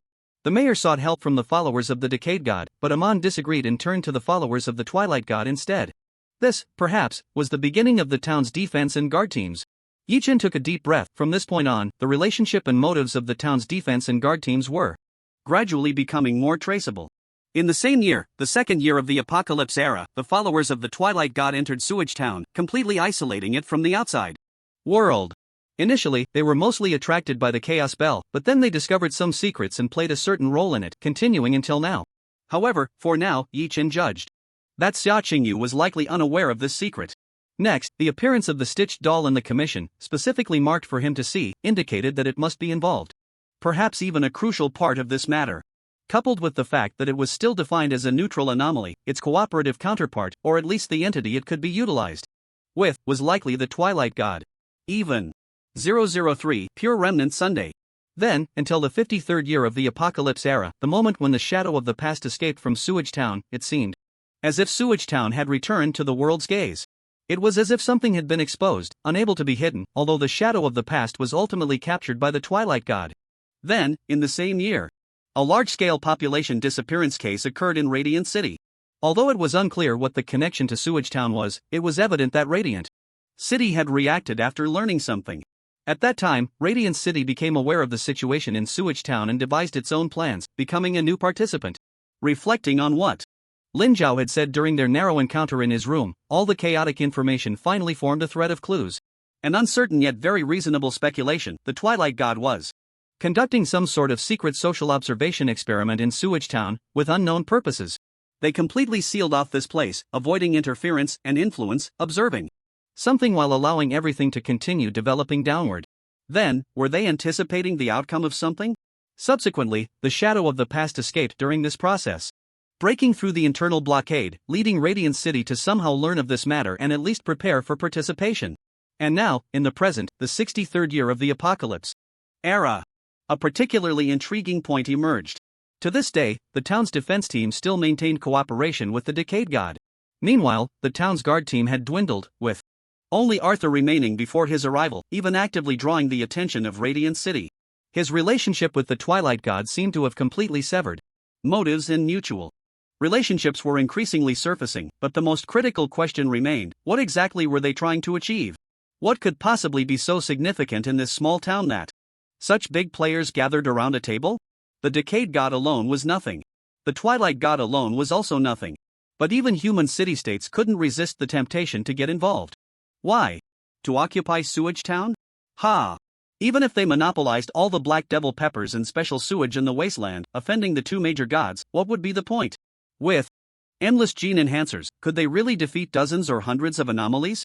And then, putting everything else aside, what was the significance of the shadow of the past being here? Why? Was it indispensable? Its ability was to drag people into the dream within the photograph, but how was this photograph chosen? To record? To permanently preserve important historical scenes. Yi Chen reopened his eyes. In a situation where no one would tell him, and even many people themselves were unaware, unraveling the mystery was the key to the origin. On this night, before the festival, at the very beginning of it all, the second portrait of the shadow of the past. Meow. Did you find anything, Meow? The Mind Cat asked gently, its voice tinged with a hint of probing and unease. It seemed worried that knowing about the containment plan would create a rift between it and Yi Chen, leading to a loss of trust. Yi Chen glanced at it and shook his head helplessly. All right, don't think too much. From a human perspective, you are the hero. From an anomalous perspective, I seem to be the beneficiary. Anyone can blame you. But I have no right to blame you. Of course. Yi Chen paused. As I said, this plan must be put on hold. Let me explore other possibilities. The Mind Cat sighed and nodded gently. Okay. Meow. After petting the Mind Cat for a moment, Yi Chen slowly began to share the information and speculations he had just seen. For a moment, the Mind Cat was left speechless. It even forgot about the little incident regarding containment. This, the truth hidden beneath, could it really be closely related to 003? But it shouldn't be, Meow. What reason does 003 have to do such things here, Meow? Wastewater Town was too tragic, having long endured burdens that should have been impossible to bear. If this speculation were to be followed through, then 003 could very well be the culprit behind the current state of Wastewater Town. Although it conflicts with my opinion, Meow, it has indeed been protecting humanity, Meow. Without its constraints and control, how could there be so many anomalies in the wasteland trying to eliminate and weaken their own influence? How could humanity have survived the initial onset of the apocalypse, Meow? And why establish the Dusk Church? Why clean up any evil anomalies, Meow? These were irrefutable truths, and Yi Chen believed it was certainly working hard for this. But what if it could find a way to change everything in Wastewater Town? What if the only price to pay was Wastewater Town itself? Just as the Wandering Balance said. In the face of helplessness after the apocalypse, the Mind Cat could only think of a plan for recontainment to change everything, while most other anomalies, under 003's leadership, suppressed and weakened their influence, coexisting with humanity in the wasteland. Moreover, they were still trying to find other solutions. Was there a hidden solution here? The so-called question of whether Sacrificing a group of people could benefit all humanity, should it be done? And who has the right to make such a decision? Let's wait and see. I need to know what exactly happened in Wastewater Town. What is it that attracted so many people here? Yi-chan furrowed his brows and asked, do you have any way to forcibly enter the shadow of the past? I'm willing to take some risks. I must get in tonight. The mind cat shook its head. I can't find its essence, meow. Not even at its peak could I do that, meow. The best way is to find an anomalous object or ability that is related to its attributes or powers, meow. Otherwise, other methods simply won't work, meow. Related anomalies or anomalous objects. That was almost like saying nothing at all. The ability effects of the shadow of the past should be quite unique among anomalies, even irreplaceable, otherwise, 003 wouldn't be so persistently focused on this small town. If accountability were to be pursued, wouldn't it be more secure and appealing to directly imprison it in the Dusk Cathedral? What he could think of that might influence dreams should be useful, and the kind of large-scale psychic coverage from the Wandering Balance would probably be very useful. But these, meow, why not try asking your allies, meow? They should have some anomalous powers to use, right, meow. Allies. Arthur would definitely know the most, and the largest frame hanging in his house was also the biggest one, but this guy is restricted, and even the chaos Bell can't say much, so how can I expect him to talk about the past shadows closely related to the core? Forget it. As for Xia Qingyu, in the midst of sorting out this information, the Radiant Twilight sect was almost turning into a villain in the blink of an eye, and those two little girls were even more confused, still clinging to the Decayed sect. Ha! Wait. Yi Chen's pupils constricted. The last scene from this morning when he left the Mosquito restaurant completely overlapped in his mind. It's her. Knock knock knock. A steady sound spread through the corridor as Yi Chen knocked on room 402's door. Creak. The door was opened by Xia Qingyu, who looked at Yi Chen's arrival with a particularly complex expression. It had been 1 or 2 hours since Yi Chen went to complete the commission, and her worldview had been shaken. Amidst the confusion and constant contemplation, she thought she would be calm upon their reunion. But why? Playing with the commission like this, wasting the time of the Wandering Balance, she thought it was already absurd that she wouldn't be punished. But she never expected that. He had actually smoothly upgraded his authority. This was simply. Hearing Yi Chen's assurance was one thing, but the reality was another. Legendary Wanderer, she asked tentatively. Yi Chen had just turned around to close the door when he couldn't help but frown. How do you know? Hadn't he already instructed it to hide its identity information? Xia Qingyu hesitated, wanting to say something but stopping herself, finally speaking with a hint of helplessness. Big brother, others may not know, but I definitely do. I was the one who sent you the commission. You went, and then there was an upgrade phenomenon. Right. So the others in the town can also know that a legendary wanderer has appeared, but aside from those who know I went there, others wouldn't possibly know, right? Xia Qingyu nodded. Yes, legendary wanderers are rare and special. It would be a big deal in the wasteland. Is that so? Xia Qingyu certainly wouldn't spill anymore, but whether this matter would become common knowledge seemed to depend on how big Arthur's mouth was.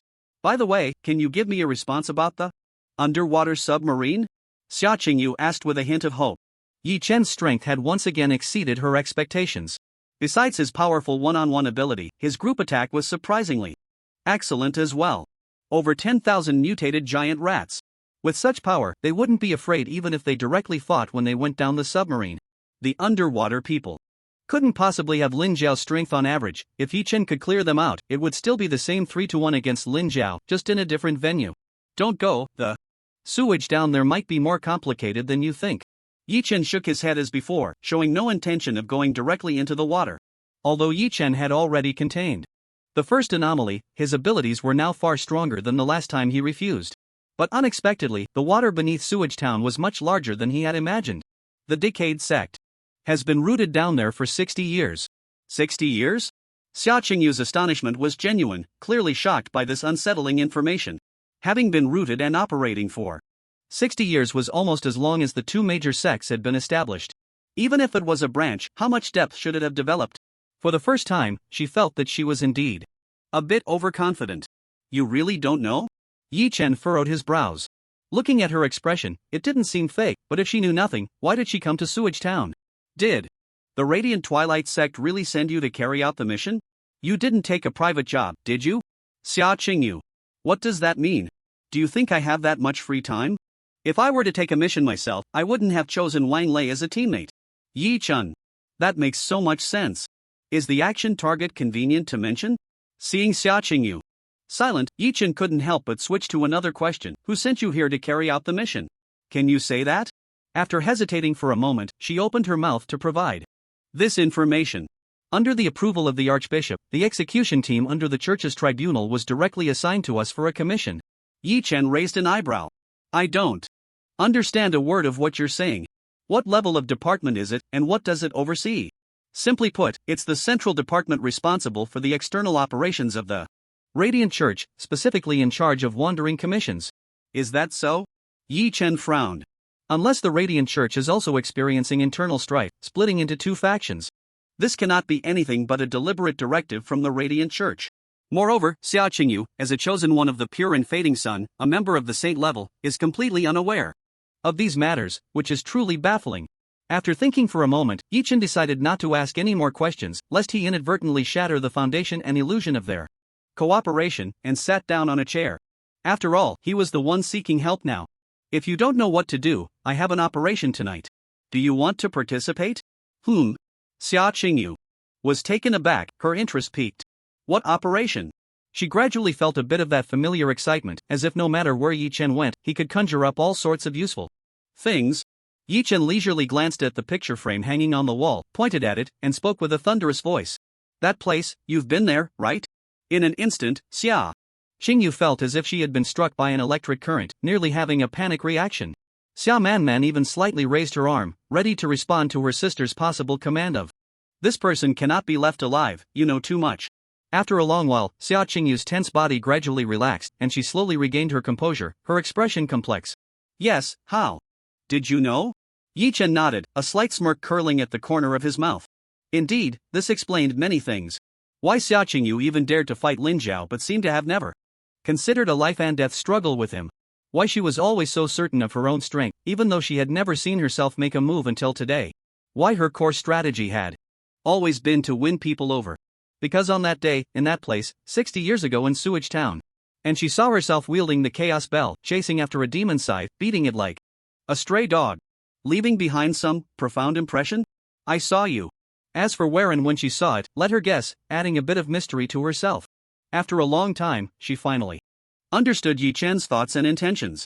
You mean, we can't go directly underwater to see what they're doing? The underwater situation is very serious, and the power of the decaying Church is even stronger. We need to understand more. He pointed at the picture frame and spoke in a deep voice. And here is where everything begins. The room fell silent, and Xia Qingyu's expression kept changing, filled with hesitation and entanglement. For a moment, Yi Chen found it hard to understand. Xia Qingyu wanted to know what was underwater, wanted to understand what the decaying church was up to, which precisely indicated that she was unaware of the Radiant Church's plans. Otherwise, why would she keep staring at that submarine? In such a dangerous underwater environment, where the odds of success without his help were further diminished, his plan to return to the day everything began to witness it firsthand was already the best possible solution. Is there any difficulty? Yi Chen's question forced Xia Qingyu to stop her solitary daydreaming and seriously communicate the feasibility of this matter. It's hard to say there's a difficulty, but the way I enter might not guarantee your safety. Yi Chen raised an eyebrow, speaking with a tone that demanded attention.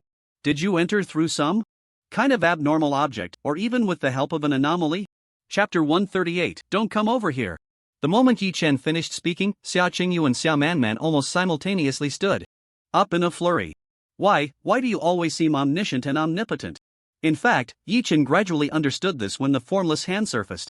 For the people present, being able to wield a certain degree of abnormal power or even receive some abnormal assistance wasn't a big deal, nor was it something that couldn't be known by the other party. Just that damn Su Lezhang. That pitiful guy could even have an anomaly assigned to protect him. Oh, counting himself, that makes 2 anomalies. You, the Yue Divine Sect, with your grand ambitions, and you have a special identity and significance. Can you really just come empty-handed? Where? Can we bring one more person? Hearing that there was an anomaly that could be found almost immediately, Yi Chen was no longer as excited or eager to contain it as before. Now, cooperation was definitely the priority. Whatever it was, it would surely be a legitimate anomaly under the 003 banner. Xia Qingyu nodded, sighed, and pointed to her head. In your mind? Yi Chen frowned, feeling that this was a bit dangerous. Yes, it is a mental type anomaly that needs to reside in a powerful human's brain. But it really likes to sleep. Ever since it helped me enter this frame anomaly last time, it has been in a deep slumber. It said there would be good dreams in my mind? Yi Chen, where did this oddly out-of-place character come from? If it can sleep this well, we must have had a great relationship back in the containment tower.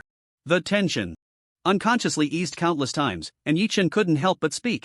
Then wake it up, right now, it seems that only its help can get us in there. Xia Qingyu looked at Yi Chen strangely, finding it hard to understand his attitude towards an anomaly as being so casual. Yes, too casual. Shouldn't a normal person turn pale at the thought of an anomaly being so close? Moreover, it didn't understand that this was no longer something that could be resolved just because they had a good relationship. Just like Su Lezhang's worries when he took Yi Chen to meet the formless hand. If the anomaly were to act against you, even if it couldn't avoid affecting you, she simply wouldn't have enough power to intervene. Alright, because I am someone who has received the blessings of the Lord God, he usually doesn't oppose my decisions and actions. But who can really know what will happen in the next second? Life is always full of surprises. So, try to say as little as possible and don't provoke it. I will explain our solid ally relationship and the necessity of your involvement. Then, Xia Qingyu closed her eyes. Spiritual energy surged, and gray mist began to flow into her brain, followed by some shadowy figure leaving her mind, switching to its own form in the illusion. Then, a voice filled with immense drowsiness, tinged with a bit of morning grumpiness, leisurely spoke up. Little one, didn't I say that if there's no life danger, you shouldn't disturb my sleep? Is it still daytime? Now my circadian rhythm is all messed up. Xia Qingyu forced a smile and began to explain. Your dream godship, it's like this. That rotten group of heretics is plotting something underwater, and to uncover the truth, we can only, Before she could finish her sentence, Xia Qingyu raised her head in confusion, noticing that her powerful anomaly, who followed the Lord God, had an expression as if it had seen a ghost. It indeed looked like it had seen a ghost, blinking at Yi Chen during its gaze. Uncertain, it looked again. Yi Chen was also watching. It was only the size of a gecko, with a faint greenish-blue hue. Hovering in midair, the range of the gray mist seemed small, accompanying its body. But if one looked at the density of the gray mist, it was undoubtedly the thickest Night Chen had ever seen. Just by staring at it, Night Chen already felt an inexplicable drowsiness wash over him. As it floated, its body was surrounded by strands of green silk, giving off a mini version of a thunderous presence, reminiscent of the myth of the Eastern Dragon. Soon after, the Mind Cat recognized it, its voice ringing loudly in Night Chen's heart. I know it, meow. Number 176, Eternal Nightmare, meow. Its ability is to let people enter dreams at will, meow. That's great, meow. This means we can definitely enter the shadows of the past, meow. The Eternal Nightmare was still staring intently at Night Chen, making him feel as if he hadn't fully woken up, his mind a bit foggy, which made Night Chen feel somewhat suspicious. Letting others sleep? Such power, and it was ranked so high at 176? It didn't sound that impressive, not compared to 002003, and it had a significant gap compared to entities like the Wandering Balance and the Mist Forge. Yet, this was the first abnormal entity he had truly seen with a number starting with 1. While the other party still hadn't reacted to the situation, the Mind Cat seized every moment to explain. It's not that simple, meow. It can freely combine other people's dreams, connecting their dream worlds together, even allowing one person to enter another's dream, meow. Back at the containment tower, there was a staff member who kept bothering it, and that night it dragged that person into a cockroach's dream, meow.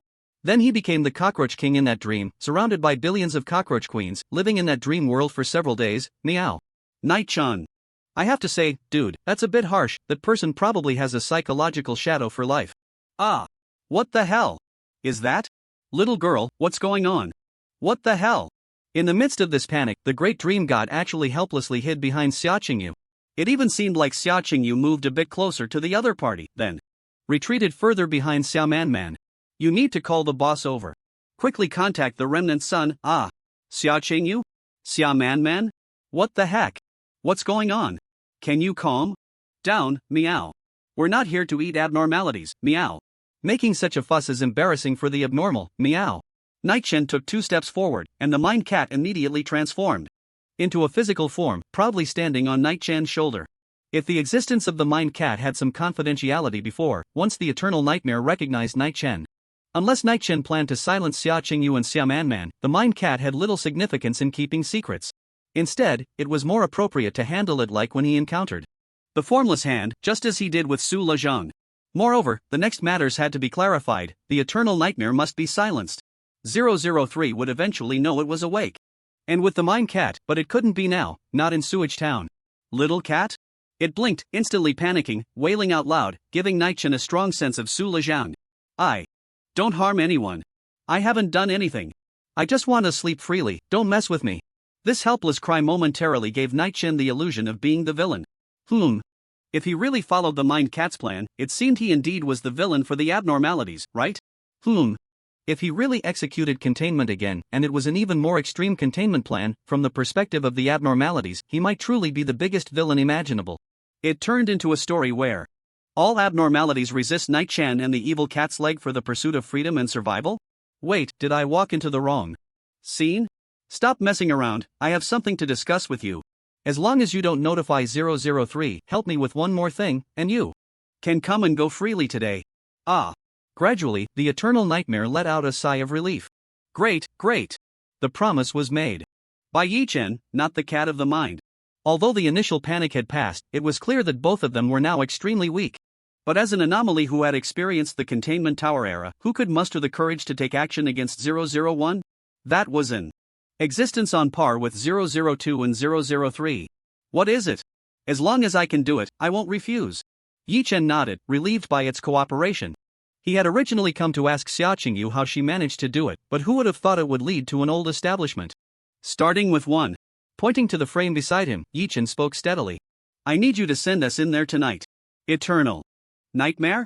Yi-chen thought that since both sides had reached this point, it should be a matter without any issues, but unexpectedly, the eternal nightmare looked extremely bitter. I will be drained.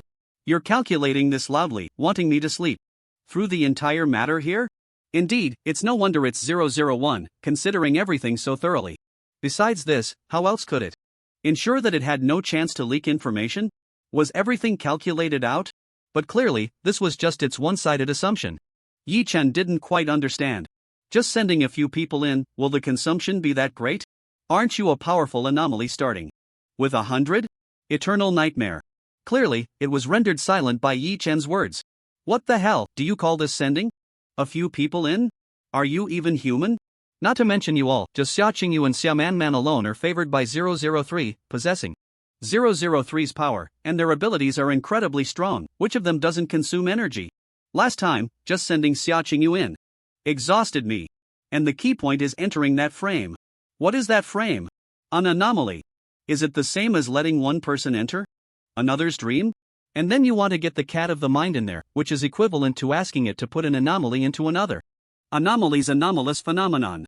And on top of that, you have 001, whose power surpasses all anomalies. If I'm not drained, who will be? It didn't even know that Yi-chen had an unmanifested hand.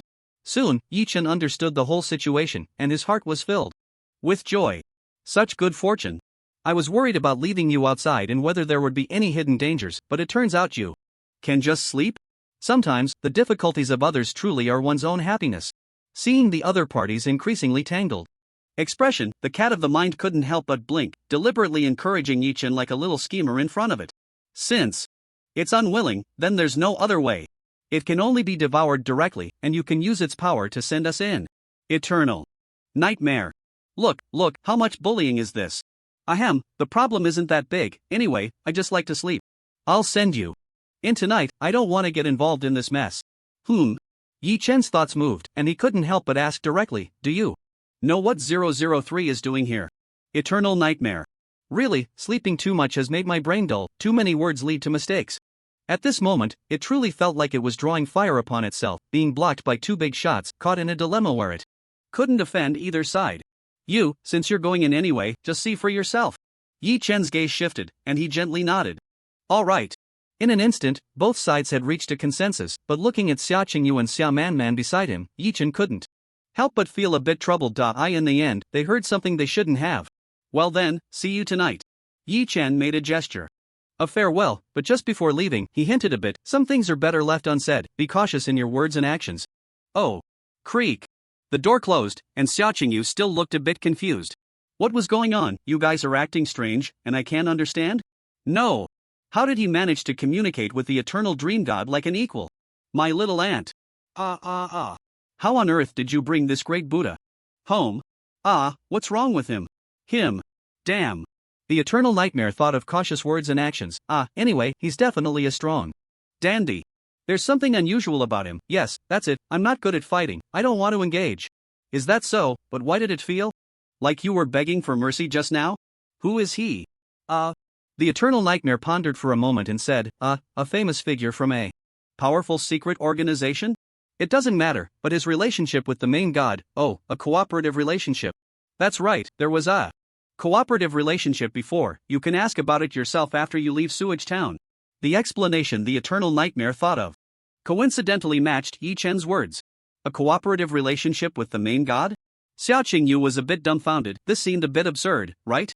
But thinking about it, she felt relieved. Although it sounded frightening at first, upon closer inspection, a cooperative relationship is neither too big nor too small. It mainly depends on the people below doing the work. For example, among the various major Orthodox sects in the wasteland, which Pope isn't in a cooperative relationship with the main god, pure remnant son? And now in Sewage Town, it doesn't seem surprising to have some kind of secret force appearing, mysterious and powerful. She gently touched the sun holy emblem on her chest, which radiated an incredibly bright luster. She had too many questions she wanted to ask, but reason told her not to use them at this moment. Just like how Lin Jiao could summon 002. Once, she also had such an opportunity. Only once. Creak. Pushing open the door, Yi Chen returned to room 401 and spoke directly. Lu Zhang, there's an operation tonight. If you want to go, get ready. What operation? He had to be fully alert. After all, it was quite rare for Yi Chen to call him directly like this. Of course, it could also be that through his own efforts, he had finally gained his trust. Looking for anomalies. Su Lezhang? What are you talking about? Are you crazy? Didn't we just find one? We almost died just on the way to find anomalies. So I actually don't recommend you go. This matter has nothing to do with you anymore. Yi Chen said. I can feel that you don't want to care about what Glory City is doing here. Your trump card has already been given to me. You can completely let go of the burden and no longer get involved in these disputes. I will keep my promise and do my best to ensure you leave here. Su Lezhan was indeed a bit cowardly. The last time he went to find the formless hand, even the return journey was too thrilling, and now he had to set off again? Are you going by yourself? Yi Chen was taken aback and sat on the edge of the bed, and there's Xia Qingyu and Xia Manman. I want to go. Su Lezhang suddenly stood up and shouted loudly. Yi Chen? You're going just because there are girls in the team? If you all leave, won't I be left alone in the room? Su Lezhang shook his head repeatedly. No. If I encounter a stab again and 402 isn't here, am I supposed to ask Lin Jiao for help? Yi Chen. Who can break through that turtle shell of yours? But he didn't say much more, just nodded. Suit yourself, then let's start preparing. At this point, Su Lezhan was a bit at a loss. How to prepare? Yi Chen recalled the last time he entered the shadow of the past. Everything on him, including his abilities, was present, so theoretically. Carried with you? Su Lezhang chewed on this phrase and set down his backpack. Glancing at the time, Yi Chen lay on the bed and closed his eyes. Rest for a bit, wake up at 9. Tonight might be another long night. At 9 o'clock, Yi Chen knocked on room 402's door, and 4 people gathered in room 402. Outside, the deep night had already set in. Wushui Town had no nightlife, and by 9 o'clock, everything had turned dark. Of course, it could also be that everyone was conserving their energy, preparing for the annual festival whose activities were still unknown for tomorrow. Each person, each faction, was making their final preparations in this quiet, seemingly peaceful night. In room 402, Xia Qingyu had moved out 2 folding beds from the corner, laid them on the floor, and even spread a layer of mattress that wasn't too soft but at least much more comfortable. I've reconsidered, we can't all go in. Yi Chen was taken aback and couldn't help but ask, why? Because I thought about the last time I entered the frame. Although we went in, our bodies actually stayed outside. If we're not careful, if someone like Lin Jiao directly enters our room, it would be too dangerous. Xiao Qingyu said thoughtfully, so, let someone keep watch while we go in. It was indeed the case. He almost didn't think of that. But this proposal was bound to be met with a firm rebuttal. I don't want to. Why do I have to keep watch? Xia Man pouted, looking quite adorable for a moment. In response, Xia Qingyu was momentarily at a loss. I can't help it, I need you. But, it can't just be me and Yi Chen keeping watch, right? Xia Man was momentarily speechless. She knew that was indeed not possible. Yet she was still a bit unwilling and pointed at Su Lezhang. Isn't he here? For a moment, the air fell silent. Xia Qingyu couldn't speak up, and only Yi Chen held his Forehead. Are you sure his strength is enough to keep watch? Xia Man. Su Lezhang. It seemed a bit impolite, but there was no way to refute it. Even Su Lezhang himself couldn't argue against it. Me, protecting the three of you? Oh. Xia Man couldn't think of any other way, and with a wry smile, she nodded. Everyone's responsibilities had been assigned, so it was time to set off. Nightmare, please. Gray mist spread, and the eternal nightmare slowly revealed its form. The three of them lay on their beds, the mist radiating from it, enveloping the three of them. In an instant, a howling power surged forth. The gray mist enveloped Yi Chen, and gradually, an uncontrollable drowsiness washed over him. This was unnecessary. Step at this moment, and Yi Chen did not suppress his drowsiness, allowing himself to drift into sleep naturally. The gray mist dispersed in the air, its four corners seemingly searching for the existence of the shadow of the past. Finally, the body of the eternal nightmare trembled. It should have connected. Then, its entire body of gray mist vanished rapidly and frantically like evaporating gas. Damn it! How can the consumption be so great? In a hazy state, Yi Chen wanted to open his eyes but was urgently stopped by the eternal nightmare. Don't! Please don't! Wake up!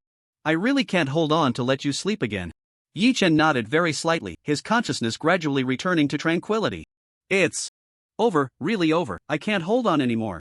It quickly sensed and calculated the remaining power within itself, saying with a hint of guilt, "Boss, your power is too strong. Sending you in was already the absolute limit. I can't send the anomalies on you in." Night Chen, who was trying his best to fall asleep, couldn't help but frown. However, he ultimately didn't dare to respond, fearing it would further exacerbate the consumption of the eternal nightmare. Of course, it couldn't be ruled out that the eternal nightmare was lying, it just didn't want to bring such a powerful ability inside. But what if it really had reached its limit? If he questioned it now, he truly wouldn't have enough strength to go back in. Think of another way. Meow. 001 is here. What more can you consume? The eternal nightmare.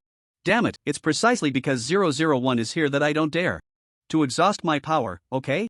It gritted its teeth. I don't understand. Haven't you and the formless hand already been devoured by the boss? Why do you still need to count as a separate power? I can't hold on anymore. Not devoured, the mind cat explained. Right now, it's just a usage. Similar to a containment state, we are still separate entities. Not devoured? The eternal nightmare's heart stirred, and the mind cat added, "Brother, Yi Chen is still relatively weak. If we don't follow, and something really happens inside, you know what the consequences would be, right?" The eternal nightmare's expression changed dramatically, and it bit down hard on its teeth. Damn. I'm in a tough spot right now. How about this? You all stay outside for now, and I'll do my best to maintain the connection between you. That way, when the boss really needs you, I can bring you in instantly. How does that sound? The mind cat frowned and gently nodded. Alright, let's do it this way, but you must ensure that when Brother Yi Chen needs us, he can definitely pull us in. Do you understand? Understood. Understood. Stop talking. The eternal nightmare indeed wasn't lying. Anxiously completing the final steps of the dream connection while floating around. In the blink of an eye, it arrived at Xia Man's head. No. My power is completely depleted. If I sleep now, I won't be able to control my influence at all. The sewage town will be doomed. Its gaze shifted. If it could sweat, it would probably be drenched. What to do? Its gaze sharpened, and it bit down hard on its teeth, staring intently at Night Chen, suddenly rushing into Night Chen's body, its voice echoing in his mind. Boss, I can't do anything anymore. I can only sleep inside you for a while. I beg you, please don't eat me when you wake up. I just can't hold on anymore, seeking temporary shelter. In a hazy state, Night Chen seemed to hear it and completely sank into the dream. Okay. In the sky, the sunlight was bright, but countless cold breaths still emanated. It was very cold. Everyone was wearing coats, yet it was still cold. This place looks pretty good, meow. Is this Sewage Town from 60 years ago, meow? Having seen Sewage Town many times, arriving at the historical Sewage Town, the mind cat was clearly very lively. What is this Sewage Town? Su Lozhan looked around, utterly bewildered, even pinching his own flesh, it hurt. What's going on here? It was absurd, he hadn't even asked where they were going or how to get there. In the anomaly, Night Chen surveyed the surroundings, and the environment gradually overlapped with his memories, explaining. Su Lezhang was directly stunned. In the anomaly? It must be an anomalous phenomenon. Why are both of you so calm? This looks very strange, okay? Treat this place as a normal world, act cautiously, treat others as normal people. When communicating, don't appear out of place. Unlike himself and Xia Qingyu, Su Lezhang truly lacked the experience of being here, and Nightchin couldn't help but remind him. Ah, okay. Su Lezhang felt as if he understood but was then astonished to blurt out, "Are there others here?" Su Lezhang fell silent. Anyway, with these two big shots leading the way, he could just follow along, right? Why is it so cold? As Xia Qingyu looked around, she shivered slightly. The temperature difference felt like taking a flight from the south to the north in winter. The moment she stepped off the plane, a strong sense of discomfort washed over her. It might be close to winter. Yi Chen squinted, reaching out to feel the air, his thoughts drifting back to the last time they arrived here. The weather was chilly, but warm breezes would occasionally blow through, suggesting it was early autumn. So, in this season, had about 2 to 4 months passed? Speaking of which, how long can we stay here? Hearing Su Lezhang's question, Yi Chen explained, also addressing Xia Qingyu, that depends on how long it takes for the scene in the painting to occur. Scene in the painting? Xia Qingyu looked puzzled. Yi Chen thought for a moment, recalling that Xia Qingyu had already been here before, and explained his speculation. When this place finally reaches the moment depicted in the frame, it should be over. Su Lezhang interjected at the right moment. Then, what if that scene doesn't happen? Both fell silent. Su Lezhang, oh my.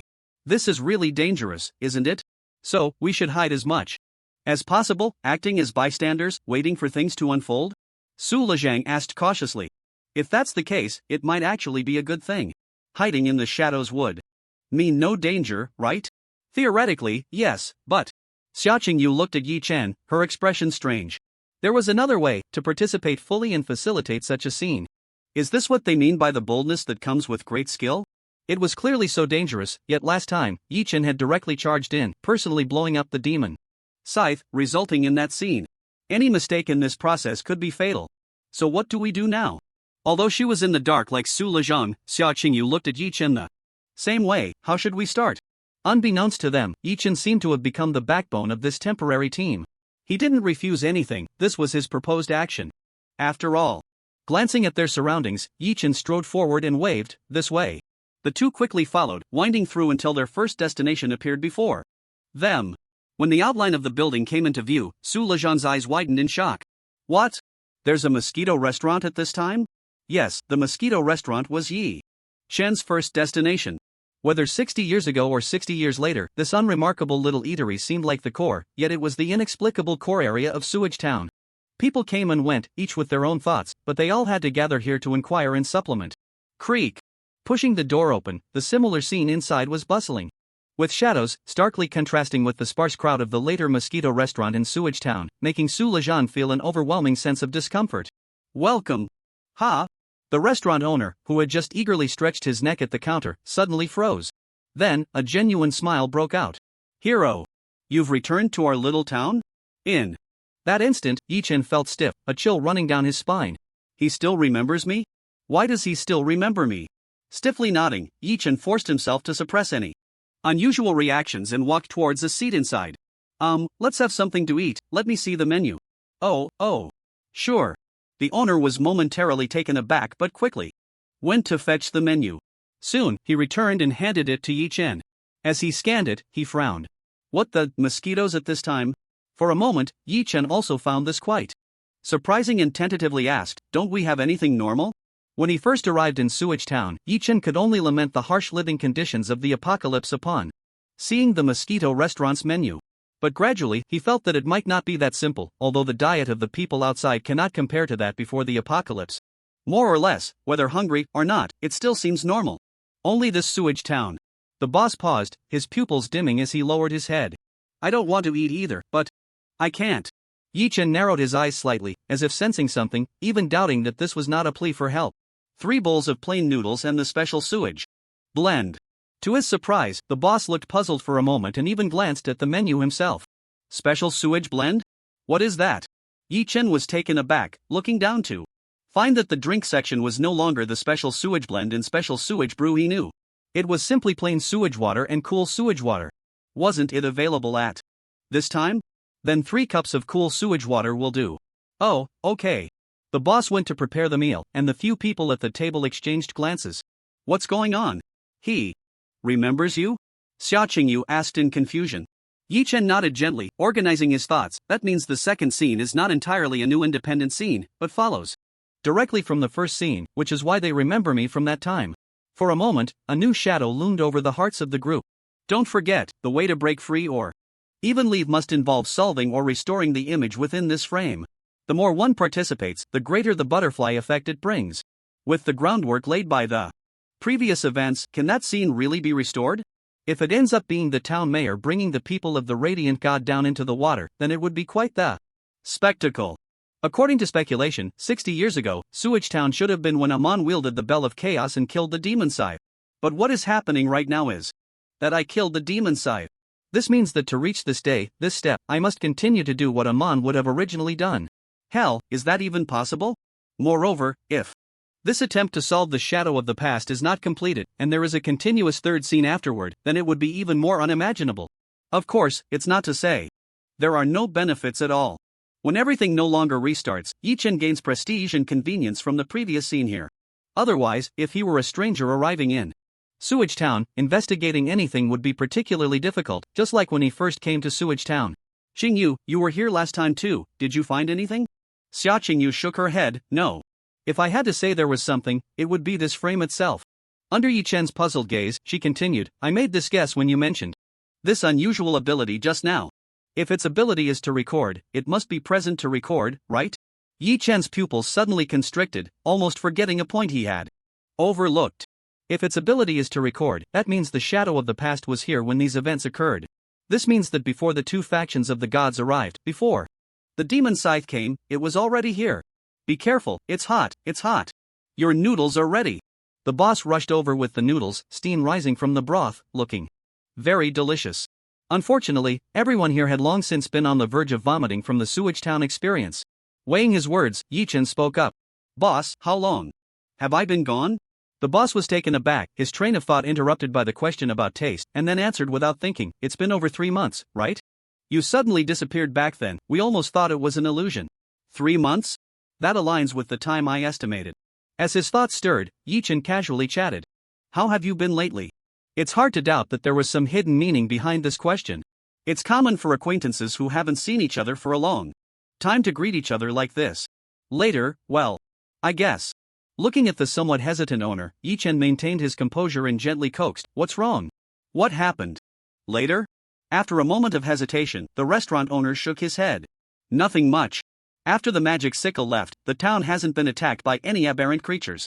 Again, life has been quite stable. As he spoke, it seemed he was trying to convince himself as well. We occasionally hear about some situations from the outside, this place is already considered very good. Although it can't compare to Radiant City, it's still acceptable. After all, this is the apocalypse. Nodding slightly, Yi Chen's heart jolted. You can leave freely? Upon hearing this, the restaurant owner looked quite puzzled. Of course, why couldn't we? For a moment, Yi Chen felt a bit foolish. The lockdown of Sewage Town happened later. No matter how far back one traced, it couldn't possibly go back to this day. What I mean is, has anyone left? The restaurant owner nodded in response, yes, but it's quite rare. It's so dangerous outside, where would they go, and how would they get there? Besides a few reckless young people who want to see the outside world, who would go out?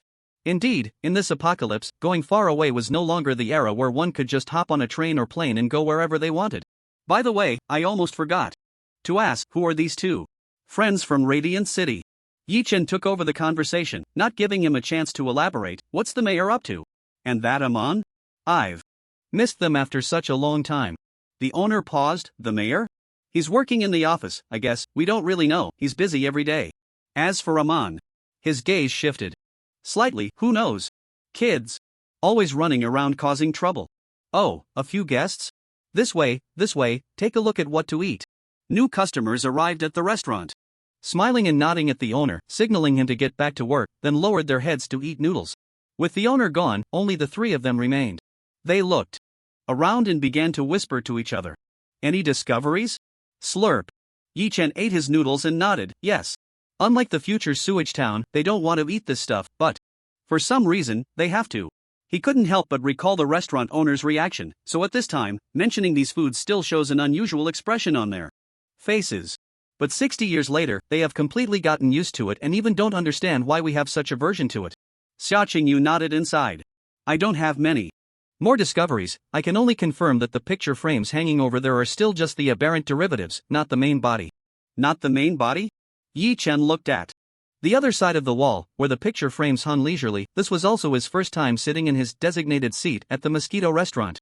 There were simply too many people over there, making it inconvenient to talk. This is very useful information, Yi Chen said. Last time I came, I was thinking whether the picture frames here could be a breakthrough, but due to the circumstances at that time, I couldn't come in to investigate. I actually managed to sneak in back then and had seen it once. Suddenly, Xia Xingyu seemed to realize something, her expression strange. You recognized me back then? Nodding gently, Yi Chen stopped eating. He really couldn't eat anymore. He wasn't a pig, and eating this every day was making him want to vomit. He was only consuming it for the sake of the devil's black chili. Wait. Devil's black chili? Not to mention this bowl of noodles, but in the hurried glance at the menu just now, it seemed he hadn't seen it at all. Boss. Yi Chen raised his hand, signaling that he needed service. Do you have any chili? I have a strong taste. I really can't get used to this. Upon hearing this, the restaurant owner, who had just arrived, looked at Yi Chen with an extremely ridiculous expression. Damn. Where in this apocalypse can you still find chili to eat? Is there chili to eat in Radiant City? Isn't there any in Sewage Town? Yi Chen raised an eyebrow, skipping over the topic. In a big city, with so many people, there's bound to be some leftovers. Don't mind me, I was just asking casually. Oh, I see. Glancing at the barely touched noodles on Yi Chen's table, the boss appeared quite unwilling to accept this. This was a challenge to his culinary skills. We usually use bug juice for seasoning. You don't have that here, so it must lack soul. How about trying some? Yi Chen. No need, it's a disturbance. After the boss left once more, the few of them exchanged glances. Does Sewage Town really not have the Black Devil chili? Maybe it's a later cultivation? Xia Qingyu offered her guess. At this time, everyone should still be adjusting to the post-apocalyptic world. But Yi Chen frowned, not quite agreeing with this statement. Seeing Yi Chen's conflicted expression, Su Lezhang couldn't help but ask with some confusion. Is this really that important? Not important? Yi Chen gently shook his head. Have you forgotten what you said about the purpose of Radiant City? Su Lezhang. The answer is quite the opposite. This matter is extremely important. The power of the Black Devil chili is too terrifying. So, the most basic question is, why does it grow in Sewage Town? If it's not here now, when did it appear? This is not the effect a crop should have. Even if it's a product of abnormal influences, it seems excessively out of bounds. Although very faint, it can even restore abnormal spiritual energy. According to the cat of the mind saying, creations of the abnormal are always and necessarily inferior to the abnormal that created them. If an abnormal continuously creates things that restore its power, hasn't it already become invincible? Moreover, with the town defense team surfacing, Yi Chen gradually began to guess. The ones trying to destroy that vegetable field are the town defense team. Besides that, the robbery he encountered in the alley was probably premeditated, sent by Luo Qiu to assassinate or at least test the waters, ignoring the commission and disregarding advice, allowing himself to be put into Sewage Town by Arthur. It was truly perilous. Back then, I knew nothing but was already caught in the battle of wits and courage between the two forces in Sewage Town. Yi Chen murmured. What should we do next? Hearing Xia Qingyu ask him again, Yi Chen's expression turned slightly strange. What's with you? Why do you need to refer to me for everything? Under Yi Chen's gaze, Xia Qingyu felt a bit embarrassed but also appeared calm. First, you have more experience. Second, she paused, recalling some unpleasant matters. In a team, there can only be one voice. To maximize efficiency, so it won't turn chaotic at critical moments, which means there must be a captain. What experience do I have, sleeping? With a self-deprecating thought, Yi Chen gently shook his head. Xia Qingyu probably thought of Wang Lei again. That's fine, but can you really follow my commands? Xia Qingyu is a person of many titles, one of the brightest among the younger generation in the wasteland, the chosen one of the pure remnant son of the Radiant God sect, a judge in the church, and the captain of a special operations team. Plus, her intense internal conflict with Wang Lei happened first, making it hard not to worry. I've never cared about these things. If it weren't for Wang Lei really lacking the ability, I would have given him the captaincy long ago. Here, I can promise to strictly follow your commands and deployments. Yi Chen nodded, no longer refusing. Moreover, a preliminary investigative approach was gradually forming in his mind, and he spoke up. In that case, let's now. Thud. Suddenly, a loud noise erupted from the restaurant, accompanied by a table and chair being overturned, dishes and chopsticks scattering everywhere. In an instant, chaos reigned within the restaurant. The three turned abruptly. only to see a person from the opposite table fall face down to the ground along with the table. Before he could confirm what was happening, Yi-chan heard the angry shout of the restaurant owner coming from not far away. Damn it! Who's drunk again? How many times have I told you not to damage my stuff? Hey! Wake up! Pay for it! How many times have you broken my things? This time I absolutely won't. Ah! Accompanied by a sharp scream from the restaurant owner, the person lying on the ground was turned over, and Yi-chan finally got a good look at him. His face was ashen, his skin stiff as if it had no moisture at all, and his expression was extremely grim. The others took a few steps back. But Yi-chan squinted, keenly sensing something unusual. Let's go take a look. With an anomaly occurring, no one dared to get too close, and with the presence of the great hero Yi-chan who saved Sewage Town, people gradually made way for him. Wow, you have quite the presence here? Su Lezhang remarked, feeling a bit emotional as they walked through the parted crowd.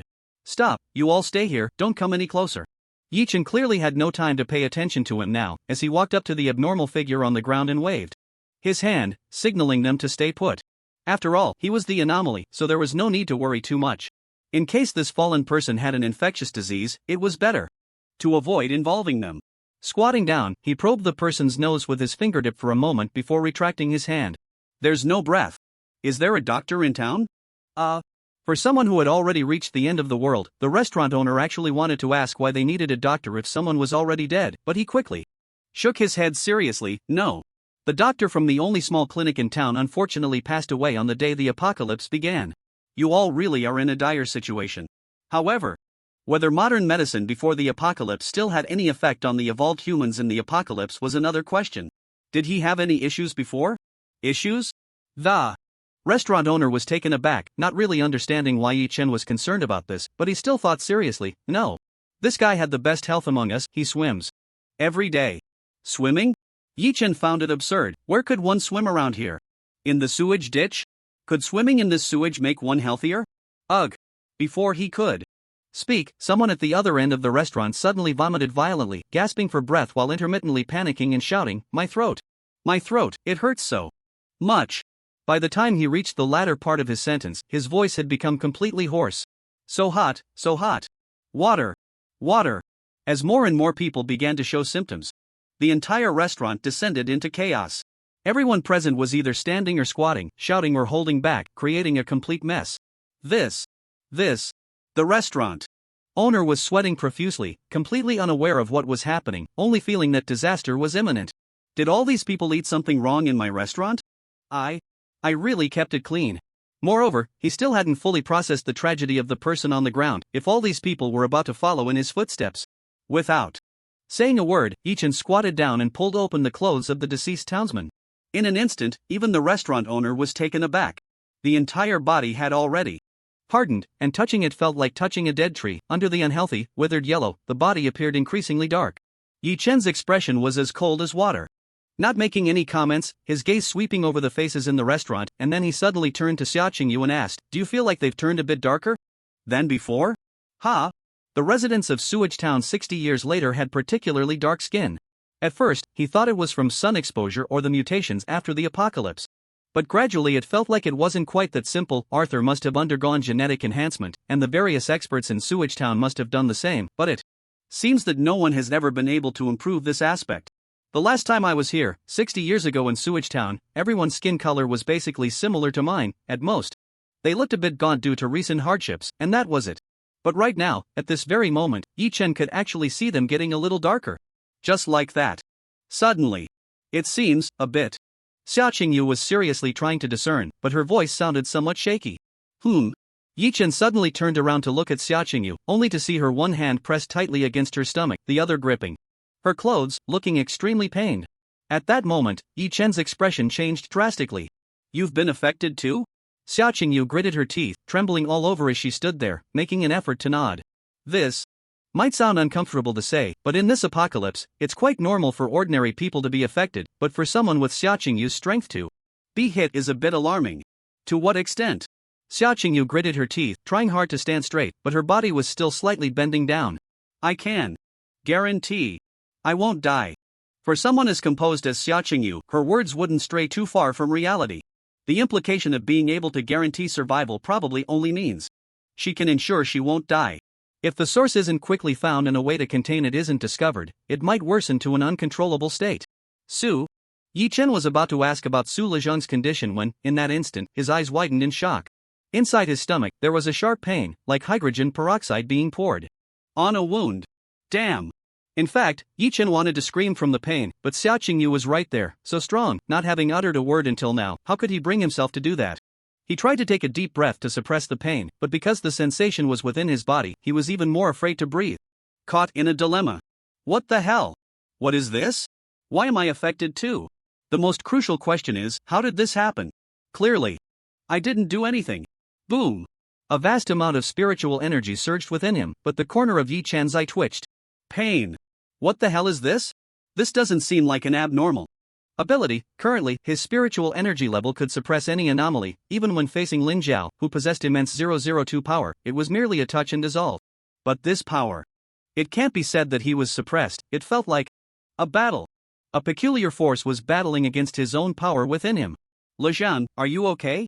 Yi Chen looked at Su Lezhang and found that he didn't seem to be in any special situation, just appearing at a loss due to the two of them being affected. I'm fine. You guys? Su Lezhang panicked, truly panicked. Although his being fine seemed like very good news, in this perilous place where even these two big shots were unknowingly affected, how could he survive if they lost their combat ability? Su Lezhang is fine? Yi Chen was taken aback. They all entered together, acted together, ate together, everything was synchronized, so why was he fine? In an instant, Yi Chen suppressed everything and focused his mind on this direction. How did this happen? There must be a clue. So far, was there anything different from Su Lezhang? Arriving, rushing over, sitting down, chatting, eating. Eating? Yi Chen suddenly looked at his dining table, 3 bowls of noodles, 3 cups of water. He had eaten about half a bowl and drank a cup of water. Xiao Qingyu politely took a couple of bites and drank half a cup, while Su Lezhang had no appetite, not touching any of it. Is there a problem with the food? Yi Chen glanced at the restaurant owner, whose confusion and panic, along with the hurried attempt to contact the mayor, made it hard to suspect him of foul play, even if he was the prime suspect. After all, he was the one the mayor trusted to protect the women and children of the town before the disaster struck. So, was it a problem with the food source? Yi Chen's gaze swept across the entire restaurant. Every table had different dishes and ingredients, yet everyone had fallen victim.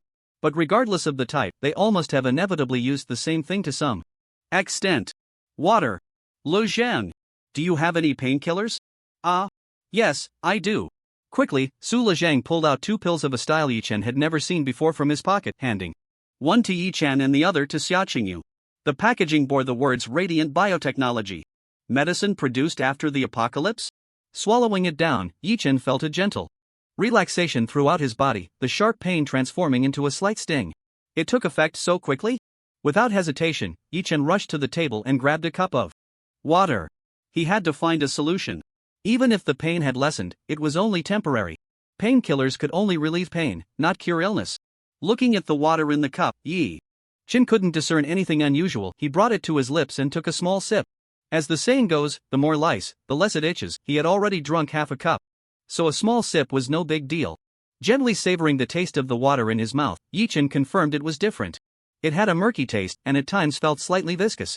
Drinking it all at once might not have revealed any sensation, but since Yi Chen had been holding it in his mouth, he gradually began to feel a slight numbness at the root of his tongue, even a bit of spiciness. Even if it didn't have the bizarre concoctions found in the sewage special brews of 60 years later, Yi Chen at least knew that the water back then still tasted refreshing. This was definitely not the same kind of sewage. Tui. Yi Chen spat out the water, realizing that after it had passed through his mouth, it only made his mouth feel drier, intensifying his thirst. But unfortunately, there was no water left to drink. Boss, what kind of water is this? The restaurant owner looked puzzled. What else could it be? We only have the water from the sewage ditch to drink. It was true that the people of Sewage Town had always drunk from the sewage ditch. Wait. No. The water used for daily life in Sewage Town 60 years later was not directly taken from the sewage ditch. It had undergone some special processing. Only processed sewage could be combined to create the sewage special brew.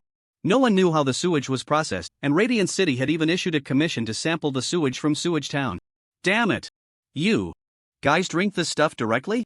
Under Yi Chen's repeated questioning, the restaurant owner gradually realized that the cause of all this chaos seemed to stem from a problem with the water source, yet he still felt it was normal. We boil it. Whether for cooking food or drinks, even the water used to wash dishes is boiled water. Damn it! What good does boiling do? The ditch itself is sewage. The demonic side's entire body fell into it, mixing all sorts of chaotic liquids inside. There were even unidentified substances in the water that seemed abnormal, and they dared to drink it? But this was also the tragedy of the apocalypse. Where else could they go to get water? A well? This wasteland was called a wasteland because it was already ruined, plants could hardly grow, and they were still hoping for water underground? Even if there was, could it be drinkable? But something still felt off. It had been 3 months since he killed the demonic side, and during these 3 months, the people of Sewage Town must have also been drinking this stuff, indicating that there hadn't been any issues with drinking this water before. Haven't you drunk any water today? Yi Chen looked at the restaurant owner, who appeared healthy, just like Su Lejang, the only two in the restaurant who seemed fine, eager to know the answer. Yes, yes. The restaurant owner's gaze was slightly disordered, a bit uneasy. You don't suspect that I know that I did it on purpose, do you? Whether it's your doing or not has nothing to do with me. Just accept the investigation from the mayor and the town defense team. Yi Chen looked at him deeply. There's a car at the entrance, give me the car keys. Licking his cracked lips, Yi Chen anxiously grasped Xia Qingyu's shoulder. His own pain was intensifying, and he wanted to support her for a reason, as well as to check on her condition. Can you hold on? I can, Xia Qingyu said firmly. Notify the whole town, by any means necessary, for any reason, prohibit anyone in the town from using the sewage. As he took the car keys, Yi Chen reminded him once more, then strode towards the inn's entrance. Boom! Su Lejang rarely got the driver's seat, flooring the accelerator, speeding towards the sewage ditch. If there had been no problems before, then the problem was today. On this day, 2 years into the apocalypse, the sewage ditch in Sewage Town had completely mutated, transforming from having no impact on life to thoroughly affecting the town's survival. Could it be for this reason that the then mayor had no choice but to seek help from the cult of decay? While sitting in the car, Yi Chen rolled down the window, greedily breathing in the air, then turned his head. Qingyu, do you understand medicine? This was almost a useless question, but isn't that what desperate measures are for? Ask again, hoping to find even a glimmer of hope, however small.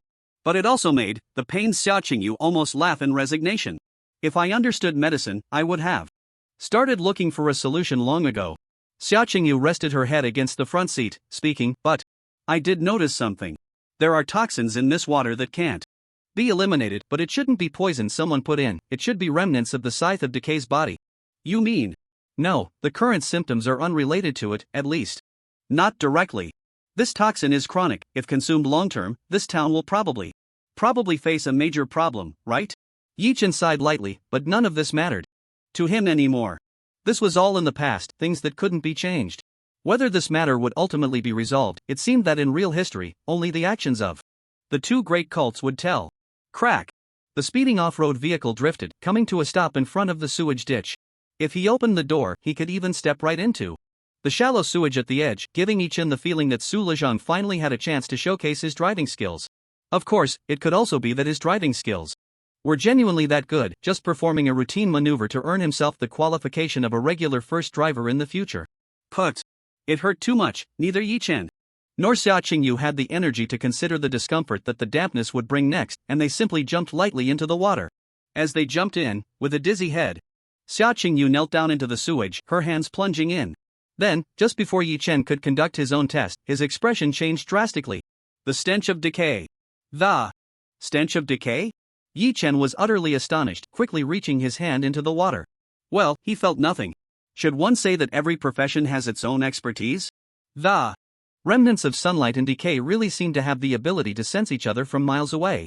But in the later sewage town, you didn't sense this stench? Xia Qingyu's mind wasn't as sharp anymore. Upon hearing this question, she even felt a twinge of shame. Yes. However, what Yi Chen was concerned about was completely unrelated to this issue. At this point in time, the people of the Cult of Decay clearly hadn't arrived here yet. It was quite eerie before the arrival of the Cult of Decay. The sewage was filled with a rotting stench, but after they came, that smell vanished. Should we go down and take a look? Xia Qingyu asked through clenched teeth. No. For a moment, Yi Chen felt a mix of admiration and helplessness. Seriously, even in this state, you still can't let go of what's underwater? Boom! A large group of vehicles rushed over, haphazardly stopping by the water's edge, and a crowd of people jumped out, quickly converging towards the three. The same leather armor, similar equipment, but in greater numbers, they surrounded them. However, last time they had come to capture him, this time they were here to support him. Hero, when did you arrive? Are you alright? Yi-Chen stood up, gently leaning against the car door, waving his hand to interrupt the mayor's incantation. After I left, did you have anyone come to check the situation underwater? The long-dragging issue had finally erupted into a serious crisis, and the mayor could only let out a bitter laugh. I contacted some old allies, but things are too chaotic outside now. Everyone is too busy dealing with their own problems, and the influence of the major churches is too far from here. No one can spare the time to come here. Indeed, who has the time to worry about Sewage Town? Now, your water source has a problem, you definitely can't drink it until it's resolved. In an instant, the deputy mayor's face turned pale. What? No, we can't drink it? He swallowed hard, glancing at the group of soldiers beside him, revealing a similar helplessness. We're doomed. What about all these people in Sewage Town? Crack. Yi-Chen opened the car door and helped the severely weakened Xiaoqingyu inside, then closed the door. How much do we have in reserve? Reserve? What reserve do we have? The mayor was completely lost. This sewage ditch isn't going anywhere. Who has the time to stockpile it? It stinks to high heaven if you leave it in a room without boiling it, and it spoils in less than 2 days after boiling. Everyone just collects it daily from the mosquito restaurant and uses it as needed. I see, then Sewage Town really doesn't have much time left, and it might not even last longer than those who already show symptoms. Some say a person can survive 7 days without water, which is generally true, but that's under extreme conditions. When thirst reaches a certain level, won't the mouth and tongue suffer? Won't the mind break down? Moreover, without water, how can you eat? Even if you love mosquitoes, you can't eat them raw, right? What to do? What to do? Can you handle this? You must have a way, right? No. Yi-Chen's response was decisive, without a hint of hesitation. First, this situation has likely happened before in history. If I handle it, you won't have an urgent need anymore, and what business do you have with the cult of decay? How would the final scene be restored? Secondly, I really can't handle it, I'm barely keeping myself safe. Boom! Another vehicle came rushing in, the door slamming shut, and Amon ran over with a panicked expression. Not good, not good. The situation in the mosquito restaurant is rapidly deteriorating. Uncle Lou and Aunt Lee are about to give out. About to give out? The mayor's face was nearly drenched in sweat. Perhaps others still had a few days of hope to hold on, but some had no time left at all. What to do? Gritting his teeth, the mayor made a decisive decision and issued an order. What about that madman in the cell? Let him out and have him take a look. In an instant, everyone's expressions changed dramatically. Of course, the only one who opposed it without hesitation was Arthur. Mayor, this is not appropriate. Not appropriate, my ass. Do you have any other ideas? The mayor shouted in fury. If we don't do something, Sewage Town will be doomed in 2 days. Either drink the water and die in pain, or die of thirst. Then we shouldn't expect him. We still have time. If we are willing to return the clock of chaos and bear the punishment, we might still be able to get the Dawn God sect to help me. Chapter 146, The Mad Doctor. To ensure smooth breathing, the windows of the off-road vehicle were open, and as they listened to the conversation, Yi-Chen couldn't help but exchange a glance with Xiaoqingyu. After all, the Dawn God sect was mentioned. However, it was clear that they had no opportunity for discussion now, as the argument on the other side continued to escalate. Enough! Amon! Don't make me say it for the 4th time, this matter is non-negotiable. The mayor shouted loudly, I've been advising you to read more, to study more since before the apocalypse. Have you ever listened, huh? If we had even one medical student here, would we be in such a situation with no solutions? I disagree. Suit yourself, but unfortunately, in this town of Sewage, I have the final say. Ha! Bang! Getting in the car, Amon slammed the door shut and drove away. The mayor was so angry his teeth itched, and he slammed his fist heavily on the side of the car. Damn it, that brat. Let him be, mayor, calm down. After all, he's still a child. In the silence, someone offered a suggestion. Then said, or, should we try to relocate? The mayor's fist tightened and then weakly relaxed, letting out a sigh. Where to relocate? Outside, there are mutated creatures and wasteland everywhere. We don't even know where to go. What if we encounter enemies? We have no food, no water, and not even a few bullets. Sighing again, the mayor waved his hand. You few go and take all the painkillers from the stock and bring them directly to the mosquito restaurant. You two, go and bring that mad doctor from the jail to the mosquito restaurant immediately. We can only pin our hopes on him now. Although it's a bit creepy, he does have real skills. We can only see what he can do. Watching the mayor dispatching And assigning tasks, Yi-Chen appeared deep in thought. So the original team in Sewage Town was the town's defense team? If that's the case, it's quite absurd. After all this time, the town's guard team split off later? Then in the true history of Sewage Town, the town guard team should have appeared at this moment. With such a crisis in Sewage Town, the mayor proposed the current plan, while Amon disagreed and had his own ideas. Of course, in the earlier scene, Arthur couldn't persuade the mayor, nor did anyone want to follow him, but what about at that time? At that time, Amon had just defeated the demon scythe and saved Sewage Town. His prestige was unmatched. What if he raised objections then? It's truly chilling to think about. What exactly has everything here turned into because I came last time and casually dealt with the demon scythe? Of course, at that time, Sewage Town might not have been pushed to this extent. After all, there were few survivors, and the demand for water wasn't that high. If each person and family got a share, they could last a long time. I apologize for the laughter. Finally, having arranged everything he thought of, Yi-Chen walked over with a genuine look of concern. I heard you also. Yes. Yi-Chen waved his hand and directly asked, what were you just talking about? Why was a doctor locked up? A doctor? For Sewage Town at this time, that was truly a high-level talent. What kind of serious offense could lead to such imprisonment? Although, given the current situation, Yi-Chen found it hard to believe that a doctor could solve this problem. Seeing that Yi-Chen was truly unharmed, at least much better than those in the Mosquito restaurant, the mayor could only sigh, as expected of a master. He was actually very curious and interested in the two friends Yi-Chen brought from Radiant City, but there simply wasn't time to discuss such irrelevant topics. I find it really hard to describe this matter. The mayor seemed exhausted, perhaps from shouting for so long and becoming parched without any water to drink, leaning against the side of Yi-Chen's car. To make a long story short, a month ago, a type of monkey-like mutated creature appeared around the town, which we call the laughing monkey. At the mention of this, the mayor, who had already experienced countless storms alongside Yi-Chen, actually showed a hint of fear in his expression.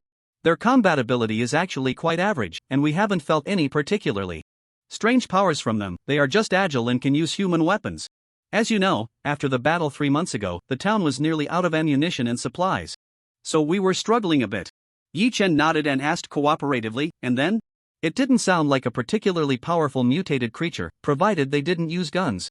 But Yi-Chen believed the mayor wouldn't be rambling on about irrelevant information at this moment. But the most terrifying thing about those laughing monkeys is that they have a very large, long white mouth that curves greatly, making it look like a person is perpetually exaggerating a smile. The mayor gestured with his hands, seemingly trying to help Yi-Chen visualize the scene. Did you watch movies before the apocalypse? That mouth is somewhat like a clown's makeup. They particularly enjoy moving at night, darting out in a nimble and eerie manner, and then cackling keek-keek everywhere. Can you imagine that scene? Gulp. It was Su Lejong quietly swallowing his saliva in the car. Then during that battle, a young man in the town was unfortunately seriously injured, and we had no means to treat him. At that moment, a person claiming to be a doctor arrived in the town, and we had no choice but to ask him for help. Yi-Chen nodded gently, not interrupting. He knew the most critical part of the situation was about to come. And then, he performed a heart transplant surgery. Yi-Chen's pupils constricted. What the hell? And it failed? No. The mayor swallowed hard. He succeeded. Yi-Chen? This time he was genuinely stunned. What kind of medical skill is this? In such a rough environment, with such rudimentary equipment, he completed a heart transplant? This couldn't be explained by medical skill, could it? Then why? Because what he transplanted was a laughing monkey's heart. Yi-Chen was dumbfounded, but the mayor continued to recount the terrifying events that followed. That young man was indeed cured. But from then on, he began to behave extremely strangely, no longer speaking to anyone. During the day, he was quiet like a normal person, but at night he would display that laughing monkey smile and wander around the town, lurking by people's windows and even beside their beds, cackling keek-keek. It was as if he had become another being. If you called out to him, his mouth would stretch even wider. For a moment, even Yi-Chen, who had never witnessed such a scene, began to feel a chill run down his spine. A terrifying atmosphere spread throughout the town. After several meetings, we decided to gently persuade the doctor to leave the Sewage Town. But unexpectedly, he refused to leave and insisted on staying here. The mayor recalled those days, still feeling goosebumps, until once again, that young man who had undergone surgery appeared in the middle of the night at a household, and everyone could no longer endure such fear. The town's defense team made one last attempt to persuade the doctor to leave. After receiving a refusal, they confiscated all his tools and executed protective detention. Yi-Chen couldn't comment on this matter. The atmosphere fell silent for a Moment. I should go. The mayor extinguished the cigarette in his hand, glanced at his watch, and forced himself to perk up. I must personally oversee this matter, you all. Let's go together, we need to see what he has to say. The mayor was momentarily stunned, then realized that they had also been exposed to the contaminated water, and they were all in the same predicament. Yi Chen had been chatting with him so casually that he had completely lost track of the situation. I'll lead the way. The mayor returned to his car, started the engine, and drove steadily into the town. Yi Chen got back into the car and called for Su Lezhang to follow. Xingyu, are you okay? Not at all, but listening to this mayor tell a ghost story makes me feel much more awake. Yi Chen. Indeed, although it was absurd, he had been so focused on immersing himself in the story that he almost forgot he was poisoned and in grave danger. If that doctor says he can cure this illness, you wouldn't really let him treat you, would you? Su Lezhang hesitated several times. While driving, still uneasily asking. The expression in the rearview mirror, as if he had seen a ghost, made Yi Chen find it somewhat amusing. The two of us directly involved aren't scared, what are you afraid of? Su Lezhang hesitated again, wanting to say something but stopping short. I mean, is it possible that I should be more afraid? If you both turned into those grinning monkeys, and every night you were perched on my bed cackling, I might as well go throw myself at Lin Jiao, okay? Compared to her cackling, that would be a real pleasure. Amidst this mix of pain, repression, and unease, the vehicle stopped in front of the Mosquito restaurant. What a bad start. Just as they had barely entered the shadow of the past, the entire team's combat effectiveness was on the verge of collapse, making it hard not to let the atmosphere plummet. And it was even impossible to blame Yi Chen, the captain, for a tactical error. They hadn't even begun to arrange anything, and the team was already incapacitated over a lunch. Creak. The Mosquito restaurant was now completely empty, with all the tables and chairs moved elsewhere. The vast dining hall was desolate. Folding beds were brought in, and all those who showed symptoms in Sewage town were lying here, making it look like a temporary hospital. As the saying goes, as long as there is no hospital in Sewage town, everywhere can be a hospital. Inside, there was a flurry of activity, especially from its owner, the restaurant's boss, who had become numb and bewildered, showing no expression at all. Are the people here? The mayor asked sternly. Naturally, the response came from his trusted aide, whom he had sent to bring the doctor, so this question was basically just a formality. They were already here, how could they not be? They've arrived, Mayor. He is currently inspecting the bodies of the deceased under the supervision of the town's defense team. The mayor nodded, took a deep breath, and walked inside. He was both worried about meeting this person again and fully aware that the moment deciding Sewage Town's fate was right here. Creak. He pushed open the kitchen door and walked through. Creak. Then, he pushed open the door to the room, and a strong smell of disinfectant, characteristic of hospitals, wafted in. The doctor turned his head upon hearing the door open, needing the eyes of the newcomers. In that instant, Yi Chen felt a buzz in his brain, a chill rushing straight to the top of his head.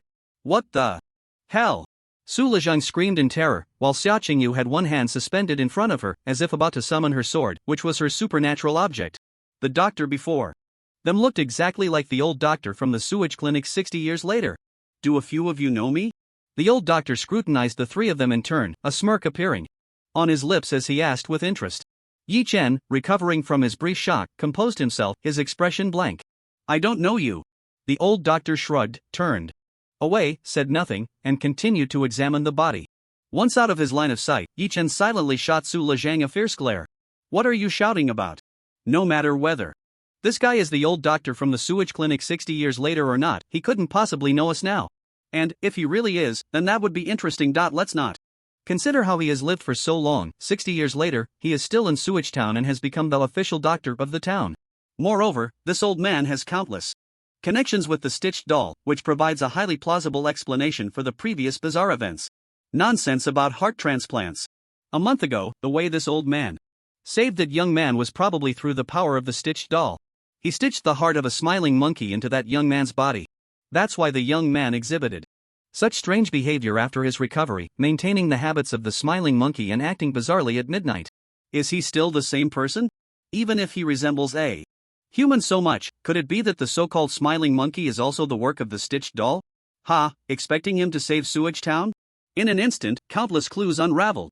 And Yi Chen and Xia Qingyu exchanged glances, nodding slightly. Prepare for battle. I need to perform an autopsy. After several minutes of quiet observation without any interruptions, the old doctor turned to the mayor and spoke. Autopsy? No way. The mayor shook his head. In this situation, performing an autopsy on the deceased to further investigate the cause is a normal and necessary step, but unfortunately, he has such a precedent that no one in Sewage Town would dare let him operate again. Not even the deceased. However, this matter seems truly unavoidable. The old doctor stood his ground, showing little interest, with a somewhat indifferent attitude. Then I can't help you. After a long silence, the mayor fell into great turmoil.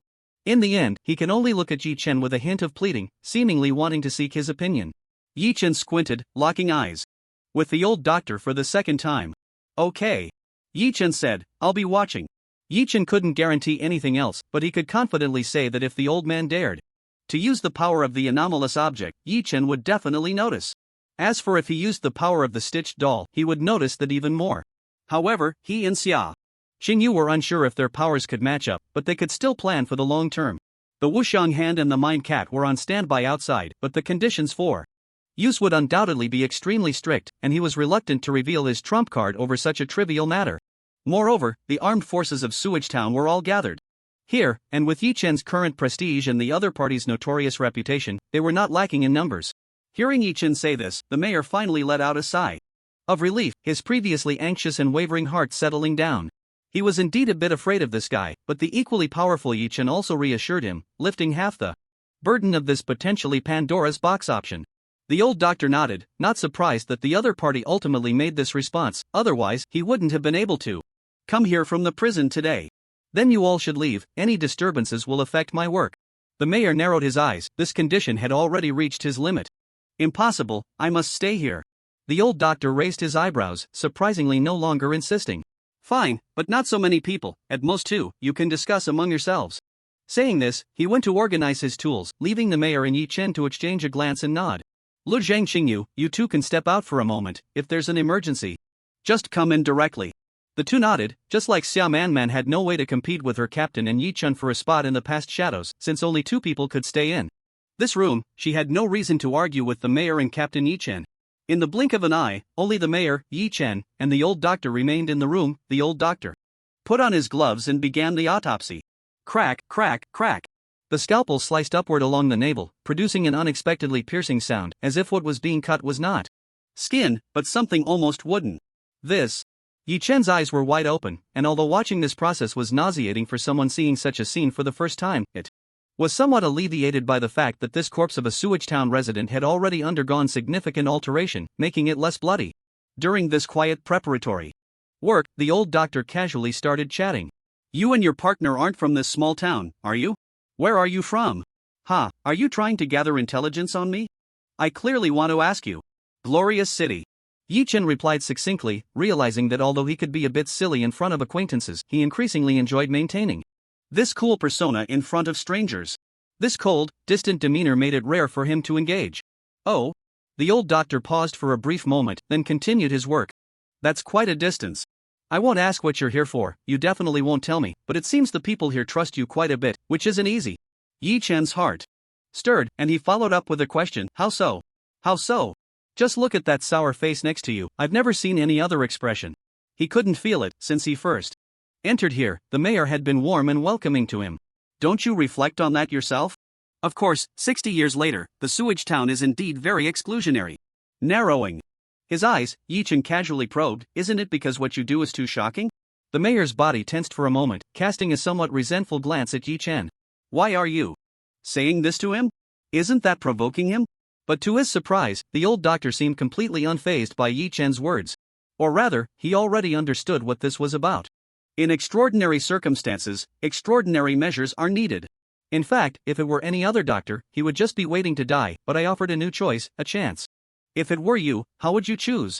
Yi Chen's expression remained unchanged, but his attitude was already clear. What's there to choose? If I were to end up like that, I would definitely choose death. The autopsy had reached a critical moment, and the old doctor extracted something, carefully observing it under the brightest light before setting it down. Interesting, too interesting. He turned his back to the two, revealing a strange smile, not knowing what he was lamenting, and then spoke. The water here is no longer drinkable. Yi Chen raised an eyebrow. Did you really need to say that? I could tell without the autopsy. How do we save ourselves? Yi Chen asked. Everyone in the hall outside has drunk the sewage. The old doctor did not immediately answer his question. Instead, he looked at Yi Chen with great interest. He seemed to want to reach out but ultimately stopped. You drank the sewage too? Yi Chen was taken aback, a strong sense of vigilance rising within him. Does it hurt? Yes, it does. While I maintain a straight face as if nothing is wrong. Do you know how much I've been enduring? Yet you saw right through it. Check me, you seem very special. No. As the old doctor approached him, Yi Chen found it hard not to feel tense, one hand already pressing on his gun. He did nothing but made his stance clear. Tisk. The old doctor pursed his lips but stopped in his tracks, as if losing interest. Suit yourself, a good heart is wasted on a donkey's liver. He returned to the makeshift workbench, tidying up his tools. There's a type of black waste in the wasteland southwest of the town that can neutralize this. I'll tentatively call it toxicity. Of course, it can only alleviate it, it will soon erupt again. Hurry and seek help from a powerful force. Help! We've long since reached out for assistance, but there has been no response to this day. The mayor observed his every move, then frowned and said, "This indicates that the people you are looking for are not the right ones." He wiped the last bit of grime off a knife, packed up all his belongings, and said, "Go find the rotting cult, perhaps they can solve your problems." The rotting cult? The mayor's expression changed slightly. Are you sure this is a force you can seek help from? Haven't they already caused several horrifying incidents, being labeled as an evil force by various orthodox sects across the wasteland? But he probably had said all he wanted to say, shouldering his somewhat eerie medical box, and walked out. After a moment's hesitation, the mayor resolutely blocked his path. Where are you going? The old doctor's steps faltered, his murky old eyes calm as a still pond. Looking for a place to stay. Are you going to keep me locked up? The mayor neither nodded nor shook his head but spoke in a deep voice. I have no intention of imprisoning you, it is you who refuse to leave, which has forced me to take such measures. The old doctor naturally understood, shrugged, and what about now? The mayor fell into great turmoil, finally biting his teeth hard. Of course, I won't imprison you, but we must send someone to accompany you at all times. The townsfolk outside hope you can help regulate things once we find that item you mentioned. Please hold on a little longer. If he paused, if this matter can pass smoothly, and you still want to stay in the town, I will grant you permanent residency. Night Chen's brows raised slightly outside their line of sight. So, in this apocalyptic world, one must speak and act with utmost caution. Permanent residency, does this mean that from this moment on, the foundation for the later sewage clinic has already been laid? Wait. It said you can't barge in right now. Get out of the way. Don't stop me. A commotion erupted outside the room. Then, with a bang, the door was kicked open. The young man, furious, pointed the dark muzzle of his gun at the old doctor's head. Damn it! Why can't he die like a human being? Aman! No! The mayor shouted urgently to stop him, but fearing it would only provoke Aman further, he stood in front of the old doctor. Get out of the way. Are you still going to protect this demon? Calm down. The whole town is sick, he is the only doctor. Do you really want everyone to die because of your impulsiveness? The air was thick with murderous intent, and the room was filled only with the boy's heavy breathing. Suddenly, he saw Night Chen and froze for a moment. You. He had not been one of the first group the mayor took to the sewage ditch, he had rushed over later due to an urgent matter. The two sides had parted ways unhappily, not noticing that there were others present. It was only now that he learned of Night Chen's arrival. Meanwhile, the mayor looked at Night Chen with great urgency. Night Chen, you have to persuade him. He admires you, he will listen to you. Night Chen, what does that have to do with me? Aman was clearly drawn to that attention, or rather, he was thrown into confusion by the mayor's words. Night Chen could indeed become the mainstay with some decisive influence. Do you also want to persuade me to let go? Although he didn't know how he had become the one to decide the old doctor's fate, this situation, if placed in a single-player game, would likely be a critical turning point affecting the outcome. Cautious. As his thoughts turned, Night Chen stepped forward, gently pulling the mayor aside, creating a gap between Aman and the old doctor. From the perspective of Sewage Town, follow your own decision. Aman was taken aback, and after a long time, he dejectedly lowered his gun. Thank you, he said, you are the first one to let me make my own decision, rather than lecturing me with a bunch of grand principles on what to do. He shot a cold glance at the old doctor, gave the mayor an expressionless look, and then left without looking back. The room fell silent once again. The old doctor took a deep look at Yi Chen and walked towards the door. When only Yi Chen and the mayor were left, the mayor couldn't help but ask Yi Chen in a low voice, filled with confusion and resentment, why didn't you persuade him? You just let him take me away? Just look at the result, Yi Chen replied casually. At times like this, the more you try to stop him, the angrier he gets, and the more he wants to take action, right? The mayor's Expression gradually turned to shock as he scratched his head. Is that so? Damn. For Yi-chen, Amon was one of the key figures in Sewage Town 60 years ago. Every move he made, every thought he had, was inevitably a reflection of that time, and it had to be decided by him for things to move forward. Just like the scene before them, Amon had prestige. 60 years ago, which was completely different from his current situation. The current mayor could easily stop him, but back then, he couldn't. So, as a push from behind, what would Amon do when the mayor couldn't stop him? Why did he react so strongly to this doctor? Didn't I mention before? A young man in town had the heart of a laughing monkey. Transplanted, and since then, he acts like a human during the day and like a monkey at night. The mayor said quietly, that person was his childhood friend. The room fell silent. And only then did Ji-chen understand how difficult a decision it was for him to just put down the gun. The town's guard, the town's defense team.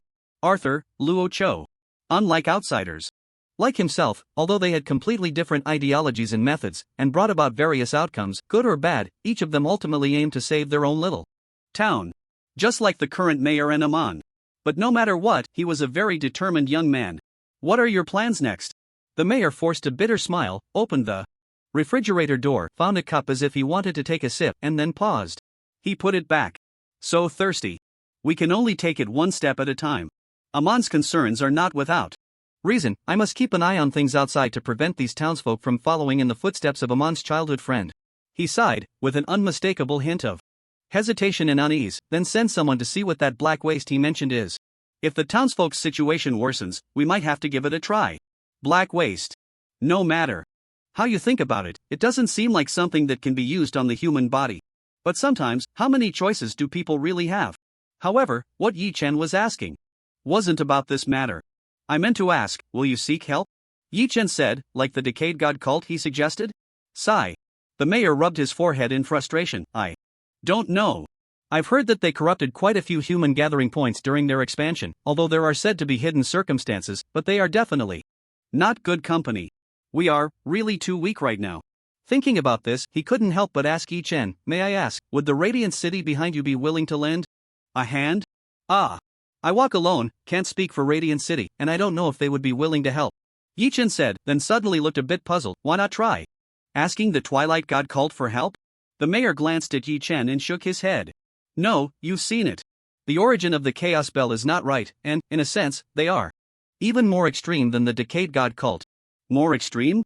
Yi-chen frowned. No matter what, the Twilight God cult shouldn't have such a reputation, otherwise, it wouldn't be called the first righteous cult of the wasteland. In the past year, they have roamed the wasteland, dealing with threats and handling abnormal disasters, but sometimes they can be very ruthless. Like what? Those who have been deeply affected by the anomalies, even gathering points, will be directly erased by them. Yi-chen was taken aback.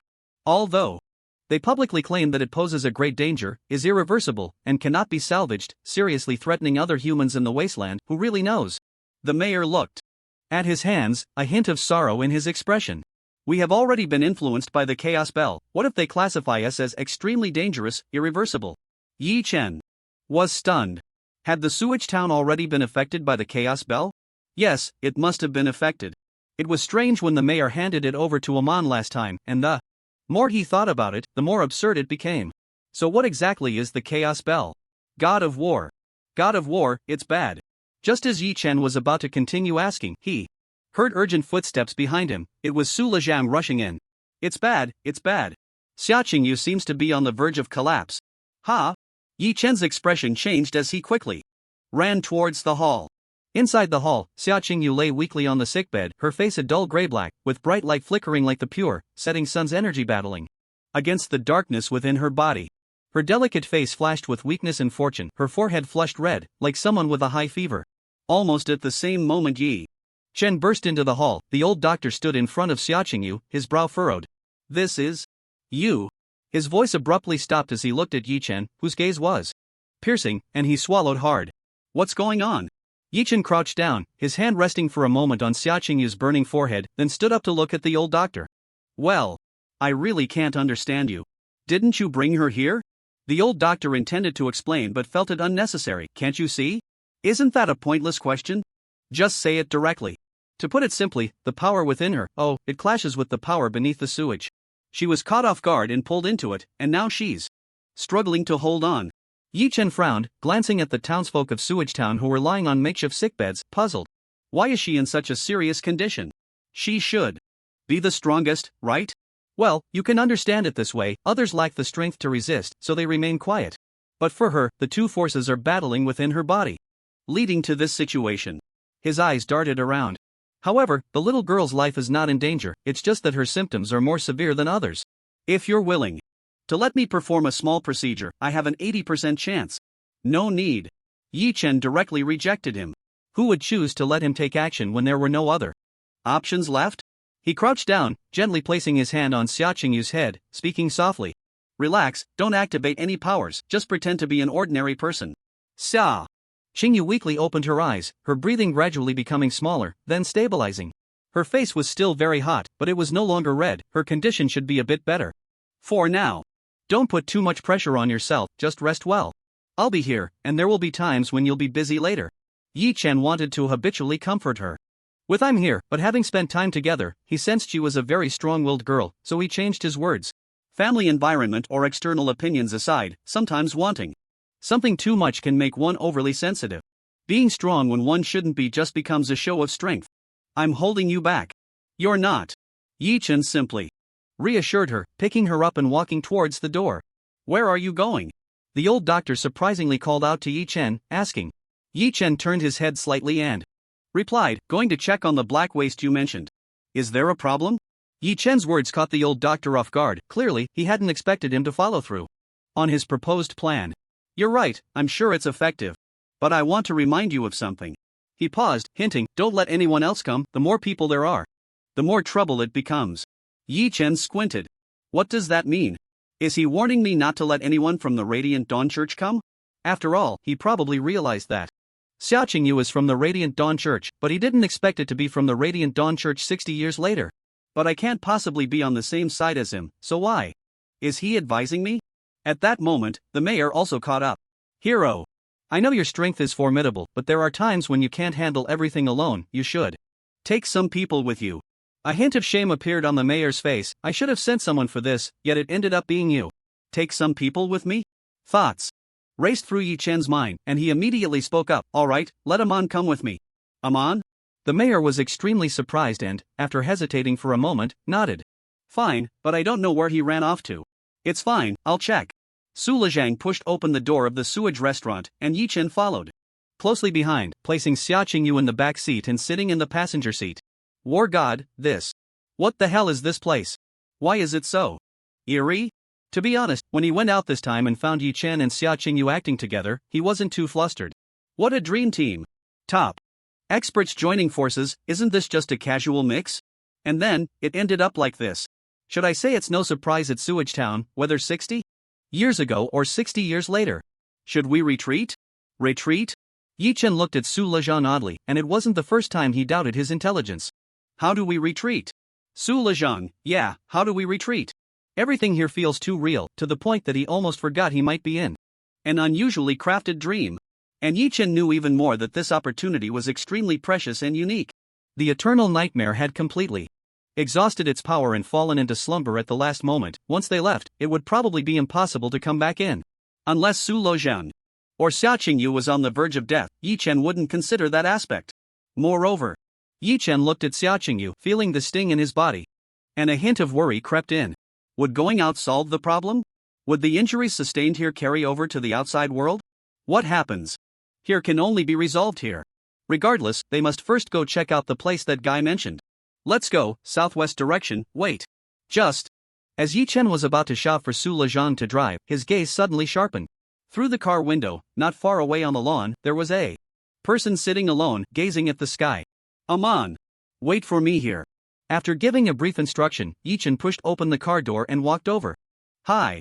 Yi Chen sat down beside Amon. What are you thinking about? The frail Amon had a somewhat delicate face, staring at the sky with a unique aura, somewhat like the male lead in a novel. Of course, this might not be a compliment, but rather that he looked like someone who could stir up trouble at first glance. Ah, it's you? Amon snapped out of his daze, his mood slightly downcast. How's it going inside? He was dressed in a sharp outfit, looking quite elite. Not too good, the doctor is doing everything possible to delay the onset of symptoms. What? That one sentence jolted Amon to his feet. Last time one person was harmed, and now they're using so many as test subjects?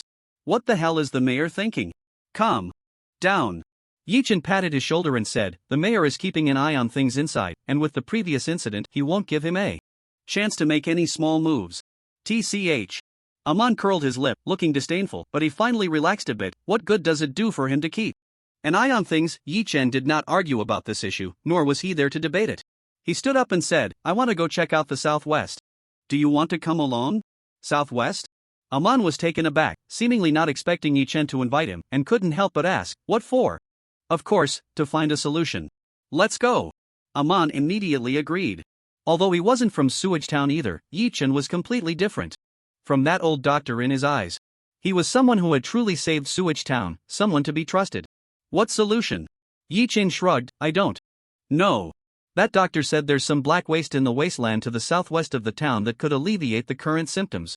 Upon hearing this, Amon stiffened for a moment, feeling a mix of complexity and reluctance. It's him again?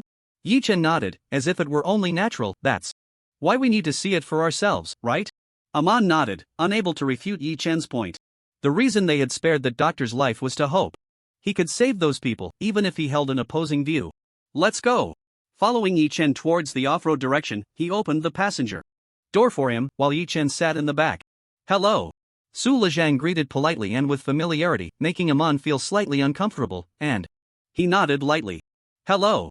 He could always sense that these few people had a strange sense of disconnection. It was as if they had never experienced the despair of the apocalypse. Then let's set off.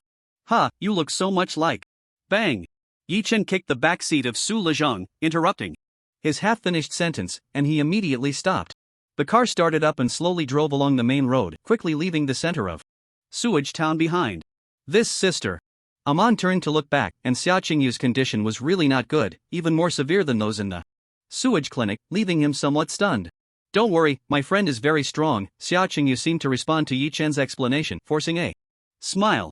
Amon was a bit surprised and looked at Yichen with a complex expression. You guys also? Yichen nodded, yes, we are also poisoned. If the stuff in the sewage was indeed poison. Amon momentarily didn't know what to say, feeling a bit moved. This was the second time for Sewage Town. He knew he couldn't do much, but he also carried a hint of hope. You guys are so strong, you must have a powerful force behind you, right? Can you help us? Sewage Town was like a middle-aged man plagued by illness, already at its limit. Just a little more, and it would truly be crushed. Everything felt too desperate. Yichen gently shook his head. I'm afraid not, it's just us. And we are better at fighting, not much else. Amon felt a bit disappointed and sighed. Since he was eager to chat, Yichen had quite a few questions he wanted to ask. I noticed your opinions seem quite different from the mayor's? Amon nodded, as Yichen touched on the matter that weighed on his heart, as if seeking some resonance. He suddenly became talkative. Yes, he is too conservative, content with the status quo, thinking that the current situations and disasters are unacceptable. But, why should it be? Sewage Town clearly still has a chance to do better. There's no need to endure these misfortunes. We can try more, take more risks. Rather than just comparing ourselves to those in even worse situations, right? Yichen did not comment, essentially representing the conservative and radical factions. From a later perspective, he supported the mayor. If Sewage Town could be content with the status quo, at most, it would only bear an abnormal influence. Places with abnormal existences were not easily destroyed, which was indeed quite good. But Yichen already knew the outcome. In trying to resolve the original influence, it brought one after another more influences to Sewage Town. In the end, it seemed that the accumulation had reached its limit, and there was no way to turn back. However, as people of that time, especially passionate young individuals, would they really be content with the status quo? No one could blame anyone, everyone just wanted a better outcome. So, what do you want to do? Yichen asked straightforwardly. Of course, we seek help. Amon spoke softly, rare for him to express his true feelings. This is a situation that our Sewage Town cannot face at all. Clearly, there are people who can help us, allowing our town leader to recover.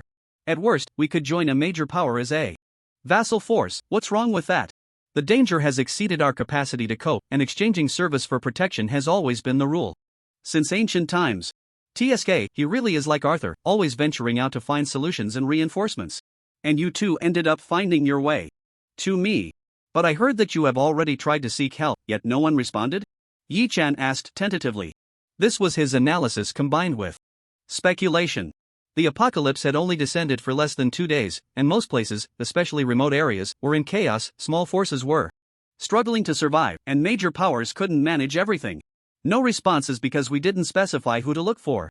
Amon said gloomily. We just sent out a simple, non-specific request, located in a remote area, and without any substantial reward to offer. Naturally, no one came. But what if we were more precise? For example, if we directly named the Radiant Dawn Church in our request, raised the reward, and generated some buzz? Wouldn't they, even if just for their reputation, have to spare some manpower to take a look? Yi Chen nodded slightly. This guy had a clear line of thought. He then continued along that line, but the town leader seems to have said that we can't ask the Radiant Dawn Church for help? He's just timid, Amon scoffed, lightly huffing. The Radiant Dawn Church has been maintaining the wasteland for so long, seriously addressing the issues of the residents there. How could it be that severe? They only intervened to eliminate particularly large-scale abnormal pollution. Yi Chen squinted and quietly glanced at Xia Qingyu. Seeing no special reaction, he asked, eliminate? Yes, Amon nodded. Have you seen zombie movies from before the apocalypse?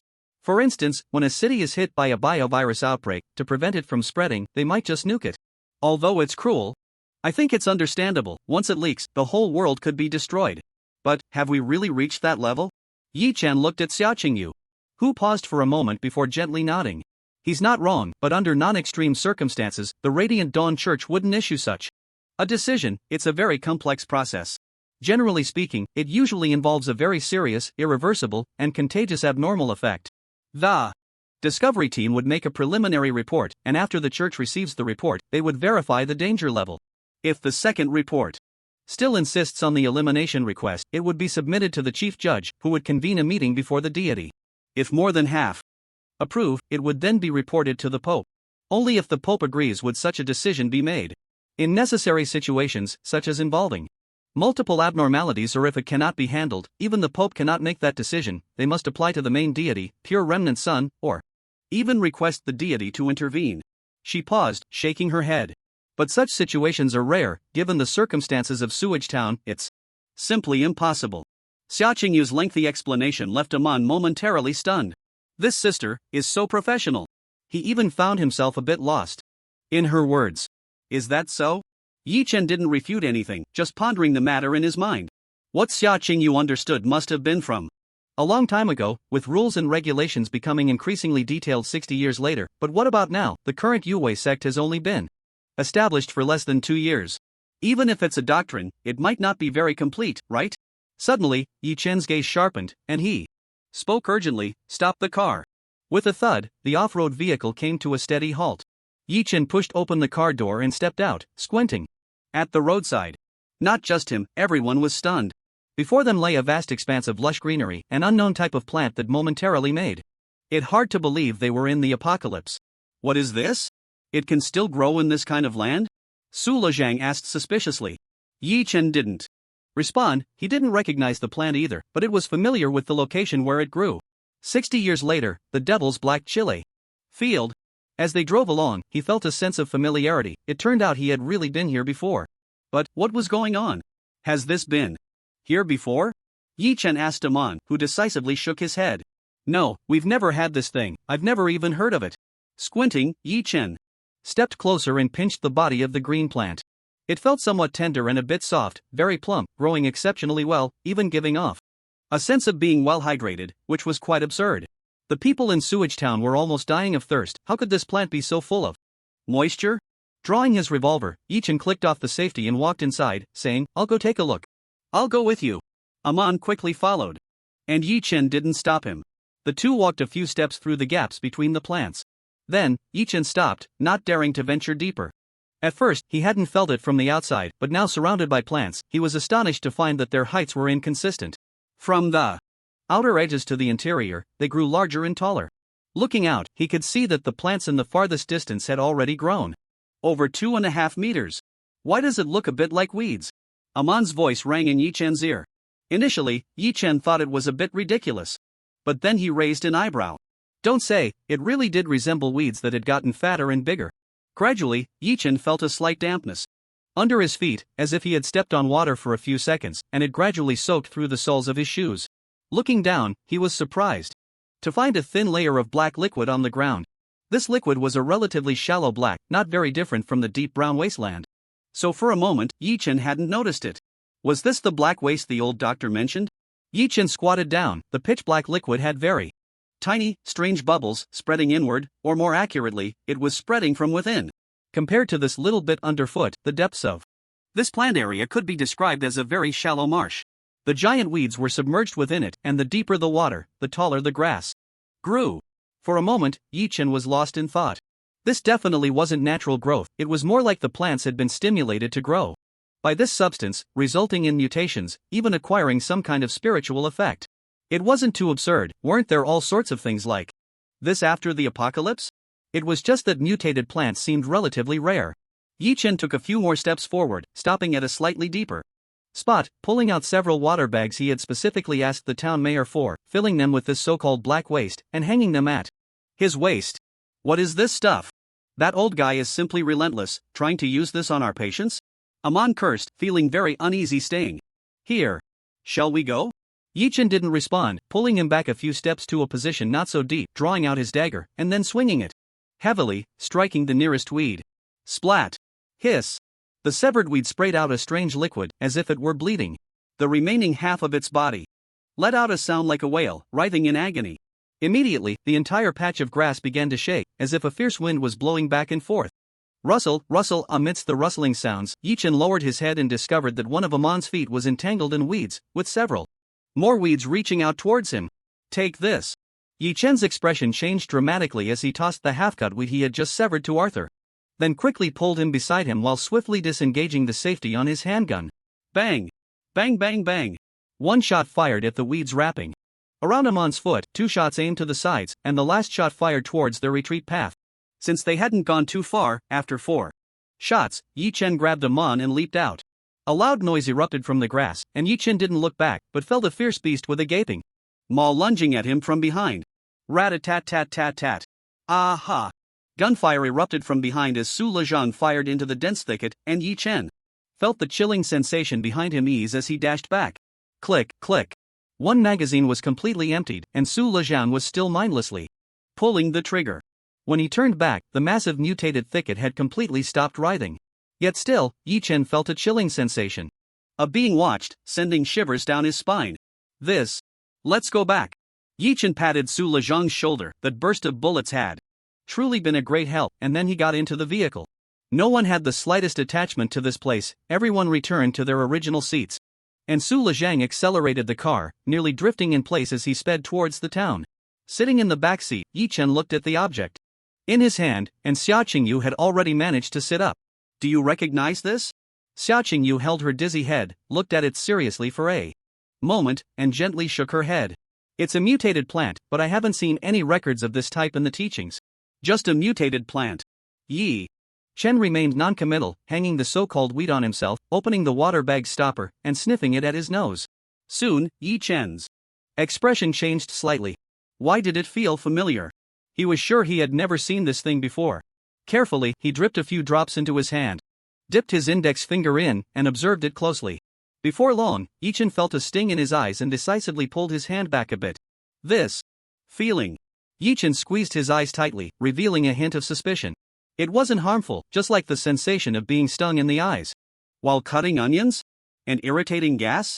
What on earth is this? Amon, sitting in the passenger seat, was still a bit shaken, stretching his neck to observe Yi Chen experimenting. I don't know. Yi Chen wiped his hands, put the water bag away, and sighed. Let's head back to the mosquito restaurant and see what he says. Amon hesitated, ultimately saying nothing. What else could they do? The off-road vehicle stopped in front of the mosquito restaurant, and Yi Chen helped Xia Qingyu up as they walked inside. Pushing the door open, the inside was eerily quiet and oppressive. If earlier it had been noisy, filled with whispers and faint moans, now it was another extreme, uncomfortably silent. It was definitely not that everyone had recovered, rather, the symptoms had worsened, and the strength of their slumber or wailing was gradually fading. Bastard! What have you done now? Amon blared angrily. For a moment, the old doctor shot him a displeased glance. What the hell do I care? This won't work, that won't work, I can't do anything. Yi Chen patted Amon's shoulder, helped Xia Qingyu onto a nearby empty bed, and walked up to the old doctor, taking the water bag from his waist and opening the stopper. I brought this back, see if it's the same. The old doctor clearly preferred to communicate with someone like Yi Chen, who understood, took the water bag, poured a little into his hand, and lifted it to smell. He seemed to have anticipated this smell, merely squinting his eyes without showing any signs of being stimulated. He nodded and then strangely shook his head. It seems a bit different, but this thing is definitely it. What happened over there? A patch of mutated grass has grown. Yi Chen was waiting for him to clarify, handing over the half piece of distorted grass in his hand. The old doctor took the peculiar grass, his eyes growing brighter. Interesting, interesting. It's simply a miracle. Miracle? Yi Chen wanted to ask more, but glancing at the lifeless atmosphere in the restaurant, he chose to focus on the most important matter. I've brought the stuff back. How do we delay their symptoms? Oh. The old doctor came back to his senses and casually replied, I need to keep half of it. For the rest, have someone boil it, and each person just needs to drink a drop. In an instant, countless people frowned tightly. What is this? Drink this stuff? Aren't they just trying to die faster? As for you two, you have spiritual energy in your bodies, so you don't need to be so troublesome, just drink it directly. Yi Chen's expression was emotionless as he coldly stared at him, his ill intent almost materializing, forcing the old doctor to respond seriously. Sigh, you guys really, why does no one want to believe I'm a good person? He showed a very aggrieved expression, pouring the black water from the water bag into his palm and taking a sip, even smacking his lips, revealing a very enjoyable expression. See? I'm fine. Yi Chen confirmed he wasn't playing any tricks during this process, took out another belt filled with black water, and looked at the bubbling substance with extreme resistance in his heart. What on earth is this? The old doctor shrugged, I don't know, maybe it's a miracle. Poof. Yi Chen turned his head to glance at his teammates. One was weak, and the other was severely ill. It was impossible to let them try first. On the other hand, at least if he died, he could be revived, which could be considered a trial and error cost, so he let a few drops fall into his hand. After some mental preparation, Yi Chen swallowed it down. The strange black water had no unusual taste upon entry, but it did have a burning sensation. The liquid seemed relatively smooth, but once inside, it carried a sticky feeling, as if it were clinging to his throat. Cough. Cough cough. Cough. Damn it. What did you do? Yi Chen's abnormal reaction made Su Lejang directly shiver and pull out his gun. This ghostly place relied on Yi Chen to lead the way. If he went down, he might never come back. Lejang, cough cough. Yi Chen pressed down on Su Lejang's gun, his gaze filled with astonishment and disbelief. At first, he was a bit flustered by the burning sensation, but as the liquid went down, it truly felt painless, and it seemed like he regained a bit of strength. Damn! Yi Chen cursed directly. In that moment, he finally understood what this strange thing resembled.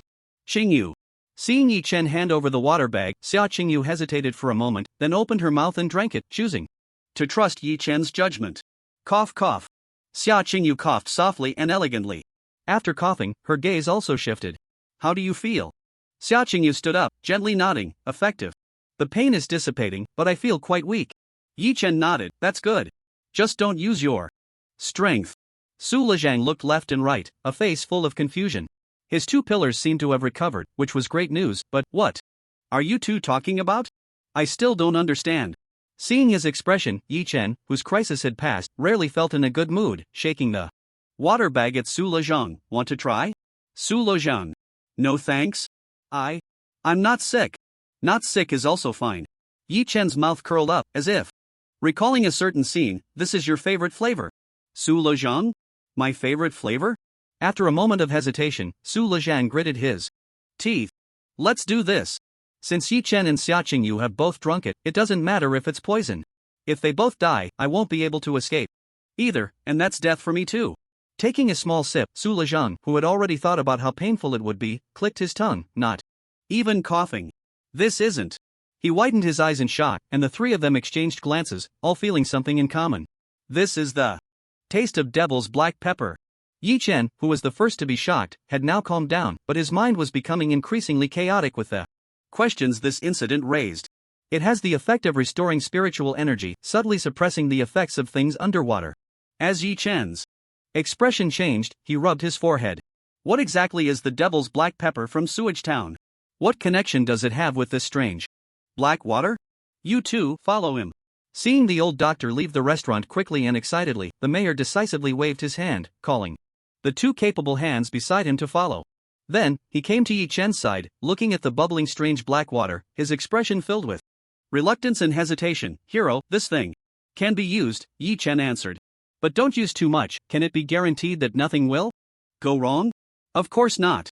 This is just something very similar to Devil's Black Pepper, but it isn't actually Devil's Black Pepper. But this is the apocalypse. This is the last resort before death. If there's hope, we must try. You're about to starve, and there's only a can that's been expired for 60 years next to you. Will you eat it or not? With Yi Chen's answer, the mayor no longer hesitated and distributed the remaining 2 water bags, minus the one taken by the old doctor. Go boil it in the pot. Then each person gets a drop. Don't shake your hands, got it?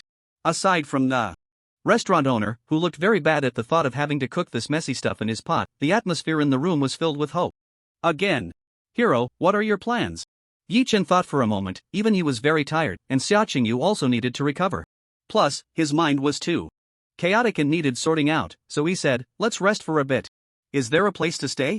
The mayor was taken aback, and at that moment, a hint of joy actually appeared on his previously gloomy face. It must be possible. Let me tell you, do you remember what we talked about by the sewage last time? That inn I've built is ready. You can be the first guests for free. Yi Chen? Don't tell me it's the sewage inn. With so many empty houses in the town, why build a special one? From the first time he saw Sewage Town, he felt it was unreasonable. Who would build here? The mayor scratched his head and chuckled. Oh, we don't have that many people now, and we all live around here. Those empty houses are too far from the town center. I was thinking of creating a feature. Once this wasteland stabilizes and people come to Sewage Town for tourism, they can stay there, with a grand view of the sewage ditch and a fascinating history. Who knows, maybe Sewage Town will have a chance to become lively again. What I'm struggling with now is whether to call it the Devil's Scythe Inn or the Sewage Inn. What do you think? Yi Chen. Are you crazy? Even in this situation, you still give me the feeling of wanting to revitalize tourism? This is the apocalypse, man. Sewage Inn. Yi Chen shook his head in both anger and amusement, feeling a bit of pity in his heart. Although the idea was terrible, they were all a group of sunny people facing life. But he knew the future of Sewage Town for the next few decades. Well, if everything goes smoothly, regardless of Arthur's face, for your and Amon's sake, I will also try my best to help Sewage Town break free. Get in my car, you all rest for a bit. After saying that, he called over a member from Sewage Town. You go help them drive that car to the Sewage Inn. Without refusal, Yi Chen and Ameng temporarily bid farewell, taking Su Lezhang and Xia Qingyu to the mayor's car. Once in the car, the mayor became serious. As he started the engine, he spoke up. This afternoon, we will hold a town-wide meeting regarding the request for assistance. Will you be available to come?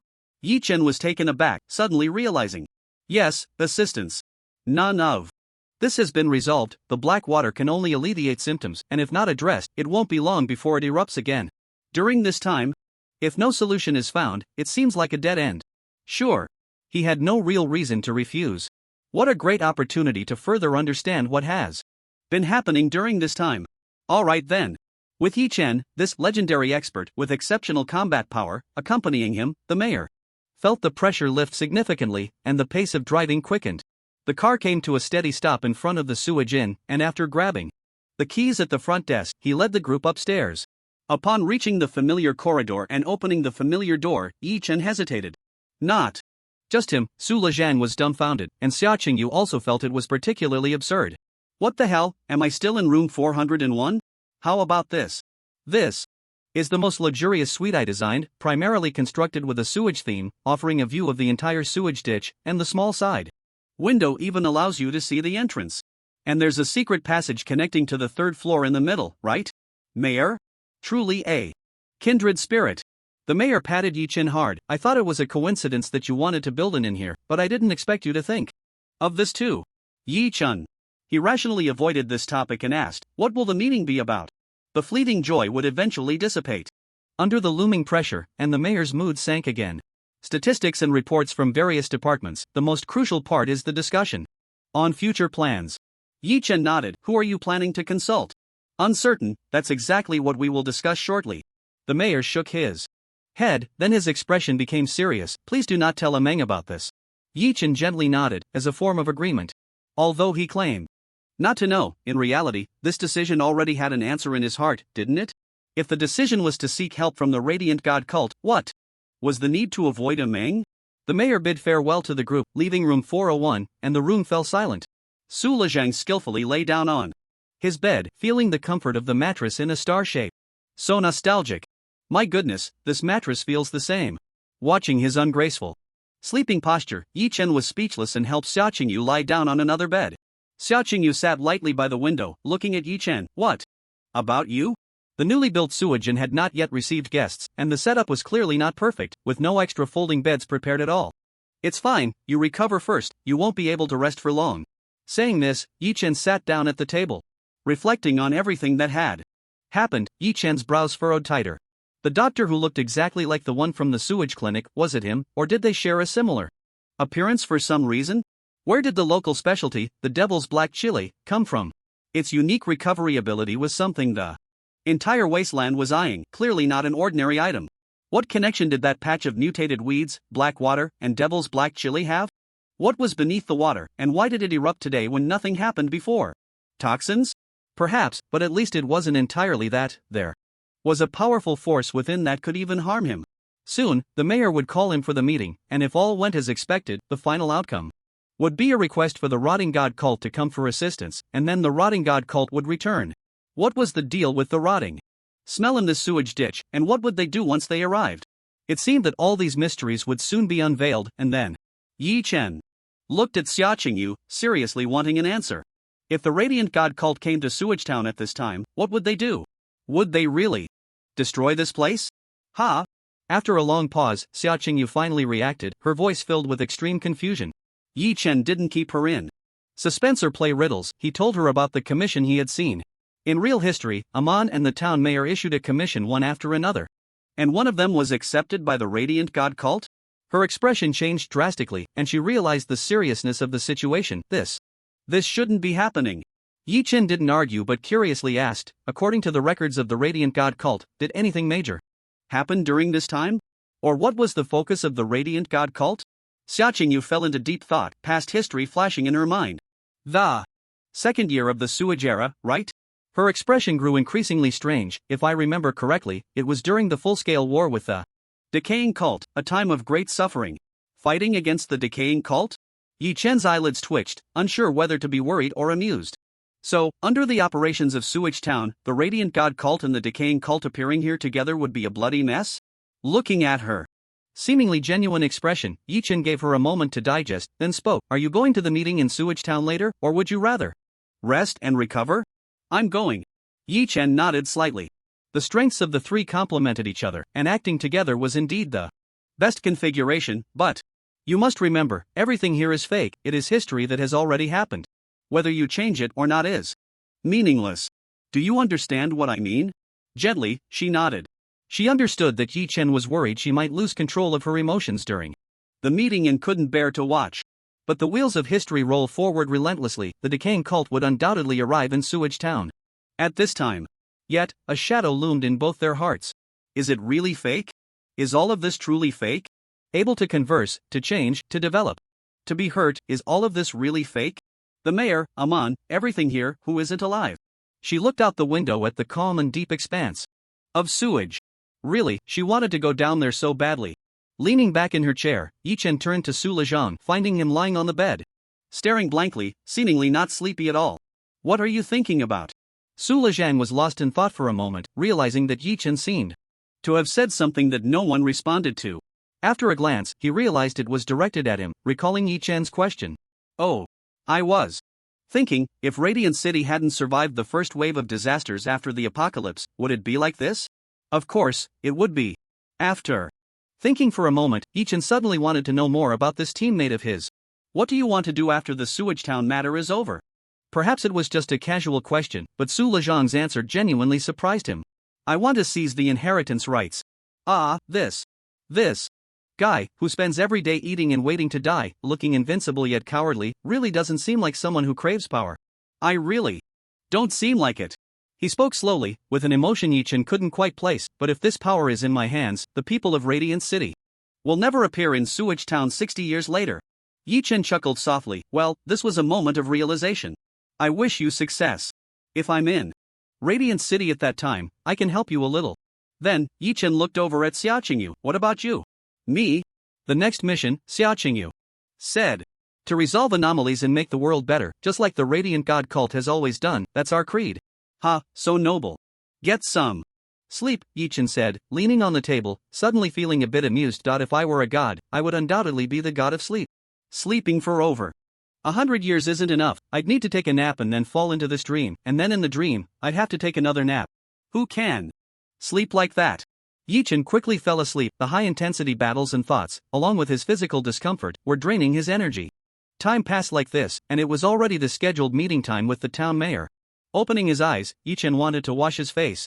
But then, he remembered that the wastewater here was problematic, so he had to abandon that plan, kicked Su Lezhang's bed, and gently shook Xia Qingyu awake. Get up, it's time to set off. The two were truly impeccable when it came to getting up. Su Lezhang didn't dare to sleep in too long, wanting to stay close to Yi Chen. If he slept too much, Yi Chen would leave without him. Xia Qingyu, on the other hand, had years of field experience, and her combat experience allowed her to be fully alert at any moment. How's the recovery? No problem. Yi Chen nodded and handed the activated revolver in his hand to Xia Qingyu. Still can't use spiritual energy, so take this for self-defense. Biting her lip, Xia Qingyu sighed and took the revolver. Okay. After a quick tidy up, the group left the room. As he locked the door, Yi Chen couldn't help but mutter, this damn place, surely no one will come back to their room again, right? They got into the off-road vehicle, with Yi Chen in the passenger seat, Xia Qingyu in the back, and Su Lezhang finally getting his wish to be the designated driver, starting the vehicle and driving off. The vehicle slowly made its way toward the town center, stopping at another place Yi Chen was familiar with. The town guard office building. When they stood there, the mayor was already waiting at the door. As the group got out of the car, he immediately came over to greet them. This way. Following the mayor, they walked inside, up to the second floor, and all the way to the end, where he pushed open a door. Yi Chen's expression changed slightly. Goodness, isn't this Arthur's office? Walking to the desk, the mayor tapped under the table, and a rumbling sound echoed in the room as a dark secret passage opened up on the side. Ah, this. Yi Chen was quite surprised, as he had no idea this place existed, and couldn't help but make some associations. There should be a secret passage in this place in the real world too, right? This was an unexpected delight. If he couldn't find Arthur later, he could just come here directly, or at least uncover many secrets. Following the secret passage down, they entered a room the size of a living room, with a large table in the middle, where a group of people was already seated. Judging by the arrangement of the chairs, everyone had likely arrived. Scanning the room, there were only about 7 or 8 people, most of whom he recognized. Basically all from the last time he came, the ones who charged to the front during the battle with the demon scythe. At this moment, there weren't many firearms in Wastewater Town, and the users were definitely the mayor's most trusted individuals. The owner of the Mosquito restaurant was also among them, and even 2 of them were patients who had drunk the wastewater and had recently been lying in the restaurant's sickbed. It seemed the old doctor hadn't played any tricks, and everyone had recovered quite well. Upon seeing Yi Chen's arrival, no one voiced any objections. Even though Yi Chen wasn't a resident of Wastewater Town, no one thought he was unqualified to sit there. He had saved Wastewater Town once and was now helping them a second time. The restaurant owner even directly invited him to sit in one of the 3 seats beside him. The mayor sat upright in the center, his expression serious as he scanned the room. Since everyone is here, let's begin. Each side, please report your situation. This was not a meeting filled with meaningless chatter. At this critical moment of life and death, everyone had too many urgent matters to report and discuss. The first to speak was the current captain of the town's defense team. The defense team is adequately staffed, but our weapons and ammunition are all insufficient.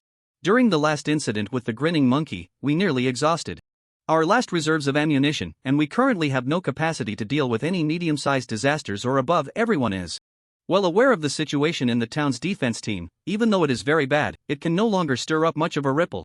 As his words fell, another person immediately spoke up. The emotions of the townspeople have been barely calmed, but I fear it won't last long. Without water, we can hardly cook with the ingredients we have. With the entire town missing dinner tonight, the hunger and thirst will likely exacerbate everyone's worries, spreading into panic. We must take further measures. Measures? What measures can we take? Can food and drink be conjured out of thin air? The scene fell silent, and no one could offer a suggestion. Until another person spoke. A tricky situation has just arisen. A townsman, distressed over his 3-year-old child who has been crying of hunger, did not heed our water ban and fed the child a small bite. The child has been poisoned and taken to the Mosquito vegetable restaurant, but we dare not recklessly use the black water on a child. The mayor's brow was almost twisted. Into a knot, this matter had to be addressed. Have you consulted that doctor? The speaking townsman nodded. We asked him. His opinion is valid, but the implications of the black water could lead to respiratory blockage in young children. He suggested surgery to alleviate the situation, but we dare not decide and are waiting for your instructions. Instructions? How can I give instructions? The mayor knocked on his own head and waved his hand. Let the mother decide for herself whether to use black water or go for surgery. We have no right to determine this child's future, just as she ignored the water ban. Then, the restaurant owner spoke up. Patients who drank the sewage during the day have mostly regained their mobility, but we must seize this time to find a solution, otherwise, once the time for alleviation passes, it will be too late. Outside the room, the sky was so clear, yet everyone felt suffocated. Sewage Town was like a dark cloud overhead, fragile like a crumbling mist, ready to shatter at a touch. It was oppressive. We must seek help. Yes, Sewage Town no longer had the ability to handle this situation, nor even the ability to continue surviving. The problem before us is, whom do we seek help from, how do we seek help, and what price can we pay? After a brief silence, it began with just a few, but eventually, everyone turned their gaze toward Yi Chen. Yi Chen felt a bit of pressure and glanced at Su Lezheng. Seeing him shake his head, Yi Chen spoke up. First, I do not represent Radiant City, I am just a lone wanderer. Second, based on my understanding of Radiant City's current state, the maximum they can provide is supplies, and they are likely unable to assist with the things under the sewage and these patients. In the ensuing silence, Yi Chen dispelled the last glimmer of hope among everyone. In fact, from the very beginning, everyone had only two choices, two major orthodoxies. Soon, someone expressed their thoughts. I've heard that the Twilight Church handles abnormal events very professionally and is recognized as an orthodox religion. They have promised the entire wasteland that when a gathering point faces a life and death situation, they can respond 100%. Of course, afterward, they will determine whether it was truly a life and death situation, otherwise, they will impose penalties. But I think our current situation, no matter how severe, cannot fail their assessment.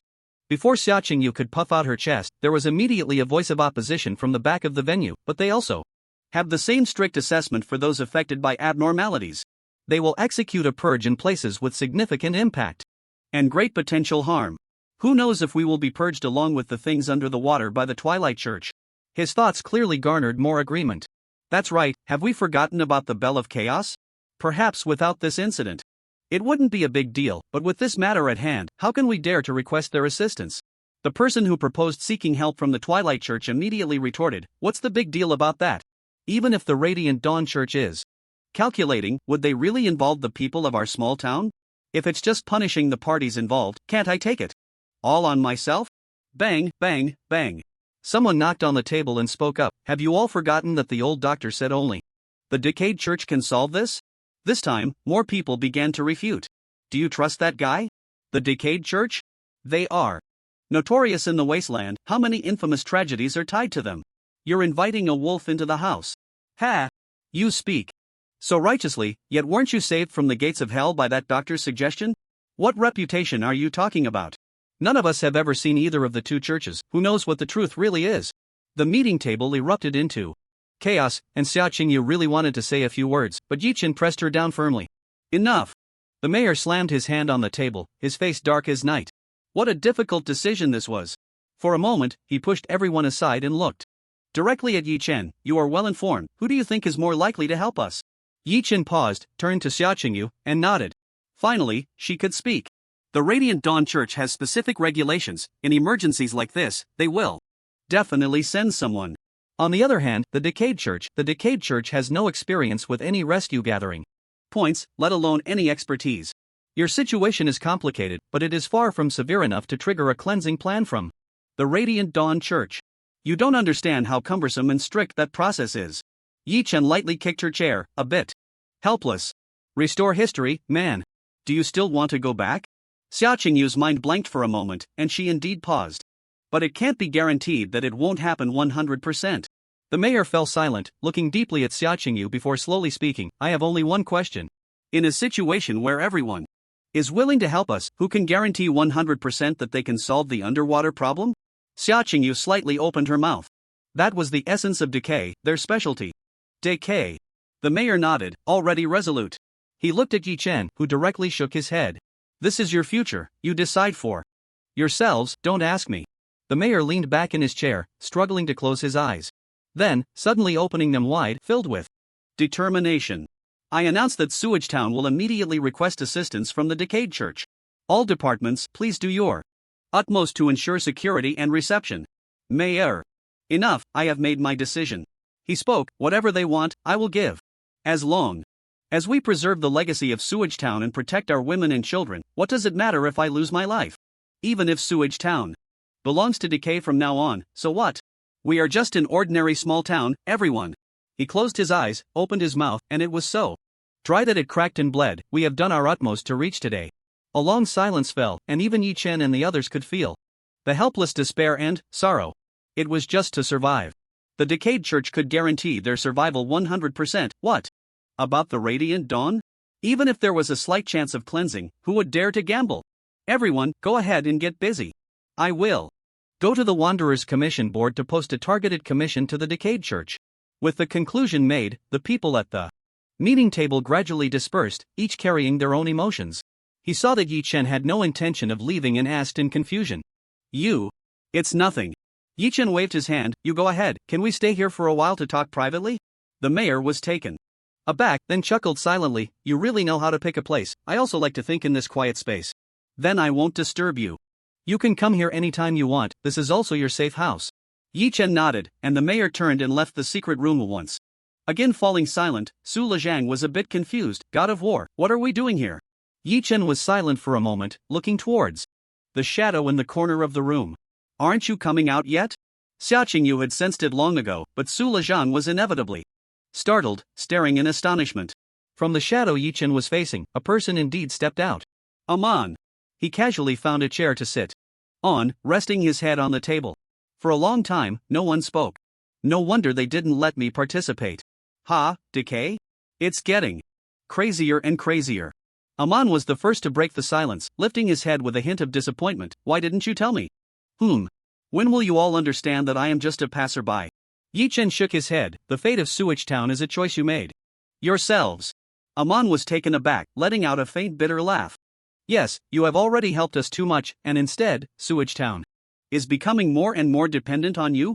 He looked up at Yi Chen. So since you found me, will you tell the town mayor? Yi Chen's mind turned, casually asking, why don't you tell me what you want to do?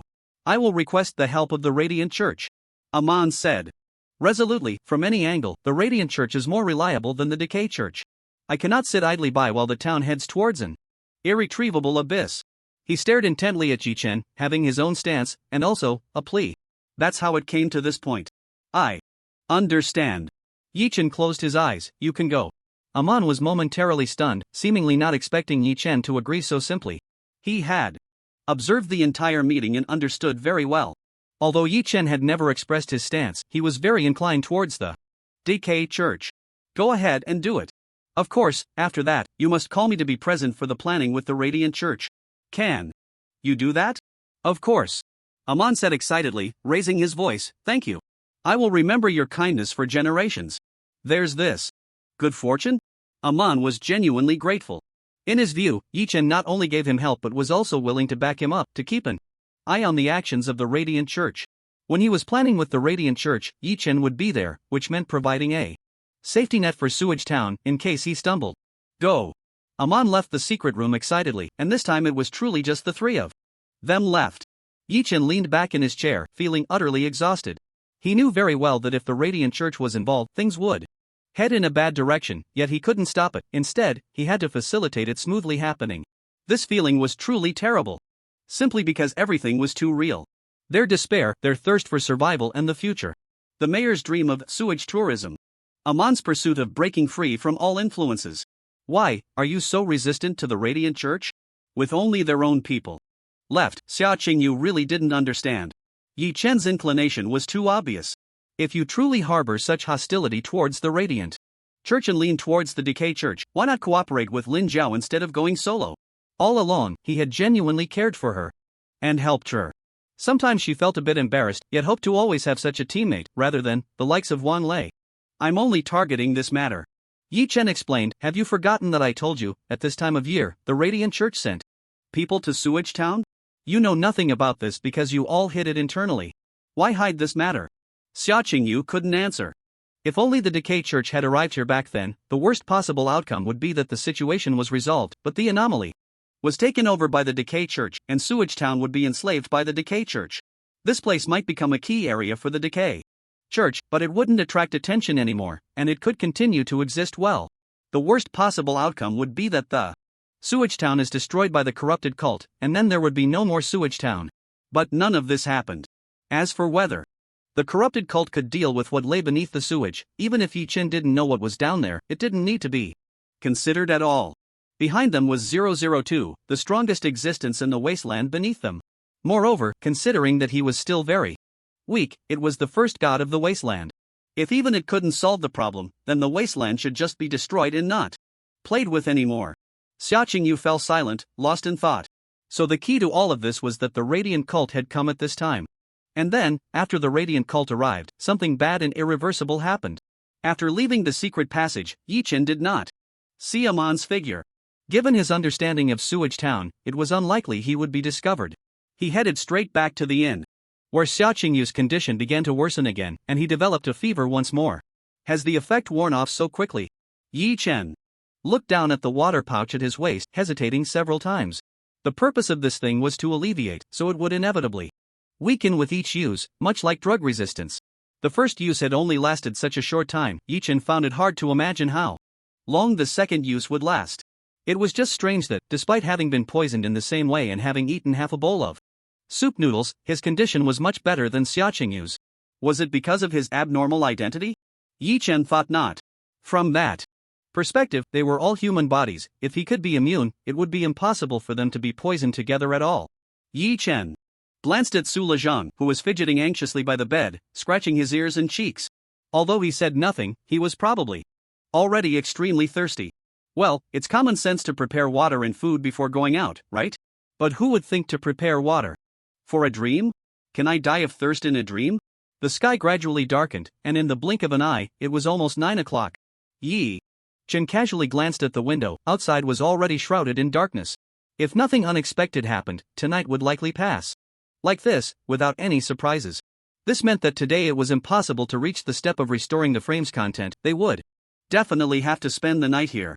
He really couldn't understand the relationship between the passage of time inside and outside. He might need to stay here for many days. Yi Chen was fine, but Xia Qingyu, even Su Lezhang probably couldn't hold out that long. If they couldn't resolve this. Bang bang. Ah! The glass window of the room was suddenly knocked on. Accompanied by Su Lezhang's piercing scream, Yi Chen turned his head sharply. Outside the glass window, illuminated by the night, a face pressed tightly against the glass, even slightly deformed, an eerie human face. It was originally a young man, but he clung to the window frame like a monkey, his mouth stretching almost to his ears. He revealed a chillingly sinister smile. He. Crack. Accompanied by a sharp shattering sound, the person, let's call him the grinning monkey, suddenly smashed through the glass, reaching into the room, and then, with a creepy laugh, leaped down. Bastard! Stop! Yi Chen cursed, no longer having time to think about this unsettling scene. It had snatched away the water pouch he had placed on the cabinet by the window. Yi Chen rushed towards the window. Xia Qingyu was about to follow but was stopped by Yi Chen's outstretched hand. Don't let it lure you away. You are both too weak right now, you must not go alone. Of course, chasing after it might truly be the real lure, but knowing that didn't change the situation. This guy had taken the last remaining black water. If he didn't get it back. Bang! Yi Chen stood at the window, watching the shadow flee, raised his hand, and fired a grappling gun, which struck a tree and swung down. He landed with a roll, raised his pistol, and shot. Bang bang bang bang, the smiling monkey moved with incredible agility, swaying left and right as it repeatedly darted into buildings or vegetation, evading every shot fired by Yi Chen, who was armed with a self-targeting gun. Bastard! Yi Chen put down his handgun and sprinted after it, dashing into the street in the blink of an eye. Bang! Another shot from the grappling gun was fired, quickly echoing back as he reeled in the distance, continuing the chase. In this pursuit, Yi Chen's vigilance grew increasingly acute. In truth, he understood that he couldn't keep up with its speed. Yet, so far, he hadn't lost sight of it. It was as if it would occasionally wait for him, luring the enemy deeper. So where is it trying to take me? As he ran wildly, Yi Chen tilted his head slightly and realized he had passed the town guard's office building. Without hesitation, he drew his gun and fired a shot inside. Bang! The poor window shattered in response. Yi-Chen didn't know if the mayor was inside, but this was the only way to send a reminder. Come help me. Ultimately, it was just a spontaneous act in a fleeting moment, and Yi-Chen continued to sprint north. After a few more turns, the empty alley opened up. The smiling monkey vanished from sight, but the stolen water bag was neatly placed in front of a residential door. The house wasn't too large, but it was surrounded by no other buildings, resembling a small villa, making it easy to see clearly. What does this mean? Yi-Chen squinted, unable to find any trace of the smiling monkey, yet he couldn't just leave it behind. He moved slowly, half squatting at the entrance of the room. Intact? He glanced at it, even the cork hadn't been disturbed, making the whole situation too bizarre to comprehend. I really want a little cat. This place feels so familiar.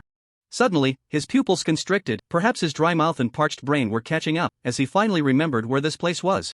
This is Arthur's residence.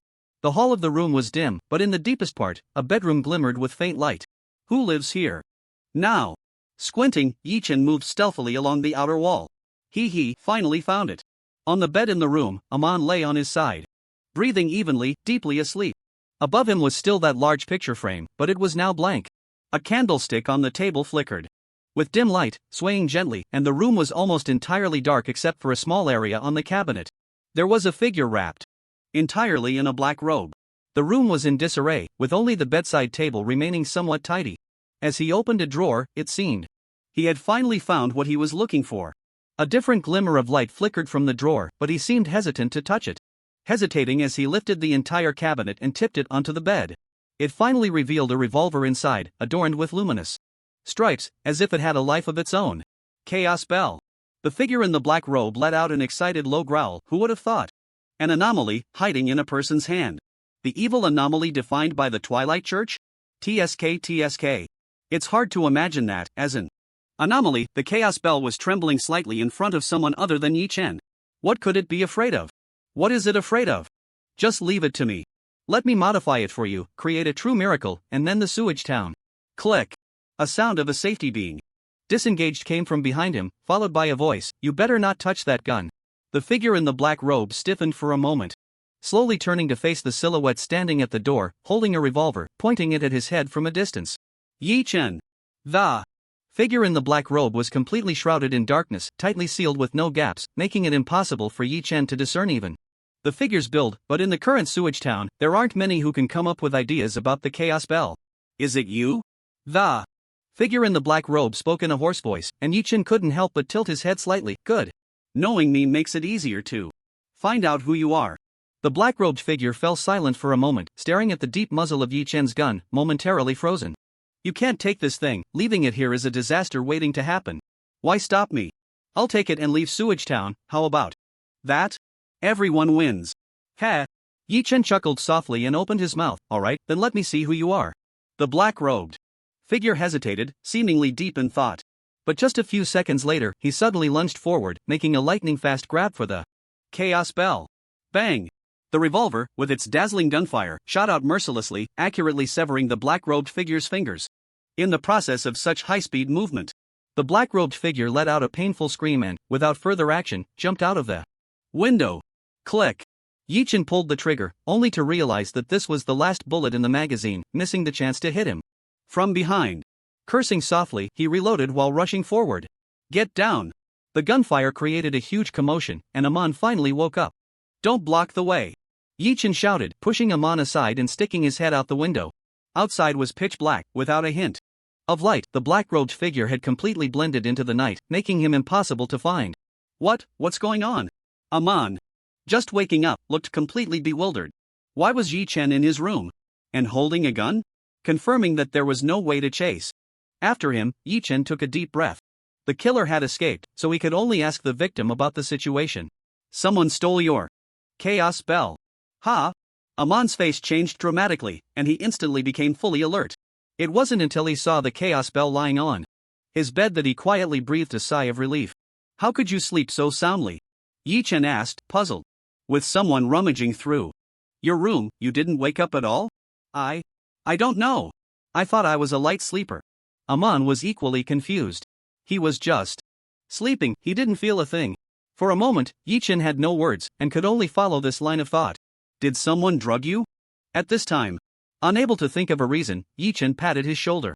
Be careful from now on, I need to have a good talk with the mayor about this. Amon nodded gently, and Yi-chen no longer focused on this matter. As long as he was awake, Amon was definitely not the kind of person who was powerless. Wait. At the last moment, Amon suddenly called out to Yi-chen. With a puzzled look from Yi-chen, he gritted his teeth and spoke. If you're willing. He pressed his cracked lips together, you can take this. Yi-chen raised an eyebrow. What Amon was pointing to was the chaos bell. Why? Of course, he wanted it, but this. Upon hearing the question of why, a hint of disappointment appeared in Amon's eyes. Maybe I don't deserve it. Last time you used it to kill the demon scythe, and this time you protected it. In this process, it seems like I haven't done anything. Yi-chen didn't immediately take the chaos bell, even though he really wanted to. Why is the chaos bell in your hands? Yi-chen asked. How did Sewage Town get the chaos bell? The chaos bell could almost be said to be the root of the current chaos in Sewage Town. How did it end up there, and why was it listed as evil by the Twilight Church? Did it even deserve it? I can't really explain that either. If you can master it, why not ask it yourself? Ask the chaos bell directly? Yi-chen paused for a moment. Yaman simply couldn't understand that they were currently in an anomaly, and the probability of all these illusions was quite high. In such a world, anomalies might be restored and usable, but did they truly possess the consciousness to think? Just like Yaman, the mayor. If they could, it would involve a paradox. If anomalies could be fully restored, could communicate, could think, wouldn't they realize that this was not the real world? Would they understand that they were actually inside a true anomaly? I understand now. Yi-chen handed the little chaos bell in his hand to Yaman. This is also a good weapon, you can keep it for self-defense. After saying that, he directly grabbed the chaos bell from the bed.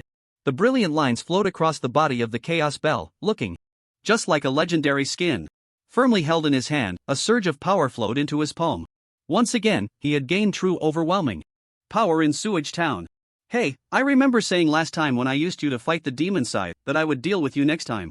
The chaos bell trembled violently, more panic than when the cloaked figure whispered evil words to it earlier.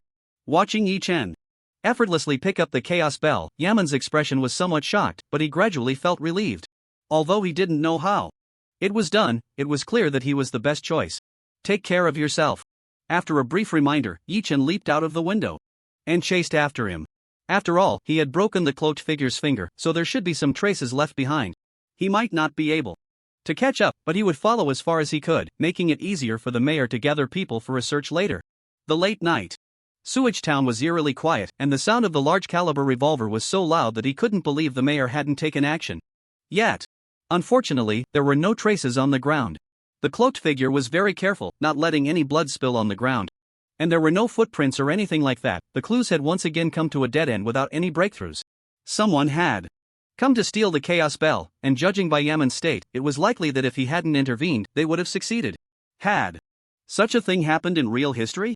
If so, what incident had prevented it? In the later Sewage Town, the chaos bell was still there. That was a fact. Whoosh! Boom! Countless lights appeared, rows of headlights illuminating all the darkness in the alley.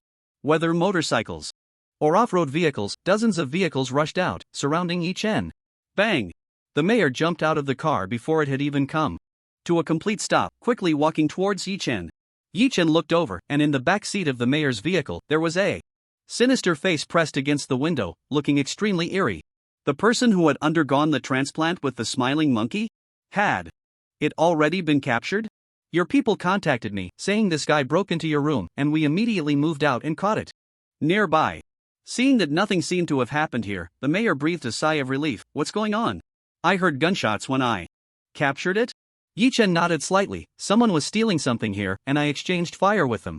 The mayor looked puzzled and asked, stealing? Stealing what? Yi-chen remained silent, and the two locked eyes. Gradually, the mayor's expression changed dramatically. Are you saying, what happened to him? Still here. Hearing this answer, the mayor sighed in relief. However, Yi-chen was far from finished explaining the situation. He looked at the mayor, his gaze intense. He gave it to me. What? The mayor's expression shifted slightly. This child. Yi-chen said nothing more. After a moment of silence, the mayor spoke again. The chaos bell. This thing is both a gift and a cost. You need to think it through. No plans to retrieve it. I know. Some things simply couldn't and didn't need to be said to you. For instance, using anomalies for me was equivalent to having no cost. I want to know its origin. The mayor paused for a moment, then let out a bitter laugh. You might not believe it, but I actually don't know the whole story. This thing was brought back by Amon. It has brought a price to Sewage Town, but it has also given Sewage Town the power to protect itself, and we have endured the right and wrong of it. Amon gave it to you, didn't he tell you anything? Yichen squinted, looking down at the chaos bell, quietly. Using telepathy as if communicating with a kitten. Hey! It was silent, and the chaos bell showed no response, leaving Yichen feeling somewhat discouraged for a moment. What was wrong with his mind, expecting a gun to talk to him? For example, the Wuxiang hand also lacked the ability for direct conversation. How the chaos bell communicated was still a question that needed research. Let's find this person. First, the mayor was taken aback but quickly reacted. That's right. He immediately assigned tasks. The town's defense team is on it. Immediately search the entire town to see who is not at home or has suspicious behavior. Once found, take control immediately. Yes. Amidst the echoes, Sewage Town became completely busy at night. The lights flickered, and the commotion left everyone breathless. On a night when the entire town was cut off from food and water, such a scene cast a shadow over the town. During this long wait, a car finally roared in, and a breathless member of the town's defense team jumped out. Not good, Mayor. That doctor is missing. What? The mayor's expression changed drastically, and even Yichen squinted. The sudden disappearance of the old doctor almost made the truth glaringly obvious. Where are the guards? By the time I arrived, they were all unconscious. Damn. Cursing, the mayor signaled to the driver in his car, lock this guy in a cell? Then he called out to Yichen and got into another car. I need to check the doctor's room, you. Together. Yichen hesitated little. He definitely needed to see this. He was surprisingly interested in the chaos bell, something he had no idea about. The vehicle roared away, not going far before stopping by the roadside. Roughly pushing the door open, Yichen followed closely, his gaze sweeping across the room. It could be called a room, but it was more like a luxurious confinement chamber. The interior was not large, but it had 2 levels, barely sufficient for a small pharmacy. The key was this place. Yichen's expression turned strange as he asked, is this a clinic? The mayor was taken aback and nodded. Yes, our town's former clinic. Isn't he a doctor? I thought it would be more convenient for him to stay here, and it's also very close to the town's defense building for supervision. That's absurd. With a hint of inexplicable emotion, Yichen pressed a switch on the floor. Rumbling. Amidst the noise, a deep tunnel appeared in the side wall of the clinic. Seeing the tunnel, the mayor looked extremely puzzled. How did you know about this thing? He hadn't been here much, he didn't even know. It's quite obvious. Then he said something nonsensical, and Yichen turned on his flashlight and walked down. The mayor hesitated for a moment, called for a small batch of reinforcements on the intercom, and then followed Yichen into the dark, deep tunnel whose destination was unknown. Familiar scenes emerged. Standing at the bottom of the tunnel was an empty little corridor, with a pharmacy on the left and an operating room on the right. Pushing open the door to the pharmacy for a glance, it was empty. Even more pitiful than when he first arrived here, so Yichen withdrew his gaze and pushed open the large door to the operating room. After passing through a small room inside, he returned to the place where he fought Mary. A pungent smell assaulted his nostrils. Even after experiencing so much, Yichen couldn't help but gag, and the mayor murmured, my God. Blood. Everywhere was blood. Like a hell on earth. But the problem is, the operating room is actually very empty. The blood almost covers the walls and floor, yet there is nothing in the room that should be present in this scene, like severed limbs. For a moment, Yichen felt a bit uncertain. Has there been any case of missing persons in the town? Absolutely not. The mayor answered very decisively. Yichen frowned. Since he was so firm, he could only trust the other's judgment. That left only 2 possibilities. It's all livestock, or Yichen felt a chill in his heart from a guess. Many people in the town have been replaced. Replaced? The mayor looked at Yichen in confusion. Yichen didn't elaborate, only said 3 words. Smiling monkey. The mayor's pupils constricted, and his mouth gradually opened wide. No, it can't be. Damn it.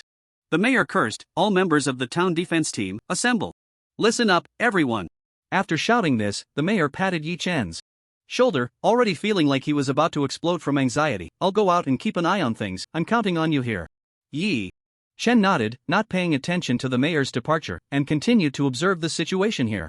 On the operating table, a few Surgical knives were scattered about, looking more rudimentary, incomparable to the exquisite set of knives he would later see in this Sewage clinic. So, would someone help him continue to equip himself later? Who could it be? Narrowing his eyes, Yi Chen also exited this physically uncomfortable room. This damn place. Yi Chen had made a decision. No matter where the old doctor had gone, he would inevitably return in the future, whether captured by Sewage Town or by 003. No matter how far the monk runs, he can't escape the temple. Instead, staying here without knowing how to proceed, even alone underground, was very unsafe. Following the dark tunnel upward, no further incidents occurred. As he pushed open the door of the sewage clinic, he saw the mayor weaving between rows of town defense team members. Finally, after completing this round, he felt a sense of relief wash over him. Listen up, everyone, go door to door, primarily to chat. Just say you're here to visit, expressing our deep concern. But the key is to check if they have any abnormalities, like if they seem like a different person, understood? His words received a chorus of responses, and a large group dispersed, while the mayor wiped the sweat from his forehead. What the hell, what is going on? At that moment, he noticed Yi Chen walking out of the clinic and immediately approached him. Any new leads? Seeing Yi Chen shake his head, the mayor couldn't say he was disappointed, just that he felt a heavy pressure. I haven't found anything either, we might just be scaring ourselves. Yi Chen had no answers, so he could only remain non-committal. However, the mayor's visible worry was rising again, prompting Yi Chen to ask, what's wrong?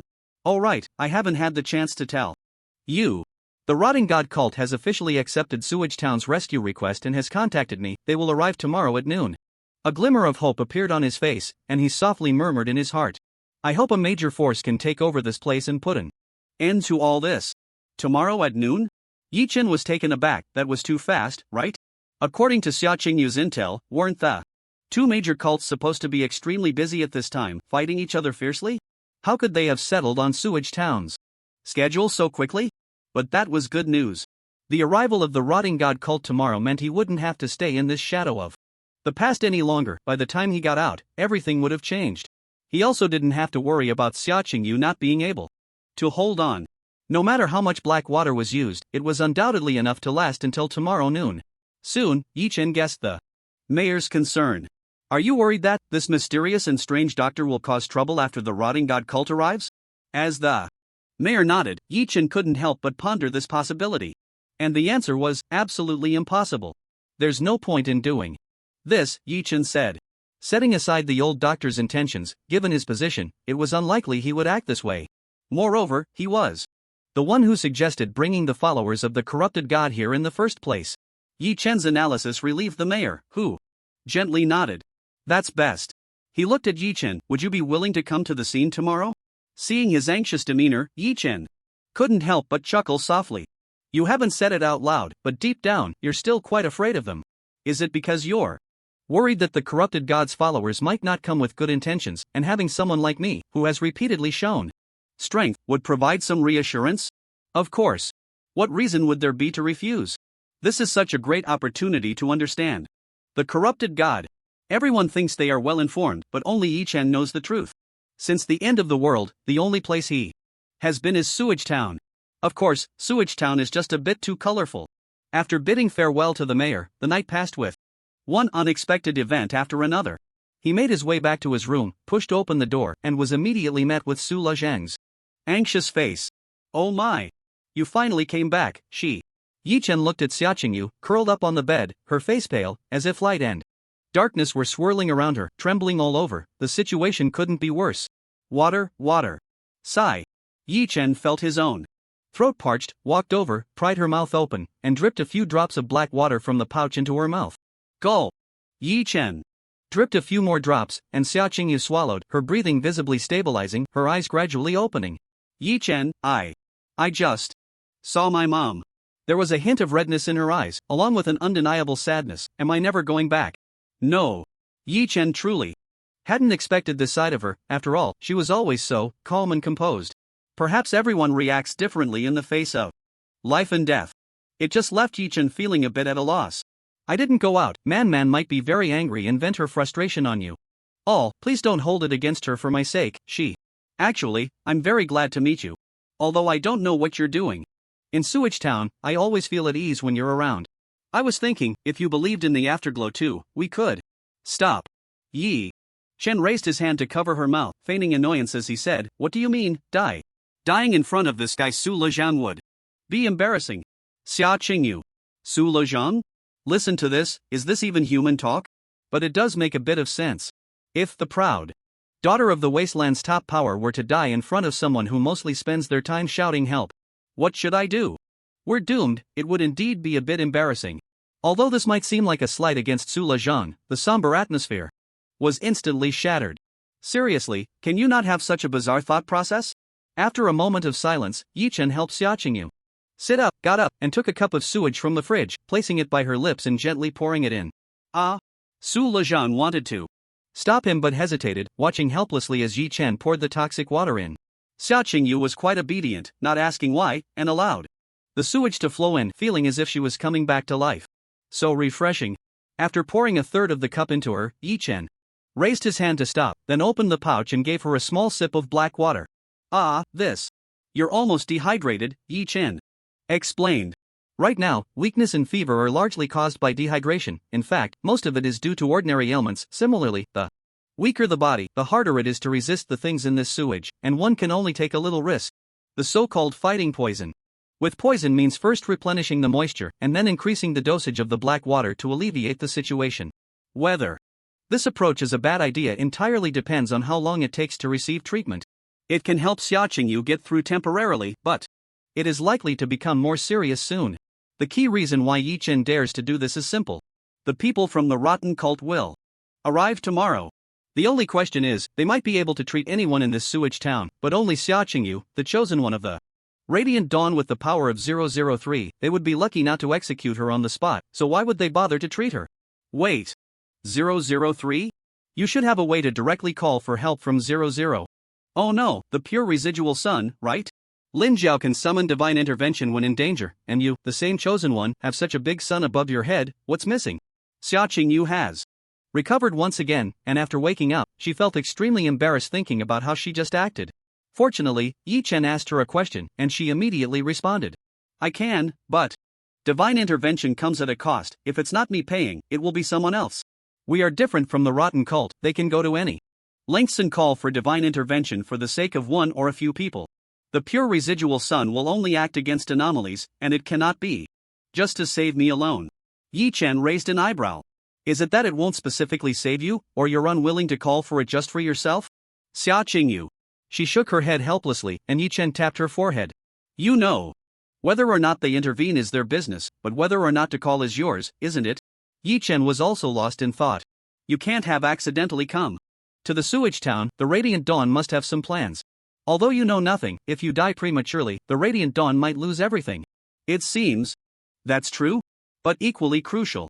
We are in a false world right now. I might not be able to contact the main god, right? Yi Chen didn't know either, lightly teasing, I don't know, but calling the pure residual sun in this anomalous world is the same. Xia Qingyu. Is it the same? This is completely chaotic. The people from the rotten cult will arrive tomorrow. Hold on for one more night, drink the black water one last time tomorrow morning, and then after they arrive, briefly recover to peak condition, and then calm down, calm down, calm down. Your life might depend on them. And they are fake. In fact, Yi Chen was also confused. Is this place really fake?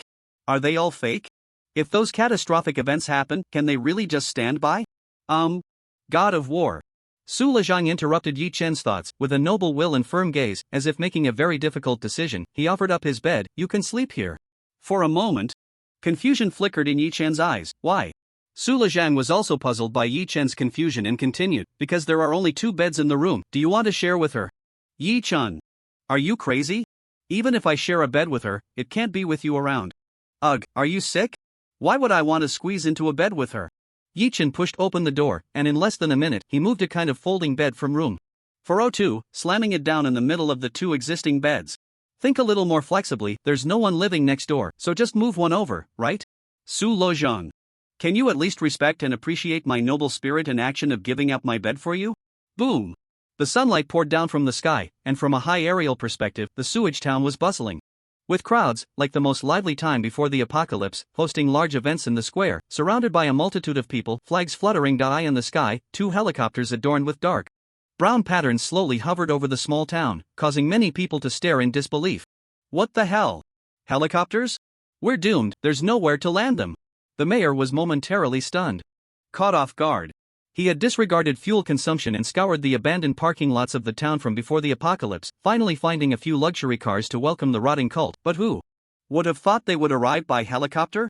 Helicopters, who in this small town had ever seen such a thing? Flag. Who has a flag? Whatever flag, just find me one. After a brief scramble in the crowd, the mayor finally got his hands on a wooden stick tied with white cloth, barely resembling a flag. He jumped into the nearest car, called for Yi Chen, and sped off. Arriving at the most spacious stadium in town, the mayor instructed the driver to honk continuously, then jumped onto the car roof, waving the flag wildly. It was unclear if he had watched too many movies. He clearly had no idea how to signal but insisted on doing it anyway. Boom, boom, boom. Regardless, the helicopter from the rotting cult was indeed descending slowly towards the direction of the mayor's flag, finally about to land. Yi Chen leaned against the car, standing next to Xia Qingyu, who wore a similarly expressionless face, looking up at the approaching helicopter with a hint of melancholy. If there were a cigarette, he would probably be tempted to light one right now, feeling the weight of history descending upon them. The helicopter settled steadily in the open area of the stadium, and several individuals dressed in standard black robes jumped down, marking the conclusion of a historical moment. Let's go, we're heading over, the mayor called out, and several empty cars sped away. Under the helicopter, the rapidly spinning rotor blades caused the clothes of the newcomers to flutter in the wind, their hair rustling. The team consisted of 5 members, a standard combat squad configuration. One of them casually glanced around, removed his hood, revealing a look of disdain. TSK, what a place. They actually sent us here at this time, aren't there plenty of these small gathering points along the way? His expression carried a hint of arrogance and cynicism, his handsome face shadowed by a mysterious aura emanating from his psychic abilities. His words clearly resonated with many in the team, at least psychologically. This place had already been wiped out a few times in the war against the Radiant cult, and coming all this way for such a distant location felt rather absurd. A woman in the team removed her hood, leisurely fixing her long hair, and interrupted him with a frown. Have you forgotten the bishop's instructions? Have you forgotten the lessons learned in the war against the Radiant cult? She looked deeply at the place, a hint of something strange that even she couldn't quite conceal. This is the first human town since the apocalypse to actively seek our help. It's our chance to improve our reputation. Understand? Handle things beautifully, and then use it as an example to promote ourselves in the wasteland, rather than letting the Radiant cult enjoy the support of all the gathering points so comfortably. The criticized man straightened his expression, forcing a smile to appear more amiable. However, the effect was clearly minimal, even a 3-year-old would still cry at the sight. But as he watched the figures rushing towards them at full speed, as if welcoming a savior, he felt a strange sensation. Such a scene had never been associated with the rotting cult before. Bang!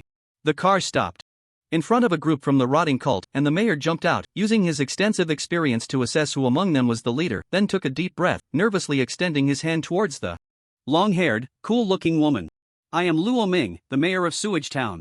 Thank you all for coming from afar, esteemed members of the rotting cult. The woman sized up the mayor, nodded, and displayed a politeness that most members of the corrupted cult lacked, extending her hand. High Priest Lin Yuan of the corrupted cult and the Advanced Punishment Squad. Punishment Squad? After a brief handshake, she chuckled softly. Generally, this isn't the responsibility of our 2 departments, but we've been a bit short-staffed lately. Her smile didn't make her seem approachable, but it was certainly better than that of others. Lin Yuan? Yi Chen furrowed his brow, standing in an inconspicuous spot, and quietly asked Xia Qingyu, what exactly does this high priest and the punishment squad do in the corrupted cult? Xia Qingyu's expression remained unchanged. Yi Chen's reminder from yesterday had kept her calm and perceptive. Watching a small town fall into the embrace of corruption didn't evoke much emotion in her anymore. From any angle, when the corrupted cult was supposedly saving people, she felt she had no grounds for condemnation. The high priest is responsible for providing offerings to the anomalies and conveying the rewards and divine messages from the anomalies. Their combat power isn't very high, but they hold one of the highest statuses within the cult. She paused, her expression complex, because they are in charge of liaising with the anomalies. They are the only institution in the cult, aside from the Pope, that can contact the god of corruption. In that moment, Yi Chen seemed to understand why her expression was so unusual. At this time in Sewage Town, a group of people who could directly contact the god of corruption had arrived.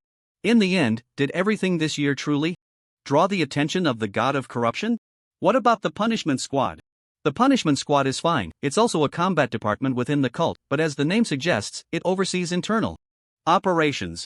This is similar to the structure of our Radiance cult, where the external department is called the Judgment Squad, and the internal one is the Punishment Squad. Judgment, punishment. Yi-chan couldn't help but ponder. The corrupted cult indeed seemed to be extremely busy at this moment.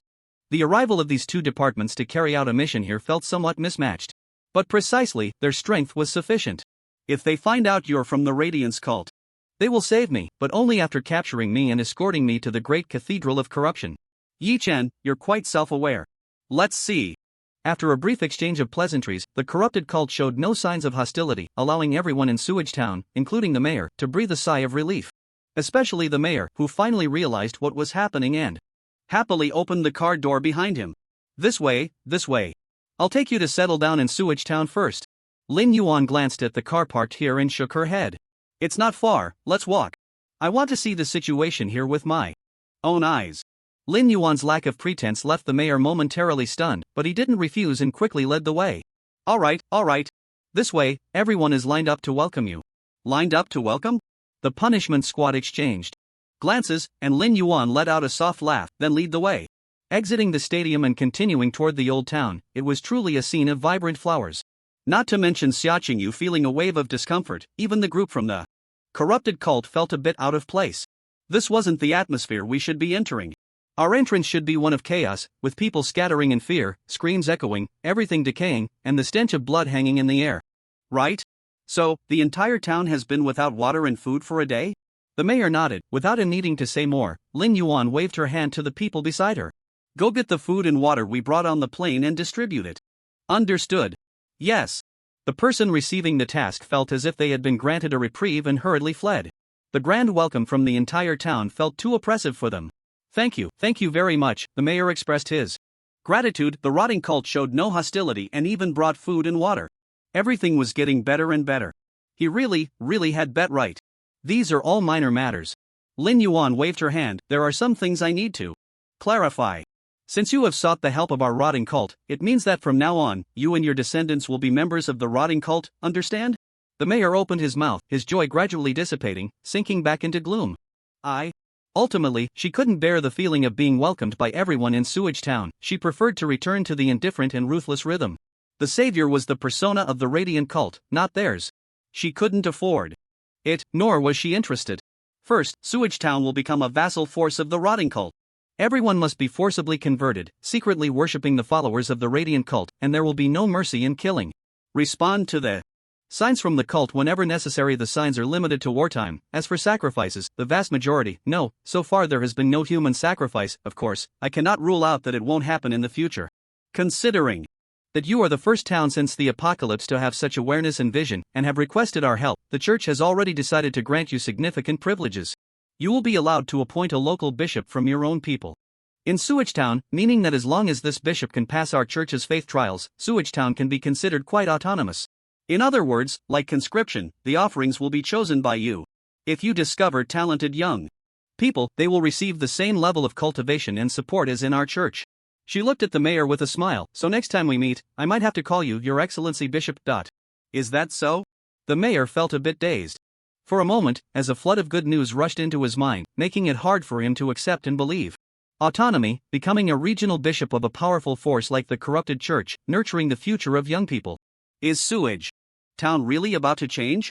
It felt like everything was coming to an end, and all that was left was to move towards the future. Move towards the future. It wasn't until he had reached the mosquito and insect restaurant that the mayor finally came to his senses and hurriedly spoke. This is it. His tone was slightly urgent, but no longer anxious. All the patients who drank the sewage are gathered here, and the situation has worsened further today, so I couldn't come out to greet you. Lin Yuan nodded gently and strode into the mosquito and insect restaurant. For a moment, even Yi-chan took a deep breath. Whether the corrupted church could resolve this matter would not only rewrite the future but also change the circumstances of Yi-chan and Xiaoqingyu, and even his own subsequent decisions. Everything starts from here. Glancing at the patients on the bed, Lin Yuan walked over. Instruments. Yes. A pile of medical instruments quickly formed a small workstation, making Yi-chan feel quite fortunate. Whether it was the helicopter or these medical devices, these powerful forces had a common trait of preserving pre-apocalypse technology remarkably well. After testing a patient for a long time, Lin Yuan's brow gradually furrowed as she placed her hand on the person's pulse. Then, gray mist enveloped the area, and the power of spiritual energy seeped in. Crack! The spiritual energy surrounding her hand made a crackling sound, and Lin Yuan quickly withdrew her hand, her expression completely changed. Damn! How can there be such pure decaying aura? Lin Yuan staggered back as if electrocuted, nearly falling to the ground. The entire punishment team changed color, too. People shielding Lin Yuan behind them, while the other two flickered with spiritual energy, their abilities manifesting, firmly protecting her. High Priest? He looked at the mayor with a gaze that held a hint of a snake's coldness. If Lin Yuan really said this was a trap or something, he would decisively strike with a thunderous and bloody execution. It has nothing to do with them. Lin Yuan, with her hand on the ground, stood up again, her eyes filled with endless confusion and shock. Such a pure decaying aura. For a moment, I almost thought it was the main god. The punishment team turned pale. She was one of the people who had been closest to the main god in the church. How persuasive were her words about such pure decaying aura and similar to the main god? How have they survived until now? Lin Yuan looked at the mayor in confusion. Even she didn't dare to recklessly get too close. How had they survived until now? This was no longer something that could be explained by good health or willpower. This was related to powerful spiritual energy elements, things that surpassed the limits of the human body. Ah! A doctor came to the town a few days ago, he said drinking this could alleviate. The mayor quickly signaled, and immediately someone from the town defense team ran into the kitchen, bringing out a large bowl of bubbling black hot water. This is the thing. Lin Yuan took the bowl of black water with one hand, squinting her eyes, and then directly used her spiritual energy to penetrate it. This. After a moment of hesitation, Lin Yuan dipped her hand into it and then held it in her mouth. Chief Priest. It's fine. Lin Yuan clicked her tongue with the black water in her mouth and gently shook her head. It's not harmful, I have some confidence in that. The members of the punishment team exchanged glances for a moment, and finally, a slightly more authoritative person spoke up. Please, take care of your health. If anything happens to you, we really can't bear the consequences. But Lin Yuan's mind was completely elsewhere, her beautiful eyes filled with 3 parts confusion, 4 parts shock, 2 parts greed, and 1 part undeniable focus, staring intently at the town chief. Where is that doctor? The town chief felt the situation take a sharp turn and, not daring to be vague, hurriedly replied, he disappeared, he was gone last night. How much is left? This is all we have, our people brought back a total of. There's a lot more. Yi Chen interjected into the conversation, if you need it, we can provide it. Can you address their symptoms? Lin Yuan looked at Yi Chen, who had suddenly butted in, their gazes meeting at that moment, and Yi Chen felt strangely familiar. Who is this? The town chief's eyes flickered, and he quickly said cheerfully, he is the captain of our Sewage town's defense team. He might be too worried about the patient's safety, so please don't mind him. The real captain of the defense team? Yi Chen? What the hell, I become the captain of the defense team, even if it's just a false identity. If Luo Cho finds out, I wonder what he would think. The greed in Lin Yuan's eyes faded, and she gently nodded. He is right, their situation is more urgent. Since you have already turned to my church, this resource won't just run away. She hesitated, looking deeply at the group. I can only say that it is your luck not to have contacted the Radiance Church. What does that mean? Let's go, take us there. She stood up and strode confidently outside, and the town chief breathed a sigh of relief. So this black water really has significant issues, including that old doctor. It has already attracted the interest of the Decay Church, but fortunately, they haven't turned things upside down and started investigating first. For a moment, Yi Chen couldn't help but slow down a few steps. Quietly speaking, if it were the Radiance Church, how would they handle it now? Xiao Qingyu hesitated for a moment, a bit uncertain. That would depend on what the black water actually is. My understanding is still limited. She should have handled quite a few aid missions, making it easy for her to empathize, but if it were me, I would first seal the black water and send the critically ill patients to the Radiance Church for research and review, then I would investigate the origin, which is the sewage. Yi Chen couldn't help but ponder. So she didn't mention the sample and instead took the key patients back. Does that mean she has some confidence in the treatment? It could also mean she is indifferent to these people. Xiao Qingyu couldn't help but make negative interpretations and jabs at her rival, though her voice grew softer. Really indifferent? With everything that has happened along the way, is there any problem? But most of the time, the Decay Church isn't like this. Yi Chen gently nodded. The strength between the two churches is not exaggerated to say they are on equal footing. It's not the kind of one-sided suppression that the Radiance Church can impose on the Decay Church. Even if the Radiance Church plays the public opinion game, the Decay Church wouldn't have such a bad reputation. There must still be some issues within itself. However, Yi Chen has yet to grasp the balance point in this. Boom! The defense team did their utmost to evacuate the residents, leaving a wide road directly leading to the sewage ditch. Vehicles drove by, and the special car from Sewage Town sped away with the people. From the Decay Church, the mayor accompanied them, and in order to reduce the chances of being discovered, Yi Chen drove at the back with Xia Qingyu and Su Lezhang. Soon, the convoy slowly stopped in front of the sewage ditch. Bang! They all got out of the car, and the members of the Rotten God cult stood before the massive sewage, their shoe tips lightly touching the surface, causing ripples beneath their feet. Lin Yuan half squatted down, a gray mist swirling in her hand, gently submerging it into the water. Time passed, and the atmosphere grew increasingly tense. High Priest, do you see anything? The punishment team might have their specialties, but each one was a capable member of the Rotten God cult. Anyone who had come into contact with spiritual energy would feel something unusual standing in front of this sewage ditch. Lin Yuan shook off the residual sewage from her hand and stood up. Not certain yet, but it is undoubtedly the stench of decay. As the punishment team's gazes shifted, Lin Yuan continued, but it feels different from the aura of the main god. Whether in terms of strength or that unique attribute sensation. For a moment, several of them breathed a sigh of relief. They almost had the illusion of accidentally arriving at the main god's secret dwelling. Do we have diving equipment? This question was directed at the mayor. Ah, well, that must be a no. Shaking her head helplessly, Lin Yuan casually asked, then get me a boat, if not, a raft will do. A boat, no matter what, that would be much easier to arrange than diving equipment. Yi Chen and the mayor simultaneously looked towards the nearby lakeside, where a pile of nearly decayed pedal boats lay.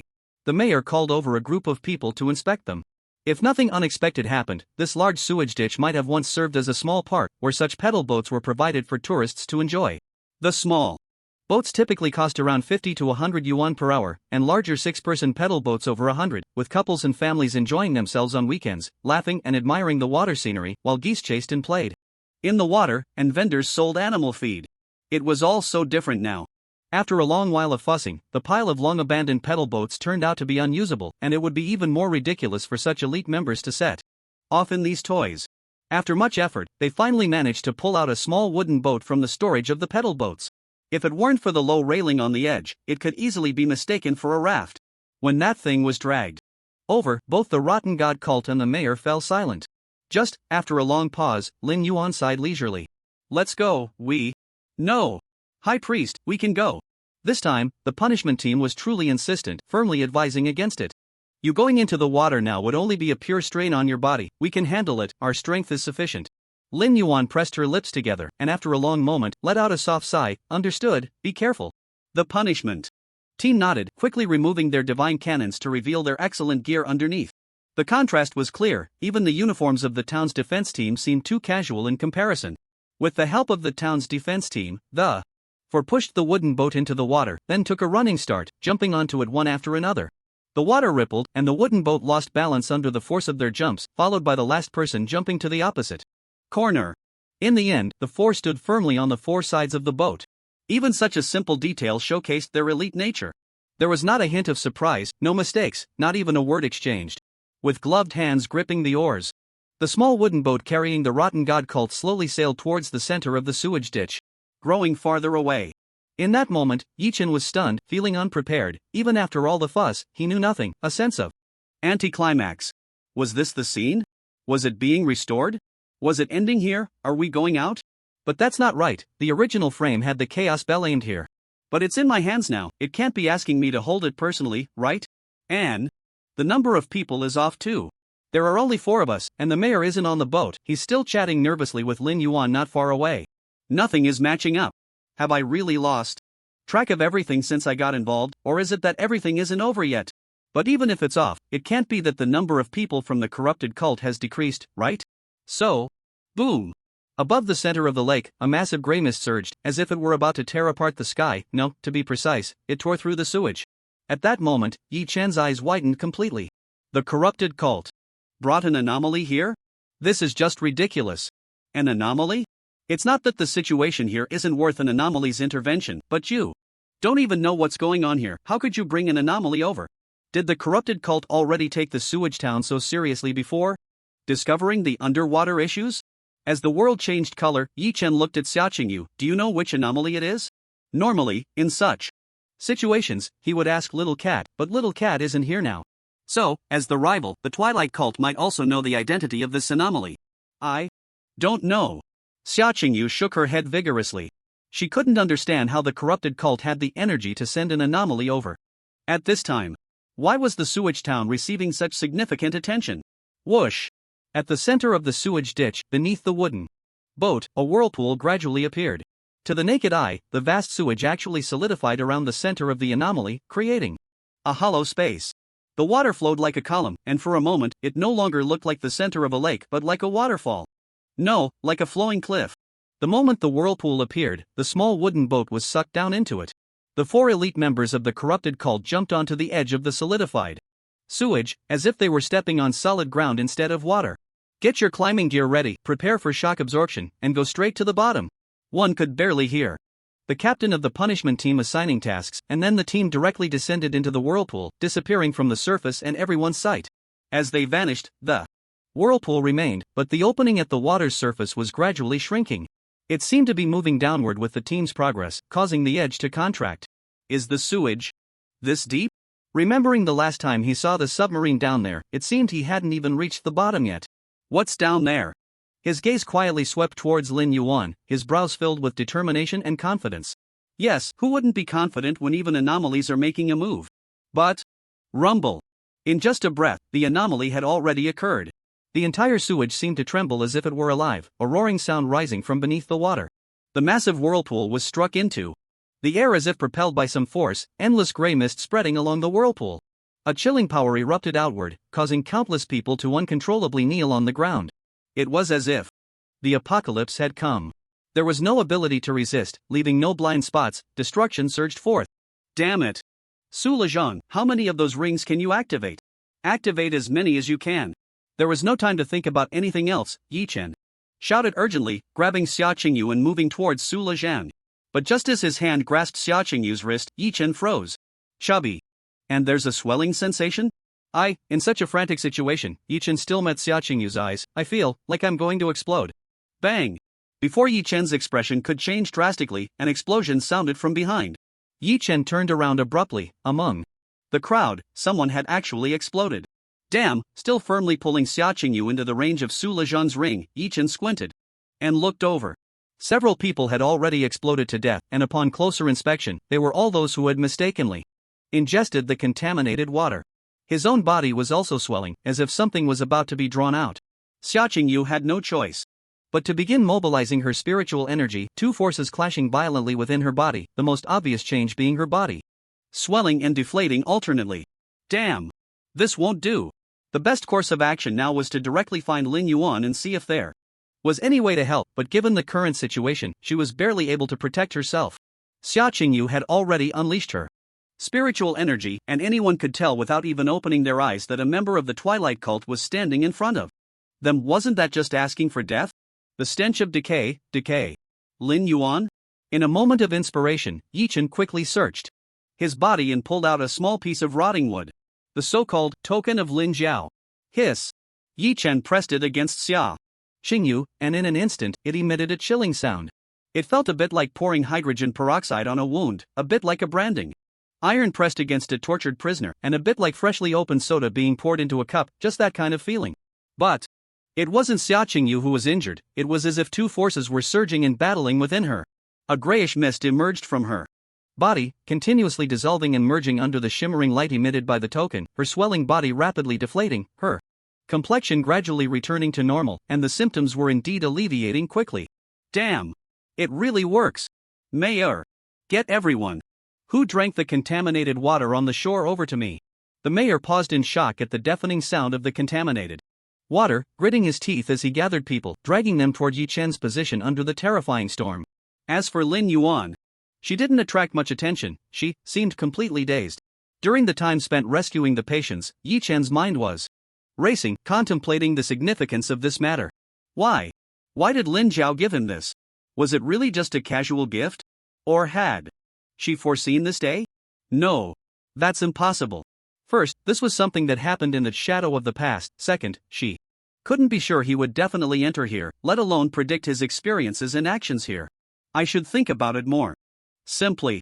Lin Jiao couldn't confirm these things, but she was certain of one thing: he would definitely find an opportunity to dive down and see their submarine, and in the process, he would inevitably be attacked by the contaminated water, so she gave him this to save his life? But he hadn't gone into the water, nor did he plan to. He had accidentally encountered the same predicament in this place. And successfully detoxified with it.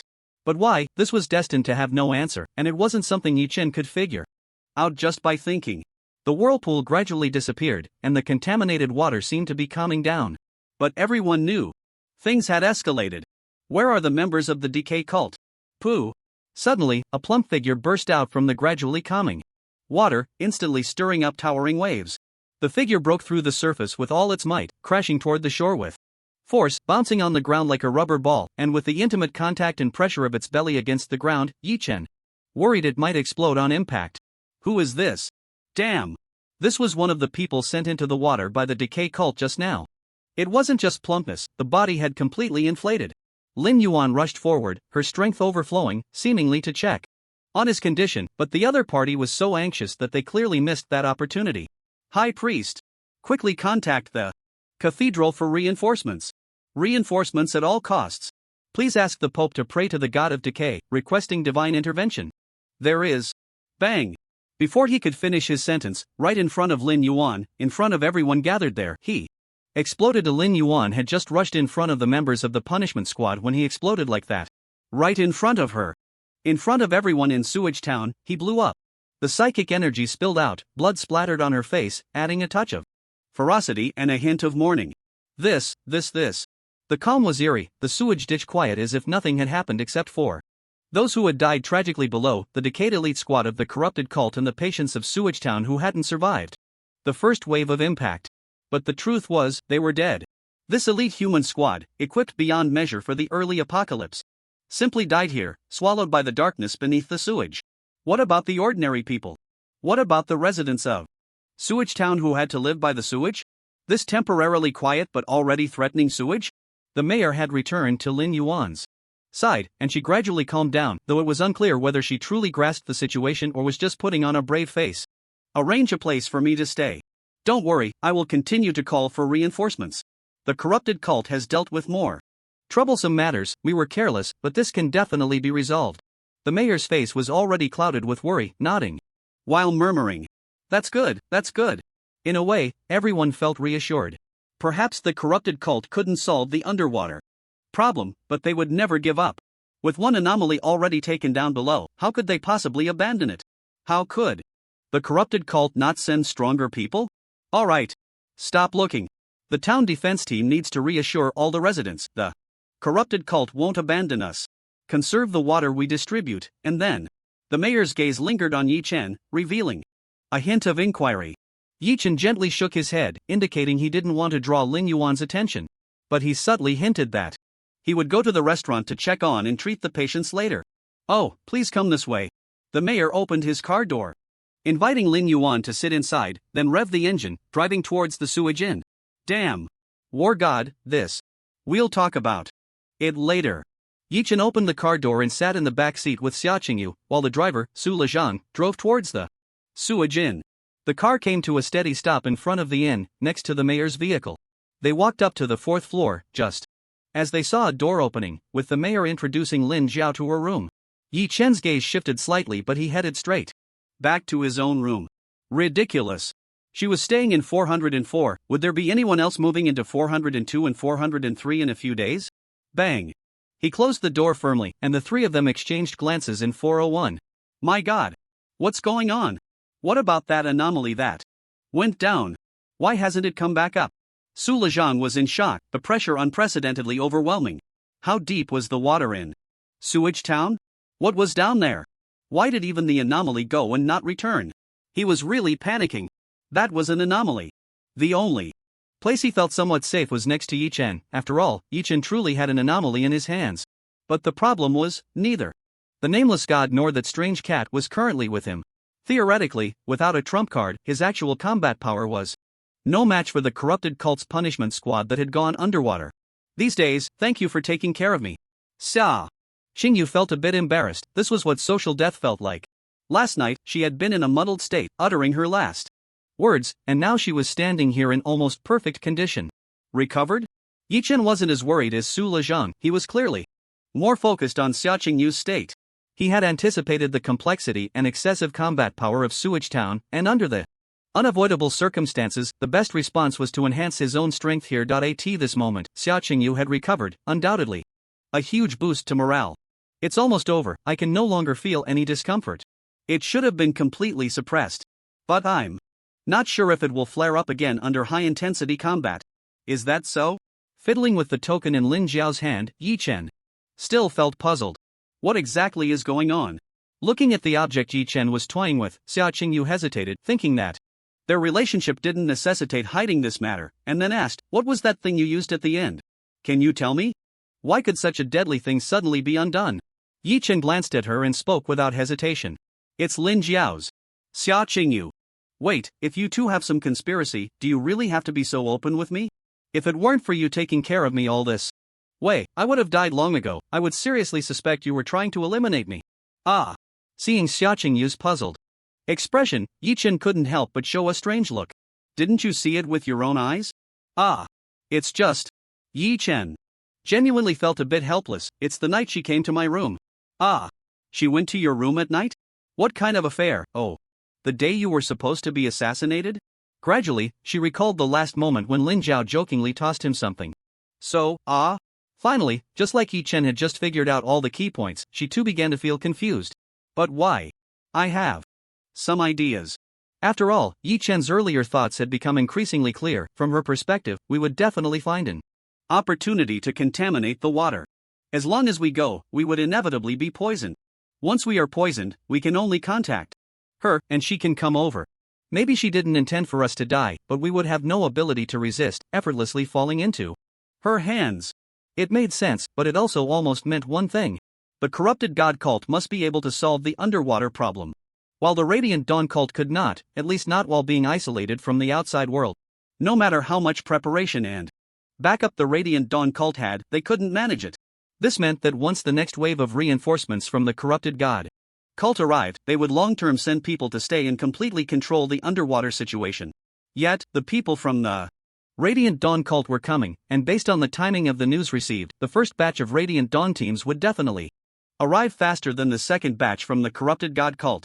During this period, either both sides reached a tacit understanding, or the corrupted god cult kicked them out in a single blow during a great battle.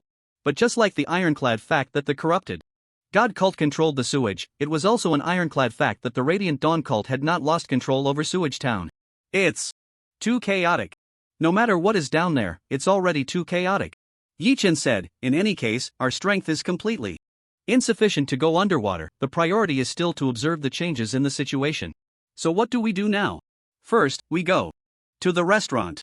Yi Chen firmly established a steady and solid mindset, saying, "First, use this thing to treat the patients in Sewage Town. They should be on the verge of collapse. Then we can find Amon to understand the situation of the Radiant Dawn team." Yi Chen quickly checked the condition of the room and skillfully locked the windows. Pushing open the door, the three of them fell silent in unison, feeling somewhat restrained as they passed by 404, sharing a unified sense reminiscent of Su Yuezhang's feelings. Every time they passed 402 and 404, they reached the ground floor, exited the sewage inn, and got into the car. Only then did Yi Chen ask, "If you were to consider yourself as a combat unit, what kind of strength does Lin Yuan have?" Xia Qingyu was taken aback, unsure why Yi Chen considered her a combat unit, but after thinking for a moment, she had a relatively certain answer. "Stronger than me. But she shouldn't be my opponent." Yi Chen was puzzled by her seemingly contradictory answers and immediately asked, "Why?" Recalling the situation he had observed throughout the day, Xia Qingyu pondered, there must be something wrong with her body. Her team has shown excessive protectiveness multiple times, and the negative impact of their actions might be greater than we imagine. Is it a physical discomfort? Yi Chen nodded thoughtfully. He just didn't know how serious it was. If it were very serious, then sending her to handle this task would be a sign of a lack of manpower, right? Would there really be strong reinforcements? Is something wrong? Xia Qingyu asked, puzzled. Yi Chen wouldn't be planning to seek out the rotting god cult for a conspiracy again, would he? "I want to use your crystal ball to find an opportunity to probe, but I'm worried that if we get discovered, we won't be able to fight back." Xia Qingyu. So classic, it has to be you. The car started, with Su Lezhang driving without needing to think, while Yi Chen and Xia Qingyu were left to contemplate. In this process, they smoothly arrived at the Mosquito restaurant. Upon arrival, the restaurant owner came out to greet them.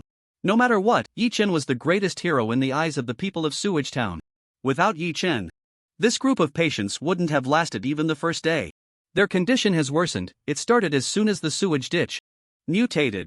Yi Chen glanced over and nodded slightly. It's not a big problem, move them to my circle. Alright. The restaurant owner had witnessed Yi Chen's impressive display of power by the sewage, urgently saving a batch of patients, so he didn't hesitate to immediately summon staff to transport the patients or their beds, quickly surrounding Yi Chen in a circle. Skillfully grasping the token, he activated his spiritual energy. The results were no longer a concern, but Yi Chen couldn't help but have a sudden thought. This token had another function, which was to contact Lin Jiao. He wondered if using it this way would be sensed by her. Soon, the patient's breathing gradually stabilized, and some of the more restless ones even stood up to move their joints. The mayor, who was just pushing the door open, was equally surprised, but he didn't ask how it was done. Instead, he was more concerned about the patient's condition. So, is everything really okay?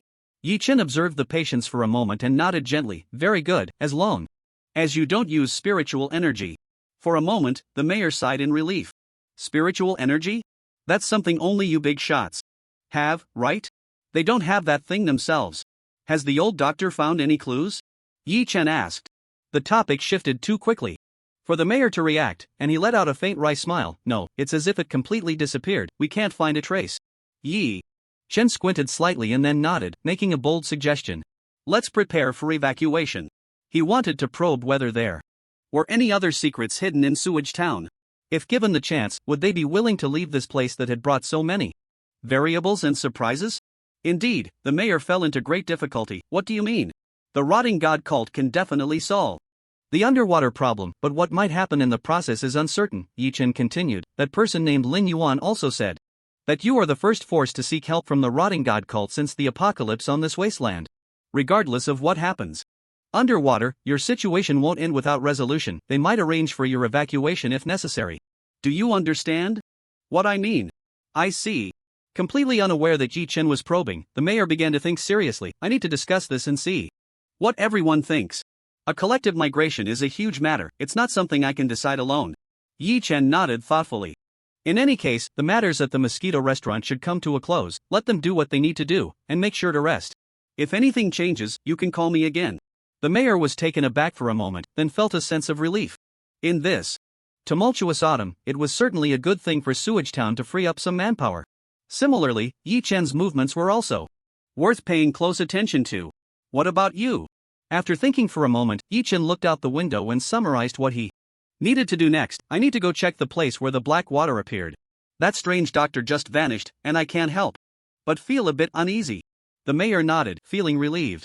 To be honest, he was also very concerned about this matter. And Yi Chen going to handle it was clearly more reassuring than him doing it himself. The two of them thus each had a clear goal and parted ways at the Mosquito restaurant. Driving all the way to the Black Devil chili field, the route was so familiar it was almost second nature. He had practically run it to the ground in his past life in Sewage Town. Bang! At the moment they arrived at the target location, Su Lozhang stopped the car early. Yi Chen quickly opened the car door, his face filled with astonishment. It was gone. All of it was gone. This area of tall weeds, and the large expanse of black water deep within. What was going on? Stolen? But how could it be stolen? Like this? This was not just troublesome, it was a huge problem. The corrupted god cult had long seen and requested this thing, especially to show their magnanimity, proposing to first resolve Sewage Town's issues and then take them there afterward, but now it had disappeared. This was hard to explain. They would definitely think they had been played, that Sewage Town was deceiving them for self-preservation. Normally, it might not matter, but now that they had already paid an elite team an unusual price and received such a result, that force, which didn't care about reputation, might just turn hostile. If they truly got furious and slaughtered Sewage Town, then the plot from 60 years ago that he had participated in would be so twisted that even his mother wouldn't recognize it. Let's investigate. With such a large area of black water gone, Yi Chen had distinctly caught a whiff of conspiracy. The three maintained their formation as they moved forward, with the recovered Xia Qingyu eagerly leading the way, Yi Chen searching for clues, and Su Lezhang on guard. They advanced step by step, quickly delving deeper than the last time they had arrived. But really, there was nothing. At that time, they couldn't see anything due to the dense weeds, but now the view was so clear, and all that met their eyes was an expanse of emptiness. Barren land, just like the surrounding barren land. What black water, what weeds, all gone. This was truly bizarre. Who would do such a thing? Collecting black water, cutting down and transporting the already mutated. Aggressive weeds, what a monumental project. How dangerous could it be? Now in Sewage Town, everyone capable of doing this was busy to the point of exhaustion. Who had the energy to do this? This thing seems a bit special. Xia Yu half squatted down, her fingertips lightly brushing the ground, and she touched something small, squinting as she picked it up. Yi Chen glanced over and noticed. The ground was already different. It had gone unnoticed before because that thing was small and inconspicuous, blending in completely with the ground, but now it was clear as day. He also squatted down, pressed his hand on the ground, and frowned. The soil is very loose? It seems like it wasn't just about pulling out the weeds, it was specifically dug up? Who had the time for this? Pulling out a tactical dagger from his waist, Yi Chen began to dig, quickly unearthing a small pit. With a wave of his hand, he grabbed a small piece of something special, a black original form that vaguely resembled a green stem. This is... Bang! Yi Chen squeezed hard, crushing the unknown object, which exploded in a burst of rich black liquid. For a moment, all of them were slightly taken aback. Is this the black water? It was getting more and more bizarre. How could this black water even grow underground? Yes. Night Chen confirmed his guess and immediately followed up with a question. Do you see the stalk? Does it look like the weeds from before? Ah, it looks similar but doesn't make sense, right? Night Chen squinted, bringing the black water to his nose for a sniff. Then, cough. Cough cough. That pungent smell, devil's black pepper. This Sewage Town really has no idle people. Someone had combined this huge mutated weed, black water, and some elements of pepper plants together and planted it. The devil's black pepper just appeared like this? At this moment, it emerged in such a way? And right now, the only one capable of doing this here is that old doctor. For a moment, Night Chen couldn't help but feel a chill run down his spine. Damn! The devil's black pepper was actually something that old doctor stitched together using his doll sewing ability? Can it really be eaten? In later years, even if the output was extremely low, it was still sold outside the Sewage Town and consumed everywhere, with annual yields and a definitely substantial audience. Eating it so happily, do these people really know? Do the two major sects know the chilling source of it? And, does this thing really not harbor any terrifying adverse effects? Could its range of influence have already subtly rewritten the entire life structure of humanity in the wasteland? If that's the case, the Radiant Twilight sect defines the doll sewing ability as an ordinary anomaly and doesn't take action. Aside from the previously suspected conspiracy theory, there are now two more possible conjectures. Similarly coveting its value, or, has the doll sewing ability already seized the fate of the vast majority of humanity with the power of the devil's black pepper, while 003 pure residual sun no longer dares to act? It's really unsettling no matter how you think about it. Click. The pistol was loaded, and Xia Yu was the same, quietly calibrating the little chaos spell that night. Chen had given her, highly professional, belonging to that kind of player who could shoot accurately even without auto-aim. Only Su Lezhang beside them was particularly confused. Looking left and right, he couldn't understand the situation at all. There are no enemies, right? Why are you all suddenly in such a tacit combat state? Wait, are you secretly forming a small group? While examining the traces on the ground, Night Chen explained to the puzzled Su Lezhang. First, such a large patch of weeds, as long as there are no signs of burning, must have been taken away. Unless he used a helicopter with a sling to carry it away, there's no way to completely hide it. Following down, we must be able to find something. Secondly, Night Chen snorted coldly, the ones most concerned about the situation here must not be us, right? The person who did this and planted this thing would be the one most constantly paying attention, worried about it being damaged, right?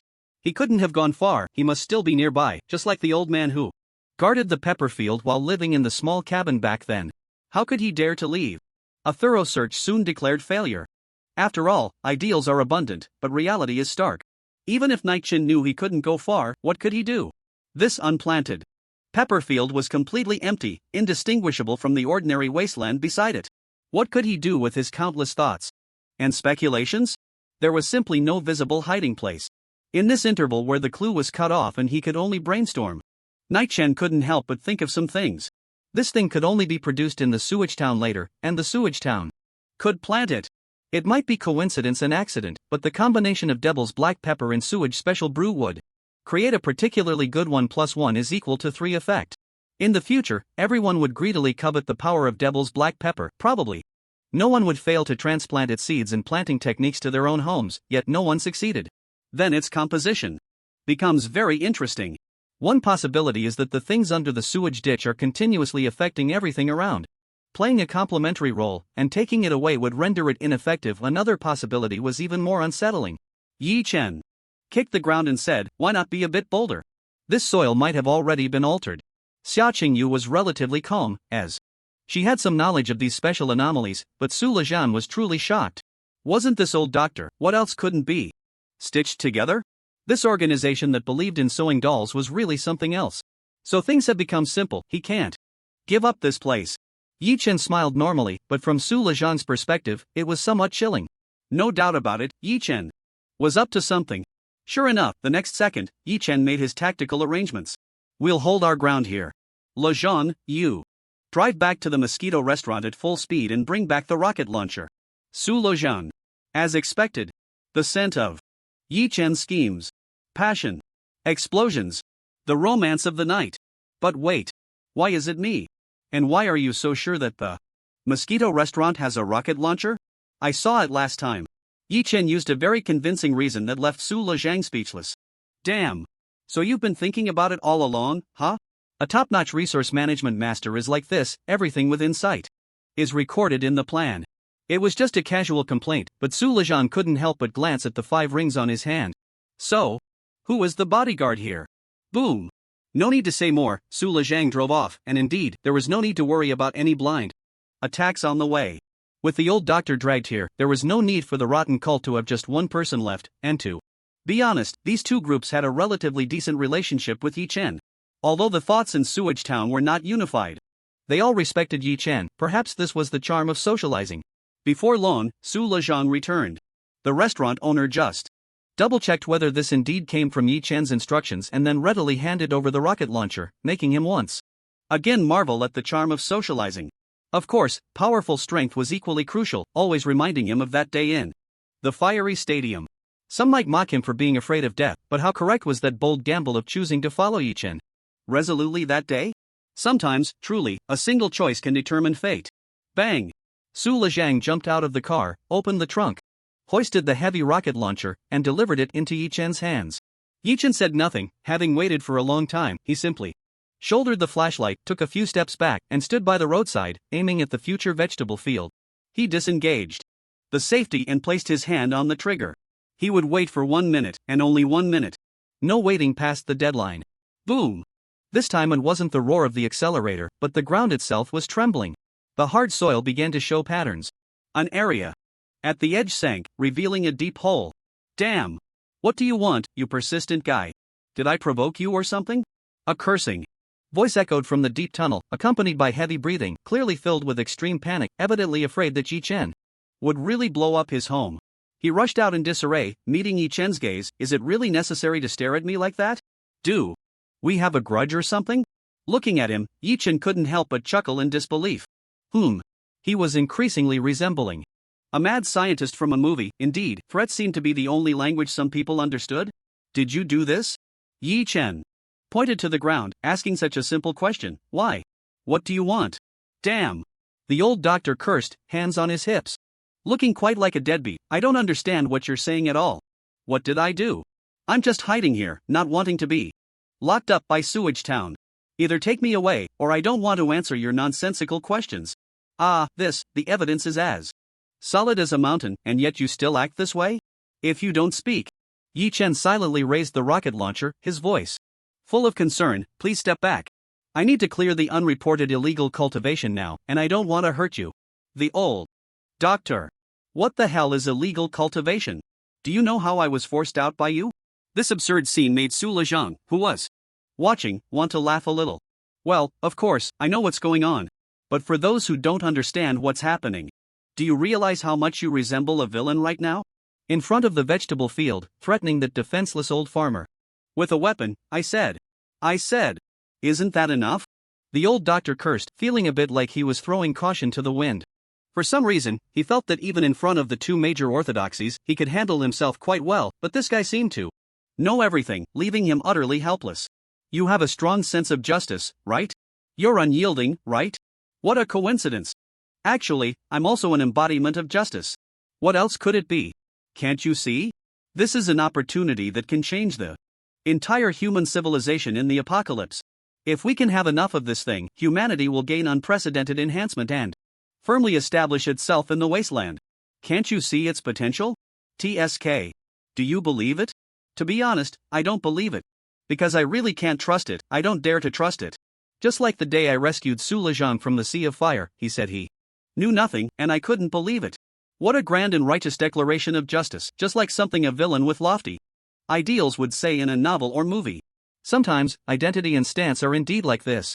The radiant god cult might believe in the righteousness of the world, but the followers of the stitching doll, is your justice really not an evil self-glorification? Is the evolution of all humanity you speak of really the kind of evolution I understand? Even those who caused the biohazard crisis speak of the evolution of all humanity, okay? Is it the instruction of the stitching doll? Although Yi-Chen put down the rocket launcher, he pressed on step by step. What does it want? What is it plotting? It hasn't, The old doctor instinctively rebutted Yi Chen's words, but suddenly realized something was wrong. He mentioned the stitching doll? He knows my true identity? How do you know? Who exactly are you?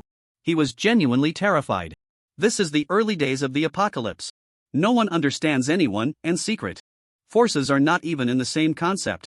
At this time, no one knows about the secret forces, and 60 years later, if Yi-Chen claims to be part of the secret forces, no one would doubt it. The meaning of secret forces has changed to only a few leaders, including the two major orthodoxies, know about them.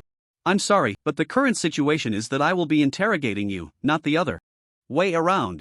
Under the old doctor's panicked and disheveled expression, Yi-Chen pressed on relentlessly. Don't say I'm forcing you. You can come and go freely, but you've been lingering in Sewage Town without leaving. So I'm sorry, today you must give me an explanation. What do you want to do? You're not from Sewage Town, so why are you meddling in other people's business? Chen smiled lightly. How about this, I can give you a second option. The old doctor looked up in confusion, then heard the most unforgettable, most arrogant words of his life. If you can't answer, you can let your master deity talk to me personally. The old doctor gradually opened his mouth. What are you saying? How dare you? Who gave you the courage to speak such arrogant words to an anomaly? For a moment, he could only take it as Yi-Chen once again declaring his strength, a threat, and intimidation. I'm serious. Can't we cooperate? The old doctor tentatively said, You're so strong, you must be here with ill intentions, right? Can't we just go our separate ways? The silence of Yi-Chen made the old doctor feel that his words had some persuasive power, further encouraging him.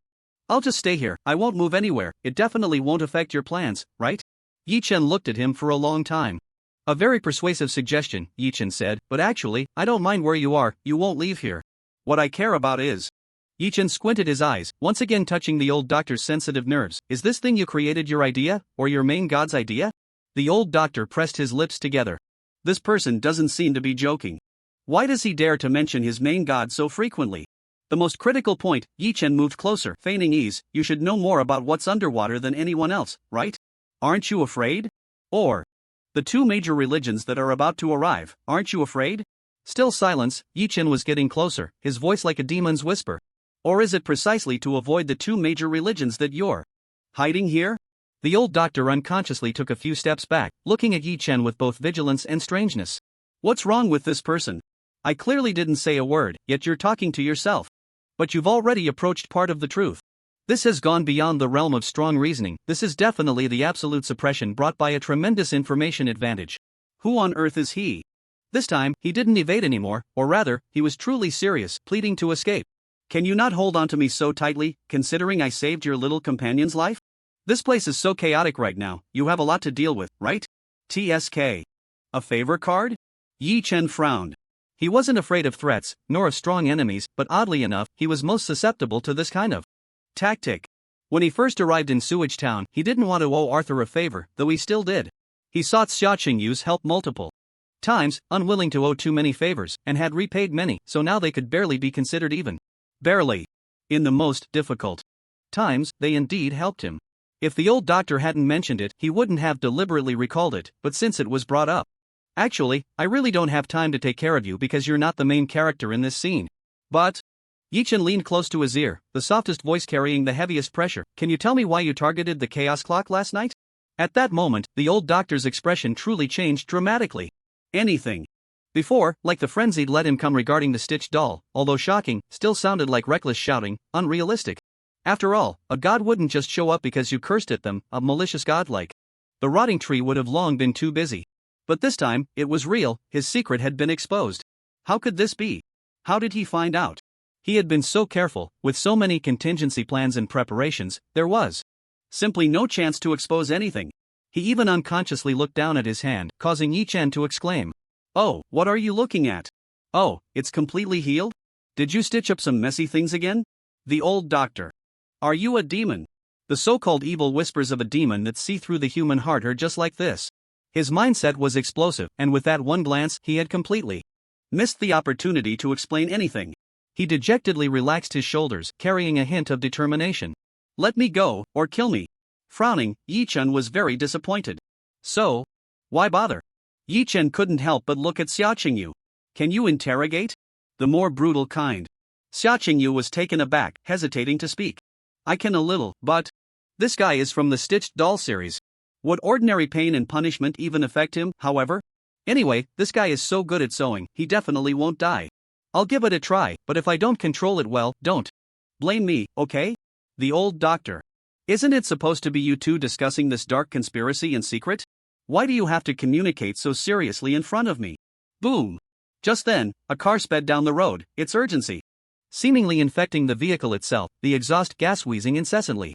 For a moment, even Yi-Chen had to put aside his gaze on the old doctor. Not good, hero. No, huh? A familiar face from the town's defense team jumped out of the car. He was about to report to Yi-Chen without hesitation, but upon seeing the doctor beside him, his mind clearly buzzed. Why do I feel like I'm in trouble? Are they in cahoots? Did I just stumble upon their conspiracy? What's wrong?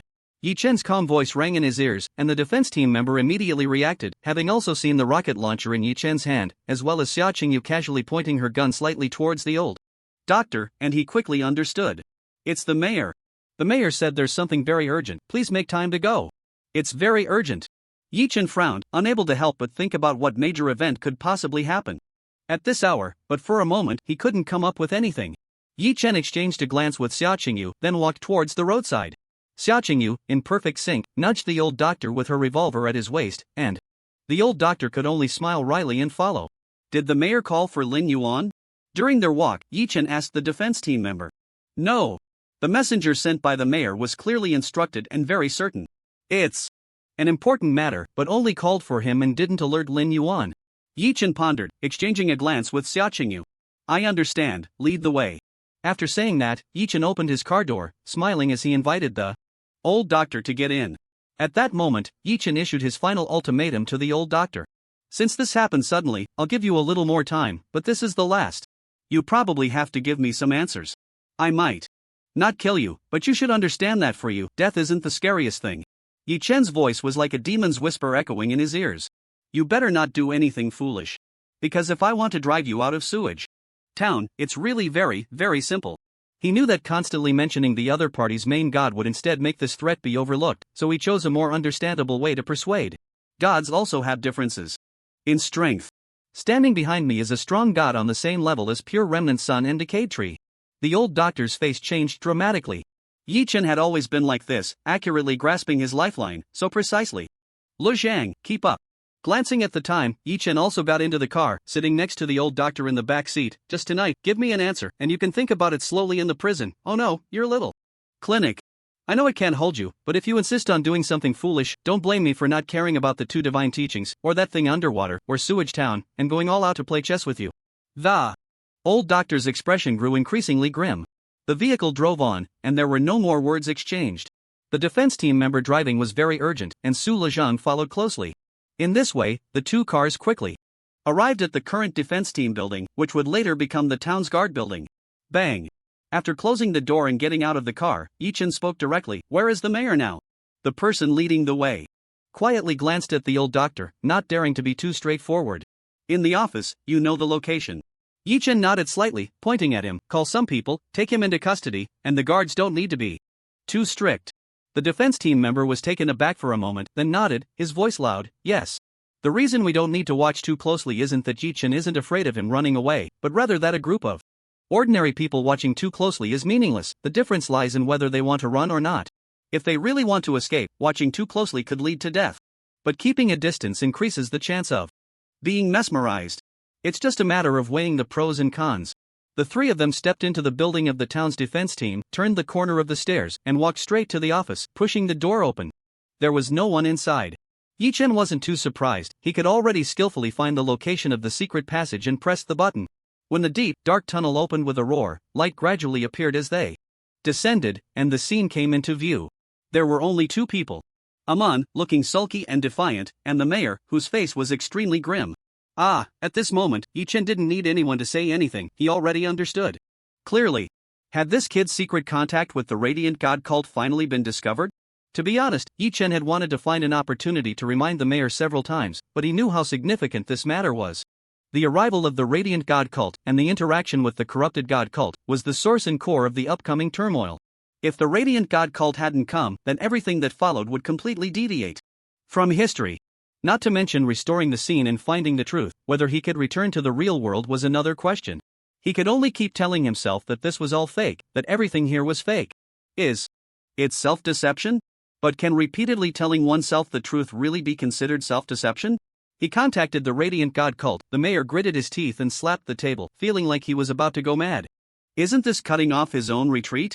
If the people from the corrupted God cult find out we called the Radiant God cult over, what will they think?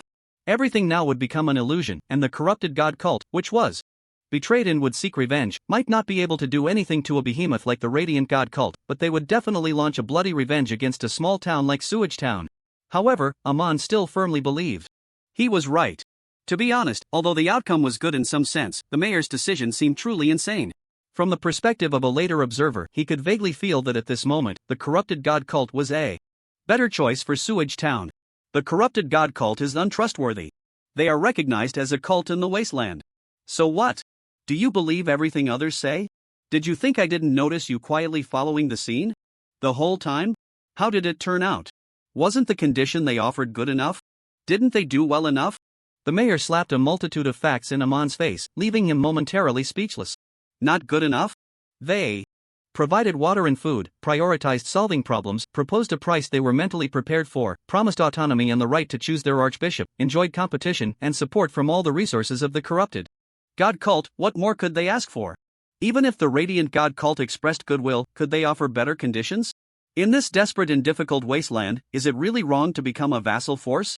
Sewage Town was just a tiny town that had lost its self-defense capabilities and survival resources. It seemed to submit, but in reality, it was incorporated into a huge power system. This was truly having a backing, having the strongest backing in this wasteland. But didn't they still fail? How do you know they won't vent their anger over that small team's deaths on us? But if it were the Radiant God cult coming, we wouldn't have such worries. I also support joining other major power systems, even as a vassal force, but who is the better choice? Why do you think I can't see it clearly? All of us in Sewage Town shouldn't have to live in fear. Sacrifice, does that sound like a serious matter? Just because she said it wasn't a human sacrifice, do you believe it? You're talking nonsense. The mayor retorted, where's the fear coming from? Who's afraid? Don't project your own fear onto everyone. Look at all the people here today, young and old, who do you see that is afraid? As for your claim that they can't solve the sewage problem, do you think they won't send anyone? They fell victim to an anomaly underwater. Don't you understand? Anomaly. That's a god. Yi-Chen rubbed his forehead. Both sides were adamant, each with their own reasoning, and it was truly giving him a headache. When will they come? To be honest, despite Amon's loud protests, he was starting to feel anxious inside. After all, he was still a child, no matter how capable he might be in the future or how much he contributed to Sewage Town. Right now, he just didn't want to bow to the mayor, but when it came to Yi-Chen's question, he immediately answered seriously, hoping to indirectly inform the mayor of the situation. I don't know, but the commission has been accepted, and if nothing goes wrong, they will arrive tomorrow. Tomorrow? Tomorrow? Damn! What are we going to do? The mayor was no longer interested in Amon, pacing anxiously in the room. We can't let them meet, they are arch-enemies. Rarely, in this matter, Xia Qingyu was very inclined to support Sewage Town. And spoke up with a reminder, not only that, the two major churches are fighting on the other side of the wasteland. Mayor. Damn. We're just a small town, do they think we're Radiant City? Together the two major churches. At war? He didn't have the capability or the face for that. Tomorrow morning, I'll go chat with Lin Yuan from the corrupted church at 404, trying to stall him. I can't personally host the people from the Radiant Church anymore. You go and host them. Taking a deep breath, the mayor stared at Amon's shoulder. If it weren't for Yi Chen, the most turbulent old and young duo in Sewage Town would be sincerely looking at each other. Pay close attention. Listen carefully, don't be swayed by your inner inclinations, only for Sewage Town, make the most visible and correct decision. Can you do that? In silence, Amon gently nodded. I understand. Taking a deep breath, the mayor still found it hard to feel at ease. He pressed his dry lips together and looked sincerely at Yi Chen. Can I trouble you to accompany Amon tomorrow to host the people from the Radiant Church? I really can't. Rest easy. Yi Chen glanced at Amon. The young man, who should have been full of vigor, seemed to have finally been struck and matured. When he heard the mayor entrust him to keep an eye on him, a decision that could likely cause tension between the two again, he surprisingly didn't show anger or dissatisfaction. Instead, he felt a bit relieved. Sure. Yi Chen nodded. This was exactly what he needed. Since the Radiant Church stepped into Sewage Town, everything was about to begin. Even if the mayor didn't mention it, he would definitely find a chance to be on the front lines. Damn it! Finally, having arranged everything, the mayor lamented, what now? I can stall for a moment. But not forever. Lin Yuan must have already called for reinforcements. There will definitely be a large group from the corrupted church arriving, and they will meet. No. As long as the people from the Radiant Church go to check the sewage situation, there will be such a commotion again, and Lin Yuan will find out. No way could stop these two teams from meeting. You guys being so anxious right now is useless. Yi Chen could only offer a bit of comfort in this situation. Let's see their attitude first. Exactly. The mayor slapped the table. If the Radiant Church won't eliminate our little town and overlooks the matter of the Bell of Chaos, and has the ability to deal with the underwater issues and rescue our people in Sewage Town, then tell them that the corrupted church's people are here. Let them handle it themselves. No. The mayor cursed again, pacing back and forth. But if that's the case, Lin Yuan is surely doomed. They've treated us well and even lost so many people here. It can truly be said that they are sincere. One shouldn't act like this, or else I really would look down on myself. Let me think. In any case, the core objective of Sewage Town is to completely sever ties. I need to calculate this time difference carefully. In the sequence of events, I'll first inform that Lin Yuan from the Rotting Cult that we have a traitor in Sewage Town, and that the people from the Radiant Cult have already arrived here, urging her to escape. Then, on the other side, I'll notify the Radiant Cult's reinforcements that there are members of the Rotting Cult hiding here, and let them go look for them. This opportunity should be enough for Lin Yuan to make a clean getaway. Damn it! The mayor slapped his own head. But the Rotting Cult doesn't just have Lin Yuan, they have reinforcements. Reinforcements? If we ultimately decide to cooperate with the Radiant Cult, should this information be shared with them? But if we share it, and the Radiant Cult secretly harbors a plan to eliminate our town, we would be sitting ducks. Only if the Rotting Cult has unexpected reinforcements can Sewage Town have a glimmer of hope when the Radiant Cult wants to wipe it out. Watching the mayor pace back and forth, Yi Chen was momentarily at a loss for words. Many things had been taken too far, but Sewage Town was only trying to protect itself. A small force caught helplessly between two colossal entities. Although they had brought this upon themselves, if only the Rotting Cult or the Radiant Cult had come, there wouldn't be such struggles. Gritting his teeth, the mayor suddenly grabbed Amon's shoulder. Kid, listen carefully. In the most extreme situation, we immediately sever ties, each taking half of our forces to support the Radiant Cult and the Rotting Cult respectively. Do you understand what I mean? Ah. At that moment, Amon was truly taken aback. Rarely, the mayor spoke with immense patience. Amon was, after all, the best seedling in his eyes, the future successor. However, now he had to bear a greater responsibility. If both sides are evenly matched, we will immediately sever ties, and if there's a grudge, we will fight and kill as needed. I will take people to follow the Rotting Cult, and you will take people to follow the Radiant Cult. I'll arrange for half of the manpower to be allocated to you tonight. As long as we don't all perish, there is a spark, there is hope. But you and I must remember this in our hearts, always remember, and tell your successors, your descendants. We are forever one entity, and we will ultimately unite for a single goal, do you understand? At that moment, Yi Chen, Xia Qingyu, and Su Lezhang did not say a word. In that moment, they witnessed history. The birth of the town's guard and defense teams. I never thought of this. Amon truly regretted it at that moment, regretted it deeply. It's okay, maybe you are right. Finally sorting everything out and preparing plans for various extreme situations, the mayor's spirit gradually relaxed. Amon's performance at this moment finally brought some comfort to the mayor. This way, he wouldn't have to worry that tomorrow Amon would blindly side with the Radiant Cult. And I only mentioned extreme situations. In fact, tomorrow we can completely choose a side based on the Radiant Cults. Attitude. Looking at Yi Chen, the mayor forced a bitter smile. I apologize. I originally wanted to invite you to analyze and discuss this, but I got too excited. It's fine. Yi Chen shook his head. I've always said this. It's your future. Tap tap tap. Suddenly, hurried footsteps echoed in the underground corridor, followed by urgent shouts. Not good. Not good. Once again, the panicked cries of not good reached their ears, but both Yi Chen and the mayor had gradually become numb to it. What now? What's wrong again? The patients seem to be in a bit of trouble, quite a few of them have fainted. Patients? Deteriorating condition? To be honest, he had considered countless scenarios and possibilities, but he never expected this situation to occur.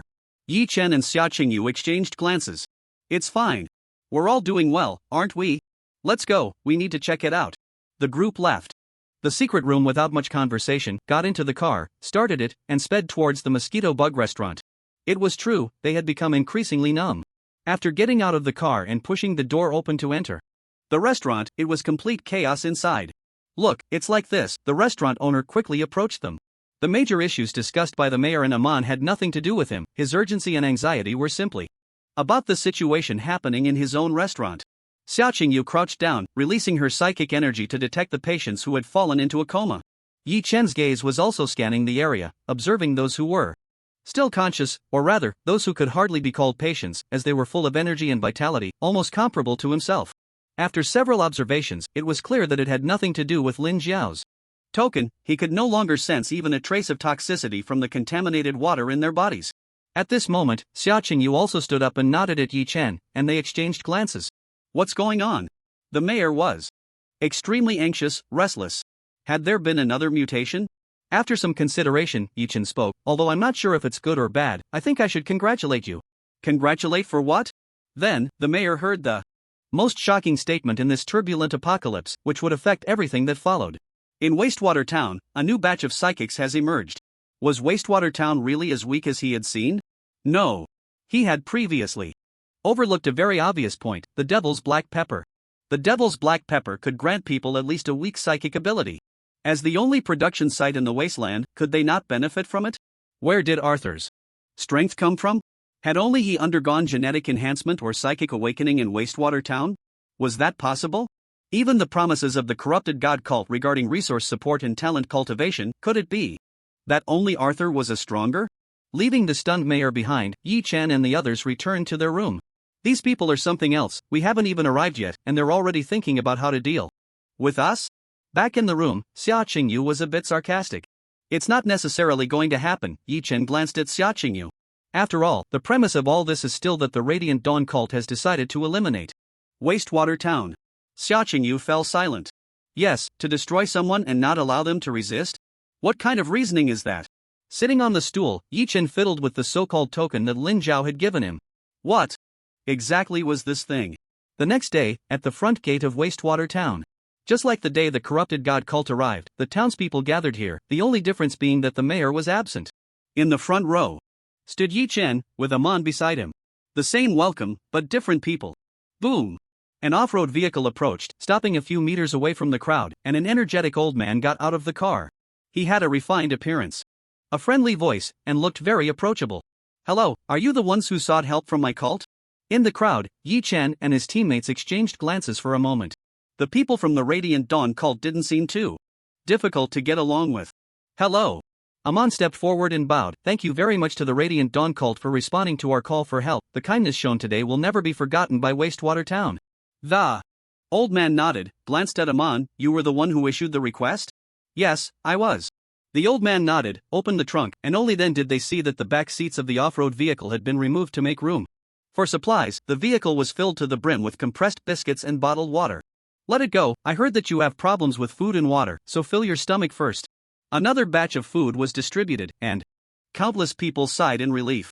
2 supplies, indeed, the Sewage town was no longer worried about resources for the time being. Who is this?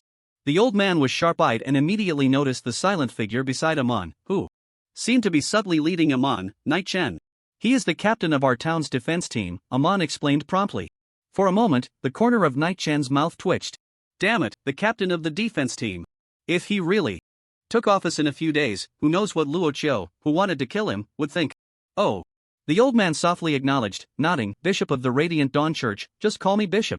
He appeared natural, but there was a hidden meaning in his question. I heard that the Bell of Chaos is here, is that right? Amon's heart tightened, and he forced himself not to glance at Night Chen. His body tensed as he nodded, yes. The bishop nodded, his gaze sweeping over the townsfolk gathered in Sewage Town. So, you have all been affected by the Bell of Chaos? Night Chen narrowed his eyes slightly, and Amon became completely anxious. Yes, but don't be nervous, the bishop smiled and waved his hand. No need to worry. I know many who are threatened by anomalies are afraid to contact us for this reason. But you are overthinking it.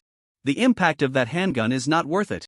Before Amon could breathe a sigh of relief, the bishop added with a smile, of course, I am more curious about who did it. The atmosphere fell silent. Wasn't this the situation that Sewage Town was most unwilling to face?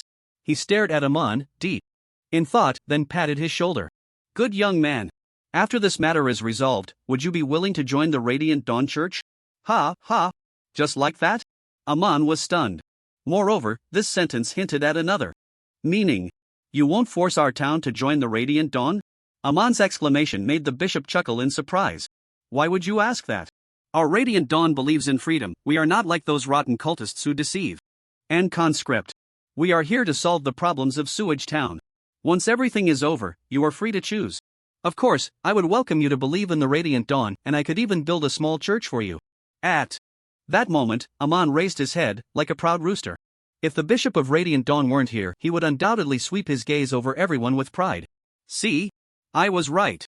Radiant Dawn is the salvation of Sewage Town. Even Xiaoqingyu felt a bit smug, secretly glancing at Night Chen. Look, look. So many days have passed, and the Radiant Dawn Church was almost labeled as the villain, and now everything has an answer. Doubt us? Radiant Dawn is radiant. Dawn, the only light shining on the wasteland, the last hope of the world. All right. Now that we've chatted enough, I heard that many of you have suffered from other anomalous disasters. Take me to see. This. Amon suddenly didn't know how to respond. It was like this. It was already on the brink of collapse. But yesterday, it had already been healed by Night Chen. What to do? This situation has already recovered. Recovered? The bishop remained unmoved. Was the influence of anomalies so easily recoverable? Most recoveries were merely hidden and dormant, waiting for a greater explosion to come later. Gather everyone at the restaurant, let's take the bishop to have a look. As Night Chen spoke, Amon came to his senses and nodded. Oh, yes, how could it disappear so easily? This way. The bishop couldn't help but take another deep look at Night Chen and stepped forward to follow. They arrived at the Mosquito restaurant, where the group of townsfolk who had been affected had already gathered inside. Just a glance, and the old bishop's eyes already showed a hint of confusion. These people, full of energy, really didn't seem to be in any trouble. Unless the other party had deliberately gathered some healthy individuals to fill the ranks. With the psychic energy spilling out, he extended his hand. The moment he made contact with the townsfolk, the bishop's expression changed dramatically. The smell of decay? To be honest, Yi Chen was somewhat speechless. What deep-seated hatred do you two families have? Just meaning, and one can sense the smell of decay and the smell of twilight. No, why can't I smell anything? But perhaps, this is what it means to be arch-rivals. This is not right. The more the old bishop sensed, the more puzzled he became. This is unreasonable. How is this thing inside? The body unaffected? Amon, out of the bishop's sight, anxiously looked at Yi Chen, who gently nodded. Amon immediately seemed to gain confidence, turning around and waving his hand for someone to fetch something from the kitchen. It's like this, they have been using this stuff to alleviate symptoms. The bishop turned back, taking the boiling black water that Amon had someone bring, sniffed it, and his expression changed again, his voice starting to become a bit urgent. Where did this come from? Amon was startled and quickly spoke up. It was told to us by an unknown doctor. Doctor? The bishop narrowed his eyes, the problem was getting bigger. Where? Is it convenient to meet? To be honest, ever since that day when he was scolded by the town mayor and opened his heart, walking down a separate path, and considering the actions of the decaying cult yesterday, he really felt a bit reluctant to take action against the decaying cult. But that doctor. He couldn't wait to be judged by the Twilight cult. However, this matter was ultimately quite significant, and Amon didn't dare to act on his own, glancing at Yi Chen. That doctor has already been detained. Yi Chen supported him, go and invite him. There was nothing to hide. The Twilight cult and the Stitching Dolls would undoubtedly have countless connections in the future. And all of this likely started from this moment. If he could see the reaction of the Twilight cult meeting the old doctor, it would surely be a great gain for him. After a few more minutes, a member of the town defense team hurriedly ran back. As soon as he opened his mouth, Yi Chen's expression suddenly darkened. Missing? Escaped? Ignoring his warning, huh? Yi Chen was no longer accommodating. He had already given them a chance. If they didn't cherish it, then they couldn't blame him for being heartless. The town defense team member hesitated for a moment, approached Amon, and whispered a few words. Amon was taken aback, trying to keep his expression neutral, nodded apologetically to the bishop, turned his back to him, and came to Yi Chen, whispering a sentence. Though it was called a whisper, it was still a form of disguise. He took the opportunity to hand something to Yi Chen. Yi Chen looked down and discreetly put it into his pocket. A note? Who? The old doctor? Afraid of offending him too much? Alright, I'll see what you want to say later. What will you use to calm my anger? What's wrong? The bishop quietly observed everything, paying a bit more attention to Yi Chen. That doctor is a bit strange. After hesitating, Amon recounted the incident. The bishop's brows tightened as he listened, but gradually he began to understand. A dying person was cured, but their state and habits turned into that of a monkey? This sounded. Take me to see him. All right. The group wasn't particularly grand, but they loaded 2 off-road vehicles and set off, quickly arriving at the suggested cell. Bang! Just as they stepped in, a head suddenly slammed against the iron bars beside them, emanating a strange smile in the dim light. Its gaze was eerie and chilling, making one shudder. He. It was a person, but they had already begun to become hairy. Quite frightening, but for this group of visitors, aside from Su Lejang, no one could scare them. Light! The bishop roared, and the spiritual energy began to undergo a qualitative change, bringing forth light. The light illuminated the dim dungeon, filling every corner. Creak! Hiss! Ha ha ha ha ha! Hiss! The figure, nearly transformed into a grinning monkey, let out a piercing scream under the afterglow, just like